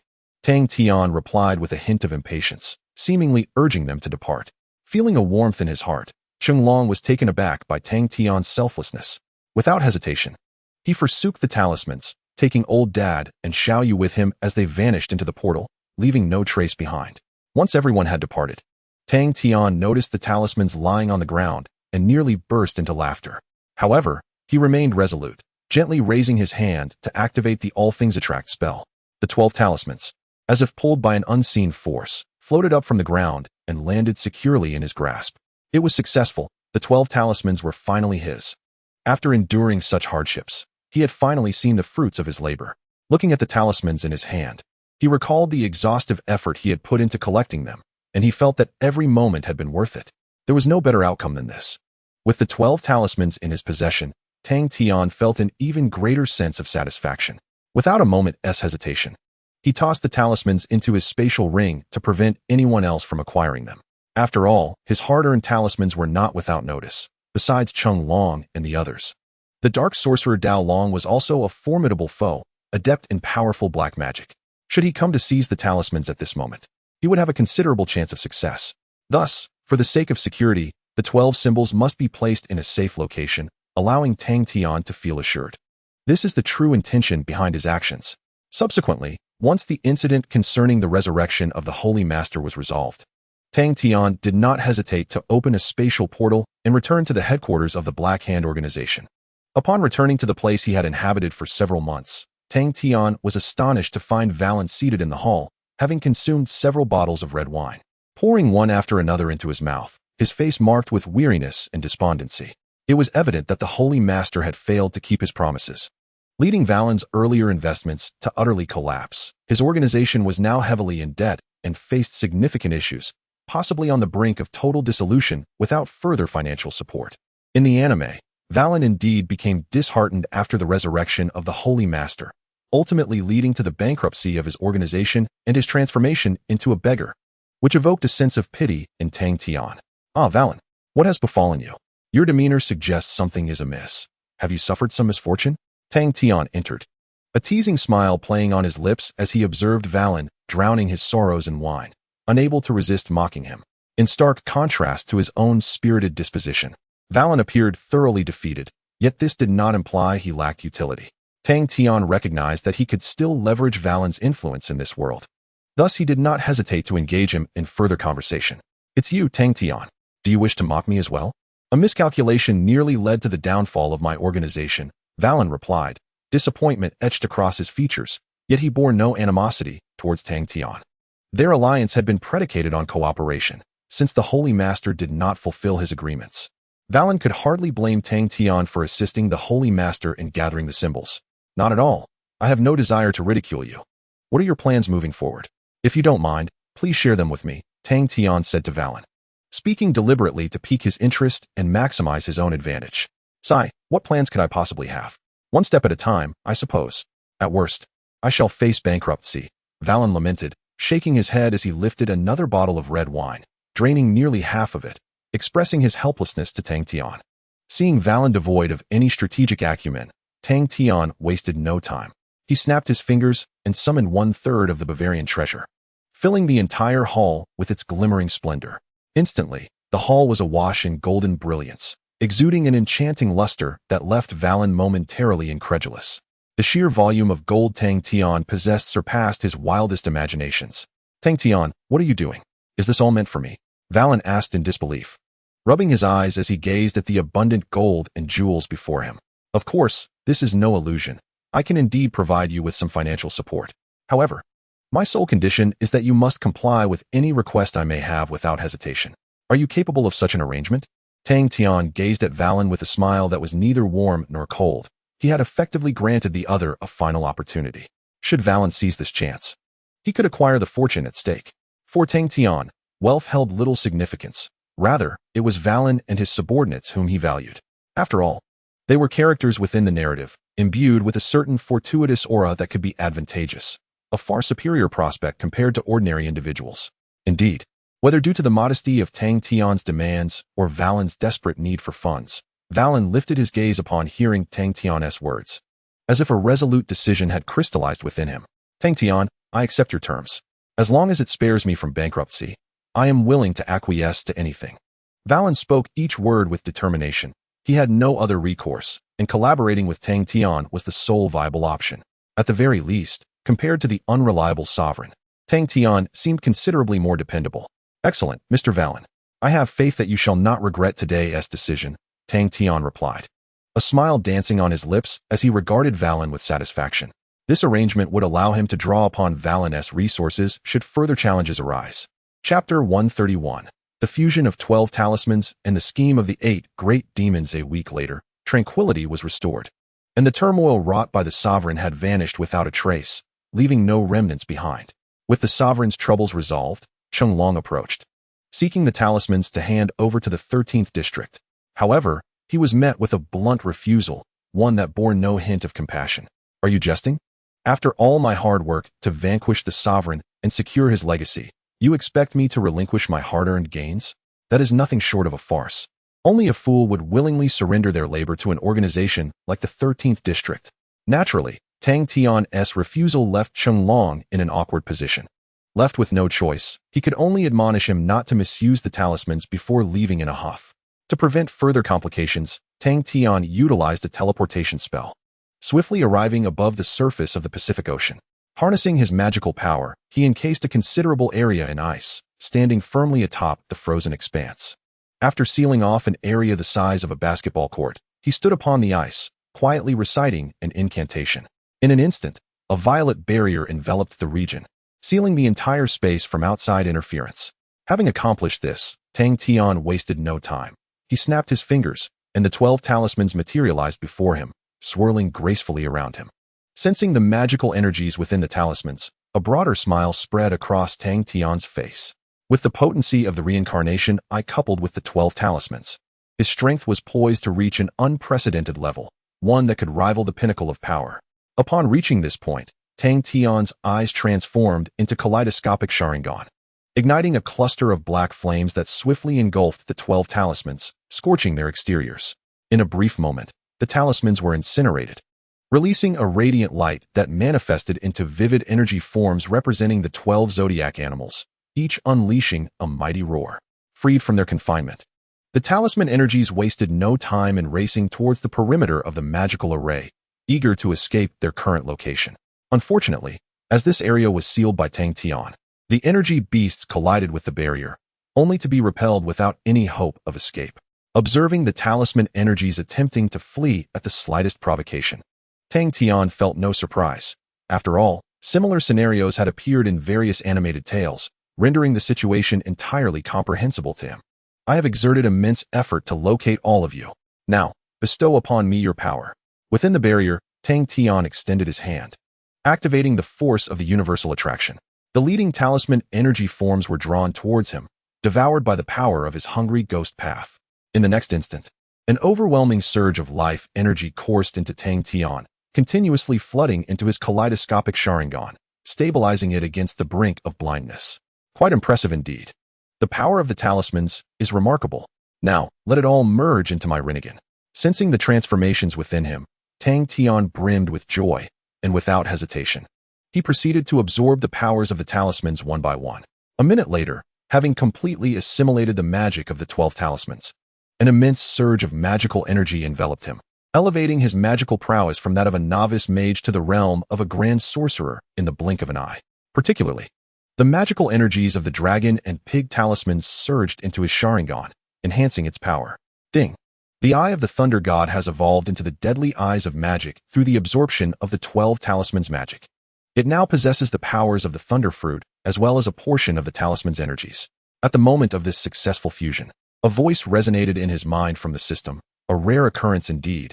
Every time his power evolved, the system would provide him with a notification. The magic of the 12 talismans is truly exceptional. Now let me test this newfound power. With the successful integration of the 12 talismans' magic, Tang Tian smiled serenely. With a slight step, the entire ice surface shattered into countless fragments, and the overwhelming force caused the sea to churn violently, creating a deep vortex beneath his feet. Within a radius of approximately 100 kilometers, this power resonated, sending countless fish fleeing in panic from this terrifying place. Not bad. The mere power of the Ox Talisman can incite such a transformation. It appears my strength has surged to extraordinary heights. A smile graced Tang Tian's face as he extended his hand once more, conjuring a sphere of pitch-black, demonic fire that materialized before him. Strangely, this dark flame exuded an even greater sense of peril than the legendary Amaterasu. As the ominous fire coalesced into a fireball the size of a ping-pong ball, Tang Tian cast it into the ocean, eager to assess its power.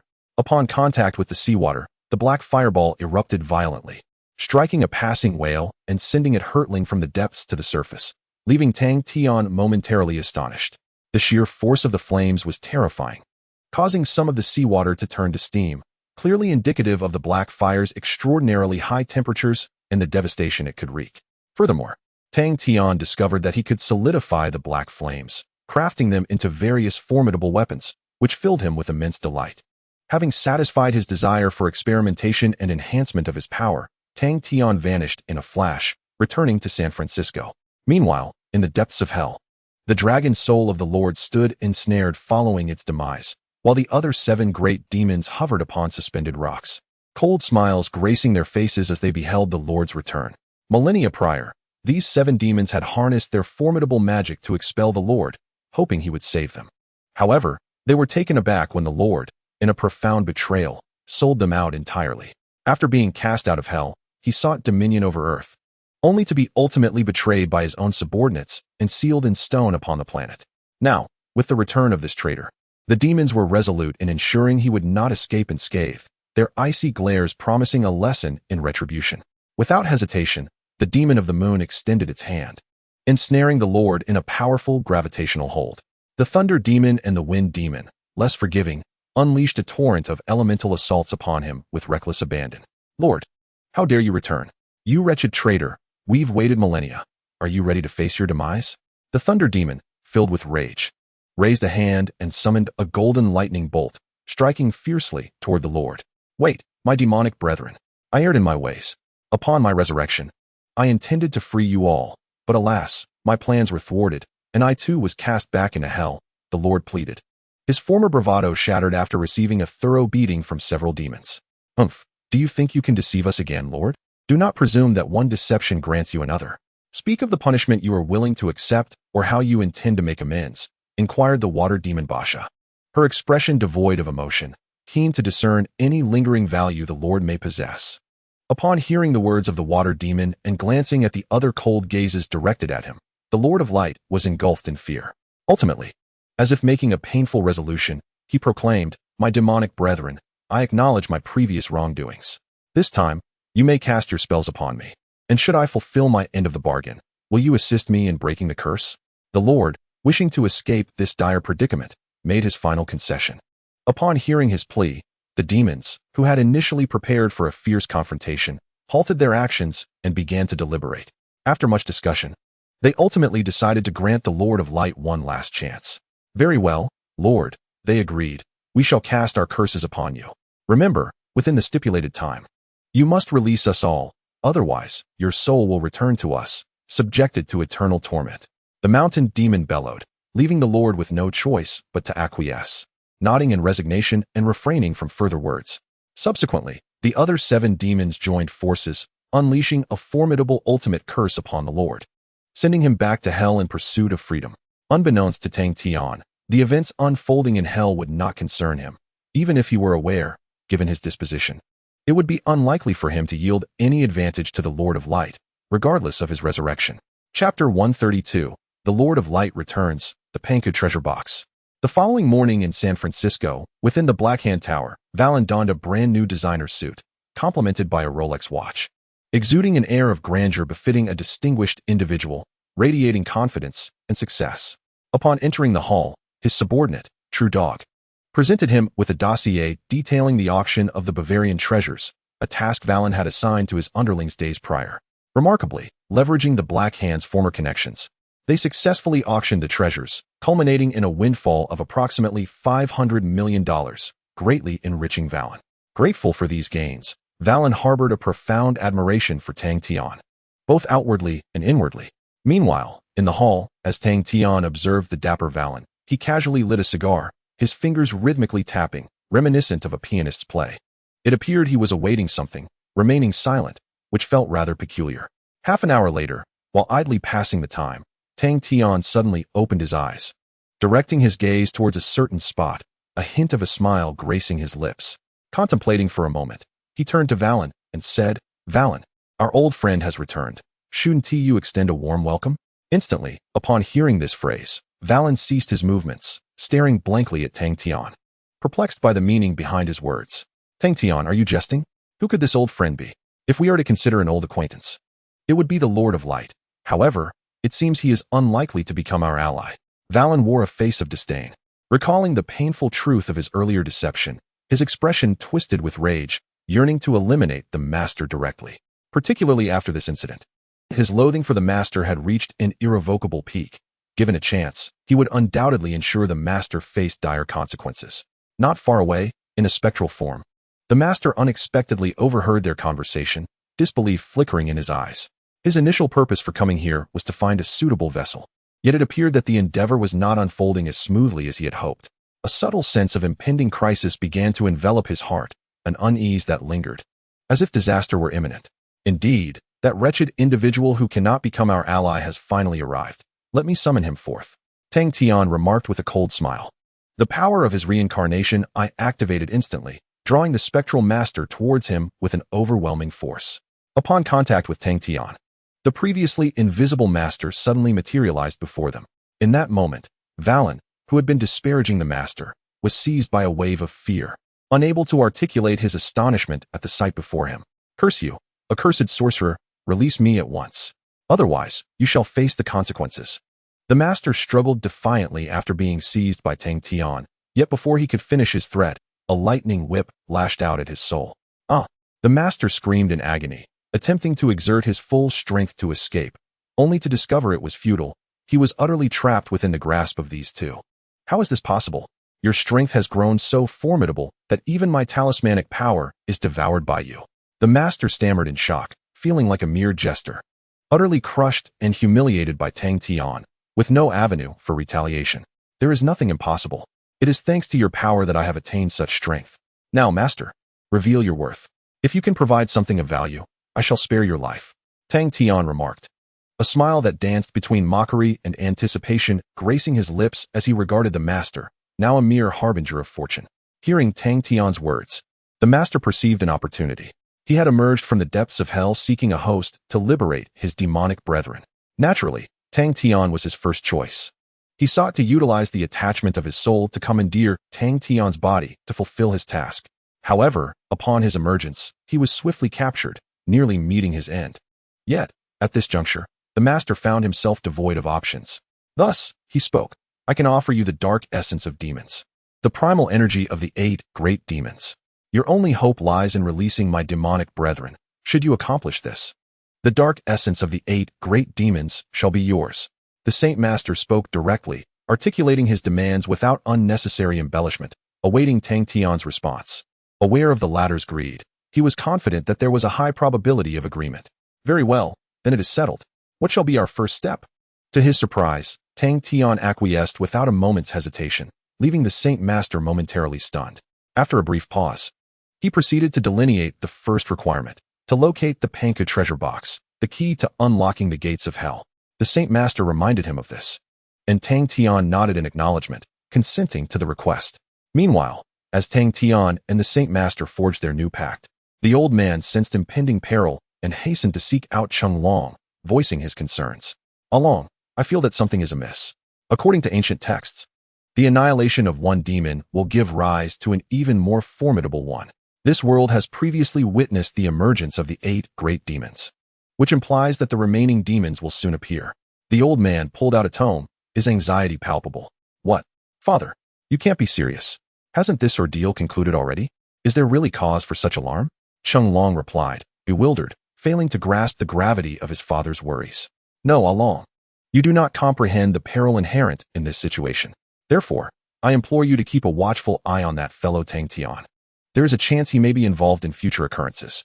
The old man admonished earnestly, possessing an uncanny ability to discern character and suspecting that similar incidents would always bear Tang Tian's influence. Upon hearing his father's words, Chung Long sighed in resignation and nodded. Very well, father, I shall keep tabs on Tang Tian. Should anything unusual arise, I will inform you. Ultimately, Chung Long capitulated to his father's insistence, agreeing to monitor Tang Tian to preempt any untoward actions that might necessitate their immediate intervention. Unbeknownst to him, the old man's intuition was strikingly accurate this time. Perhaps fate itself was subtly orchestrating the course of events, allowing for not a hint of deviation. Chapter 133, The Battle for the Panka Treasure Box atop Kunlun Mountain. At the stone steps of a Taoist temple on Kunlun Mountain, Tang Tian and the Saint Master ascended together, progressing step by step toward the summit. Along the way, a dense fog enveloped them, rendering Kunlun Mountain a realm reminiscent of a celestial paradise. As they climbed higher, both Tang Tian and the Saint Master felt an increasing sense of pressure, indicating that this place had once been a sacred ground for cultivation, as well as a locale where great sorcerers contemplated the arcane arts. Gazing at the temple above, Tang Tian was taken aback. He had initially intended to employ spatial magic to materialize directly at this location, only to discover that the space here was inexplicably sealed, rendering spatial movement utterly impossible. After the agreement was reached with Tang Tian, the Lord swiftly possessed the body of a Fun, utilizing this vessel to act in unison and prepare for the acquisition of the Panka treasure box. My lord, do you sense it? That temple emanates a formidable aura. Is this truly the repository of the Panka treasure box you spoke of? Tang Tian inquired with great curiosity and interest. Indeed, the righteous magic within it fills me with disdain. We must seize it swiftly to avoid prolonged complications. The flicker of revulsion in the Lord's eyes momentarily vanished. He had no desire to engage with the Panka treasure box, steeped as it was in righteous magic. Yet, for the sake of his demonic brethren, Necessary sacrifices must be made. Otherwise, he may find himself eternally ensnared within this corporeal form, a fate the Lord wished to avert. Rest assured, only we are privy to this knowledge. We have not disclosed it to Chenglong, so they will remain oblivious. Tang Tian shook his head, dismissing any notion that they would be interrupted, for he had not confided in anyone regarding the quest for the Panka treasure box. In recent days, he had maintained a low profile, revealing no hints of their intentions. Thus he believed Chenglong would not be idle in following him. Upon hearing Tang Tian's words, the Lord remained silent, continuing forward until, in mere minutes, a somewhat dilapidated temple came into view. Approaching the edifice, the Lord attempted to push open the grand doors. But as soon as his hand made contact, he was repelled by the force of righteous magic, leaving burn-like marks upon his skin. Ah, seal. It appears someone is determined to prevent our arrival, Tang Tian remarked, a hint of disdain glimmering in his eyes. Unlike the Lord, he felt no fear of the righteous magic. This is to be expected. The Panka treasure box is inherently linked to the legendary 8 great demons. Thus the immortal deities must have long been prepared for this, making the appearance of such a seal entirely natural. The Lord's gaze was filled with concern. Merely touching the seal had inflicted a burning sensation upon his arm, indicating its considerable strength. It was evident that he could not breach it.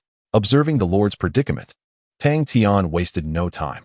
His eyes transformed into the kaleidoscopic Sharingan, and the Susanoo manifested in an instant, delivering a powerful blow to the temple doors. With a resounding crash, the seal shattered, and the doors disintegrated into countless fragments, scattering across the ground.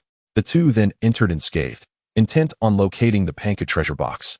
Upon stepping inside, they discovered a deep blue box resting upon a stone pedestal, resembling a cube, yet distinctly different. It emitted a sacred white light that flowed continuously over its surface, instilling a sense of trepidation in the Lord, who hesitated to approach the Panka treasure box. Hurry, Tang Tian. Quickly retrieve the Panka treasure box. Then we shall depart immediately. The sovereign cast a fearful glance at the Panka treasure box, pointing at the deep blue container before him and requesting Tang Tian to take it away. I must ask, Sovereign, are you certain you are not deceiving me? If there lies a trap ahead, would I not be the one to suffer? Tang Tian shook his head, unequivocally refusing. In his view, the sovereign wished for him to be the first to engage with the Panka treasure box, a proposition he would never accept unless offered some substantial incentive. Otherwise, he would remain resolute in his refusal to act. Such a decision was imperative. I cannot interact with artifacts imbued with righteous magic, such as the Panka treasure box before us. Should I touch it, I would undoubtedly face harm, the sovereign hastily explained. Aware of Tang Tian's many concerns and wishing to assuage his doubts while securing the box for him. Alas, despite his good intentions, Tang Tian did not comply with his request. Instead, he seized the sovereign and unceremoniously hurled him in front of the Panka treasure box. With a crack, the moment the sovereign made contact with the box, it was as if he had been struck by lightning. His hair stood on end, and even his very soul suffered a grievous blow from the Panka treasure box. Observing this, Tang Tian finally exhaled in relief, and upon realizing that no seals or curses resided within, he approached with a relaxed demeanor, paying no heed to the wounded sovereign. Suddenly, just as Tang Tian's hand was about to make contact with the Panka treasure box, a petite figure appeared before him, swiftly seizing the box. Upon closer inspection, he discovered it was Xiao Yu, triumphantly holding the Panka treasure box and displaying a victorious expression. He, brother Tang Tian, this time we have emerged victorious. Your plans shall not come to fruition, Xiao Yu declared gleefully, believing they had seized the initiative by obtaining the Panka treasure box before her seasoned rival.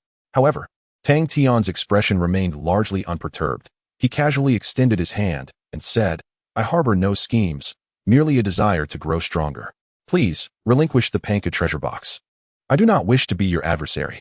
No, Tang Tian, you must have forged a pact with the sovereign.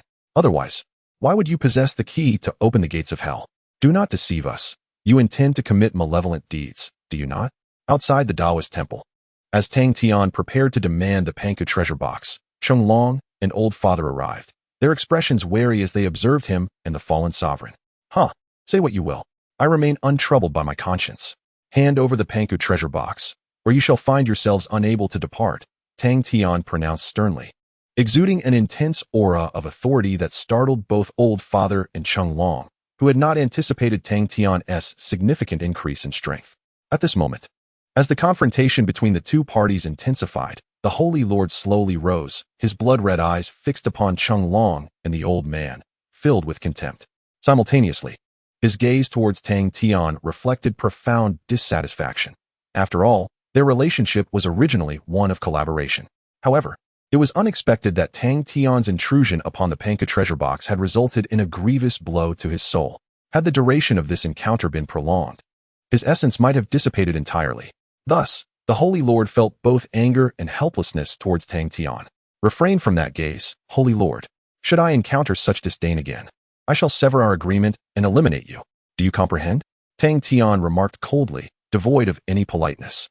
The Holy Lord, indignant at the threat posed by Tang Tian, remained silent, merely directing a seething glare at Chung Long before him.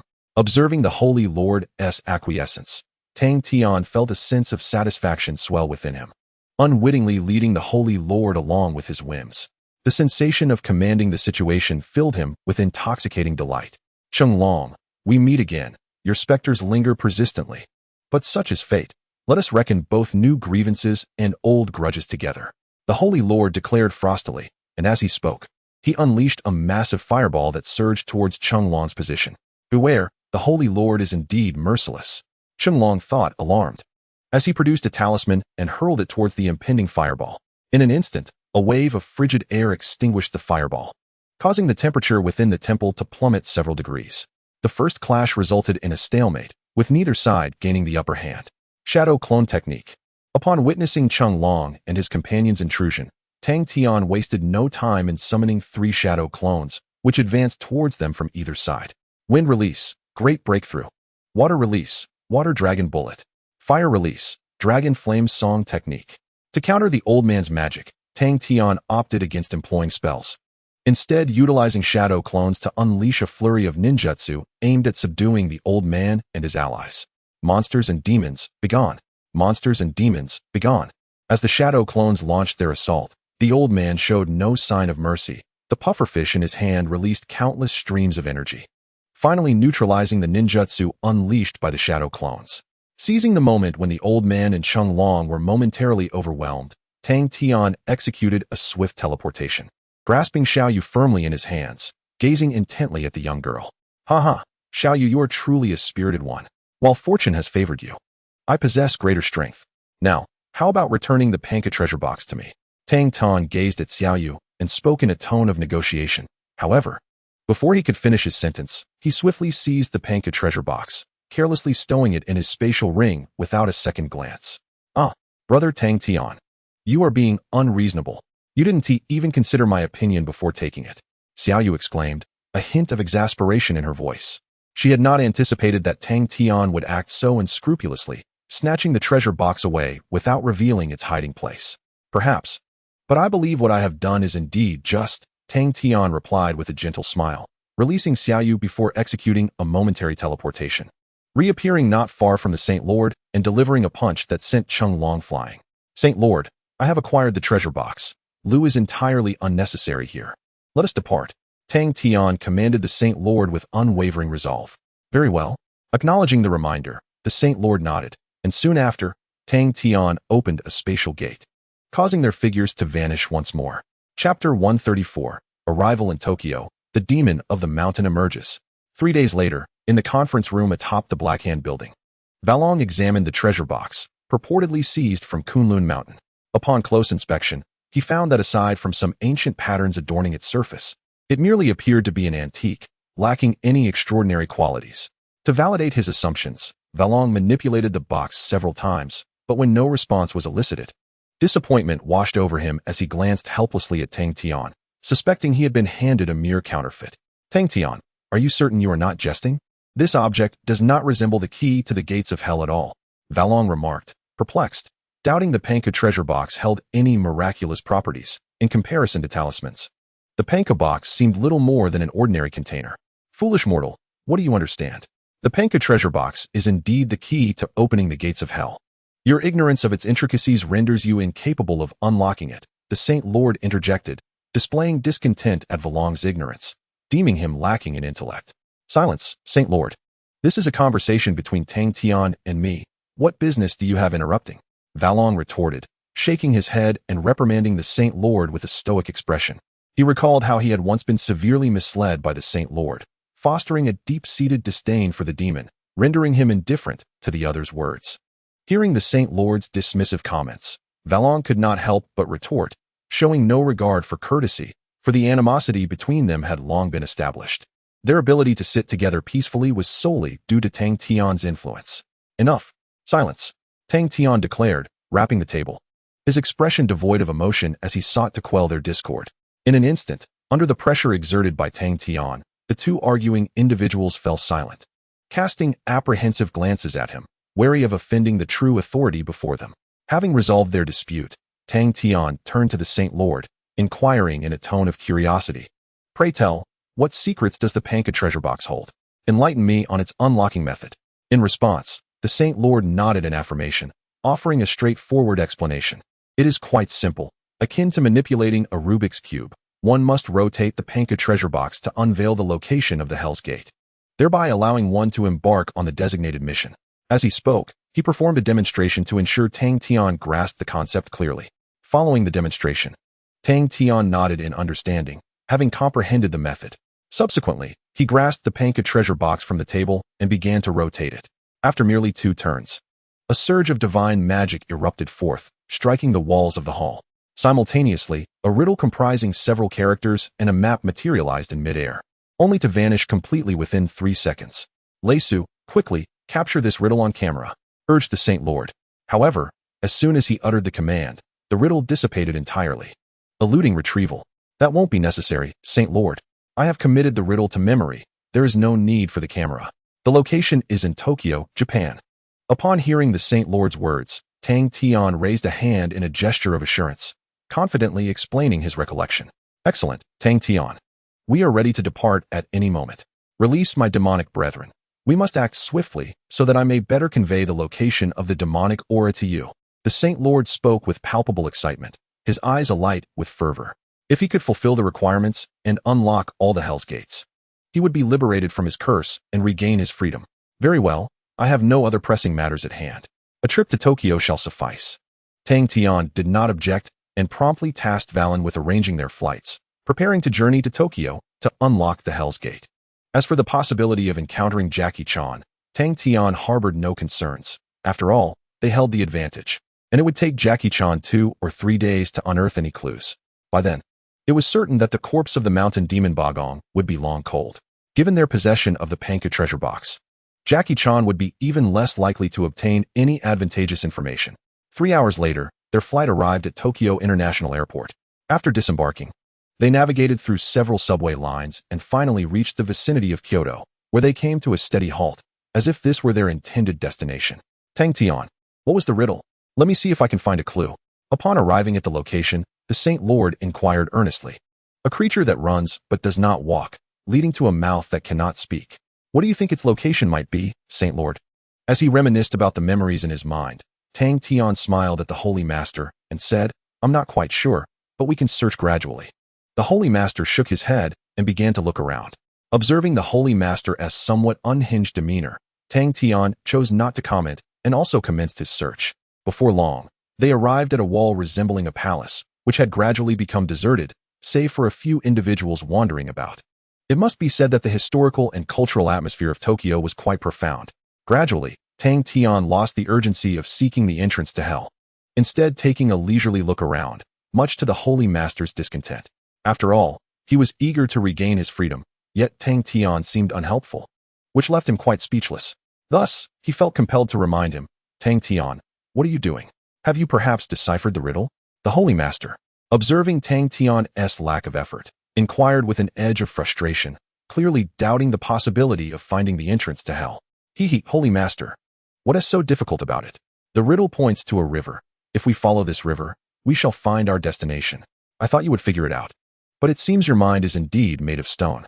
As if sensing the tone of the Holy Master, Tang Tian couldn't help but mock him, thinking it quite absurd that this demon, having lived for tens of thousands of years, had not once shown any signs of intelligence.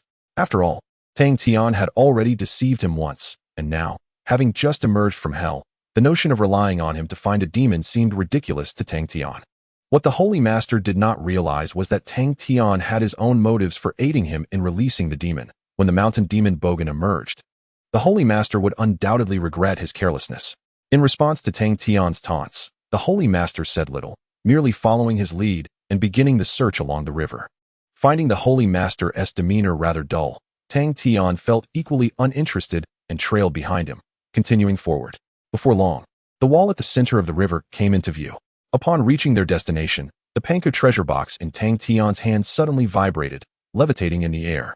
Subsequently, the Panku treasure box flew autonomously towards the magical insignia on the wall and pressed against it.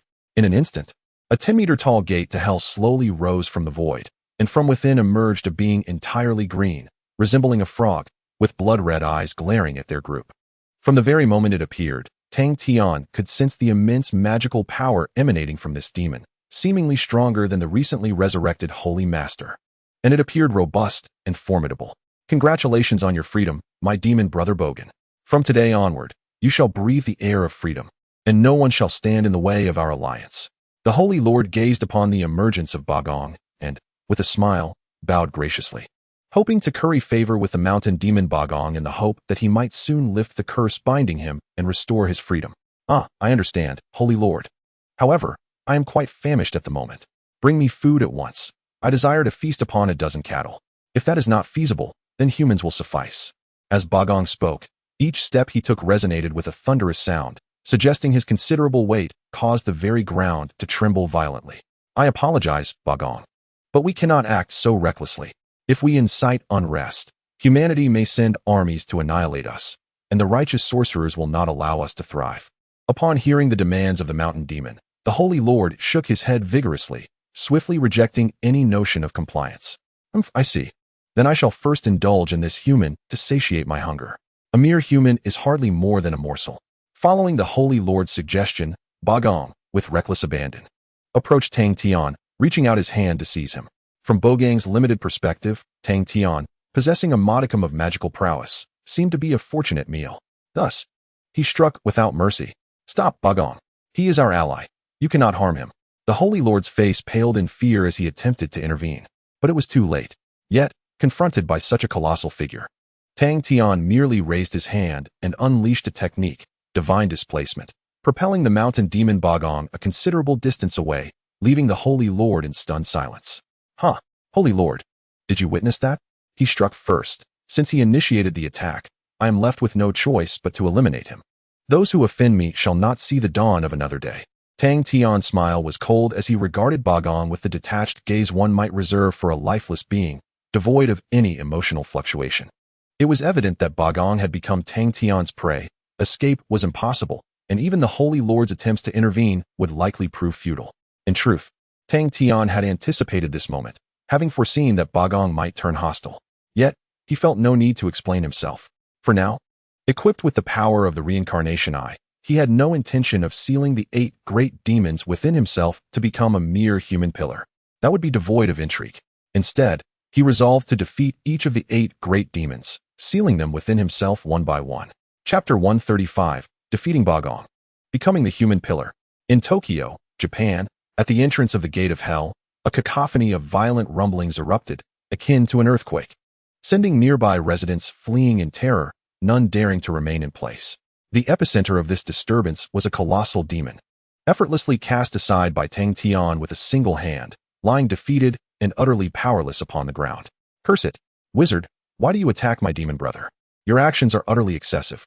Witnessing Bagong being sent flying, the Holy Master glared furiously at Tang Tian. Clearly, an explanation could have sufficed. However, to his astonishment, Tang Tian retaliated with a swift strike, sending Bagong hurtling away. Silence, Holy Master. Are you instructing me on how to act? Upon hearing the Holy Master's words, Tang Tian's eyes transformed into kaleidoscopic Sharingan, emanating an overwhelming aura of intimidation as he regarded the Holy Master with palpable murderous intent. In that instant, the Holy Master found himself paralyzed, gripped by the chilling essence of Tang Tian's hostility. He dared not utter another word. Had it not been for their agreement, Tang Tian might have considered ending his life once more. Contemplating this, the Holy Master took a step back, opting to disengage from the matter, realizing his mission of releasing Bagong was complete, leaving the rest to Tang Tian. Noticing the Holy Master's retreat, Tang Tian bestowed upon him an appreciative glance before vanishing and reappearing before the mountain demon, Bagong. Upon his arrival, he beheld Bagong in a state of disarray. Covered in mud, a stark contrast to the formidable figure that had emerged from the gates of hell moments prior. Ah, a being among the 8 great demons. Yet so feeble. Even I, a mere human, can best you. What purpose does your existence serve? Tang Tian began, thoroughly mocking Bagong, relentlessly provoking him. Reason dictated that this hulking creature's strength should not be underestimated, necessitating a cautious approach. Indeed, spurred by Tang Tian's taunts, the mountain demon Bagong promptly rose, his visage darkening with rage. With blood-red eyes fixed upon Tang Tian, he bellowed, "You wretched human, you deserve to be our prey. How dare you treat me this way? I shall tear you asunder, piece by piece." As anticipated, Bagong was consumed by hatred, disregarding hesitation as he lunged forward, his razor-sharp claws aimed at Tang Tian's throat. Sensing the tremors of the ground and the uncontrollable fury of Bagong, Tang Tian exhibited no expression, merely observing the descent of the claws. Not far off, the Holy Master gazed at Tang Tian, seemingly in a stupor, secretly reveling in the thought that this could indeed be fortuitous. If Tang Tian were to be vanquished, he would be liberated.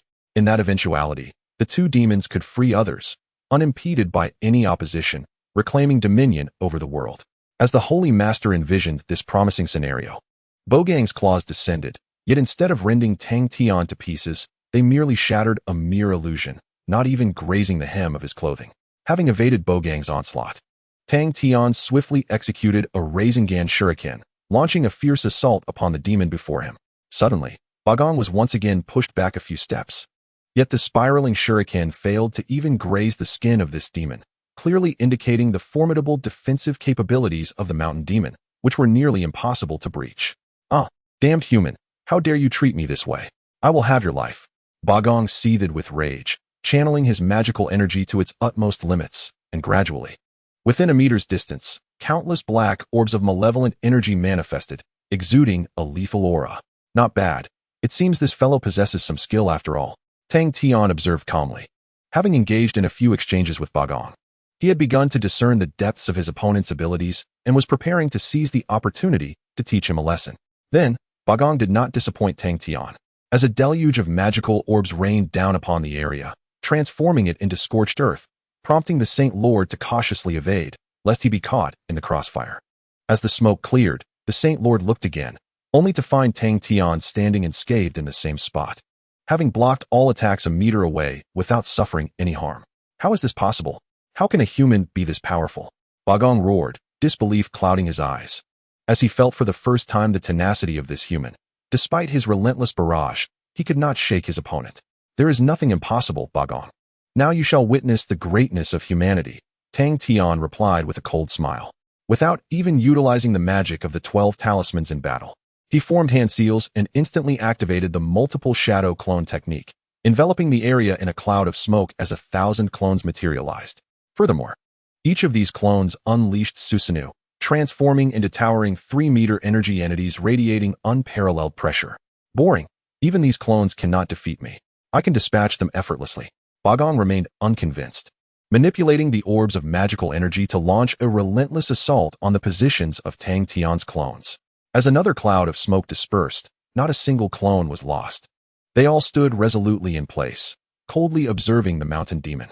"All right, brothers, do not hold back. Beat this fellow until he is powerless, then throw him over to me. Strike him with Susanoo," Tang Tian commanded without hesitation, gazing at the multitude of clones before him. Following his orders, the densely packed clones activated Susanoo and unleashed a relentless barrage upon Bagong, coordinating with remarkable synergy. Thus, Bagong was subjected to an uninterrupted hour of assault, during which various super ninjutsu bombarded him like a relentless artillery barrage. At last, under the overwhelming barrage of firepower, even the mountain demon was left battered and bruised, devoid of strength to resist, collapsing helplessly to the ground. The Holy Master, observing Tang Tian's tactical display of collective assault, was utterly astounded. It seemed that Tang Tian possessed far greater prowess than he had anticipated, wielding an array of formidable techniques. "Well done. You've worked hard. Now, allow me to take over," he remarked, nodding in satisfaction at his own avatar. Suddenly, an impenetrable shadow enveloped Tang Tian's feet, swiftly coiling around Bagong, ensnaring him completely. What is this? Let me go at once.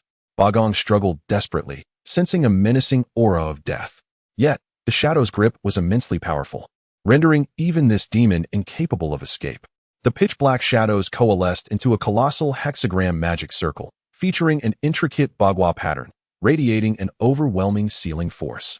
Once the magic circle was formed, Tang Tian gazed upon the mountain demon with a look of pity and said, "Regrettably, you have crossed me.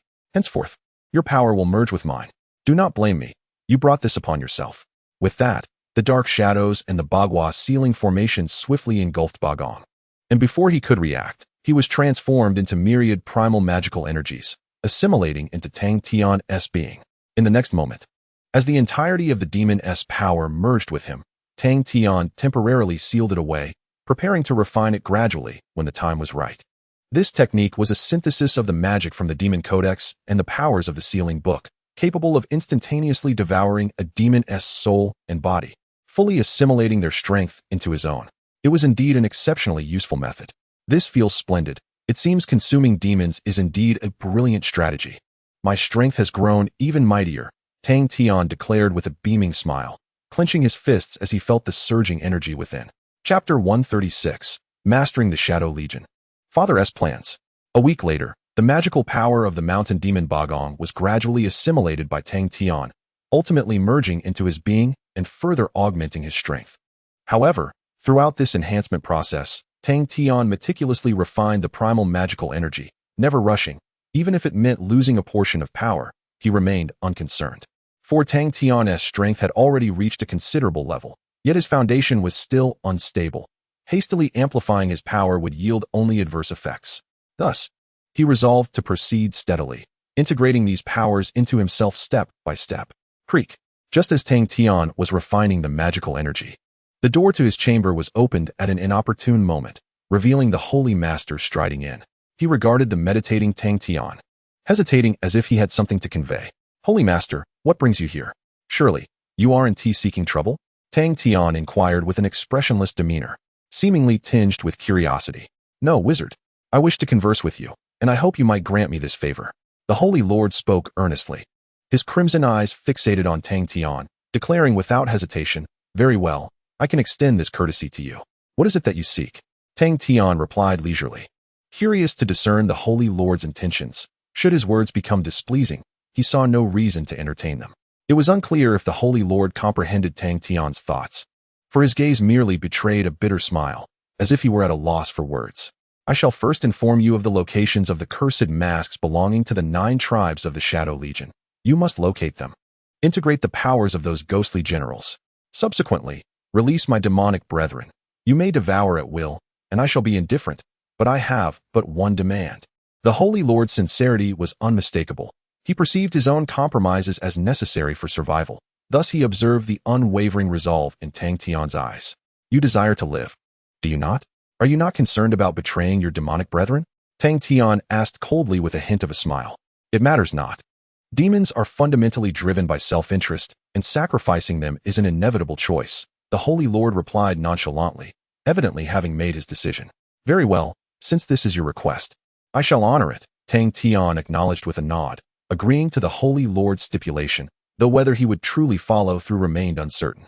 The following day, guided by the Holy Lord's hints, Tang Tian successfully located the 9 cursed masks of the Shadow Legion and gathered them together. Upon their emergence, the masks shattered, and the 9 dark generals of the Shadow Legion materialized before Tang Tian. "Ha ha, we are finally free. This is splendid. Let ultimate darkness descend upon the earth," General Ika proclaimed dramatically upon his resurrection, as if reveling in his newfound existence. "No, you shall not, for you belong to me. Your powers are mine," Tang Tian declared. And before the Shadow Generals could revel for long, he extended his hand, activating the ability of the celestial attraction.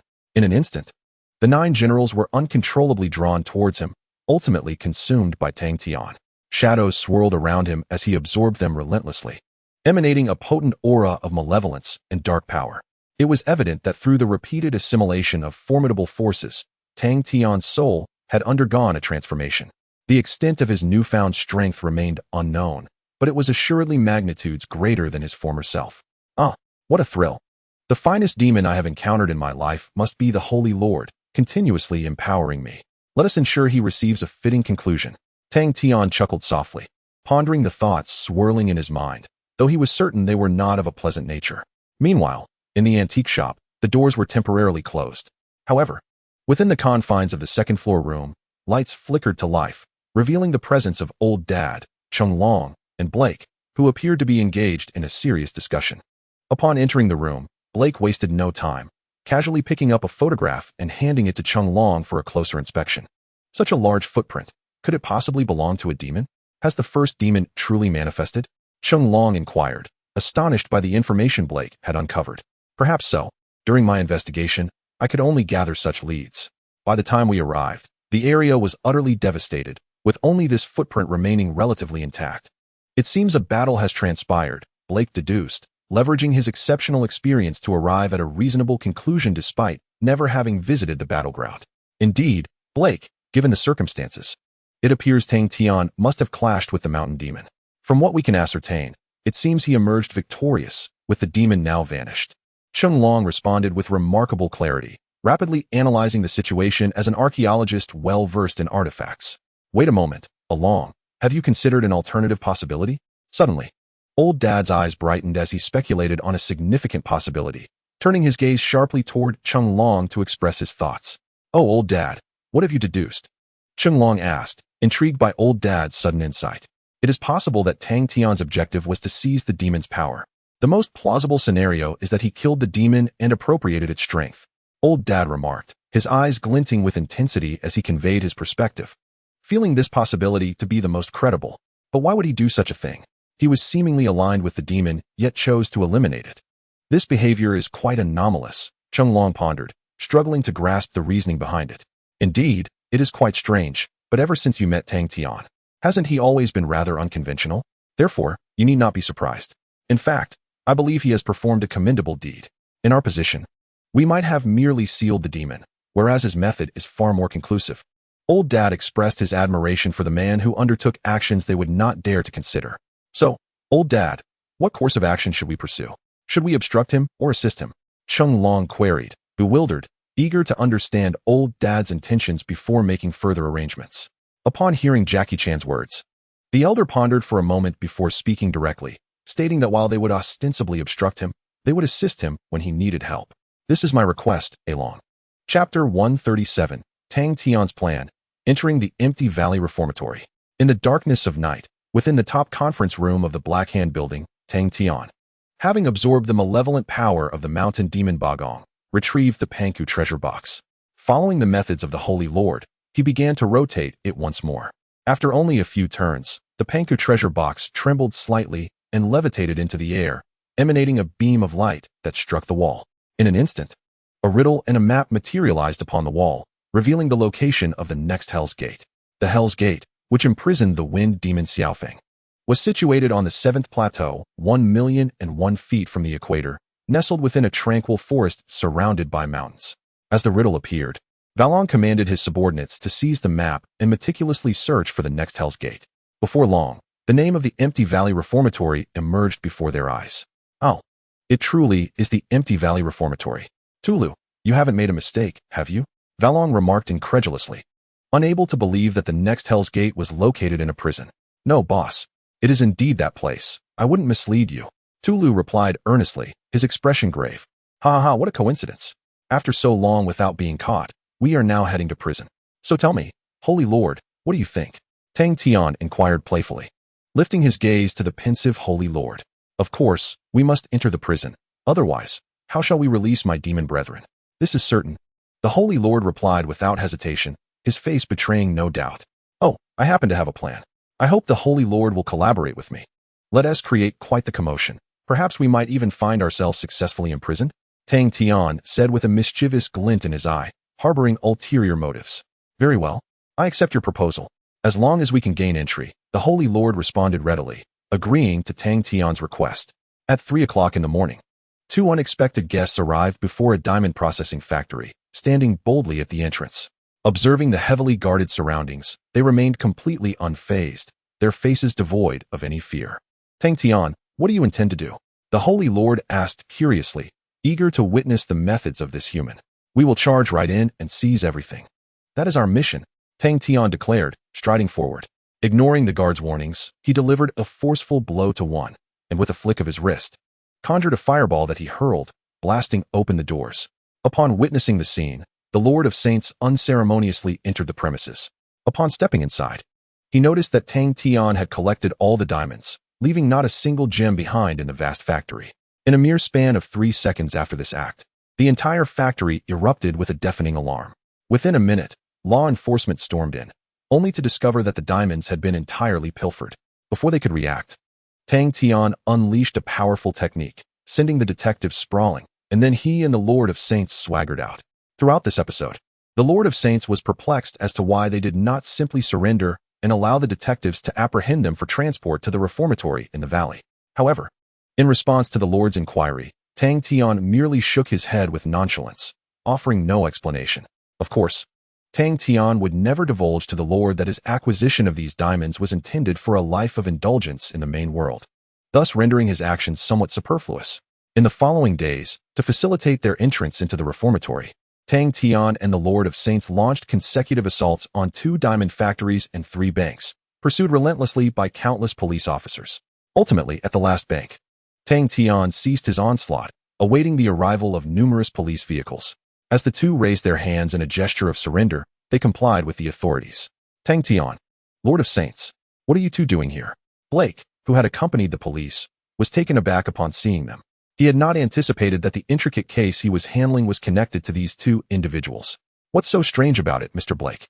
I now offer you a chance to fulfill your duties, Tang Tian remarked with a mysterious smile, dismissing further conversation with a wave of his hand. Take them away. Escort them to the station. Blake, feeling a headache from Tang Tian's enigmatic smile, had no choice but to comply and let them be taken into custody for further questioning. Given the peculiar nature of the incident, Blake promptly contacted Jackie Chan to inform him of the developments. An hour later, they were successfully escorted to the San Francisco courthouse. Standing before the judge as the accused, the judge, holding a document, began to announce their charges. According to the investigation, you are implicated in the thefts from the diamond factories and banks. In light of your numerous offenses, I shall now deliver the verdict. All rise, the judge proclaimed loudly, prompting Jackie Chan and Blake to also rise from their seats, regarding the judge as he pronounced the judgment. The verdict is as follows. Both of you are found guilty of heinous crimes and are sentenced to 300 years in the reformatory of the valley. After the judge concluded, the majority of the audience erupted into applause, believing the two to be deserving of their fate. Amidst the cheers, Tang Tian and the Lord of Saints were led away, but before departing, Tang Tian flashed a victorious gesture towards Jackie Chan. It is evident that Tang Tian's entry into the Empty Valley Rehabilitation Center was remarkably smooth, culminating in a playful salute to Cheng Long. Meanwhile, Blake, observing the gradually vanishing figure of Tang Tian, wore an increasingly grave expression. After some contemplation, he turned to Cheng Long and inquired, Cheng Long, what could be the true intentions of these 2 individuals? Their behavior is exceedingly unusual, given their prowess. We likely wouldn't even be able to grasp the hem of their garments. Blake's reasoning was understandable, having previously engaged in a skirmish. He was acutely aware of Tang Tian's capabilities. It was conceivable that even the combined strength of the 13th district would be insufficient to contend with him. Even if Cheng Long joined forces, it was doubtful they could subdue their adversaries, thus indicating that there must be a hidden agenda at play, a fact that was glaringly obvious. You are correct. Given the circumstances, their objective must undoubtedly be the gate of hell. Tang Tian has pledged to the Lord to unleash the demons. Yet he harbors his own ulterior motives. Therefore, I believe it is prudent to notify Father, in hopes that he might provide me with something of value. Cheng Long contemplated this and devised a prudent course of action. Very well, let us proceed as you suggest. I will arrange for you to enter the prison so that you may discern their true intentions, Blake asserted decisively, his gaze imbued with determination. This was within his capacity to achieve. Cheng Long nodded in acknowledgement of Blake's resolve before departing to consult Father regarding a concrete solution. Meanwhile, within the confines of the Empty Valley Rehabilitation Center, the 2 infiltrators were subjected to the harshest treatment reserved for the most notorious prisoners. They were not only shackled with heavy handcuffs, but their ankles were bound with equally cumbersome restraints, seemingly designed to thwart any attempt at escape. Upon their arrival, all personal belongings were confiscated, their hair hastily trimmed, and they were donned in prison garb before being escorted by the warden. Throughout this process, Every action was closely monitored to prevent any potential trouble from arising. It is crucial to note that the damages caused by these two amounted to approximately 50 billion, with the stolen items irretrievable, rendering their conviction not easily attainable. This infuriated the warden, who was determined to impose severe penalties. After some deliberation, the warden directed them deeper into the prison, where they encountered an environment surrounded by barbed wire, with an imposing iron gate at the entrance, indicative of a highly secure facility where no one could hope to escape. In response to the warden's demeanor, Tang Tian and the Lord exhibited no signs of resistance. Obediently being thrust into a cell. "Stand up. Allow me to introduce two new companions," the warden announced loudly. Upon hearing this, the surrounding inmates promptly rose to their feet. Among them was a towering figure, over 2 meters tall, a burly Caucasian adorned with tattoos, who swaggered over, cigar in hand, as if evaluating the two newcomers. After scrutinizing them for a considerable time, he approached Tang Tian and, in a mocking tone, exhaled a puff of smoke, asking, "An Asian? How refreshing. It has been quite some time since I encountered someone like you. Since you found yourself in this predicament, you might as well stay put. I shall take good care of you." The burly white man cast a malevolent glance at Tang Tian, perceiving him as a soft target, easily manipulable, and thus, he was more than willing to extend his care. "Oh, you better not regret this, or you won't even know how you met your end." Tang Tian issued a warning before closing his eyes, choosing silence thereafter. "Hey, what are you all doing? Are you plotting a rebellion? You bunch of rascals. It seems that 3 days without discipline has led to some audacity. Enough, lone wolf. Refrain from seeking trouble. These two are hardened criminals. It would be wise not to provoke them," the warden coldly remarked, striking the bed with his baton, addressing the lone wolf before him. Upon hearing the warden's words, the lone wolf stood up, offering a sycophantic look to the warden, understanding, "Sir, I will certainly behave myself." After uttering this, the lone wolf cast a menacing glance at Tang Tian, his mind brewing an elaborate scheme, undoubtedly not a simple one. "Very well, let us leave it at that. Hurry back to sleep." With that, the warden departed, showing no inclination to linger. Once the warden had left, the lone wolf did not retire to rest. Instead, he took up a cigar and swaggered over to Tang Tian, seemingly intent on imparting a lesson. The saint, witnessing this scene, discreetly stepped back, wishing to avoid any trouble. Yet he cast an amused glance at Tang Tian, curious to see how he would respond. "You're the new inmate, aren't you? From now on, you shall be my subordinate. You will do as I command. Do you understand?" The lone wolf stated, pointing a finger at Tang Tian, showing no courtesy whatsoever. In response, Tang Tian coldly smirked, his expression devoid of emotion as he regarded the man before him, retorting, "If I refuse your request, do you think you can harm me?" Confronted by the insolence of this lowly creature, Tang Tian merely regarded him with calm words, choosing not to act immediately, but rather observing his final decision. Receiving a reply, the lone wolf's eyes darkened with malice. Without hesitation, he produced a sharpened key from his person, aiming it directly at Tang Tian, and thrust it forward without a second thought. However, the moment it struck Tang Tian, an invisible force repelled it, causing the lone wolf to crash violently against the wall, lacking even the strength to resist. With a resounding crash, the wall of their cell was breached, leaving a gaping hole, while the lone wolf felt a surge of pain throughout his body, unsure how many ribs had been broken. The onlookers were left in shock, staring at Tang Tian as if he were a monster, too frightened to make any further moves. Having dealt with the assailant, Tang Tian approached him, gripping his neck firmly, threatening, "So, you're the lone wolf, are you? I admire your courage, but you have crossed a line with the wrong person. Mark my words, if you dare to speak again, I will end you. Do you understand? Furthermore, when the warden inquires of you, simply declare that it was an accidental mishap. Do you comprehend?" Tang Tian exerted a slight force, causing the solitary wolf to experience difficulty in breathing, nearly gasping for air. Ultimately, in the face of the wolf's terror-stricken gaze, he resignedly nodded, pleading for mercy. After dealing with this prison bully, Tang Tian returned to his bunk, closed his eyes, and entered a state of tranquility. In this manner, he regained his peace, undisturbed by anyone. Meanwhile, at the old man's antique shop, upon relaying the events of the day to the elder, a spark ignited in the elder's eyes, quickly deducing Tang Tian's intentions.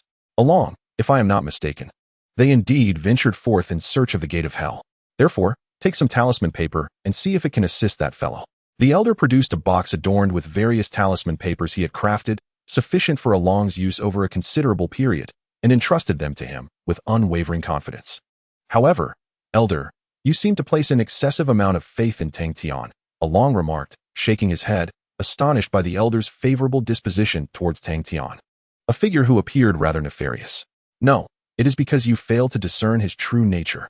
Elder, I have traversed more paths than you have walked, so trust me. It is not misplaced. Follow my instructions. The elder waved his hand grandly, articulating his objective. Very well, Elder, I place my trust in you. I shall infiltrate the empty valley reformatory and observe the unfolding events. Should assistance be required, I will intervene.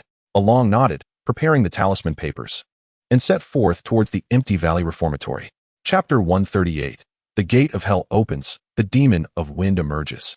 The following morning, as the first rays of sunlight streamed in, Tang Tian gradually opened his eyes, having enjoyed a restful slumber. Particularly after having dealt with the individual known as the solitary wolf, the atmosphere within the cell had shifted, with others treating him with newfound respect. Fearful of provoking this harbinger of misfortune, even the Holy Lord, who had entered alongside him, found no one daring to incite conflict, resulting in a tranquil existence devoid of further issues. Knock, knock, knock. Just as Tang Tian rose, still stretching his limbs, a series of knocks echoed at the cell door, presumably from the guards, summoning them to rise. Observing this scene, Tang Tian felt no surprise. Like a marionette, he followed the other inmates, laboring for half a day before being escorted to a dining hall within a building, prepared for their scheduled meal. Upon entering the dining hall, Tang Tian noted its vastness. Capable of accommodating approximately 2,000 individuals, ample space indeed. Yet, despite its capacity, the surroundings were filled to the brim, an endless sea of inmates. The prisoners arrived quietly, refraining from any loud outbursts or scuffles, for to cause a disturbance here would invite dire consequences. It is highly likely that the inmates may go an entire day without food, hence they are wise enough to refrain from causing any disturbances. Observing this scene, Tang Tian merely cast a casual glance, his expression remaining unaltered as he stood in line with the Holy Master to receive their lunch. Once they acquired their meal, they instinctively seated themselves at a table, where Tang Tian and the Holy Master exchanged no words, silently consuming their food without any discussion. Halfway through their meal, the Holy Master paused, a look of curiosity etching his features as he turned to Tang Tian, inquiring, "When shall we act to open the gates of hell and unleash the wind demon, howling winds?" After a moment of contemplation, Tang Tian replied with certainty, "Once we finish our meal, there will be a break in activities. That will be the perfect time to commence our actions." "Very well, let us proceed as you suggest. Release my demonic brethren as swiftly as possible," the Holy Master replied impatiently, his confinement within this body having rendered him increasingly restless, fueling his urgent desire for liberation. Once they concluded their meal, they entered their free time. Just as Tang Tian and the Holy Master prepared to set their plans in motion, a man with an Asian-scarred face appeared before them, casting an eager glance in their direction. "Gentlemen, I admire how you took down the lone wolf upon your arrival in prison. May I join your ranks and assist you?" The scarred man approached them, his expression one of fervent enthusiasm, akin to that of an ardent fan. Sensing a familiarity in the man's gaze, the Holy Master turned to Tang Tian, curious to see how he would respond. "Haha, I welcome your addition. Perhaps it will make this game even more exhilarating. By the way, my friend, what is your name?" To his surprise, Tang Tian did not dismiss the scarred man, but instead warmly patted his shoulder, akin to a long-lost brother. "I am Chen Kuan. I once studied a bit of martial arts at Shaolin, but ended up here due to some misdeeds." The scarred man, now identified as Chen Kuan, replied without hesitation. "Chen Kuan? Like in the legend of the Dragon Slayer?" "Ha!" Upon hearing the comical name, Tang Tian erupted into laughter, delivering a light-hearted slap to the man's face without hesitation. Of course, the man was not truly named Chen Kuan. Through his chakra senses, Tang Tian had already discerned that this individual was none other than Jackie Chan, albeit in disguise. To his astonishment, not only had Jackie appeared before him, but he had also chosen such an eccentric name and costume. Was this not asking for trouble? "Hey, boss, why did you hit me?" "I don't believe I've done anything wrong," Jackie Chan remarked, a look of bewilderment on his face as he gazed at Tang Tian, trying to comprehend the sudden slap. "Ha ha ha, it's nothing personal. Your name simply reminded me of a long-lost brother, and in my excitement, I couldn't help but give you a playful smack." Tang Tian cast a malevolent glance at Jackie Chan, then raised his hand and delivered a forceful slap on his shoulder, infusing it with a hint of chakra, causing Jackie's expression to contort with pain. "Ah, thank you, big brother. I hope for your continued guidance in the future," Jackie responded awkwardly, enduring the discomfort and refraining from saying more. In that moment, Observing the two evidently peculiar individuals, the Master's face reflected a strange confusion, yet he dismissed it, as he had always found Tang Tian inscrutable, and thus could not fathom these two either.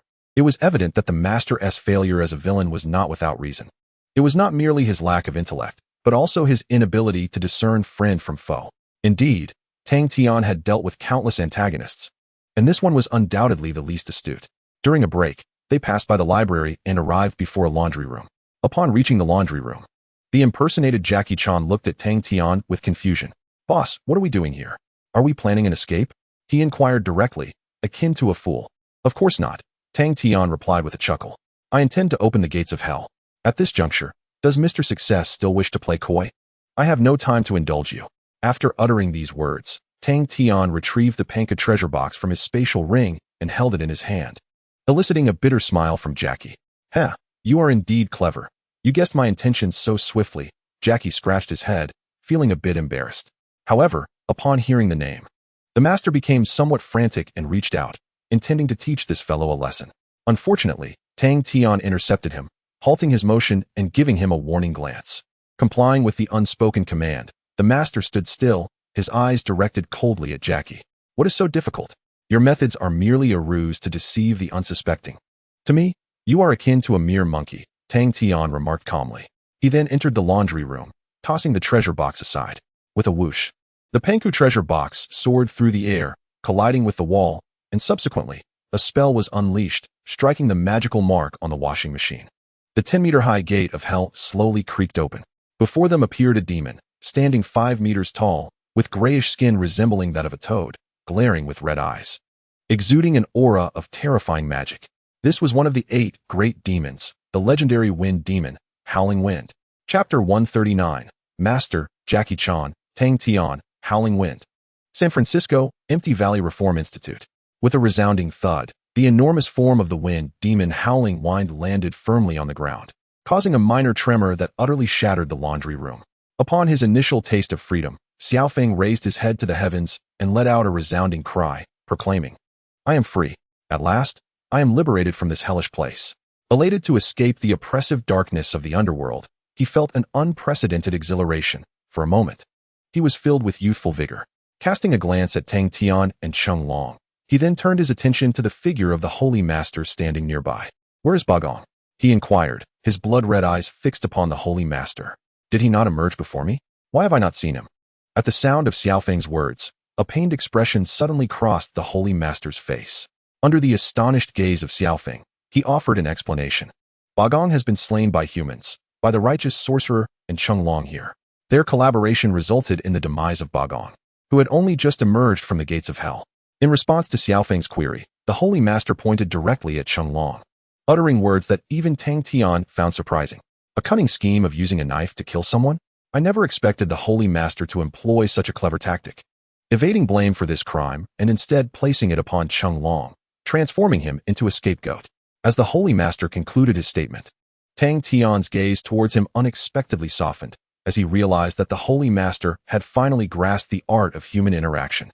"Indeed, I witnessed it with my own eyes. I never anticipated Cheng Long would eliminate the demon of the mountain. By the time I and the Holy Master attempted to intervene, it was already too late." Tang Tian feigned regret, deceitfully addressing Xiaofeng. Faced with the accusations from Tang Tian and the Holy Master, Cheng Long felt as though he had fallen into the depths of misfortune. Having intended to assist Tang Tian, he found himself ensnared instead. "No, you misunderstand. I had yet to locate him, and my father had no time either," Cheng Long awkwardly explained, reaching into his pocket to retrieve talismans, preparing to confront the potentially wrathful Wind Demon and avert severe troubles. "Humph, humanity deserves to perish." Xiaofeng spat in fury, taking a deep breath as he drew in a powerful gust of air, feeling an intense pull within him. "Susanu, wind-defying talisman." In response to the Wind Demon's assault, Tang Tian and Cheng Long showcased their respective abilities, resisting the terrifying force and momentarily stabilizing their bodies against the pull. However, just as one wave subsided, another arose. As the suction ceased, a fierce gust surged towards them, targeting the two. Only the Holy Master, sensing impending danger, took shelter to avoid being swept away by the menacing winds. Shinra Tensei. Without hesitation, Tang Tian activated the power of his Rinnegan, neutralizing Xiaofeng's force. The collision ultimately caused the roof above them to be violently uprooted. As the storm awaited its conclusion, the furious gaze of the wind demon fixed intently upon Tang Tian, who seethed with anger, declaring, "You despicable human, it was you who killed Bagong, wasn't it? Only your power could have vanquished him." In that moment, having witnessed the might of both men, the wind demon realized that the individual before him was indeed the most likely to have slain Bagong. With such an enigmatic strength, he could undoubtedly defeat the mountain demon and eliminate Bagong. Ha ha ha, truly clever. It's rare to encounter a demon with even a modicum of intelligence. Therefore, as a reward, I shall grant you a swift passage. Tang Tian, with a disdainful smile, remained unfazed by the exposure of his secret. Instead, he regarded the wind demon with a chilling gaze, much like a hunter eyeing his prey. Meanwhile, Cheng Long, observing this exchange, prepared to lend assistance to Tang Tian in vanquishing the wind demon. Yet, before he could act, a fireball hurtled towards him with ferocity. Boom. Sensing impending doom, Cheng Long leapt aside just in time to narrowly evade the Holy Lord's fireball, though the ensuing explosion forced him back several paces. "Hey, Holy Lord, why must you engage in battle with Cheng Long? Could you provide me with a reason?" Tang Tian inquired curiously, eager to ascertain the Holy Lord's motives for targeting Cheng Long, thereby diminishing his own strength. "Quite simply, Cheng Long has repeatedly thwarted my plans. Now, I must settle old scores and enact my vengeance upon him. Otherwise, my anger shall remain unassuaged. As for you and the wind demon, should you have any grievances, we shall refrain from intervening in your conflict," the Holy Lord articulated with clarity, as if such reasoning were self-evident. "Very well, do as you please. I shall entertain myself thoroughly with the wind demon." Tang Tian nodded in agreement and raised his hand, unleashing the formidable force of the divine law, which shattered the walls of the valley, creating a vast pit in the ground beneath them. With Tang Tian's consent, the Holy Lord opened his mouth, unleashing an unstoppable fireball towards Tang Tian's position. What misfortune! Truly, what a stroke of ill luck! Feeling the intense heat above him, Cheng Long dared not hesitate, producing an ice spiral talisman and casting it forth. Just as he did so, the searing flames were extinguished. However, the battle between Cheng Long and the Holy Lord had merely begun, as did the confrontation between Tang Tian and the wind demon. "Human, you are the first to provoke my wrath. Are you prepared to face your punishment?" The wind demon disregarded Cheng Long, fixating solely on Tang Tian, his gaze reminiscent of a killer's intent, missing not a single detail. Punishment? Your jest lacks wit. The last demon who dared to speak thus before me now has grasped 3 feet high upon his grave. You may well be the next," Tang Tian replied, his expression devoid of emotion. Immediately thereafter, a swift hand conjured a false dark lightning technique, which collided against the form of the howling wind demon. However, it inflicted no harm upon this malevolent entity, merely leaving a faint mark upon its body. While the power exhibited was commendable, it was far from sufficient to vanquish Bogang. Thus, the demon mused, "You are not worthy of my wrath." With a chilling smile, the howling wind raised its claw, unleashing a multitude of invisible wind blades towards him, as if intent on eliminating this troublesome foe. In an instant, Tang Tian, observing the barrage of wind blades, had no intention of engaging further. He swiftly formed a seal and vanished from his original position, reappearing 300 meters away. "Cursed human, you shall perish." Enraged at Tang Tian's attempt to flee, the howling wind leapt into the air, inhaling a vast quantity of air into its belly. Below, prisoners gazed in terror at the demon looming above them, their plans for rest shattered. They had not anticipated the upheaval, and now, faced with the emergence of this fiend, their dread was palpable. On the ground, Tang Tian stood resolute, unflinching as the howling wind descended from the sky. His eyes transformed to a blood-red hue as he remained steadfast in his stance. Understanding Tang Tian's intent to withstand the onslaught, the howling wind surged downward, drawing in another breath, coalescing into a colossal compressed air cannon. "Die, human! This is the price for harming a demon." With an icy demeanor, the air cannon hurtled toward the ground. Susanoo. In preparation for the impending strike, Tang Tian stood firm, invoking his Susanoo for defense. Ultimately, the compressed air cannon struck the Susanoo, causing merely a few minor cracks upon its surface. Aside from that, the Susanoo displayed no signs of damage, showcasing its formidable defensive capabilities, rendering the howling wind unable to budge it. However, while Tang Tian successfully defended himself, the surrounding prisoners were not as fortunate. Caught in the ferocious gale, they were uncontrollably swept away, crashing outside the prison grounds, their plight truly tragic. Not far off, after stabilizing the tempest with a wind-stabilizing talisman, Cheng Long, witnessing the scene before him, glared at the Holy Master with indignation. Holy Master, look at what you have wrought. These prisoners are innocent. You cannot treat them in such a manner. Allow me to assist Tang Tian, or there will be innocent casualties. Cheng Long's expression was grave as he directed a serious gaze at the Holy Master, indicating that he was not jesting and had made up his mind. The Holy Lord gazed at Cheng Long with a hint of confusion, retorting, Cheng Long, you are not a saint. Moreover, these individuals are inherently guilty.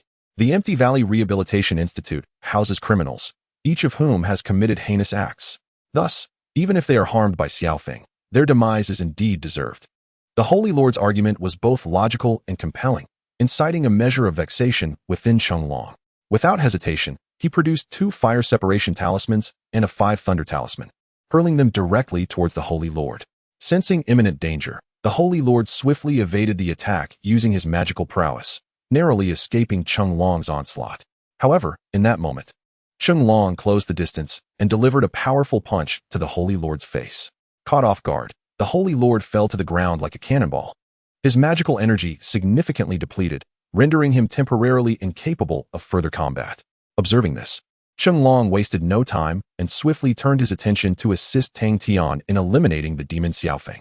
Meanwhile, Xiaofeng conjured a tempestuous whirlwind, akin to a hurricane, directed towards Tang Tian's position, yet it was thwarted by the protective barrier of Susanoo. Forbidden spell, meteoric fire rain.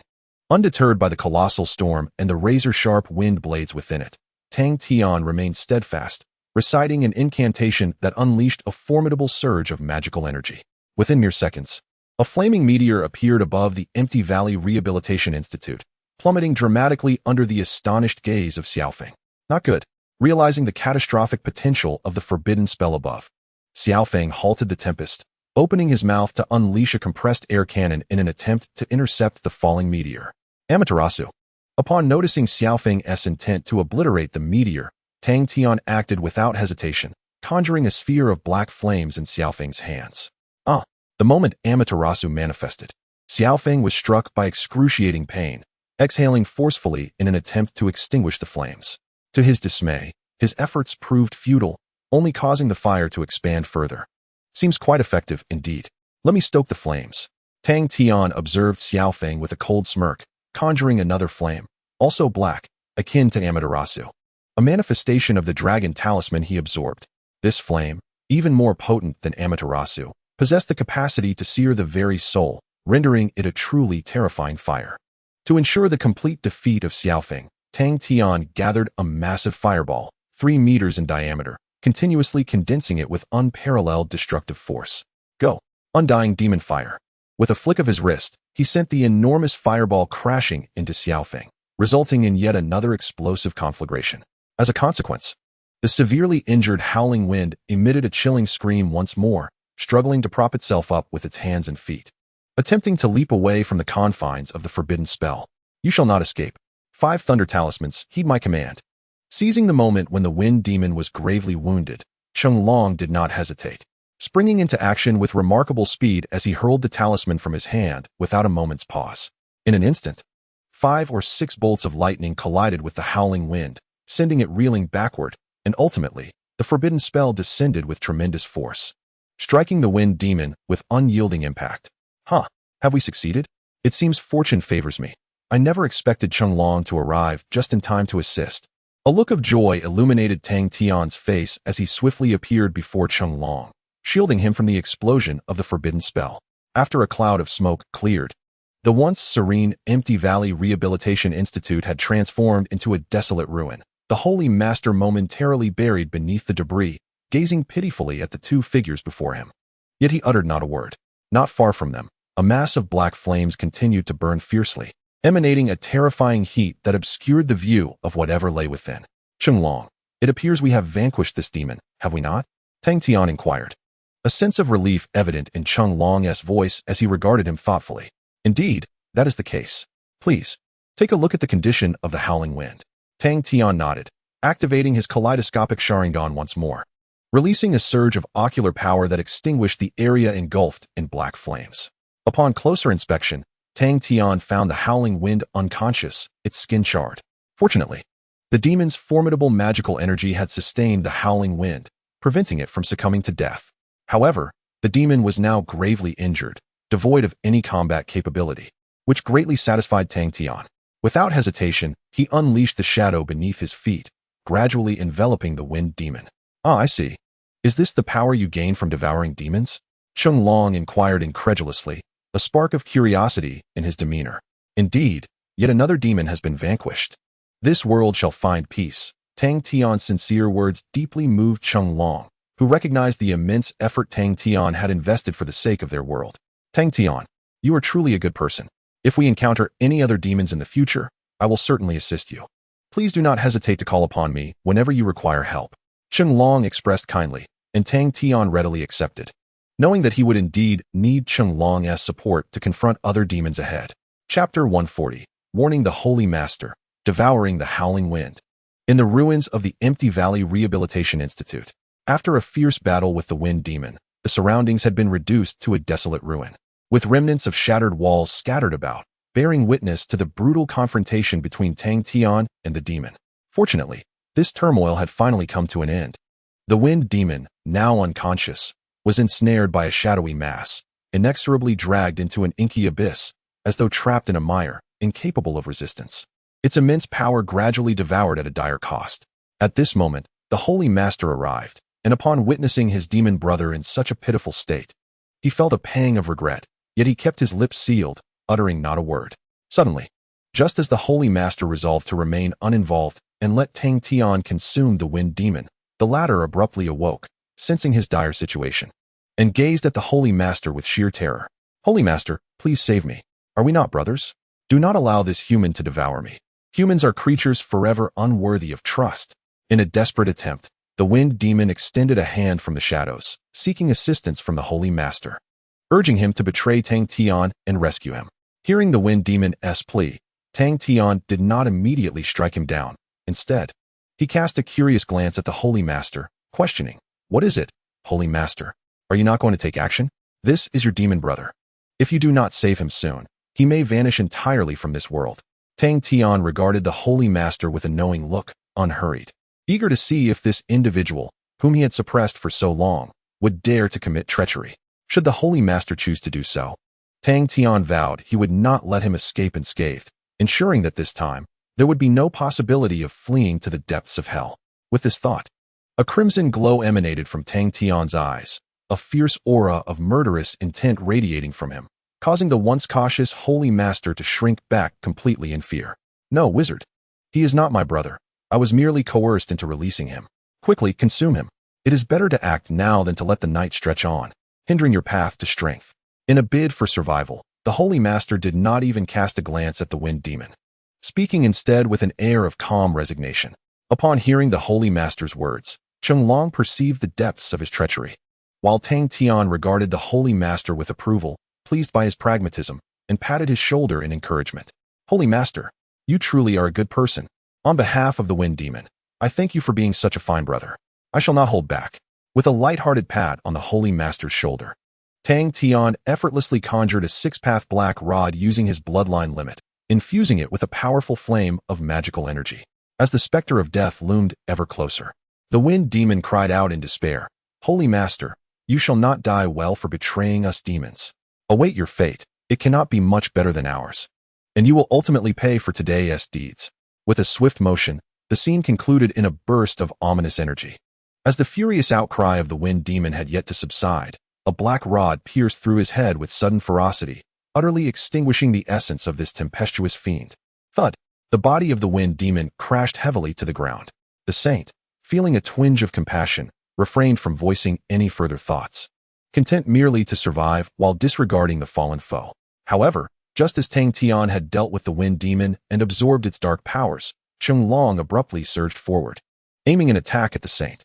Noticing Chung Long's movement, Tang Tian reacted swiftly, seizing Chung Long's arm to thwart his assault on the saint. "What are you doing, Chung Long? The matter has been resolved. Why pursue the saint?" Tang Tian inquired, perplexed by Chung Long's intentions, which seemed to incite discord among allies, a scenario he was unwilling to witness. In an apparent effort to clarify his stance, Chung Long inhaled deeply and glared at the saint with contempt. "Saint, that individual is a menace. Keeping him close poses a grave risk. The most prudent course of action is to eliminate him entirely, leaving no avenue for his escape. Cheng Long articulated his reasoning, which cast a shadow over the saint's countenance, evoking a similar ferocity in his gaze. Unexpectedly, what had seemed a resolved issue now reignited conflict, with Cheng Long audaciously demanding the saint's life, provoking a profound ire within the saint, who felt as though he had been unjustly humiliated, even by a lesser figure like Cheng Long. Have you lost your senses from watching too many films, Cheng Long? He still holds value for me. Preserving him yields boundless advantages. Therefore, I advise you to refrain from meddling in this matter. As the saying goes, one must consider the master before striking a dog. Exercise caution, Tang Tian remarked, locking eyes with Cheng Long, his expression unreadable. Instantly, Cheng Long's demeanor shifted, revealing a mixture of discomfort and complexity. He had anticipated a bond of brotherhood with Tang Tian, yet found himself at an impasse, unable to sway his companion's convictions. Realizing that Tang Tian intended to spare him, the saint finally exhaled in relief. After all, who would willingly embrace death? He felt fortunate that Tang Tian, a pragmatic opportunist, had forged a partnership that ensured his continued existence. Very well then. It seems the saint possesses something you require. However, once your agreement concludes, dear saint, I sense my presence will no longer be warranted. Cheng Long sighed deeply, concluding his statement before preparing to depart. He needed to inform Black of recent developments and manage affairs concerning the Empty Valley Reformatory. It was crucial, considering the number of criminals who had perished during the conflict, to ensure that Black handled the situation with utmost care, lest chaos ensue. Take care, Cheng Long. If you require assistance in the future, I shall call upon you, or perhaps you might come to me. After all, maintaining world peace is your mission, is it not? Observing Jackie Chan's gradually receding silhouette, Tang Tian remarked with evident malice, causing Jackie, who was midway through his departure, to stumble precariously. Haha, let us return. With a sweeping gesture, Tang Tian led the Saint Master away from the scene, a satisfied grin on his face as he beheld Jackie's disarray. Before long, they arrived at the pinnacle of the Black Hand Tower, pushing open the grand doors of the hall and striding in with an air of confidence. At that moment, the ever-obliging Valong was indulging in wine, seemingly enjoying himself to the fullest. Ah, you have returned. Have you dealt with the next demon? Valong inquired eagerly, setting down his glass, keen to hear of their exploits and the success of their endeavor. Fortunately, the Wind Demon, Howling Wind, has been utterly erased from existence. His powers have been devoured by me, awaiting further integration, and I shall acquire his primal magical essence. Tang Tian clenched his fist slightly, a relaxed expression adorning his face as he spoke nonchalantly, clearly unconcerned about the matter. Though the process was somewhat perilous, his own strength had completely overwhelmed Howling Wind. Otherwise, defeating that demon would have proven quite challenging. Securing victory was indeed the best outcome. Haha, I knew you were the strongest, Tang Tian. No matter the demon, you will dispatch them one by one. Valong gazed at Tang Tian with admiration, casually signaling to True with a glance, seemingly commanding him to act. Sensing Valong's gaze, True wasted no time. He retrieved a small, square box from beneath the conference table and placed it directly in front of Tang Tian. Boss, the item you requested is ready. Would you like to take a look? True regarded Tang Tian with respect, eager to discern his response. Oh, it's completed so swiftly? Let me see its quality. Tang Tian's eyes sparkled as he opened the diminutive box, revealing a silver-white ring within. The center bore a hexagram motif, while the band was intricately engraved with an array of runes, indicating it was a specially crafted artifact. Even without activation, Tang Tian could sense a faint aura of magic emanating from it. What a splendid item! Upon beholding the magical ring, Tang Tian's spirit soared, filled with exhilaration. This was precisely what he had commissioned True to create from his father, costing a staggering $50 million to finally bring this mithril ring to fruition. Its potency appeared promising, capable of storing some magic, marking it as a remarkably exquisite magical tool. As he slipped the ring onto his finger, Tang Tian attuned himself to its power, feeling immensely satisfied, and bestowed a smile upon True. Well done, True. You have truly exceeded my expectations. This item brings me great joy and will undoubtedly prove invaluable in the future. Upon completing the experiment, Tang Tian felt a profound satisfaction as he nonchalantly stored the silver ring into his spatial storage, knowing that he could retrieve it whenever necessary, a certainty beyond doubt. The Saint Lord, observing Tang Tian's silver ring, was filled with trepidation. He had not anticipated that Tang Tian, already formidable, possessed such a magical artifact. It seemed that the Saint Lord would never escape Tang Tian's grasp in this lifetime. Hence, he could only hope that Tang Tian would show mercy after devouring the 7 great demons. After acquiring the silver ring, Tang Tian wasted no time, casually rotating the Panku treasure box, a serene expression gracing his face. Soon, a beam of light illuminated the wall, revealing a map of California, which brought a smile to Tang Tian's lips, indicating that they had indeed located a demon's lair. It appeared that their next target had been identified, and it was still in California. Let us prepare and set forth.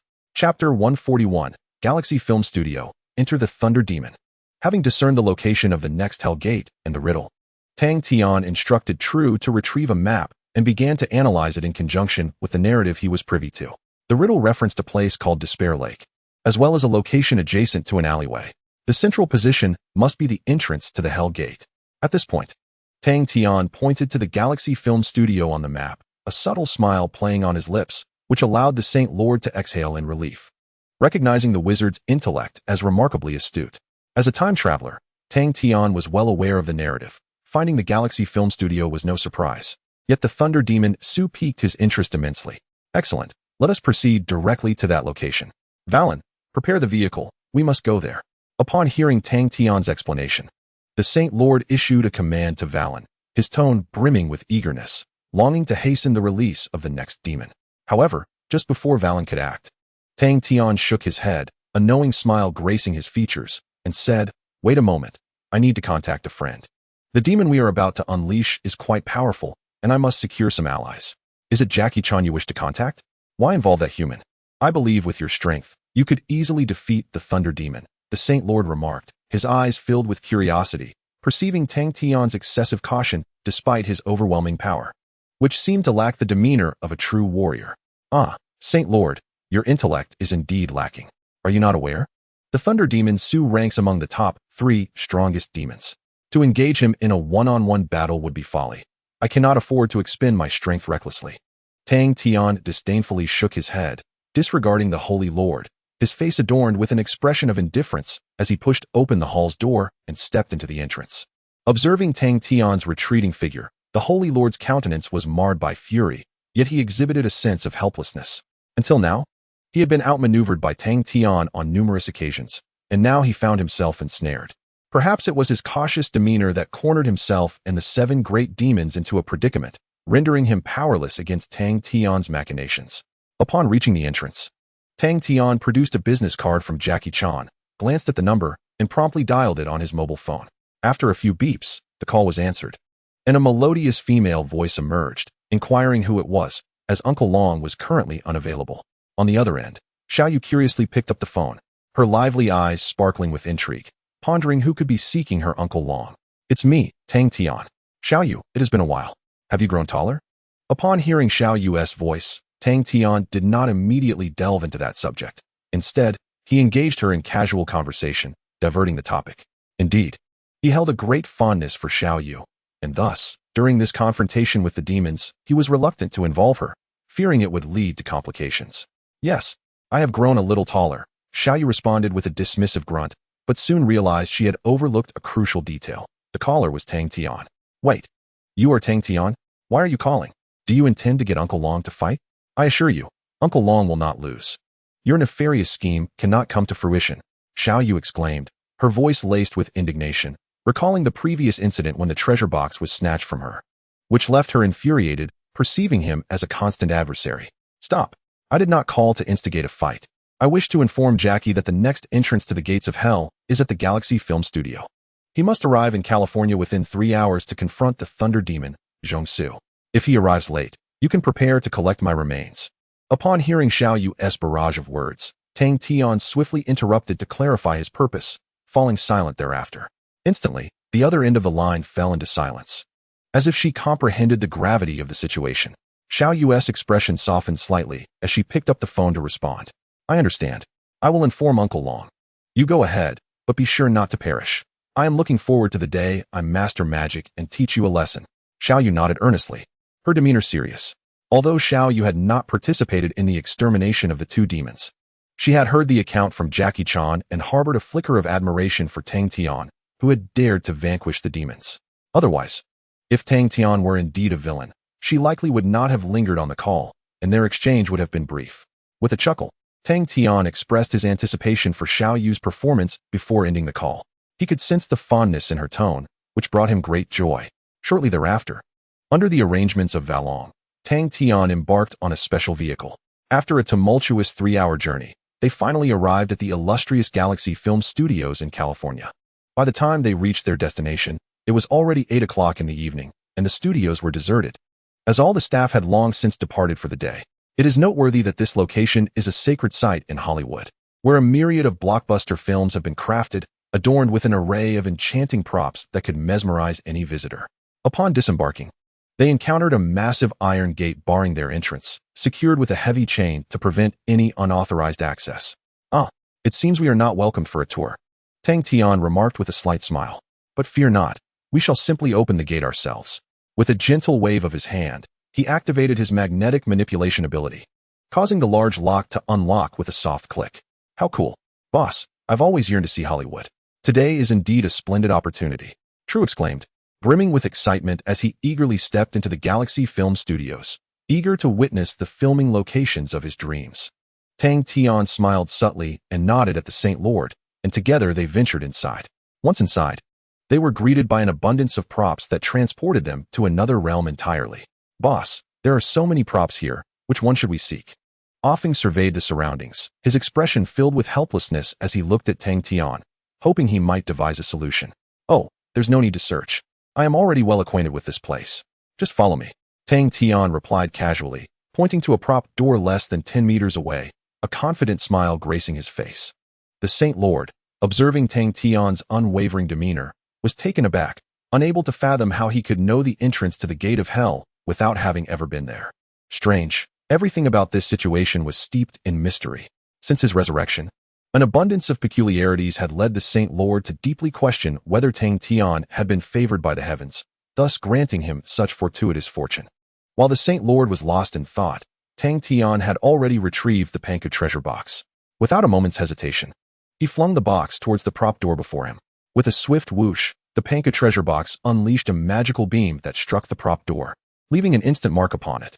In less than 3 seconds, a towering gate to the underworld slowly ascended, from which emerged a demon with blue skin, adorned in ancient Roman-style armor, glaring with blood-red eyes, exuding an air of unparalleled arrogance. He stood before them, an imposing figure. Welcome back, Zhongsu. Have you sensed the essence of freedom? The Lord, with a smile, observed the successful release of the Thunder Demon and greeted Zhongsu without hesitation. Your movements are dreadfully slow. Why must I linger in hell for several more days after releasing Bogan and Xiaofeng? It is utterly intolerable, Zhongsu retorted fiercely, his eyes filled with an icy disdain as he questioned the Lord. My apologies, my brother, it was indeed my slowness. However, you have attained your freedom. Surely that is sufficient, the Lord replied humbly, bowing respectfully. Enough of this idle chatter. To celebrate my liberation from hell, I shall reduce this region to rubble, transforming this city into a desolate wasteland. As the Thunder Demon spoke, powerful currents of electricity surged through his body, emanating an overwhelming demonic power, with golden lightning coursing across his armor, enhancing his formidable presence. Wait, Zhongsu, do not rush off. Allow me to join you for a game, shall we? A game of life and death. From afar, Tang Tian observed the Thunder Demon's display, a mocking smile gracing his face as he regarded the demon with disdain. Instantly, the previously exhilarated Zhongsu's expression shifted to one of fury. Just moments after his resurrection, this human dared to act so arrogantly, clearly underestimating him. With this thought, Zhongsu raised his hand, and a basketball-sized sphere of lightning began to form, gradually compressing and appearing exceedingly menacing. Without a moment's hesitation, he hurled the lightning sphere at Tang Tian, achieving supersonic speed. Divine judgment.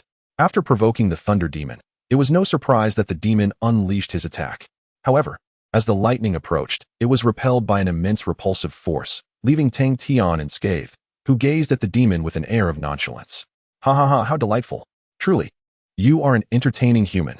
The Thunder Demon sported a manic grin, evidently pleased to have encountered a worthy adversary. Chapter 142, Strength Against Strength, the Thunder Demon Tang Tian.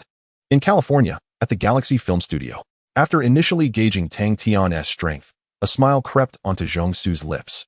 He had always been exceedingly proud, holding only the Lord and the moon demon Zhuolan in high regard, dismissing all others. Now, having encountered a human capable of withstanding his attack, Zhong Su found himself intrigued by this individual, pondering how he had acquired such formidable power. Human, you are quite remarkable. What is your name? Zhong Su inquired with a tone that, while initially brimming with disdain, now bore the weight of respect owed to the individual before him. Tang Tian, the wizard replied.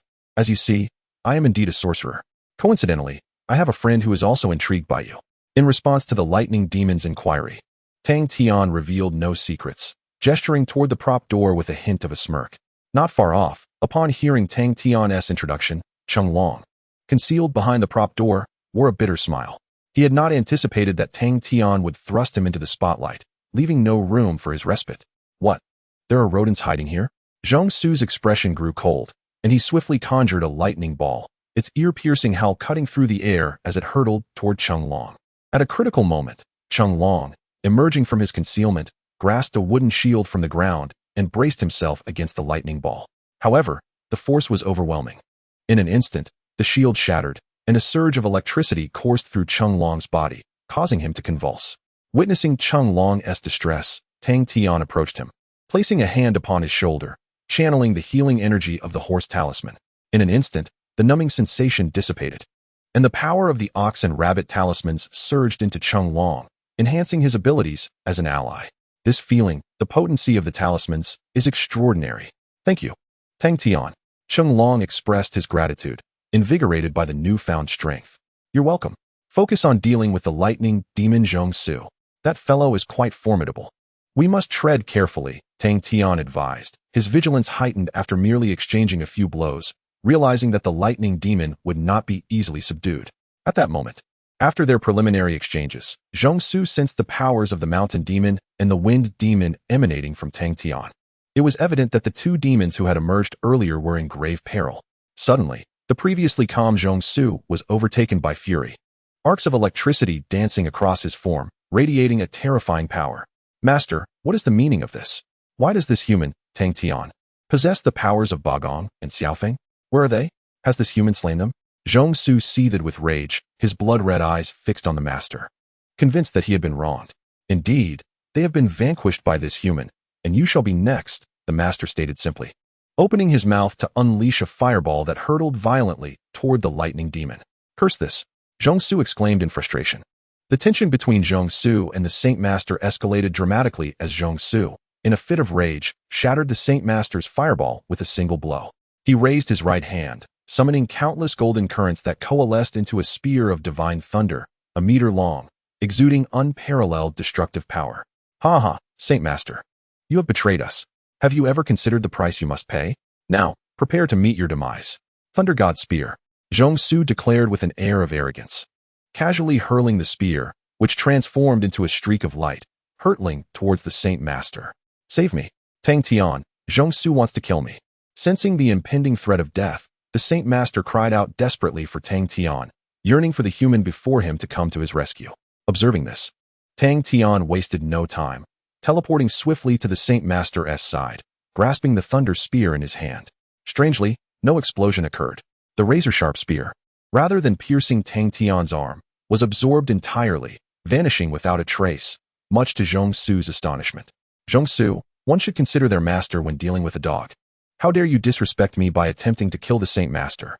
It seems I must teach you a lesson, Tang Tian remarked coldly, his eyes transforming into a kaleidoscopic Sharingan, from which a pitch-black flame erupted. In response to Tang Tian's Amaterasu, the Thunder Demon unleashed a formidable surge of lightning, vanishing from sight and evading the onslaught. Upon witnessing the Thunder Demon's displayed prowess, the Saint Master cautiously distanced himself from the battlefield, seemingly unwilling to become embroiled in the conflict any further. Not bad, human, but the game has only just begun.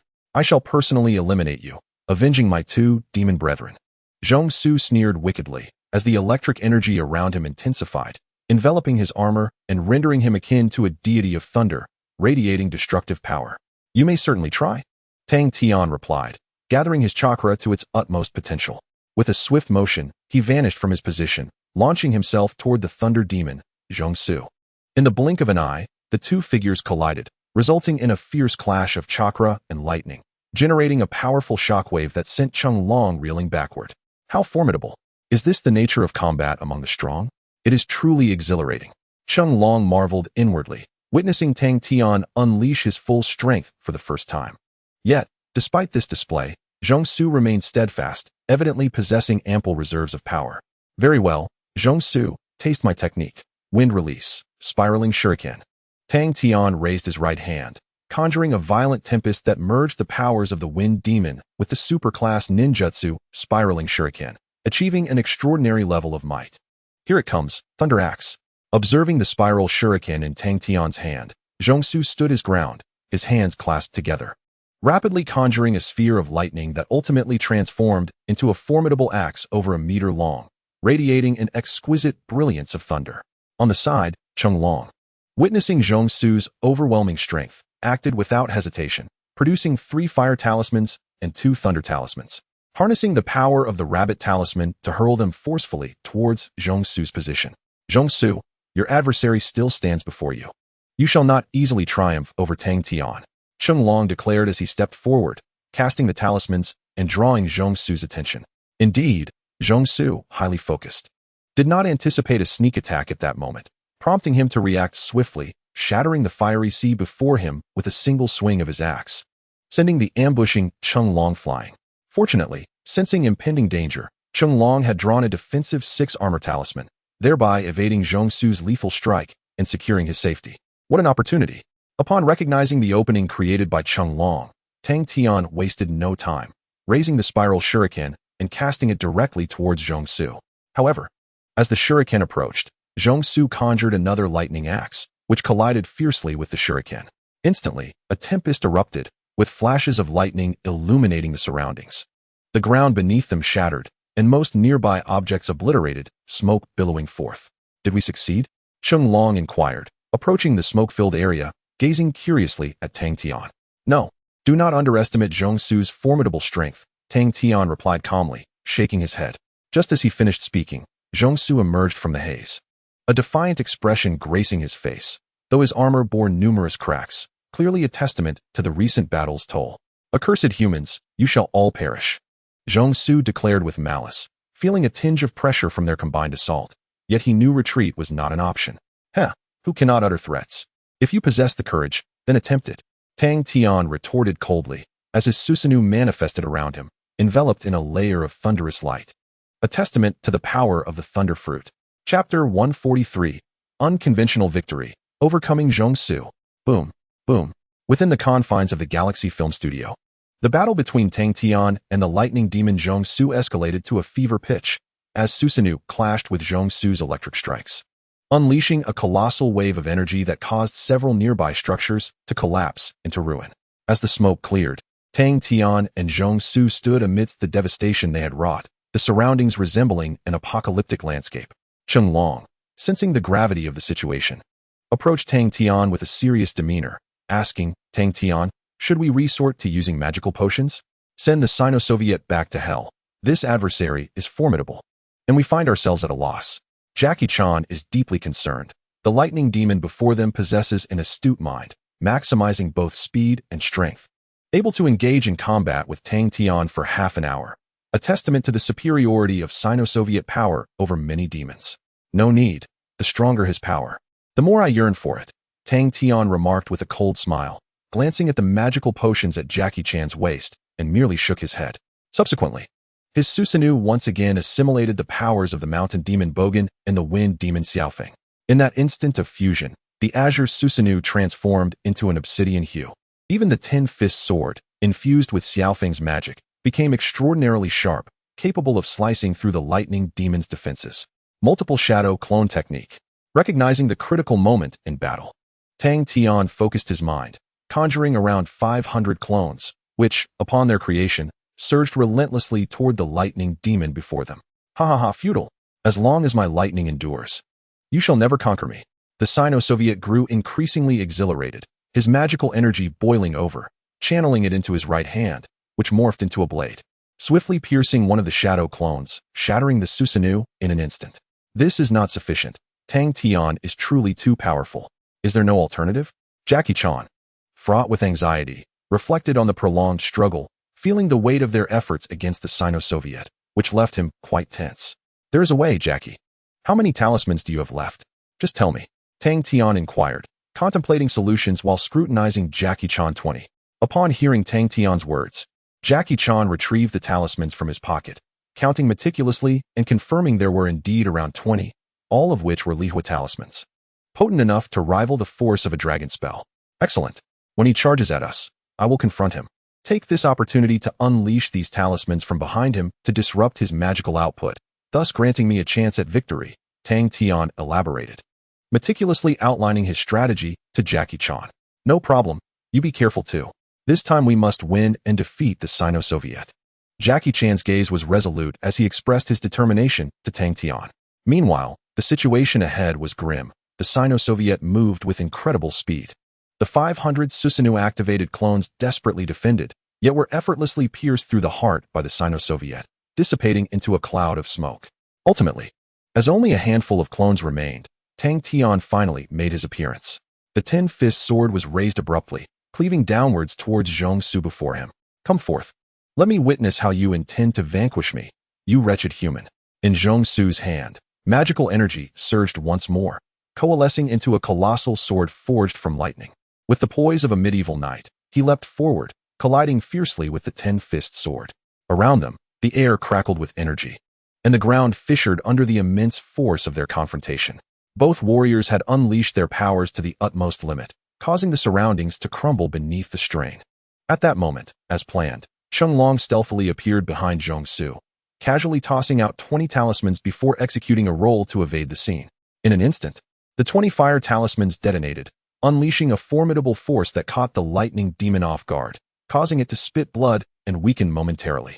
Observing this scene, a cold smirk crept across Tang Tian's face. Without a hint of hesitation, he raised the ten-fist sword and thrust it directly into Zhong Su's heart, piercing through and causing a torrent of blood to cascade forth, staining the Susanoo and slowly trickling down. Cough, why must I be defeated? Damn humans, just you wait. Demons never concede. There are only those who die in battle, never those who surrender. Blood trickled from the corners of Zhong Su's mouth as he finally collapsed onto the ground, prompting a sigh of relief from Tang Tian, who released the kaleidoscope Sharingan and slumped down, taking a deep breath. The preceding battle had been exceedingly brutal. It was his first encounter with such a formidable demon. The lightning demon had surpassed his expectations, yet he was fortunate to have allies. Otherwise, overcoming Zhong Su would have been uncertain.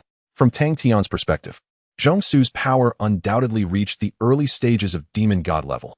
Not only was his combat prowess formidable, but his abilities were also exceptional. Together, he and Cheng Long had barely managed to defeat this terrifying demon. 10 minutes later, as Tang Tian began to recover, Cheng Long stood beside him, observing as he consumed the defeated lightning demon. Gazing at the surrounding ruins, he remarked, though we paid a heavy price in this battle, we ultimately emerged victorious. Had he appeared, I shudder to think of the troubles that might have ensued. Cheng Long expressed his satisfaction in vanquishing the demon Zhong Su, feeling that his synergy with Tang Tian had reached a remarkable level of harmony. Indeed, Mr. Cheng Long, but this is far from over. I look forward to your guidance in the future. Regrettably, I cannot take you to Hollywood to leave your handprint. Pointing to a cement handprint nearby, seemingly left by a renowned director, Tang Tian jested, no matter. Our priority is not merely to uphold world peace. Having achieved this, I find myself filled with joy. Although I have often suffered losses at your hands, the prospect of saving the world brings me immense satisfaction. Jackie Chan smiled faintly, not taking the matter to heart, knowing that future collaborations between them were evidently on the horizon. Chapter 144, Arrival in Florida, Journey to the Moon. 3 days later, at the Summit Conference Room of the Black Hand Building.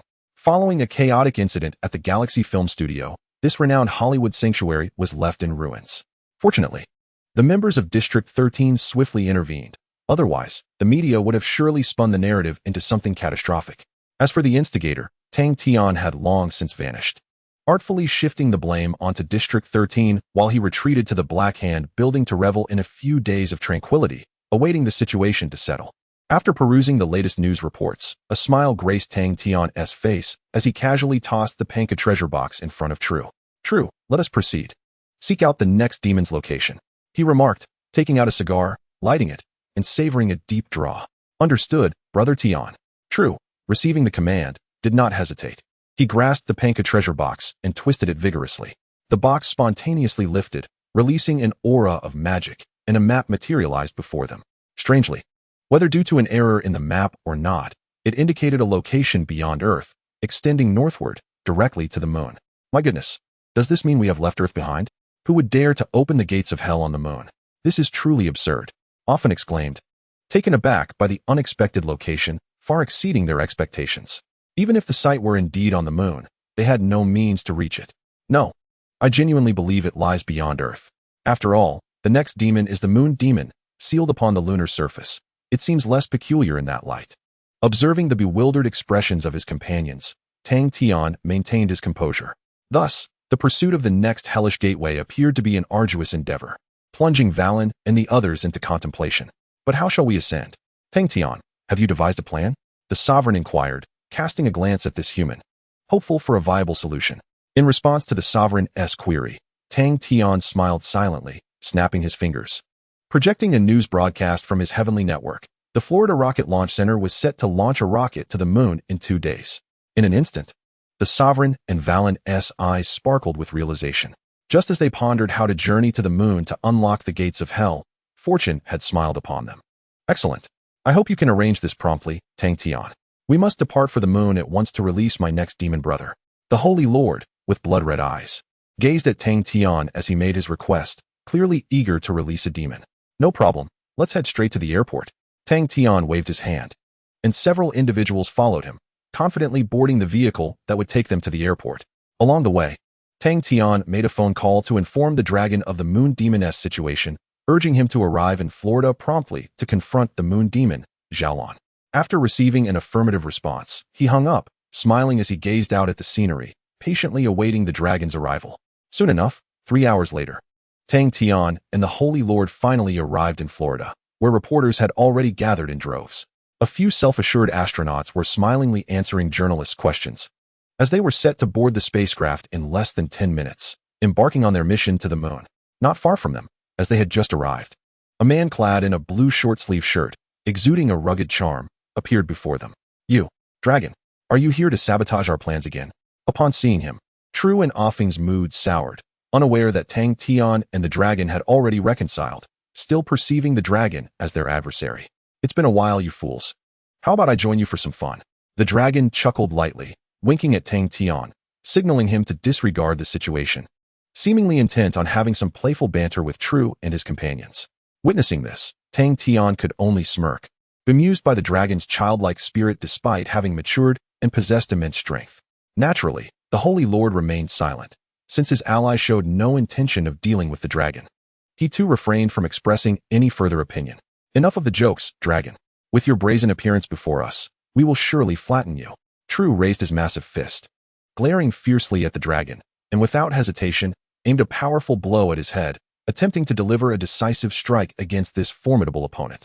Sensing the pressure of the wind above him, the dragon reacted swiftly, grasping True's hand with ease and employing the Tai Chi principle of softness overcoming hardness, effortlessly redirecting the force of the blow. As a renowned archaeologist, the dragon's combat skills were unparalleled. He had dabbled in various martial arts, mastering not only Wing Chun but also Tai Chi, establishing himself as one of the world's top adventurers. Damn it, dragon. I'm going to crush you. Realizing his fist had struck nothing but air, True fumed, preparing to team up with Offing and Leisu to decisively defeat the dragon, leaving him no chance of escape. Cease. True, do not assault Jackie-chan any longer. Just as True, fueled by anger, prepared to gang up on Jackie, Tang Tian raised his head and promptly intervened. What? A surge of indignation welled within True. He had intended to impress Tang Tian and earn his favor, yet he found himself outmaneuvered by Jackie, which left him feeling quite vexed.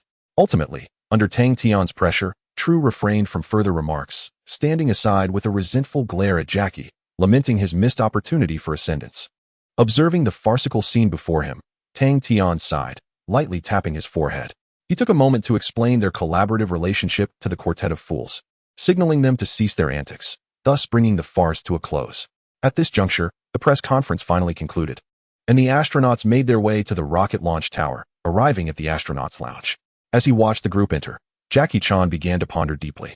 Turning to Tang Tian, he inquired, Tang Tian, even if we wish to utilize this rocket, What about these astronauts? Moreover, there are numerous surveillance cameras near the launch tower. I cannot simply stride in unceremoniously. Jackie was beset with a series of questions, eager to discover how Tang Tian would navigate this predicament. For he had no intention of engaging in the unsavory tasks himself. Though Jackie and Tang Tian were collaborators, Tang Tian's temperament could be excessively extreme and ruthless, a caliber Jackie found daunting. Thus, he had no choice but to rely on Tang Tian's ingenuity. Merely a trivial matter, just follow my lead. Tang Tian replied with an unruffled demeanor, as if no challenge could possibly daunt him. Witnessing this, both Jackie and the Saint remained silent, obediently trailing behind Tang Tian, eager to observe his approach. Moments later, they arrived at the rocket launch tower. As they neared the surveillance cameras, Tang Tian subtly raised his right hand, unleashing a potent electromagnetic wave that obliterated the surveillance system. Wherever they went, any electronic devices capable of monitoring them suffered circuit destruction, facilitating their unobstructed entry. Jackie, taken aback, had not anticipated Tang Tian's exceptional skill in effortlessly resolving such a convoluted issue. Fortunately, the rapport between Tang Tian and Jackie had significantly improved. Otherwise, Jackie would surely have been wary of this formidable and challenging adversary. After effortlessly dismantling the surveillance systems, they proceeded to the astronauts' lounge and pushed open the door. Upon entry, 2 black individuals and 3 Caucasians appeared startled. Just as they were about to speak, Tang Tian's eyes transformed into the Sharingan, incapacitating the 5 without granting them a moment for protest. How splendid! Tang Tian, it appears that collaborating with you to combat the demons is indeed a splendid idea. Jackie Chan expressed his astonishment, seemingly unable to fathom the smoothness of their journey thus far, which instilled in him a certain admiration for Tang Tian. Haha. Stop flattering me, Jackie. This isn't like you. Let us don our spacesuits swiftly. The lunar mission is officially commencing. Tang Tian smiled with ease, casually retrieving the spacesuit from the lounge and donning it, eager to experience the sensation of being an astronaut. At that moment, the Saint and Jackie naturally emulated him, adorning themselves in silver-white spacesuits, ready to embark on their journey to the rocket as soon as the countdown reached 0. The voyage to the moon would undoubtedly be lengthy, necessitating their early preparations to avert the troublesome curse of the lunar demon.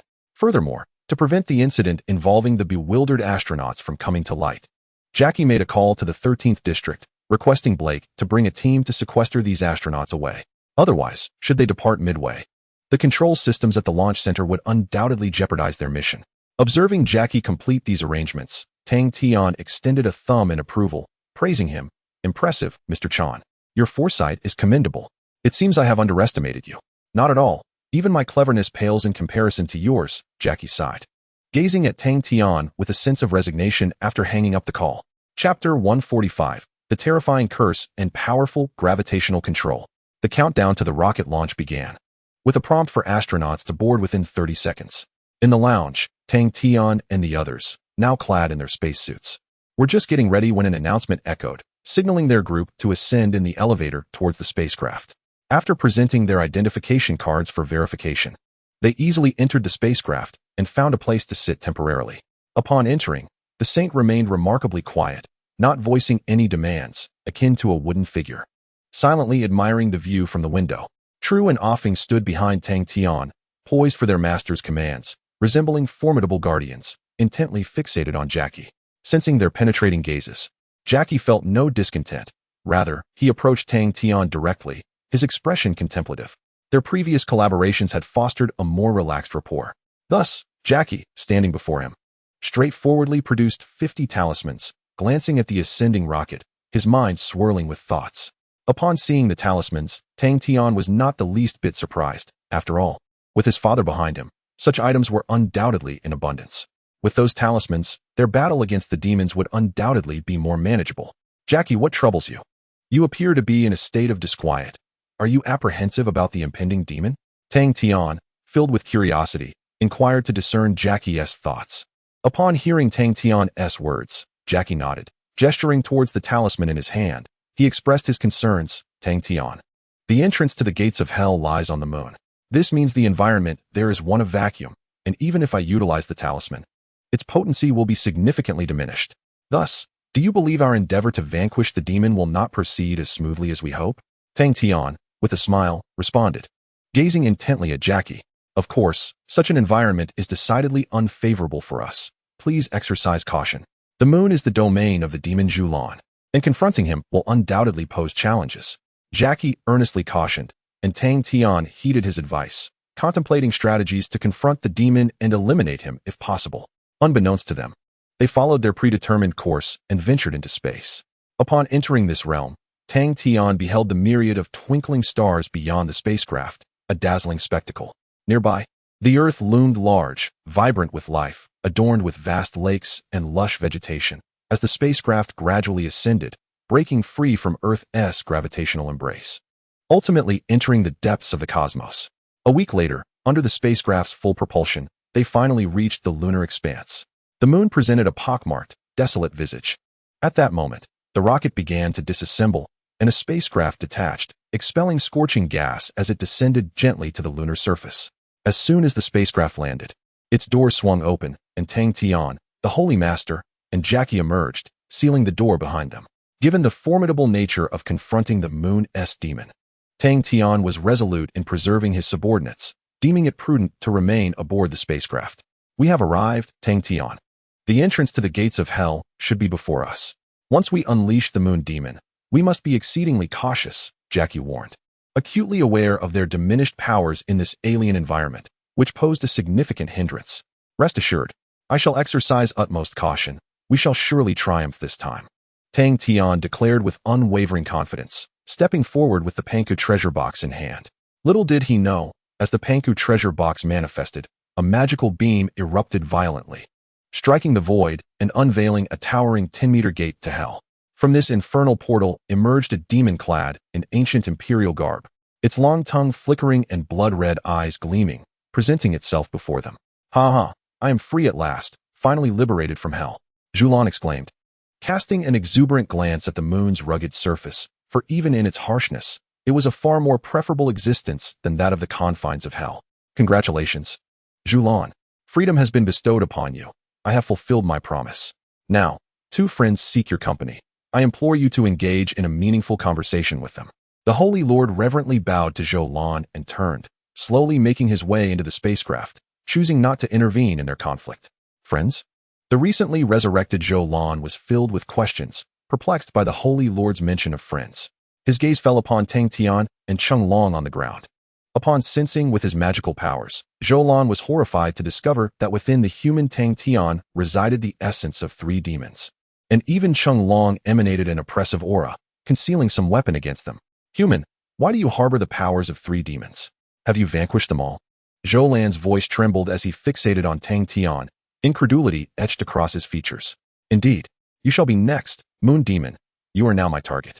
A cold smile crept across Tang Tian's face as he formed a shadow clone seal, sending 6 black rods flying in different directions, embedding themselves into the lunar soil and instantly generating a tremendous chakra. In less than 3 seconds, the 6 red yang formation was unleashed by Tang Tian, stabilizing the surrounding gravitational field and confining Zhulan within an area the size of a basketball court, rendering him unable to escape. Sensing the shift in gravity, Tang Tian discreetly signaled Cheng Long, and with renewed resolve, he formed hand seals, summoning the super ninjutsu, lightning release. Kirin, bored, you wish to confront me. Human, your strength is insufficient for this qualification. As the tempestuous Kirin surged forth, Zhulan remained composed, gradually levitating. With a flick of his hand, he hurled a gravitational sphere towards it, and the 2 attacks collided. With a resounding boom, Zhulan's gravitational sphere effortlessly shattered the Kirin, and the shockwave from the explosion radiated outward, causing the entire 6 red yang formation to tremble. Naturally, Tang Tian, secured within the barrier, had anticipated Zhulan's formidable prowess. Hence, when the gravitational sphere detonated, he summoned Susanoo to shield Cheng Long from the blast. In their initial clash, the moon demon Zhulan sensed Tang Tian's tenacity, astonished that he could withstand his attack, which heightened his vigilance. Human, continuing this battle serves no benefit to either of us. Why not spare me? And I promise not to venture to Earth, as long as you refrain from troubling me. In a bid to avoid injury, the moon demon astutely chose to compromise, hoping Tang Tian would relent. To his surprise, Tang Tian remained silent, unleashing a torrent of black flames from his Sharingan, striking Zhulan's arm with force. Fascinating. I have yet to encounter such flames. However, they are ineffective against me. In response to Tang Tian's sudden assault, Zholan adeptly employed the power of gravitational manipulation to detach the Amaterasu flames from his body. It seems he understands that even if he wishes to compromise, Tang Tian will not spare him. Therefore, Zholan does not hesitate for a moment, rapidly gathering gravitational forces around him to form a colossal sword composed of gravitational fields. This is troubling. Tang Tian looks resolute, and we must exercise caution. Cheng Long is taken aback, surprised that they find themselves at a disadvantage in this initial confrontation. It appears the Moon Demon truly deserves its reputation as one of the most formidable demons. I comprehend, yet I am certain that victory will ultimately belong to us. Tang Tian remains composed, quietly observing Zholan's movements, continuously searching for his weaknesses, preparing to deliver a fatal blow when his adversary becomes complacent. At that moment, the powerful gravitational field is concentrated in Zholan's hand, and under the relentless compression of magical energy, the sword's power becomes even more terrifying. Gravitational slash. Zholan utters softly, unleashing the formidable gravitational field which strikes fiercely against the 6 red sun array, completely shattering this immensely defensive barrier. The barrier dispelled. The moon regains its original gravity, yet Tang Tian shows no sign of concern. He slightly raises his right hand, a ball of golden lightning brewing within, forming a golden spear of the thunder god. Once gathered, Tang Tian's face is adorned with a cold smile as he gazes at Zholan leisurely, tauntingly declaring, "Zholan, I concede that your strength is indeed formidable. Alas, you possess a weakness. While your abilities are powerful, your physical form is exceedingly frail. How could you possibly discern that? Human?" Zholan is taken aback, bewildered as to how Tang Tian has identified his vulnerability, but before he can finish his inquiry, the spear of the thunder god hurtles toward him. Sensing impending danger, Zholan conjures a repulsive shield, barely managing to withstand Tang Tian's assault. In that critical moment, Cheng Long suddenly appears behind him, hurling forth 30 talismans. To Zholan's astonishment, they detonate violently, engulfing him in an instant. In the blink of an eye, the powerful explosion sends Zholan flying. However, Cheng Long does not dare approach the Moon Demon, fully aware that demons are not easily vanquished. Well done, Cheng Long.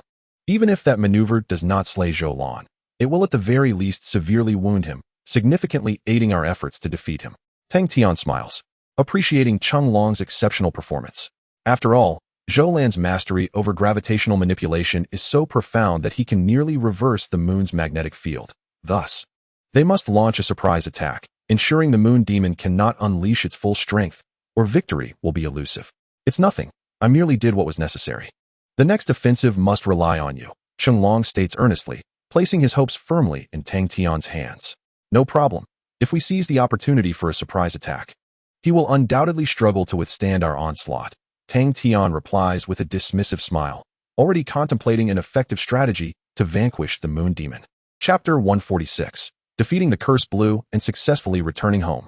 On the moon, amidst a vast plain, Cursed Blue lay in a pit, battered by an unexpected ambush from Cheng Long. After a prolonged moment of rest, he finally regained his composure and floated once more into the air. The sudden assault from Cheng Long's talisman had caught him off guard, delivering a devastating blow. Fortunately, being a demon endowed with immortal powers, his body began to heal gradually. Humans, you shall pay dearly. Gravity well. Infuriated by Cheng Long's attack, Cursed Blue intertwined his hands, summoning a tornado of gravitational force aimed to envelop Tang Tian and his companion. 8-foot Cheong Jade. In a swift counter, a black jade fell into the center of the gravity well just as Cursed Blue's gravitational attack descended upon them. With a thunderous roar, the gravity field shattered, causing instability in the moon's gravitational pull. Seizing the opportunity, Tang Tian formed new seals, invoking the multi-shadow clone technique, which surged forward towards Cursed Blue with unstoppable momentum. Recognizing that employing a tactic of sheer numbers was the optimal strategy against Cursed Blue, each clone unleashed formidable ninjutsu in an attempt to vanquish him. In stark contrast, Cursed Blue remained motionless, wiping the blue blood from the corner of his mouth, a hint of mockery gleaming in his eyes. He appeared unfazed by Tang Tian's summoned clones, seemingly possessing a method to counter them. Something feels amiss, Tang Tian. We must proceed with utmost caution. This foe is formidable, Cheng Long warned gravely, sensing impending danger. I understand, and the threat is far from ordinary, Tang Tian nodded, equally aware of the looming peril. Yet, to gauge the full extent of Cursed Blue's capabilities, he resolved to sacrifice a portion of his clones to uncover any hidden tricks. As the clones approached within 20 meters of Cursed Blue, The gravitational field surrounding him shifted once more, causing the moon's magnetic field to revolve around him. Prepare to be crushed by 200 times the gravity.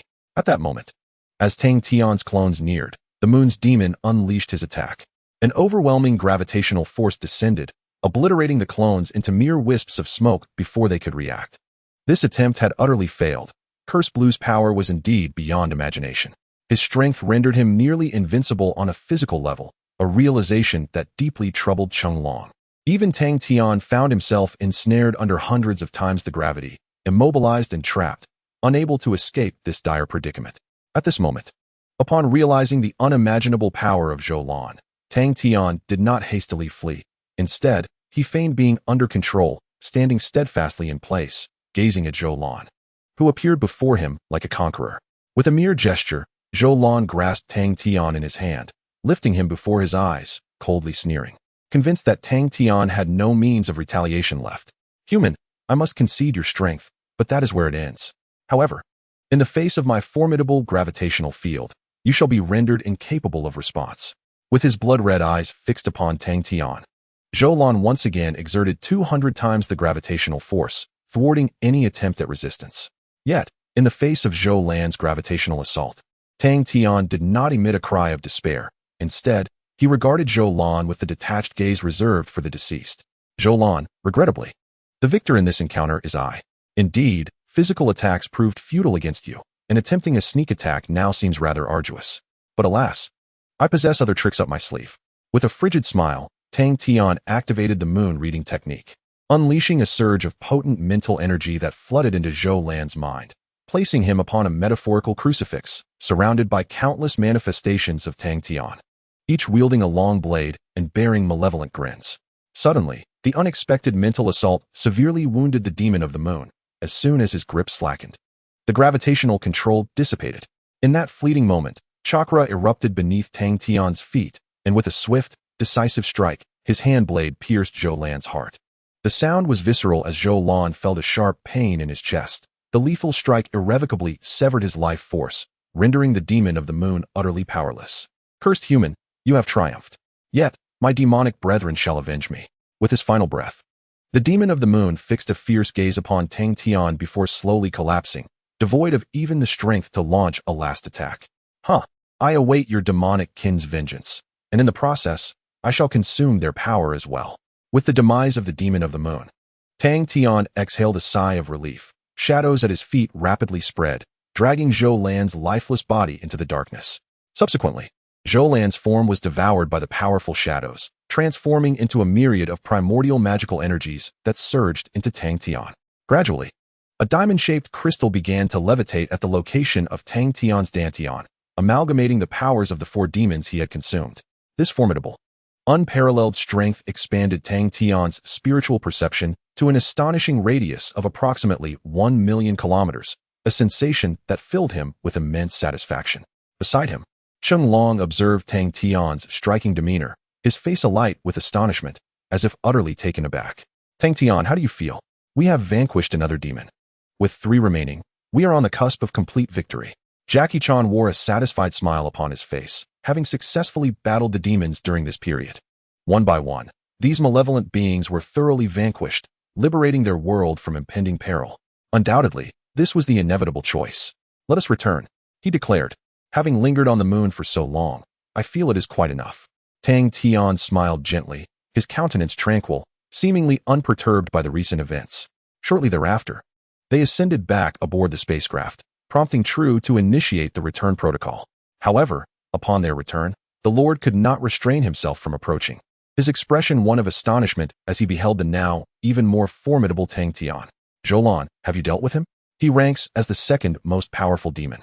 If you could defeat him, it would undoubtedly attest to your strength, the Lord mused, seeking clarity. Of course, Tang Tian replied with a chuckle. Any demon, regardless of its past transgressions, deserves retribution for its misdeeds. I could never let him escape unscathed, having obliterated 4 demons in one fell swoop. Tang Tian's prowess had significantly increased. With the remaining 3 demons dispatched, he would achieve absolute victory. Yet, as he spoke with an air of lethal intent, the Lord's face became etched with fear. He understood that once all these demons were eradicated, he would be the next in line. given Tang Tian's ruthless nature. It would be a marvel if he were spared. His previous notions of compromise were utterly inconsequential in Tang Tian's eyes. "Oh, then allow me to congratulate you," the Lord said, attempting to ingratiate himself. "Rest assured, I will assist you in locating other gates to the underworld. I shall not let you down." Yet, his gaze betrayed a chill, for time was slipping away from him. He had to seize this final opportunity to devise a means to defeat Tang Tian. Otherwise, all would be lost. Fortunately, the Lord still had 3 demons left, along with his son, the demon Xiaolong.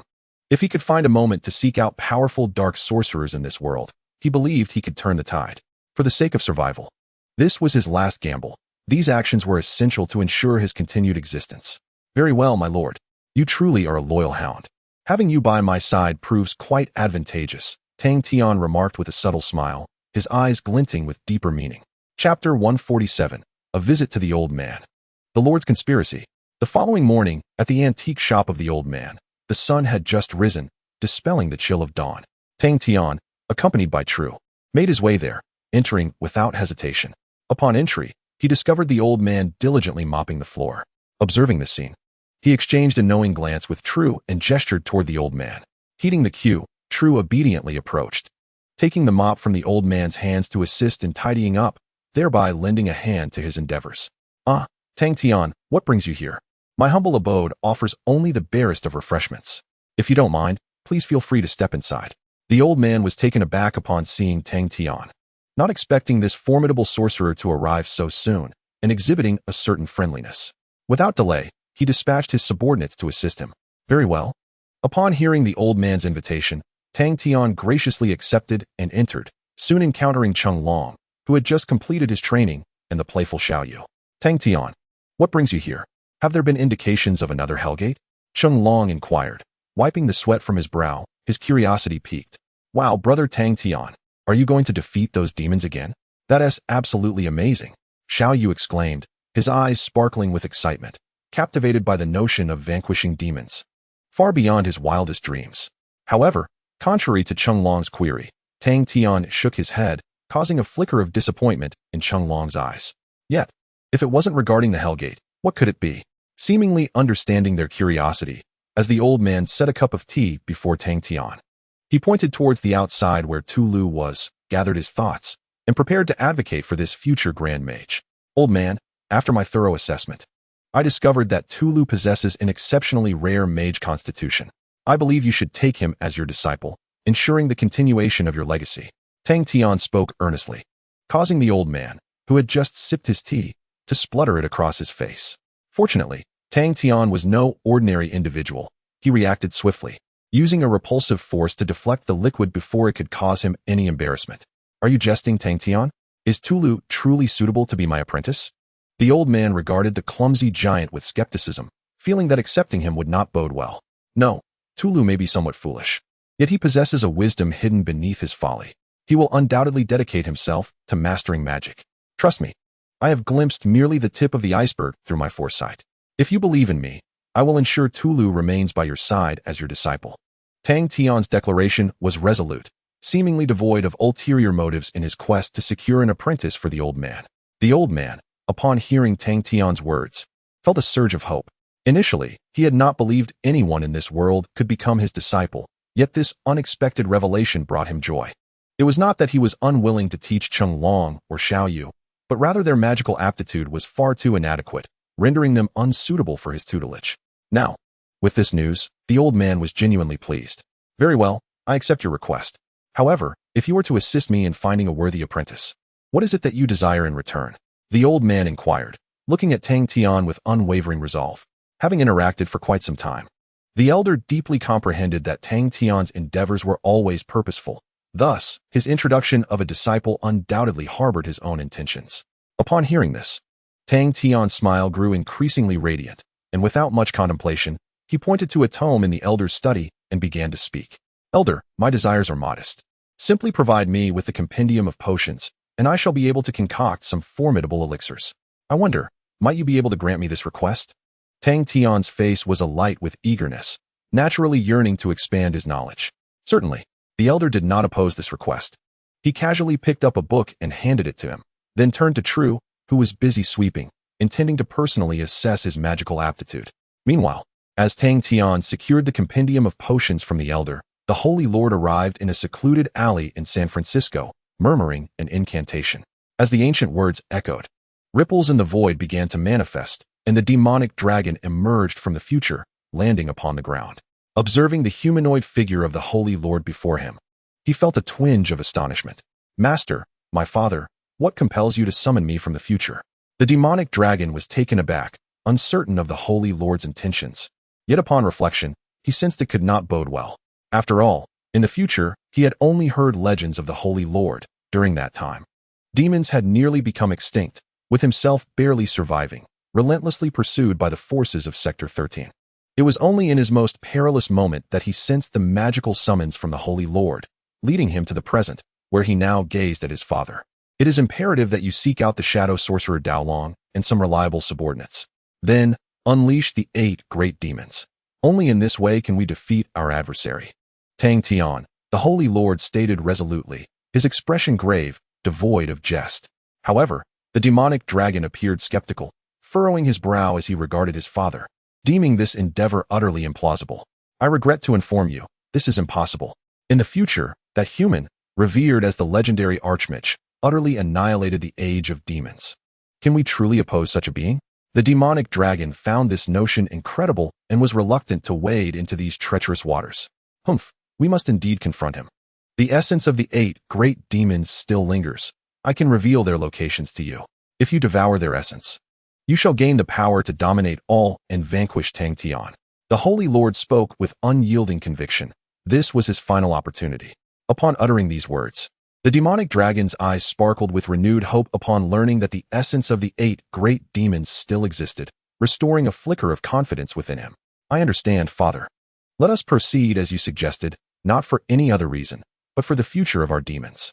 "I must do this," proclaimed the demon Xiaolong resolutely. In that moment, he resolved to exert his utmost effort, for fortune favors the bold. He was determined to become the strongest demon in this world. Unbeknownst to Tang Tian, a crisis was about to befall him. With the betrayal of the Holy Master, what should have been a smooth process of devouring would face numerous obstacles, leading to an imminent and decisive confrontation. Chapter 148, Alliancing with the Blade Dragon, Seeking the Dark Energy of Demons.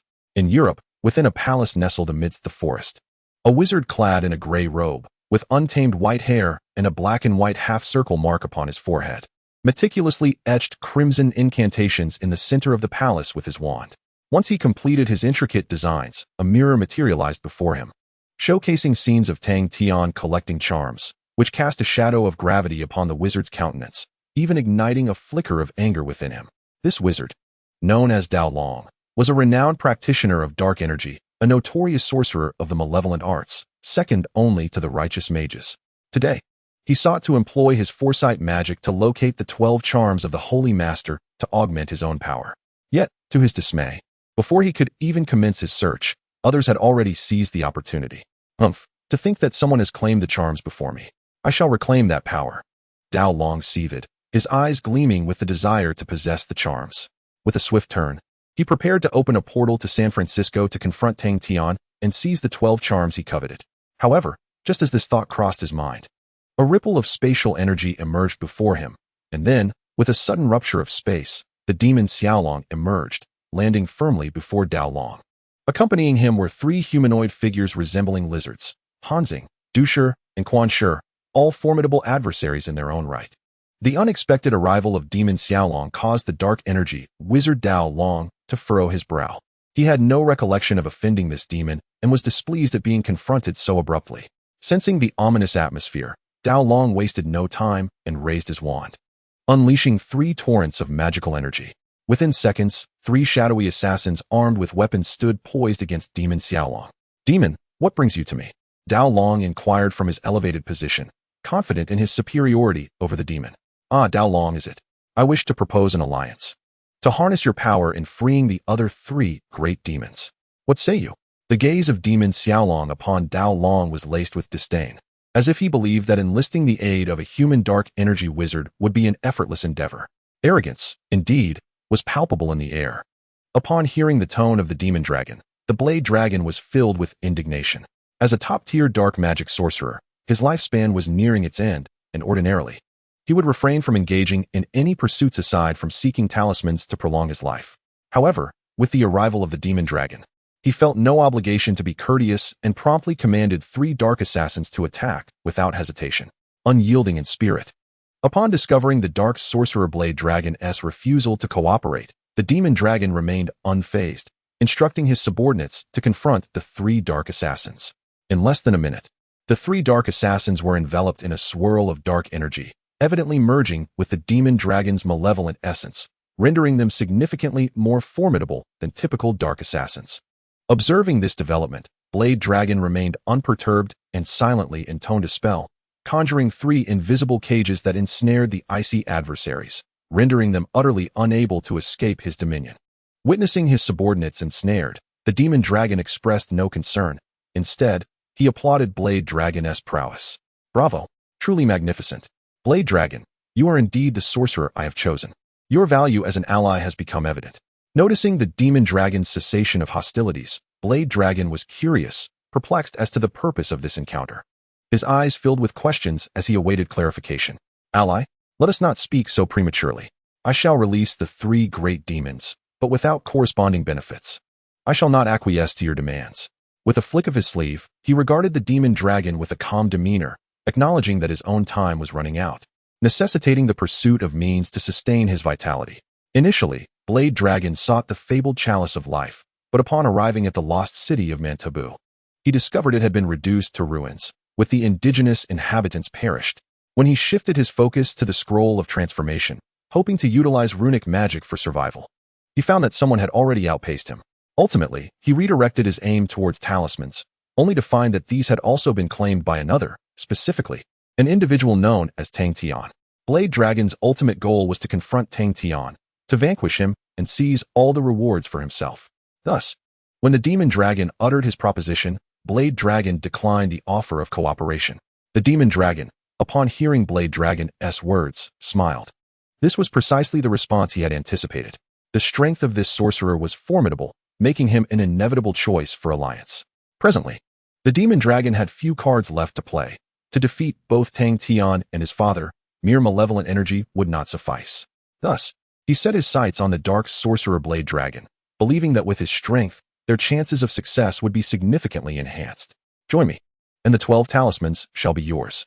The demon dragon deftly grasped the thoughts of the Blade Dragon. As he uttered these words, he continued, "Your task is remarkably simple. Join forces with me and concurrently unlock the 3 gates to hell. Once I have absorbed the dark essence of the 8 great demons, we shall achieve ultimate success. What say you?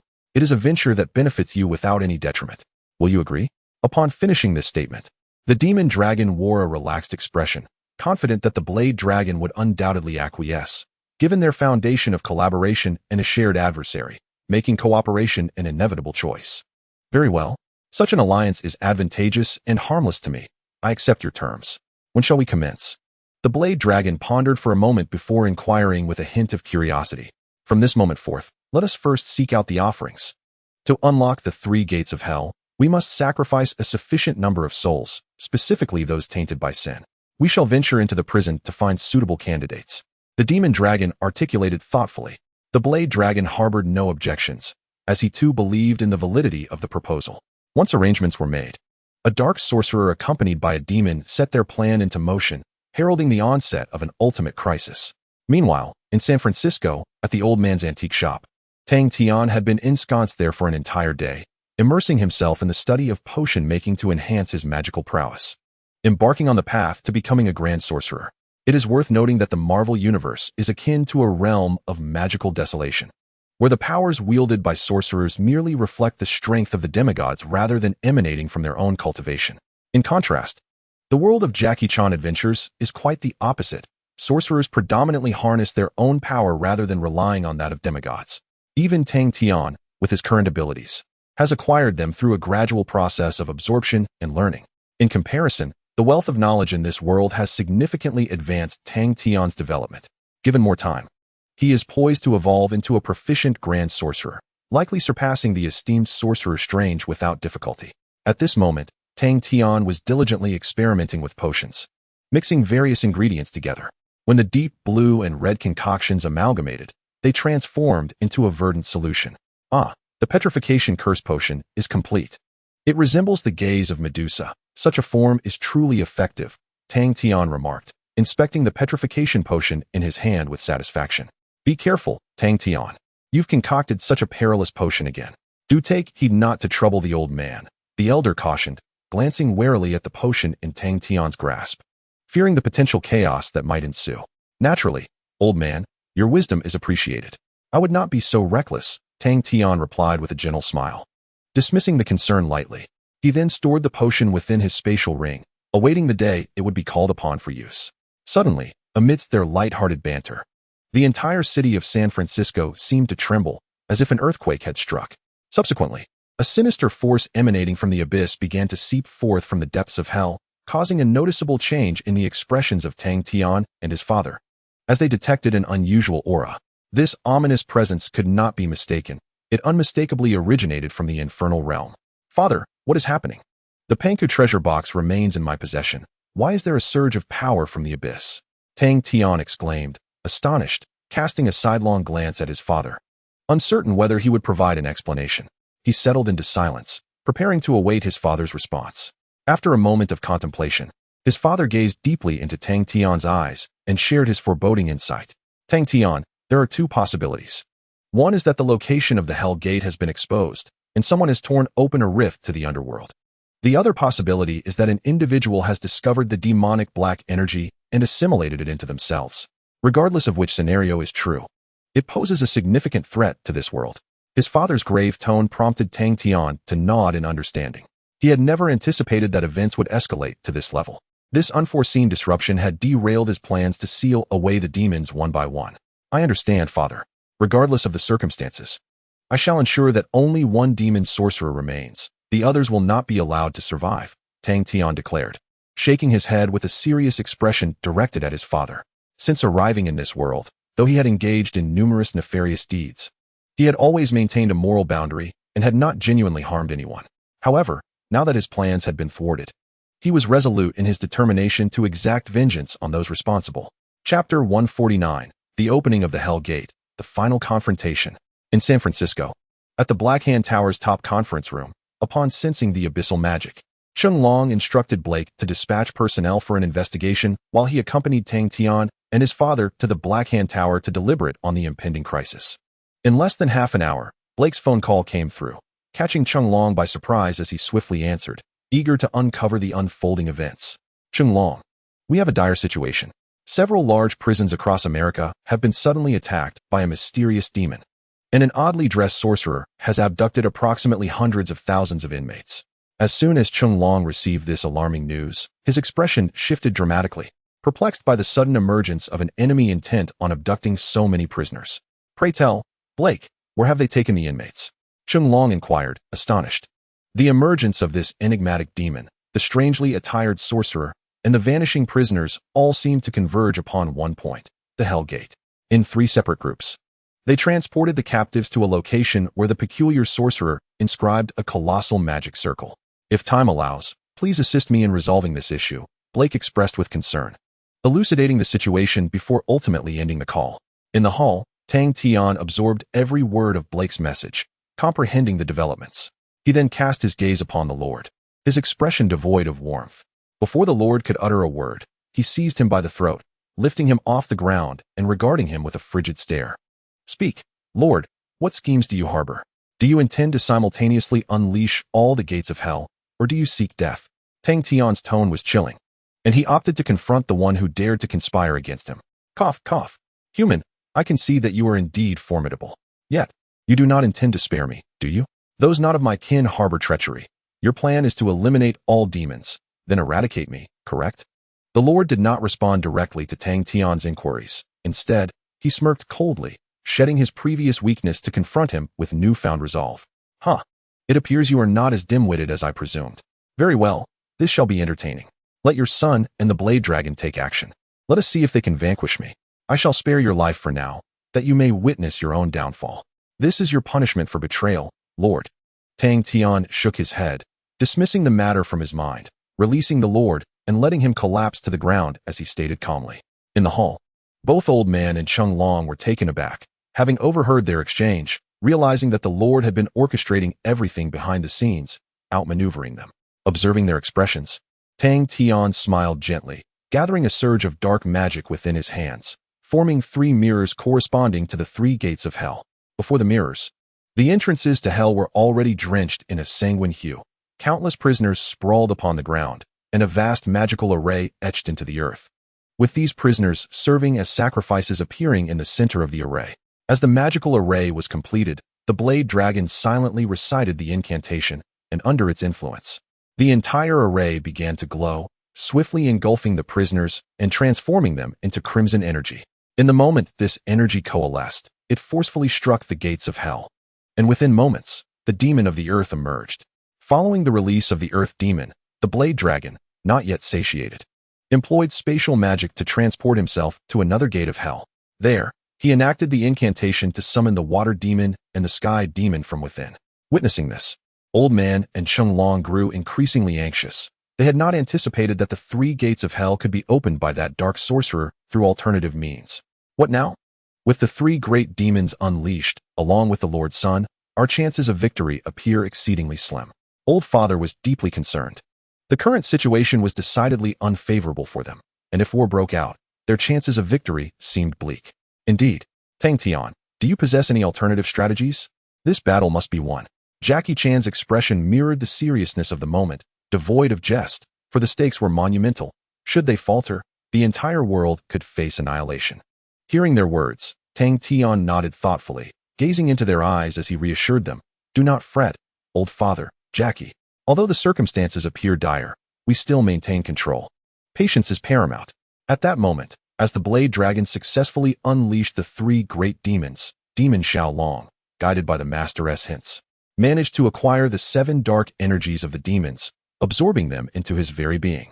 Just then, having inhaled the 7 orbs of dark energy, a tremendous force surged within Demon Xiao Long, melding seamlessly with his essence. Soon, a terrifying transformation occurred. Demon Xiao Long unfurled his wings, adopting traits from other demons, and a destructive power erupted violently from his form. Gradually, the sky grew ominously overcast, shifting to hues of crimson, as colossal hailstones and torrential rain descended upon San Francisco, wreaking havoc across vast expanses, seemingly declaring war on Tang Tian and his companions. Not far off, Ice, the boxer, and the Viper observed their leader's transformation with humble awe. Kneeling before Demon Xiao Long, boss, you are truly formidable. To rule the world, do not forget us. We shall lead the charge for you. Ice exclaimed, brimming with excitement as he gazed at the demon, yearning to harness the dark energy emanating from him. Indeed, boss, do you not have an adversary to confront? Allow us to assist. The boxer echoed, his eyes equally filled with desire. Observing his subordinates in such fervor, Demon Xiao Long did not hesitate. He raised his hand, and 3 streams of primal demonic power surged into them. Consequently, the boxer transformed into a colossal frog, endowed with the powers of the wind demon. Ice was imbued with the might of the thunder demon, his form crackling with electricity, while the Viper sprouted a pair of horns, gaining the strength of the earth demon. As the powers of the wind demon, thunder demon, and earth demon coalesced within them, they beamed with exhilaration, their strength amplified manifold. Coincidentally, at that moment, a portal to another dimension opened, delivering the 3 great demons to this realm, thereby consolidating their powers to an unparalleled zenith. Demon Xiao Long, I have fulfilled your request. May I first retrieve the talisman? After transferring the 3 great demons, the blade dragon inquired of Demon Xiao Long, confusion evident in his voice. That is only natural. It is our agreement, came the reply. The icy cold, the venomous serpent, and the martial artist, go assist the blade dragon and reclaim the power of the 12 talismans. The demon dragon, soaring high in the air, glared with blood-red eyes and issued commands to its 3 subordinates. Understood, boss, replied the icy one, nodding in agreement as he followed the dark sorcerer, blade dragon, and with a mere blink, they arrived at the Black Hand Mansion in San Francisco. Little did they know, upon their arrival, that dragon and old man had also been transported to the ground by Tang Tian through a spatial portal, confronting this group of adversaries. Kid, surrender quickly. It will be less painful that way. Otherwise, you won't even have the chance to die. The icy one sneered coldly, threatening him. Hand over the 12 talismans, and I can grant you a quicker demise. Blade Dragon, standing nearby, echoed the threat without a hint of courtesy. Water release. Hard vortex water blade. Arise, my shadow army. Upon hearing the bluster from his opponent, Tang Tian wasted no time. He unleashed a formidable ninjutsu combined with the overwhelming numbers of his shadow army. However, the counterattack from Blade Dragon and the Icy One was equally fierce, harnessing demonic power alongside the strength of the Dark Assassins to fend off Tang Tian's initial assault. Huh, how amusing, but you are still not worthy. After they successfully blocked his strike, Tang Tian scoffed, showing no hesitation as he activated his Susanoo. A fleeting shadow sliced through the air, and Tang Tian wielded the black blade of Susanoo, piercing Blade Dragon with lightning speed, leaving him no chance to retaliate. With a gasp, disbelief filled Blade Dragon's eyes, blood spilled from the corners of his mouth, and ultimately, his consciousness succumbed to darkness, rendering him silent. The Icy One and his companions, witnessing this scene, hastily attempted to summon their magic to thwart Tang Tian's assault. However, Old Man had been watching from the sidelines. Fully prepared. Monsters retreat. Monsters retreat. As Old Man intoned his incantation, a wave of green magical energy erupted from the pufferfish, striking the icy trio and momentarily suppressing their magic, rendering them powerless in battle. Damn it, this is bad, the Icy Ones gasped in shock. Realizing they had fallen into Tang Tian's trap, in the blink of an eye, their formidable ally, Blade Dragon, had perished. Huh, those who oppose me meet only death. So you have no chances left. Rest assured, you shall descend into hell. Tang Tian sneered coldly, appearing before them in an instant. With a stamp of his foot, countless shadows, as dark as ink, pierced through the trio. Though each of these three possessed the formidable power of a demon, alas, Tang Tian alone wielded the strength of 4 demons. Naturally, opposing him led to their demise. In less than a minute, having obliterated these 4, Dragon let out a sigh of relief. Yet Tang Tian's expression remained grave as he gazed into the distance, a faint smile gracing his lips. Old Man, Dragon. The arduous journey lies ahead. The final battle has officially commenced. May victory be within our grasp. Tang Tian's gaze was resolute as he awaited the emergence of the demonic dragon, urging the 2 companions by his side to prepare for the impending confrontation. Chapter 150. 1 against 4, the ultimate darkness descends. Above the Black Hand Tower in San Francisco, after they had united to vanquish the first wave of foes, dark clouds began to coalesce once more, forming a dense mass of thunderclouds that enveloped the surroundings. The sky was shrouded in profound darkness, devoid of even a sliver of sunlight. As the storm clouds gathered, countless bolts of lightning cascaded down, unleashing indiscriminate assaults upon them. Boom! The resounding explosion was cataclysmic. As the lightning struck the water below, amplifying its formidable power and spreading devastation throughout the area. Amidst the dissipating smoke, the demonic dragon hovered in midair, accompanied by the water demon, the earth demon, and the sky demon, who surveyed the scorched earth below with expressions of satisfaction. Ha ha ha, a pitiful group of humans. We can obliterate them at will. Soon the entire world shall belong to us.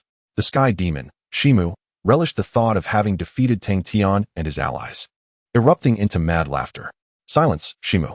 That human still possesses potential. We must exercise caution, lest we encounter disaster. In stark contrast to the sky demon's arrogance, the water demon remained exceedingly composed, exuding an air of vigilance against the possible threats posed by Tang Tian. Forbidden spell, divine power, meteor. Hardly had the demons arrived when 5 meteors plummeted from the heavens, unrelenting in their descent towards the fiends. Ha ha ha, splendid. I knew the human would not be so easily dispatched. The earth demon slammed his hands onto the ground, seamlessly merging with the earth to evade the incoming meteor. Roar! In response to the 2 meteors descending upon him, the demonic dragon unleashed a gravitational orb, shattering the meteors into countless fragments that scattered in all directions. Meanwhile, the water demon, Basha, adeptly utilized his water elemental abilities to avoid injury, successfully countering Tang Tian's composite assault. Not far away, after executing a surprise attack, Tang Tian instantaneously teleported to stand directly before the demonic dragon. Demonic dragon, do you dare to seek trouble here? Have you considered how this will end? Tang Tian spoke calmly, his expression unwavering as he regarded the group. No, our arrival here has sealed your fate. You stand no chance against the combined might of the 4 demons. This battle shall undeniably culminate in your defeat. The demon dragon was utterly convinced that having acquired the essence of the 8 great demons, he had transcended his former self, making it a trivial matter to confront Tang Tian. Regrettably, I do not share your confidence. Tang Tian replied with a cold smile, gently pressing his right foot down. instantly summoning a black six-pointed star magic circle. In the face of ultimate darkness, even with the remaining demons at your disposal, escape is utterly impossible. Upon uttering these words, shadows began to spread ominously from beneath Tang Tian's feet, swiftly enveloping the heavens, and even the earth was completely shrouded. The overwhelming dark magic sealed off the surroundings, preventing the demons from absorbing any further power. Moreover, once the darkness fully enveloped the earth, countless shadow ninja legions emerged. 10,000, 100,000, a million, 10 million, 100 million, a billion, an innumerable horde of ninjas materialized. As the 9 tribes of ninjas appeared, they launched an assault on the remaining 3 demons. Seizing the opportunity, Chung Long and his father joined forces with the shadow ninjas to encircle and eliminate the 3 great demons. How intriguing! Yet, to think that you could defeat me merely by leveraging sheer numbers is an utter impossibility.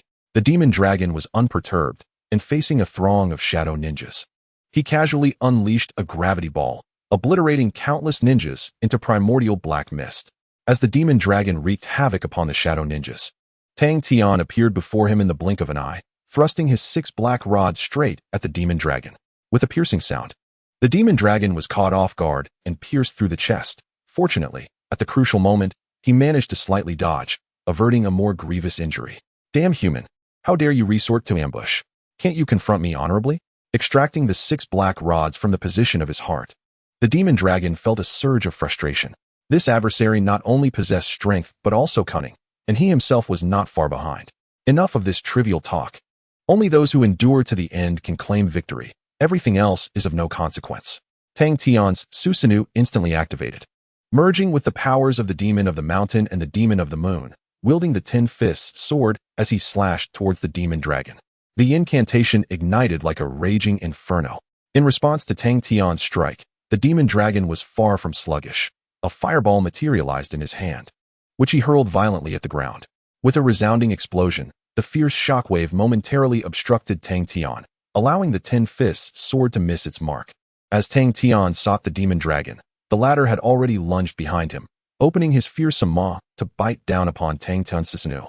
With a crunch, the Susanoo, infused with the powers of 2 great demons, was unable to withstand the assault and was shattered by the demon dragon's bite. However, Tang Tian quickly retaliated, thrusting his sword toward the demon dragon's shoulder. In an instant, the demon dragon found himself drenched in a torrent of despair. Despite Tang Tian's relentless 10-fist sword strikes, his efforts yielded little more than superficial wounds. Ha ha ha, I am the ultimate victor. You shall never defeat me, the demon dragon proclaimed with unrestrained arrogance, bolstered by his ample reservoir of dark energy, which allowed him to engage Tang Tian with such vigor, instilling in him a belief of impending triumph. Is that so? Unfortunately, I too possess hidden strength. Tang Tian responded coldly to the demon dragon's taunts, as he infused the power of the 4 great demons into his own eyes. In an awe-inspiring transformation, one of his eyes manifested the Rinnegan, glowing a vivid crimson. With a mere whisper, he uttered, "Rinnegan, Graveyard of Hell." Upon the completion of his incantation, the demon dragon felt an ephemeral shadow strike him with blinding speed, sending him crashing to the ground. The nearby 3 demons fared no better, swiftly felled by the overwhelming force of the Rinnegan, leaving them no chance to rise again. What is this power? The 4 demons gasped in unison, noticing a black rod of the 6 paths piercing their hearts, an immense force sealing their magical abilities, rendering them powerless. Only the demon dragon, with his considerable reserves of magic, managed to rise defiantly, summoning a sphere of deathly energy. He expelled it forcefully towards Tang Tian's position. Absorb, Tang Tian commanded, effortlessly utilizing the power of the Rinnegan to devour the attack completely. In response, countless shadows surged from the ground, converging from all directions to pierce the demon dragon, relentlessly consuming him. No, I still wish to dominate this world. I absolutely cannot lose. The demon dragon struggled desperately to escape his dire predicament, but it was far too late. Tang Tian's formidable absorption ability gradually siphoned away his life force, leading the demon dragon to his ultimate defeat. After vanquishing the demon dragon, Tang Tian methodically dispatched the remaining demons, rendering them powerless as they helplessly witnessed their own absorption by the shadows. Once all the demons had been consumed, Tang Tian felt an overwhelming surge of energy within himself, a chaotic amalgamation of diverse powers. Fortunately, he could harness the Rinnegan's strength to maintain control, averting any immediate issues. Splendid. The demons of this world have finally been dealt with. Father shall face little trouble henceforth, Tang Tian remarked, relief washing over him. Haha, indeed. It appears my mission has been accomplished, he concluded, satisfaction evident in his voice. Tang Tian smiled faintly, feeling an overwhelming sense of elation. After such a prolonged struggle, he had finally achieved his objective, and the world had regained its tranquility. Chapter 151. The Convergence of Divine Essence and the Power of the Demon God. 3 days later, in the heart of the Amazon jungle, as a spatial portal opened, Tang Tian landed gracefully on the ground. He surveyed his surroundings, revealing a satisfied smile. Since the decisive battle with the demons 3 days prior, the malevolent forces of the world had been largely eradicated. Even the traitorous sovereign had been transformed into a statue and imprisoned in the 13th district. As for Tang Tian himself, having accomplished his mission, he chose to retreat from further conflict and spent several days at his father's side, seeking guidance on how to fully integrate the magical energies within him.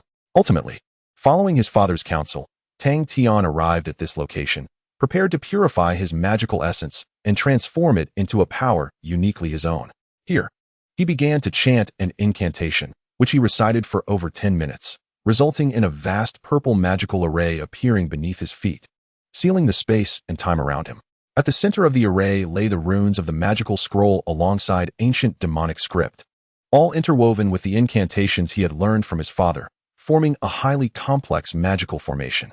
Almost instantaneously upon the array's manifestation, several wisps of demonic energy floated forth from Tang Tian, suspended in the air and radiating an unparalleled malevolent force.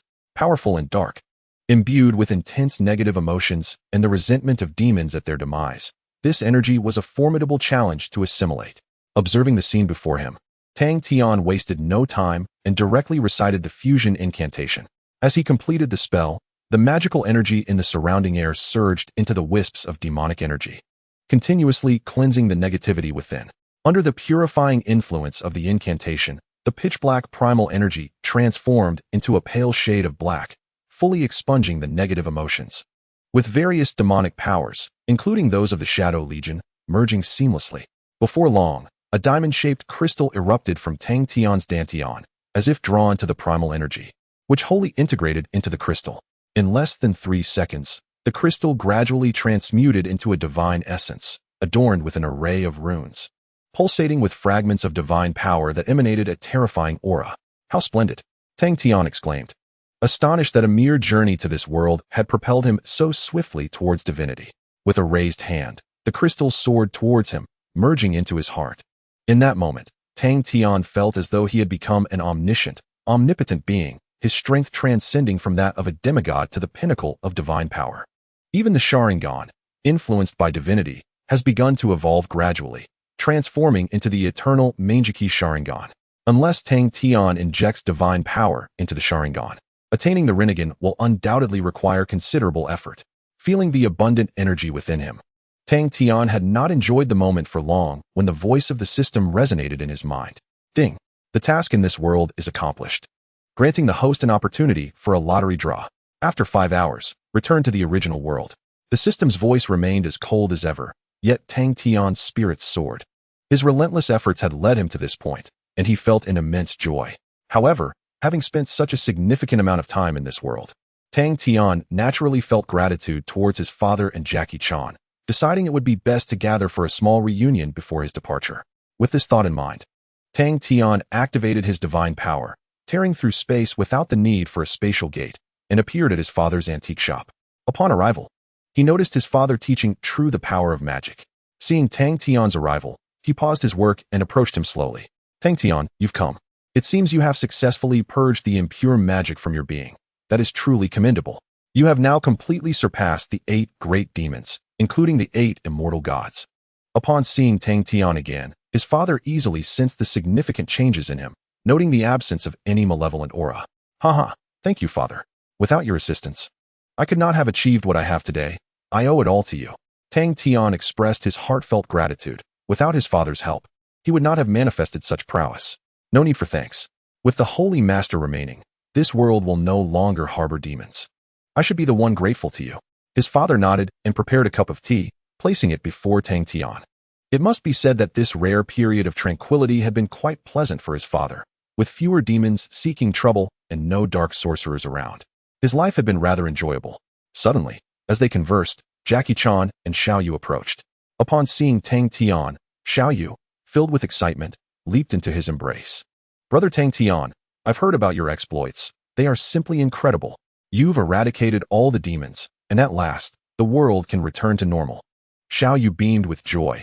The resolution of the world's demons signified the end of turmoil and the absence of cataclysmic threats. "Everything is all right, Xiao Yu. You have been quite remarkable as well. Thanks to you, I have finally restored peace to this world." Tang Tian ruffled her hair and smiled gently. "By the way, Tang Tian, what are your plans moving forward? If you don't mind, please share them with me." Jackie Chan inquired with curiosity, eager to discern Tang Tian's intentions. Upon hearing this, Tang Tian pondered for a moment before raising his head and candidly stating, "I intend to return to my original world. I am, in fact, a traveler from a parallel universe. My purpose in this realm was solely to acquire the powers of a demon. Having obtained what I sought, there is no longer any reason for me to remain here." Tang Tian's sincerity left Jackie Chan, Old Daddy, and Xiao Yu utterly astonished. They had never anticipated that Tang Tian was a visitor from another world, arriving solely for the purpose of gaining demonic strength. The revelation was indeed bewildering. After a brief pause of shock, Tang Tian continued, "You need not be alarmed. After my departure, this world will be all the more secure. However, before I leave, I wish to share a final meal with you. Come with me. I have reserved a table at the Imperial Hotel in Chinatown for a farewell feast." "Very well. Tang Tian, our friendship will endure, and should you ever wish to visit this world again, you are always welcome," Jackie Chan expressed, feeling a sense of regret. He had not anticipated that Tang Tian was a being from another dimension, nor that he ultimately intended to depart. "Tang Tian, if you ever wish to learn magic, you may also come to this world. I will gladly offer you my guidance," Old Daddy stated earnestly, not attempting to dissuade him from leaving. "Thank you for your kindness. I accept it. Now let us depart. We shall not return until we have drunk to our friendship," Tang Tian declared, affectionately ruffling Xiao Yu's hair before leading her alongside Jackie Chan and the others to the restaurant, where they commenced their final gathering. As Tang Tian had foretold, they concluded their celebration with revelry, and once the meal was over, a beam of white light enveloped him, guiding him away from this dimension and back into the Marvel Universe. Chapter 152, The Arrival of Stryker, Enemy of the Mutants. In the Marvel Universe, within Tang Tian's private villa, he materialized abruptly amidst a radiant glow, his visage adorned with a serene expression as he surveyed his surroundings, seemingly in high spirits. Indeed, after an extensive 6-month adventure in Jackie Chan's world, his power had ascended to a divine level. Even the gods of Asgard might find themselves eclipsed by his might. With such formidable strength, he no longer needed to act with trepidation. Upon his return, Tang Tian composed himself, ordered a sumptuous meal, and indulged in a feast before surrendering to the embrace of slumber. The following morning, Tang Tian meticulously prepared himself, donning a sleek black suit and sunglasses as he stepped out of the villa. Outside, Deadpool, upon catching sight of Tang Tian, immediately sensed a transformation in his aura, distinctly different from the day before. "Wow, boss, why do I feel like your presence has shifted? You seem even more powerful," Deadpool remarked, gazing at Tang Tian with a look of intrigue and astonishment. Upon hearing Deadpool's words, Tang Tian exhibited no particular expression. Instead, he waved his hand dismissively and replied, "Perhaps. It may also be merely your illusion.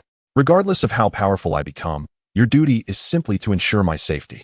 A spark of realization lit up Deadpool's eyes, and he breathed a sigh of relief. As long as his employer paid his salary punctually, he would be thoroughly content. Thus, he opened the car door and accompanied Tang Tian to Osborne Industries. Upon arriving at Osborne Industries, Tang Tian encountered Norman Osborn. After a brief conversation, he discerned that the company was flourishing, having secured numerous contracts and radiating remarkable vitality. Elated by this good news, Tang Tian bid farewell to Norman Osborn and returned to his office to attend to some routine paperwork.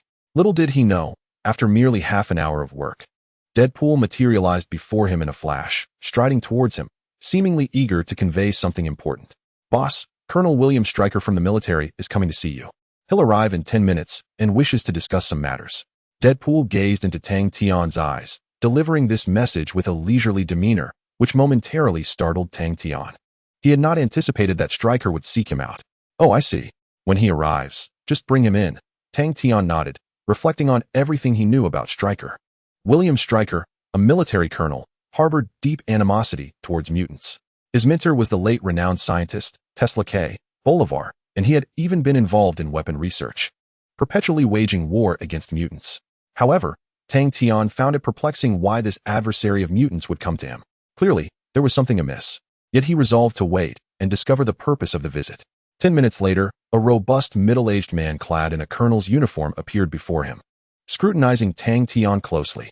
"Mr. Tang Tian, greetings. It's a pleasure to meet you. I am Colonel William Stryker from the military."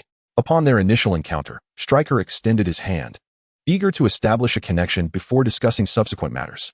However, Tang Tian did not even raise his hand. Instead, he regarded the formidable antagonist with a calm gaze. Finding a comfortable position in his chair, ready to inquire about Stryker's purpose for being there. At the very least, Tang Tian had no time to waste with Stryker. Getting straight to the point was the wisest course of action. "Let us skip the handshake, shall we, Mr. Stryker? We are both intelligent individuals. Time is of the essence. Please tell me why you have come to see me. What do you require, and what might I gain from this encounter?" Tang Tian straightforwardly laid the questions on the table, a light smile gracing his lips as he regarded Stryker with ease. Confronted by Tang Tian's candidness, Stryker felt a twinge of embarrassment. His meticulously prepared words momentarily eluded him. Fortunately, Stryker was astute enough to regain his composure, lifting his gaze to meet Tang Tian's. "I desire the perfect blood. It holds great significance for me. I hope, Mr. Tang Tian, you might grant me 3,000 milliliters in exchange for a rather special item." Stryker earnestly regarded Tang Tian as he articulated his request, which was not entirely unexpected.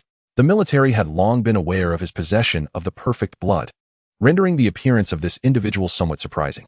This time, Stryker was resolute in acquiring the perfect blood. He was willing to make any sacrifice to retrieve it. "Oh, what is this special item?" Tang Tian inquired, his expression a blend of curiosity and amusement, eager to discern what intriguing possession Stryker might present. Without hesitation, Stryker produced a photograph, slowly extending it towards him. Upon receiving the image, Tang Tian discovered it depicted a deep green stone, reminiscent of a meteorite that had fallen to Earth. "Stryker, your resourcefulness is commendable. You have indeed uncovered a remarkable artifact. Very well.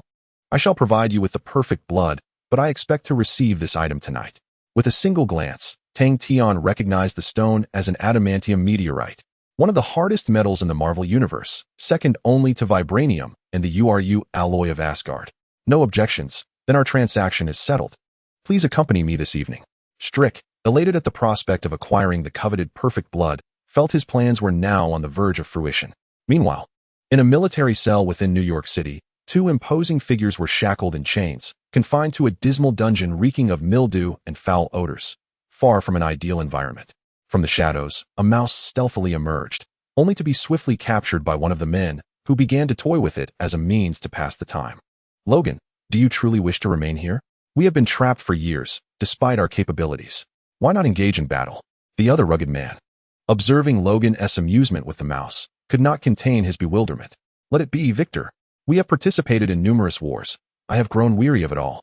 It is far more appealing to stay here," Logan replied, shaking his head as he held the mouse, casually offering it a morsel of meat from his bowl. Logan, originally named Jimmy, had once been the son of a farmer, but one fateful day, an intruder murdered his father, awakening Logan's powers as he exacted vengeance on the assailant.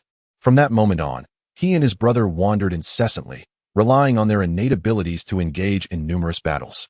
However, due to their immortality, they invariably emerged unscathed from each encounter. Ultimately, during one fateful skirmish, they committed a grave error and were sentenced to execution. Yet, because of their eternal existence, they were merely imprisoned, confined within a cell devoid of light. Reflecting on their past, Logan felt a profound sense of melancholy, believing that his life was devoid of color beyond the bloodshed, casting an overwhelming shadow over his existence. Creak. As the two conversed, the outer door swung open, flooding the room with blinding light, leaving Victor and Logan momentarily unable to adjust, causing them to shut their eyes. During this brief moment of darkness, two sets of footsteps echoed in their ears. Upon reopening their eyes, they beheld a figure clad in military garb alongside a youth adorned like a merchant, who slowly entered the chamber. "Greetings, I am Colonel William Stryker. It is a pleasure to meet you. I have heard of your plight, and am impressed by your abilities. Thus I require your assistance with a particular matter." Stryker wasted no time in addressing them directly, seemingly unperturbed by the possibility of rejection. "No, I refuse. I prefer to remain here. I have no intention of going anywhere. Logan, undeterred by Strick's demeanor, promptly dismissed the proposal, exhibiting an air of nonchalance. Instantly, the atmosphere became peculiar, and Tang Tian found the scene amusing, never anticipating that Strick's seemingly assured invitation would be so bluntly rebuffed, evoking a sense of humor in him. Nevertheless, to ensure a smoother quest for the Edmund meteorite, this future Wolverine was indispensable. Let us not be overly presumptuous, Mr. Logan. It is merely a simple task. Should you choose to accept, you will gain your freedom and have the charges against you lifted. Tang Tian remarked with a gentle smile, observing Logan within the confines of his cell. Victor, upon hearing this, exhibited surprise and promptly nudged his brother, urging him to make the right decision. So, upon completing this task, we will no longer be burdened with such sordid work, correct? Logan inquired, gazing intently at Strick. Certainly, enlisting your aid would be a means of atonement. Moreover, you are not the only individuals I have recruited for this endeavor. I have gathered many others with extraordinary talents. Strick replied with a mysterious smile, recognizing Logan's wavering resolve and subtly enticing him, eager for these two formidable beings to join his ranks. Very well. I shall acquiesce to your request. Let us proceed as you suggest. We are ready to commence our mission at any time.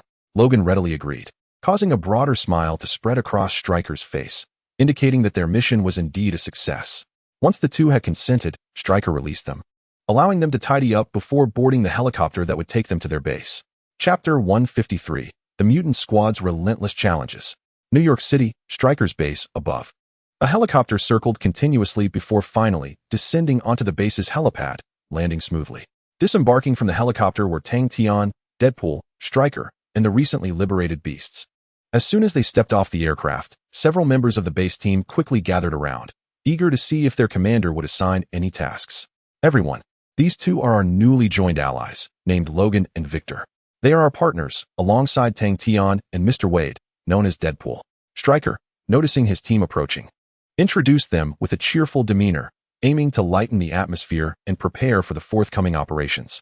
Wow, I never expected to have companions for our mission.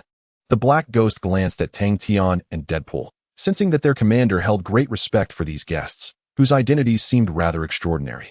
I also didn't anticipate joining forces with a group of mutants. I hope you won't hold us back. Otherwise, my blade does not discriminate. Deadpool brandished his long knife, gazing at them with a hint of arrogance. Enough, Deadpool. Speak less. This mission is of utmost importance to me. Do not jeopardize our camaraderie. Observing Deadpool's boastful demeanor, Tang Tian felt compelled to remind him, wishing to prevent any disruption that could jeopardize their acquisition of the Edmund meteorite. Indeed, with this reminder, Deadpool obediently stepped aside, refraining from further commentary. While he might disregard the words of others, he was invariably compliant when it came to his boss. Now, as we are all teammates, let us introduce our abilities and collaboratively devise a plan for our orderly action. Stryker proposed, surveying his teammates and then glancing at Deadpool. Upon hearing this, Deadpool wasted no time, swiftly drawing his blades and dramatically slashing the air several times before plunging his dual knives into the concrete floor. I am Deadpool, possessing the power of teleportation, rapid healing, and precise assassination. Should you require it, I could even trim your beards with my blades. As the team observed Deadpool's display, a scruffy-looking white man casually picked up a light bulb, activating his ability, causing the bulb to illuminate instantly. Bradley, I can manipulate all electrical devices. Even in the absence of power, I can use them with ease. With a friendly smile from Bradley, Tang Tian approached and extended his hand for a handshake. Finding his abilities rather impressive, with just a thought, he could manipulate any electrical device, resembling a humanoid artificial intelligence. Fred possesses the power to control force fields, declared a robust man, brimming with confidence. Agent Zero, with precise marksmanship, can hit any target within range. Zero stated charmingly, his Asian features endearing him to Tang Tian. Though regrettably, he was from a nation Tang Tian had little regard for. When it came time for Logan and Victor to introduce themselves, they succinctly mentioned their self-healing abilities and the capacity to extend bone claws as weapons. After the various mutants had presented their powers, Tang Tian leisurely stepped forward, introducing himself calmly. I am Tang Tian, a shareholder of Osborne Industries, and I am a magician. The others paused, momentarily taken aback, scrutinizing Tang Tian with skepticism. After all, magic was a legendary concept, and how could they possibly encounter it? It seems you all harbor doubts, Tang Tian smiled, glancing at the equally astonished Stryker, and thoughtfully suggested, if you do not mind, allow me to test the strength of your mutant team. As soon as he finished speaking, Stryker's eyes lit up, gazing at the members of the mutant team, and casually remarked, "Everyone is free to challenge Mr. Tang. No matter who it is, after this, there will be a reward of $1 million. Remember to keep it within limits." Stryker advised them, believing that a bit of light-hearted sparring was acceptable, but a fight to the death was unnecessary. Tang Tian was quite pleased with Stryker's arrangement. Although he had encountered the mutants from the Hellfire Club, he had yet to experience the abilities of the other mutants, and a brief trial would suffice. Upon hearing of the reward for challenging Tang Tian, Victor wasted no time in unleashing his powers. Suddenly, his hands extended into sharp bone claws, pressing against the ground before he leapt with ferocity, transforming into a blur as he aimed for Tang Tian's neck, eager to test the validity of his opponent's claims. Sizzle! As soon as they clashed, Victor's claws sparked against Tang Tian's magical barrier, but did not inflict any damage. What? Victor was taken aback, completely unprepared for his attack to be thwarted by an invisible shield. "You gave it your all, Victor."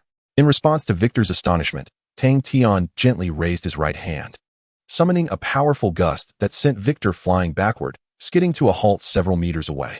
At that moment, as Victor faltered, Phantom attempted to launch a sneak attack on Tang Tian, but as he vanished and reappeared, Tang Tian grasped his neck firmly, slamming him to the ground with a resounding thud. With a thud, the specter fell to the ground, remaining motionless for a considerable time. Subsequently, Fred stepped forward and launched a punch at Tang Tian, yet his power failed to rebound against Tang Tian's strength, resulting in his own ejection from the fray.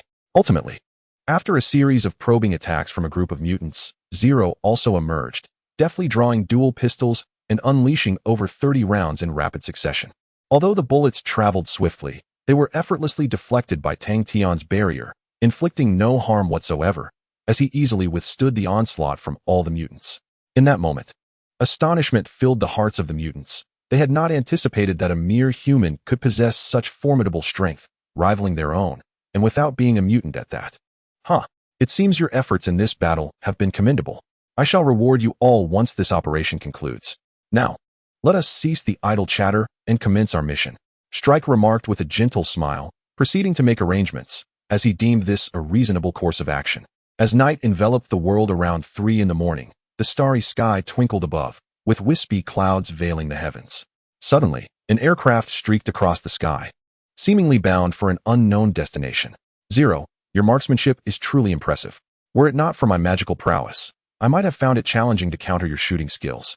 Tang Tian expressed his admiration for Agent Zero, having sensed through his chakra that the latter's aim was remarkably precise, each shot aimed directly at his vital points. Had it not been for Tang Tian's own formidable strength, he might have indeed suffered injury from Agent Zero's assault. It appeared that Strike's subordinates were far from mere buffoons. "No, I must say, I have never encountered a wizard before. Your power far surpasses that of us mutants.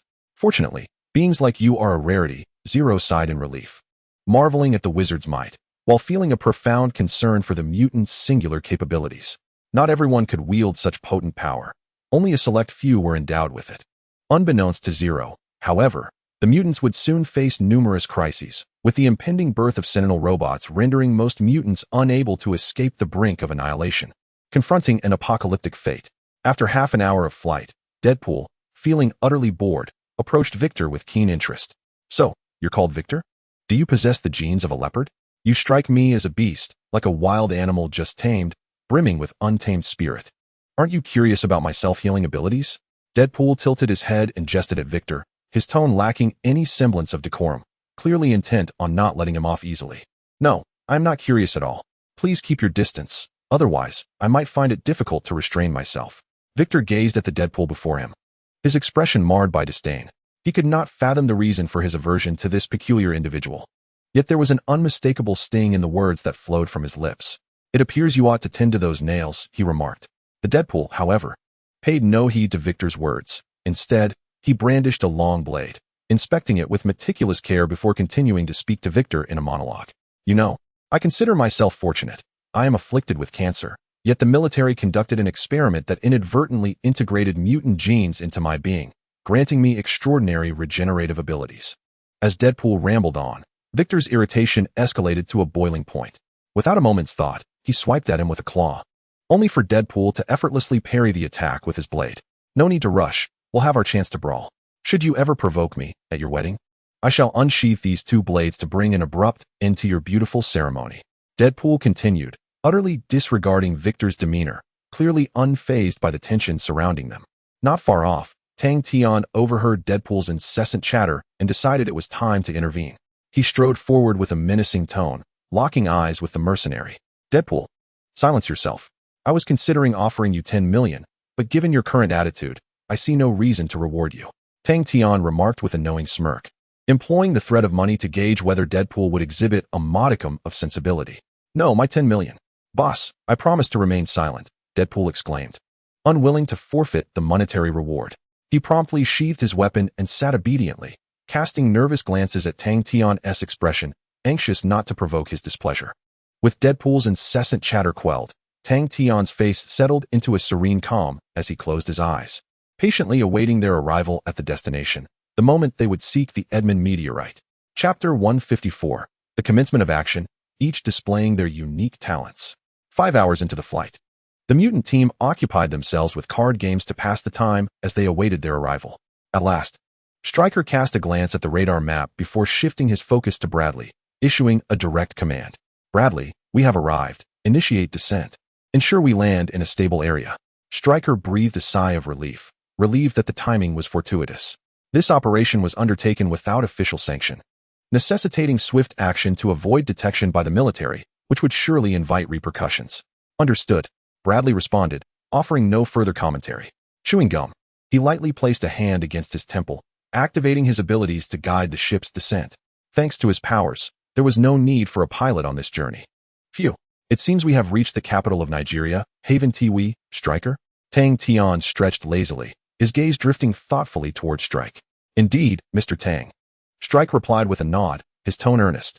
If you could bear with me for a moment, we shall proceed immediately. As he spoke, he began searching for a suitable place to conceal the aircraft. After stealthily stowing away their belongings, they swiftly organized their gear and descended with an air of ease. This group of mutants was remarkably unencumbered, relying solely on their innate abilities. They eschewed heavy weaponry, intent on annihilating their foes through sheer skill. Upon reaching the ground, Strike consulted the navigation device, seeking the precise location of their target. After approximately 10 minutes of traversing the terrain, a military outpost came into view. From a distance, a bunker accompanied by a machine gun emplacement emerged before them, with a towering building of several stories standing within the fortress. Save for the bright light emanating from the summit of the structure, there was little else to discern. Commander, we have arrived at our destination. How shall we allocate our tasks? Zero approached respectfully, addressing Strike. You may choose at random. I have but one objective. Leave no survivors. Do you understand? Strike's demeanor was grave. Upon hearing his command, the other mutants readily acquiesced, though some harbored a twinge of reluctance, ultimately choosing to remain silent. Ah, splendidly executed. Allow me to handle the bunker. You shall take care of the machine gun nest and the lookout post.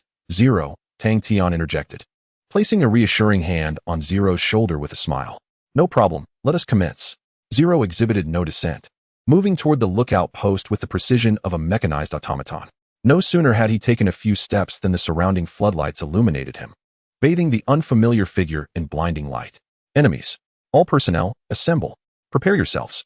The sentry, upon spotting the intruder, sounded the alarm with fervor, rallying the nearby troops, their weapons trained on the unmoving Zero. Witnessing Zero's calm demeanor amidst the encirclement, Tang Tian felt a flicker of admiration among the mutant squad. Zero's abilities were considered above average, and his sharpshooting skills marked him as an exceptional operative. In this critical moment, facing the adversarial throng, Zero obediently raised his hands, resting them behind his head. Seizing the opportunity while the assailants hesitated, he coolly surveyed his surroundings, meticulously calculating the advantageous elements of his environment. Once he had thoroughly familiarized himself with the layout, Zero swiftly drew his handgun from its concealed holster, aiming it at the lookout post, and without a moment's hesitation, he squeezed the trigger. In an instant, a hail of bullets transformed the armed guards at the post into mere targets. Upon sensing impending danger, the armed men at the machine gun position launched a furious assault on Zero, intent on eliminating this formidable assailant. However, Zero, having meticulously devised a comprehensive strategy, moved with remarkable agility, darting along a calculated trajectory to evade the hail of bullets. With a sudden burst of speed, he struck the gunner's magazine with a precise shot. causing the machine gun to veer off course and inadvertently take out several armed attackers. Despite the continued gunfire from the surrounding militants, Zero maintained his swift pace, skillfully dodging peril. Executing a backflip midair, he seamlessly reloaded his weapon, and upon landing with flair, unleashed another volley of shots, sending all remaining adversaries crashing to the ground. Well done, now it's my turn, he thought. After Zero had deftly dealt with the majority of the threats, Tang Tian also moved swiftly, teleporting into the interior of the bunker. As he materialized, the armed men instinctively reached for their triggers, but before they could fully fire, a dark fireball manifested in Tang Tian's hand. He tossed it effortlessly, and it vanished upon release. Boom. The colossal concrete bunker was obliterated by Tang Tian's magic, leaving Victor and Logan profoundly astonished. They had not anticipated such explosive power from him. What a thrill. This brings back that exhilarating feeling from my past, Victor exclaimed, extending his bone claws, resembling a beast as he scaled the building's walls like a gecko. However, having grasped the terror posed by this group, the tank operators among the armed men no longer hesitated. They swiftly maneuvered their tank to the entrance, eager to teach these anomalies a lesson. Fred, it's your turn. Take out that tank, do you understand? Strick commanded, observing the approaching vehicle with caution. Without uttering a word, Fred extended his hand just as the tank's cannon aimed at them. He delivered a powerful punch into the cannon's barrel. Consequently, the shell did not fire outward. Instead, it was forced back inside, transforming the tank into a heap of scrap metal and generating a powerful shockwave accompanied by intense flames that seemed to shake the entire building. Tang Tian regarded the unfolding scene with a relaxed expression. Although he could single-handedly dispatch the armed men, there was a certain camaraderie in their collective effort. Following the violent explosion, the leader of the militants, viewing the chaos through surveillance, felt a surge of panic. He had not anticipated an assault on his stronghold. Yet, as his gaze fell upon the diamonds in his chamber, he surmised that the attackers must have come for his treasures. Determined to safeguard his wealth, he rallied all his men to defend his riches. Chapter 155, Mission Accomplished, Seize the Aidman Meteorite. In an elevator within the capital of Nigeria, as Tang Tian and his companions successfully dealt with the subordinates of the leader, they hurriedly entered the elevator, eager to engage him in a discussion about their aspirations. However, the leader, having observed their approach through the surveillance cameras, was not inclined to permit their ascent. Swiftly, he pressed a red button, severing the power to the elevator. These damn intruders, set up around the area and eliminate them all once they arrive, the ruthless leader commanded, harboring a grudge after suffering a significant setback. Regardless of their intentions, it was evident that they had offended him. The most prudent course of action was to eradicate them entirely, a solution that promised finality. As the leader issued orders to his men, Tang Tian remained remarkably composed. When the elevator lights turned a dim green, all eyes turned to Bradley. Receiving the cue, Bradley placed his hands at his temples, persistently urging the elevator to ascend towards the top floor. Meanwhile, Deadpool, feeling the cramped space around him, displayed a sense of resignation and began to jest without inhibition. How unfortunate. I find myself trapped with a bunch of muscle-bound brutes. Thank goodness I'm not a woman. Apart from the boss, I can hardly take any of you seriously. Deadpool continued his banter, sporting a rebellious grin and exuding a lively demeanor. Deadpool, enough. You've said more than enough, Tang Tian lamented, exasperated by Deadpool's levity during a critical moment of their mission. There's no boss here. I merely stated what needed to be said. Besides, these towering men appear quite peculiar under this green light, don't you think?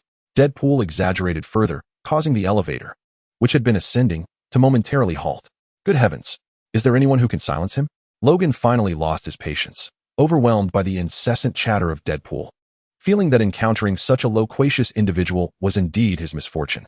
Oh, I see, Tang Tian thought, recognizing Deadpool's remarkable ability to attract ire.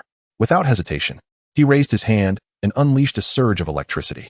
With a crackle, the powerful current struck Deadpool, causing him to convulse and emit wisps of smoke. Seizing this opportunity, Bradley accelerated, propelling the elevator upwards at an even swifter pace. After all, having Tang Tian handle the chatterbox was a rare occurrence. Remaining in such proximity would undoubtedly spell trouble, and he was fully aware of this imperative. Simultaneously, the leader, witnessing the elevator's imminent ascent to the top, had no time for hesitation. He urgently commanded the soldiers stationed on the upper floor to surround the elevator entrance, determined to prevent these intruders from breaching their defenses. A group of over a dozen individuals formed two lines, their dark gun muzzles trained upon the elevator entrance. Simultaneously, several grenades dangled ominously from their waists. Confident that given the opportunity, they could send the assailants skyward. Inside the elevator, Tang Tian stood at the forefront, which caused Strick some unease. Fearing that this prominent businessman might encounter complications during their mission, Mr. Tang Tian, why not allow Zero to take action? You need only wait quietly while I retrieve the Edelman meteorite, which I shall deliver directly to you, Strick suggested, hoping to spare Tang Tian any harm, knowing that the military would not be lenient should anything happen to him. No need. To a mage, mere mortals are insignificant, Tang Tian replied, his expression unchanged, dismissing the matter as he believed his strength would suffice to resolve the situation. Ding dong. At that moment, the elevator door slid open, unleashing a barrage of bullets that formed a relentless metallic storm, tearing towards them with ferocity. Witnessing the imminent onslaught, Tang Tian remained unfazed. With a swift motion, he summoned the celestial forces to draw all the bullets towards him, and with another push, he unleashed the might of the divine destruction. The dense hail of bullets then struck the armed assailants with even greater velocity, and within 3 seconds, a dozen of them were utterly obliterated, leaving behind only a faint scent of blood as a testament to their former resistance. Terrifying, utterly terrifying. The sheer annihilation incited profound fear in the leader, who, trembling, dared not emerge from beneath the table, clasping his hands atop his head as he gazed in horror at Tang Tian. Impressive, Mr. Tang Tian. You truly are the mightiest sorcerer, Ghost exclaimed in astonishment, taken aback by Tang Tian's straightforward and effective method of dispatching all adversaries in such a brief span. A clear display of his formidable prowess.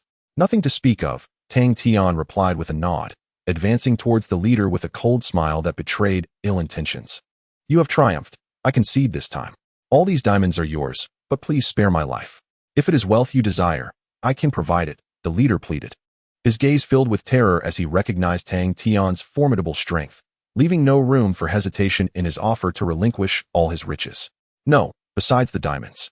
I wish to inquire about the origin of this stone. It is of utmost importance to me. Upon hearing the leader's words, Tang Tian unceremoniously picked up the dark green stone from the desk, weighing it lightly in his hands. What? This is not a diamond, but a worthless trinket. Why would you seek it? The leader responded incredulously, unable to comprehend the madness of these individuals, who had first decimated his armed forces and now boldly inquired about this seemingly insignificant stone. Enough of the trivialities, just tell me the location, Strick inquired, his expression inscrutable, lacking any semblance of patience. If you walk inland, it will take you 3 days to arrive. When I pass through there, the local chieftain bestowed upon me this trinket as a keepsake. That is all I can divulge. I implore you, do not trouble me further, the leader conceded, revealing the extent of his knowledge, which was, after all, quite limited. Very well, then farewell. Tang Tian waved his hand and departed, accompanied by Strick and the others. Without a moment's pause.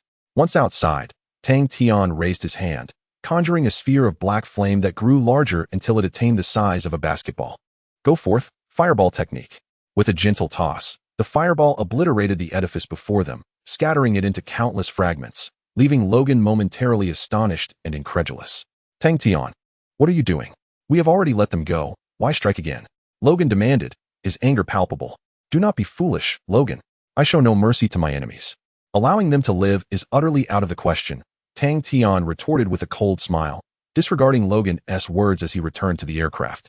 Preparing for the next phase of their mission, seizing the Edmund meteorite. Chapter 156, The Distribution Plan, Strick's Compromise. In Nigeria, before an unremarkable village, an aircraft descended gradually, and the members of the mutant team disembarked, their expressions impassive as they surveyed the settlement. Mr. Tang Tian, this is the place, I presume? It appears they lack even decent firearms, Strick remarked nonchalantly, turning to address him earnestly. Indeed, then let us not hesitate. Strick, direct your team to take action swiftly. And leave some survivors. Tang Tian gestured as if to slit his throat. Deadpool, in accordance with the orders of his employer, unsheathed his twin blades, fully prepared to execute the command. Strick exchanged a knowing glance and commanded the mutant team to commence their assault on the village. Within 5 minutes, the fiercely resistant villagers were eliminated, and the remaining survivors were herded to the village entrance, held at gunpoint. Throughout this, Logan stood motionless, his complexion pale, fists clenched tightly. Just as he was about to intervene, Victor seized him firmly. That's enough, brother. There must be limits to our games. This is our mission. Do not attempt to disrupt it. Victor shook his head, recognizing that the situation was now critical. and he was determined to prevent his brother from causing any trouble at such a pivotal moment. Upon receiving a reminder, Logan's expression darkened, and he could only let out a faint sigh before redirecting his gaze towards Tang Tian and strike. At that moment, Tang Tian, towering over the group, disregarded their fearful glances, picked up the dark green stone, and pointed it at the village chief. Consequently, the chief's countenance shifted dramatically, filled with inner turmoil as he uttered a torrent of incomprehensible words, prompting Tang Tian to furrow his brow, realizing they were facing a language barrier.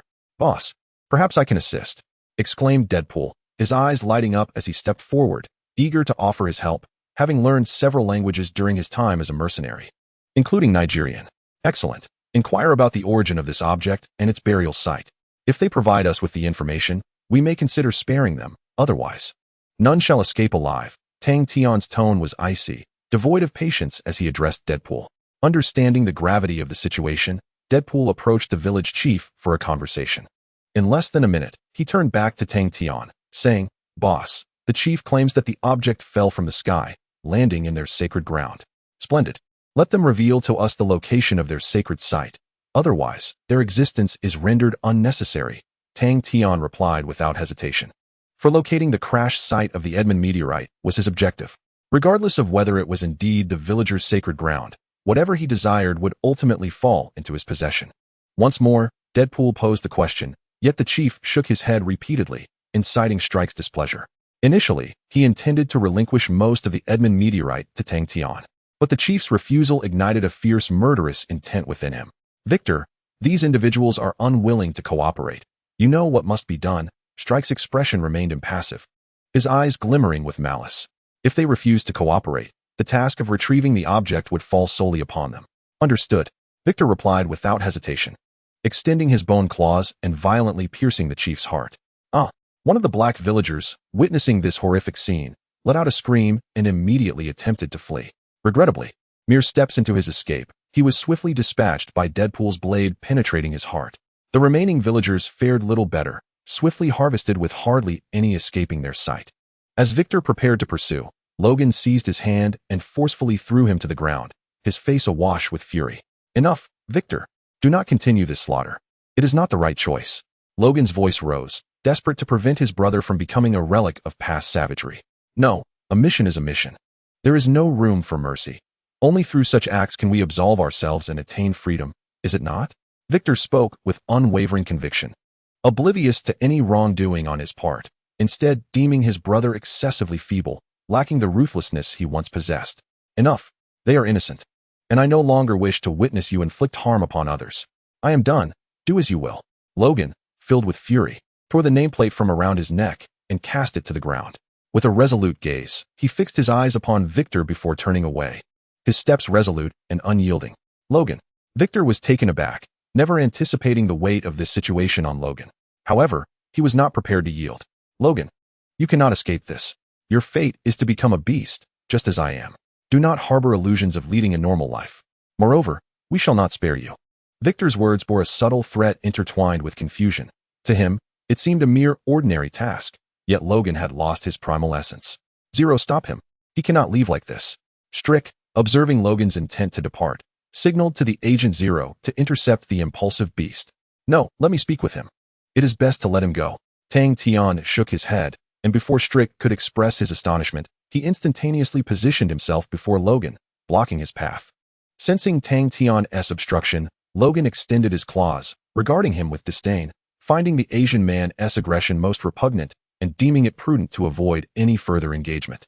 "Step aside. I will not return." Logan's eyes brimmed with determination. He had no intention of engaging in idle chatter with these individuals. And even if Tang Tian attempted to hinder him, Logan was resolute in his refusal to go back.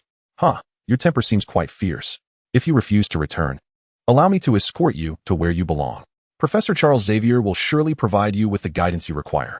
Upon hearing Logan's words, Tang Tian smiled slightly, snapped his fingers, and a spatial portal materialized behind Logan. Before he could comprehend the situation, Tang Tian forcefully propelled him through the portal. Caught off guard, Logan tumbled down, crashing onto the concrete floor, which fractured beneath him. It felt as if he had taken a roller coaster ride, ultimately plummeting into an abyss. Fortunately, Logan emerged relatively unscathed and, upon rising, found himself in New York City, in proximity to a school known as Xavier's School for Gifted Youngsters. How unfortunate. But since I am a mutant, I might as well pay a visit to the professor, Logan mused, his mind in turmoil before finally regaining his composure and making his way towards the Mutant Academy. Meanwhile, upon Tang Tian's return, Strick noticed the absence of Logan and his expression darkened, yet he ultimately chose to remain silent. After all, the two of them were originally in a cooperative relationship, and there might be instances in the future where Tang Tian could prove to be of use. Thus, Strick would not jeopardize their bond. Mr. Tang Tian, where's my brother? Why hasn't he returned? Victor inquired, his face devoid of any trace of a smile, unable to restrain his curiosity. He has left. I did not attempt to stop him, Tang Tian replied, shaking his head. Let us not dwell on that for now. We must quickly locate the sacred site. Those meteorites belong to us, and we cannot allow anyone to seize them first. Very well. Upon hearing Tang Tian's prompt, Victor and the others felt they had no alternative but to commence their search for the sacred site mentioned by the village. After a thorough investigation, they discovered an altar at the heart of the village. Tang Tian closed his eyes and utilized his chakra to scan the area, only to be astounded by the sight of numerous dark green stones, roughly 30 in total. Haha, we are in luck. We have finally found the treasure. His expression brightened as he realized the considerable number of Aidman meteorites present. He softly uttered an incantation, and instantly, an invisible force lifted the ground, revealing approximately 50 dark green stones before them, radiating a mysterious glow. Indeed, the quantity of Aidman meteorites is quite substantial. So, Mr. Tang Tian, how about you give me half? Strick's eyes sparkled with intrigue. The abundance of Aidman meteorites was sufficient for him to execute his plans. However, Tang Tian paid no heed to Strick's request, raising his hand gently as the Aidman meteorites vanished without a trace, leaving not a single one behind. No, Mr. Strick. These items are the fruits of my labor. You cannot simply take them from me. Tang Tian shook his head, casting a cold smile at Strick, knowing full well that reclaiming what he had acquired would prove to be quite a challenge. At that moment, Strick's eyes brimmed with fury. The mutant team beside him swiftly aimed their firearms at him and Deadpool, as if a battle were imminent. Mr. Tang Tian, you have taken too much.